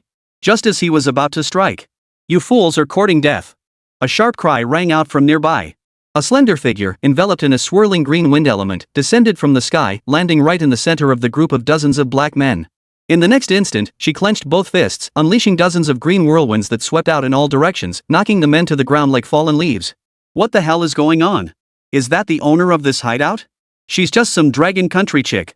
What are you scared of? Damn, that wind was weird. How did I get knocked down? Though knocked down, the men quickly rose to their feet and turned their gaze toward the figure at the center. There stood a woman clad in leather armor, her hair cut short and neat, radiating an extraordinary air of valor. her willow-shaped brows furrowed in anger. Without a word, she launched her attack at the black-clad figures. Wielding a short staff, she swung it, unleashing countless swaths of green wind that swept out in all directions. Most of the black-clad figures were melee classes. Now, buffeted by the green winds, they staggered about as if drunk, unable to regain their footing. What the hell is this? It actually has a forced knockdown effect? This is way too weird. Thankfully, this wind damage isn't too high. Otherwise, we'd be done for. Ha! After all those skills, she can't even scratch my skin? Once this dragon country chick runs out of mana, we'll go kill her. The black guy and the others were initially flustered. After all, getting controlled on the battlefield almost always meant death. However, they soon realized that the damage dealt by these blue storms wasn't particularly high, barely scratching the surface, in fact, and only then did they relax. Little did they know. Wind blades. The woman unleashed another green tornado, knocking everyone to the ground. Then, raising her bare hand, she began chanting an obscure incantation. In an instant, rings of wind blades radiated outward. Witnessing this, the black-clad figure's expression darkened. Wind blades. This was a high-damage skill, the primary offensive ability for most wind element mages. Whoosh! Whoosh! Whoosh! A ring of wind blades shot out, instantly slicing the frontmost black men in two. Witnessing this, the black men immediately chickened out, turning tail and running without a moment's hesitation. After all, for them, honor and comradeship meant nothing compared to their own lives. Watching the black men about to escape. Since you've come, you're staying. A cold voice echoed from above the crowd. They looked up to see a young man standing atop a strange beast resembling a mantis, observing everything. The next second, the youth raised his hand. Aya! Black flames instantly coiled around the fleeing figures, reducing them to ashes within seconds. Witnessing this, shock flashed across the woman's face as she murmured to herself, a flying mount. Killing several level 10 professionals without even chanting a spell? That's just too powerful. After the initial shock, the woman hurriedly addressed him respectfully, esteemed senior, I am Bai Qingxue, vice president of the Giant Sun Guild in Qingzhou settlement. I have urgent matters to discuss with you. Qingzhou? Wasn't that the city next to Jiangnan City? Lin Chen's heart stirred. He didn't know much about neighboring Qingzhou. However, he was somewhat familiar with this Zhuyan Guild. In his past life's memories, the Molten Fire hideout had originally been their first strategic hold. The Molten Fire stronghold was situated between Jiangnan City and Qingzhou, though it lay relatively closer to Jiangnan City. In his previous life, Molten Fire Fortress had drawn adventurers from both cities, all hoping to strike it rich. It wasn't until the islanders detonated the fortress, unleashing that catastrophe, that Jiangnan City's adventurers gradually reduced their visits. Later, when the Molten Troll appeared, Jiangnan City dispatched a massive force of adventurers to take it down, confident they had this boss in the bag. Unexpectedly, the boss was indeed slain. But the one who slew the Molten Troll was an adventurer from Qingzhou. Even so, Jiangnan City had no choice but to swallow their anger and bear the bitter pill. After all, this was unclaimed territory. Whoever seized the boss relied on their own skill. Could they really harbor resentment just because someone else got lucky? Recalling his past life's experiences, Lin Chen slapped the dead-winged mantis beneath him, commanding it to fly down. He then turned his gaze to Bai Qingxue before him. What do you want with me? Chapter 145, Elementalist Bai Qingxue, Giant Sun Guild. Senior, I've come because. Bai Qingxue nervously explained the purpose of her visit. After hearing her explanation, Lin Chen finally understood. It turned out Bai Qingxue's profession, Elementalist, was highly specialized. To cast spells, she required gathering elemental materials like wind, fire, lightning, ice, darkness, and light as spell components. Without them, even with mana reserves, she couldn't perform any magic. Though cumbersome, the elemental spells Bai Qingxue unleashed could carry various powerful effects. Take the blue tornado earlier, for instance, it could forcibly knock down other practitioners, making it terrifyingly effective. This time, she intended to venture into the molten hideout to gather some lava-infused rock as spell-casting material. Little did she know that Lin Chen had been away for days, leaving her no choice but to guard the entrance to the hideout. Today, witnessing the actions of these Black Continent people, she acted out of righteous indignation. I see, Lin Chen nodded. This young lady has quite the sense of justice. In that case, he might as well grant her this favor. Regardless of whether Bai Qingxue possessed the strength to handle these Black Continent men. Just for her goodwill, Lin Chen absolutely couldn't let her down. That was Lin Chen's principle. Facing Bai Qingxue, whose eyes brimmed with expectation and pleading, Lin Chen was about to speak when a sudden thought struck him. Of course it's no problem, he said. It's just some magma after all. But this isn't the place to talk. Come inside first. With that, Lin Chen summoned a molten firefly, which fluttered before Bai Qingxue. With a flash, Lin Chen leapt onto the back of the Deathwing Mantis, disappearing into the hiding place. What is this? Another flying mount? Bai Qingxue stared at the molten firefly before her, her small face brimming with curiosity and astonishment. She hadn't expected Lin Chen to possess a second flying mount. Instantly, Bai Qingxing's impression of this senior Lin Chen grew even more mysterious and formidable. Carefully stepping onto the molten fire flies back, Bai Qingxing had barely steadied herself when her view suddenly soared upward as they took flight. Is this what flying feels like? Bai Qingxing marveled at the sensation. On Blue Star. Before reaching level 60, practitioners rarely had the opportunity to experience flight. Only the chosen few with flying mounts could unlock this ability. Gazing down at the scenery now reduced to the size of sesame seeds, Bai Qingxing felt her heart surge with excitement. After a long while, she entered the molten hideout. Surrounded by the grand and mysterious temple, she couldn't help but look around in awe, her eyes filled with astonishment. For the moment she stepped inside, she recognized the name of this sanctuary, Molten Hideout. And its quality. Perfect. A perfect grade hideout. This was exceedingly rare even in Qingzhou, such a high-quality hideout was a rarity. Who would have thought it would appear in this place? Come over here, Lin Chen called out from a distance. Bai Qingxing quickly averted her gaze and walked toward Lin Chen. Upon reaching a table and chairs, Lin Chen poured her a cup of tea. Thank you, senior, Bai Qingxing said promptly, taking small sips. Facing Lin Chen, Bai Qingxing dared not be disrespectful. In her eyes, though he appeared youthful, Lin Chen must be quite old. After all, Blue Star possessed numerous substances that could delay aging and extend lifespan. And Lin Chen's formidable strength was absolutely not something a youth who looked 18 or 19 could possess. In short, showing respect was never a mistake. After taking a sip of tea, Lin Chen spoke directly, I have a proposal. What do you think? Bai Qingxing immediately responded respectfully, please speak, senior. Lin Chen's voice grew solemn.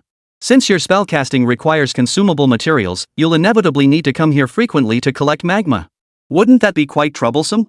Bai Qingxing grew tense and hastily explained, senior, I will compensate you with chaos stones. I absolutely won't.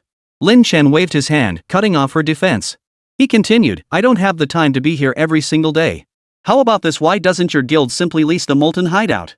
I hear your guild is currently undergoing a transition and needs a large hideout as a base. Ordinary hideouts certainly can't meet these needs. Renting this place outright would be far better. Rent the hideout?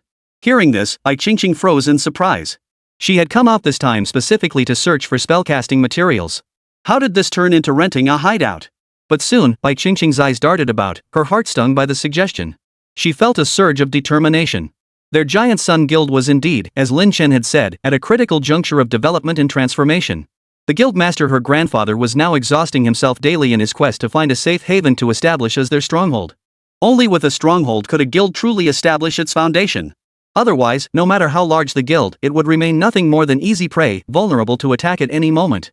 Only with a stronghold could they withstand attacks from large numbers of professional adventurers. Moreover, it would provide the essential facilities needed for growth.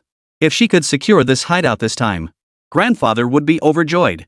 With that thought, Bai Qingxing took a deep breath, suppressing her excitement, and said, this is too big a decision for me to make alone. Could you please wait a moment? I need to discuss this with my grandfather. Lin Chen nodded. All right. He wasn't in a hurry. About half an hour passed. Bai Qingxing approached and said, Senior, my grandfather says could you please make an offer to sell this hideout to us? Impossible. Lin Chen refused outright. The molten fire hideout wasn't where Lin Chen intended to settle permanently. But it was his starting point. He absolutely refused to hand this sanctuary over to anyone else. Then we'll have to try another approach, Bai Qingxing sighed. Senior, what about a long-term lease? We'd like to rent this hideout outright for 20 years at 5 million chaos stones per year. 5 million chaos stones? That rent is reasonable. Lin Chen nodded. The typical rental price for a perfect hideout was roughly that amount. Agreed. However, I must retain control over roughly 1/20th of the area and all the formation arrays. This. Bai Qingxing hesitated. Placing control of all the arrays in someone else's hands meant effectively relinquishing the hideout's defensive authority. This was something no guild leader wanted to see. However, in exchange, I'll personally handle countering the beast tide. Seeing her reaction, Lin Chen dropped a bombshell. Sure enough, Bai Qingxing's breathing grew heavy, her face flushing crimson. What? Are you serious? Did I hear that correctly? Chapter 146, you might not lose, but I'll always come out ahead. What's a guild's biggest expense? Salaries? Operating costs? Or development funds? None of the above. On Blue Star, a guild's biggest expense is almost always related to the beast tide. Defensive arrays, offensive arrays, functional arrays. These formations, while useful against other adventurers, are primarily used to combat beast waves the vast majority of the time. Moreover, guilds within settlement cities that possess hideouts must pay substantial management fees to the Dragon Nation government. The amount of these management fees could easily amount to 2 or 3/10 of a guild's annual profits. For any individual, this represents an astronomical expense. Precisely because of this, while most guilds are willing to relocate their hideouts to the settlement hubs, some refuse to bear the cost and instead choose to establish themselves in the wilderness, resisting the beast tide. If Lin Chen could truly eliminate the beast tide entirely from their hideout, it would mean their guild's expenses would be cut by more than half for no reason at all. Of course it's true. My words can be written into the guild contract. You won't have to worry about me reneging on my promise. Lin Chen stated calmly. As if beast swarms and ferocious beasts attacking cities events other guilds desperately avoided. In Lin Chen's eyes, they were nothing but free experience packs. Even if Bai Qingxing and the others wanted to take them on, he wouldn't agree. Wait, senior, I need to discuss this with grandfather. Please hold on. Bai Qingxing's face flushed crimson as she hurried to the side and dialed a number. Hello, Grandpa, it's Qingxing. Bai Qingxing spoke into the phone, her voice trembling slightly. Qingxing, how did the talks go? If it doesn't work out, I can go personally. An aged voice came from the other end, none other than Bai Mutin, the leader of the Giant Sun Guild and Bai Qingxing's grandfather. No, Grandpa. I've actually brought good news this time. But please don't get too excited, watch out for your heart. Bai Qingxing blurted out quickly. Hearing this, Bai Mutang shook his head. Qingxing, you underestimate your grandfather. I may not run a major guild, but I've seen my share of the world. Senior Lin said he'll handle clearing the beast tide. We don't need to lift a finger. Bai Qingxing declared. At those words, Bai Mutang froze in place. His breathing quickened and he slammed his hand on the table, leaping to his feet, his face etched with utter shock. What? Did you hear that correctly, Qingxing? This is no time for jokes. Bai Mutang was struck as if by lightning, frozen for a long moment before he managed to ask. I heard it loud and clear, and I double-checked. Senior Lin said we can sign a guild contract no one can back out later. Bai Qingxing declared, clenching her small fist. Quick! Qingxing, sign with him right now. Before he changes his mind, sign the guild contract immediately. That way, he won't be able to back out. Let's sign for 25 years, no, 30 years. Hurry, Qingxing. Bai Mutang urged impatiently. All right. Bai Qingxing agreed, taking a deep breath to suppress her excitement. She hung up the phone and approached Lin Chen, respectfully stating, Senior Lin, we've discussed it. We wish to lease the use of this hideout for 30 years. What do you think? 30 years? Fine. Lin Chen replied casually. After all, this wouldn't be his primary hideout going forward. It was essentially renting out an idle property for rent. Lin Chen didn't particularly care how many years it was leased for. Then, shall we sign the contract? Bai Qingxing immediately retrieved a scroll of parchment from her backpack and placed it before them. This parchment was a rare artifact known as the Guild Contract. Guild Contract, a legally binding agreement. Terms written upon it become effective upon signing. Violation by either party will incur severe penalties. It was precisely because of the existence of the Guild Contract that Bai Mutang had no worries about Bai Qingxing being deceived or Lin Chen telling lies. For the terms and conditions inscribed upon the Guild Contract could not be falsified. Go ahead. Lin Chen casually picked up the pen. Glancing casually over the treaty, Lin Chen found nothing unusual. It was a standard template for renting a hideout, with only 2 additional clauses. Lin Chen retains full authority over the formation and Lin Chen handles the beast tide. Rent, 5 million chaos stones annually. Term, 30 years. As for Bai Qingxing, she signed her name without the slightest hesitation. Instantly, the parchment burst forth with a golden light before dispersing into the air. An intangible force of law descended upon both their bodies. Should anyone violate it, they would face the rejection and punishment of the rules. That's it. Bai Qingxing exhaled in relief, feeling as though she were still in a dream, her head spinning. Could it really be that easily resolved the problem that had troubled her grandfather for years? Her luck was simply too good. I have matters to attend to. I'll take my leave, Lin Chen said casually, immediately departing through the teleportation array. Bai Qingxing remained behind, waiting for the guild members to come for her. This deal seemed like a huge win for the Giant Sun Guild. But the true beneficiary was Lin Chen. First, the Molten Fire hideout was merely Lin Chen's starting point. It could never be his primary refuge. For everyday functions like storing items or providing shelter, it would be extravagant for one person to monopolize an entire hideout. Leasing it out is simply renting out an idle property to gain tangible benefits. Second, Lin Chen would step in to fend off the beast tide. But in everyday situations, like when attackers from the Assassin's Guild target hideouts, that's when the Giant Sun Guild needs to step in. It was like getting a free bodyguard. No. It was more like a security company renting out his own house. Not only did they protect his hideout for free, they're actually paying you. No matter how you looked at it, Lin Chen was raking it in. Awesome. Lin Chen chuckled to himself, then instantly teleported back to Zhanghai University through the teleportation array. The next morning, Lin Chen stepped out of the villa feeling refreshed and invigorated.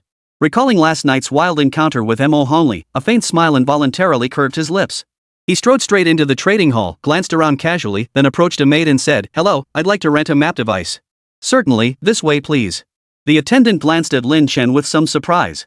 After all, map devices were typically rented by large guilds, and only those with considerable power dared to touch maps of other realms. Who would have thought this seemingly gentle and refined young man held such hidden depths? Moments later, Lin Chen rented a damaged map device for 270,000 chaos stones per day and brought it back to the Molten Fire hideout. Chapter 147, Entering the Otherworld Map, Ancient Fortress. Senior Lin. Stepping out of the teleportation array, he saw Bai Qingxue approaching with a gentle smile. Behind Bai Qingxue, numerous guild members were already bustling about, beginning the renovation of the hideout. For many people, having so many people suddenly move into their living space might feel uncomfortable. Lin Chen, however, didn't mind. The Molten Fire hideout was merely a stepping stone for him. His sights were already set on a higher quality hideout. "Hello," Lin Chen nodded casually. "I'm just here to pick up a few things. You all carry on." "Understood, senior." Bai Qingxue nodded obediently, watching Lin Chen's figure disappear from view before sighing and heading elsewhere to oversee the renovations. In the highest chamber of the Molten Fire Sanctuary. This was the private chamber Lin Chen had reserved for himself. No one could enter without his permission. Here, he kept the Void Extraction Tower, the Teleportation Array, the Energy Array, and the Storm Spirit. These were things Lin Chen would never casually reveal to others. Standing at the temple's highest point, looking down, one could see the members of the Giant Sun Guild bustling about. In the distance, Bai Qingxue, her face radiating heroic spirit, clad in long leather boots, could be seen directing the crowd as they hauled a massive boulder inside. Witnessing this scene, Lin Chen couldn't help but ponder. Come to think of it, Red Carp hasn't been to this place yet, has she? If I were here with her. With a soft chuckle, Lin Chen snapped back to reality, fixing his gaze on the map instrument before him, which spun like a celestial orbit. He then retrieved the map, Ancient Fortress, and gently placed it upon the device. Instantly. Hum. The map device hummed, then burst forth with a white light, transforming into 6 teleportation portals that surrounded him. Name, Ancient Fortress Otherworld Map. Level, LV-115. Affixes, monsters reflect 20% elemental damage, all monsters have 100% increased HP, cannot restore HP, and blind upon hitting. Description, one of the lost fortresses of the ancient Kaguryan people, holding endless riches, or perils. 6 portals mean a single map can accommodate up to 6 players simultaneously, or 1 player making 6 round trips. Afterward, the map vanishes completely. This is the fundamental difference between otherworldly maps and the Abyss. The map is disposable. Taking a deep breath, Lin Chen stepped directly into one of the portals. Instantly. You have entered the Otherworld Map, Ancient Fortress. The moment he stood firm, Lin Chen summoned the Deathwing Mantis without hesitation. SSSSSSS. The moment the Deathwing Mantis materialized, it positioned itself protectively behind Lin Chen. With his safety assured, Lin Chen nodded in satisfaction and surveyed his surroundings. He found himself in a vast fortress corridor, its ceilings sealed shut. Thus, attempting to skip class and directly kill the boss with Black Dick was clearly out of the question. But this posed no challenge to Lin Chen. He leapt onto the Deathwing Mantis's back and soared forward. Though the Deathwing Mantis's pace was slightly slower, that comparison only held against Black Dick. Its pace remained terrifyingly swift. Within mere breaths, the Deathwing Mantis soared ahead like a silent Grim Reaper, covering several kilometers. Strangely, they encountered no enemies at all during those kilometers. Just as Lin Chen began to wonder why, suddenly, creak, creak. Several mechanical creatures abruptly rose to their feet ahead. Name, Frostprobe. Level, 13. HP, 8,457. Strength, 22. Agility, 16. Spirit, 27.1. Skills, Frost Barrage, Scan, Bone-Chilling Frost. Description, one of the Kaguryan's defensive machines, possessing the power to control frost. This frost probe resembled an iron cauldron sprouting mechanical tentacles for legs, topped by a gem-encrusted skull, a crude and comical sight. Yet, the information relayed by the detection spell made Lin Chen realize these monsters were far from simple. Whoosh! As Lin Chen pondered, the frost probe charged forward, firing a frost beam directly from the gemstone atop its head. Kill! Lin Chen issued the command coldly. Instantly, the Deathwing Mantis moved. In a flash, its form shifted, landing above the 3 frost detectors like lightning. With a single swing of its blade arm, it sliced through the monster's steel bodies as easily as cutting tofu. Your summoned creature has killed the frost probe. Gained EXP 6541. Ding! Greed Soul activated. Obtained additional items. Item quality upgraded. A series of notifications echoed in his mind. Lin Chen glanced at the gear dropped by the monsters. Seeing it was all junk, he shook his head in disappointment, tossing it straight into his backpack to decompose it into energy points. He then continued walking forward. Along the way, the monsters gradually grew denser and more varied, including flame detectors, thunder detectors, giant constructs, and others. Soon, Lin Chen entered a vast node chamber. You have entered the Kagurun Energy Node 1. The notification chimed. Lin Chen surveyed his surroundings. This node connected to rooms in 4 directions, each entrance sealed shut. At the node's center, a crystal floated serenely, surrounded by crackling electricity. The crystal emitted a hazy purple glow, with countless strands of plasma coiled around it. The moment he saw the crystal, a notification flashed through his mind. Ding! Special template detected capable of fusing and evolving specific insectoid species. This crystal can fuse and evolve into a Zerg? Lin Chen was overjoyed. He never imagined that simply clearing a map could lead to discovering another fusion template material for the insectoid race. This was a huge find. This crystal must be the key to triggering this room's event. But it doesn't matter. With a flick of his thoughts, Lin Chen summoned the insectoid army, enveloping himself within its ranks. Then, he reached out and gently removed the purple crystal. Instantly. Boom! Boom! Boom! Boom! 4 explosive blasts echoed through the air. The 4 previously sealed rooms burst open, releasing countless detection machines that swarmed toward Lin Chen. Judging by the numbers, each room contained at least 100 of these scouting machines. Holy crap, if this were an ordinary person, they'd probably be scared out of the map right now. Watching this scene, Lin Chen felt his scalp tingle. But he was the overlord of the insect clan. Any ordinary adventurer witnessing this would likely curse like a sailor. Where the hell do you even find traps like this? This is just plain unfair. Yet, what was a torturous ordeal for others merely caused Lin Chen to frown slightly. Go! At his command, the insectoid army engaged the scouting mechs in battle. Chapter 148, The Newly Fused Insectoid Army. Within mere minutes, the insectoid army had slaughtered the scouting machines like cutting through butter. Lin Chen could finally turn his gaze to the purple crystal before him. Name, Thunder Sky Crystal. Type, Material. Quality, Perfect. Description, a crystal born from the land of the Forsaken Gods, having absorbed the power of the unholy storm. Treated by the Kagurun people as a near-endless energy source, it ultimately led to the downfall of an entire civilization. A fusion template of perfect quality. Lin Chen grinned widely at the sight. After all, his most powerful summon creature, the Deathwing Mantis, possessed only a superb grade fusion template. If he obtained a superior perfect grade fusion template, just how formidable would the summon creature become? Come! With a low command, Lin Chen plunged his consciousness into the sovereign space and retrieved the Thunder Sky Crystal. The next second. Ding! Fusion template detected. Please select the insectoid species for fusion. Fusion insect species. Lin Chen surveyed his surroundings. Currently, among his insect forces, he possessed basic units like bladeworms, brainworms, stingerworms, and flameworms. The fused mutant Zerg now included molten fire swarmas and Deathwing Mantis. Among these, the Deathwing Mantis leaned toward being an assassin and warrior-type melee unit, while the molten firefly was a flying ranged unit. Now, he needed a turret-type mage unit to boost vitality. With that in mind, Lin Chen immediately set his sights on the fireworm. Select fireworm. Confirm? Yes. Lin Chen confirmed immediately. Instantly, a flash of white light erupted before him. The next second, a figure appeared before him. Ha! A butterfly? Lin Chen looked over, his expression tinged with surprise. Before him fluttered a diminutive purple butterfly, no larger than an adult's head. Threads of plasma coiled around its form, flowing across its surface like intricate patterns. Name, Thunder Summoning Butterfly. Tier 2 Insectoid. Agility, 29.4. Strength, 19.3. Mental, 53.1. Skills, Thunder Summoning, Lightning Chain, Magic Piercing, Violet Lightning, Lightning Escape, Current Activation, Storm Drinker, Orinius Training, Lightning Strike, Triple Lightning.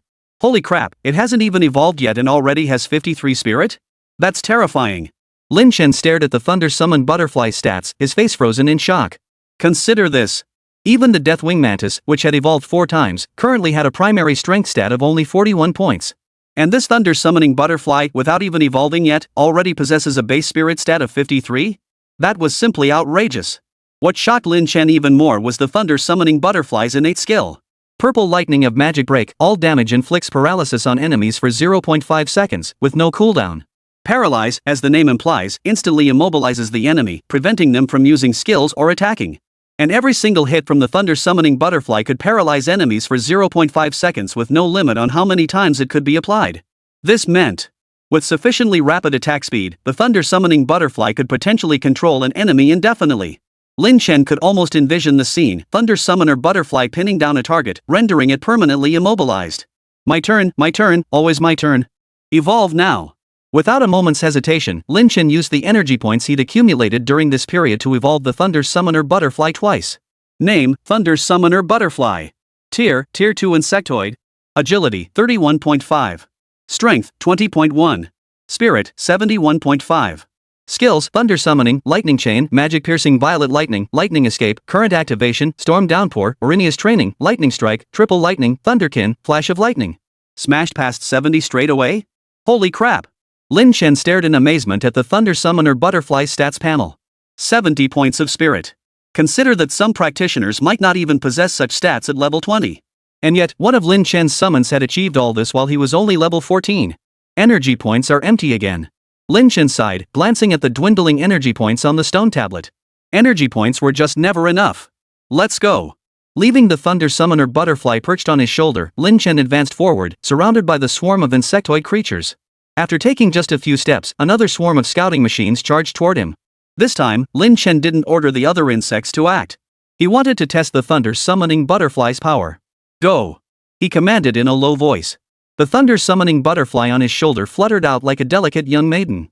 Its body, resembling a purple crystal, radiated an artistic beauty, as if it were a delicate, fragile work of art. Yet, in the next instant, a burst of purple plasma erupted from the Thunder Summoner Butterfly, forming a massive ring of light before it. Then, boom! Lightning Chain. A ring of purple lightning chain directly between several scouting machines. 102,345 critical hit damage. Your summoned creature defeated the Frost Probe, gaining EXP 3021. Your summoned creature has killed the Thunder Probe, gaining EXP 3354. 129374 critical hit damage. 98145 critical hit damage. Suddenly, a series of notification sounds echoed in his mind, causing Lin Chen's face to light up with delight. This efficiency is insane. Mages really are the best for clearing maps. Though, to be fair, the Deathwing Mantis could also take down these scouting machines one by one. But summoning a Thunder Butterfly could clear them all with just one skill far more efficient than the Deathwing Mantis. What a pity. If only there were a tanky enough target. These monsters have too little health, it's impossible to gauge the Thunder Butterfly's damage ceiling. Lin Chen stroked his chin thoughtfully. If the monsters he'd just slain could hear that remark, they'd likely be furious enough to resurrect themselves. Is this even human? Killing monsters and then complaining they're too weak? Let's keep moving. Lin Chen pressed onward, pushing through relentlessly. Within moments, Lin Chen entered a colossal temple. The temple was vast and magnificent, surrounded entirely by massive machinery of various styles, giving off an eerie aura. Moreover, these machines bore varying degrees of damage, their surfaces thickly coated with dust, as if they hadn't been moved in ages. At the temple's center lay a colossal robot, sprawled on the ground. The robot appeared exceptionally crude, bearing visible damage and missing an arm, as if it had endured some great battle. The instant Lin Chen stepped into the temple, the electronic eyes of this colossal machine flickered back to life, and it rose from the ground. Detecting unknown source. Identity verification. Failed. Classification, intrusion into energy center. Corrective measures. Eliminate. In an instant, the machine lunged toward Lin Chen. Chapter 149, The Terrifying Power of the Thunder Butterfly Votes Needed. Boom! An invisible force field shot forth from the mechanical arm, hurtling toward him like a cannonball. Humph! Charge! Lin Chen's low command sent the Deathwing Mantis blocking in front of him. Simultaneously activating Soul Shield, it effortlessly parried the strike. Simultaneously, Lin Chen cast a scrutiny spell, obtaining detailed information about the machine. Name, Broken Goliath Giant. Level, 15 5th tier. HP, 203,547. Strength, 63.4. Agility, 30.4. Spirit, 28.4. Skills, Goliath Fist, Grand Lament, Electromagnetic Storm, Laser Diffusion, Repair Program. Description, a guardian machine of the Kegulan people, wounded in an unknown war. Over 200,000 HP? Upon seeing the Goliath giant, Lin Chen wasn't afraid of this boss's terrifying stats. Rather, he was thrilled. Over 200,000 HP? This is perfect for the Thunder Butterfly to go all out. A faint smile touched Lin Chen's lips. But just then, creak, creak. The broken machinery scattered around began to stir to life. Judging by their numbers, there were at least 30 or 40 of them. Go! Lin Chen immediately dispatched the thunder-summoning butterfly, then withdrew his insectoid army. He retreated himself, watching the unfolding scene with satisfaction. Facing the mechanical enemies surging like a tidal wave, the thunder-summoning butterfly wasted no time, unleashing the thunder-summoning technique. Thunder Summoning summons lightning to strike the designated area, dealing lightning damage to all enemies within. Damage is divided among all enemies. This was an area of effect skill, but the more enemies within the zone, the less damage it dealt. After all, no matter how high a skill's damage is, when split among dozens of targets, it becomes negligible. But Thunder Butterfly didn't intend to kill these enemies. Instead, it aims to control them. Rumble. The Thunder summoning spell unleashed a shower of lightning. Unlike ordinary white lightning, these bolts glowed a faint purple. The machinery struck instantly fell under a paralyzing effect, convulsing in place in a grotesquely unnatural manner. Seizing this precious moment, Thunder Summoner unleashed several skills without hesitation. Storm Downpour. Aurinia's Training. Lightning Strike. Lightning Chain. Instantly, the area erupted with sparks and thunderclouds. Under the chained control, those mechanical constructs didn't even twitch before being fried into scrap metal, transforming into Lin Chen's experience points. This took less than a minute?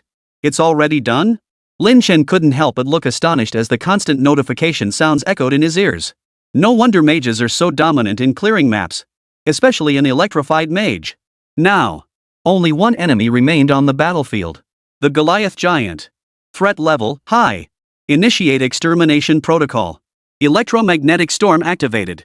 The Goliath Giant emitted several cold, mechanical sounds, then a layer of invisible force field coiled around its arms. Great at clearing maps, but I wonder how it handles single targets. Come on, show me what you've got. Lin Chen murmured softly. Receiving the command, the Thunder Butterfly attacked the Goliath Giant without hesitation. Intruder, vanish. The Goliath Giant's massive fist, shrouded in the invisible force field, slammed down with brutal force. The Thunder-summoned butterfly had indeed activated Lightning Escape, dodging the attack while simultaneously granting itself a buff.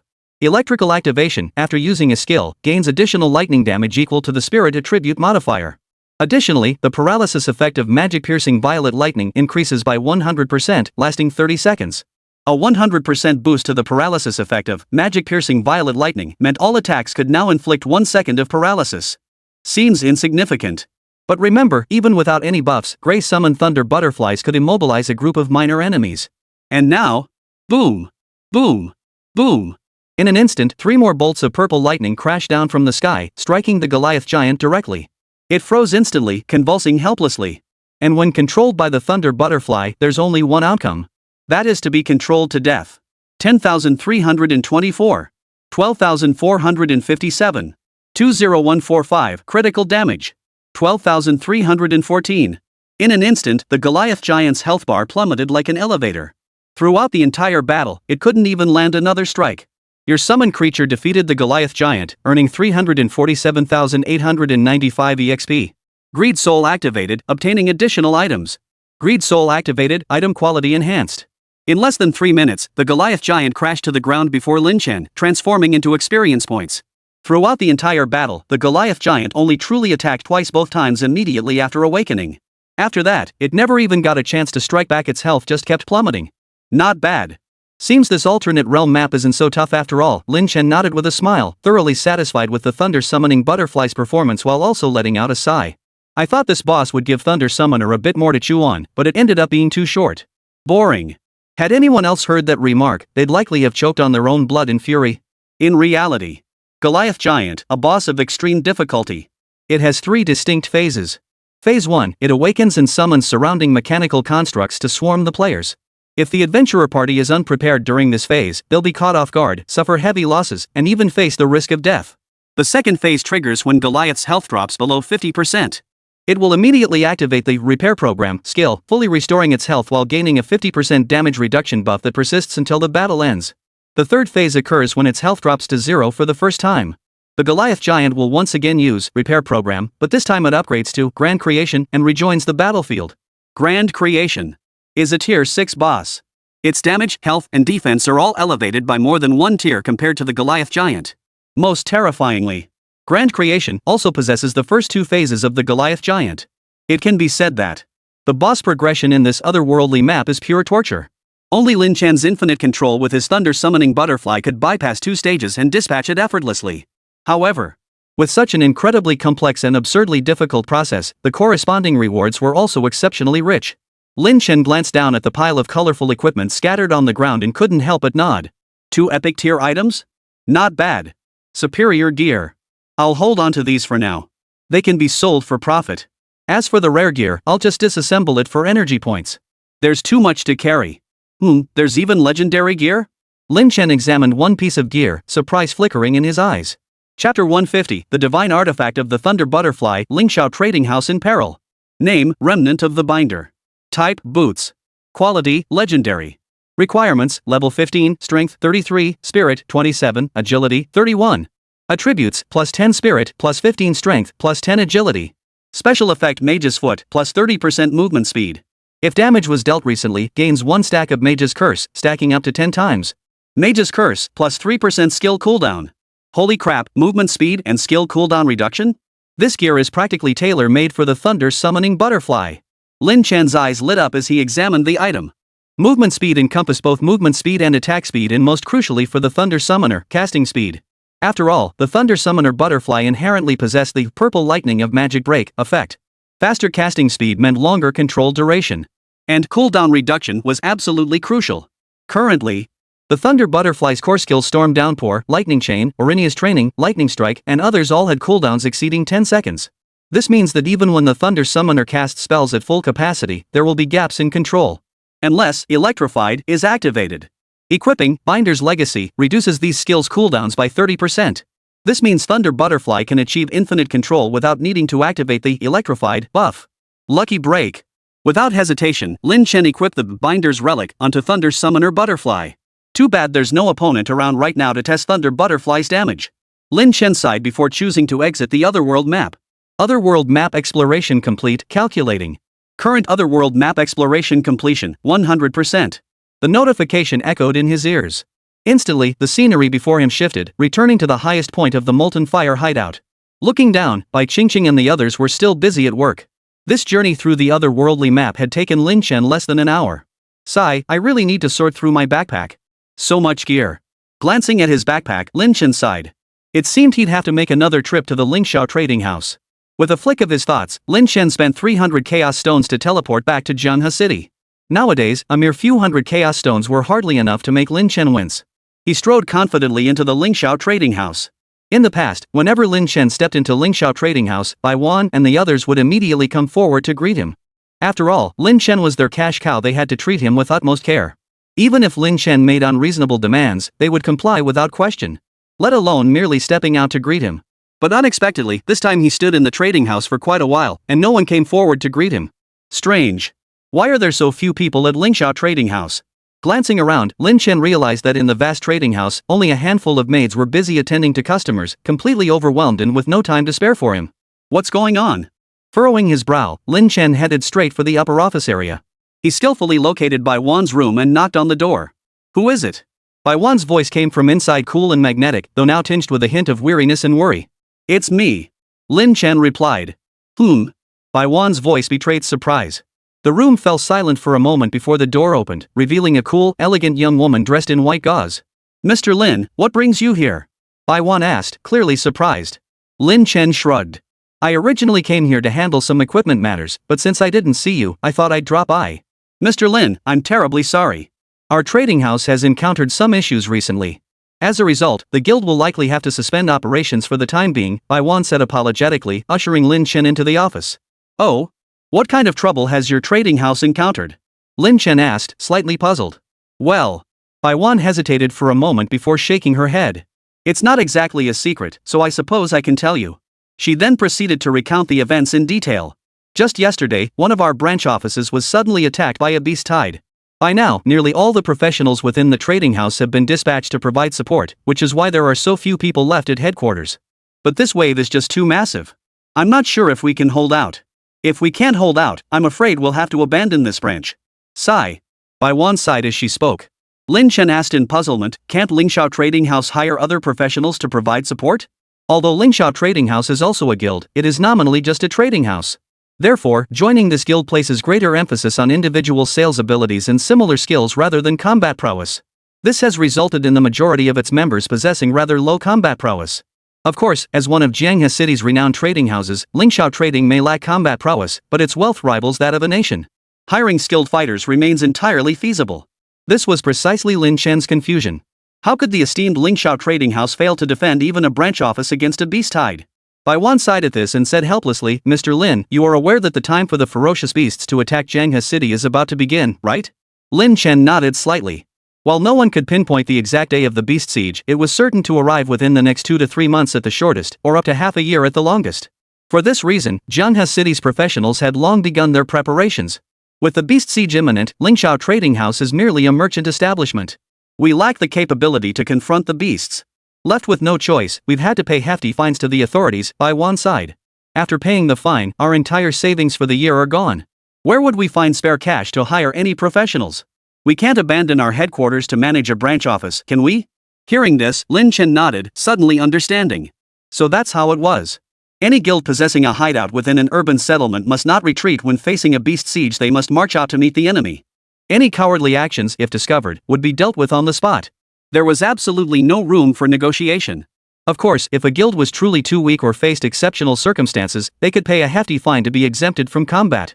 But this fine is enough to make even top-tier guilds wince. For Lingxiao Trading House, it would practically drain their entire fortune. Thus, after paying the fine, Lingxiao Trading would be unable to protect even a single branch under attack. Even if most of the headquarters personnel were mobilized, they could only attempt to salvage some items before the branch's hideout was breached. I see, Lin Chen nodded. I wonder what grade your branch's hideout is. If it's below epic quality, I might be able to lend a hand in fending off the beast tide. What? Hearing this, Baiwan froze in shock. Chapter 151, Resisting the Beast Tide? Heading to the Emerald Forest hideout. Helping others resist the beast tide? Such matters weren't exactly unheard of. After all, unless it's one of those large guilds, few guilds can withstand a beast tide alone. But then another problem arises. Large guilds are typically built within urban centers. They only face beast sieges, not beast waves, so they never have to worry about such issues. Guilds built in the wilderness are mostly small, underpowered ones. Without the funds to pay fines, resisting a beast tide is naturally extremely difficult.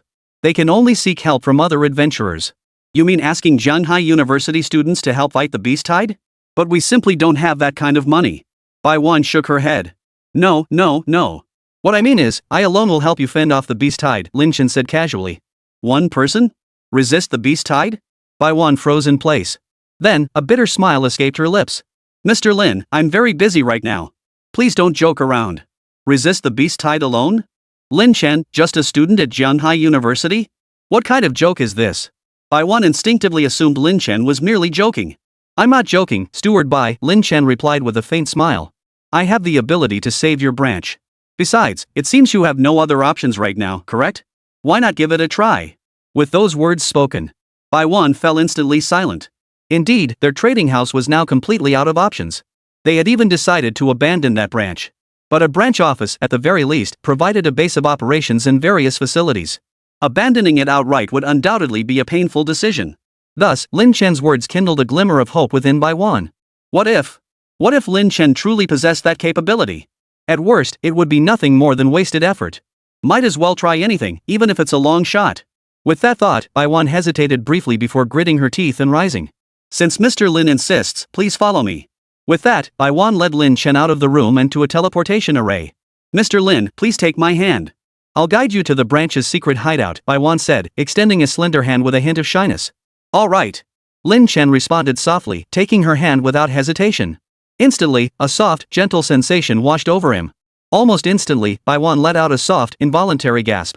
Realizing her slip, her small face flushed crimson. This contrast between her normally cool demeanor and the blushing, bashful charm she displayed now was striking. Even Lin Chen was momentarily stunned by the sight. Snapping back to reality, he cleared his throat. Thank you, Steward Bai. MHM. Baiwan kept her head bowed, nearly burying it in the ample curves of her chest, responding with a low murmur. Though her head was bowed, Lin Chen could still sense that Baiwan's normally fair neck had now turned a delicate shade of pink. However, Lin Chen couldn't linger on this sight for long. Because the next second. Whoosh! The scene shifted abruptly. You have entered the hiding place, verdant forest sea. The surrounding landscape instantly transformed into a vast, untamed forest. Green stretched as far as the eye could see, with only a few scattered buildings visible hundreds of meters away. Emerald Forest Hideout? I recall this being a high-quality hideout. Its defining feature is that all tree-type plants within gain a 30% growth speed bonus, and each tree contributes energy to the hideout.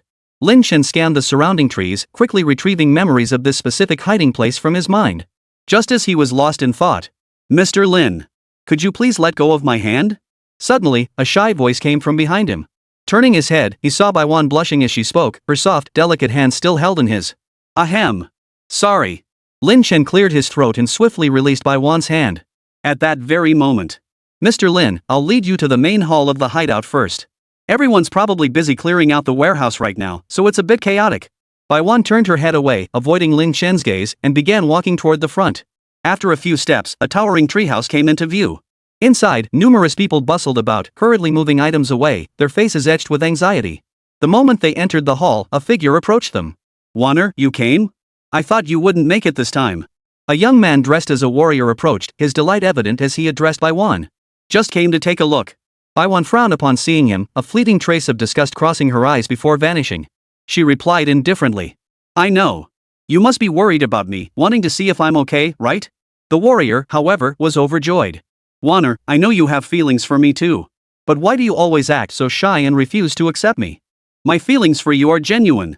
Within the entire Lingxiao trading house, I, Wu Qian, am the one who treats you best. What more could you possibly want?" Wu Qian grew increasingly agitated, even stepping forward to extend a lecherous hand, about to wrap it around Bai Wan's delicate, fragrant shoulder. Bai Wan was startled and tried to flee.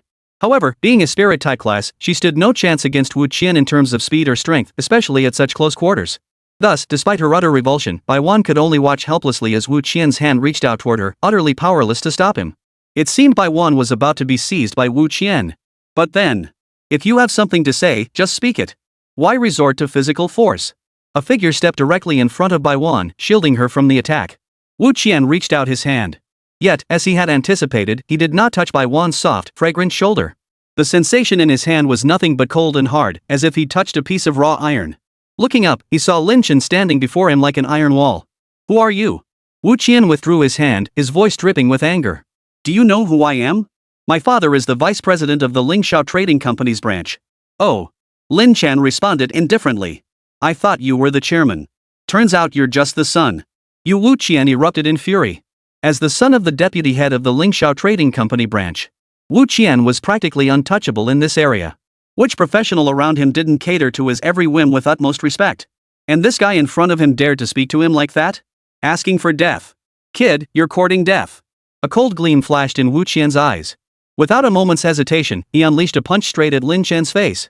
Chapter 152, Vice President Wu Yao, Beast Tide approaches. This punch. Wu Qian unleashed his signature skill, Explosive Fist.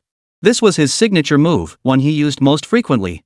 Its power was terrifying, even opponents of equal level would approach it with extreme caution, never daring to underestimate it.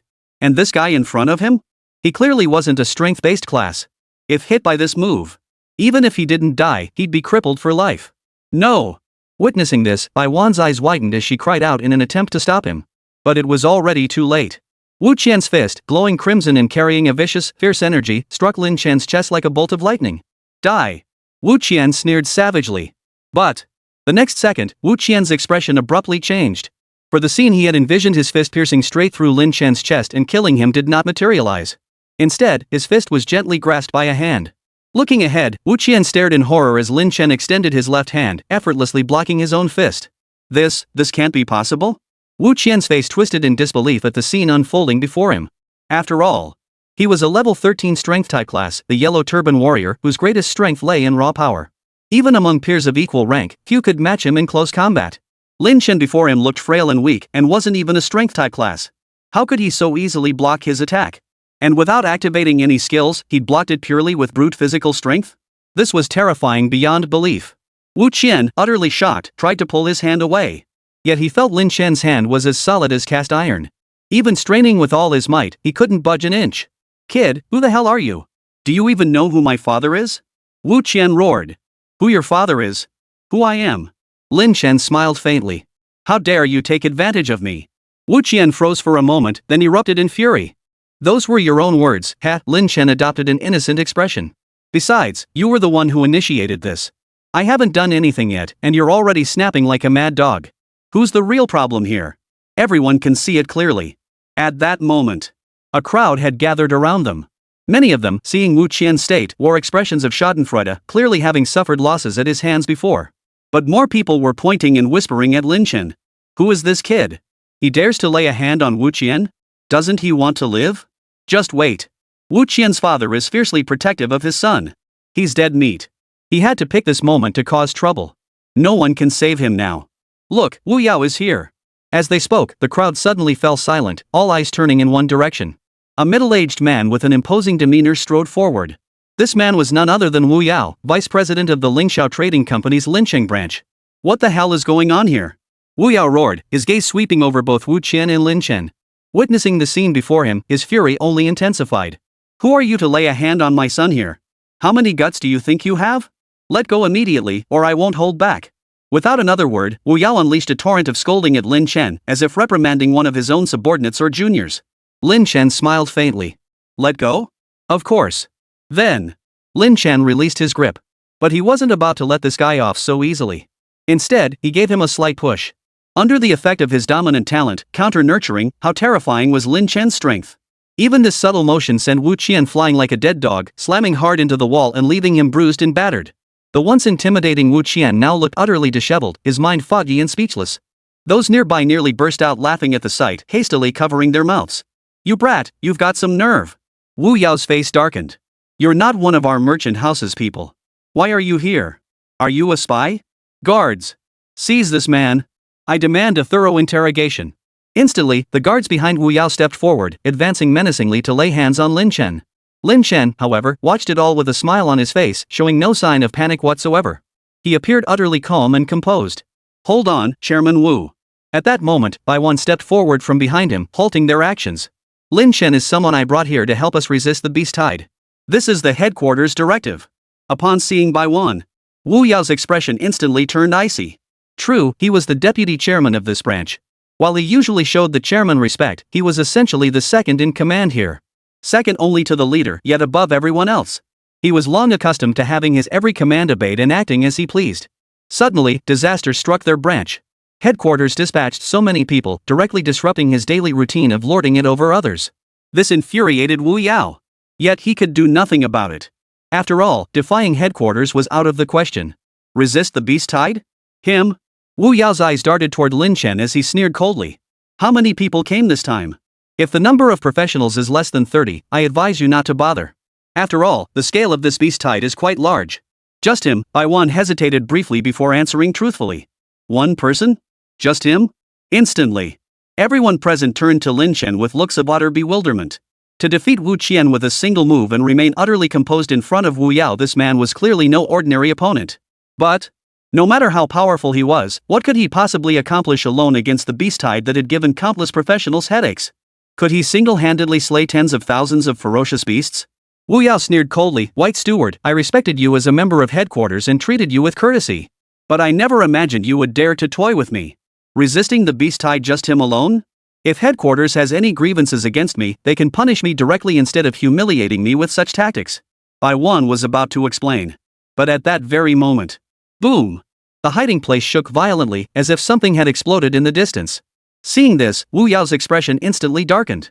He shouted, This is bad. The defensive formation is about to be breached by the beasts. Everyone, go resist them. With that, he led the charge toward the distant battlefield, and those around him followed suit. Once the defensive formation was breached, the beasts would pour in like a flood. At that point, they could escape via the teleportation array. But all the resources here would be utterly destroyed by the beasts. Let's go take a look. Watching the retreating figures, Lin Chen turned to Bai Wan and said, Chapter 153, One Man's Army, Resisting the Beast Tide. The Emerald Forest hideout was concealed within the outskirts of Scaled City, surrounded by wilderness. After all, not every branch of Lingxiao Trading House possessed the financial means to establish a presence within the settlement. Outside the hideout now, a dense swarm of ferocious beasts surged like a tidal wave, overwhelming the area and attacking the hideout. Judging by their numbers, there were at least 3,000. Standing atop the hideout's highest point, Wu Yao, Bai Wan, and the others watched the beasts below, their scalps prickling with dread. Too many. Far too many. This sheer number was staggering. Even if they fought until their hands grew numb, they wouldn't be able to eliminate them all. Damn it! How could this beast tide be so massive? It's nearly double the usual numbers. Wu Yao gritted his teeth in fury. Yet despite his fury, he leapt directly from the shelter and began slaughtering the beasts attacking the surrounding magic array. Those behind him followed suit, clearing the surrounding beasts to buy time for the others to transport resources. However, their numbers alone were simply insufficient. For every few beasts they slew, more would surge forward, seemingly endless. Within mere minutes, Wu Yao and his companions exhausted their magical energy. Frustrated, they retreated back to the shelter, helplessly watching the beasts assault its defensive array without any recourse. Can I make my move now? At that moment, Lin Chen turned to Bai Wan and asked. To most, these beasts were nothing but a plague, creatures to be avoided at all costs. But in Lin Chen's eyes, they were walking, breathing experience points. Lin Chen had been itching to take action for quite some time. At his words, those around him turned to look, their expressions filled with mockery and derision. Does this kid seriously think he can block all these ferocious beasts? With so many beasts, even if he stood still and let them kill him, they'd wear him to death. How utterly presumptuous. Just because he defeated Wu Qian, he actually thinks he's invincible? The crowd snickered coldly, shaking their heads one by one. No one believed Lin Chen could truly withstand the beast tide. Wu Yao snorted coldly, "Kid, this is a beast tide, not some duel between professionals. If you think you can withstand the beast tide all by yourself, you're deluding yourself." However, facing the mockery of the crowd and Wu Yao, Lin Chen couldn't be bothered to engage them. He turned directly to ask, "Elder Bai, may I proceed?" Bai Wan bit her lip, hesitating slightly. "Mr. Lin, if you're not confident, perhaps we should retreat first? It wouldn't be good if you got injured." To be honest, Bai Wan knew Lin Chen was powerful, but she still harbored little confidence in his ability to withstand the beast tide. After all, this was a beast tide. A nightmare deeply etched into the minds of every professional on Blue Star. "Don't worry. I'm not reckless," Lin Chen replied with a faint smile. "In that case, Mr. Lin, you may proceed first. If it doesn't work out, we can always retreat immediately." Seeing this, Bai Wan knew there was no persuading Lin Chen to back down.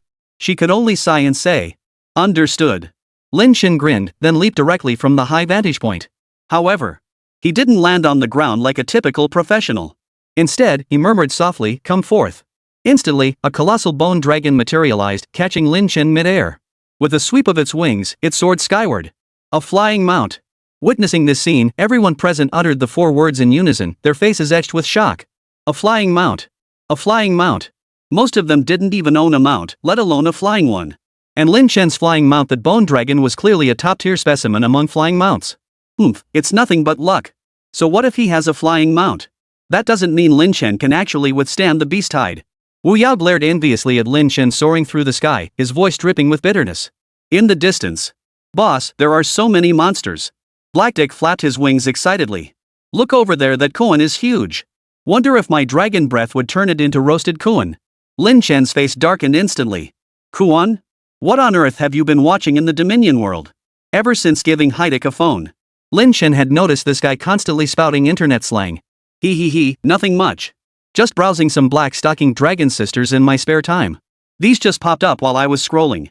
Blackdick chuckled, looking utterly unfazed. "Black-stocking mother dragon? Is there such a thing?" Lin Chen shuddered at the thought. He couldn't even begin to picture a female dragon clad in black stockings. What piqued his curiosity even more was this: that the internet today actually had such twisted content? This world has gone mad. Cut the crap and fly to the center of the battlefield. Lin Chen kicked the creature hard in the spine. "Got it, boss. Hold on tight, here comes little flying stick." Blackdick spread its wings, and the entire dragon shot forward like an arrow, straight toward the heart of the battlefield. "Release." Simultaneously, Lin Chen growled, and countless insect beasts emerged densely from the surrounding ground. The moment they materialized, the insect beasts attacked the surrounding ferocious beasts, instantly turning the scene chaotic. Hiss. The Deathwing Mantis leapt across the battlefield like a silent Grim Reaper. Each swing of its skeletal scythe claimed the life of 1, sometimes even 2, ferocious beasts. Meanwhile, the molten fire insects acted like bombers, raining molten lava from above, drowning vast numbers of beasts beneath the torrent. Spike beetles, brain beetles, and fireworms gathered together, protected by blade beetles, unleashing deadly stings, flame beams, and fireballs at the beasts closing in from all directions. In an instant, the scene resembled a war, earth-shattering and awe-inspiring. Yet the tidal wave of beasts was forcibly held back by Lin Chen, creating a massive breach. Those who witnessed this spectacle were utterly stunned. The crowd stood frozen, staring wide-eyed. After a long moment, someone gasped in shock. "Holy crap, is that even human? That's just brutal. Holy crap, no wonder he had the guts to hold off that beast horde. This is insane. How does he have so many summons? Terrifying." The crowd gasped in unison, their faces and hearts filled with profound shock. Bai Wan, however, covered her mouth in disbelief, staring at the figure standing atop the dragon's back at the center of the battlefield. Like a sharp blade, the figure stood there, a look of astonishment flashing through her beautiful eyes. He really has the power to stop the beast tide? Chapter 154, The Terrifying Thunder-Summoning Butterfly. The boss appears.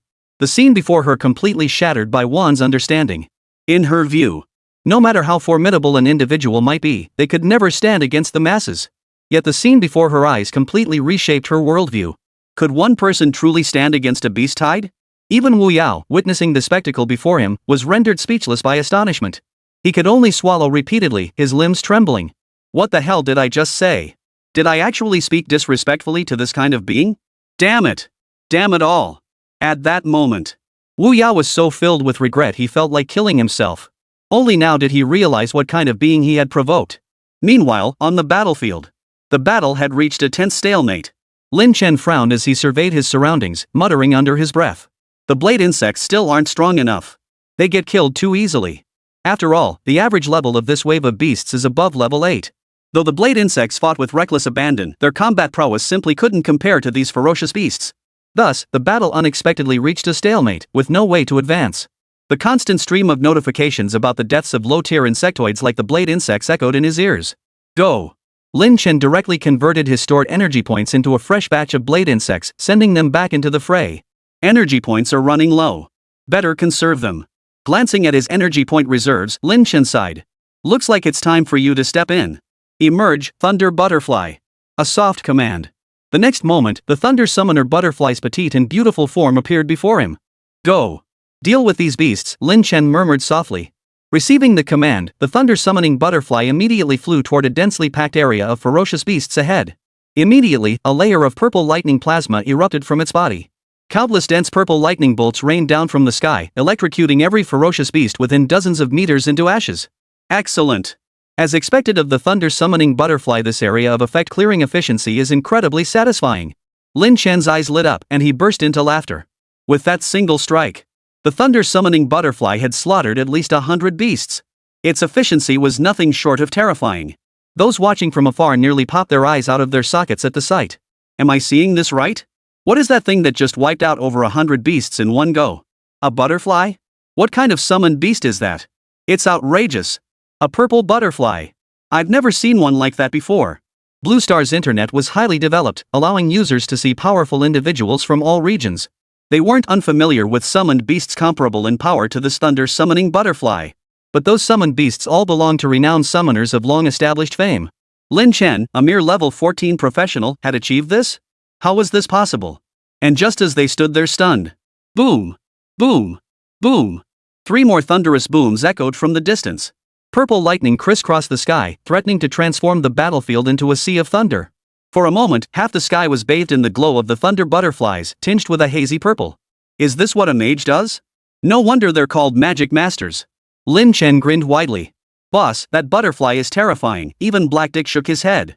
For some reason, it felt an inexplicable dread toward those purple lightning bolts. Still, it's nowhere near my peak strength. As if to console himself, Black Dick chuckled. Cut the crap. Head over there.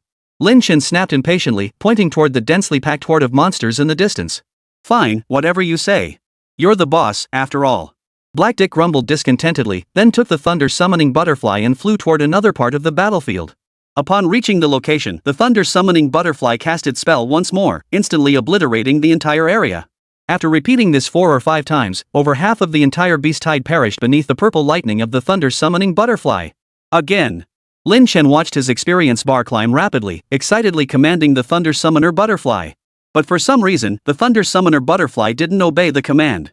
Instead, it slowly settled on Lin Chen's shoulder and transmitted a message. Out of mana?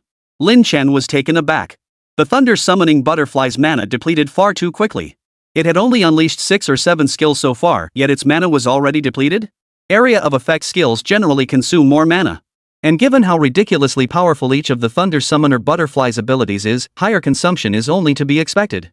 Lin Chen rubbed his chin thoughtfully. Looks like I'll need to find some mana restoring gear for the thunder summoning butterfly. Otherwise, how can it be called a spell machine gun? A sniper rifle would be more fitting. Glancing at the battlefield, Lin Chen promptly recalled the thunder summoner. By now, the number of ferocious beasts on the battlefield had been reduced by more than half. By recycling the beasts' corpses, Lin Chen had accumulated a significant amount of energy points. Now, he could fully utilize mass production to withstand this beast tide. Come. Without a moment's hesitation, Lin Chen spawned a massive insectoid army and deployed them across every corner of the battlefield. Among them, scythe beetles, 5,000. Stinger beetles, 2,000. Brainworms, 1,000. Flameworms, 100. Ironclad bladeworms, 50. Winged bees, 50. Molten firefly, 5. The moment this massive insectoid army appeared, immediately suppressed the ferocious beasts that had been charging with such ferocity. More beasts? I have more than you. Now, who truly is the beast tide? Originally at a disadvantage and facing annihilation, the blade insects turned the tide with their sheer overwhelming numbers. Against sheer numbers, everything else pales into insignificance. You have reached level 15. You have earned 1 attribute point. Please allocate it. The notification echoed in his ears. Level 15 already? Lin Chen was pleasantly surprised and immediately allocated the single attribute point to Spirit. Beast tides are truly the best place to grind experience. If only there were more beast waves like this. Lin Chen thought contentedly, then scanned his surroundings. Less than half an hour had passed. The beast tide on the battlefield had been largely wiped out. The remaining beasts were merely clinging to life. Judging by the situation, it wouldn't take more than 10 minutes for the beast tide to be completely wiped out. Yet Lin Chen showed no sign of relaxation. His gaze swept relentlessly across the battlefield, as if searching for something. He was searching for the boss of the beast wave. Every beast wave spawned a boss. Sometimes just one, sometimes several. It could be said that half the difficulty of a beast tide stemmed from the beasts themselves. The other half comes from the beast tide boss. Lin Chen's eyes scanned the surroundings like sharp hawk's eyes. Suddenly, atop a mountain ridge, he spotted a monkey-like creature. His heart stirred. That's the one. The beast tide boss. Let's go. With a thought, Lin Chen urged Black Dick toward the mountain ridge. Chapter 155. I hear you're pretty fast? Hundreds of meters from the apes, Black Dick halted. Lin Chen scanned the scene, his heart sinking in alarm. This ape. It appeared to be only half a person's height. Yet terrifying wind elemental energy surged from its body, accompanied by faint whistling sounds all around it. Lin Chen immediately cast a scrutiny spell. Name, Gale Demon Ape. Level, 16 5th tier. HP, 35,142. Strength, 33.4. Agility, 62.4. Spirit, 22. Skills, Wind Spirit Focus, Wind Blade, Storm Strike, Blink, Danger Sense, Storm Touch, Stealth, Wind Escape. Description: a monkey tribe dwelling in the Gale Mountains, possessing innate flight capabilities and terrifying speed. To its eyes, every movement of its enemies appears sluggish. Such high agility, Lin Chen frowned. If he had to choose the attribute he least wanted to face among strength, spirit, and agility, it would be agility. High strength merely meant thicker health bars and higher attack damage. High spirit merely meant more mana and more spells. But high agility. Speed becomes astonishingly fast. Invisible and elusive, they were a genuine headache. Therefore, agility is universally acknowledged as the most troublesome attribute among beasts. Still, even with complaints, bosses that must be killed are still killed. Go! Lin Chen waved his hand, and the Deathwing Mantis charged forward. Whoosh! The Deathwing Mantis flew toward the Gale Demon Ape, raising its blade arm and swinging it with brutal force. However, a cold smile flickered across the Gale Demon Ape's face. The next instant, its form vanished entirely under the Mantis's attack. Boom! The Gale Demon Ape teleported behind the Deathwing Mantis. Opening its massive jaws, it unleashed a barrage of wind blades that struck the Mantis's body, producing a continuous clanging sound. This strike, though it inflicted little actual damage on the Deathwing Mantis. But while the damage was minimal, the insult was immense. Without a word, the Deathwing Mantis lunged at the Storm Demon Ape once more. The Deathwing Mantis's primary attribute was strength. While its agility was high, it was utterly insignificant compared to the Storm Demon Ape. Within mere rounds, the Deathwing Mantis found itself utterly outmatched. The Gale Demon Ape, though lacking in raw damage, mastered several teleportation skills and possessed astonishing speed. It refused to engage in direct combat, instead choosing to toy with the Deathwing Mantis. Darting and weaving like a blue whirlwind, the Wind Demon Ape toyed with the Deathwing Mantis, never allowing it to land a single blow while inflicting significant damage itself. Come back, Lin Chen commanded the Winged Mantis, seeing the situation. After all, continuing like this would only lead to the Deathwing Mantis being worn down to death. As the Winged Death Mantis retreated, the Gale Demon Ape flashed a mocking, almost human-like grin. As if flaunting its speed, it even turned its crimson rear end toward Lin Chen and his companions. Enjoy your mockery? Lin Chen sneered coldly. Well then, don't blame me for being impolite. With that, Lin Chen waved his hand decisively, summoned the Thunder Butterfly. Attack! By now, the Thunder Summoner Butterfly's mana had recovered to about 70 or 80%. Upon receiving the command, it hesitated not a moment, taking flight from Lin Chen's shoulder. However, unlike the Deathwing Mantis, it didn't rush headlong to attack the Gale Demon Ape. Instead, it hovered about 20 meters away, silently observing its prey. What's going on? Confusion flashed across the Wind Demon Ape's face. Its naturally mischievous and curious nature made it intensely intrigued by the Thunder Summoner Butterfly's behavior. After a long moment of hesitation, seemingly confident in its own speed, the Wind Demon Ape manipulated the wind element to fly closer, wanting to get a better look at what the Thunder Summoning Butterfly was up to. After all, even if the Thunder Summoner Butterfly had set some trap for it, it would only cost a bit of health. After all, it was a 5th tier boss with a whopping 30,000 health points. The wind demon ape didn't believe a single skill from this butterfly could instantly kill it. Approaching the thunder-summoning butterfly, the wind demon ape curiously extended a hand, intending to touch the beautiful insect. But at that very moment, layers of purple plasma erupted from the thunder-summoning butterfly, spreading out like ripples in water. It was a trap. Clearly, the storm demon ape had anticipated this. The moment the thunder summoner butterfly unleashed its skill, it activated Blink, attempting to flee into the distance. In its estimation, even if the thunder summoner butterfly skill landed, it would only inflict minor damage. By enduring it, it could flash away unharmed. However, reality proved far less favorable than it had imagined. Just before the flash spell activated, the purple plasma instantly enveloped the Gale Demon Ape. Immediately, an electric current searing to the bone spread throughout the entire body of the Gale Demon Ape. This caused its flash spell to fail outright, leaving it rooted to the spot, convulsing uncontrollably as if punished. Foam even began to form at the corners of its mouth. Its pitiful state stood in stark contrast to its earlier arrogant and domineering demeanor, two extremes. Poof. Like to run? Think you're fast? Now that I've got you under control, let's see how you run. Lin Chen burst into laughter at the sight. Speed? Agility? In the face of control, they were nothing but paper stats, utterly insignificant. As he spoke, the thunder butterfly unleashed 3 skills in rapid succession. This chain of control left the storm demon ape immobilized, forced to watch helplessly as its health bar steadily drained. Go seek your revenge, Lin Chen said, patting the deadwing mantis beside him. Upon receiving the command, the latter shot out like lightning, 2 beams of light shooting from its eyes. Then, with a gentle swing of its stark white blade arm, a gaping hole appeared in the mad wind ape's body. 14567, critical hit damage. In terms of agility, the deathwing mantis couldn't match the storm demon ape. But that didn't mean its damage output was inferior. Under the combined armor-piercing effects of Death Gaze and Soul Blade, a single skill from the Deathwing Mantis slashed the Storm Demon Ape's health bar by more than half. This terrifying damage left Lin Chen startled, silently marveling at its power. If the Deathwing Mantis could just be a bit faster, it might even rival the thunder-summoning butterfly. Just as Lin Chen was lost in thought. Your summoned creature has slain the Gale Demon Ape. Gained 200,000 EXP. Ding. Greed Soul activated.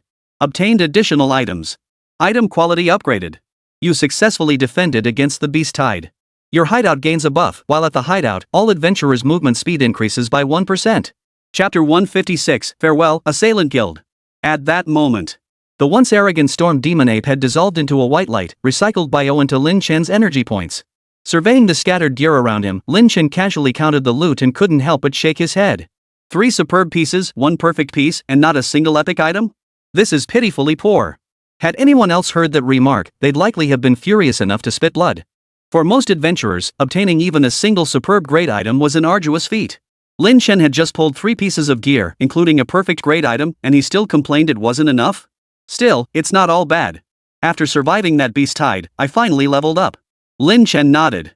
For him, leveling up was cause for greater celebration than even legendary gear. He commanded Blackdick to fly toward the hiding place. Above the hideout. Mr. Lin. Bai Wan was the first to approach him. You repelled the beast tide. That's wonderful. Those around them all cast admiring glances his way. On Blue Star, strength reigns supreme. Those who demonstrate sufficient power deserve respect. Even Wu Yao, who had been so arrogant moments ago, now stood before Lin Chen with his head bowed, not daring to breathe heavily. Senior Lin. I was disrespectful earlier. Please forgive my offense. This is my entire life savings, please accept it. With that, Wu Yao respectfully handed over a storage ring. Such rings were specialized storage devices that partially replaced backpacks. Among higher-level practitioners, they were commonly used for storing goods during trade. After casually scanning its contents, Lin Chen smiled. Inside were over 1 million chaos stones, along with a vast quantity of equipment, materials, and more estimated to be worth over 5 million chaos stones. Excluding real estate and the equipment he currently wore, this truly represented the lifetime savings one would expect from someone of Wu Yao's standing. Lin Chen made no pretense of politeness, flipping his hand to seize the ring. Our business is settled, he stated flatly. Remember to keep your eyes open from now on. Yes, senior. Wu Yao swallowed hard, his body trembling as he spoke. He felt neither despair nor rage at losing his entire fortune. In his heart, there was only relief. Are you kidding me? The man before him was a powerhouse who could withstand even a beast tide. He, though a deputy head of some branch office. But in the presence of such a great figure, he wasn't even worthy of tying his shoes. To have my life bought back with money is already a blessing beyond measure. Senior, I've already reported this matter to our merchant guild's leader. He said you've done us an immense favor, so he's granted you access to our guild's secret treasure vault. You may choose any treasure you desire. Bai Wan's voice sounded again. Secret treasure vault? What is that? Lin Chen asked, puzzled. It's like this. The secret treasure vault is our merchant house's most crucial repository, filled with countless treasures accumulated by Lingxiao Merchant House over the years. Every single artifact stored there is incredibly valuable, One patiently explained.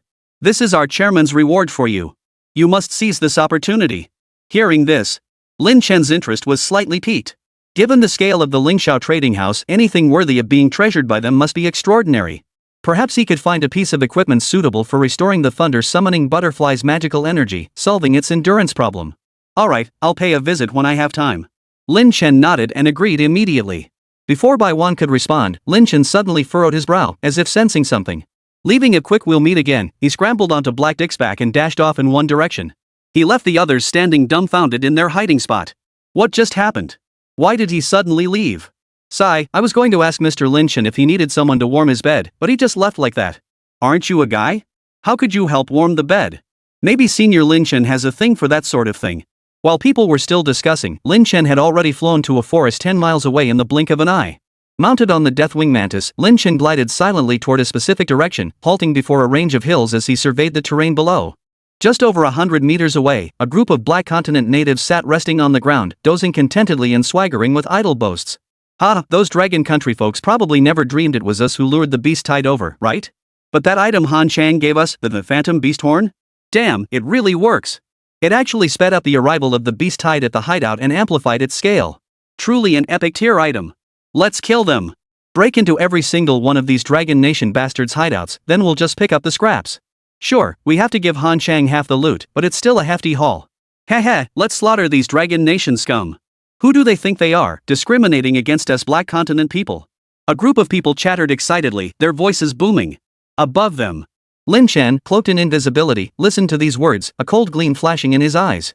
Black Continent folk, fond of raiding others' hideouts. They're the Assailants Guild. Who would have thought Han Chang was the mastermind behind the infamous Assailants Guild from my previous life? That bastard. The mere mention of Han Chang, a name long forgotten, caused Lin Chen's brow to furrow. He knew full well that Han Chang could now be considered a traitor to his country. But he had no proof. Back when those Fujimoto Hara scoundrels triggered the Molten Fortress, this bastard simply walked away. Such deep-seated scheming had allowed him to slip through the cracks. Otherwise, Lin Chen could have reported these crimes to the Dragon Nation authorities and had him arrested immediately. But now, Han Chang must be eliminated. But now is not the time. I don't stand much chance against him right now. Fortunately, he currently only dares to use these covert methods to acquire resources, rather than openly engaging in pillaging and murder. I still have time. Taking a deep breath, Lin Chen focused his attention on the group of Black Continent men before him. Usses, go check on the battlefield. It's been so long that group of Dragon Nation people's hideout must be finished by now, right? Ha! Suddenly, a bald man in the crowd shouted out. He was clearly the leader of this group. Usses acknowledged the order, stood up, and prepared to head toward the battlefield to investigate. However, he had barely risen to his feet when, whoosh! A flying knife formed from black flames struck him, severing his head clean off. His head and body crashed heavily to the ground. Blood spilled everywhere. What? The black men present were utterly shocked, scrambling to their feet in terror as they scanned their surroundings. Before they could identify the killer, a cold voice echoed from the sky. No need to waste your breath. I'll send you on your way first. Chapter 157. Hey bro, wanna buy some cheats? What? The crowd looked up in horror, only to witness a shocking scene. Hundreds of meters above their heads, a young man stood atop a beast-like insect, his gaze sweeping down with disdain, cold and filled with murderous intent. He's from the Dragon Nation. Bad news. Kill this Dragon Nation man. Kill him. The black-clad men immediately began to stir. Yet after a moment of panic, murderous intent flared in their eyes. One by one, they closed in on Lin Chen, their expressions hostile. The bald black man glanced at Lin Chen, then surveyed the surroundings. He let out a sigh of relief and sneered coldly, Dragon Country man, how did you know we were here? Aren't you one of those hiding in the hideout? Lin Chen's face remained impassive. A dead man doesn't need to know that much. To tell the truth, Lin Chen had only discovered these men because a Bug Clan insect had accidentally stumbled into this place, detected movement, and relayed the information to him. Otherwise, this group was so deeply concealed that they would have been nearly impossible to locate immediately. Oof. So what if you knew? Your hideout's been breached anyway, right? Since you're courting death, I'll grant your wish. The bald black man roared, drawing a heavy crossbow from his back and firing an arrow directly at Lin Chen. His profession was called engineer, which on the surface seemed completely non-lethal. But only those who'd crossed paths with him knew this was an extremely dangerous profession. The bald African American could craft all manner of devices, stowing them in his backpack for instant deployment. such as heavy crossbows, repeating crossbows, explosives, grenades, landmines, traps. At higher levels, he could even craft machinery like cannons and drones. Each weapon he crafts delivers terrifying damage. Not only can they cripple players of the same level, but even those several levels higher will suffer severe injuries from a single hit. And now, a heavy crossbow was aimed directly at Lin Chen. Whoosh! A gleaming steel bolt shot toward Lin Chen's face like a bolt of lightning, its momentum as fierce as thunder. Kid, showing up so brazenly? You're courting death. After firing the arrow, the bald black man waited confidently.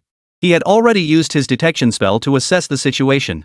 The young man from the Dragon Nation before him was merely a level 15. A full 2 levels below his own. Such a person could be crushed with a flick of his wrist. However, destroy. Lin Chen made a gesture toward the front. Instantly, a black flame materialized out of thin air, instantly reducing the steel arrow to a pool of molten iron that dripped onto the ground. This scene left the bald African man speechless with shock. This. He couldn't believe it. The heavy crossbow he could use against opponents several levels above him was utterly useless against Lin Chen. This is bad. This dragon country guy is trouble. In an instant, the bald African man realized this, his keen instincts filling him with dread. Run! His mind made up, the bald African took 2 steps back, swallowed hard, and suddenly shouted to the others behind him, "Brothers, kill this dragon country man. Whoever kills him gets half my share of the rewards this time." Hearing this, the eyes of the men behind him lit up greedily. They stared at Lin Chen's figure in the sky, as if they weren't looking at a person, but at a piece of juicy meat. Kill! Kill the Dragon Nation man! The reward is mine! Don't you dare compete with me! The black men rushed forward, jostling each other in their haste. Meanwhile, the bald African seized the moment, pulling a glider from his backpack and sprinting frantically dozens of meters in one direction. Then, propelled by the glider, he actually took flight, soaring off in one direction. Lin Chen watched the bald African man's actions, a trace of mockery flashing in his eyes. Quite a lot of stuff. Too bad. Useless. But first, let's deal with these little minions. Lin Chen glanced down at the black men below, who were unleashing fireballs and ice spikes toward him, a cold smile curling his lips. Then, with a flick of his wrist, crack! A purple lightning chain shot forth, instantly frying the frontmost attackers into charred husks. Oh no! The Dragon Nation people are too strong. We have to run. Ah, my legs? What should we do? Run. Seeing the situation turn dire, the black men tried to flee. However, Lin Chen had no intention of sparing them. He unleashed several more lightning chains, ignoring their cries and pleas as he electrocuted them into charred remains. In mere moments, the ground was littered with piles of charred remains. Now, Lin Chen turned his gaze toward the receding figure of the bald black man, who was nearly out of sight. He let out a cold laugh. Catch him. Summoning Black Dick, Lin Chen leapt onto the dragon's back and issued his command. Haha, got it, boss. Black Dick chuckled darkly, unfurling his bone wings. With a light flap, a torrent of frenzied wind elements surged forth, propelling his form like an arrow as he shot forward. The instant Black Dick took flight, a sonic boom ripped through the air, a testament to his acceleration, which had surpassed the speed of sound. Meanwhile, up ahead, aboard the glider. That guy shouldn't be able to catch up now, right? The bald-headed black man thought, still feeling the lingering fear. Good thing I'm smart, I left as soon as something felt off. That guy, probably some second-generation heir from a major guild, or a prodigy from a powerful family, right? The bald black man pondered. His skills were impressive. But the reason he'd survived this long and lived comfortably was because his mind was exceptionally sharp and perceptive. The moment Lin Chen made his move, he knew this man was no ordinary opponent. Without a second thought, he fled. Gazing at the glider beneath him, the bald African American felt a pang of regret. This dwarf glider can fly at incredible speeds for 10 minutes. I spent a fortune of resources crafting it. Not only was the process tedious, but it's also a one-time use item. Now it's gone for good.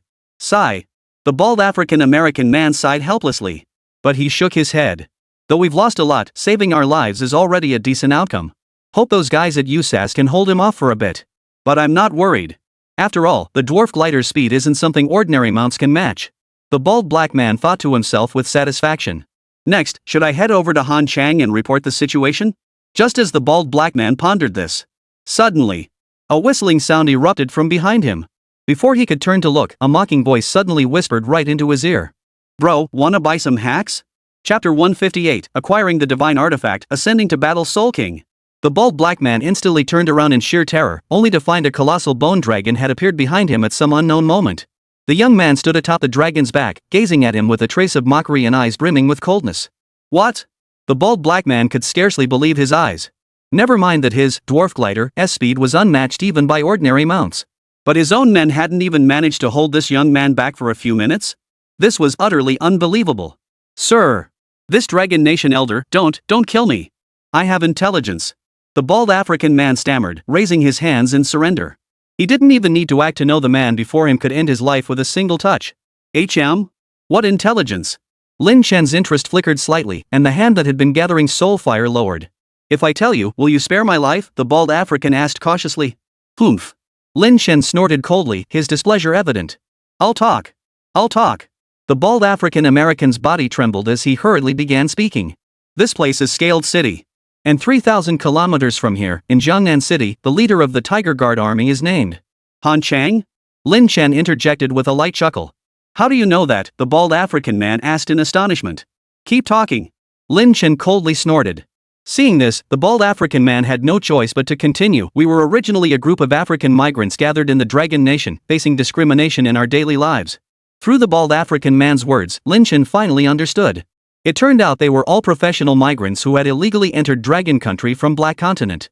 Without legal status and possessing a nature inclined toward idleness and drifting through life, they had endured a miserable existence in Dragon Country, constantly facing contempt. But then, a man calling himself Han Chang approached them, demanding they handle some tasks for him. These so-called tasks involved raiding others' hideouts and plundering their resources. Most of the resources they plundered. The majority of the plundered resources had to be handed over to Han Chang himself. Yet even the small portion they kept was more than enough to live in relative luxury. So this is the truth behind the infamous Raiders Guild from my previous life, Lin Chen sneered coldly. How did you breach others' hideouts? Lin Chen pressed. Most of these men before him were only in their teens in level. Such a small force couldn't possibly breach a hideout on their own. Lord Han Chang gave us a treasure, the bald man stammered, trembling as he pulled out an item and handed it to Lin Chen with extreme caution. Taking it, Lin Chen's eyes lit up instantly. Name, Phantom Beast Horn. Type, necklace. Quality, epic. Requirements, level 17, strength 25, spirit 57, agility 10. Attributes, plus 10 spirit, plus 10 strength, plus 10 agility. Special effect 1 beast, equipping reveals the beast tide progress at the hideout. The hideout features a beast tide progress bar. Once full, the beast tide arrives. Special effect 2 summoning, equipping this item allows you to use materials for sacrifice, accelerating the beast tide progress. The amount of progress gained varies depending on the materials used. Special effect 3 beast taming, when equipped, allies within 10 meters gain a 100% damage boost to the hideout's magic array. So that's it. With this necklace, no wonder they could summon the beast tide. Lin Chen finally understood. But immediately, he was overcome with wild excitement. It can actually accelerate the beast tide's progress? This is ridiculously powerful. For anyone else. Unless they were out of their minds, no one would speed up the beast tide near their hiding spot. It's like inviting trouble. But for Lin Chen, it was different. The beast tide wasn't a threat to him, it was experience. Now, he could actually hasten its arrival? This was nothing short of bliss. Lin Chen immediately grinned, his face lighting up with excitement. Yes sir, may I leave now? The bald black man stammered, his eyes lighting up at Lin Chen's expression, convinced he could slip away unharmed. But then. Who said you could leave? Lin Chen looked at the black man. But. I already. The bald African man turned pale with shock. I never said I'd let you go. That was just your own delusion, Lin Chen said coldly, then waved his hand. Whoosh. A soul flame materialized out of thin air, instantly reducing the bald African American to ashes. He didn't even have time to utter a scream. Gazing at the pile of ashes on the ground, Lin Chen snorted coldly before collecting all the equipment the black man had dropped. He then leapt onto Black Dick's back and vanished into the distance. Zhanghai University. Arena. Too bad it requires level 17 to use, Lin Chen muttered as he sat in a chair, examining the delicate, horn-like pendant in his palm. The moment he obtained this phantom beast horn, Lin Chen began studying it. The more he looked at it, the more it itched his fingers, making him wish he could use it right now. But alas, its level requirement was locked at 17, leaving Lin Chen to drool over it without being able to use it. After all, reaching level 2 was already a distant goal requiring considerable time. Just as Lin Chen was deep in thought. Lin Chen, you brat, don't get too cocky.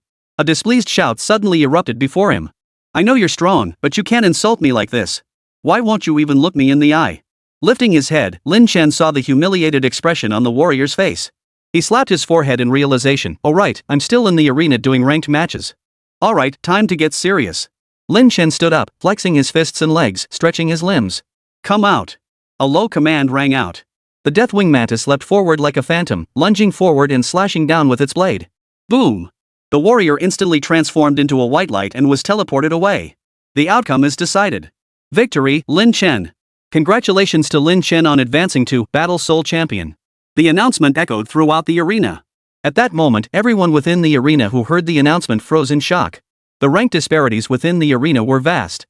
Black iron, bronze, silver, gold, platinum, emerald, diamond. At the very pinnacle stood the fighting Spirit King. For a newcomer to reach gold tier was already considered impressive enough to be proud of. But Lin Chen had shot straight to the Battle Soul King tier? The crowd stared in horror at the rankings etched upon the stone monument, gasping in unison. There, Lin Chen's name now stood prominently among the top 5. That a freshman could achieve such heights was beyond anyone's expectations. But the true shock didn't end there. 5th place, Lin Chen, 1,000 wins, 0 losses, rank, Battle Soul Champion. 1,000 wins. 0 losses. Chapter 159, Equipment Handling, Lingxiao Trading Guild President. This record stands as truly unprecedented in the entire history of Zhanghai University. A 1,000 win record isn't rare at all, you can find plenty of them in the arena. But 0 losses? Even that esteemed senior brother, Wu Hongyun, couldn't achieve that. And this was achieved by a freshman. How on earth did he pull this off? Whoa. At this rate, if he wins a few more matches, won't he even surpass senior brother Wu Hongyun? Someone suddenly voiced their confusion. Hearing this, the expressions of those around him grew hesitant. Senior brother Wu Hongyun, he's still no match for Lin Chen, right? Senior brother Wu is already a level 25 powerhouse. He's a big shot throughout the entire academy. How could he possibly deign to fight a kid 10 levels below him? Exactly. Senior brother probably doesn't even know who this person is, right? Lin Chen's only famous among the freshmen. Who among the upperclassmen even knows him? The crowd buzzed with discussion. Many expressed admiration for his achievements. But a few sourpusses were buzzing with envy, claiming Lin Chen was just lucky and wouldn't stand a chance against real upperclassmen powerhouses. As for these murmurs, Lin Chen paid them no mind whatsoever. He merely gazed at the identity token in his hand and couldn't help but nod. As a Battle Soul King tier player, I can claim 30 double experience stones and 20,000 points monthly. Not bad. Now, I've secured all the benefits available in the arena. For Lin Chen, points meant little to him now. The most crucial thing was the double experience stones. He could never have enough of these. After all, experience and leveling up were absolutely crucial to Lin Chen. Now that I've reached the Dohan King tier, it's time for me to move on. Lin Chen glanced around once more, lost interest, and departed immediately. For him, the arena's primary purpose was to obtain double EXP stones. As for other practitioners honing their combat skills or sparring with one another here, he couldn't care less. In his previous life, Lin Chen had been a top-tier professional. Compared to these individuals, the gap in combat instincts and every other aspect was like crossing a chasm. Fighting them would be nothing short of bullying. Moreover, the current Lin Chen was even a dominator of the insect clan. The disparity was like comparing a firefly to the full moon. Thus, after securing the rank of Battle Soul Champion, Lin Chen lost all interest. He stepped out of the arena. Lin Chen headed straight for the Lingxiao trading house. First, I'll sell off all the gear I've accumulated, then see if there's anything worth buying. Lin Chen pondered. 8 perfect grade items and 14 extraordinary grade items, wonder what they'll fetch. These items were all spoils of war Lin Chen had acquired during the Beast Tide in recent battles. For him, under the influence of the Greed Soul, superb and perfect grade equipment had essentially become mass-producible. For him, only equipment of epic quality or higher could truly catch his interest. Everything else? They were no different from cabbages growing in the fields. No sooner had he entered the merchant house than Baiwan approached him within half a minute. "Mr. Lin, you're here," Baiwan said with a faint smile. Ever since the incident at the hideout last time, Baiwan's attitude toward Lin Chen had clearly grown more respectful. And there was an indescribable emotion. As for what exactly it was, even she herself couldn't quite pinpoint it. Just handling some gear," Lin Chen replied casually. "This way, please." Baiwan, not daring to delay, respectfully escorted Lin Chen into a quiet little room. Before Baiwan could speak again, however, a deep voice boomed out and a figure strode directly into the room. "Ha! I happened to be at headquarters today and unexpectedly encountered the benefactor of our Lingxiao trading company, truly a rare occasion." With that, a figure entered. He was an elderly man, likely in his 50s, not particularly tall, yet possessing tiger-like eyes and sharp brows. He carried an aura of natural authority, the kind that commands respect without needing to raise a voice. The moment she saw him, Baiwan exclaimed in surprise, "Chairman, why have you come personally?" This man was none other than the chairman of Lingxiao Trading Company, Yan Quan. Just returned from a deep abyss. Stopped by headquarters to check things out, Yan Quan said with a cheerful smile. His gaze then shifted back to Lin Chen. "Well, what luck. No sooner do I return to headquarters than I get to meet such a promising young talent. Young friend Lin Chen, thank you for helping to save one of our branches." Lin Chen stood up and smiled, "Not at all. It was just luck." "Luck? There's no such luck in this world that could grant one the strength to withstand an entire beast tide. Excessive modesty is just another form of arrogance, young friend Lin Chen. Yanquan shook his head. Thank you for the praise. Seeing this, Lin Chen smiled as well, no longer playing modest. After everyone sat down, Yanquan spoke again. Young friend Lin Chen, have you come today to handle equipment matters? Lin Chen nodded. Yes. I wonder how many you have. Whatever you bring forth, young friend Lin Chen, surely isn't ordinary, right? Yanquan said with a smile. Lin Chen no longer held back. With a wave of his hand, 8 perfect grade items and 14 superb grade items instantly materialized on the table. Chairman Yan, please take a look. These are the items I intend to offer. As he surveyed the table, now completely covered with gear shimmering with either golden or purple radiance. Bai Wan and Yanquan's eyes widened in utter shock. Bai Wan, in particular, felt as though she might be seeing things. 8 perfect grade items and 14 extraordinary grade items? Was this the loot from some major guild going under? Even the seasoned Yanquan was momentarily stunned by the sight, then let out a wry chuckle. Young friend Lin Chen, it seems I've underestimated you. Yanquan had heard from Bai Wan and others that Lin Chen possessed formidable strength. But he never imagined it could reach this level. Casually acquiring a pile of perfect grade and extraordinary grade equipment? Such a feat would likely be beyond even someone of his stature.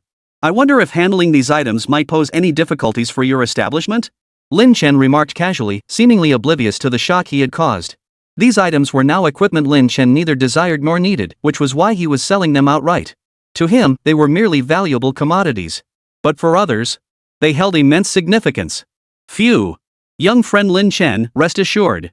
Lingxiao Trading House can handle all of these items and offer you a fair price. Yanquan declared with solemn conviction. Chapter 160, The Forbidden Treasure Vault, The Glacial Dragon's Lair. Then I'm relieved, Lin Chen replied with a faint smile. The Lingxiao Trading House, while not among the top-tier merchants in the entire Dragon Nation, yet in the southern regions of Dragon Nation, it held a certain standing. Such an establishment was unlikely to cheat him. Of course, if they dared to pull any tricks, Lin Chen possessed the means to seek justice. After Bai Wan hurriedly collected the equipment and left the room, Lin Chen spoke again. Chairman Yan, let's get straight to the point. I don't believe you came all this way just to see me. Yanquan, having his intentions exposed, not only remained unperturbed but burst into hearty laughter. He then continued, young friend Lin Chen, you truly are refreshing, not someone confined to a pond. However, I did promise to let young friend Lin Chen enter the Lingxiao Trading House's secret treasure vault to select one treasure of his choice. We should proceed with that first, lest it seem I'm coercing you with equipment. With that, Yanquan rose and led Lin Chen out of the room. After winding through 7 twists and turns, they arrived at the rear of the Lingxiao Trading Company headquarters. After walking for quite some time, they finally arrived before a cave entrance. The cave's exterior was peculiar. It resembled a naturally formed limestone cavern, yet its surface was densely covered in transparent purple crystals, jutting out like sharp blades. The surrounding area was also covered in defensive arrays. At least 5 or 6 were visible at a glance. The Forbidden Treasury? Lin Chen narrowed his eyes at the sight of the cave, murmuring to himself. I didn't expect young friend Lin Chen to recognize this Forbidden Treasure Vault. Indeed, this is that extraordinary grade hiding place structure, the Forbidden Treasure Vault. Yanquan glanced at Lin Chen with some surprise, then continued with a hint of smugness. Lin Chen's gaze sharpened as memories from his previous life surfaced. Name, Forbidden Treasure Vault. Type, hideout structure. Quality, supernatural. Effect, upon placement, establishes a treasury occupying a 10m 10m 10m footprint with an internal area of 1000m 1000m 1000m. Can only store equipment, materials, skill books, and hideout structures. The treasury can be expanded to accommodate up to 10 hideout arrays. As an extraordinary tier hideout structure, the Forbidden Vault's defense, durability, and usable area pale in comparison to those of epic or perfect tier buildings. However, it possesses one extremely powerful suffix. That is, the treasury can be expanded to hold up to 10 hideout runes. Consider this. Most exceptional hideouts typically only have 3-4 rune slots. And each array provides a hideout with benefits comparable to the bonuses equipment grants to a professional. In other words, the baseline potential of the Forbidden Treasure Vault is relatively low. Yet its ceiling is terrifyingly high precisely because it boasts 10 array slots. Precisely for this reason, despite being merely a transcendent grade structure, the Forbidden Treasury stands as one of the most coveted shelters among all factions. Whoosh! Approaching the Forbidden Treasury, Yanquan produced a token from his hand. Instantly, the previously sealed doors swung open with a thunderous roar, revealing a long, narrow corridor. Young friend Lin Chen, please enter, Yanquan said with a warm smile. Lin Chen frowned slightly, glancing at the dimly lit area. After a moment's thought, he walked straight inside. Lin Chen knew little about Yanquan. Most people would likely hesitate repeatedly, afraid to step inside. After all, this was someone else's sanctuary, within their own structure. With a mere thought, the owner could activate the formation and annihilate him. But Lin Chen was different. As long as any insect remained alive, he could regenerate endlessly. The few blade insects left behind in the molten fire hideout served precisely this purpose. Even in death, they merely shed their equipment. He could simply retrieve them later. Yanquan froze upon witnessing Lin Chen's actions, clearly surprised by the sheer audacity. His eyes brimmed with admiration. Regardless of his actual strength, this level of audacity alone proves he's no ordinary man. With a sigh of admiration, Yanquan composed himself and led the way forward. "Heh, young friend Lin Chen, this way." After a few steps, the scene suddenly opened up before them, revealing a vast treasure vault. At a glance, precious equipment, materials, and skill books were displayed all around. Each artifact was at least rare quality, with extraordinary and perfect grade treasures being commonplace here. Chairman Yan, your guild truly possesses profound depth. Just the perfect grade equipment here must number over 200 pieces, wouldn't you say? Lin Chen surveyed the surroundings and remarked with a smile. Young Lin Chen, you have keen eyes. These are the accumulated treasures of our guild over the years. They might be insignificant to the larger guilds, but I'm truly satisfied with them, Yanquan replied with a hint of pride. After a pause, Yanquan added, by the way, young friend Lin Chen, feel free to choose any piece you like. Just name it, and I won't hesitate to honor the deal. Hearing this, Lin Chen responded immediately and began looking around to make his selection. Truth be told, any other adventurer would likely go wild with joy over this gear. After all, a single extraordinary piece of equipment was enough to make ordinary adventurers fight tooth and nail. Perfect grade equipment was the stuff of countless dreams. But for Lin Chen? Perfect grade gear? He couldn't be bothered with ordinary pieces. Most of his gear was of legendary or epic quality. Mere perfect grade gear? That's beneath him. As he casually wandered around, Lin Chen surveyed the surrounding gear and materials, inwardly marveling. Even though they're only perfect grade items, you can tell these are rare gems among perfect grade gear. No wonder they're treasured in the vault, Lin Chen thought to himself. After browsing for a while, he was just about to grab something at random and leave when his eyes suddenly landed on an item, causing them to light up. This thing. Lin Chen approached the item and scrutinized its details. Name, fragment of the glacial dragon's nest array. Type, key. Quality, common. Description, a fragment of the formation array guarding the glacial dragon's lair. Can be used to unlock the entrance. Glacial dragon? I recall from my previous life that this glacial dragon was a boss dwelling in the wilderness wasteland, the permafrost mountains. It was a full level 30 with 7th tier strength. Lin Chen recalled memories from his previous life. Combined with the brutal environment of the permafrost mountains, countless level 35 and even level 40 adventurer squads attempted to enter and slay it in my previous life, yet none succeeded. Instead, many perished. It wasn't until 3 official Dragon Nation patrol envoys joined forces that they finally managed to slay this glacial dragon. Of course, despite the glacial dragon's immense power, it was the single piece of equipment it dropped that truly sent shockwaves across the entire nation. Even countless other major nations repeatedly attempted to purchase it at exorbitant prices, but the Dragon Nation government refused every offer. Chapter 161, The Ancient God Altar. Voting Event.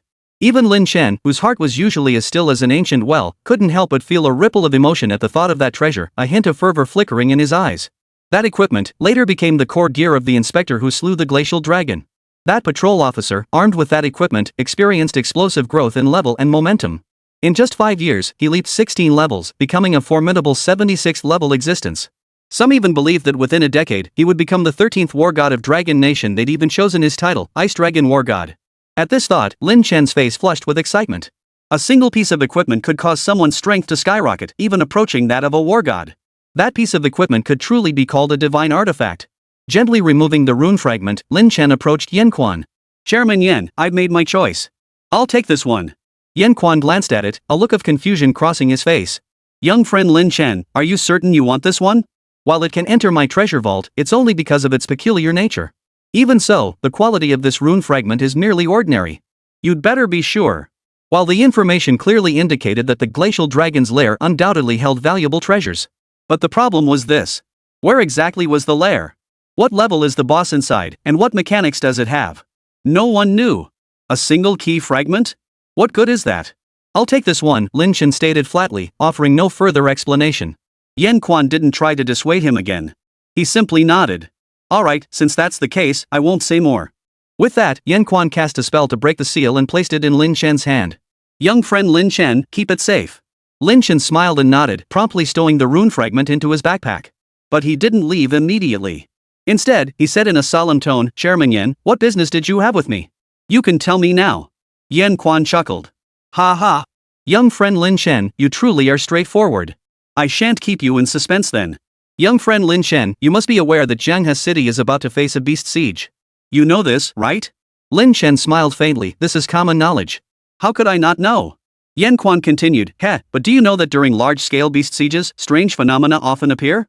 Hearing this, Lin Chen furrowed his brow and murmured, you mean temporary abysses? Temporary abysses, as the name suggests, differ from ordinary ones in that they have time limits.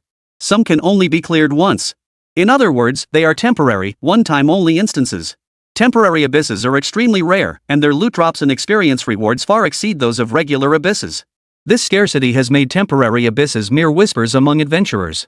During large-scale beast swarms or fierce beast sieges, temporary abysses may occasionally appear. However, the probability is extremely low. Most adventurers are too busy fending off the beasts to even consider searching for them. Thus, even in his previous life, Lin Chen had never witnessed a temporary abyss firsthand, only heard tales of it. Young friend Lin Chen, you truly are well-traveled and knowledgeable, even familiar with such things. Yan Quan nodded slightly, a hint of surprise in his voice. Indeed, it is a temporary abyss. He then flipped his hand, producing a bronze key in his palm. Look, he said solemnly. Upon hearing this, Lin Chen cast a scrying spell. The key's information immediately appeared before him. Name, Fragment of the Ancient God's Altar of Greed. Type, Temporary Abyss. Level, 120. Quality, Unknown. Usage conditions, sacrifice 1 million lives, progress, 1,001,022. Usable only during beast-tide ferocious beast siege events. Duration, 2 hours. Description, upon activation, grants passage to the ancient god altar to receive the gift of the ancient deity. An altar of the ancient gods. Lin Chen's pupils flashed with shock, as if witnessing something unimaginable, his breath quickening. In the memories of his previous life, the ancient god altar was a highly unique temporary abyss. First, activating a temporary abyss required specific conditions. For instance, the specific requirement for this ancient god's greed altar was sacrifice 1 million lives. Of course, this sacrifice didn't require personally slaughtering the victims. Merely having kills occur nearby would generate the required energy. Both the deaths of adventurers and beasts count toward the tally. Even so, the sheer difficulty of sacrificing 1 million lives speaks for itself. Second, the difficulty of ancient god altars is truly terrifying. For instance, an ancient god altar capped at level 20 can rival the difficulty of a level 30 abyss. The final boss's difficulty only escalates further. Yet with such high difficulty comes equally terrifying rewards. Every adventurer who conquers the ancient god altar receives not only the standard clear rewards but also a permanent blessing. These blessings don't occupy skill slots, they're pure, permanent buffs. For example, strength plus 50. All attributes plus 100. Your attacks trigger twice. 10% damage taken.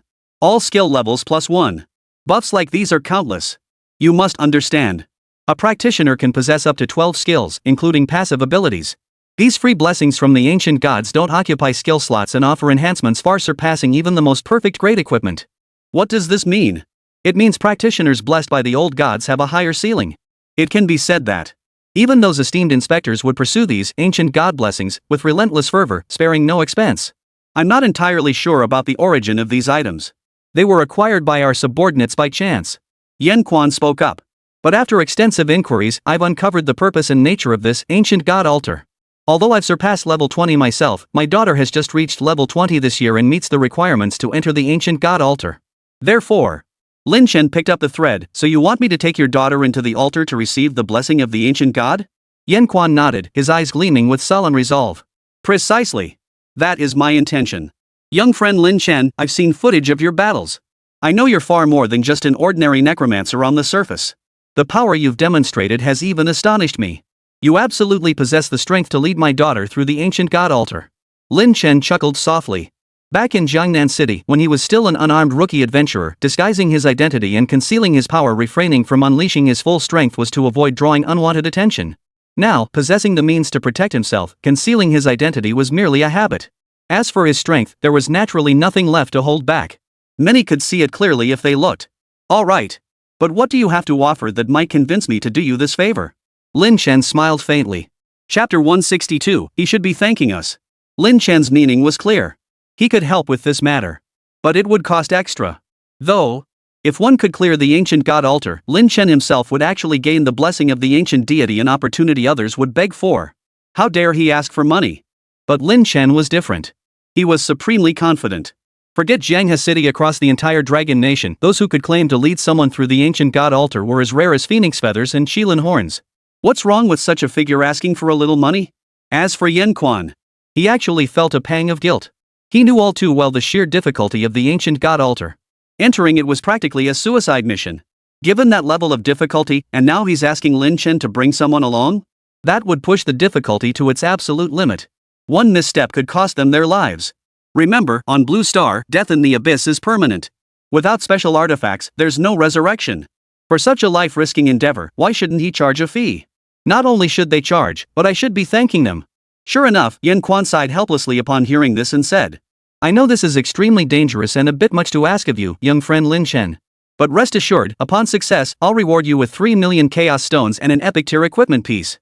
And, should young friend Lin Chen be interested, Lingxiao Trading House will henceforth be your ally. Whenever you visit our factions, you shall enjoy the same status and treatment as I do. In the future, you shall be the honorary president of our Lingxiao Trading House. Had anyone else overheard these words, they would likely have been stunned speechless. Honorary president of the Lingxiao Trading House? It must be noted that Lingxiao Trading House ranks among the most prominent merchant houses in the entire Southern Dragon Nation. And this greenhorn, Lin Chen, was being offered the position of honorary president outright? This was nothing short of astonishing. And that wasn't even the most important part. Epic gear. This is an epic tier item. And they're actually giving it to Lin Chen as a reward? These promises alone were enough to show just how much Yan Quan valued his daughter. Chairman Yan's paternal devotion and deep affection for his daughter are truly admirable, Lin Chen smiled faintly. The honorary chairman title is unnecessary, but the epic gear and chaos stone are indeed crucial to me. I won't refuse them. Hearing this, Yan Quan visibly relaxed, his voice filled with gratitude. Young friend Lin Chen, thank you for your assistance. Here is the detailed plan. Please take a look. With that, Yan Quan handed over a plan document, beneath which lay a guild contract. Noticing this subtle gesture, Lin Chen smiled. He understood completely. This matter involved too much at stake. If no contract were signed, he himself wouldn't feel at ease either.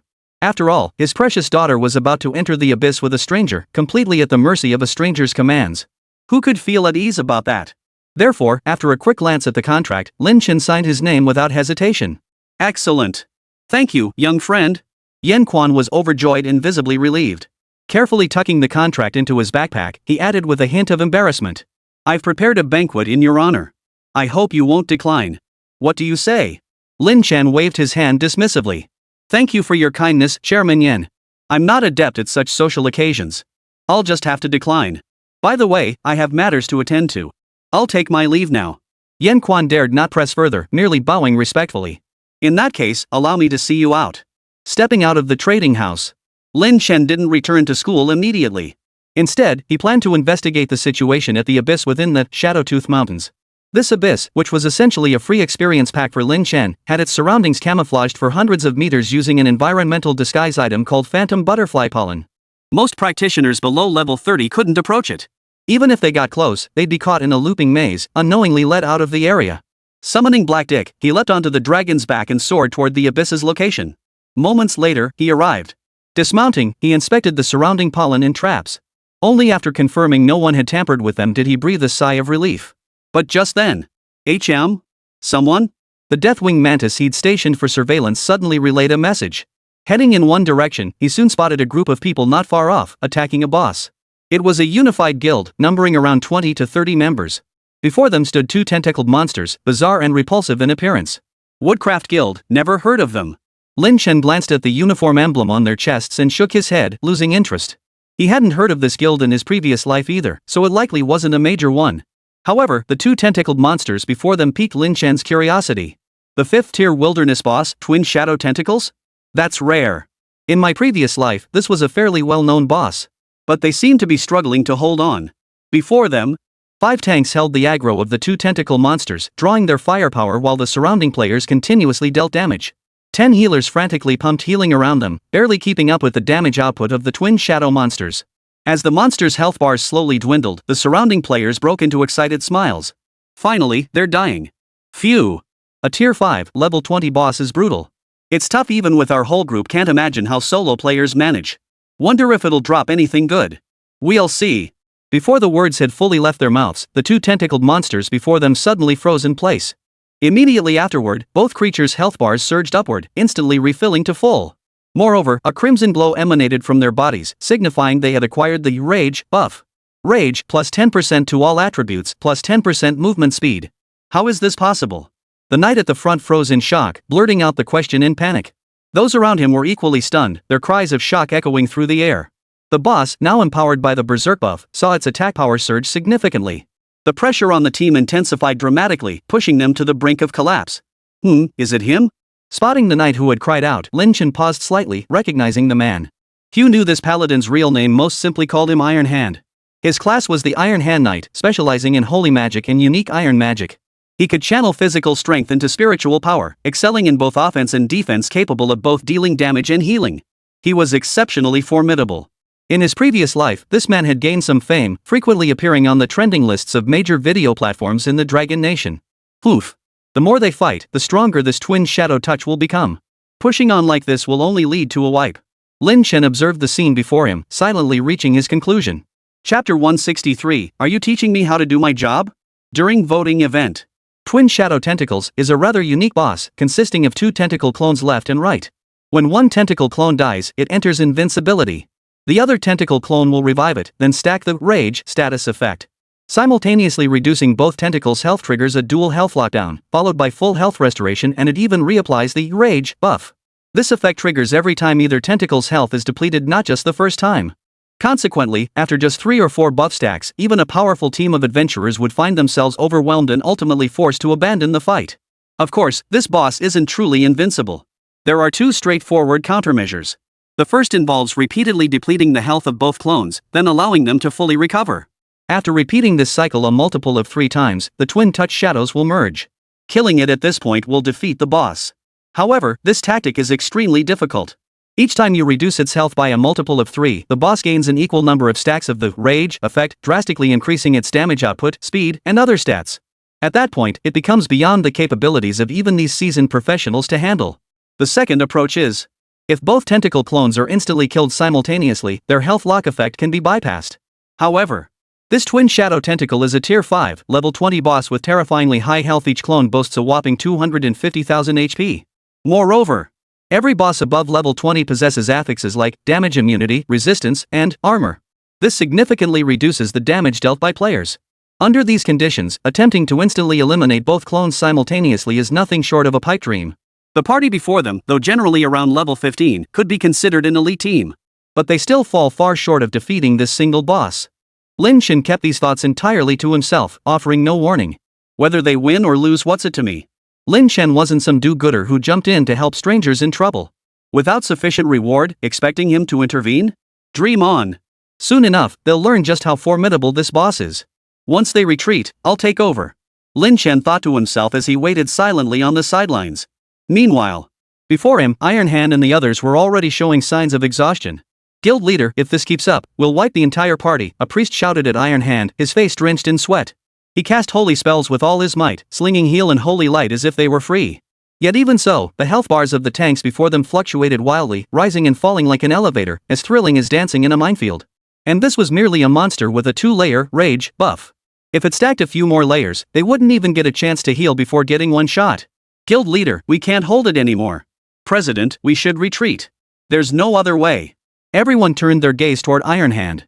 Faced with their pleas, Iron Hand couldn't help but sigh, his expression filled with resignation. He had invested considerable effort into this boss. Just locating the boss and gathering intelligence had taken months. He thought he was thoroughly prepared, ready to take down this boss and loot some top-tier gear. But in the end, it all came to nothing, a complete waste of effort. The disappointment was palpable. Enough. If we don't retreat now, I bet the guild members will start quitting. Losing gear is one thing, but losing the trust of our members? That's where the real trouble begins. With that thought, Iron Hand barked, everyone fall back. Watch your aggro retreat. As the words fell, the group finally exhaled in relief, scrambling out of the boss's aggro zone. Only then did the frantically attacking Twin Shadow Tentacles cease their assault. As if nothing had happened, they began to wander around, their health rapidly replenishing. Just as the group prepared to retreat. Whoosh! A dagger formed from black flames shot like an arrow, striking the twin tentacles directly. The twin tentacles froze for a moment before roaring in fury. Its tentacles lashed out like whips, while it spewed wave after wave of black sludge from its mouth. Who triggered the monster? Iron Hand's face twisted with fury as he roared. I told you to stop. Who's the idiot drawing aggro? Trying to get us all killed? As Iron Hand roared, the others stood dumbfounded. None of them knew who had unleashed those black-flamed flying knives. Just as Iron Hand and the others braced themselves for battle, A massive figure suddenly streaked overhead, slamming into the twin shadow touchers like a cannonball. Here I come. Take this, earth-shattering starburst. Accompanied by a deep, thunderous roar, the massive figure revealed itself to the crowd, allowing them to see it clearly. It was a bone dragon, its entire body a stark, ghostly white, as if shrouded in countless wisps of deathly aura. Its wingspan exceeded 20 meters. Each flap of its wings seemed to blot out the entire sky above them, sending shivers down their spines. But the most astonishing sight was the figure standing atop the bone dragon's back. A youth, seemingly frail and insignificant compared to the imposing bone dragon, dwarfed like an ant beside it. But, though small in stature, the aura emanating from his body was icy and transcendent, like a frigid sun that drew everyone's gaze, reminding them he was the master of this bone dragon. Upon seeing this figure, Iron Hand froze in place. After a long moment, he finally gasped, his voice trembling, Lin Chen? It's actually him. Lin Chen's reputation had already spread throughout the second and third tier guilds of Jianhe City. Setting aside other matters, the fact that he led the Stone Family and Moon City guilds to slaughter the Bloodblade Guild overnight, leaving not a single survivor. That alone was enough to strike fear into any small or medium-sized guild. Who wouldn't tremble before such a living demon? Kill! Lin Chen gave the order. Before him, the Deathwing Mantis and Thunder-summoning Butterfly simultaneously lunged at a twin-shadowed fly, unleashing a frenzied assault. In an instant, lightning arrows and slashing blades struck the twin-tentacled shadow simultaneously. 142,314 weakness damage, critical hit damage. 112,145 critical damage. 2 damage numbers floated above the tentacle clone's head. That once impressive health bar was completely drained in 2 strikes. Witnessing this scene, everyone was stunned. Iron Hand, in particular, was utterly dumbfounded. They knew Lin Chen was formidable, otherwise he wouldn't have annihilated the Bloodblade Guild. But they never imagined he could be this formidable. A boss that would take their entire team half a day to defeat. Yet Lin Chen had one of his 2 summons use a single skill and it was instantly defeated. The gap between people was simply too vast. But just then, Iron Hand seemed to remember something. He stepped forward, his face filled with urgency as he shouted, "Big shot Lin Chen, you can't fight these monsters one by one. You have to keep their health bars low simultaneously, or they'll just keep respawning endlessly." On Black Dick's back. Hearing this, Lin Chen's expression turned slightly peculiar. This Iron Hand. Is he telling me how to do my job? Chapter 164, Team Mechanics? I've got numbers. Lin Chen, of course, paid Iron Hand no mind. He understood the mechanics of Twin Touch Shadow perfectly well. He also understood its ability to infinitely resurrect unless both clones were simultaneously reduced to critical health. His reason for focusing all attacks on one clone stemmed from a hidden mechanic of the Twin Shadow Touch. After defeating a Twin Shadow's clone 5 times, the boss itself would ascend to Tier 6. 6th tier bosses had a chance to drop at the gear. Compared to a 5th tier boss, only a 6th tier monster could truly capture Lin Chen's interest. Kill! Lin Chen issued the command. The Deathwing Mantis and Thunder-summoning Butterfly unleashed a barrage of attacks upon a single clone. The situation essentially unfolded like this. The tentacle clone was revived, only to be instantly killed. Revived again, instantly destroyed again. Watching this unfold, Iron Hand and the others were nearly driven mad with frustration. Lin Chen, why are you still fighting a clone? You'll never kill the monster this way. Oh no, its rage is stacking higher and higher. Why won't the boss listen to us? In stark contrast to the others' tension, Lin Chen remained utterly composed, calmly observing everything. Roar! Suddenly, after the tentacle clone revived once more, it let out a furious roar. Its face contorted with extreme rage as it retreated violently backward. Immediately after, the 2 tentacle clones extended their appendages and embraced each other. How these 2 are playing pretty rough. Black Dick watched the scene and couldn't help but shudder. Even in my world, they don't do stuff like this. Boss, all this time, you didn't just kill these 2 tentacle monsters? You wanted to see this show? Get lost. Lin Chen delivered a swift kick to the skull dragon's head, laughing as he scolded, "Stop watching all that nonsense online, or I'll confiscate your phone." Haha, boss, I'll shut up. Heidi immediately backed down, obediently closing his mouth. Before them, the 2 tentacle clones merged together like liquid. In an instant, a brand new boss materialized before them. Name, Reflection of the Riftbreaker. Level, 20 Tier 6. Health, 421,547. Strength, 97. Agility, 64. Spirit, 109.4. Skills, Rift of Ruin, Disintegration, Diamond Starfisher, Dissolution, Shadow Dispersal, Tentacle Banishment, Teleportation. Description, a projection of an illusory entity from a distant, otherworldly realm. The Riftbreaker's reflection materialized and immediately soared skyward. Instantly, snowflakes fell like rain, blanketing the surrounding 100-meter area. Boom! Boom! Boom! Though these snowflakes appeared pure white and soft, they detonated upon contact with any object. In an instant, flames shot skyward, and the earth shook violently. The scene was utterly terrifying. Witnessing this, Iron Hand and the others were utterly stunned. Holy crap, this is terrifying. Is this really the same boss we were fighting just now? Only a tank in our team could tank that skill, right? We could have wiped the entire party. Big shot Lin Chen is in danger. Everyone watched Lin Chen in the sky with bated breath, desperate to see how he'd handle this move. If this were a full party, a knight could activate Divine Protection, temporarily reducing all party members' damage taken by 30%. Combined with group healing spells, they could weather such an AoE attack. But Lin Chen was alone, a fragile summoner at that. If those snowflakes hit him, wouldn't he be doomed? But then... Go. Lin Chen glanced up at the sky, a cold smile curling his lips. With a wave of his hand, countless insectoid creatures materialized out of thin air. Like living shields, they positioned themselves before him, directly absorbing the snowflake attacks. Boom! Boom! Boom! The snowflakes landed on the insectoid bodies, triggering a chain of explosions. When the explosions finally ceased, Lin Chen remained standing in the same spot, his expression impassive, not a single hair on his head harmed. Holy! Using summoned creatures as shields? This is... Only a true master could pull off a move like that. Witnessing this scene, the crowd was utterly dumbfounded. None of them had ever witnessed such a tactic before. Go! Kill! Lin Chen issued the command. Summoning the Thunder Butterfly and the Deathwing Mantis, they charged straight toward the Boundary Breaker's reflection in the sky, unleashing a frenzied assault. Triple Lightning. Death Gaze, Reaper's Claw. Storm Downpour. 75,847. 102,354. 132547. Critical hit damage.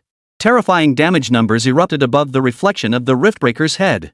In less than 3 seconds, the health bar of this 6th tier boss was completely wiped out. The scene sent a wave of envy rippling through the crowd below. The health bar just vanished? Holy crap, am I seeing this right? Not only did the health bar vanish, this boss actually ended up owing a health bar. What kind of gap is this? The boss we need a full team to take down gets one shot by Lin Chen before it even has time to cast a skill? Iron Hand and the others watched in stunned silence, each feeling a wave of helplessness and bitter laughter wash over them. The gap between people is wider than the gap between humans and dogs. But at that moment, in the sky above, the Riftbreaker's reflection didn't die outright. Instead, it entered a locked health phase. It landed on the ground, hollowed out, and entered an invincible state. Around it, black octopus-like monsters began to emerge. Riftbreaker's Lament. After receiving its first lethal hit, it enters invulnerability and summons 99 Riftbreaker Desecrators. Each Desecrator possesses 99 HP and can only take 1 damage per hit for 15 seconds. Upon expiration, each surviving Desecrator restores 10% of the Riftbreaker's maximum health and gains 1 stack of rage. Excess health restored is converted into permanent maximum health. Oh no, it's a team mechanic. Iron Hand exclaimed upon seeing this skill through his scrying ability. This kind of team mechanic could only be handled by the entire party. Each of the 99 Rift Desecrators, those octopus-like creatures, required 99 hits to kill. That meant 9,801 hits within 15 seconds. Otherwise, the boss would fully revive with max health and stack dozens of layers of rage. One hit like that would likely one-shot even a tank several levels higher. Is Big Shot Lin Chen about to quit? This mechanic is insane, utterly inhuman. Lin Chen's summoned beast deals high damage, but its attack frequency is mediocre. Exactly. This mechanic requires high attack speed classes like assassins or swordsmen to barely take down one within 15 seconds. Otherwise, it'll take 4 or 5 people working together to eliminate a single one. This is hopeless. Everyone sighed and shook their heads. Clearly, this mechanism demanded extremely high attack frequency to overcome. Either you have fast enough attack speed, or have enough players. From their perspective, Lin Chen atop the dragon's back seemed to lack both. However, Lin Chen gazed down at the dense swarm of black octopuses covering the ground and smiled. My attack speed isn't fast enough. But I have numbers. With that, Lin Chen waved his hand. Whoosh, whoosh, whoosh. Countless insectoids materialized out of thin air, instantly filling every inch of the surrounding area for hundreds of meters. Chapter 165, Epic Equipment, Tears of the Goddess Votes Needed.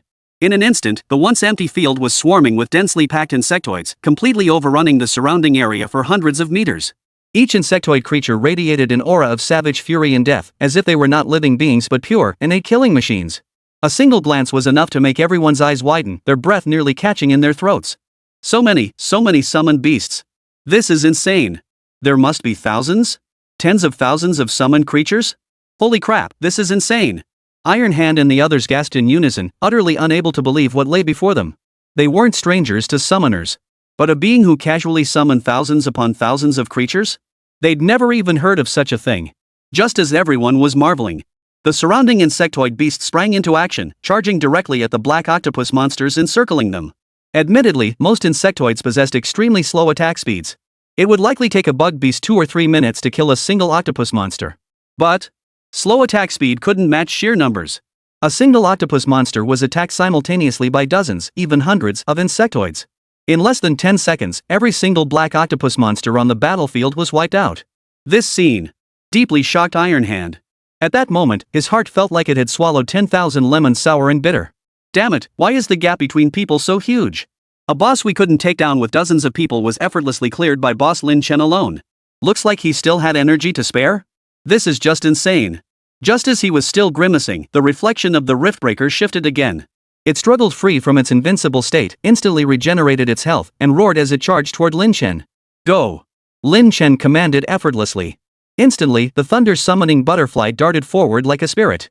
A purple bolt of lightning then struck the Riftbreaker's reflection, freezing its form in place before it began convulsing violently. The Deathwing Mantis refused to be outdone. 2 black beams shot from its eyes as it swung its blade arm, unleashing a slash that radiated a chilling aura. 103,241 weakness damage. 72,364. 154,782 weakness damage, critical hit damage. Several terrifying damage numbers floated above the reflection of the Riftbreaker. Amidst the stunned stares of the crowd, the Riftwalker's reflection roared in frustration before dissolving into a pool of black liquid and vanishing before their eyes. From start to finish, it had unleashed only one skill, and that was triggered by the system's mechanics. Beyond that, it barely moved before being instantly annihilated. And the entire process had taken less than 3 minutes. Staring at the scene before them, everyone sucked in a sharp breath, exchanging stunned glances. The astonishment in each other's eyes was plain to see. That's what you call a pro. That's brutal. Holy crap, I feel like I'm not even a real pro. Seriously, bro? Is this even fair? Amidst the collective shock, Lin Chen remained utterly unfazed. After all, it was merely a 6th-tier boss, nothing to write home about for him. You have defeated the reflection of the Riftbreaker, gaining 420,000 EXP. Greed Soul activated, obtaining additional items. Greed Soul activated, item quality enhanced. A series of notifications rang out in his ears. Lin Chen scanned the scattered gear, finally picking out some decent items from the sea of green and blue glow. 3 exceptional items and 1 perfect item. And even 1 epic tier item? Not bad. Lin Chen felt a slight sense of satisfaction. Now that he could acquire extraordinary gear in bulk, he only took interest in items of epic quality or higher. Lin Chen examined the equipment's attributes. Name, Goddess's tier. Type, necklace. Quality, epic. Requirements, level 14, strength 1, spirit 22. Attributes, +5 spirit, +1 strength, +3 agility. Special effect 1 mana accumulation, when attacking or casting spells, gains 1 additional maximum mana. This effect has a 10-second cooldown. An item that boosts mana pool. Lin Chen's eyes lit up. Lately, he'd been struggling with insufficient mana to summon the Thunder Butterfly. Never did he expect to find an item here that could infinitely increase his maximum mana pool. It was like getting a pillow when you were nodding off. Calculating based on 86,400 seconds per day, gaining 1 point of maximum mana every 11 seconds means I could accumulate up to 7,854 points of maximum mana daily. Now the question is how much mana the Thunder Butterfly summoning skill actually consumes. Time to upgrade my scrying art, it'll give me clearer stats. Lin Chen pondered. Scrutiny was a fixed skill possessed by every practitioner. As the name implied, it could probe information about any item, monster, or entity without occupying a skill slot. However, the scrutiny technique is divided into 3 tiers: basic scrutiny, intermediate scrutiny, and advanced scrutiny. Each stage requires substantial resources and materials to upgrade. Upgraded detection spells reveal clearer attributes. For example, basic detection only displays a monster's HP, strength, agility, spirit, etc. Intermediate detection, however, builds upon this foundation by adding displays for the monster's armor, resistances, mana, damage immunity, and more. Simultaneously, the class panel will display more detailed information. For instance, mana cost, skill range, and more. Only then can advanced practitioners better handle monsters with complex mechanics. Time to go. Lin Chen nudged Blackdick with his foot. Yes, boss. Blackdick responded, flapping his wings to stir up a whirlwind as he soared away. In mere moments, Blackdick's massive silhouette vanished beyond the horizon. Iron Hand and the others, however, stood frozen, staring blankly at Lin Chen's departing figure, unable to react for a long while. Junha City. This is the Junha City Professional Hall? Lin Chen glanced at the magnificent hideout before him, took a deep breath, and stepped inside. The Professional Hall was an organization established by the Dragon Nation government in every major settlement. Its services encompassed numerous functions: trading, auctions, transfers, contract signing, abyss escort services, intelligence gathering, posting and accepting quests. In short, whatever services private guilds offer, the Professional Guild Hall essentially provides. But that wasn't its most important function. As an official service organization established by the Dragon Nation, the Hall of Professionals primarily exists to provide its numerous practitioners with services unavailable elsewhere. For example, guild certification, rental of safe houses, commodity trading, power verification, and the purpose of Lin Chen's journey, upgrading his scrutiny technique. Chapter 166, Upgrading Detection Technique, Hidden Quest. Stepping inside, Lin Chen couldn't help but marvel inwardly. The scale of this Jianghe City Professional Hall is truly impressive. It far surpasses those in Jiangnan City. Professional halls varied across different city hubs. Jiangnan City's Professional Hall was tightly controlled by the Hunters Association in major guilds, resulting in its small scale. In contrast, Jianghe City's Professional Hall was grand in scale. Even this hideout was of perfect quality. Its influence likely rivals that of some of the larger local guilds.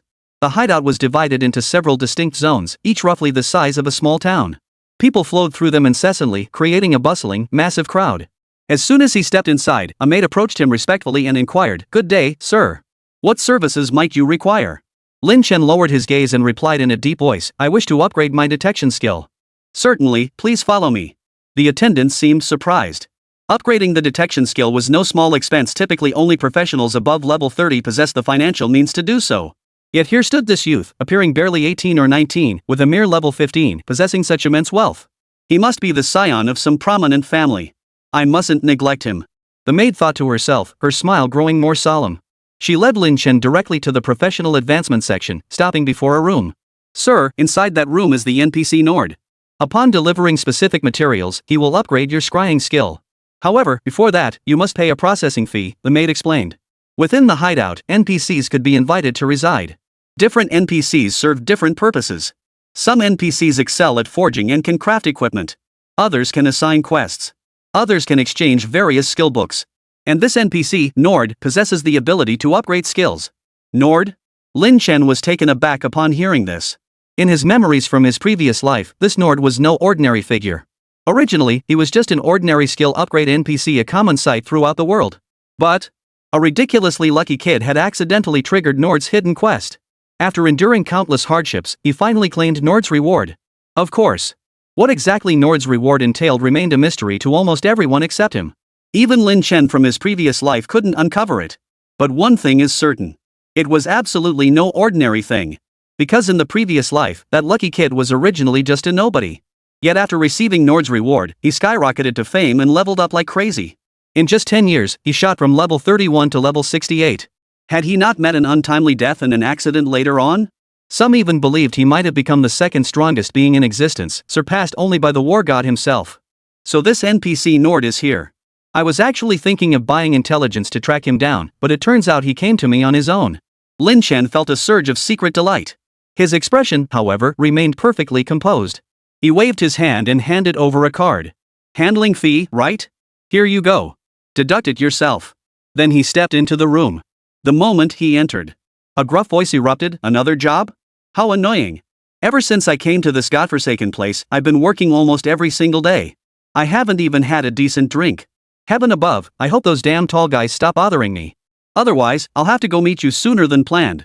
Looking down, Lin Chen saw a hairy dwarf seemingly covered in black fur from head to toe snoring loudly on a stone bed. He mumbled a few words, as if talking in his sleep. Beside the bed, a mountain of bottles of every kind piled high. Baijiu, Western spirits, beer, wine. Even a large pile of sticky tissues. Ahem. Lin Chen cleared his throat softly. "Mr. Nord, I'd like to request your help in upgrading my scrying skill." To his surprise, the dwarf on the bed remained fast asleep, his eyes tightly shut. He mumbled, "Get out. Get out. I'm in a bad mood today. No customers." "See, no customers? Was that really the right term to use?" Lin Chen sighed. "Mr. Nord, I recall entities like you don't possess the right to refuse, correct? If I were to report this matter to the owner of this hideout, what do you think would happen?" Most NPCs within hideouts had effectively become the hideout owner's overworked laborers. Whenever an NPC trades or collaborates with other adventurers, the hideout owner has the right to take a cut of the profits. And NPCs like Nord, much like ordinary workers, had no authority to refuse assignments. Sure enough. At those words, Nord opened his eyes, grumbling as he rolled off the bed. He glared angrily at Lin Chen and shouted, "You despicable tall folk! You cunning humans will be punished by the heavens sooner or later." Lin Chen shrugged. "We'll worry about that when it happens. For now, just upgrade my scrutiny technique. 10 pieces of threaded steel essence, 3 energy runes, and 5 million chaos stones." Nord spread his hands. "Ha!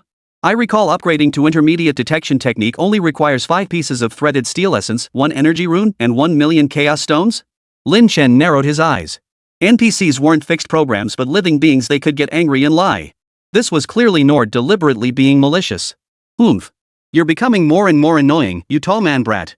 Nord, his lie exposed, showed no sign of embarrassment. Instead, he grew even angrier. "Here are the materials, Master Nord. Upgrade my skill first." Lin Chen handed over the items directly. Even if Nord was 100 times reluctant, he had no choice but to accept the materials. After confirming they were fine, he tossed a rune that instantly entered Lin Chen's body. Instantly, a notification sounded in his ear. "Your skill, Scrutiny, upgraded to intermediate." Lin Chen glanced at his interface. Sure enough, the interface had undergone a significant transformation. Name, Lin Chen. Class, Insectoid Overlord. Level, 15. Lifespan, 97 years 304 days. Strength, 75.8. Agility, 56.7. Mental, 97.5. Health points, 6241 HP regeneration, 124.4 per second. Mana, 5478 mana regeneration, 61.8 per second. Armor, 2354 expected physical damage reduction, 34%. Elemental resistance ice, fire, lightning, 60%. Corrosion resistance, 60%. Chaos resistance, 60%. Other attributes, none. Sin value, 3578. Skills, Chain Lightning, Necromancer's Summon, Soul Beast Summoning, Mage's Hand, Greed Soul, Soulfire, Rally. Equipment, Omniscient Heart, Shataver Inscription, Undead Commander, Crystalline Omniscience, Cloud of Doubt, Titan Fusion, Blood Mask Helm, Topaz Ring, Thorns of Blood, Giant Storage Bag, Acaris Fong. Intermediate scrutiny is truly different, Lin Chen sighed in relief. With this detailed panel, Lin Chen would now have a deeper understanding of himself. "Alright, you sneaky, tall bastard, get lost. Nord's about to start drinking, but he won't share a single drop with scum like you." Nord waved them off, already starting to shoo them away. As he spoke, he produced a bottle of big green stick beer from somewhere on his person and began gulping it down. He downed the entire bottle in one go, yet still looked unsatisfied, licking his lips. Clearly, he was a drunkard. But it wasn't surprising. Most dwarves were drunkards. At least every dwarf Lin Chen had encountered, whether NPCs or opponents, shared an unusual fascination with alcohol. Suddenly, an idea popped into Lin Chen's mind. Alcohol? In my previous life, I recall that kid was a drunkard too. Could it be that the trigger for Nord's hidden quest involves alcohol? Pondering this, Lin Chen paused before addressing Nord. "Master Nord, you mentioned earlier that fine wine isn't available here. Then what kind of wine would you consider good?" The moment these words left his lips, Nord's eyes lit up instantly, his gaze locking onto Lin Chen. Chapter 167, Hidden Quest Triggered. "Ha! Tall boy, you've hit the nail on the head." Nord shot forward in a flash, his hands clamping down on Lin Chen's arms like iron pincers as he declared with gleaming eyes. "Let me tell you, the booze on your blue star is nothing but watered down swill, absolutely no kick to it. Back in the day, the spirits from our Black Iron Forge were what real booze was made of." The moment drinking came up, Nord opened his floodgates, chattering away like an old woman, his excitement laced with complaints. "If it weren't for those damned bastards dragging me to this godforsaken place, I'd be the master smith of Black Iron Forge by now, not letting anyone else get the credit. That Arsonwell guy? He's no match for me. He can't hold his liquor like I can, his beard isn't as thick as mine, and even his feet don't stink as bad as mine. I'm the strongest Black Iron dwarf in Black Iron Forge. Ah, if only I could taste Black Iron Forge's brew again, I'd do anything. Well, except shave off my beard." Nord muttered his complaints incessantly. Meanwhile, Lin Chen, standing before him, suddenly perked up. A notification flashed in his ear. Ding! Hidden quest triggered, deliver fire swallowing liqueur 1 to Nord Hammerfist. Time limit, 72 hours. Rewards, Nord Steel Hammer's Invitation, Star Fusion Core. So triggering a hidden quest is this simple, Lin Chen thought, his expression brightening. It seemed the opportunities that had fallen to that lucky soul in his previous life would be intercepted by him this time around. But Lin Chen frowned as he read the quest requirements. What exactly is fire swallowing liqueur? Where on earth would I even find that? On Blue Star, materials and equipment were as vast as the sea. Searching for a single item was like picking out a specific grain of sand in the desert. Tall guy, you can just get lost. Without some real good booze, I've got no energy left. After rambling on for a while, Nord yawned, waved his hand dismissively, and shooed him away. It seemed Lin Chen wouldn't be able to stay here any longer until he returned the fire-swallowing liquor. With no other choice, Lin Chen exited the room and began to ponder deeply. Fire-swallowing liquor. I'll start searching for it. Sighing, Lin Chen walked straight into the professional hall, heading toward the trading section. This place functioned as a vast free market. Some sold gear, while others offered various services, leveling runs, escorting for upgrades, and more. Of course, it also held the intelligence Lin Chen needed most. After a quick scan of the area, Lin Chen spotted his target. A black-robed figure was wandering nearby, its entire body concealed. Its footsteps were light and stealthy, as if it were a ghost floating through the air, utterly silent. The cloaked figure. Lin Chen let out a cold chuckle. The black-robed ones were not a profession or a person's name, but the designation of a clandestine organization. Their influence spread throughout the Dragon Nation and even across the world. It could be said that wherever people existed, the influence of the Black Robes was present. No one knew who founded the Black Robes, how long they had existed, or the true extent of their power. Even the world's governments and the 10 great guilds could do nothing against them, forced to tolerate their existence right under their noses. However, the Black Robes refrained from acts like murder, arson, or declaring themselves rulers. Had they engaged in such behavior, no official organization, even at the cost of everything, would tolerate their existence. The primary service offered by the Black Robes is selling intelligence.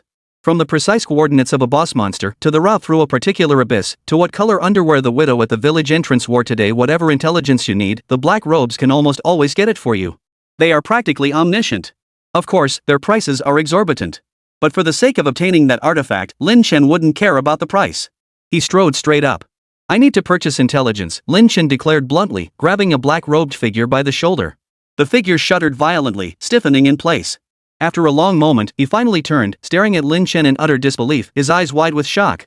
After all, he was an agility type class, and his agility attribute granted him terrifyingly keen perception. Within 10 meters, even the movement of an ant wouldn't escape his ears.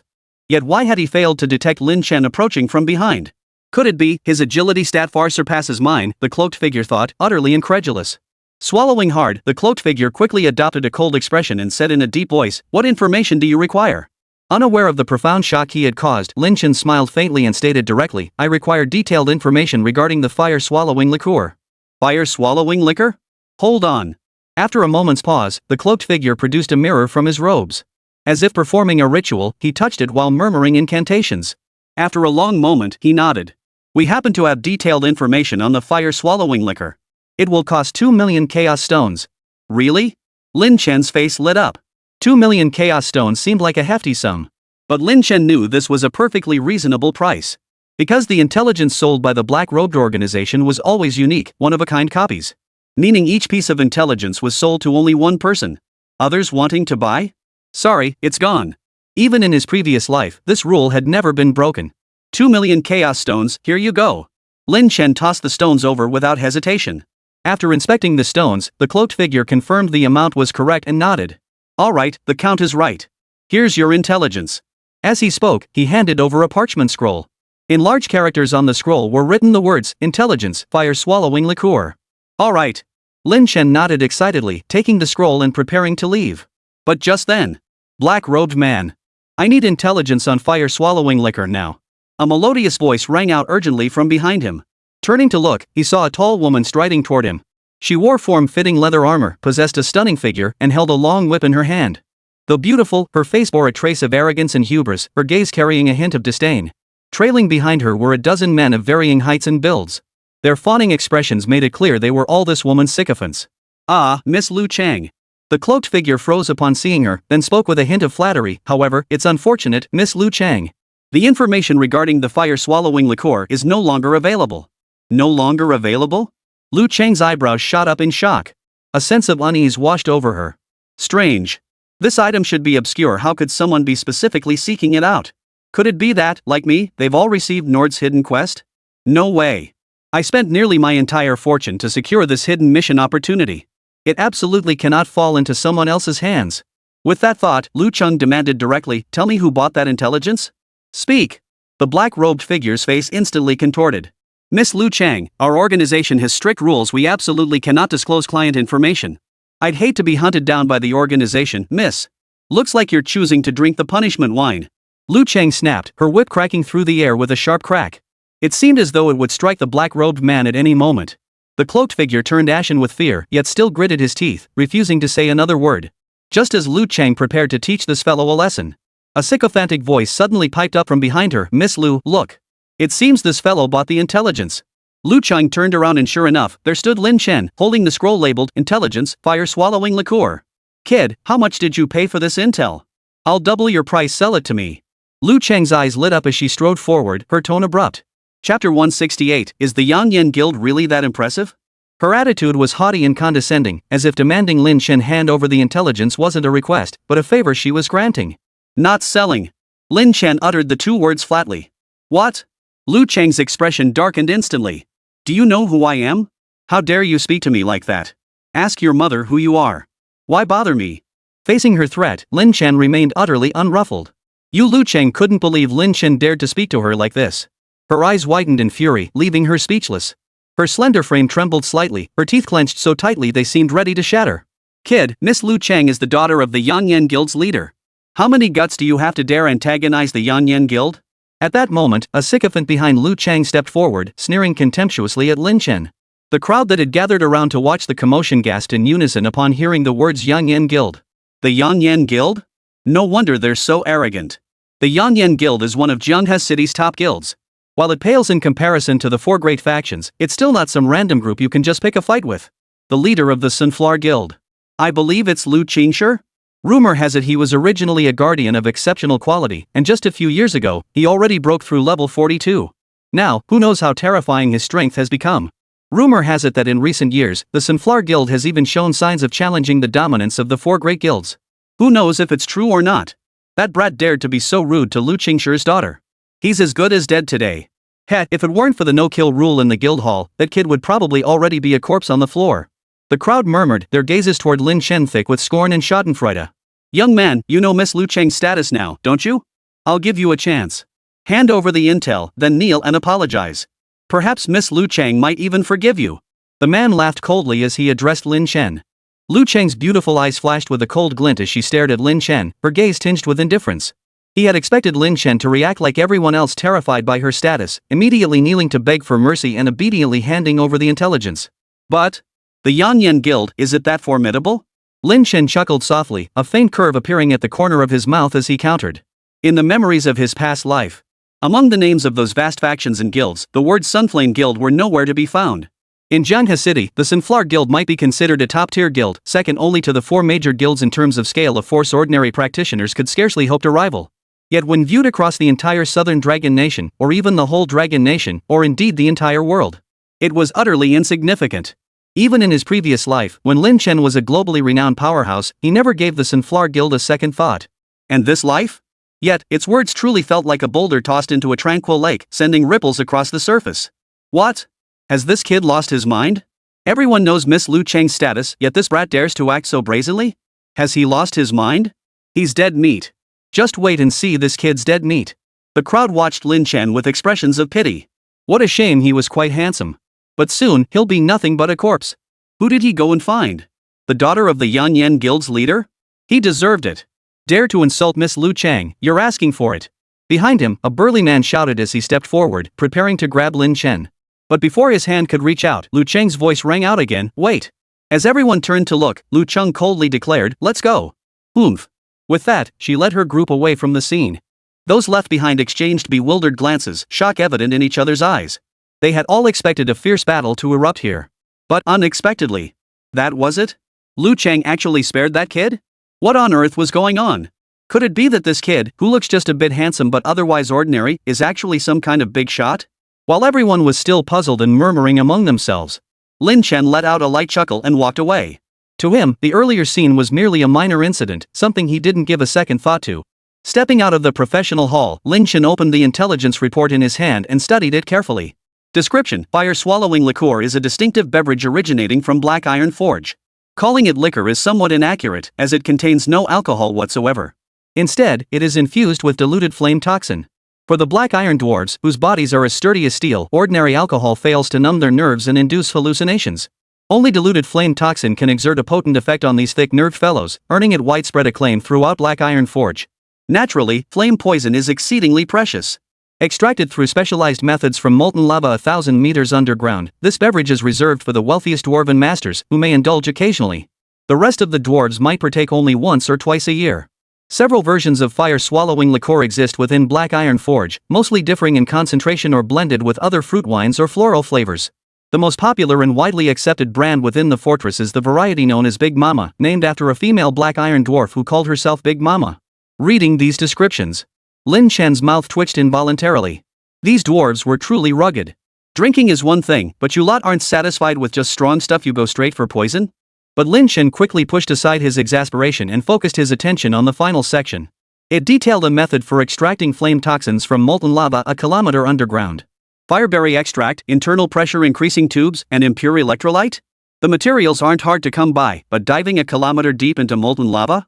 That's a different story. Lin Chen rubbed his chin. Lava? His molten hideout had plenty of that. But molten rock a kilometer underground? That was another story.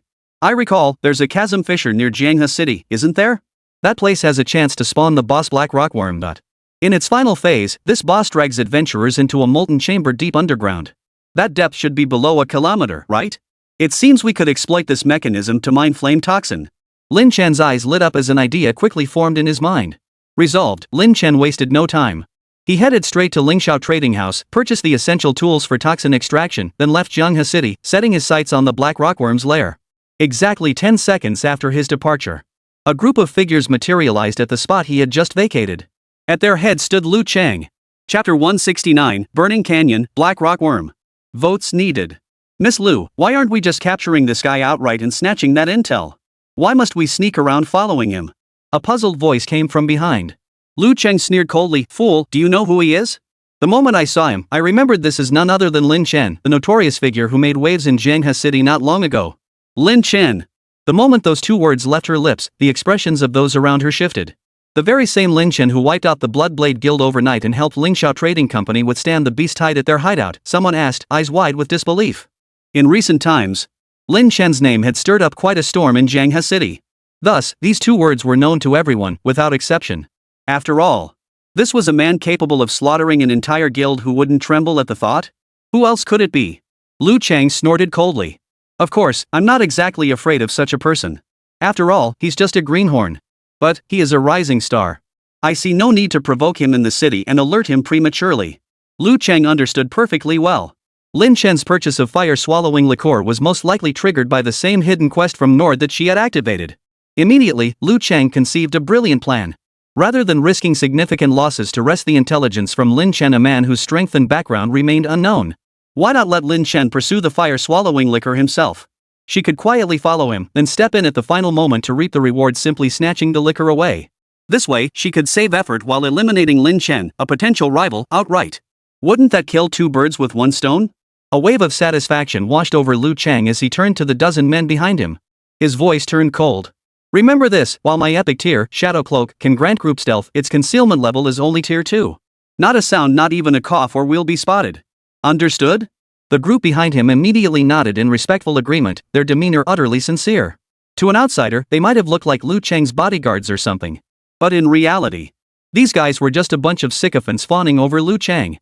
Bodyguards get paid, but this bunch of sycophants are treated like bodyguards and servants by Liu Chang all day long. Not only do they get no wages, they even have to foot the bill themselves. Yet despite this, they still find it sweet as honey.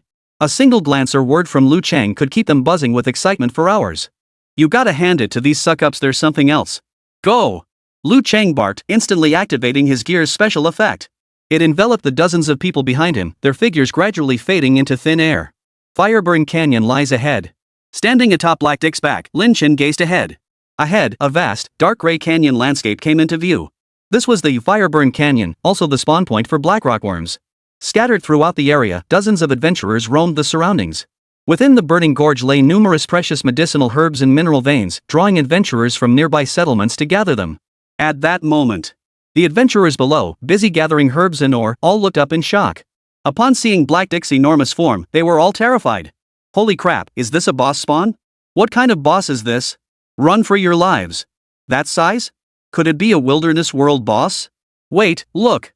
There's someone on that dragon's back. Holy crap, it really is. Could this be a mount? A flying bone dragon mount? Could it be that Lin Chen? Soon, someone spotted Lin Chen's figure and, judging by Heidi's appearance, immediately guessed his identity. Now, Lin Chen's fame had spread far and wide, and his flying mount, Heidi, naturally became a topic of much discussion, serving as his unique symbol. Leaping down from Black Dick's back, Lin Chen felt the gazes of those around him, a mix of reverence and the wide-eyed wonder reserved for aliens. Frowning slightly, he activated his invisibility spell and vanished into thin air. Activating his invisibility spell, he scanned the area. All he could see were a few minor monsters, no sign of the Black Rockworm boss. Peat elementals, fire zombies, twilight wolves, all low-level monsters. But that's to be expected. Word is the Black Rockworm boss spawns randomly anywhere within Burning Gorge. And it only reveals a segment of its tail, which in color and shape resembles nothing more than a roadside branch. Trying to find it within a 100-mile radius is incredibly difficult. Lin Chen pondered. But soon, a faint smile touched his lips as he devised a plan. In my previous life, someone did discover a method to quickly locate this Black Rockworm boss. And that was carpet bombing. Once the Black Rockworm was injured, it would relentlessly pursue and attack adventurers. Exploiting this trait, a team in the previous era devised a strategy using AoE skills to carpet bomb the Fireburn Canyon, forcing the Black Rockworm to reveal itself. This method required extensive coordination in the previous era, as the Black Rockworm isn't stupid, it won't just stay in one spot. Only by unleashing skills simultaneously could the Black Rockworm be left nowhere to hide. But for Lin Chen, I alone am enough. Lin Chen smiled confidently.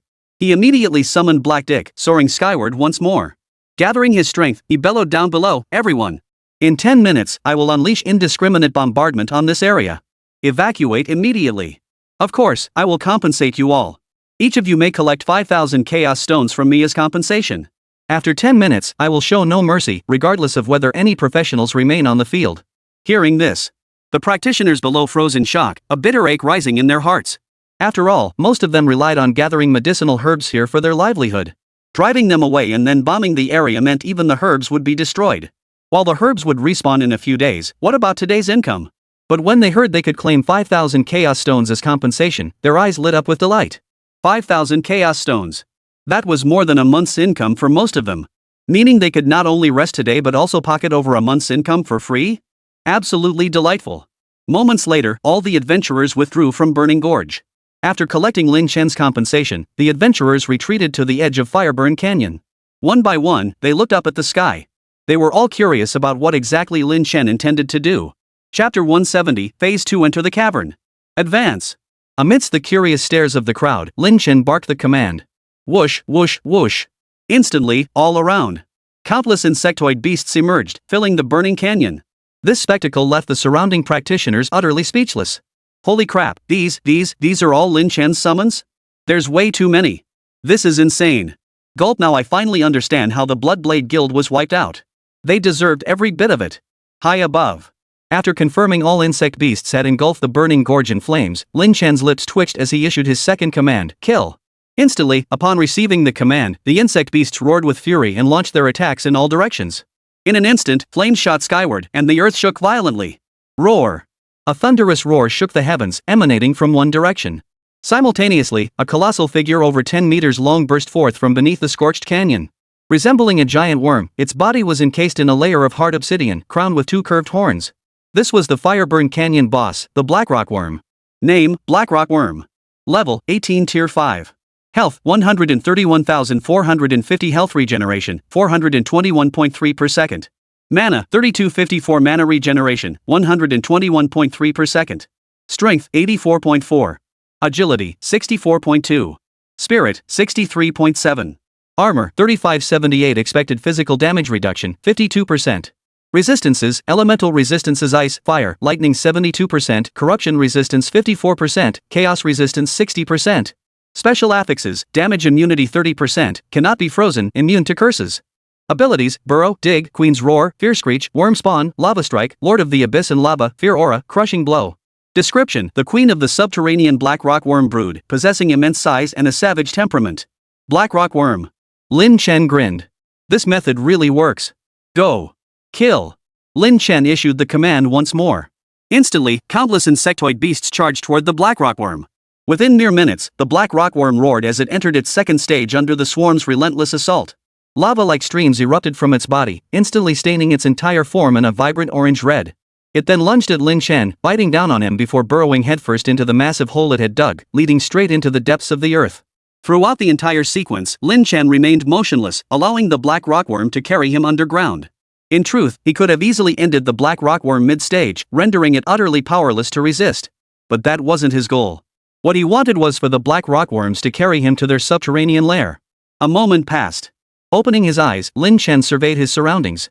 He found himself in a vast subterranean lair. This lair was a labyrinth of passages, with numerous unhatched eggs scattered haphazardly throughout the surroundings. Each cluster of eggs was surrounded by a pool of molten lava, radiating intense heat to incubate them. Lava from 1,000 meters underground. Lin Chen's eyes lit up. This was precisely what he desperately needed, lava from 1,000 meters underground. However, before he could savor his excitement for even a moment, whoosh, whoosh, whoosh. Numerous black rockworms, significantly smaller in stature, no more than 2 or 3 meters long, launched their attack toward Lin Chen.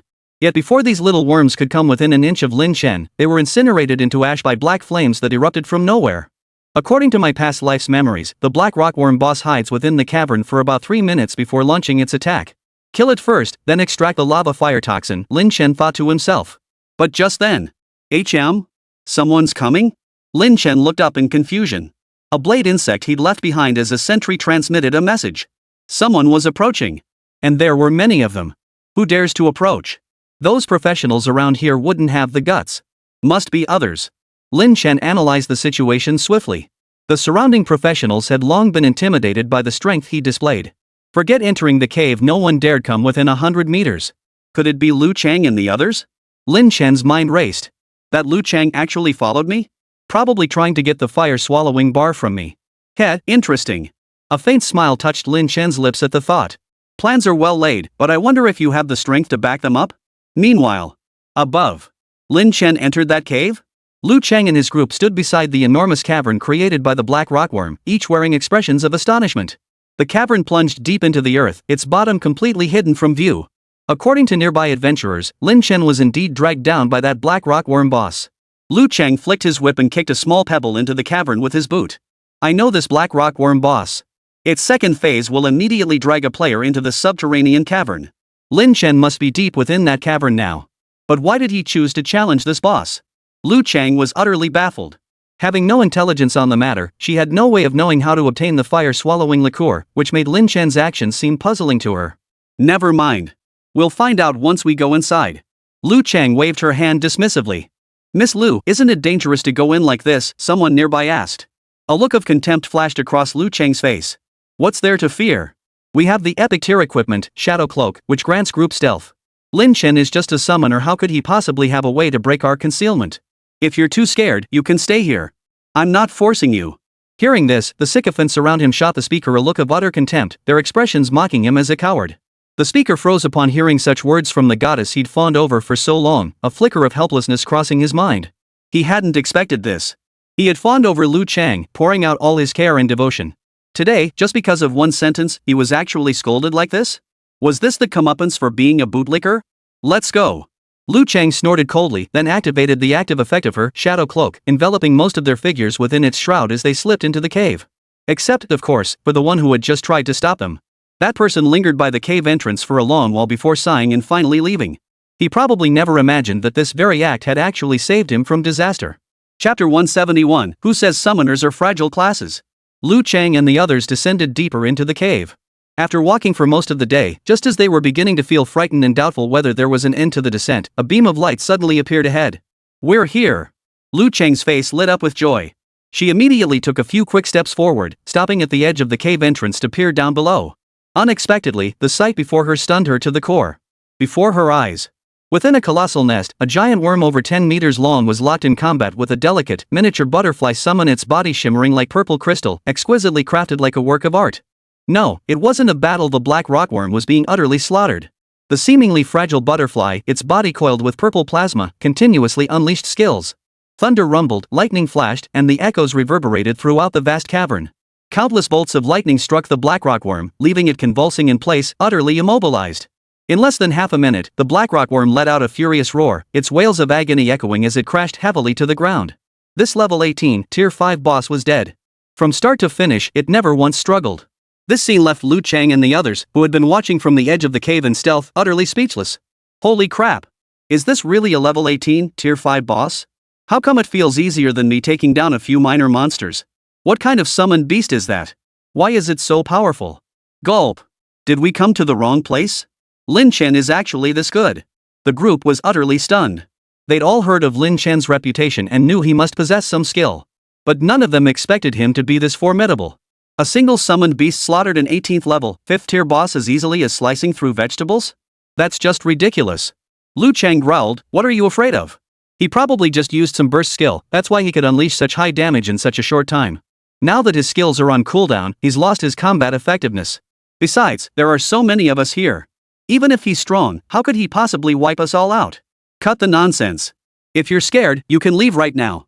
Hearing this, the group exchanged glances, reluctantly accepting Liu Chang's words. After all, they'd come this far, they weren't about to give up the chance to impress their goddess. Now that's more like it. Liu Chang smiled with satisfaction at the sight of these dozens of sycophants, a flash of pride and arrogance in her eyes. She continued, "First, let's see what this Lin Chen is up to. When I give the signal, attack together. We must kill him with one strike. Understood?" Behind her, the group nodded in unison. Then, cloaked in the group stealth effect of the shadow cloak, Liu Chang and the others watched Lin Chen's movements in silence. Penny pincher. Glancing down at the ground, where a cluster of blue-green light pillars lay scattered, Lin Chen couldn't help but shake his head. This Blackrock worm boss didn't drop a single piece of legendary gear, let alone any epic equipment. Never mind, Lin Chen shrugged indifferently. We weren't here for the boss anyway. Let's extract the fire poison first. He promptly retrieved the essentials for extracting the molten fire poison from his backpack. Fireberry extract, an internal pressure regulating tube, and impurity-free electrolyte. After assembling the kit, he approached the lava pool and began the extraction. The moment the retrograde pressure tube dipped into the lava, a notification flashed. Refining material, lava fire toxin extraction in progress. Estimated time remaining, 300 seconds. It really works. Lin Chen grinned, then sat down nearby and waited quietly.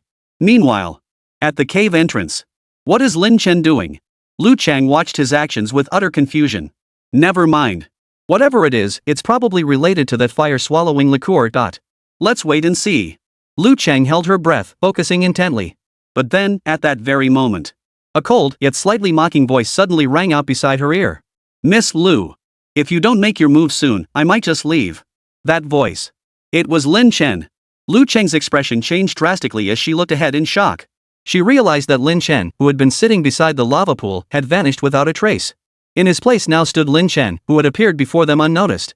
He regarded them with a faint, icy smile. Lin Chen. How did he see through our group cloaking? When did he leave the lava pool? Why didn't we notice at all? A barrage of questions flashed through Liu Chang's mind like sparks. But she had no time to ponder the matter. Realizing their position was exposed, she roared the order, "Kill! Attack!" Instantly, the pack of sycophants behind her snapped into action, unleashing skills one after another toward Lin Chen. Haha, Lin Chen, you're courting death. Watch this lightning arrow. A summoner, daring to get up close? You're asking for it. For the sake of our goddess Liu Chang. Kill. Kill him. Maybe Liu Chang will finally notice me then? Even Liu Chang, as she issued her command, drew her long whip. With a slight flick, orange-red flames ignited along its length as she lashed out at Lin Chen. Lin Chen, I know you're strong, but you're far too arrogant. In front of all these people, a fragile summoner dares to mock me to my face? You're dead. Liu Chang sneered coldly. Rest assured, after you die, I'll complete Nord's hidden quest. By then, my enhanced power will be partly thanks to you. In an instant. Blade flashes, sword shadows, fireballs, ice spikes, lightning arrows. Countless attacks surged toward Lin Chen. Like a raging torrent of elements. Most practitioners, even tank-type classes, wouldn't dare to withstand such an onslaught head-on. But Lin Chen merely sneered at these skills, a mocking curve lifting at the corners of his mouth. Who says summoners are squishy? Watch closely. Soul shield. A layer of grayish-white shield materialized around Lin Chen's body.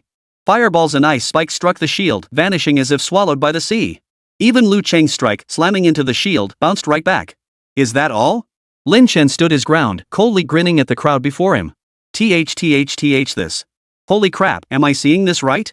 This can't be. Those around him watched the scene unfold, eyes wide with disbelief. They never imagined that Lin Chen, a mere summoner, could stand completely still and absorb every single one of their skills. Anyone who doesn't want to die, get out now. I'll only say this once. Anyone still here after 10 seconds won't get off easy. Lin Chen spoke calmly. His expression remained unreadable. The chill in his words sent a wave of fear surging from the depths of every person present. Of course, Liu Chang is exempt. Lin Chen added. Chapter 172, You think you can escape? As the mastermind behind this scheme, Lin Chen would never let Liu Chang off the hook. He wasn't about to act like these sycophants, fawning over Liu Chang like lapdogs just because she was a bit pretty. Beautiful? Woman? So what? In Lin Chen's eyes, these beautiful women were no different from any other professionals. They wouldn't get any special treatment from him just because of their gender or looks. This Liu Chang must be the professional who obtained the hidden Nord quest opportunity in my previous life, huh? Never expected that in this life, I'd be the one to snatch it away. Lin Chen mused inwardly, a cold smile playing on his lips. That such an opportunity fell into the hands of someone as morally bankrupt and arrogant as Liu Chang in the previous life. Truly, the heavens were blind. This time around, it's mine to claim. As Lin Chen pondered, the crowd before him began to stir. They exchanged glances, looking at each other in disbelief. It was clear many were considering retreating, wanting to leave. But with Liu Chang and so many others watching, it was simply too embarrassing to do so. Oomph. You lot, don't tell me any of you are backing out now? Mark my words, if anyone leaves this moment, I'll never look at them again. Liu Cheng declared coldly. At her words, those around her swallowed hard, their eyes darting away. The leader, a young man with yellow hair, forced a smile. Miss Liu, we are all members of your knightly order. As knights, how could we possibly abandon our princess? Besides, it's just Lin Chen. From what I've seen, his skills are nothing special. Hearing this, the others nodded in agreement. Immediately, the group turned their hostile gazes back to Lin Chen, their eyes flashing with murderous intent. Witnessing this scene, a flicker of smug satisfaction crossed Liu Cheng's eyes. Lin Chen, however, sighed. I told you so. You sycophants are truly something else. It's obvious he's using you as pawns, as tools, and you're happily playing along. You suck-ups are truly beyond redemption. In the figures of this group, Lin Chen seemed to see his former self from his past life. Back then, he had poured himself into Lin Qingxue without a single complaint. Even when Lin Qingxue beat and scolded him, he never uttered a single complaint. What she received in return was a cup of poison and the cold blade of a bayonet. How ironic. This time around, he had finally seen the light. Lickdogs deserve to die. Fine. Since you all enjoy being suck-ups, I'll just give you a helping hand. With that, Lin Chen stepped forward. In his hand, soul flames coalesced into a long sword. You asked for it. I won't hold back. Kill. Lin Chen charged directly into the crowd, swinging his sword as if entering a realm devoid of all others, hacking and slashing with frenzied abandon. In an instant, the air filled with the wails and screams of the wounded. Though these men were numerous, they were utterly useless against Lin Chen's overwhelming power. Ah! Impossible. I'm a warrior. How could I fail to block a single strike from Lin Chen, a mere summoner? Just how terrifying is his power? Ah! My shield. How could it be shattered like that? Why? Why is he faster than even me, an assassin? Lin Chen drifted among the crowd like a sinister specter, weaving and dodging between them. With every swing of his black flame longsword, another life was claimed. Only now did the crowd realize in horror. Lin Chen, a summoner, possessed agility surpassing an assassin, strength rivaling a warrior, tank-like durability, and damage output comparable to a mage in close combat. They did not know. Under the effect of his dominator talent, Retribution, every insect provided Lin Chen with a boost to his 3 core attributes. With nearly 10,000 insects under his command, Lin Chen's 3 core attributes had reached terrifying levels. Even his secondary attributes agility and strength far surpassed those of warriors and assassins at the same level. Thus, even with few specialized melee skills, Lin Chen could effortlessly slaughter these professionals before him, relying solely on his speed, strength, and the combat experience and agility techniques he'd mastered in his previous life. 3 minutes. A mere 3 minutes. Soon, the area became a sea of blood. The ground was littered with corpses. Now, only 2 remained standing. One was Lin Chen. The other, Liu Chang. At this moment, Liu Chang was utterly petrified. Surrounded by corpses, her once beautiful face contorted with disbelief and terror as she murmured to herself. How did it come to this? How did it come to this? At the very beginning, Liu Chang still thought she was clever, planning to outmaneuver her enemies like a mantis catching a cicada while unaware of the bird behind. Little did she know that her so-called scheme and strength would prove utterly feeble in the face of Lin Chen's absolute power. Now, all that remained in Liu Chang's heart was profound regret. Of course, she wasn't regretting plotting against Lin Chen. Rather, she regretted failing to conceal her tracks. In her eyes, plotting to rob Lin Chen was perfectly justified. The weak are prey to the strong, it was only natural. But her interpretation of survival of the fittest only applied when she was the one in the position of strength. If she were the vulnerable one, she'd never accept it. Poof. I'll send you on your way first. Lin Chen lost interest and walked toward Liu Chang. Instantly, Liu Chang screamed in panic, No! Don't kill me, Lin Chen. I'll give you anything you want. My father is the head of the Yang Yan Guild. We have tons of epic gear at home, I'll give it all to you. Lin Chen gave a cold laugh, continuing his leisurely approach toward Liu Chang. Whatever you want. I can give it to you. Including myself. I can give myself to you. Liu Chang seemed to lose her mind, tearing open her leather armor to reveal vast swaths of snow-white skin that would drive most men mad, hoping this would make Lin Chen spare her. But Lin Chen kept walking, his expression unchanged. Lin Chen, you're not a man. Liu Chang spat out the accusation, her eyes flashing with a death-defying resolve. I'll fight you to the death. Whoosh. Liu Chang fumbled through his backpack, pulling out a pile of explosives. His face twisted with madness as he lit them all and hurled them at Lin Chen. Die together. These are all high-grade explosives enough to obliterate an entire building. If you don't want me to live, then you'll die too.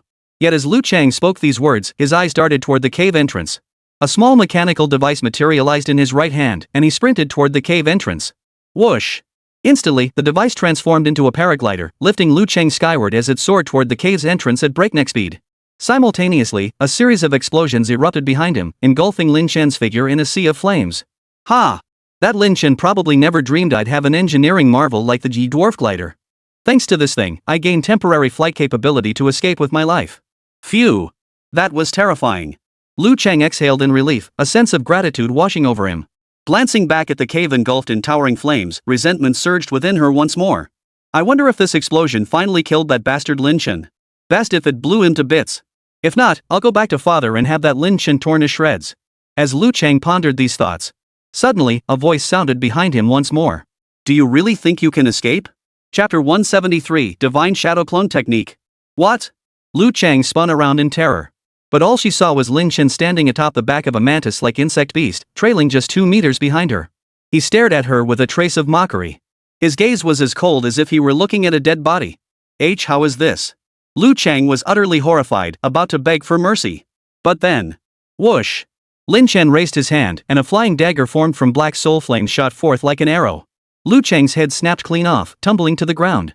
Her face still bore an expression of terror and confusion. As if, even in death, she still couldn't comprehend how Lin Chen's speed could be so blindingly fast. Fool! After dispatching Liu Chang, a cold gleam flickered in Lin Chen's eyes. When it came to those who sought to kill him, Lin Chen showed no mercy, regardless of whether they were male or female. His gaze then swept toward Liu Chang's corpse. Equipment and materials now littered the ground, dropped from her body upon death. As expected of the only daughter of the Yangyan Guild leader, she had considerable wealth. Having stowed away the valuable items, Lin Chen couldn't help but utter a sigh of admiration. This Liu Chang was carrying a whopping 8 million chaos stones in currency, along with 5 extraordinary pieces of equipment and even 1 epic tier item. Such extravagance was nothing short of terrifying. Across the entire Jianhe city, few could match such wealth. This piece of gear. Lin Chen suddenly turned his gaze to Liu Chang's only epic tier item. Name, Shadow Cloak. Type, Armor. Quality, Epic. Requirements, Level 15, Agility 10, Spirit 10. Attributes, +5 Spirit, +10 Strength, +12 Agility. Special Effect 1 Born in Shadows, +5 Stealth level when equipped. Special Effect 2 Shadow Body Art, gains the skill, Shadow Body Art. This effect does not occupy a skill slot. The stats were mediocre, even downright meager for an epic tier item. However, the special effects granted by this item pleasantly surprised Lin Chen. First off, +5 Stealth level is already a formidable stat. Consider this. Assassin class professions can enter stealth states through skills like Stealth. Conversely, there exists the counter state, Sight Piercing, to detect stealth. The higher the counter stealth level, the higher the stealth level it can detect. This equipment directly grants a +5 stealth level bonus. In most cases, even players of the same level with countermeasures won't be able to counter his stealth. However, what truly delighted Lin Chen was the second special effect. This effect directly granted him a skill. Name, Shadow Body Technique. Type, Skill granted by equipment. Quality, Epic. Level, 3 Base Level 1. Range, 0.5 meters. Cost, 500 mana. Cooldown, 60 seconds. Duration, 40 seconds. Prerequisites, Level 1, Assassin Class. Effect, upon activation, all friendly units within range enter stealth. If this effect only applies to the caster alone, the skill's mana cost and cooldown are reduced by 50%. Additionally, using skills or consumables while stealth but not dealing or receiving damage will not break stealth. A god-tier skill. Lin Chen's eyes lit up as he stared at the ability, his face brimming with delight. This skill lets me achieve infinite stealth. And even while invisible, using skills won't break stealth? Wouldn't that make me practically invincible? For most classes like assassins, using skills or consumables while invisible doesn't break stealth is useful but hardly god tier. Because all assassin skills require direct damage output. Unless they secretly use healing potions or similar items, this effect is practically useless. But for Lin Chen, This is nothing short of a god-tier ability. Because Lin Chen is a summoner. This means that when his insect summons like the thunder butterfly or deathwing mantis attack, they won't break his stealth. What does it matter to me, the summoner, if my summons deal damage?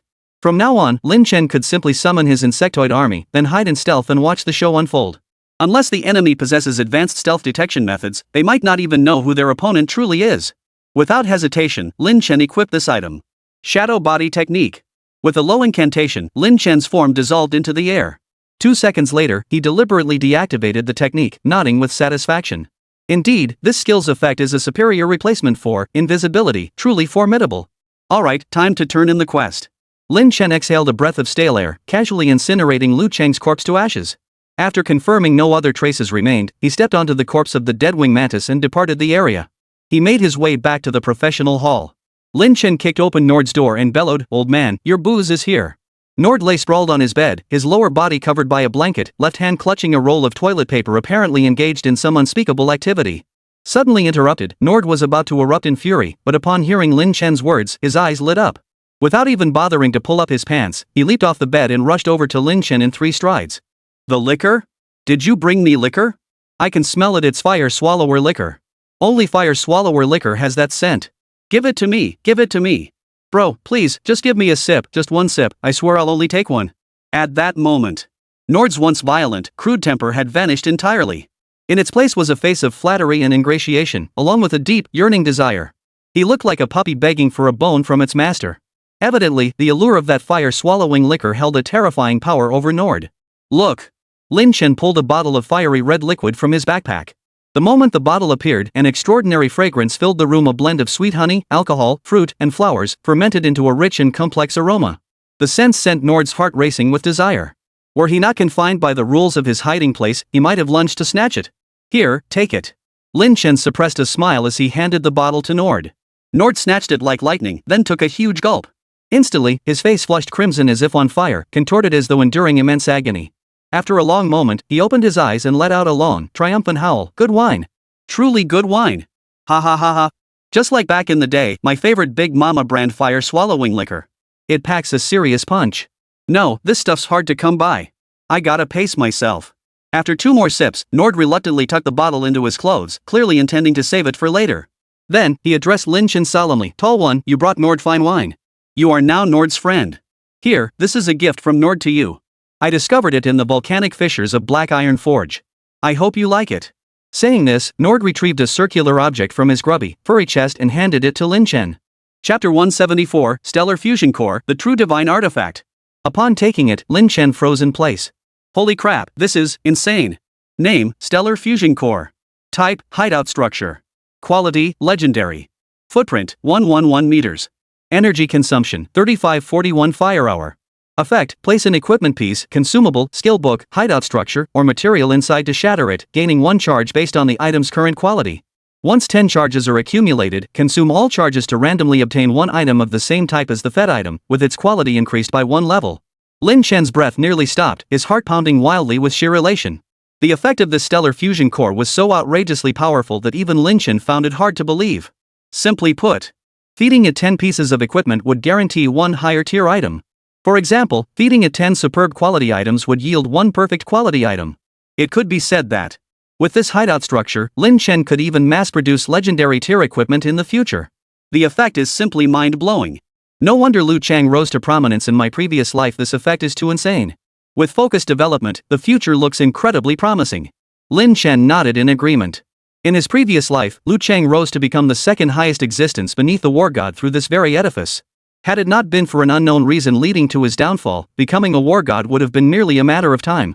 But this time around, that opportunity is mine. Lin Chen chuckled. Oh, I seem to have an invitation? Lin Chen suddenly remembered something and glanced at his backpack. Sure enough, an invitation lay there. Nord Steelhammer's invitation. Upon use, Nord Steelhammer will upgrade your exploration skill once for free. My divination skill is already maxed out at my current level. The next upgrade won't be possible until after level 40. Lin Chen glanced at it and lost interest. Tall friend, next time you have such fine wine, remember to bring me some, hat. Nord will consider you a friend forever. Nord chuckled behind him, looking every bit the old drunkard. By now, the fiery liquor had taken full effect, leaving Nord visibly drunk. He grinned foolishly, even lunging forward as if to get cozy with Lin Chen. Lin Chen impatiently kicked the dwarf away before turning and leaving the area. Through the teleportation array, he arrived directly at his hiding place. You have entered Molten Hideout. In the blink of an eye, Lin Chen returned to the Molten Hideout, atop its tallest structure. He looked down below. The scene within the hideout had completely transformed. The original temple and lava landscape were now covered by luminous flooring and a type of red flower. The rough, uneven walls of the lava cavern were now clad in diamond-like veneers. The rest of the hideout was divided into distinct zones, areas for cultivating spirit beasts and medicinal herbs, visiting hideout structures, as well as dining halls and rest areas. Naturally, as an organization that was half merchant guild and half guild, its largest section was the exchange. In the central area, a massive trading floor occupied the vast majority of the guild space.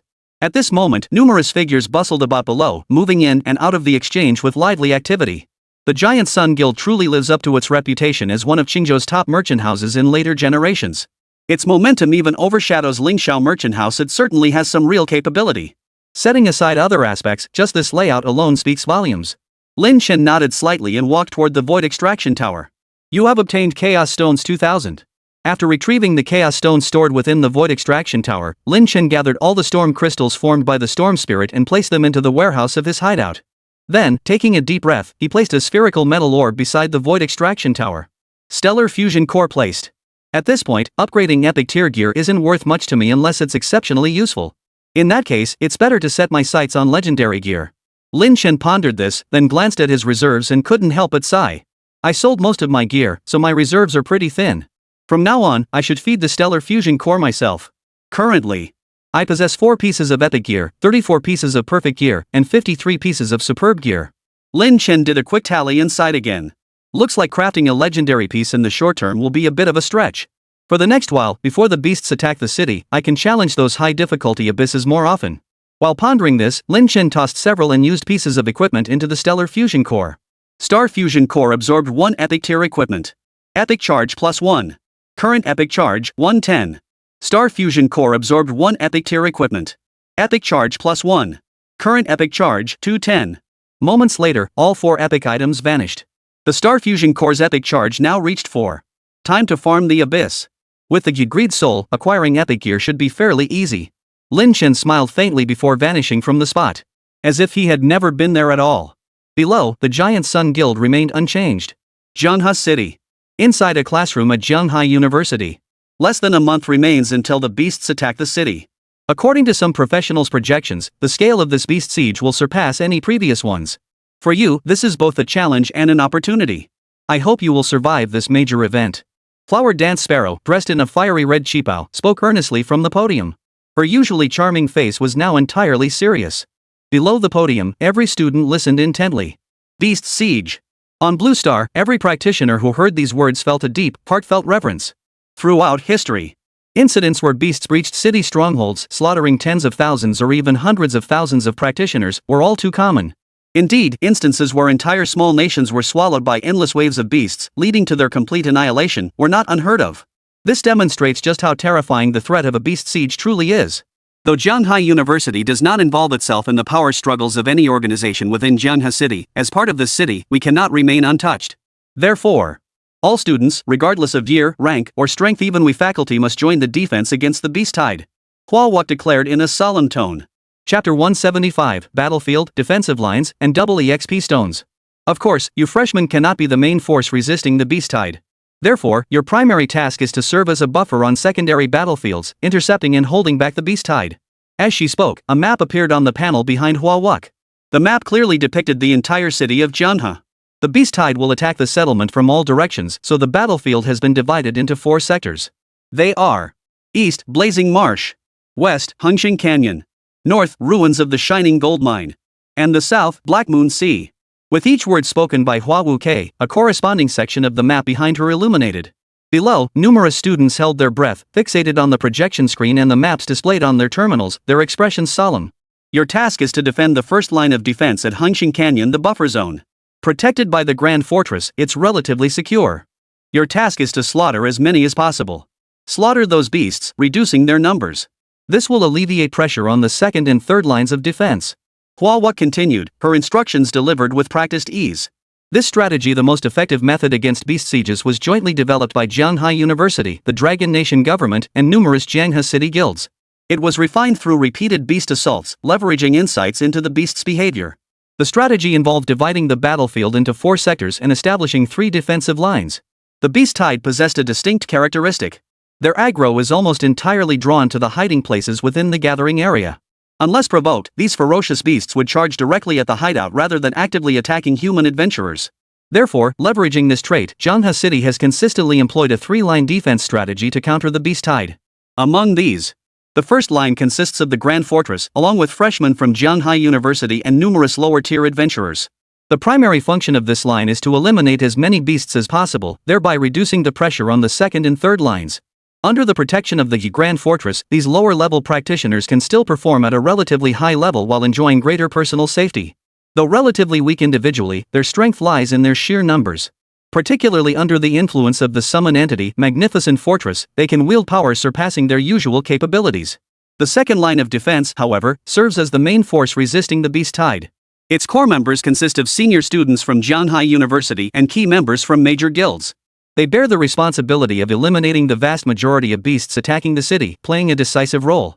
The third line of defense was the elite professional unit led by Jianghai University's president Lei Yan.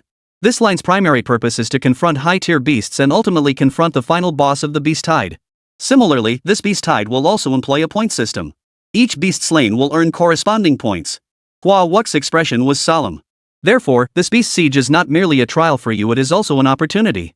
Below the stage, the crowd listened with blood boiling. Indeed, for them, the beast tide was also a great opportunity. After all, slaying beasts earned them points. And those points could be exchanged for treasures. And these treasures weren't selected from Jianghai University's treasury.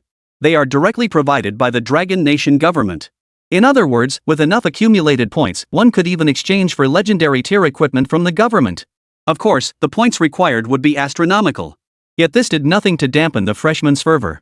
Eyes gleaming, faces flushed, hearts racing, they seemed eager to charge into battle against the ferocious beasts right now. Last time the beasts attacked the city, I hadn't awakened my class yet and could only hide inside. Now, finally, I can join the battle. If I save up enough points, I might even trade for a transcendent piece of gear. That would be a huge boost for me. Hee, little Lee, wanna team up with me to slay monsters? Don't worry, I'll protect you. Better be careful. I heard even the first defense line has a full 7% death rate. Can't take it lightly. What's there to fear? With senior brother Lin Chen protecting us, the first defense line is nothing. The group chatted animatedly.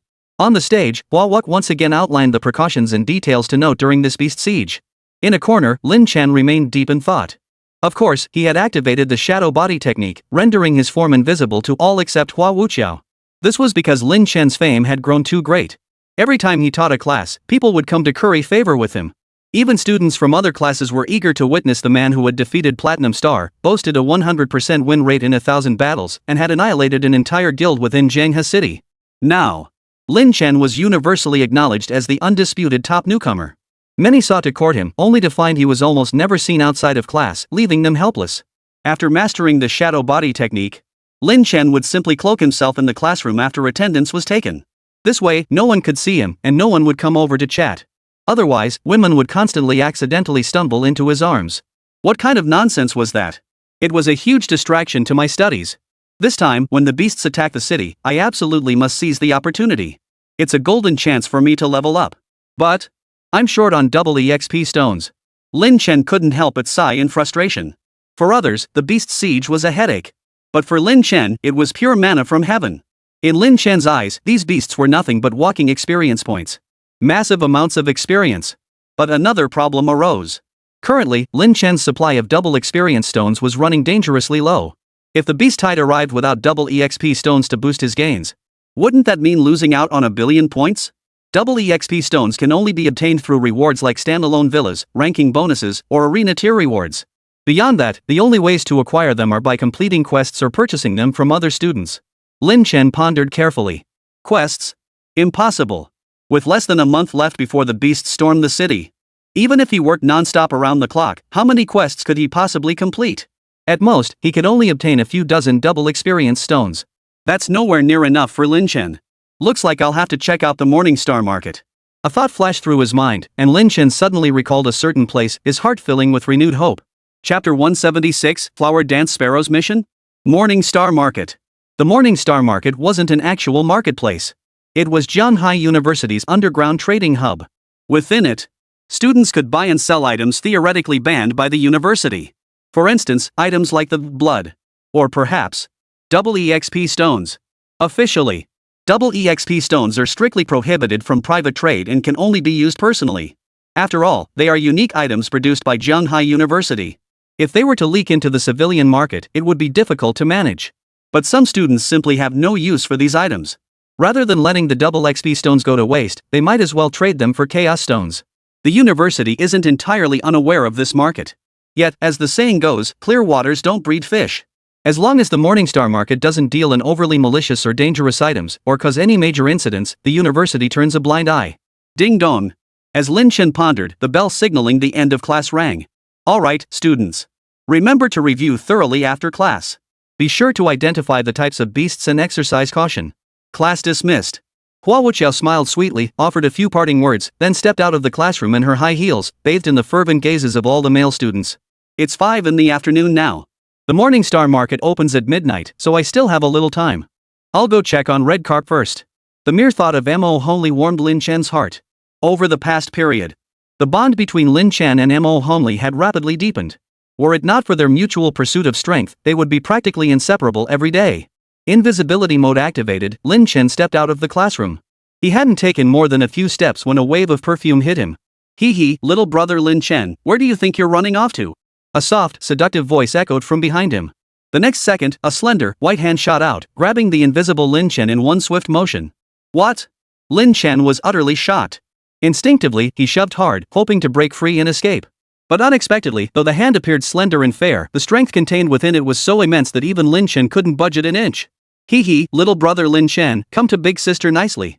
The next second, the figure tugged gently. Instantly, Lin Chen felt his face buried in a soft, full, fragrant, and warm place. Little Lin Chen, why are you always hiding from your big sister? I won't eat you, you know. He looked up. Lin Chen saw Hua Wuqiao's charming, delicate face gazing at him with a hint of reproach and teasing. Teacher Hua. Lin Chen felt a chill run down his spine. No wonder his invisibility had been detected. He had no power to resist whatsoever.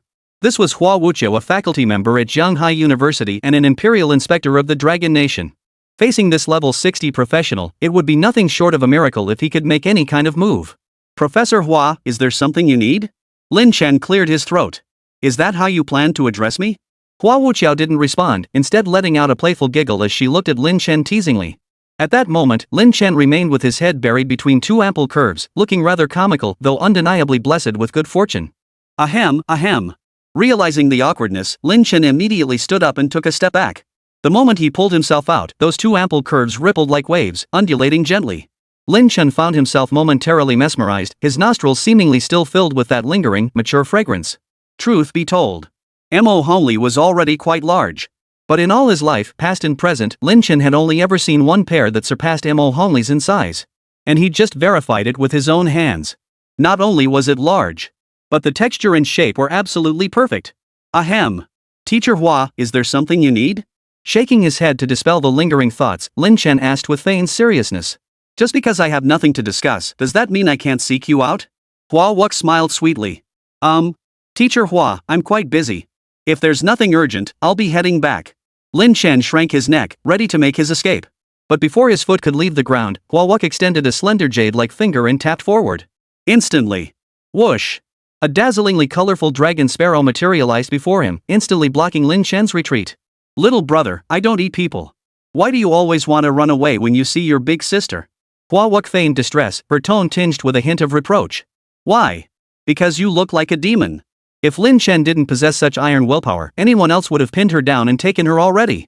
Of course, that would require sufficient strength. Right now? Who ends up pinning whom to the ground? That's anyone's guess. Teacher Hua, do you have any assignments for me? Lin Chen could only halt his steps and change the subject. For the school, I won't refuse. Alright, stop pretending to be so proper. Don't tell me you're the one who looks like a wilted eggplant every morning in class? I can just imagine how wild you and your little girlfriend get at home. Hua Wuqiao waved her hand dismissively, pouting as she spoke. Hearing this, even Lin Chen flushed crimson.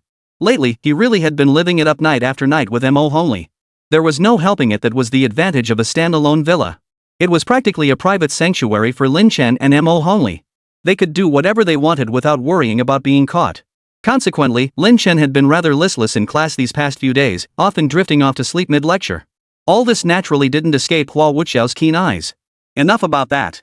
I do have a mission for you this time, Hua Wuq remarked, observing Lin Chen's awkward expression with a soft chuckle before continuing slowly. What is it? Lin Chen couldn't help but ask curiously. During this beast siege, Hua Wuq said with a sly smile, take out a few people. Kill people? Lin Chen was taken aback. Who? Surely not students from the school? Lin Chen asked. Of course not. If students were involved, we would have intervened, Hua Wuqiao said solemnly. Precisely because they aren't students, we can't interfere. We had to resort to these special measures. Zhanghai University held a unique status. It is not an official organization of the Dragon Nation, yet maintains close ties with the government. Most universities couldn't directly involve themselves in local affairs. Take Zhanghai University, for instance. Any single faculty member could easily outmatch all the guilds in Zhanghe City. But they wouldn't do that. Because this is an official regulation.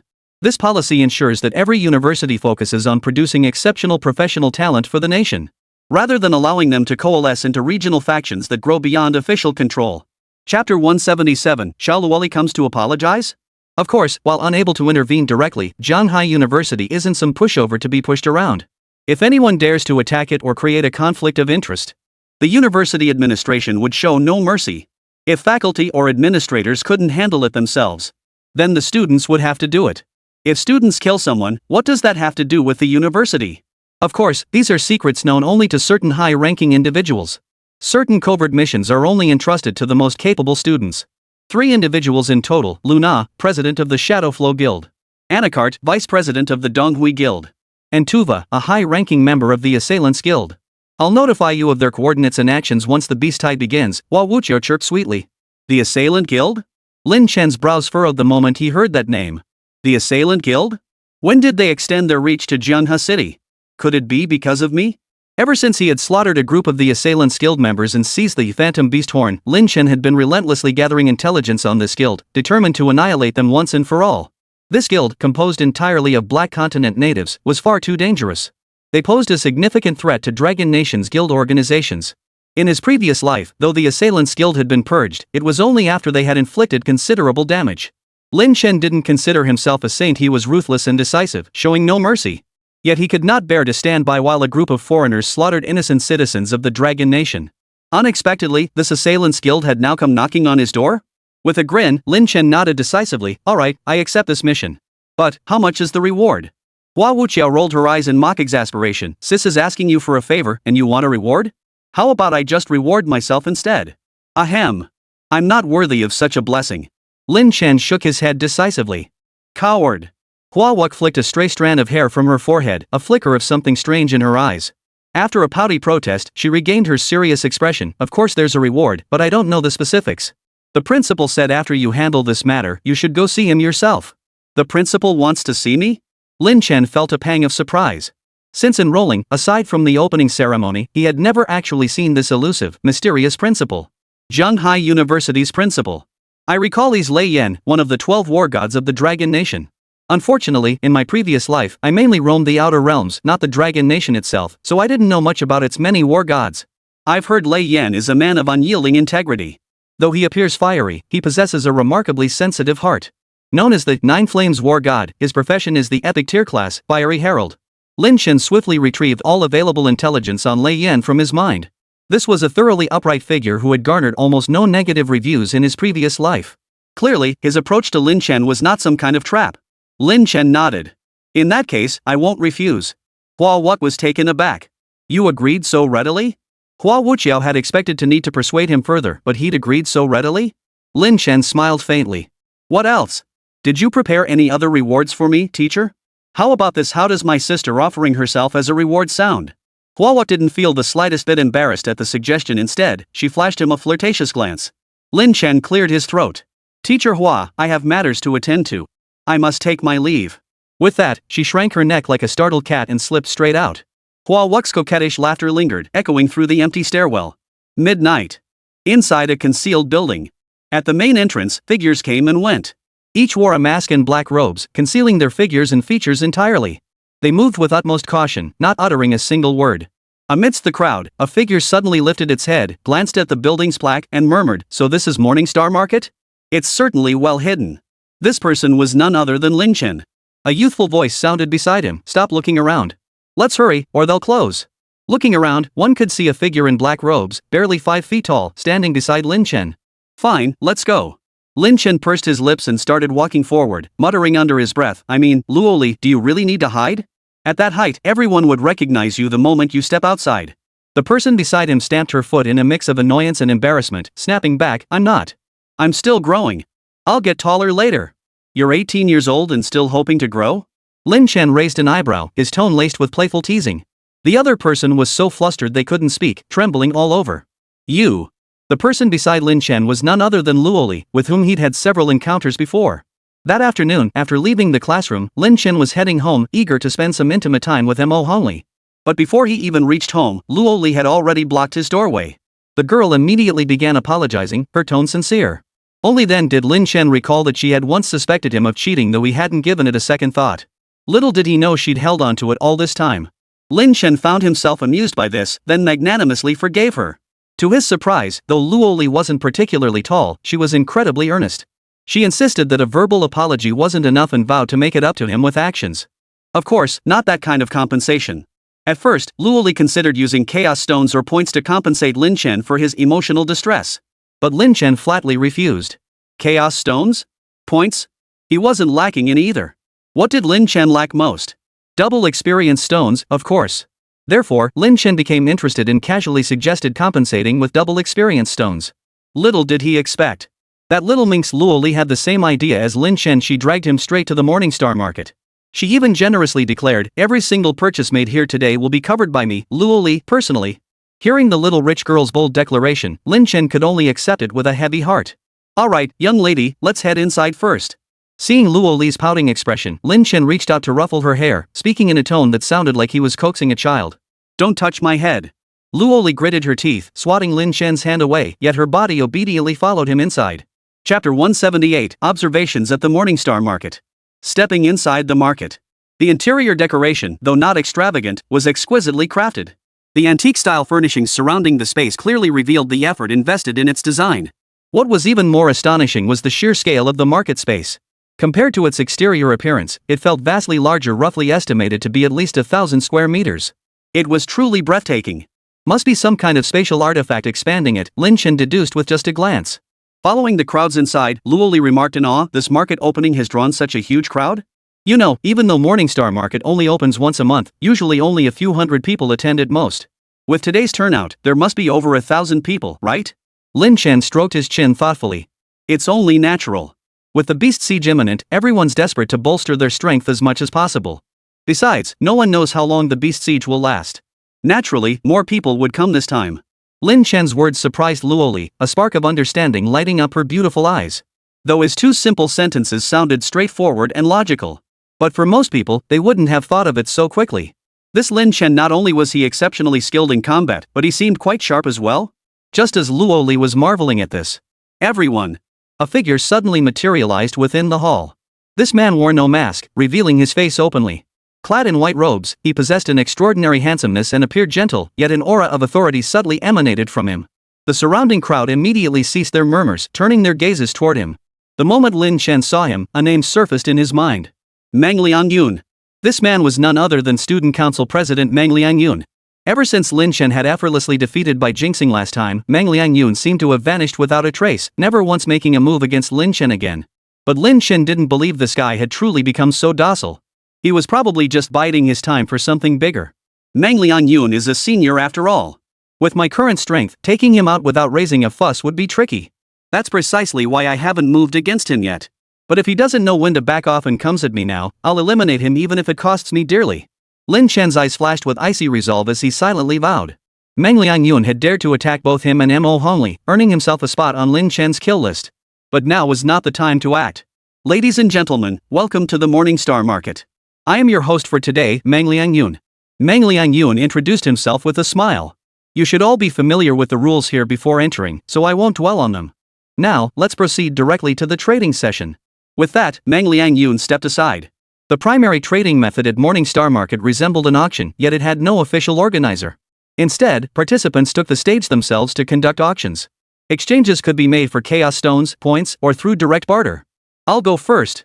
Amidst the stirring crowd, several individuals immediately stood up, eager to be the first to bid. Yet, a tall, imposing figure chuckled softly, leaping into the air with astonishing speed and landing first upon the elevated platform. Heh, everyone, I'm first, the giant grinned smugly. Seeing this, the others could only grimace and step back. I present an extraordinary item for auction, the enchanted cloak. Everyone, take a look. The giant revealed its attributes. The crowd examined it with curiosity, and one by one, they nodded in approval. This piece boasted excellent stats and came with the prefix, increases spell damage based on current mana. It was exceptionally useful for mages. I'm looking to trade for a legendary item suitable for a warrior, or an assassin's gear would work too, the burly man quickly added upon seeing the reaction. 7 or 8 seconds passed before a voice finally spoke up, I have one. Stepping forward, he pulled out an item and displayed its stats to the burly man. After examining it, the burly man looked somewhat resigned, clearly dissatisfied. After a long pause, he sighed and completed the trade. After the burly man stepped down, a tall woman took the stage. She produced a pill. This is a blood coagulation pill. You all know its effect. It temporarily boosts your attributes by 10 levels. But the cost is a drastic reduction in experience gain from now on. I'll trade it for a bottle of purple flame potion or 500,000 chaos stones.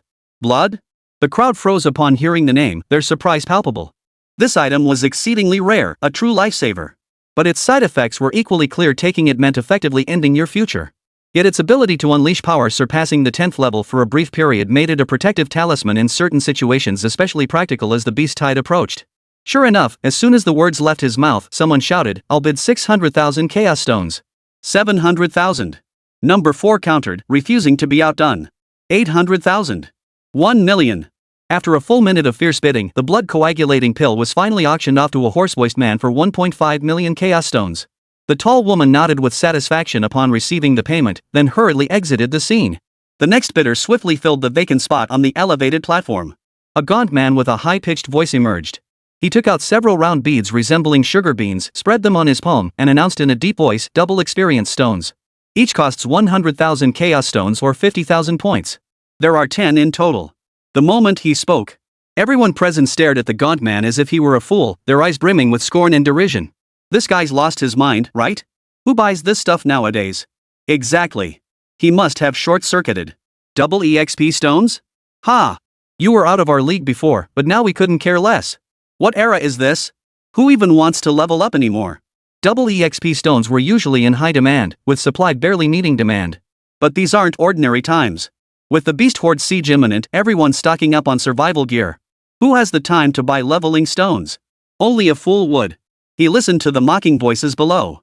The gaunt man froze for a full 2 minutes, his back drenched in sweat, his guilt gnawed at his conscience. This is all I have on me. If I can't trade it for money to buy potions, then I'm as good as dead in the beast tide. What should I do? Just as the gaunt man despaired, convinced he was finished this time, a voice called out from a corner. I'll take it all. Chapter 179, Acquiring Experience Stones. A figure emerged from the corner, swiftly stepping onto the platform. Without a word, he tossed down a bag. After checking its contents, the gaunt man nodded with delight. Thank you. These double experience stones are yours. The transaction was swiftly completed. After receiving the double experience stones, he swiftly stowed them in his backpack and retreated back to the corner. Witnessing this scene, the crowd couldn't help but exchange mocking glances. Who is this kid? Has he lost his mind? He's got some cash to burn, huh? Looking at him now, he'll probably realize how dangerous the beast tide is later. Then he'll regret wasting his money. The one who bought these double experience stones was none other than Lin Chen. Double EXP stones usually sell for over 200,000 chaos stones and are always in short supply, hard to get your hands on. And now I've snagged them at a steal? In the corner, Lin Chen smiled with satisfaction. The market had just opened, and he'd already snagged a huge bargain. This one was a steal. Why do you need double experience stones? Luoli, standing beside him, asked curiously. Take a guess, Lin Chen replied mysteriously. Fine, don't tell me then. Oomph. Luoli stomped her foot in frustration.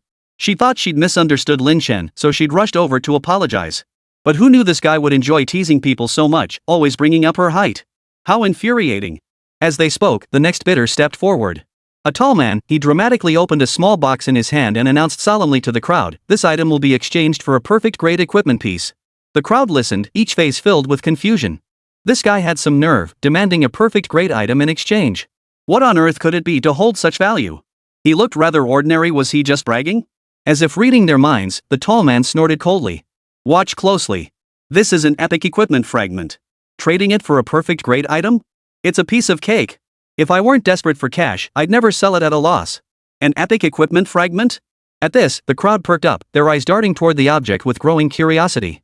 Sure enough, upon seeing the item's attributes, their expressions changed without exception. Name, Blade of Ezio Fragment. Type, Equipment Fragment. Quality, Epic. Description, one of the equipment fragments for Ezio's blade. Collect all 12 fragments to synthesize the complete Ezio's blade.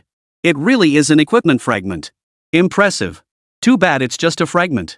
If only it were the actual epic gear. Are you crazy? Epic gear? As if we could ever hope to obtain it? The crowd murmured in awe, each visibly excited. But surprisingly, not a single person made an offer. The reason was simple. In theory, an epic equipment fragment could indeed be worth a perfect grade piece of gear. But who among those present actually possessed one?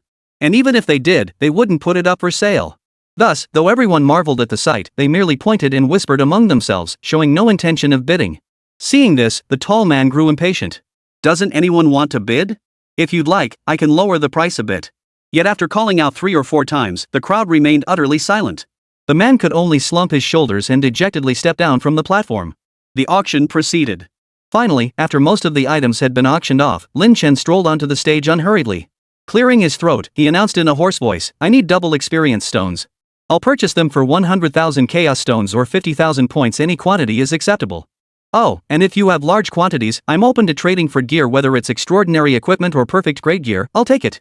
Lin Chen had used a voice-altering device, making his voice sound extremely hoarse as it echoed through the hall. All eyes instantly turned to him. Another fool showing up? Double EXP stones? This kid thinks it's business as usual. This price seems pretty good, though. The crowd began to stir. Though somewhat perplexed, some cautiously inquired, 12 double EXP stones, are you taking them? Yes. Lin Chen didn't hesitate for a second, nodding readily. He promptly pulled out a bag brimming with chaos stones and tossed it to the other man. All right. After checking it, the speaker nodded with delight. Just as I thought. Here you go. The transaction was swiftly concluded. Seeing this, the others' eyes lit up and they immediately crowded forward. I have extra double experience stones too. I have a total of. Come on over, I've got plenty. In mere moments, Lin Chen had collected over 100 double experience stones. Stepping down from the stage, he glanced at the stockpile in his backpack and nodded with satisfaction, a hint of delight in his expression. This should last me for a while, heh. This haul is truly substantial. After collecting his goods, Lin Chen didn't leave immediately. Instead, he suddenly walked over to the tall man in the corner and whispered, Are you still selling your epic equipment fragments? The tall man, who had been slumped in dejection, froze at the question. Spotting Lin Chen, he immediately brightened. Sell? Of course I'll sell. Do you have a perfect grade piece of gear? Heh, forget about perfect gear, Lin Chen shook his head. Even if I had it, I wouldn't trade it for a single equipment fragment. Hearing this, the tall man's spirits sank. Then why are you here? Let me tell you straight, I'm not selling. I haven't sold this thing even when people offered top dollar, let alone. I'll trade you a set of superb gear. Lin Chen smiled faintly. The tall man froze upon hearing this, then snapped back to reality, his face brimming with shock. Superior, and a full set? You really didn't miss here? A set, as the name implies, is a combination of equipment that grants special effects when worn together. Taken individually, these pieces are nothing more than ordinary gear. But when assembled as a set, their attributes skyrocket and they gain powerful special effects. It can be said that a complete set is the lifelong dream of many adventurers. For the average adventurer, assembling a single set of high-quality gear is already quite an accomplishment. As for transcendent sets, they dare not even dream of such a thing. Lin Chen nodded with a smile. Naturally. This set is called the Celestial Warrior, a strength-focused heavy armor set perfectly suited to your champion class. It will allow you to surpass your usual capabilities. You know me? The tall man froze in shock.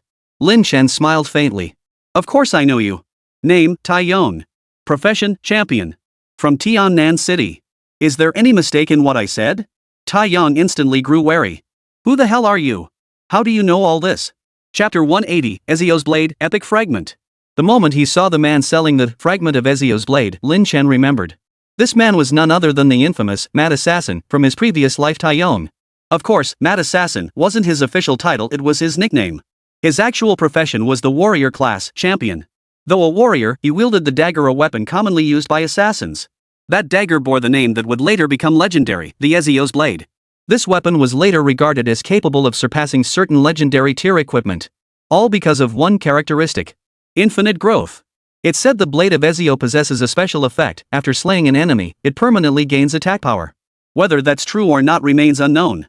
Lin Chen recalled memories from his previous life.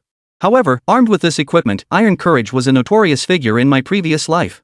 Though only a level 63 player, he could effortlessly assassinate professionals 5 levels above him. If true, then calling this piece of gear stronger than some legendary equipment isn't an exaggeration. Lin Chen spoke calmly, that's none of your concern. All you need to know is that I want to trade a full set of transcendent gear for the epic fragment you possess, along with its origin. Tai Yong pondered for a moment, his expression dark and unsettled. After hesitating for a long while, he finally gritted his teeth and nodded. Fine. It's just a fragment. If I have a full set, my chances of surviving the beast tide will be much higher. I'll trade. He promptly handed over the fragments in exchange for the full set of gear from Lin Chen. Incredible stats. Iron Yong's eyes widened as he examined the set's attributes, his breathing quickening. Truly a superb set, this is insane. If I equip this set, my strength will more than double. Ha, with this, surviving the beast tide would be a piece of cake. Tai Yong was utterly exhilarated. However, Lin Chen remained calm. Hold your excitement for now. Tell me how you obtained these fragments. A single fragment held little significance for Lin Chen. What he truly needed was the method of production. Tai Yong reined in his excitement, calming himself before replying, I obtained this fragment in an abyss outside Zhenghe City. That abyss is called the Blood-Stained Hall. Of course, ordinary methods can't yield epic equipment fragments. That day. According to Tai Yong's account, the Blood Hall was an abyss particularly suited for adventurers below level 18 to clear. Its difficulty was moderate, and it dropped a set of excellent quality equipment. Tai Yong had been a regular there for years. But yesterday, while grinding the abyss as usual, Tai Yong was dragged into a hidden temple by a minor monster. Within this sanctuary, countless minions charged at him with frenzied intensity. Terrified, Tai Yong fought desperately to resist. Finally, after an unknown period, the mobs gradually dispersed. At the very center of the temple, a fragment of equipment had dropped, this very fragment of Egio's blade. Valmy Pass. Hearing Tai Yong's account, Lin Chen's mind raced and a thought immediately sprang to mind. It must be the Vam Passage. It's an extremely rare hidden area within the abyss, where all sorts of rewards can be found. Who would have thought the Crimson Sanctuary would hide a Vam Passage? No time to waste. The Valmedo only lasts 3 days. I must find the remaining fragments before it vanishes, otherwise, it'll be too late. After a brief inquiry, Lin Chen promptly exited the market and hurried toward the city gates. As Lin Chen's figure disappeared, another figure emerged from Zhanghai University's grounds. Staring at the direction he'd departed, the figure pondered for a moment before gritting their teeth and following after. The night was as dark as ink. Wilderness. Hey, why'd you have to follow me? Lin Chen looked at Luoli in front of him with a headache. He had intended to grind the Blood Hall abyss to craft Ezio's blade as soon as possible. But this little brat Luoli had tagged along without fail, impossible to shake off. Oomph. I said I'd compensate you, and I won't go back on my word. I said I'd cover all expenses in the market, but who knew you'd insist on bartering instead? Luoli declared indignantly. The sooner I compensate you, the sooner I'm free of this. Don't think anyone actually enjoys tagging along with you. Compensate me? Lin Chen chuckled, suddenly halting his steps. He took a good look at Luoli, who looked exceptionally cute and charming in her little dress, black leather shoes, and white stockings reaching past her knees. He stroked his chin thoughtfully. If you want to compensate me, it doesn't have to be with money. Other things are acceptable too. Luoli froze. What else could it be? After 7 or 8 seconds, she finally caught on, stomping her foot in frustration. Her porcelain doll face flushed crimson as she pouted. You. Ahem, I was talking about gear. Lin Chen chuckled softly. Where did your mind wander off to? Equipment? Luoli's face froze instantly. Just as she was about to protest, suddenly, Lin Chen in front of her swept her into his arms. Instantly, Luoli's delicate, supple frame collided directly with Lin Chen's body, not overly muscular, yet strong and firm. You. Luoli's mind went blank for a moment, unable to process what had just happened. However, just as she snapped back to her senses, overcome with shame and fury, and prepared to push Lin Chen away, his voice rang out above her head. Don't move. Someone's coming. At that very moment, Luoli and Lin Chen's figures vanished into thin air. Lin Chen had activated his skill, Shadow Body Technique. The moment their forms vanished, several figures closed in. Where did that kid go? He sure can run. I almost lost him. Where is he? Did we lose him? Listen, Iron Yong, even if we lost him, we're all here. You're still paying up. The group chatted casually. The leader among them was none other than Tai Yong, the very man who had sold Lin Chen the intelligence earlier. Tai Yong said in a deep voice, rest assured, everyone. I know the rules of shadow assassins. Once you take the job, payment is due regardless of success. I won't shortchange you. But that kid should be nearby. I imbued the fragment of Ezio's blade with a tracking rune. Even if he hides at the ends of the earth, he won't escape. A hint of greed flickered across Tai Yong's face as he spoke. A guy who can casually pull out an extraordinary set of gear and millions of chaos stones. In his eyes, he was nothing but a fat lamb. Chapter 181, Me, Robbing Lin Chen? Oomph. That blade of Ezio is an epic tier weapon. How could I possibly hand it over to someone else? That guy's got some nerve. Tai Yong sneered coldly, scanning the surroundings before ordering, everyone, let's press forward. That guy's rushing out of town just to head to the abyss for equipment fragments. We'll set up an ambush there and wait for him. Little did they know. No sooner had the words left his mouth. Behind him, Lin Chen's voice rang out, calm and detached. Waiting for rabbits? Are you talking about yourselves? Hearing this, Tai Yong and his men froze in place, then were struck dumb with shock. Who's there? Who? Show yourself. Someone's here? They scanned their surroundings frantically, yet saw not a single soul. Stunned expressions spread across their faces. Is it stealth magic? But that can't be right, I have level 3 stealth detection. What the hell is going on? Tai Yong was utterly stunned. After all, a level 3 detect stealth was more than sufficient to handle the vast majority of assassins at the same level. Could it be that the speaker was a professional of a significantly higher level than himself? Even Luoli, held in his arms, widened her beautiful eyes in disbelief at the scene. Group stealth, and it can suppress level 3 stealth detection? But Lin Chen is a summoner, right? How is this possible? Could it be some kind of equipment effect? Luoli found it utterly unbelievable. You came looking for me, scheming to take what I possess, yet you couldn't even recognize my voice? How amusing. Lin Chen smiled faintly, his voice echoing through the empty forest. You're that kid from earlier? Tai Yong's expression darkened as he instantly guessed Lin Chen's identity. Who'd have thought, you pretty boy, you're actually an assassin. Oof. But never mind.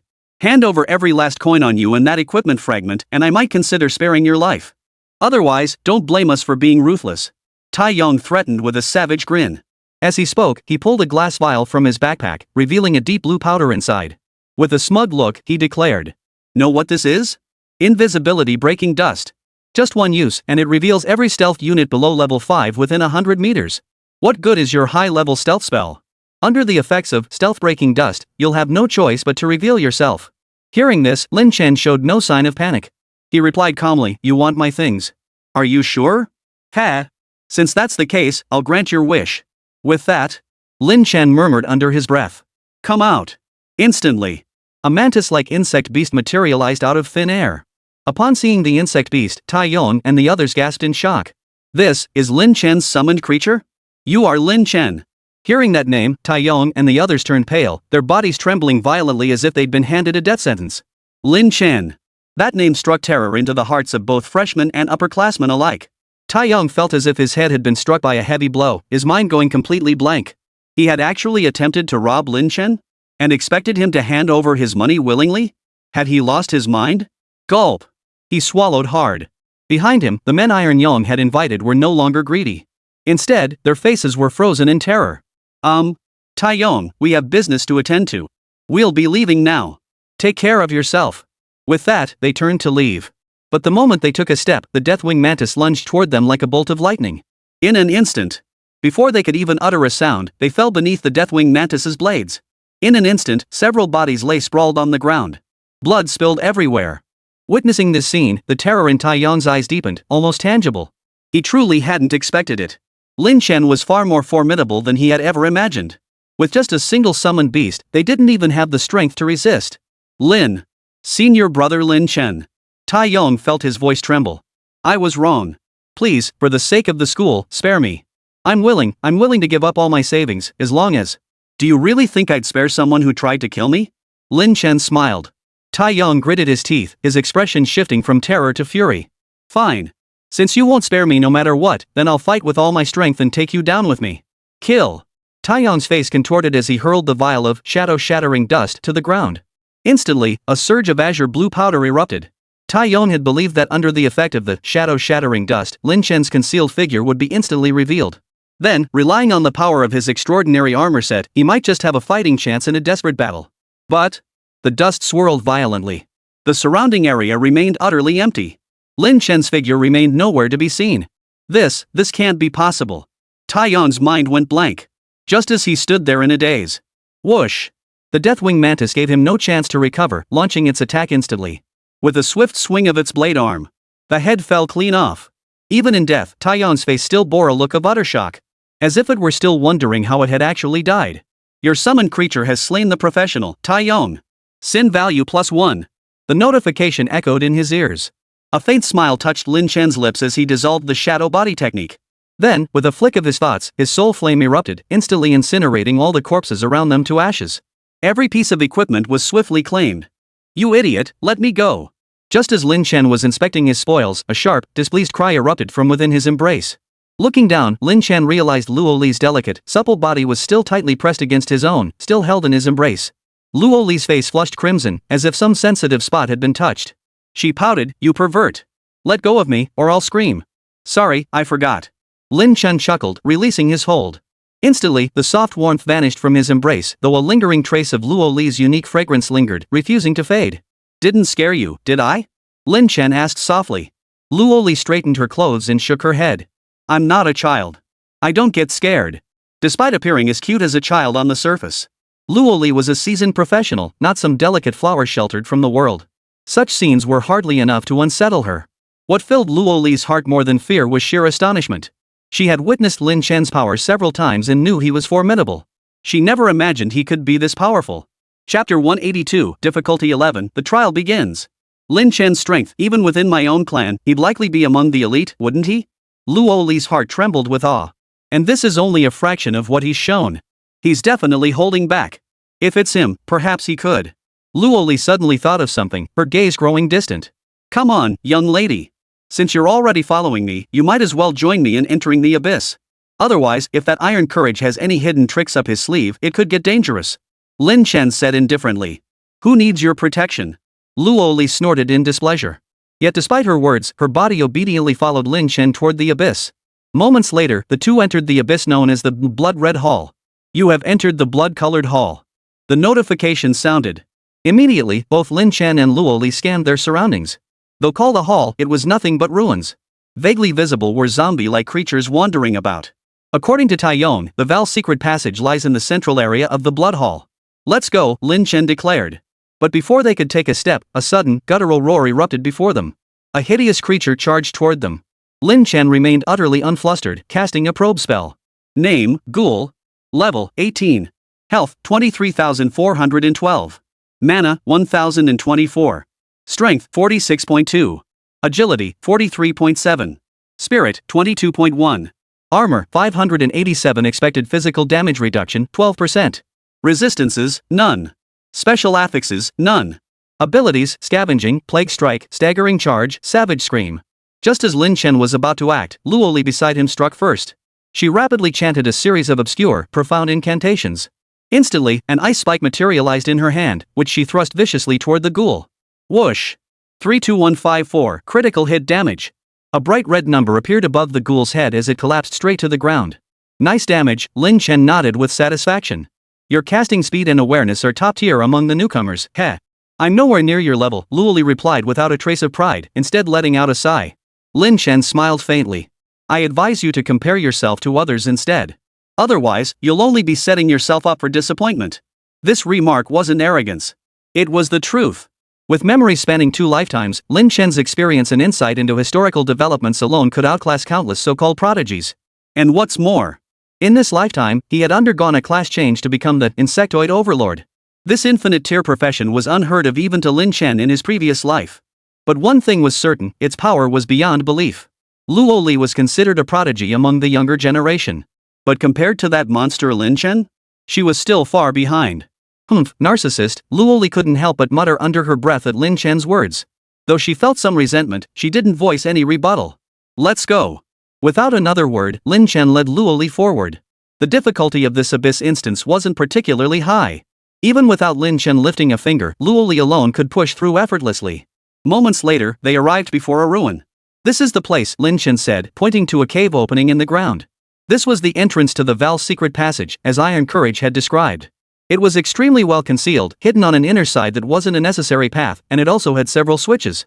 Had it not been for this unexpected turn of events, it might have taken years before anyone could have uncovered this secret. 3, 1, 2, 5, up, down, left, right, open. Lin Chen stepped forward and fiddled with the ground, what appeared to be a stone but was actually the mechanism to open the Valmy passage. After a moment, the cavern before them burst open with a thunderous roar, radiating a crimson glow. Its information was now displayed before the two of them. Name: the foul-scented cavern of the Lost Temple. Type: Velmi Passage. Level: None.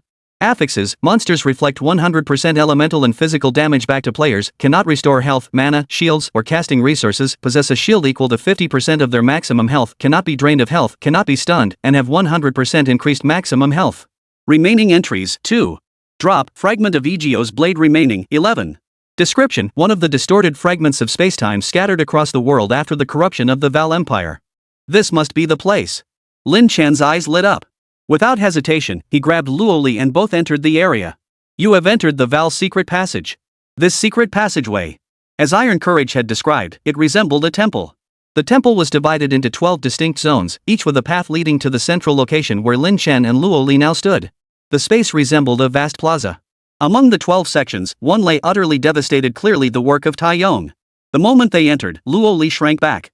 Lin Chen, the monsters here reflect damage. I can't attack at all. Are you okay? Lin Chen smiled faintly. A man never says he can't. It's just a VOM passage after all. As a summoner, Lin Chen was nearly immune to most negative effects.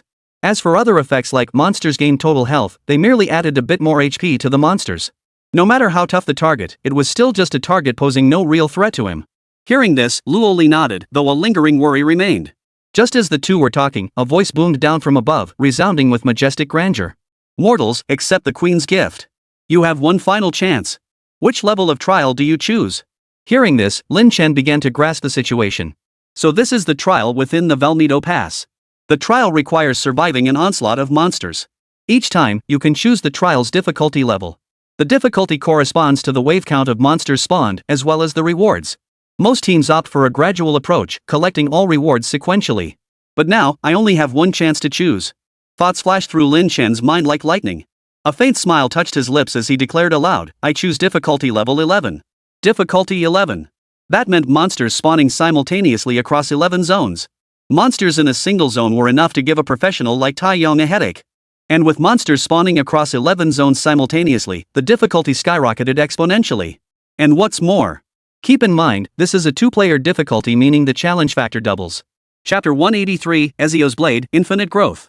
If it were a team, they could only handle 3 to 4 difficulties at most right now. But Lin Chen just blurted out, level 11. Even Luo Li, who knew little about this trial, gasped in shock. Lin Chen, have you lost your mind? How can we possibly fight off so many monsters? In her view, Lin Chen was indeed formidable, but he had his weaknesses.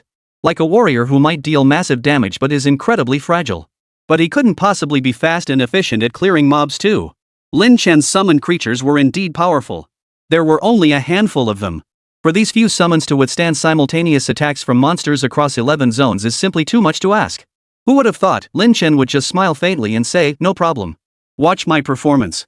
Before the words had fully left his mouth. Boom! Boom! Boom!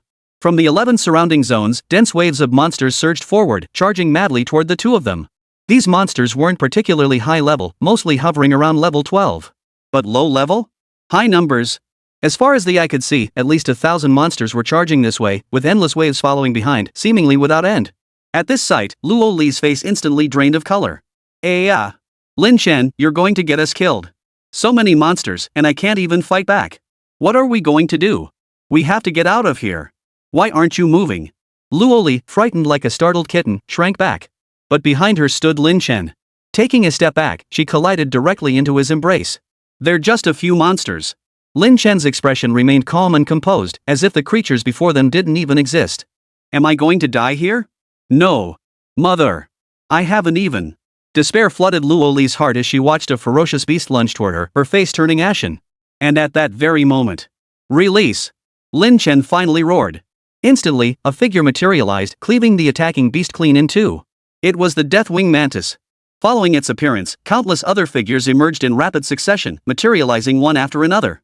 Whoosh, whoosh, whoosh. Sword beetles, stinger beetles, flying wing bees. Thousands upon thousands of insect beasts instantly filled the cramped temple. Their sheer numbers far exceeded those of the surrounding monster hordes. By comparison, those trial monsters looked like bandits encountering an aircraft carrier fleet. The disparity was staggering. These are Lin Chen's summoned beasts? Witnessing this scene, Luo Li's eyes widened instantly, her breathing becoming ragged. It can't be. So many summoned creatures. Am I seeing this correctly? As a scion of the Tiandu clan, Luoli had seen much and possessed a broad perspective. Yet even so, this was the first time she had ever witnessed summoned creatures on such a scale. How many summoned creatures were before her? Thousands? Or tens of thousands? This was utterly terrifying. For a moment, Luoli forgot she was clinging to Lin Chen. She just stared blankly around her, lost in a daze, murmuring to herself. Lin Chen is so powerful. If it were him, perhaps he could save my mother. Just as Luoli was lost in thought, the battlefield before her eyes unfolded into a complete, one-sided slaughter. The insectoid hordes functioned like a cold, efficient meat grinder, swiftly slaughtering their foes. Though most of the insectoids were actually far inferior in rank and strength to these monsters, their strength lay in their coordination. For instance, at one location, several blade-wielding insects charged forward with reckless abandon, biting into the legs of a ferocious beast and pinning it to the ground. Immediately, spine chains and brain chains from the distance seized the opportunity, firing short spines and fireballs that slammed directly into the beast's body. In less than half a minute, the beast, which was 7 or 8 levels higher than these blade bugs, fell into a pool of blood, its life extinguished, reduced to a lifeless corpse. Their seamless coordination, perfect synergy, and machine-like killing instincts. And terrifying numbers. This was the true terror of the insectoid race. In mere moments, only the insectoid hordes remained on the battlefield. At that moment, a hollow voice echoed down from the heavens.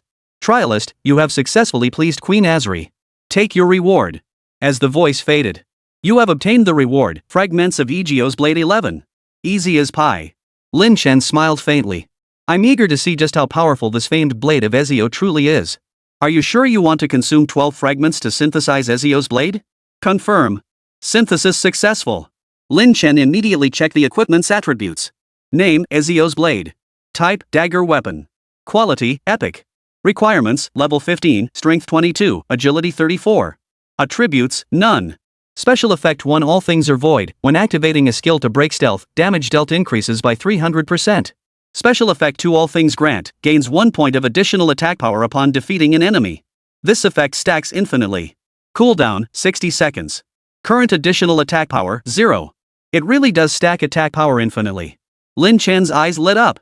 But he shook his head again. With a cooldown, that's too restrictive. 60 seconds.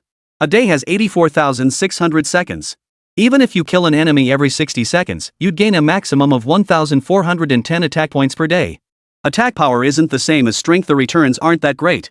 Attributes like attack power, spell power, and others follow a fixed conversion formula. The exact formula? No one knows. It's only known to be tied to level, equipment, and other factors. Typically, 1 point of strength for a level 20 character yields around 100 attack power. Meaning that even if you fought non-stop all day, the maximum attack power gain from 14 points of strength would only be that much. If it's not an attribute, the effect won't be very impressive. Lin Chen couldn't help but shake his head. Strength doesn't just affect attack power. It also boosts health points and defense. For certain classes, it also boosts various other attributes.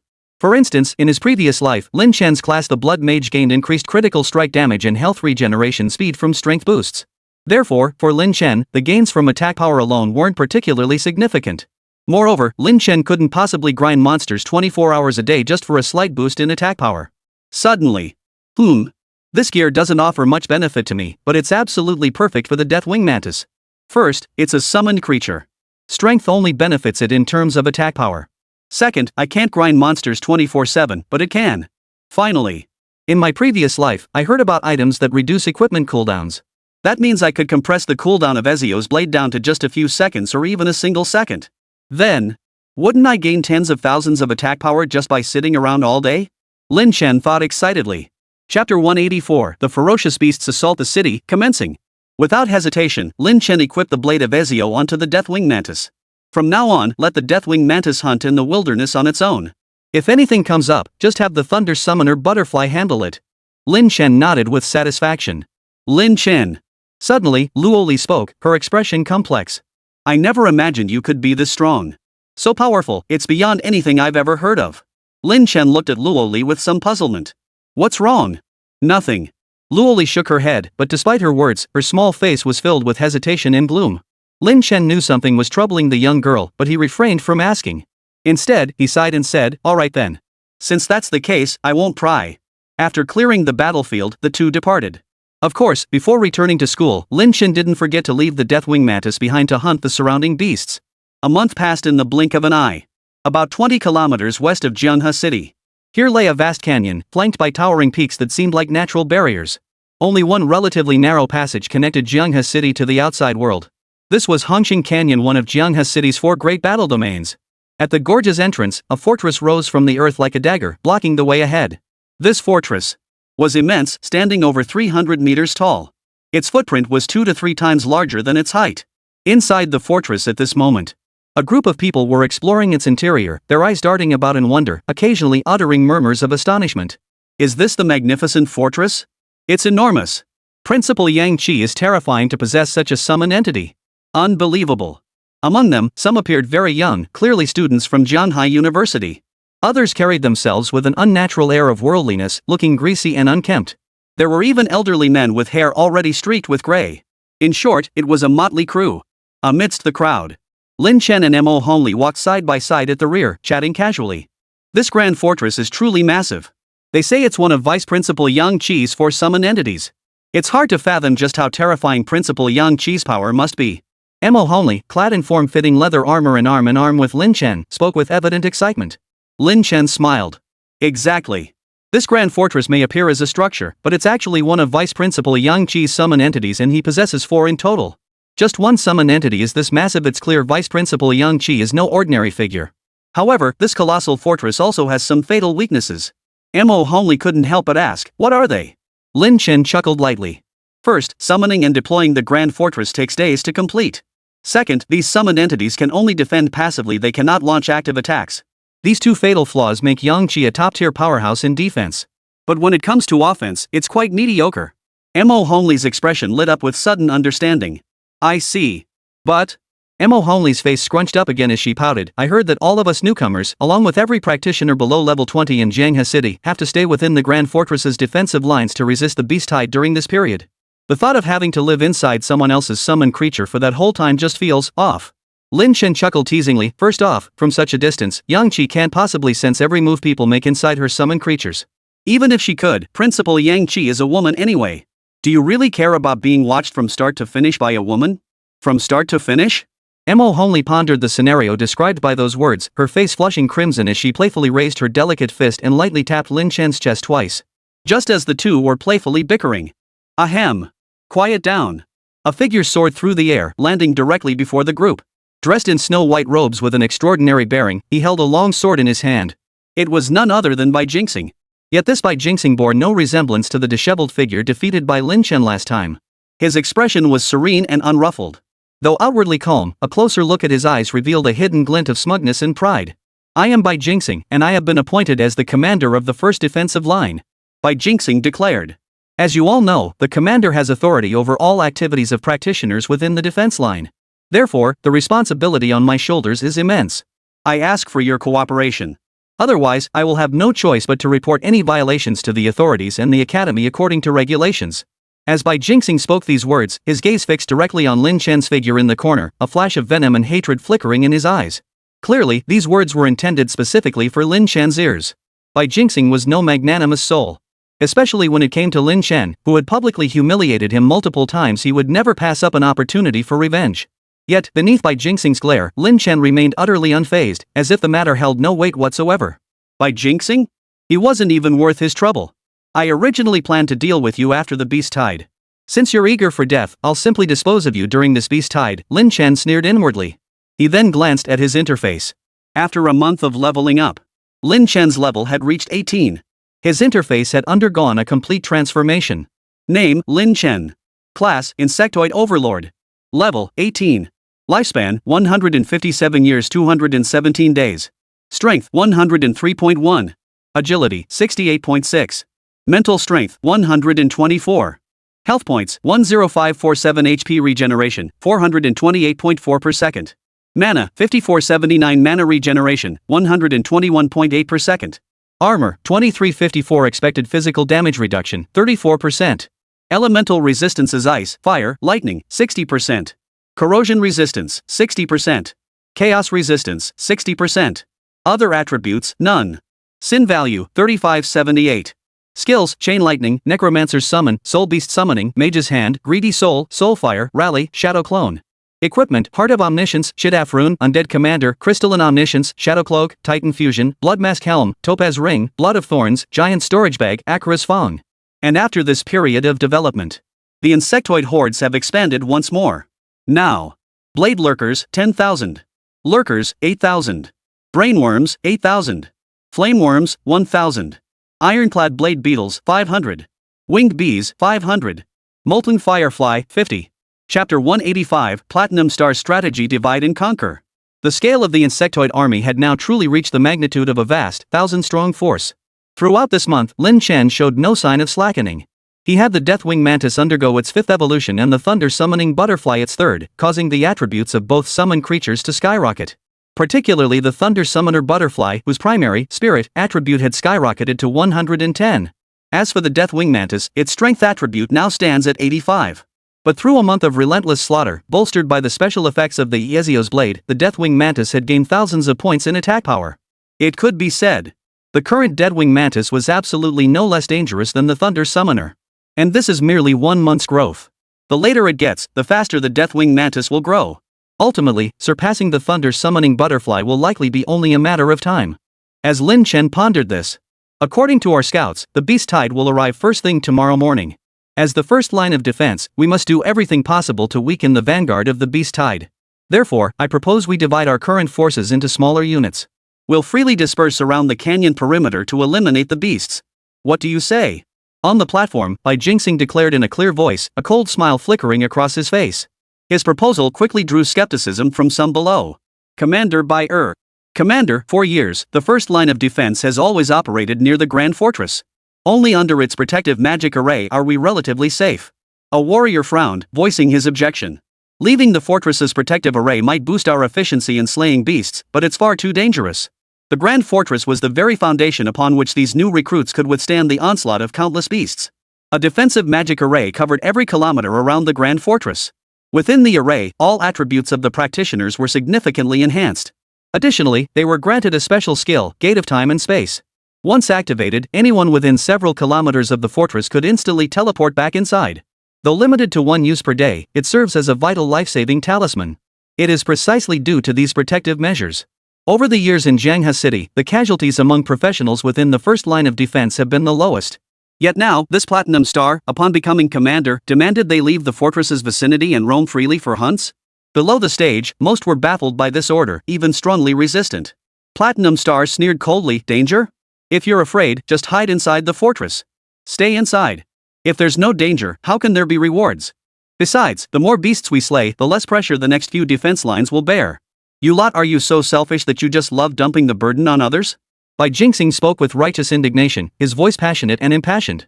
Though his rhetoric sounded righteous, those below knew full well he was merely seeking to bolster his own achievements. After each wave subsided, the commander of every defense line would receive rewards based on the combined points earned by all professionals within their sector. Bai Jingxing was forcing everyone to do this for one reason only, to inflate his own numbers. Other people's lives? He couldn't care less. Let me make this clear, if anyone dares desert tomorrow, or sneaks back near the fortress, I'll treat them as deserters and execute them on the spot. Got that? Everyone heard me? Bai Jingxing swept his cold gaze around the room. Every professional whose gaze met his lowered their heads, unable to meet his stare. Though anger simmered within them, they could only resign themselves to his will, unable to resist. After all, according to regulations, Bai Jingxing was now the highest commander within the defensive line. Not only did he wield immense authority, but his personal combat prowess was beyond the reach of most operatives. What gives Bai Jingxing the right to be commander? Senior brother Lin Chen is far superior to him. Exactly. If it were senior brother Lin Chen, he'd never send us out on such dangerous missions. No way. Senior brother Lin Chen doesn't like hanging out with us freshmen. He's got a cold personality. Getting him to command us? That's impossible. Exactly. I heard the school first approached senior brother Lin Chen to be commander. After he refused, they had no choice but to bring in Bai Jingxing as a backup. Is that really how it happened? Haha, no wonder he had no business being commander, so that's the story. Below, the crowd stirred, murmuring among themselves. Hearing the murmurs below, Bai Jingxing's cold smile instantly froze. His gaze drifted to the corner where Lin Chen sat, eyes closed in relaxation as Mo Holy gently fed him fruit. A surge of rage welled up within him. Lin Chen. It's you again, Lin Chen. You keep opposing me time and again? Giving up your command authority will be the biggest mistake of your life. Just wait. Tomorrow will be your downfall. Taking a deep breath, Bai Jingxing's face darkened as he coldly snorted, dismissed. With that, he turned and walked away. Within the grand fortress. Wait. It hurts. Stop. A shrill cry echoed from one of the rooms, accompanied by a man's teasing laughter. Weren't you so cocky just now? Why are you screaming in pain now? Haha, I'm going to push harder. The woman's voice suddenly grew much heavier, accompanied by heavy panting. Inside the room, Lin Chen devotedly caressed Mo Honglei's small feet, massaging the soles with his other hand. With each of Lin Chen's movements, the blush on Mo Honglei's face deepened, and she let out waves of breath, sometimes pleasurable, sometimes pained. Didn't you say your feet were tired from walking all day and asked me to rub them? Why are you begging for mercy now? Lin Chen chuckled softly, his tone tinged with playful teasing. Who knew massaging feet could be so uncomfortable? Mo Honglei's face was flushed, her eyes hazy, her body limp and glistening with sweat. Haha, then I won't massage them anymore. Seeing Mo Honglei like this, Lin Chen chuckled softly before sitting down beside her. By the way, what are your thoughts for tomorrow? Plans? Mo Honglei took a couple of breaths to steady herself before shaking her head, her voice tinged with worry. That Bai Jingxing is so petty, and now he's been given such power. Tomorrow, he'll definitely come after you. I think we should inform the principal and the others about this. What do you say? Lin Chen smiled faintly. This is a beast siege, an emergency on par with wartime. The principal and the others won't have time to handle such minor matters right now. Never mind. It's just another beast tide anyway. It doesn't pose much threat to me. Besides, this is actually an opportunity for me. An opportunity? Mo Honglei froze upon hearing this. Chapter 186, The Beast Tide Strikes. You want to take advantage of the chaos caused by the beast tide to kill Bai Jingxing?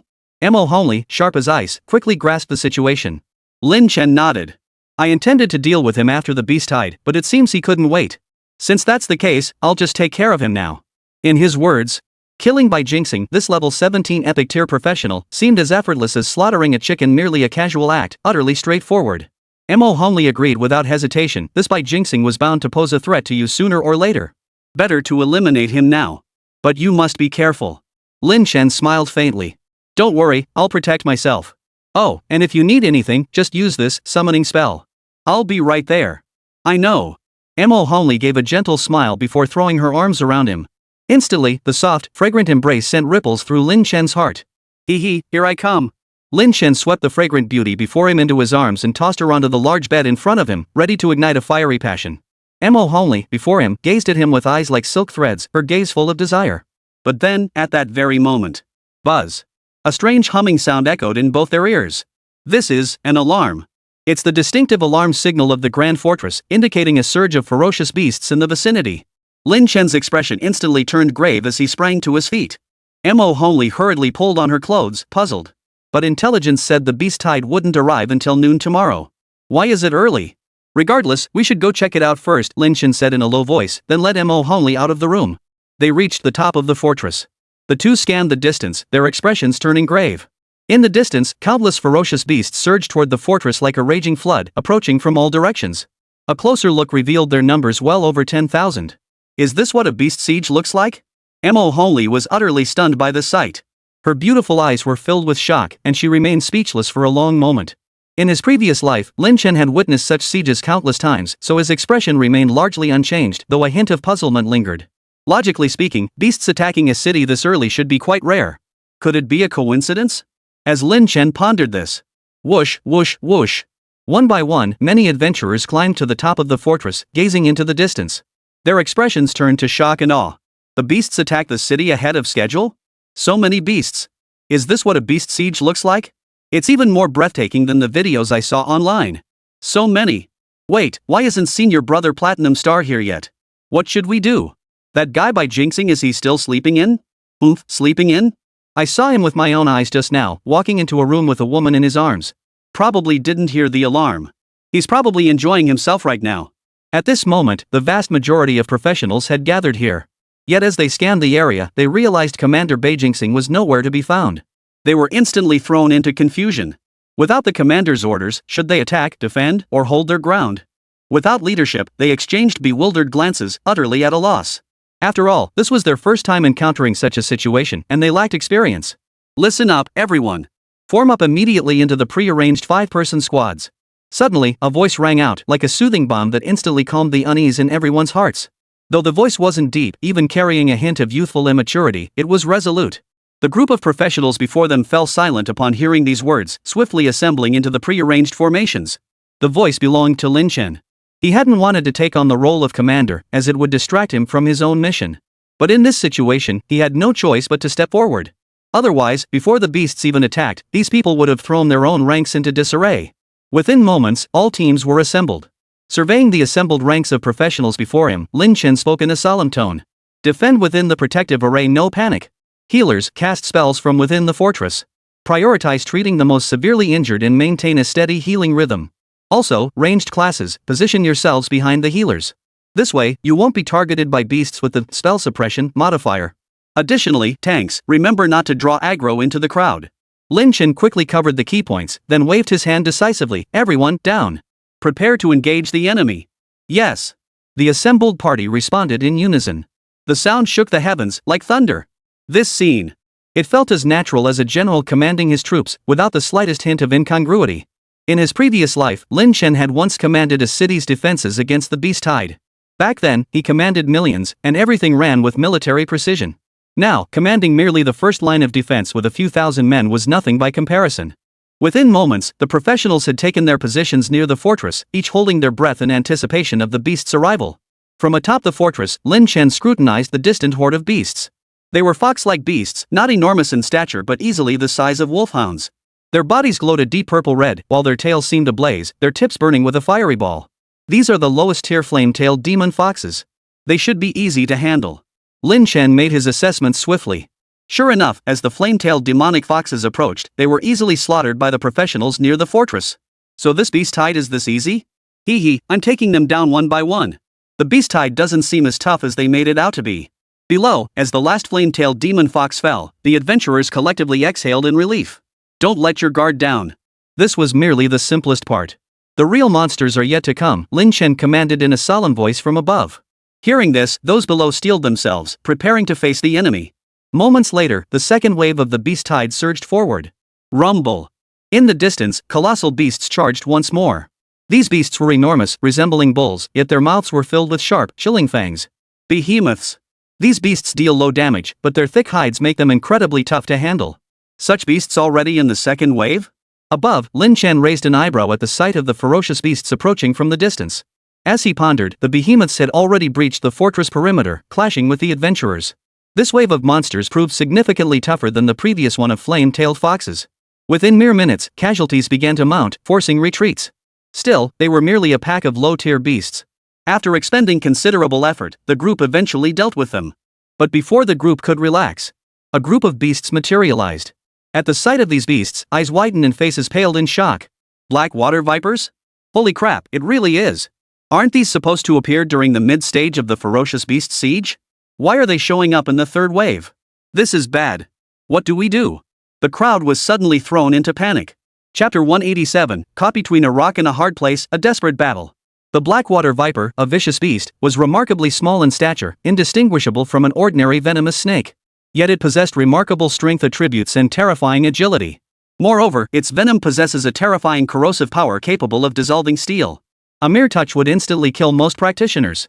Thus, the Blackwater Viper is a nightmare for most adventurers. They would rather face a beast 5 levels higher than themselves than engage in a protracted battle with this creature. Gazing at the swarm of black water vipers surging forward like a tidal wave before them, the atmosphere instantly turned icy cold. The scalps of all the adventurers tingled with dread.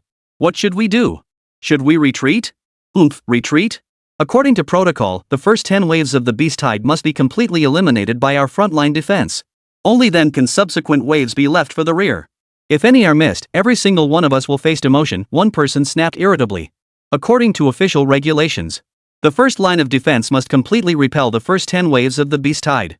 After all, based on years of experience, the first 10 waves were relatively straightforward. Under the protection of the Grand Fortress, complete annihilation was easily achievable. Subsequent waves are only required to be fought to the best of our ability, not completely wiped out. Violating these rules, then all practitioners within the defenses will face punishment after the beast tide passes. After all, for the practitioners of Blue Star, the nature of a beast siege is essentially no different from war. Mistakes made in war deserve punishment. There must be over 10,000 of these black water vipers, right? If it were just 1,000 or 2, we could barely manage. But with this many, we'll suffer heavy casualties. A beautiful woman muttered to herself, her face pale. Beside her, a bald, burly man wore a deeply troubled expression. If we engage them, we'll suffer heavy casualties. If we don't, once the beast tide passes, we'll likely face severe punishment. This is truly, sigh. At that moment, despair etched itself upon every adventurer's face. Caught between a rock and a hard place, with danger closing in from all sides. Whether they fought or not, neither option seemed to offer any advantage. What could they possibly do? Enough. These ferocious beasts are simply beyond our capabilities. I'm sure the authorities will understand our situation. We should retreat. Suddenly, the bald giant spoke up. His words quickly drew agreement from the others. Right, they'll understand. Even if there's punishment, surely it won't be death? As long as we survive. Everyone nodded in agreement. Staying alive mattered more than anything else. Just as the group prepared to retreat into the fortress and release the Blackwater Viper squad. Hey, you lot, don't tell me you're deserting the battlefield? A grating voice cut through the air from somewhere. Turning around, they saw Bai Jingxing slowly approaching, his face dark with displeasure as he barked angrily. His clothes were disheveled, clearly thrown on in haste, and faint lipstick marks still stained his neck and face. It was obvious what he'd been doing moments before. No retreating. Hold your positions. Anyone who dares retreat will be treated as a deserter and executed on the spot. With that, Bai Jingxing let out a savage laugh as he drew a long sword from his backpack, its blade shrieking piercingly. Hearing these words, the faces of the assembled professionals all twisted with helplessness and fury. This Bai Jingxing, as the commander, was the last one to react to the sudden beast-tide assault. And now, for the sake of his own achievements, he wanted to have numerous professionals fill the trenches with their lives. Yet despite their fury, the group could only grit their teeth and swallow their anger, not even daring to voice their grievances. Platinum Star was not one to forgive easily. Rumor had it that not long ago, someone merely mentioned the day Platinum Star had fought Lin Chen. Overhearing this, Platinum Star had beaten the person to a bloody pulp. What's more, Bai Jingxing now held the position of commander of the first defense line in epic tier professional. If anyone dared openly defy his orders, even if he executed them, the authorities wouldn't punish him. Poof. They're just a bunch of Blackwater Vipers. Are these beasts really worth fearing? Surveying the crowd, he saw the stifled anger and resentment on their faces. Bai Jingxing felt a surge of satisfaction, grinning smugly. In the brief moment Bai Jingxing was lost in thought. Hiss. The Blackwater Vipers had already surged forward. These black snakes, barely over a meter long and as thick as a baby's fist, opened their mouths to spit streams of black, water-like venom at the frontmost professionals. SSSSSSS. Though most of the frontline tanks raised their shields to block the attack, their shields sustained varying degrees of damage from the impact. Even those sheltered behind their shields were afflicted with the poisoned debuff, their health plummeting like an elevator. Heal. Where's the healer? Save us. I'm outta here. Seeing this, the healers in the rear immediately unleashed their most potent healing spells. Instantly, Holy Light, Rejuvenation, Moonlight Healing, Vampire's Kiss. A barrage of healing spells poured forth relentlessly, forcing the tank's health back up. However, the healer's skills all entered cooldown. Meanwhile, the frontline tank class continued to lose health unabated. The ranged classes in the rear mages, archers, and others did their utmost to eliminate wave after wave of Blackwater Vipers. Yet despite their efforts, the seemingly endless tide of Blackwater Vipers surged forward relentlessly, swiftly filling the gaps and launching frenzied attacks on the frontline players. Within mere minutes, most tank classes were already severely wounded, forcing them to use Temporal Portal to retreat back inside the fortress. Though no one had died yet, it was only a matter of time. After all, without tank classes absorbing damage, relying solely on the fragile mages and priests in the rear, a single venomous strike would likely obliterate them. In an instant, the fall of the tanks triggered a domino effect, causing nearly half the entire front line to collapse. The vast majority of tanks retreated back inside the fortress. Ranged classes, with their distance advantage, could still keep firing for another half-minute. On the battlefield, only a few elite players remained, desperately holding their ground to slay the Blackwater Viper before them. Take Mo Hongli, for instance. Die. Mo Hongli wielded a long sword, unleashing surging holy flames. Like the scorching sun melting lingering snow, the flames instantly burned away the venom of the surrounding Blackwater Vipers. Yet her unsteady stance made it clear Mo Hongli couldn't hold out much longer. On the battlefield, only one person moved with effortless grace and freedom. That was Bai Jingxing. He moved with the ease of a stroll in the garden, effortlessly evading the Blackwater Viper's attacks. With a single slash of his sword chi, 4 or 5 Blackwater Vipers were slain. Observing the pitiful state of the others on the battlefield, Bai Jingxing couldn't help but let a trace of irritation show. Humph, these useless fools. If we can't hold this wave, will the authorities in the school start doubting my abilities? How could I possibly shoulder greater responsibilities in the future? Ah well, Blackwater Vipers are indeed a bit too much for these useless fools. The authorities should understand. It's just a shame. If they could have held them back, the authorities might have elevated my evaluation by a whole tier. Bai Jingxing mused inwardly, then glanced around at the pitiful state of the numerous professionals. A trace of mockery and smugness surfaced on his face. These guys are just too weak. I'm in a completely different league. I'm the strongest one here. Yet, just as Platinum Star thought this, a dragon's roar suddenly echoed through the sky. Roar! Everyone looked up in astonishment. Above the fortress, a colossal bone dragon soared into the air. And upon the dragon's back, a figure stood tall and proud.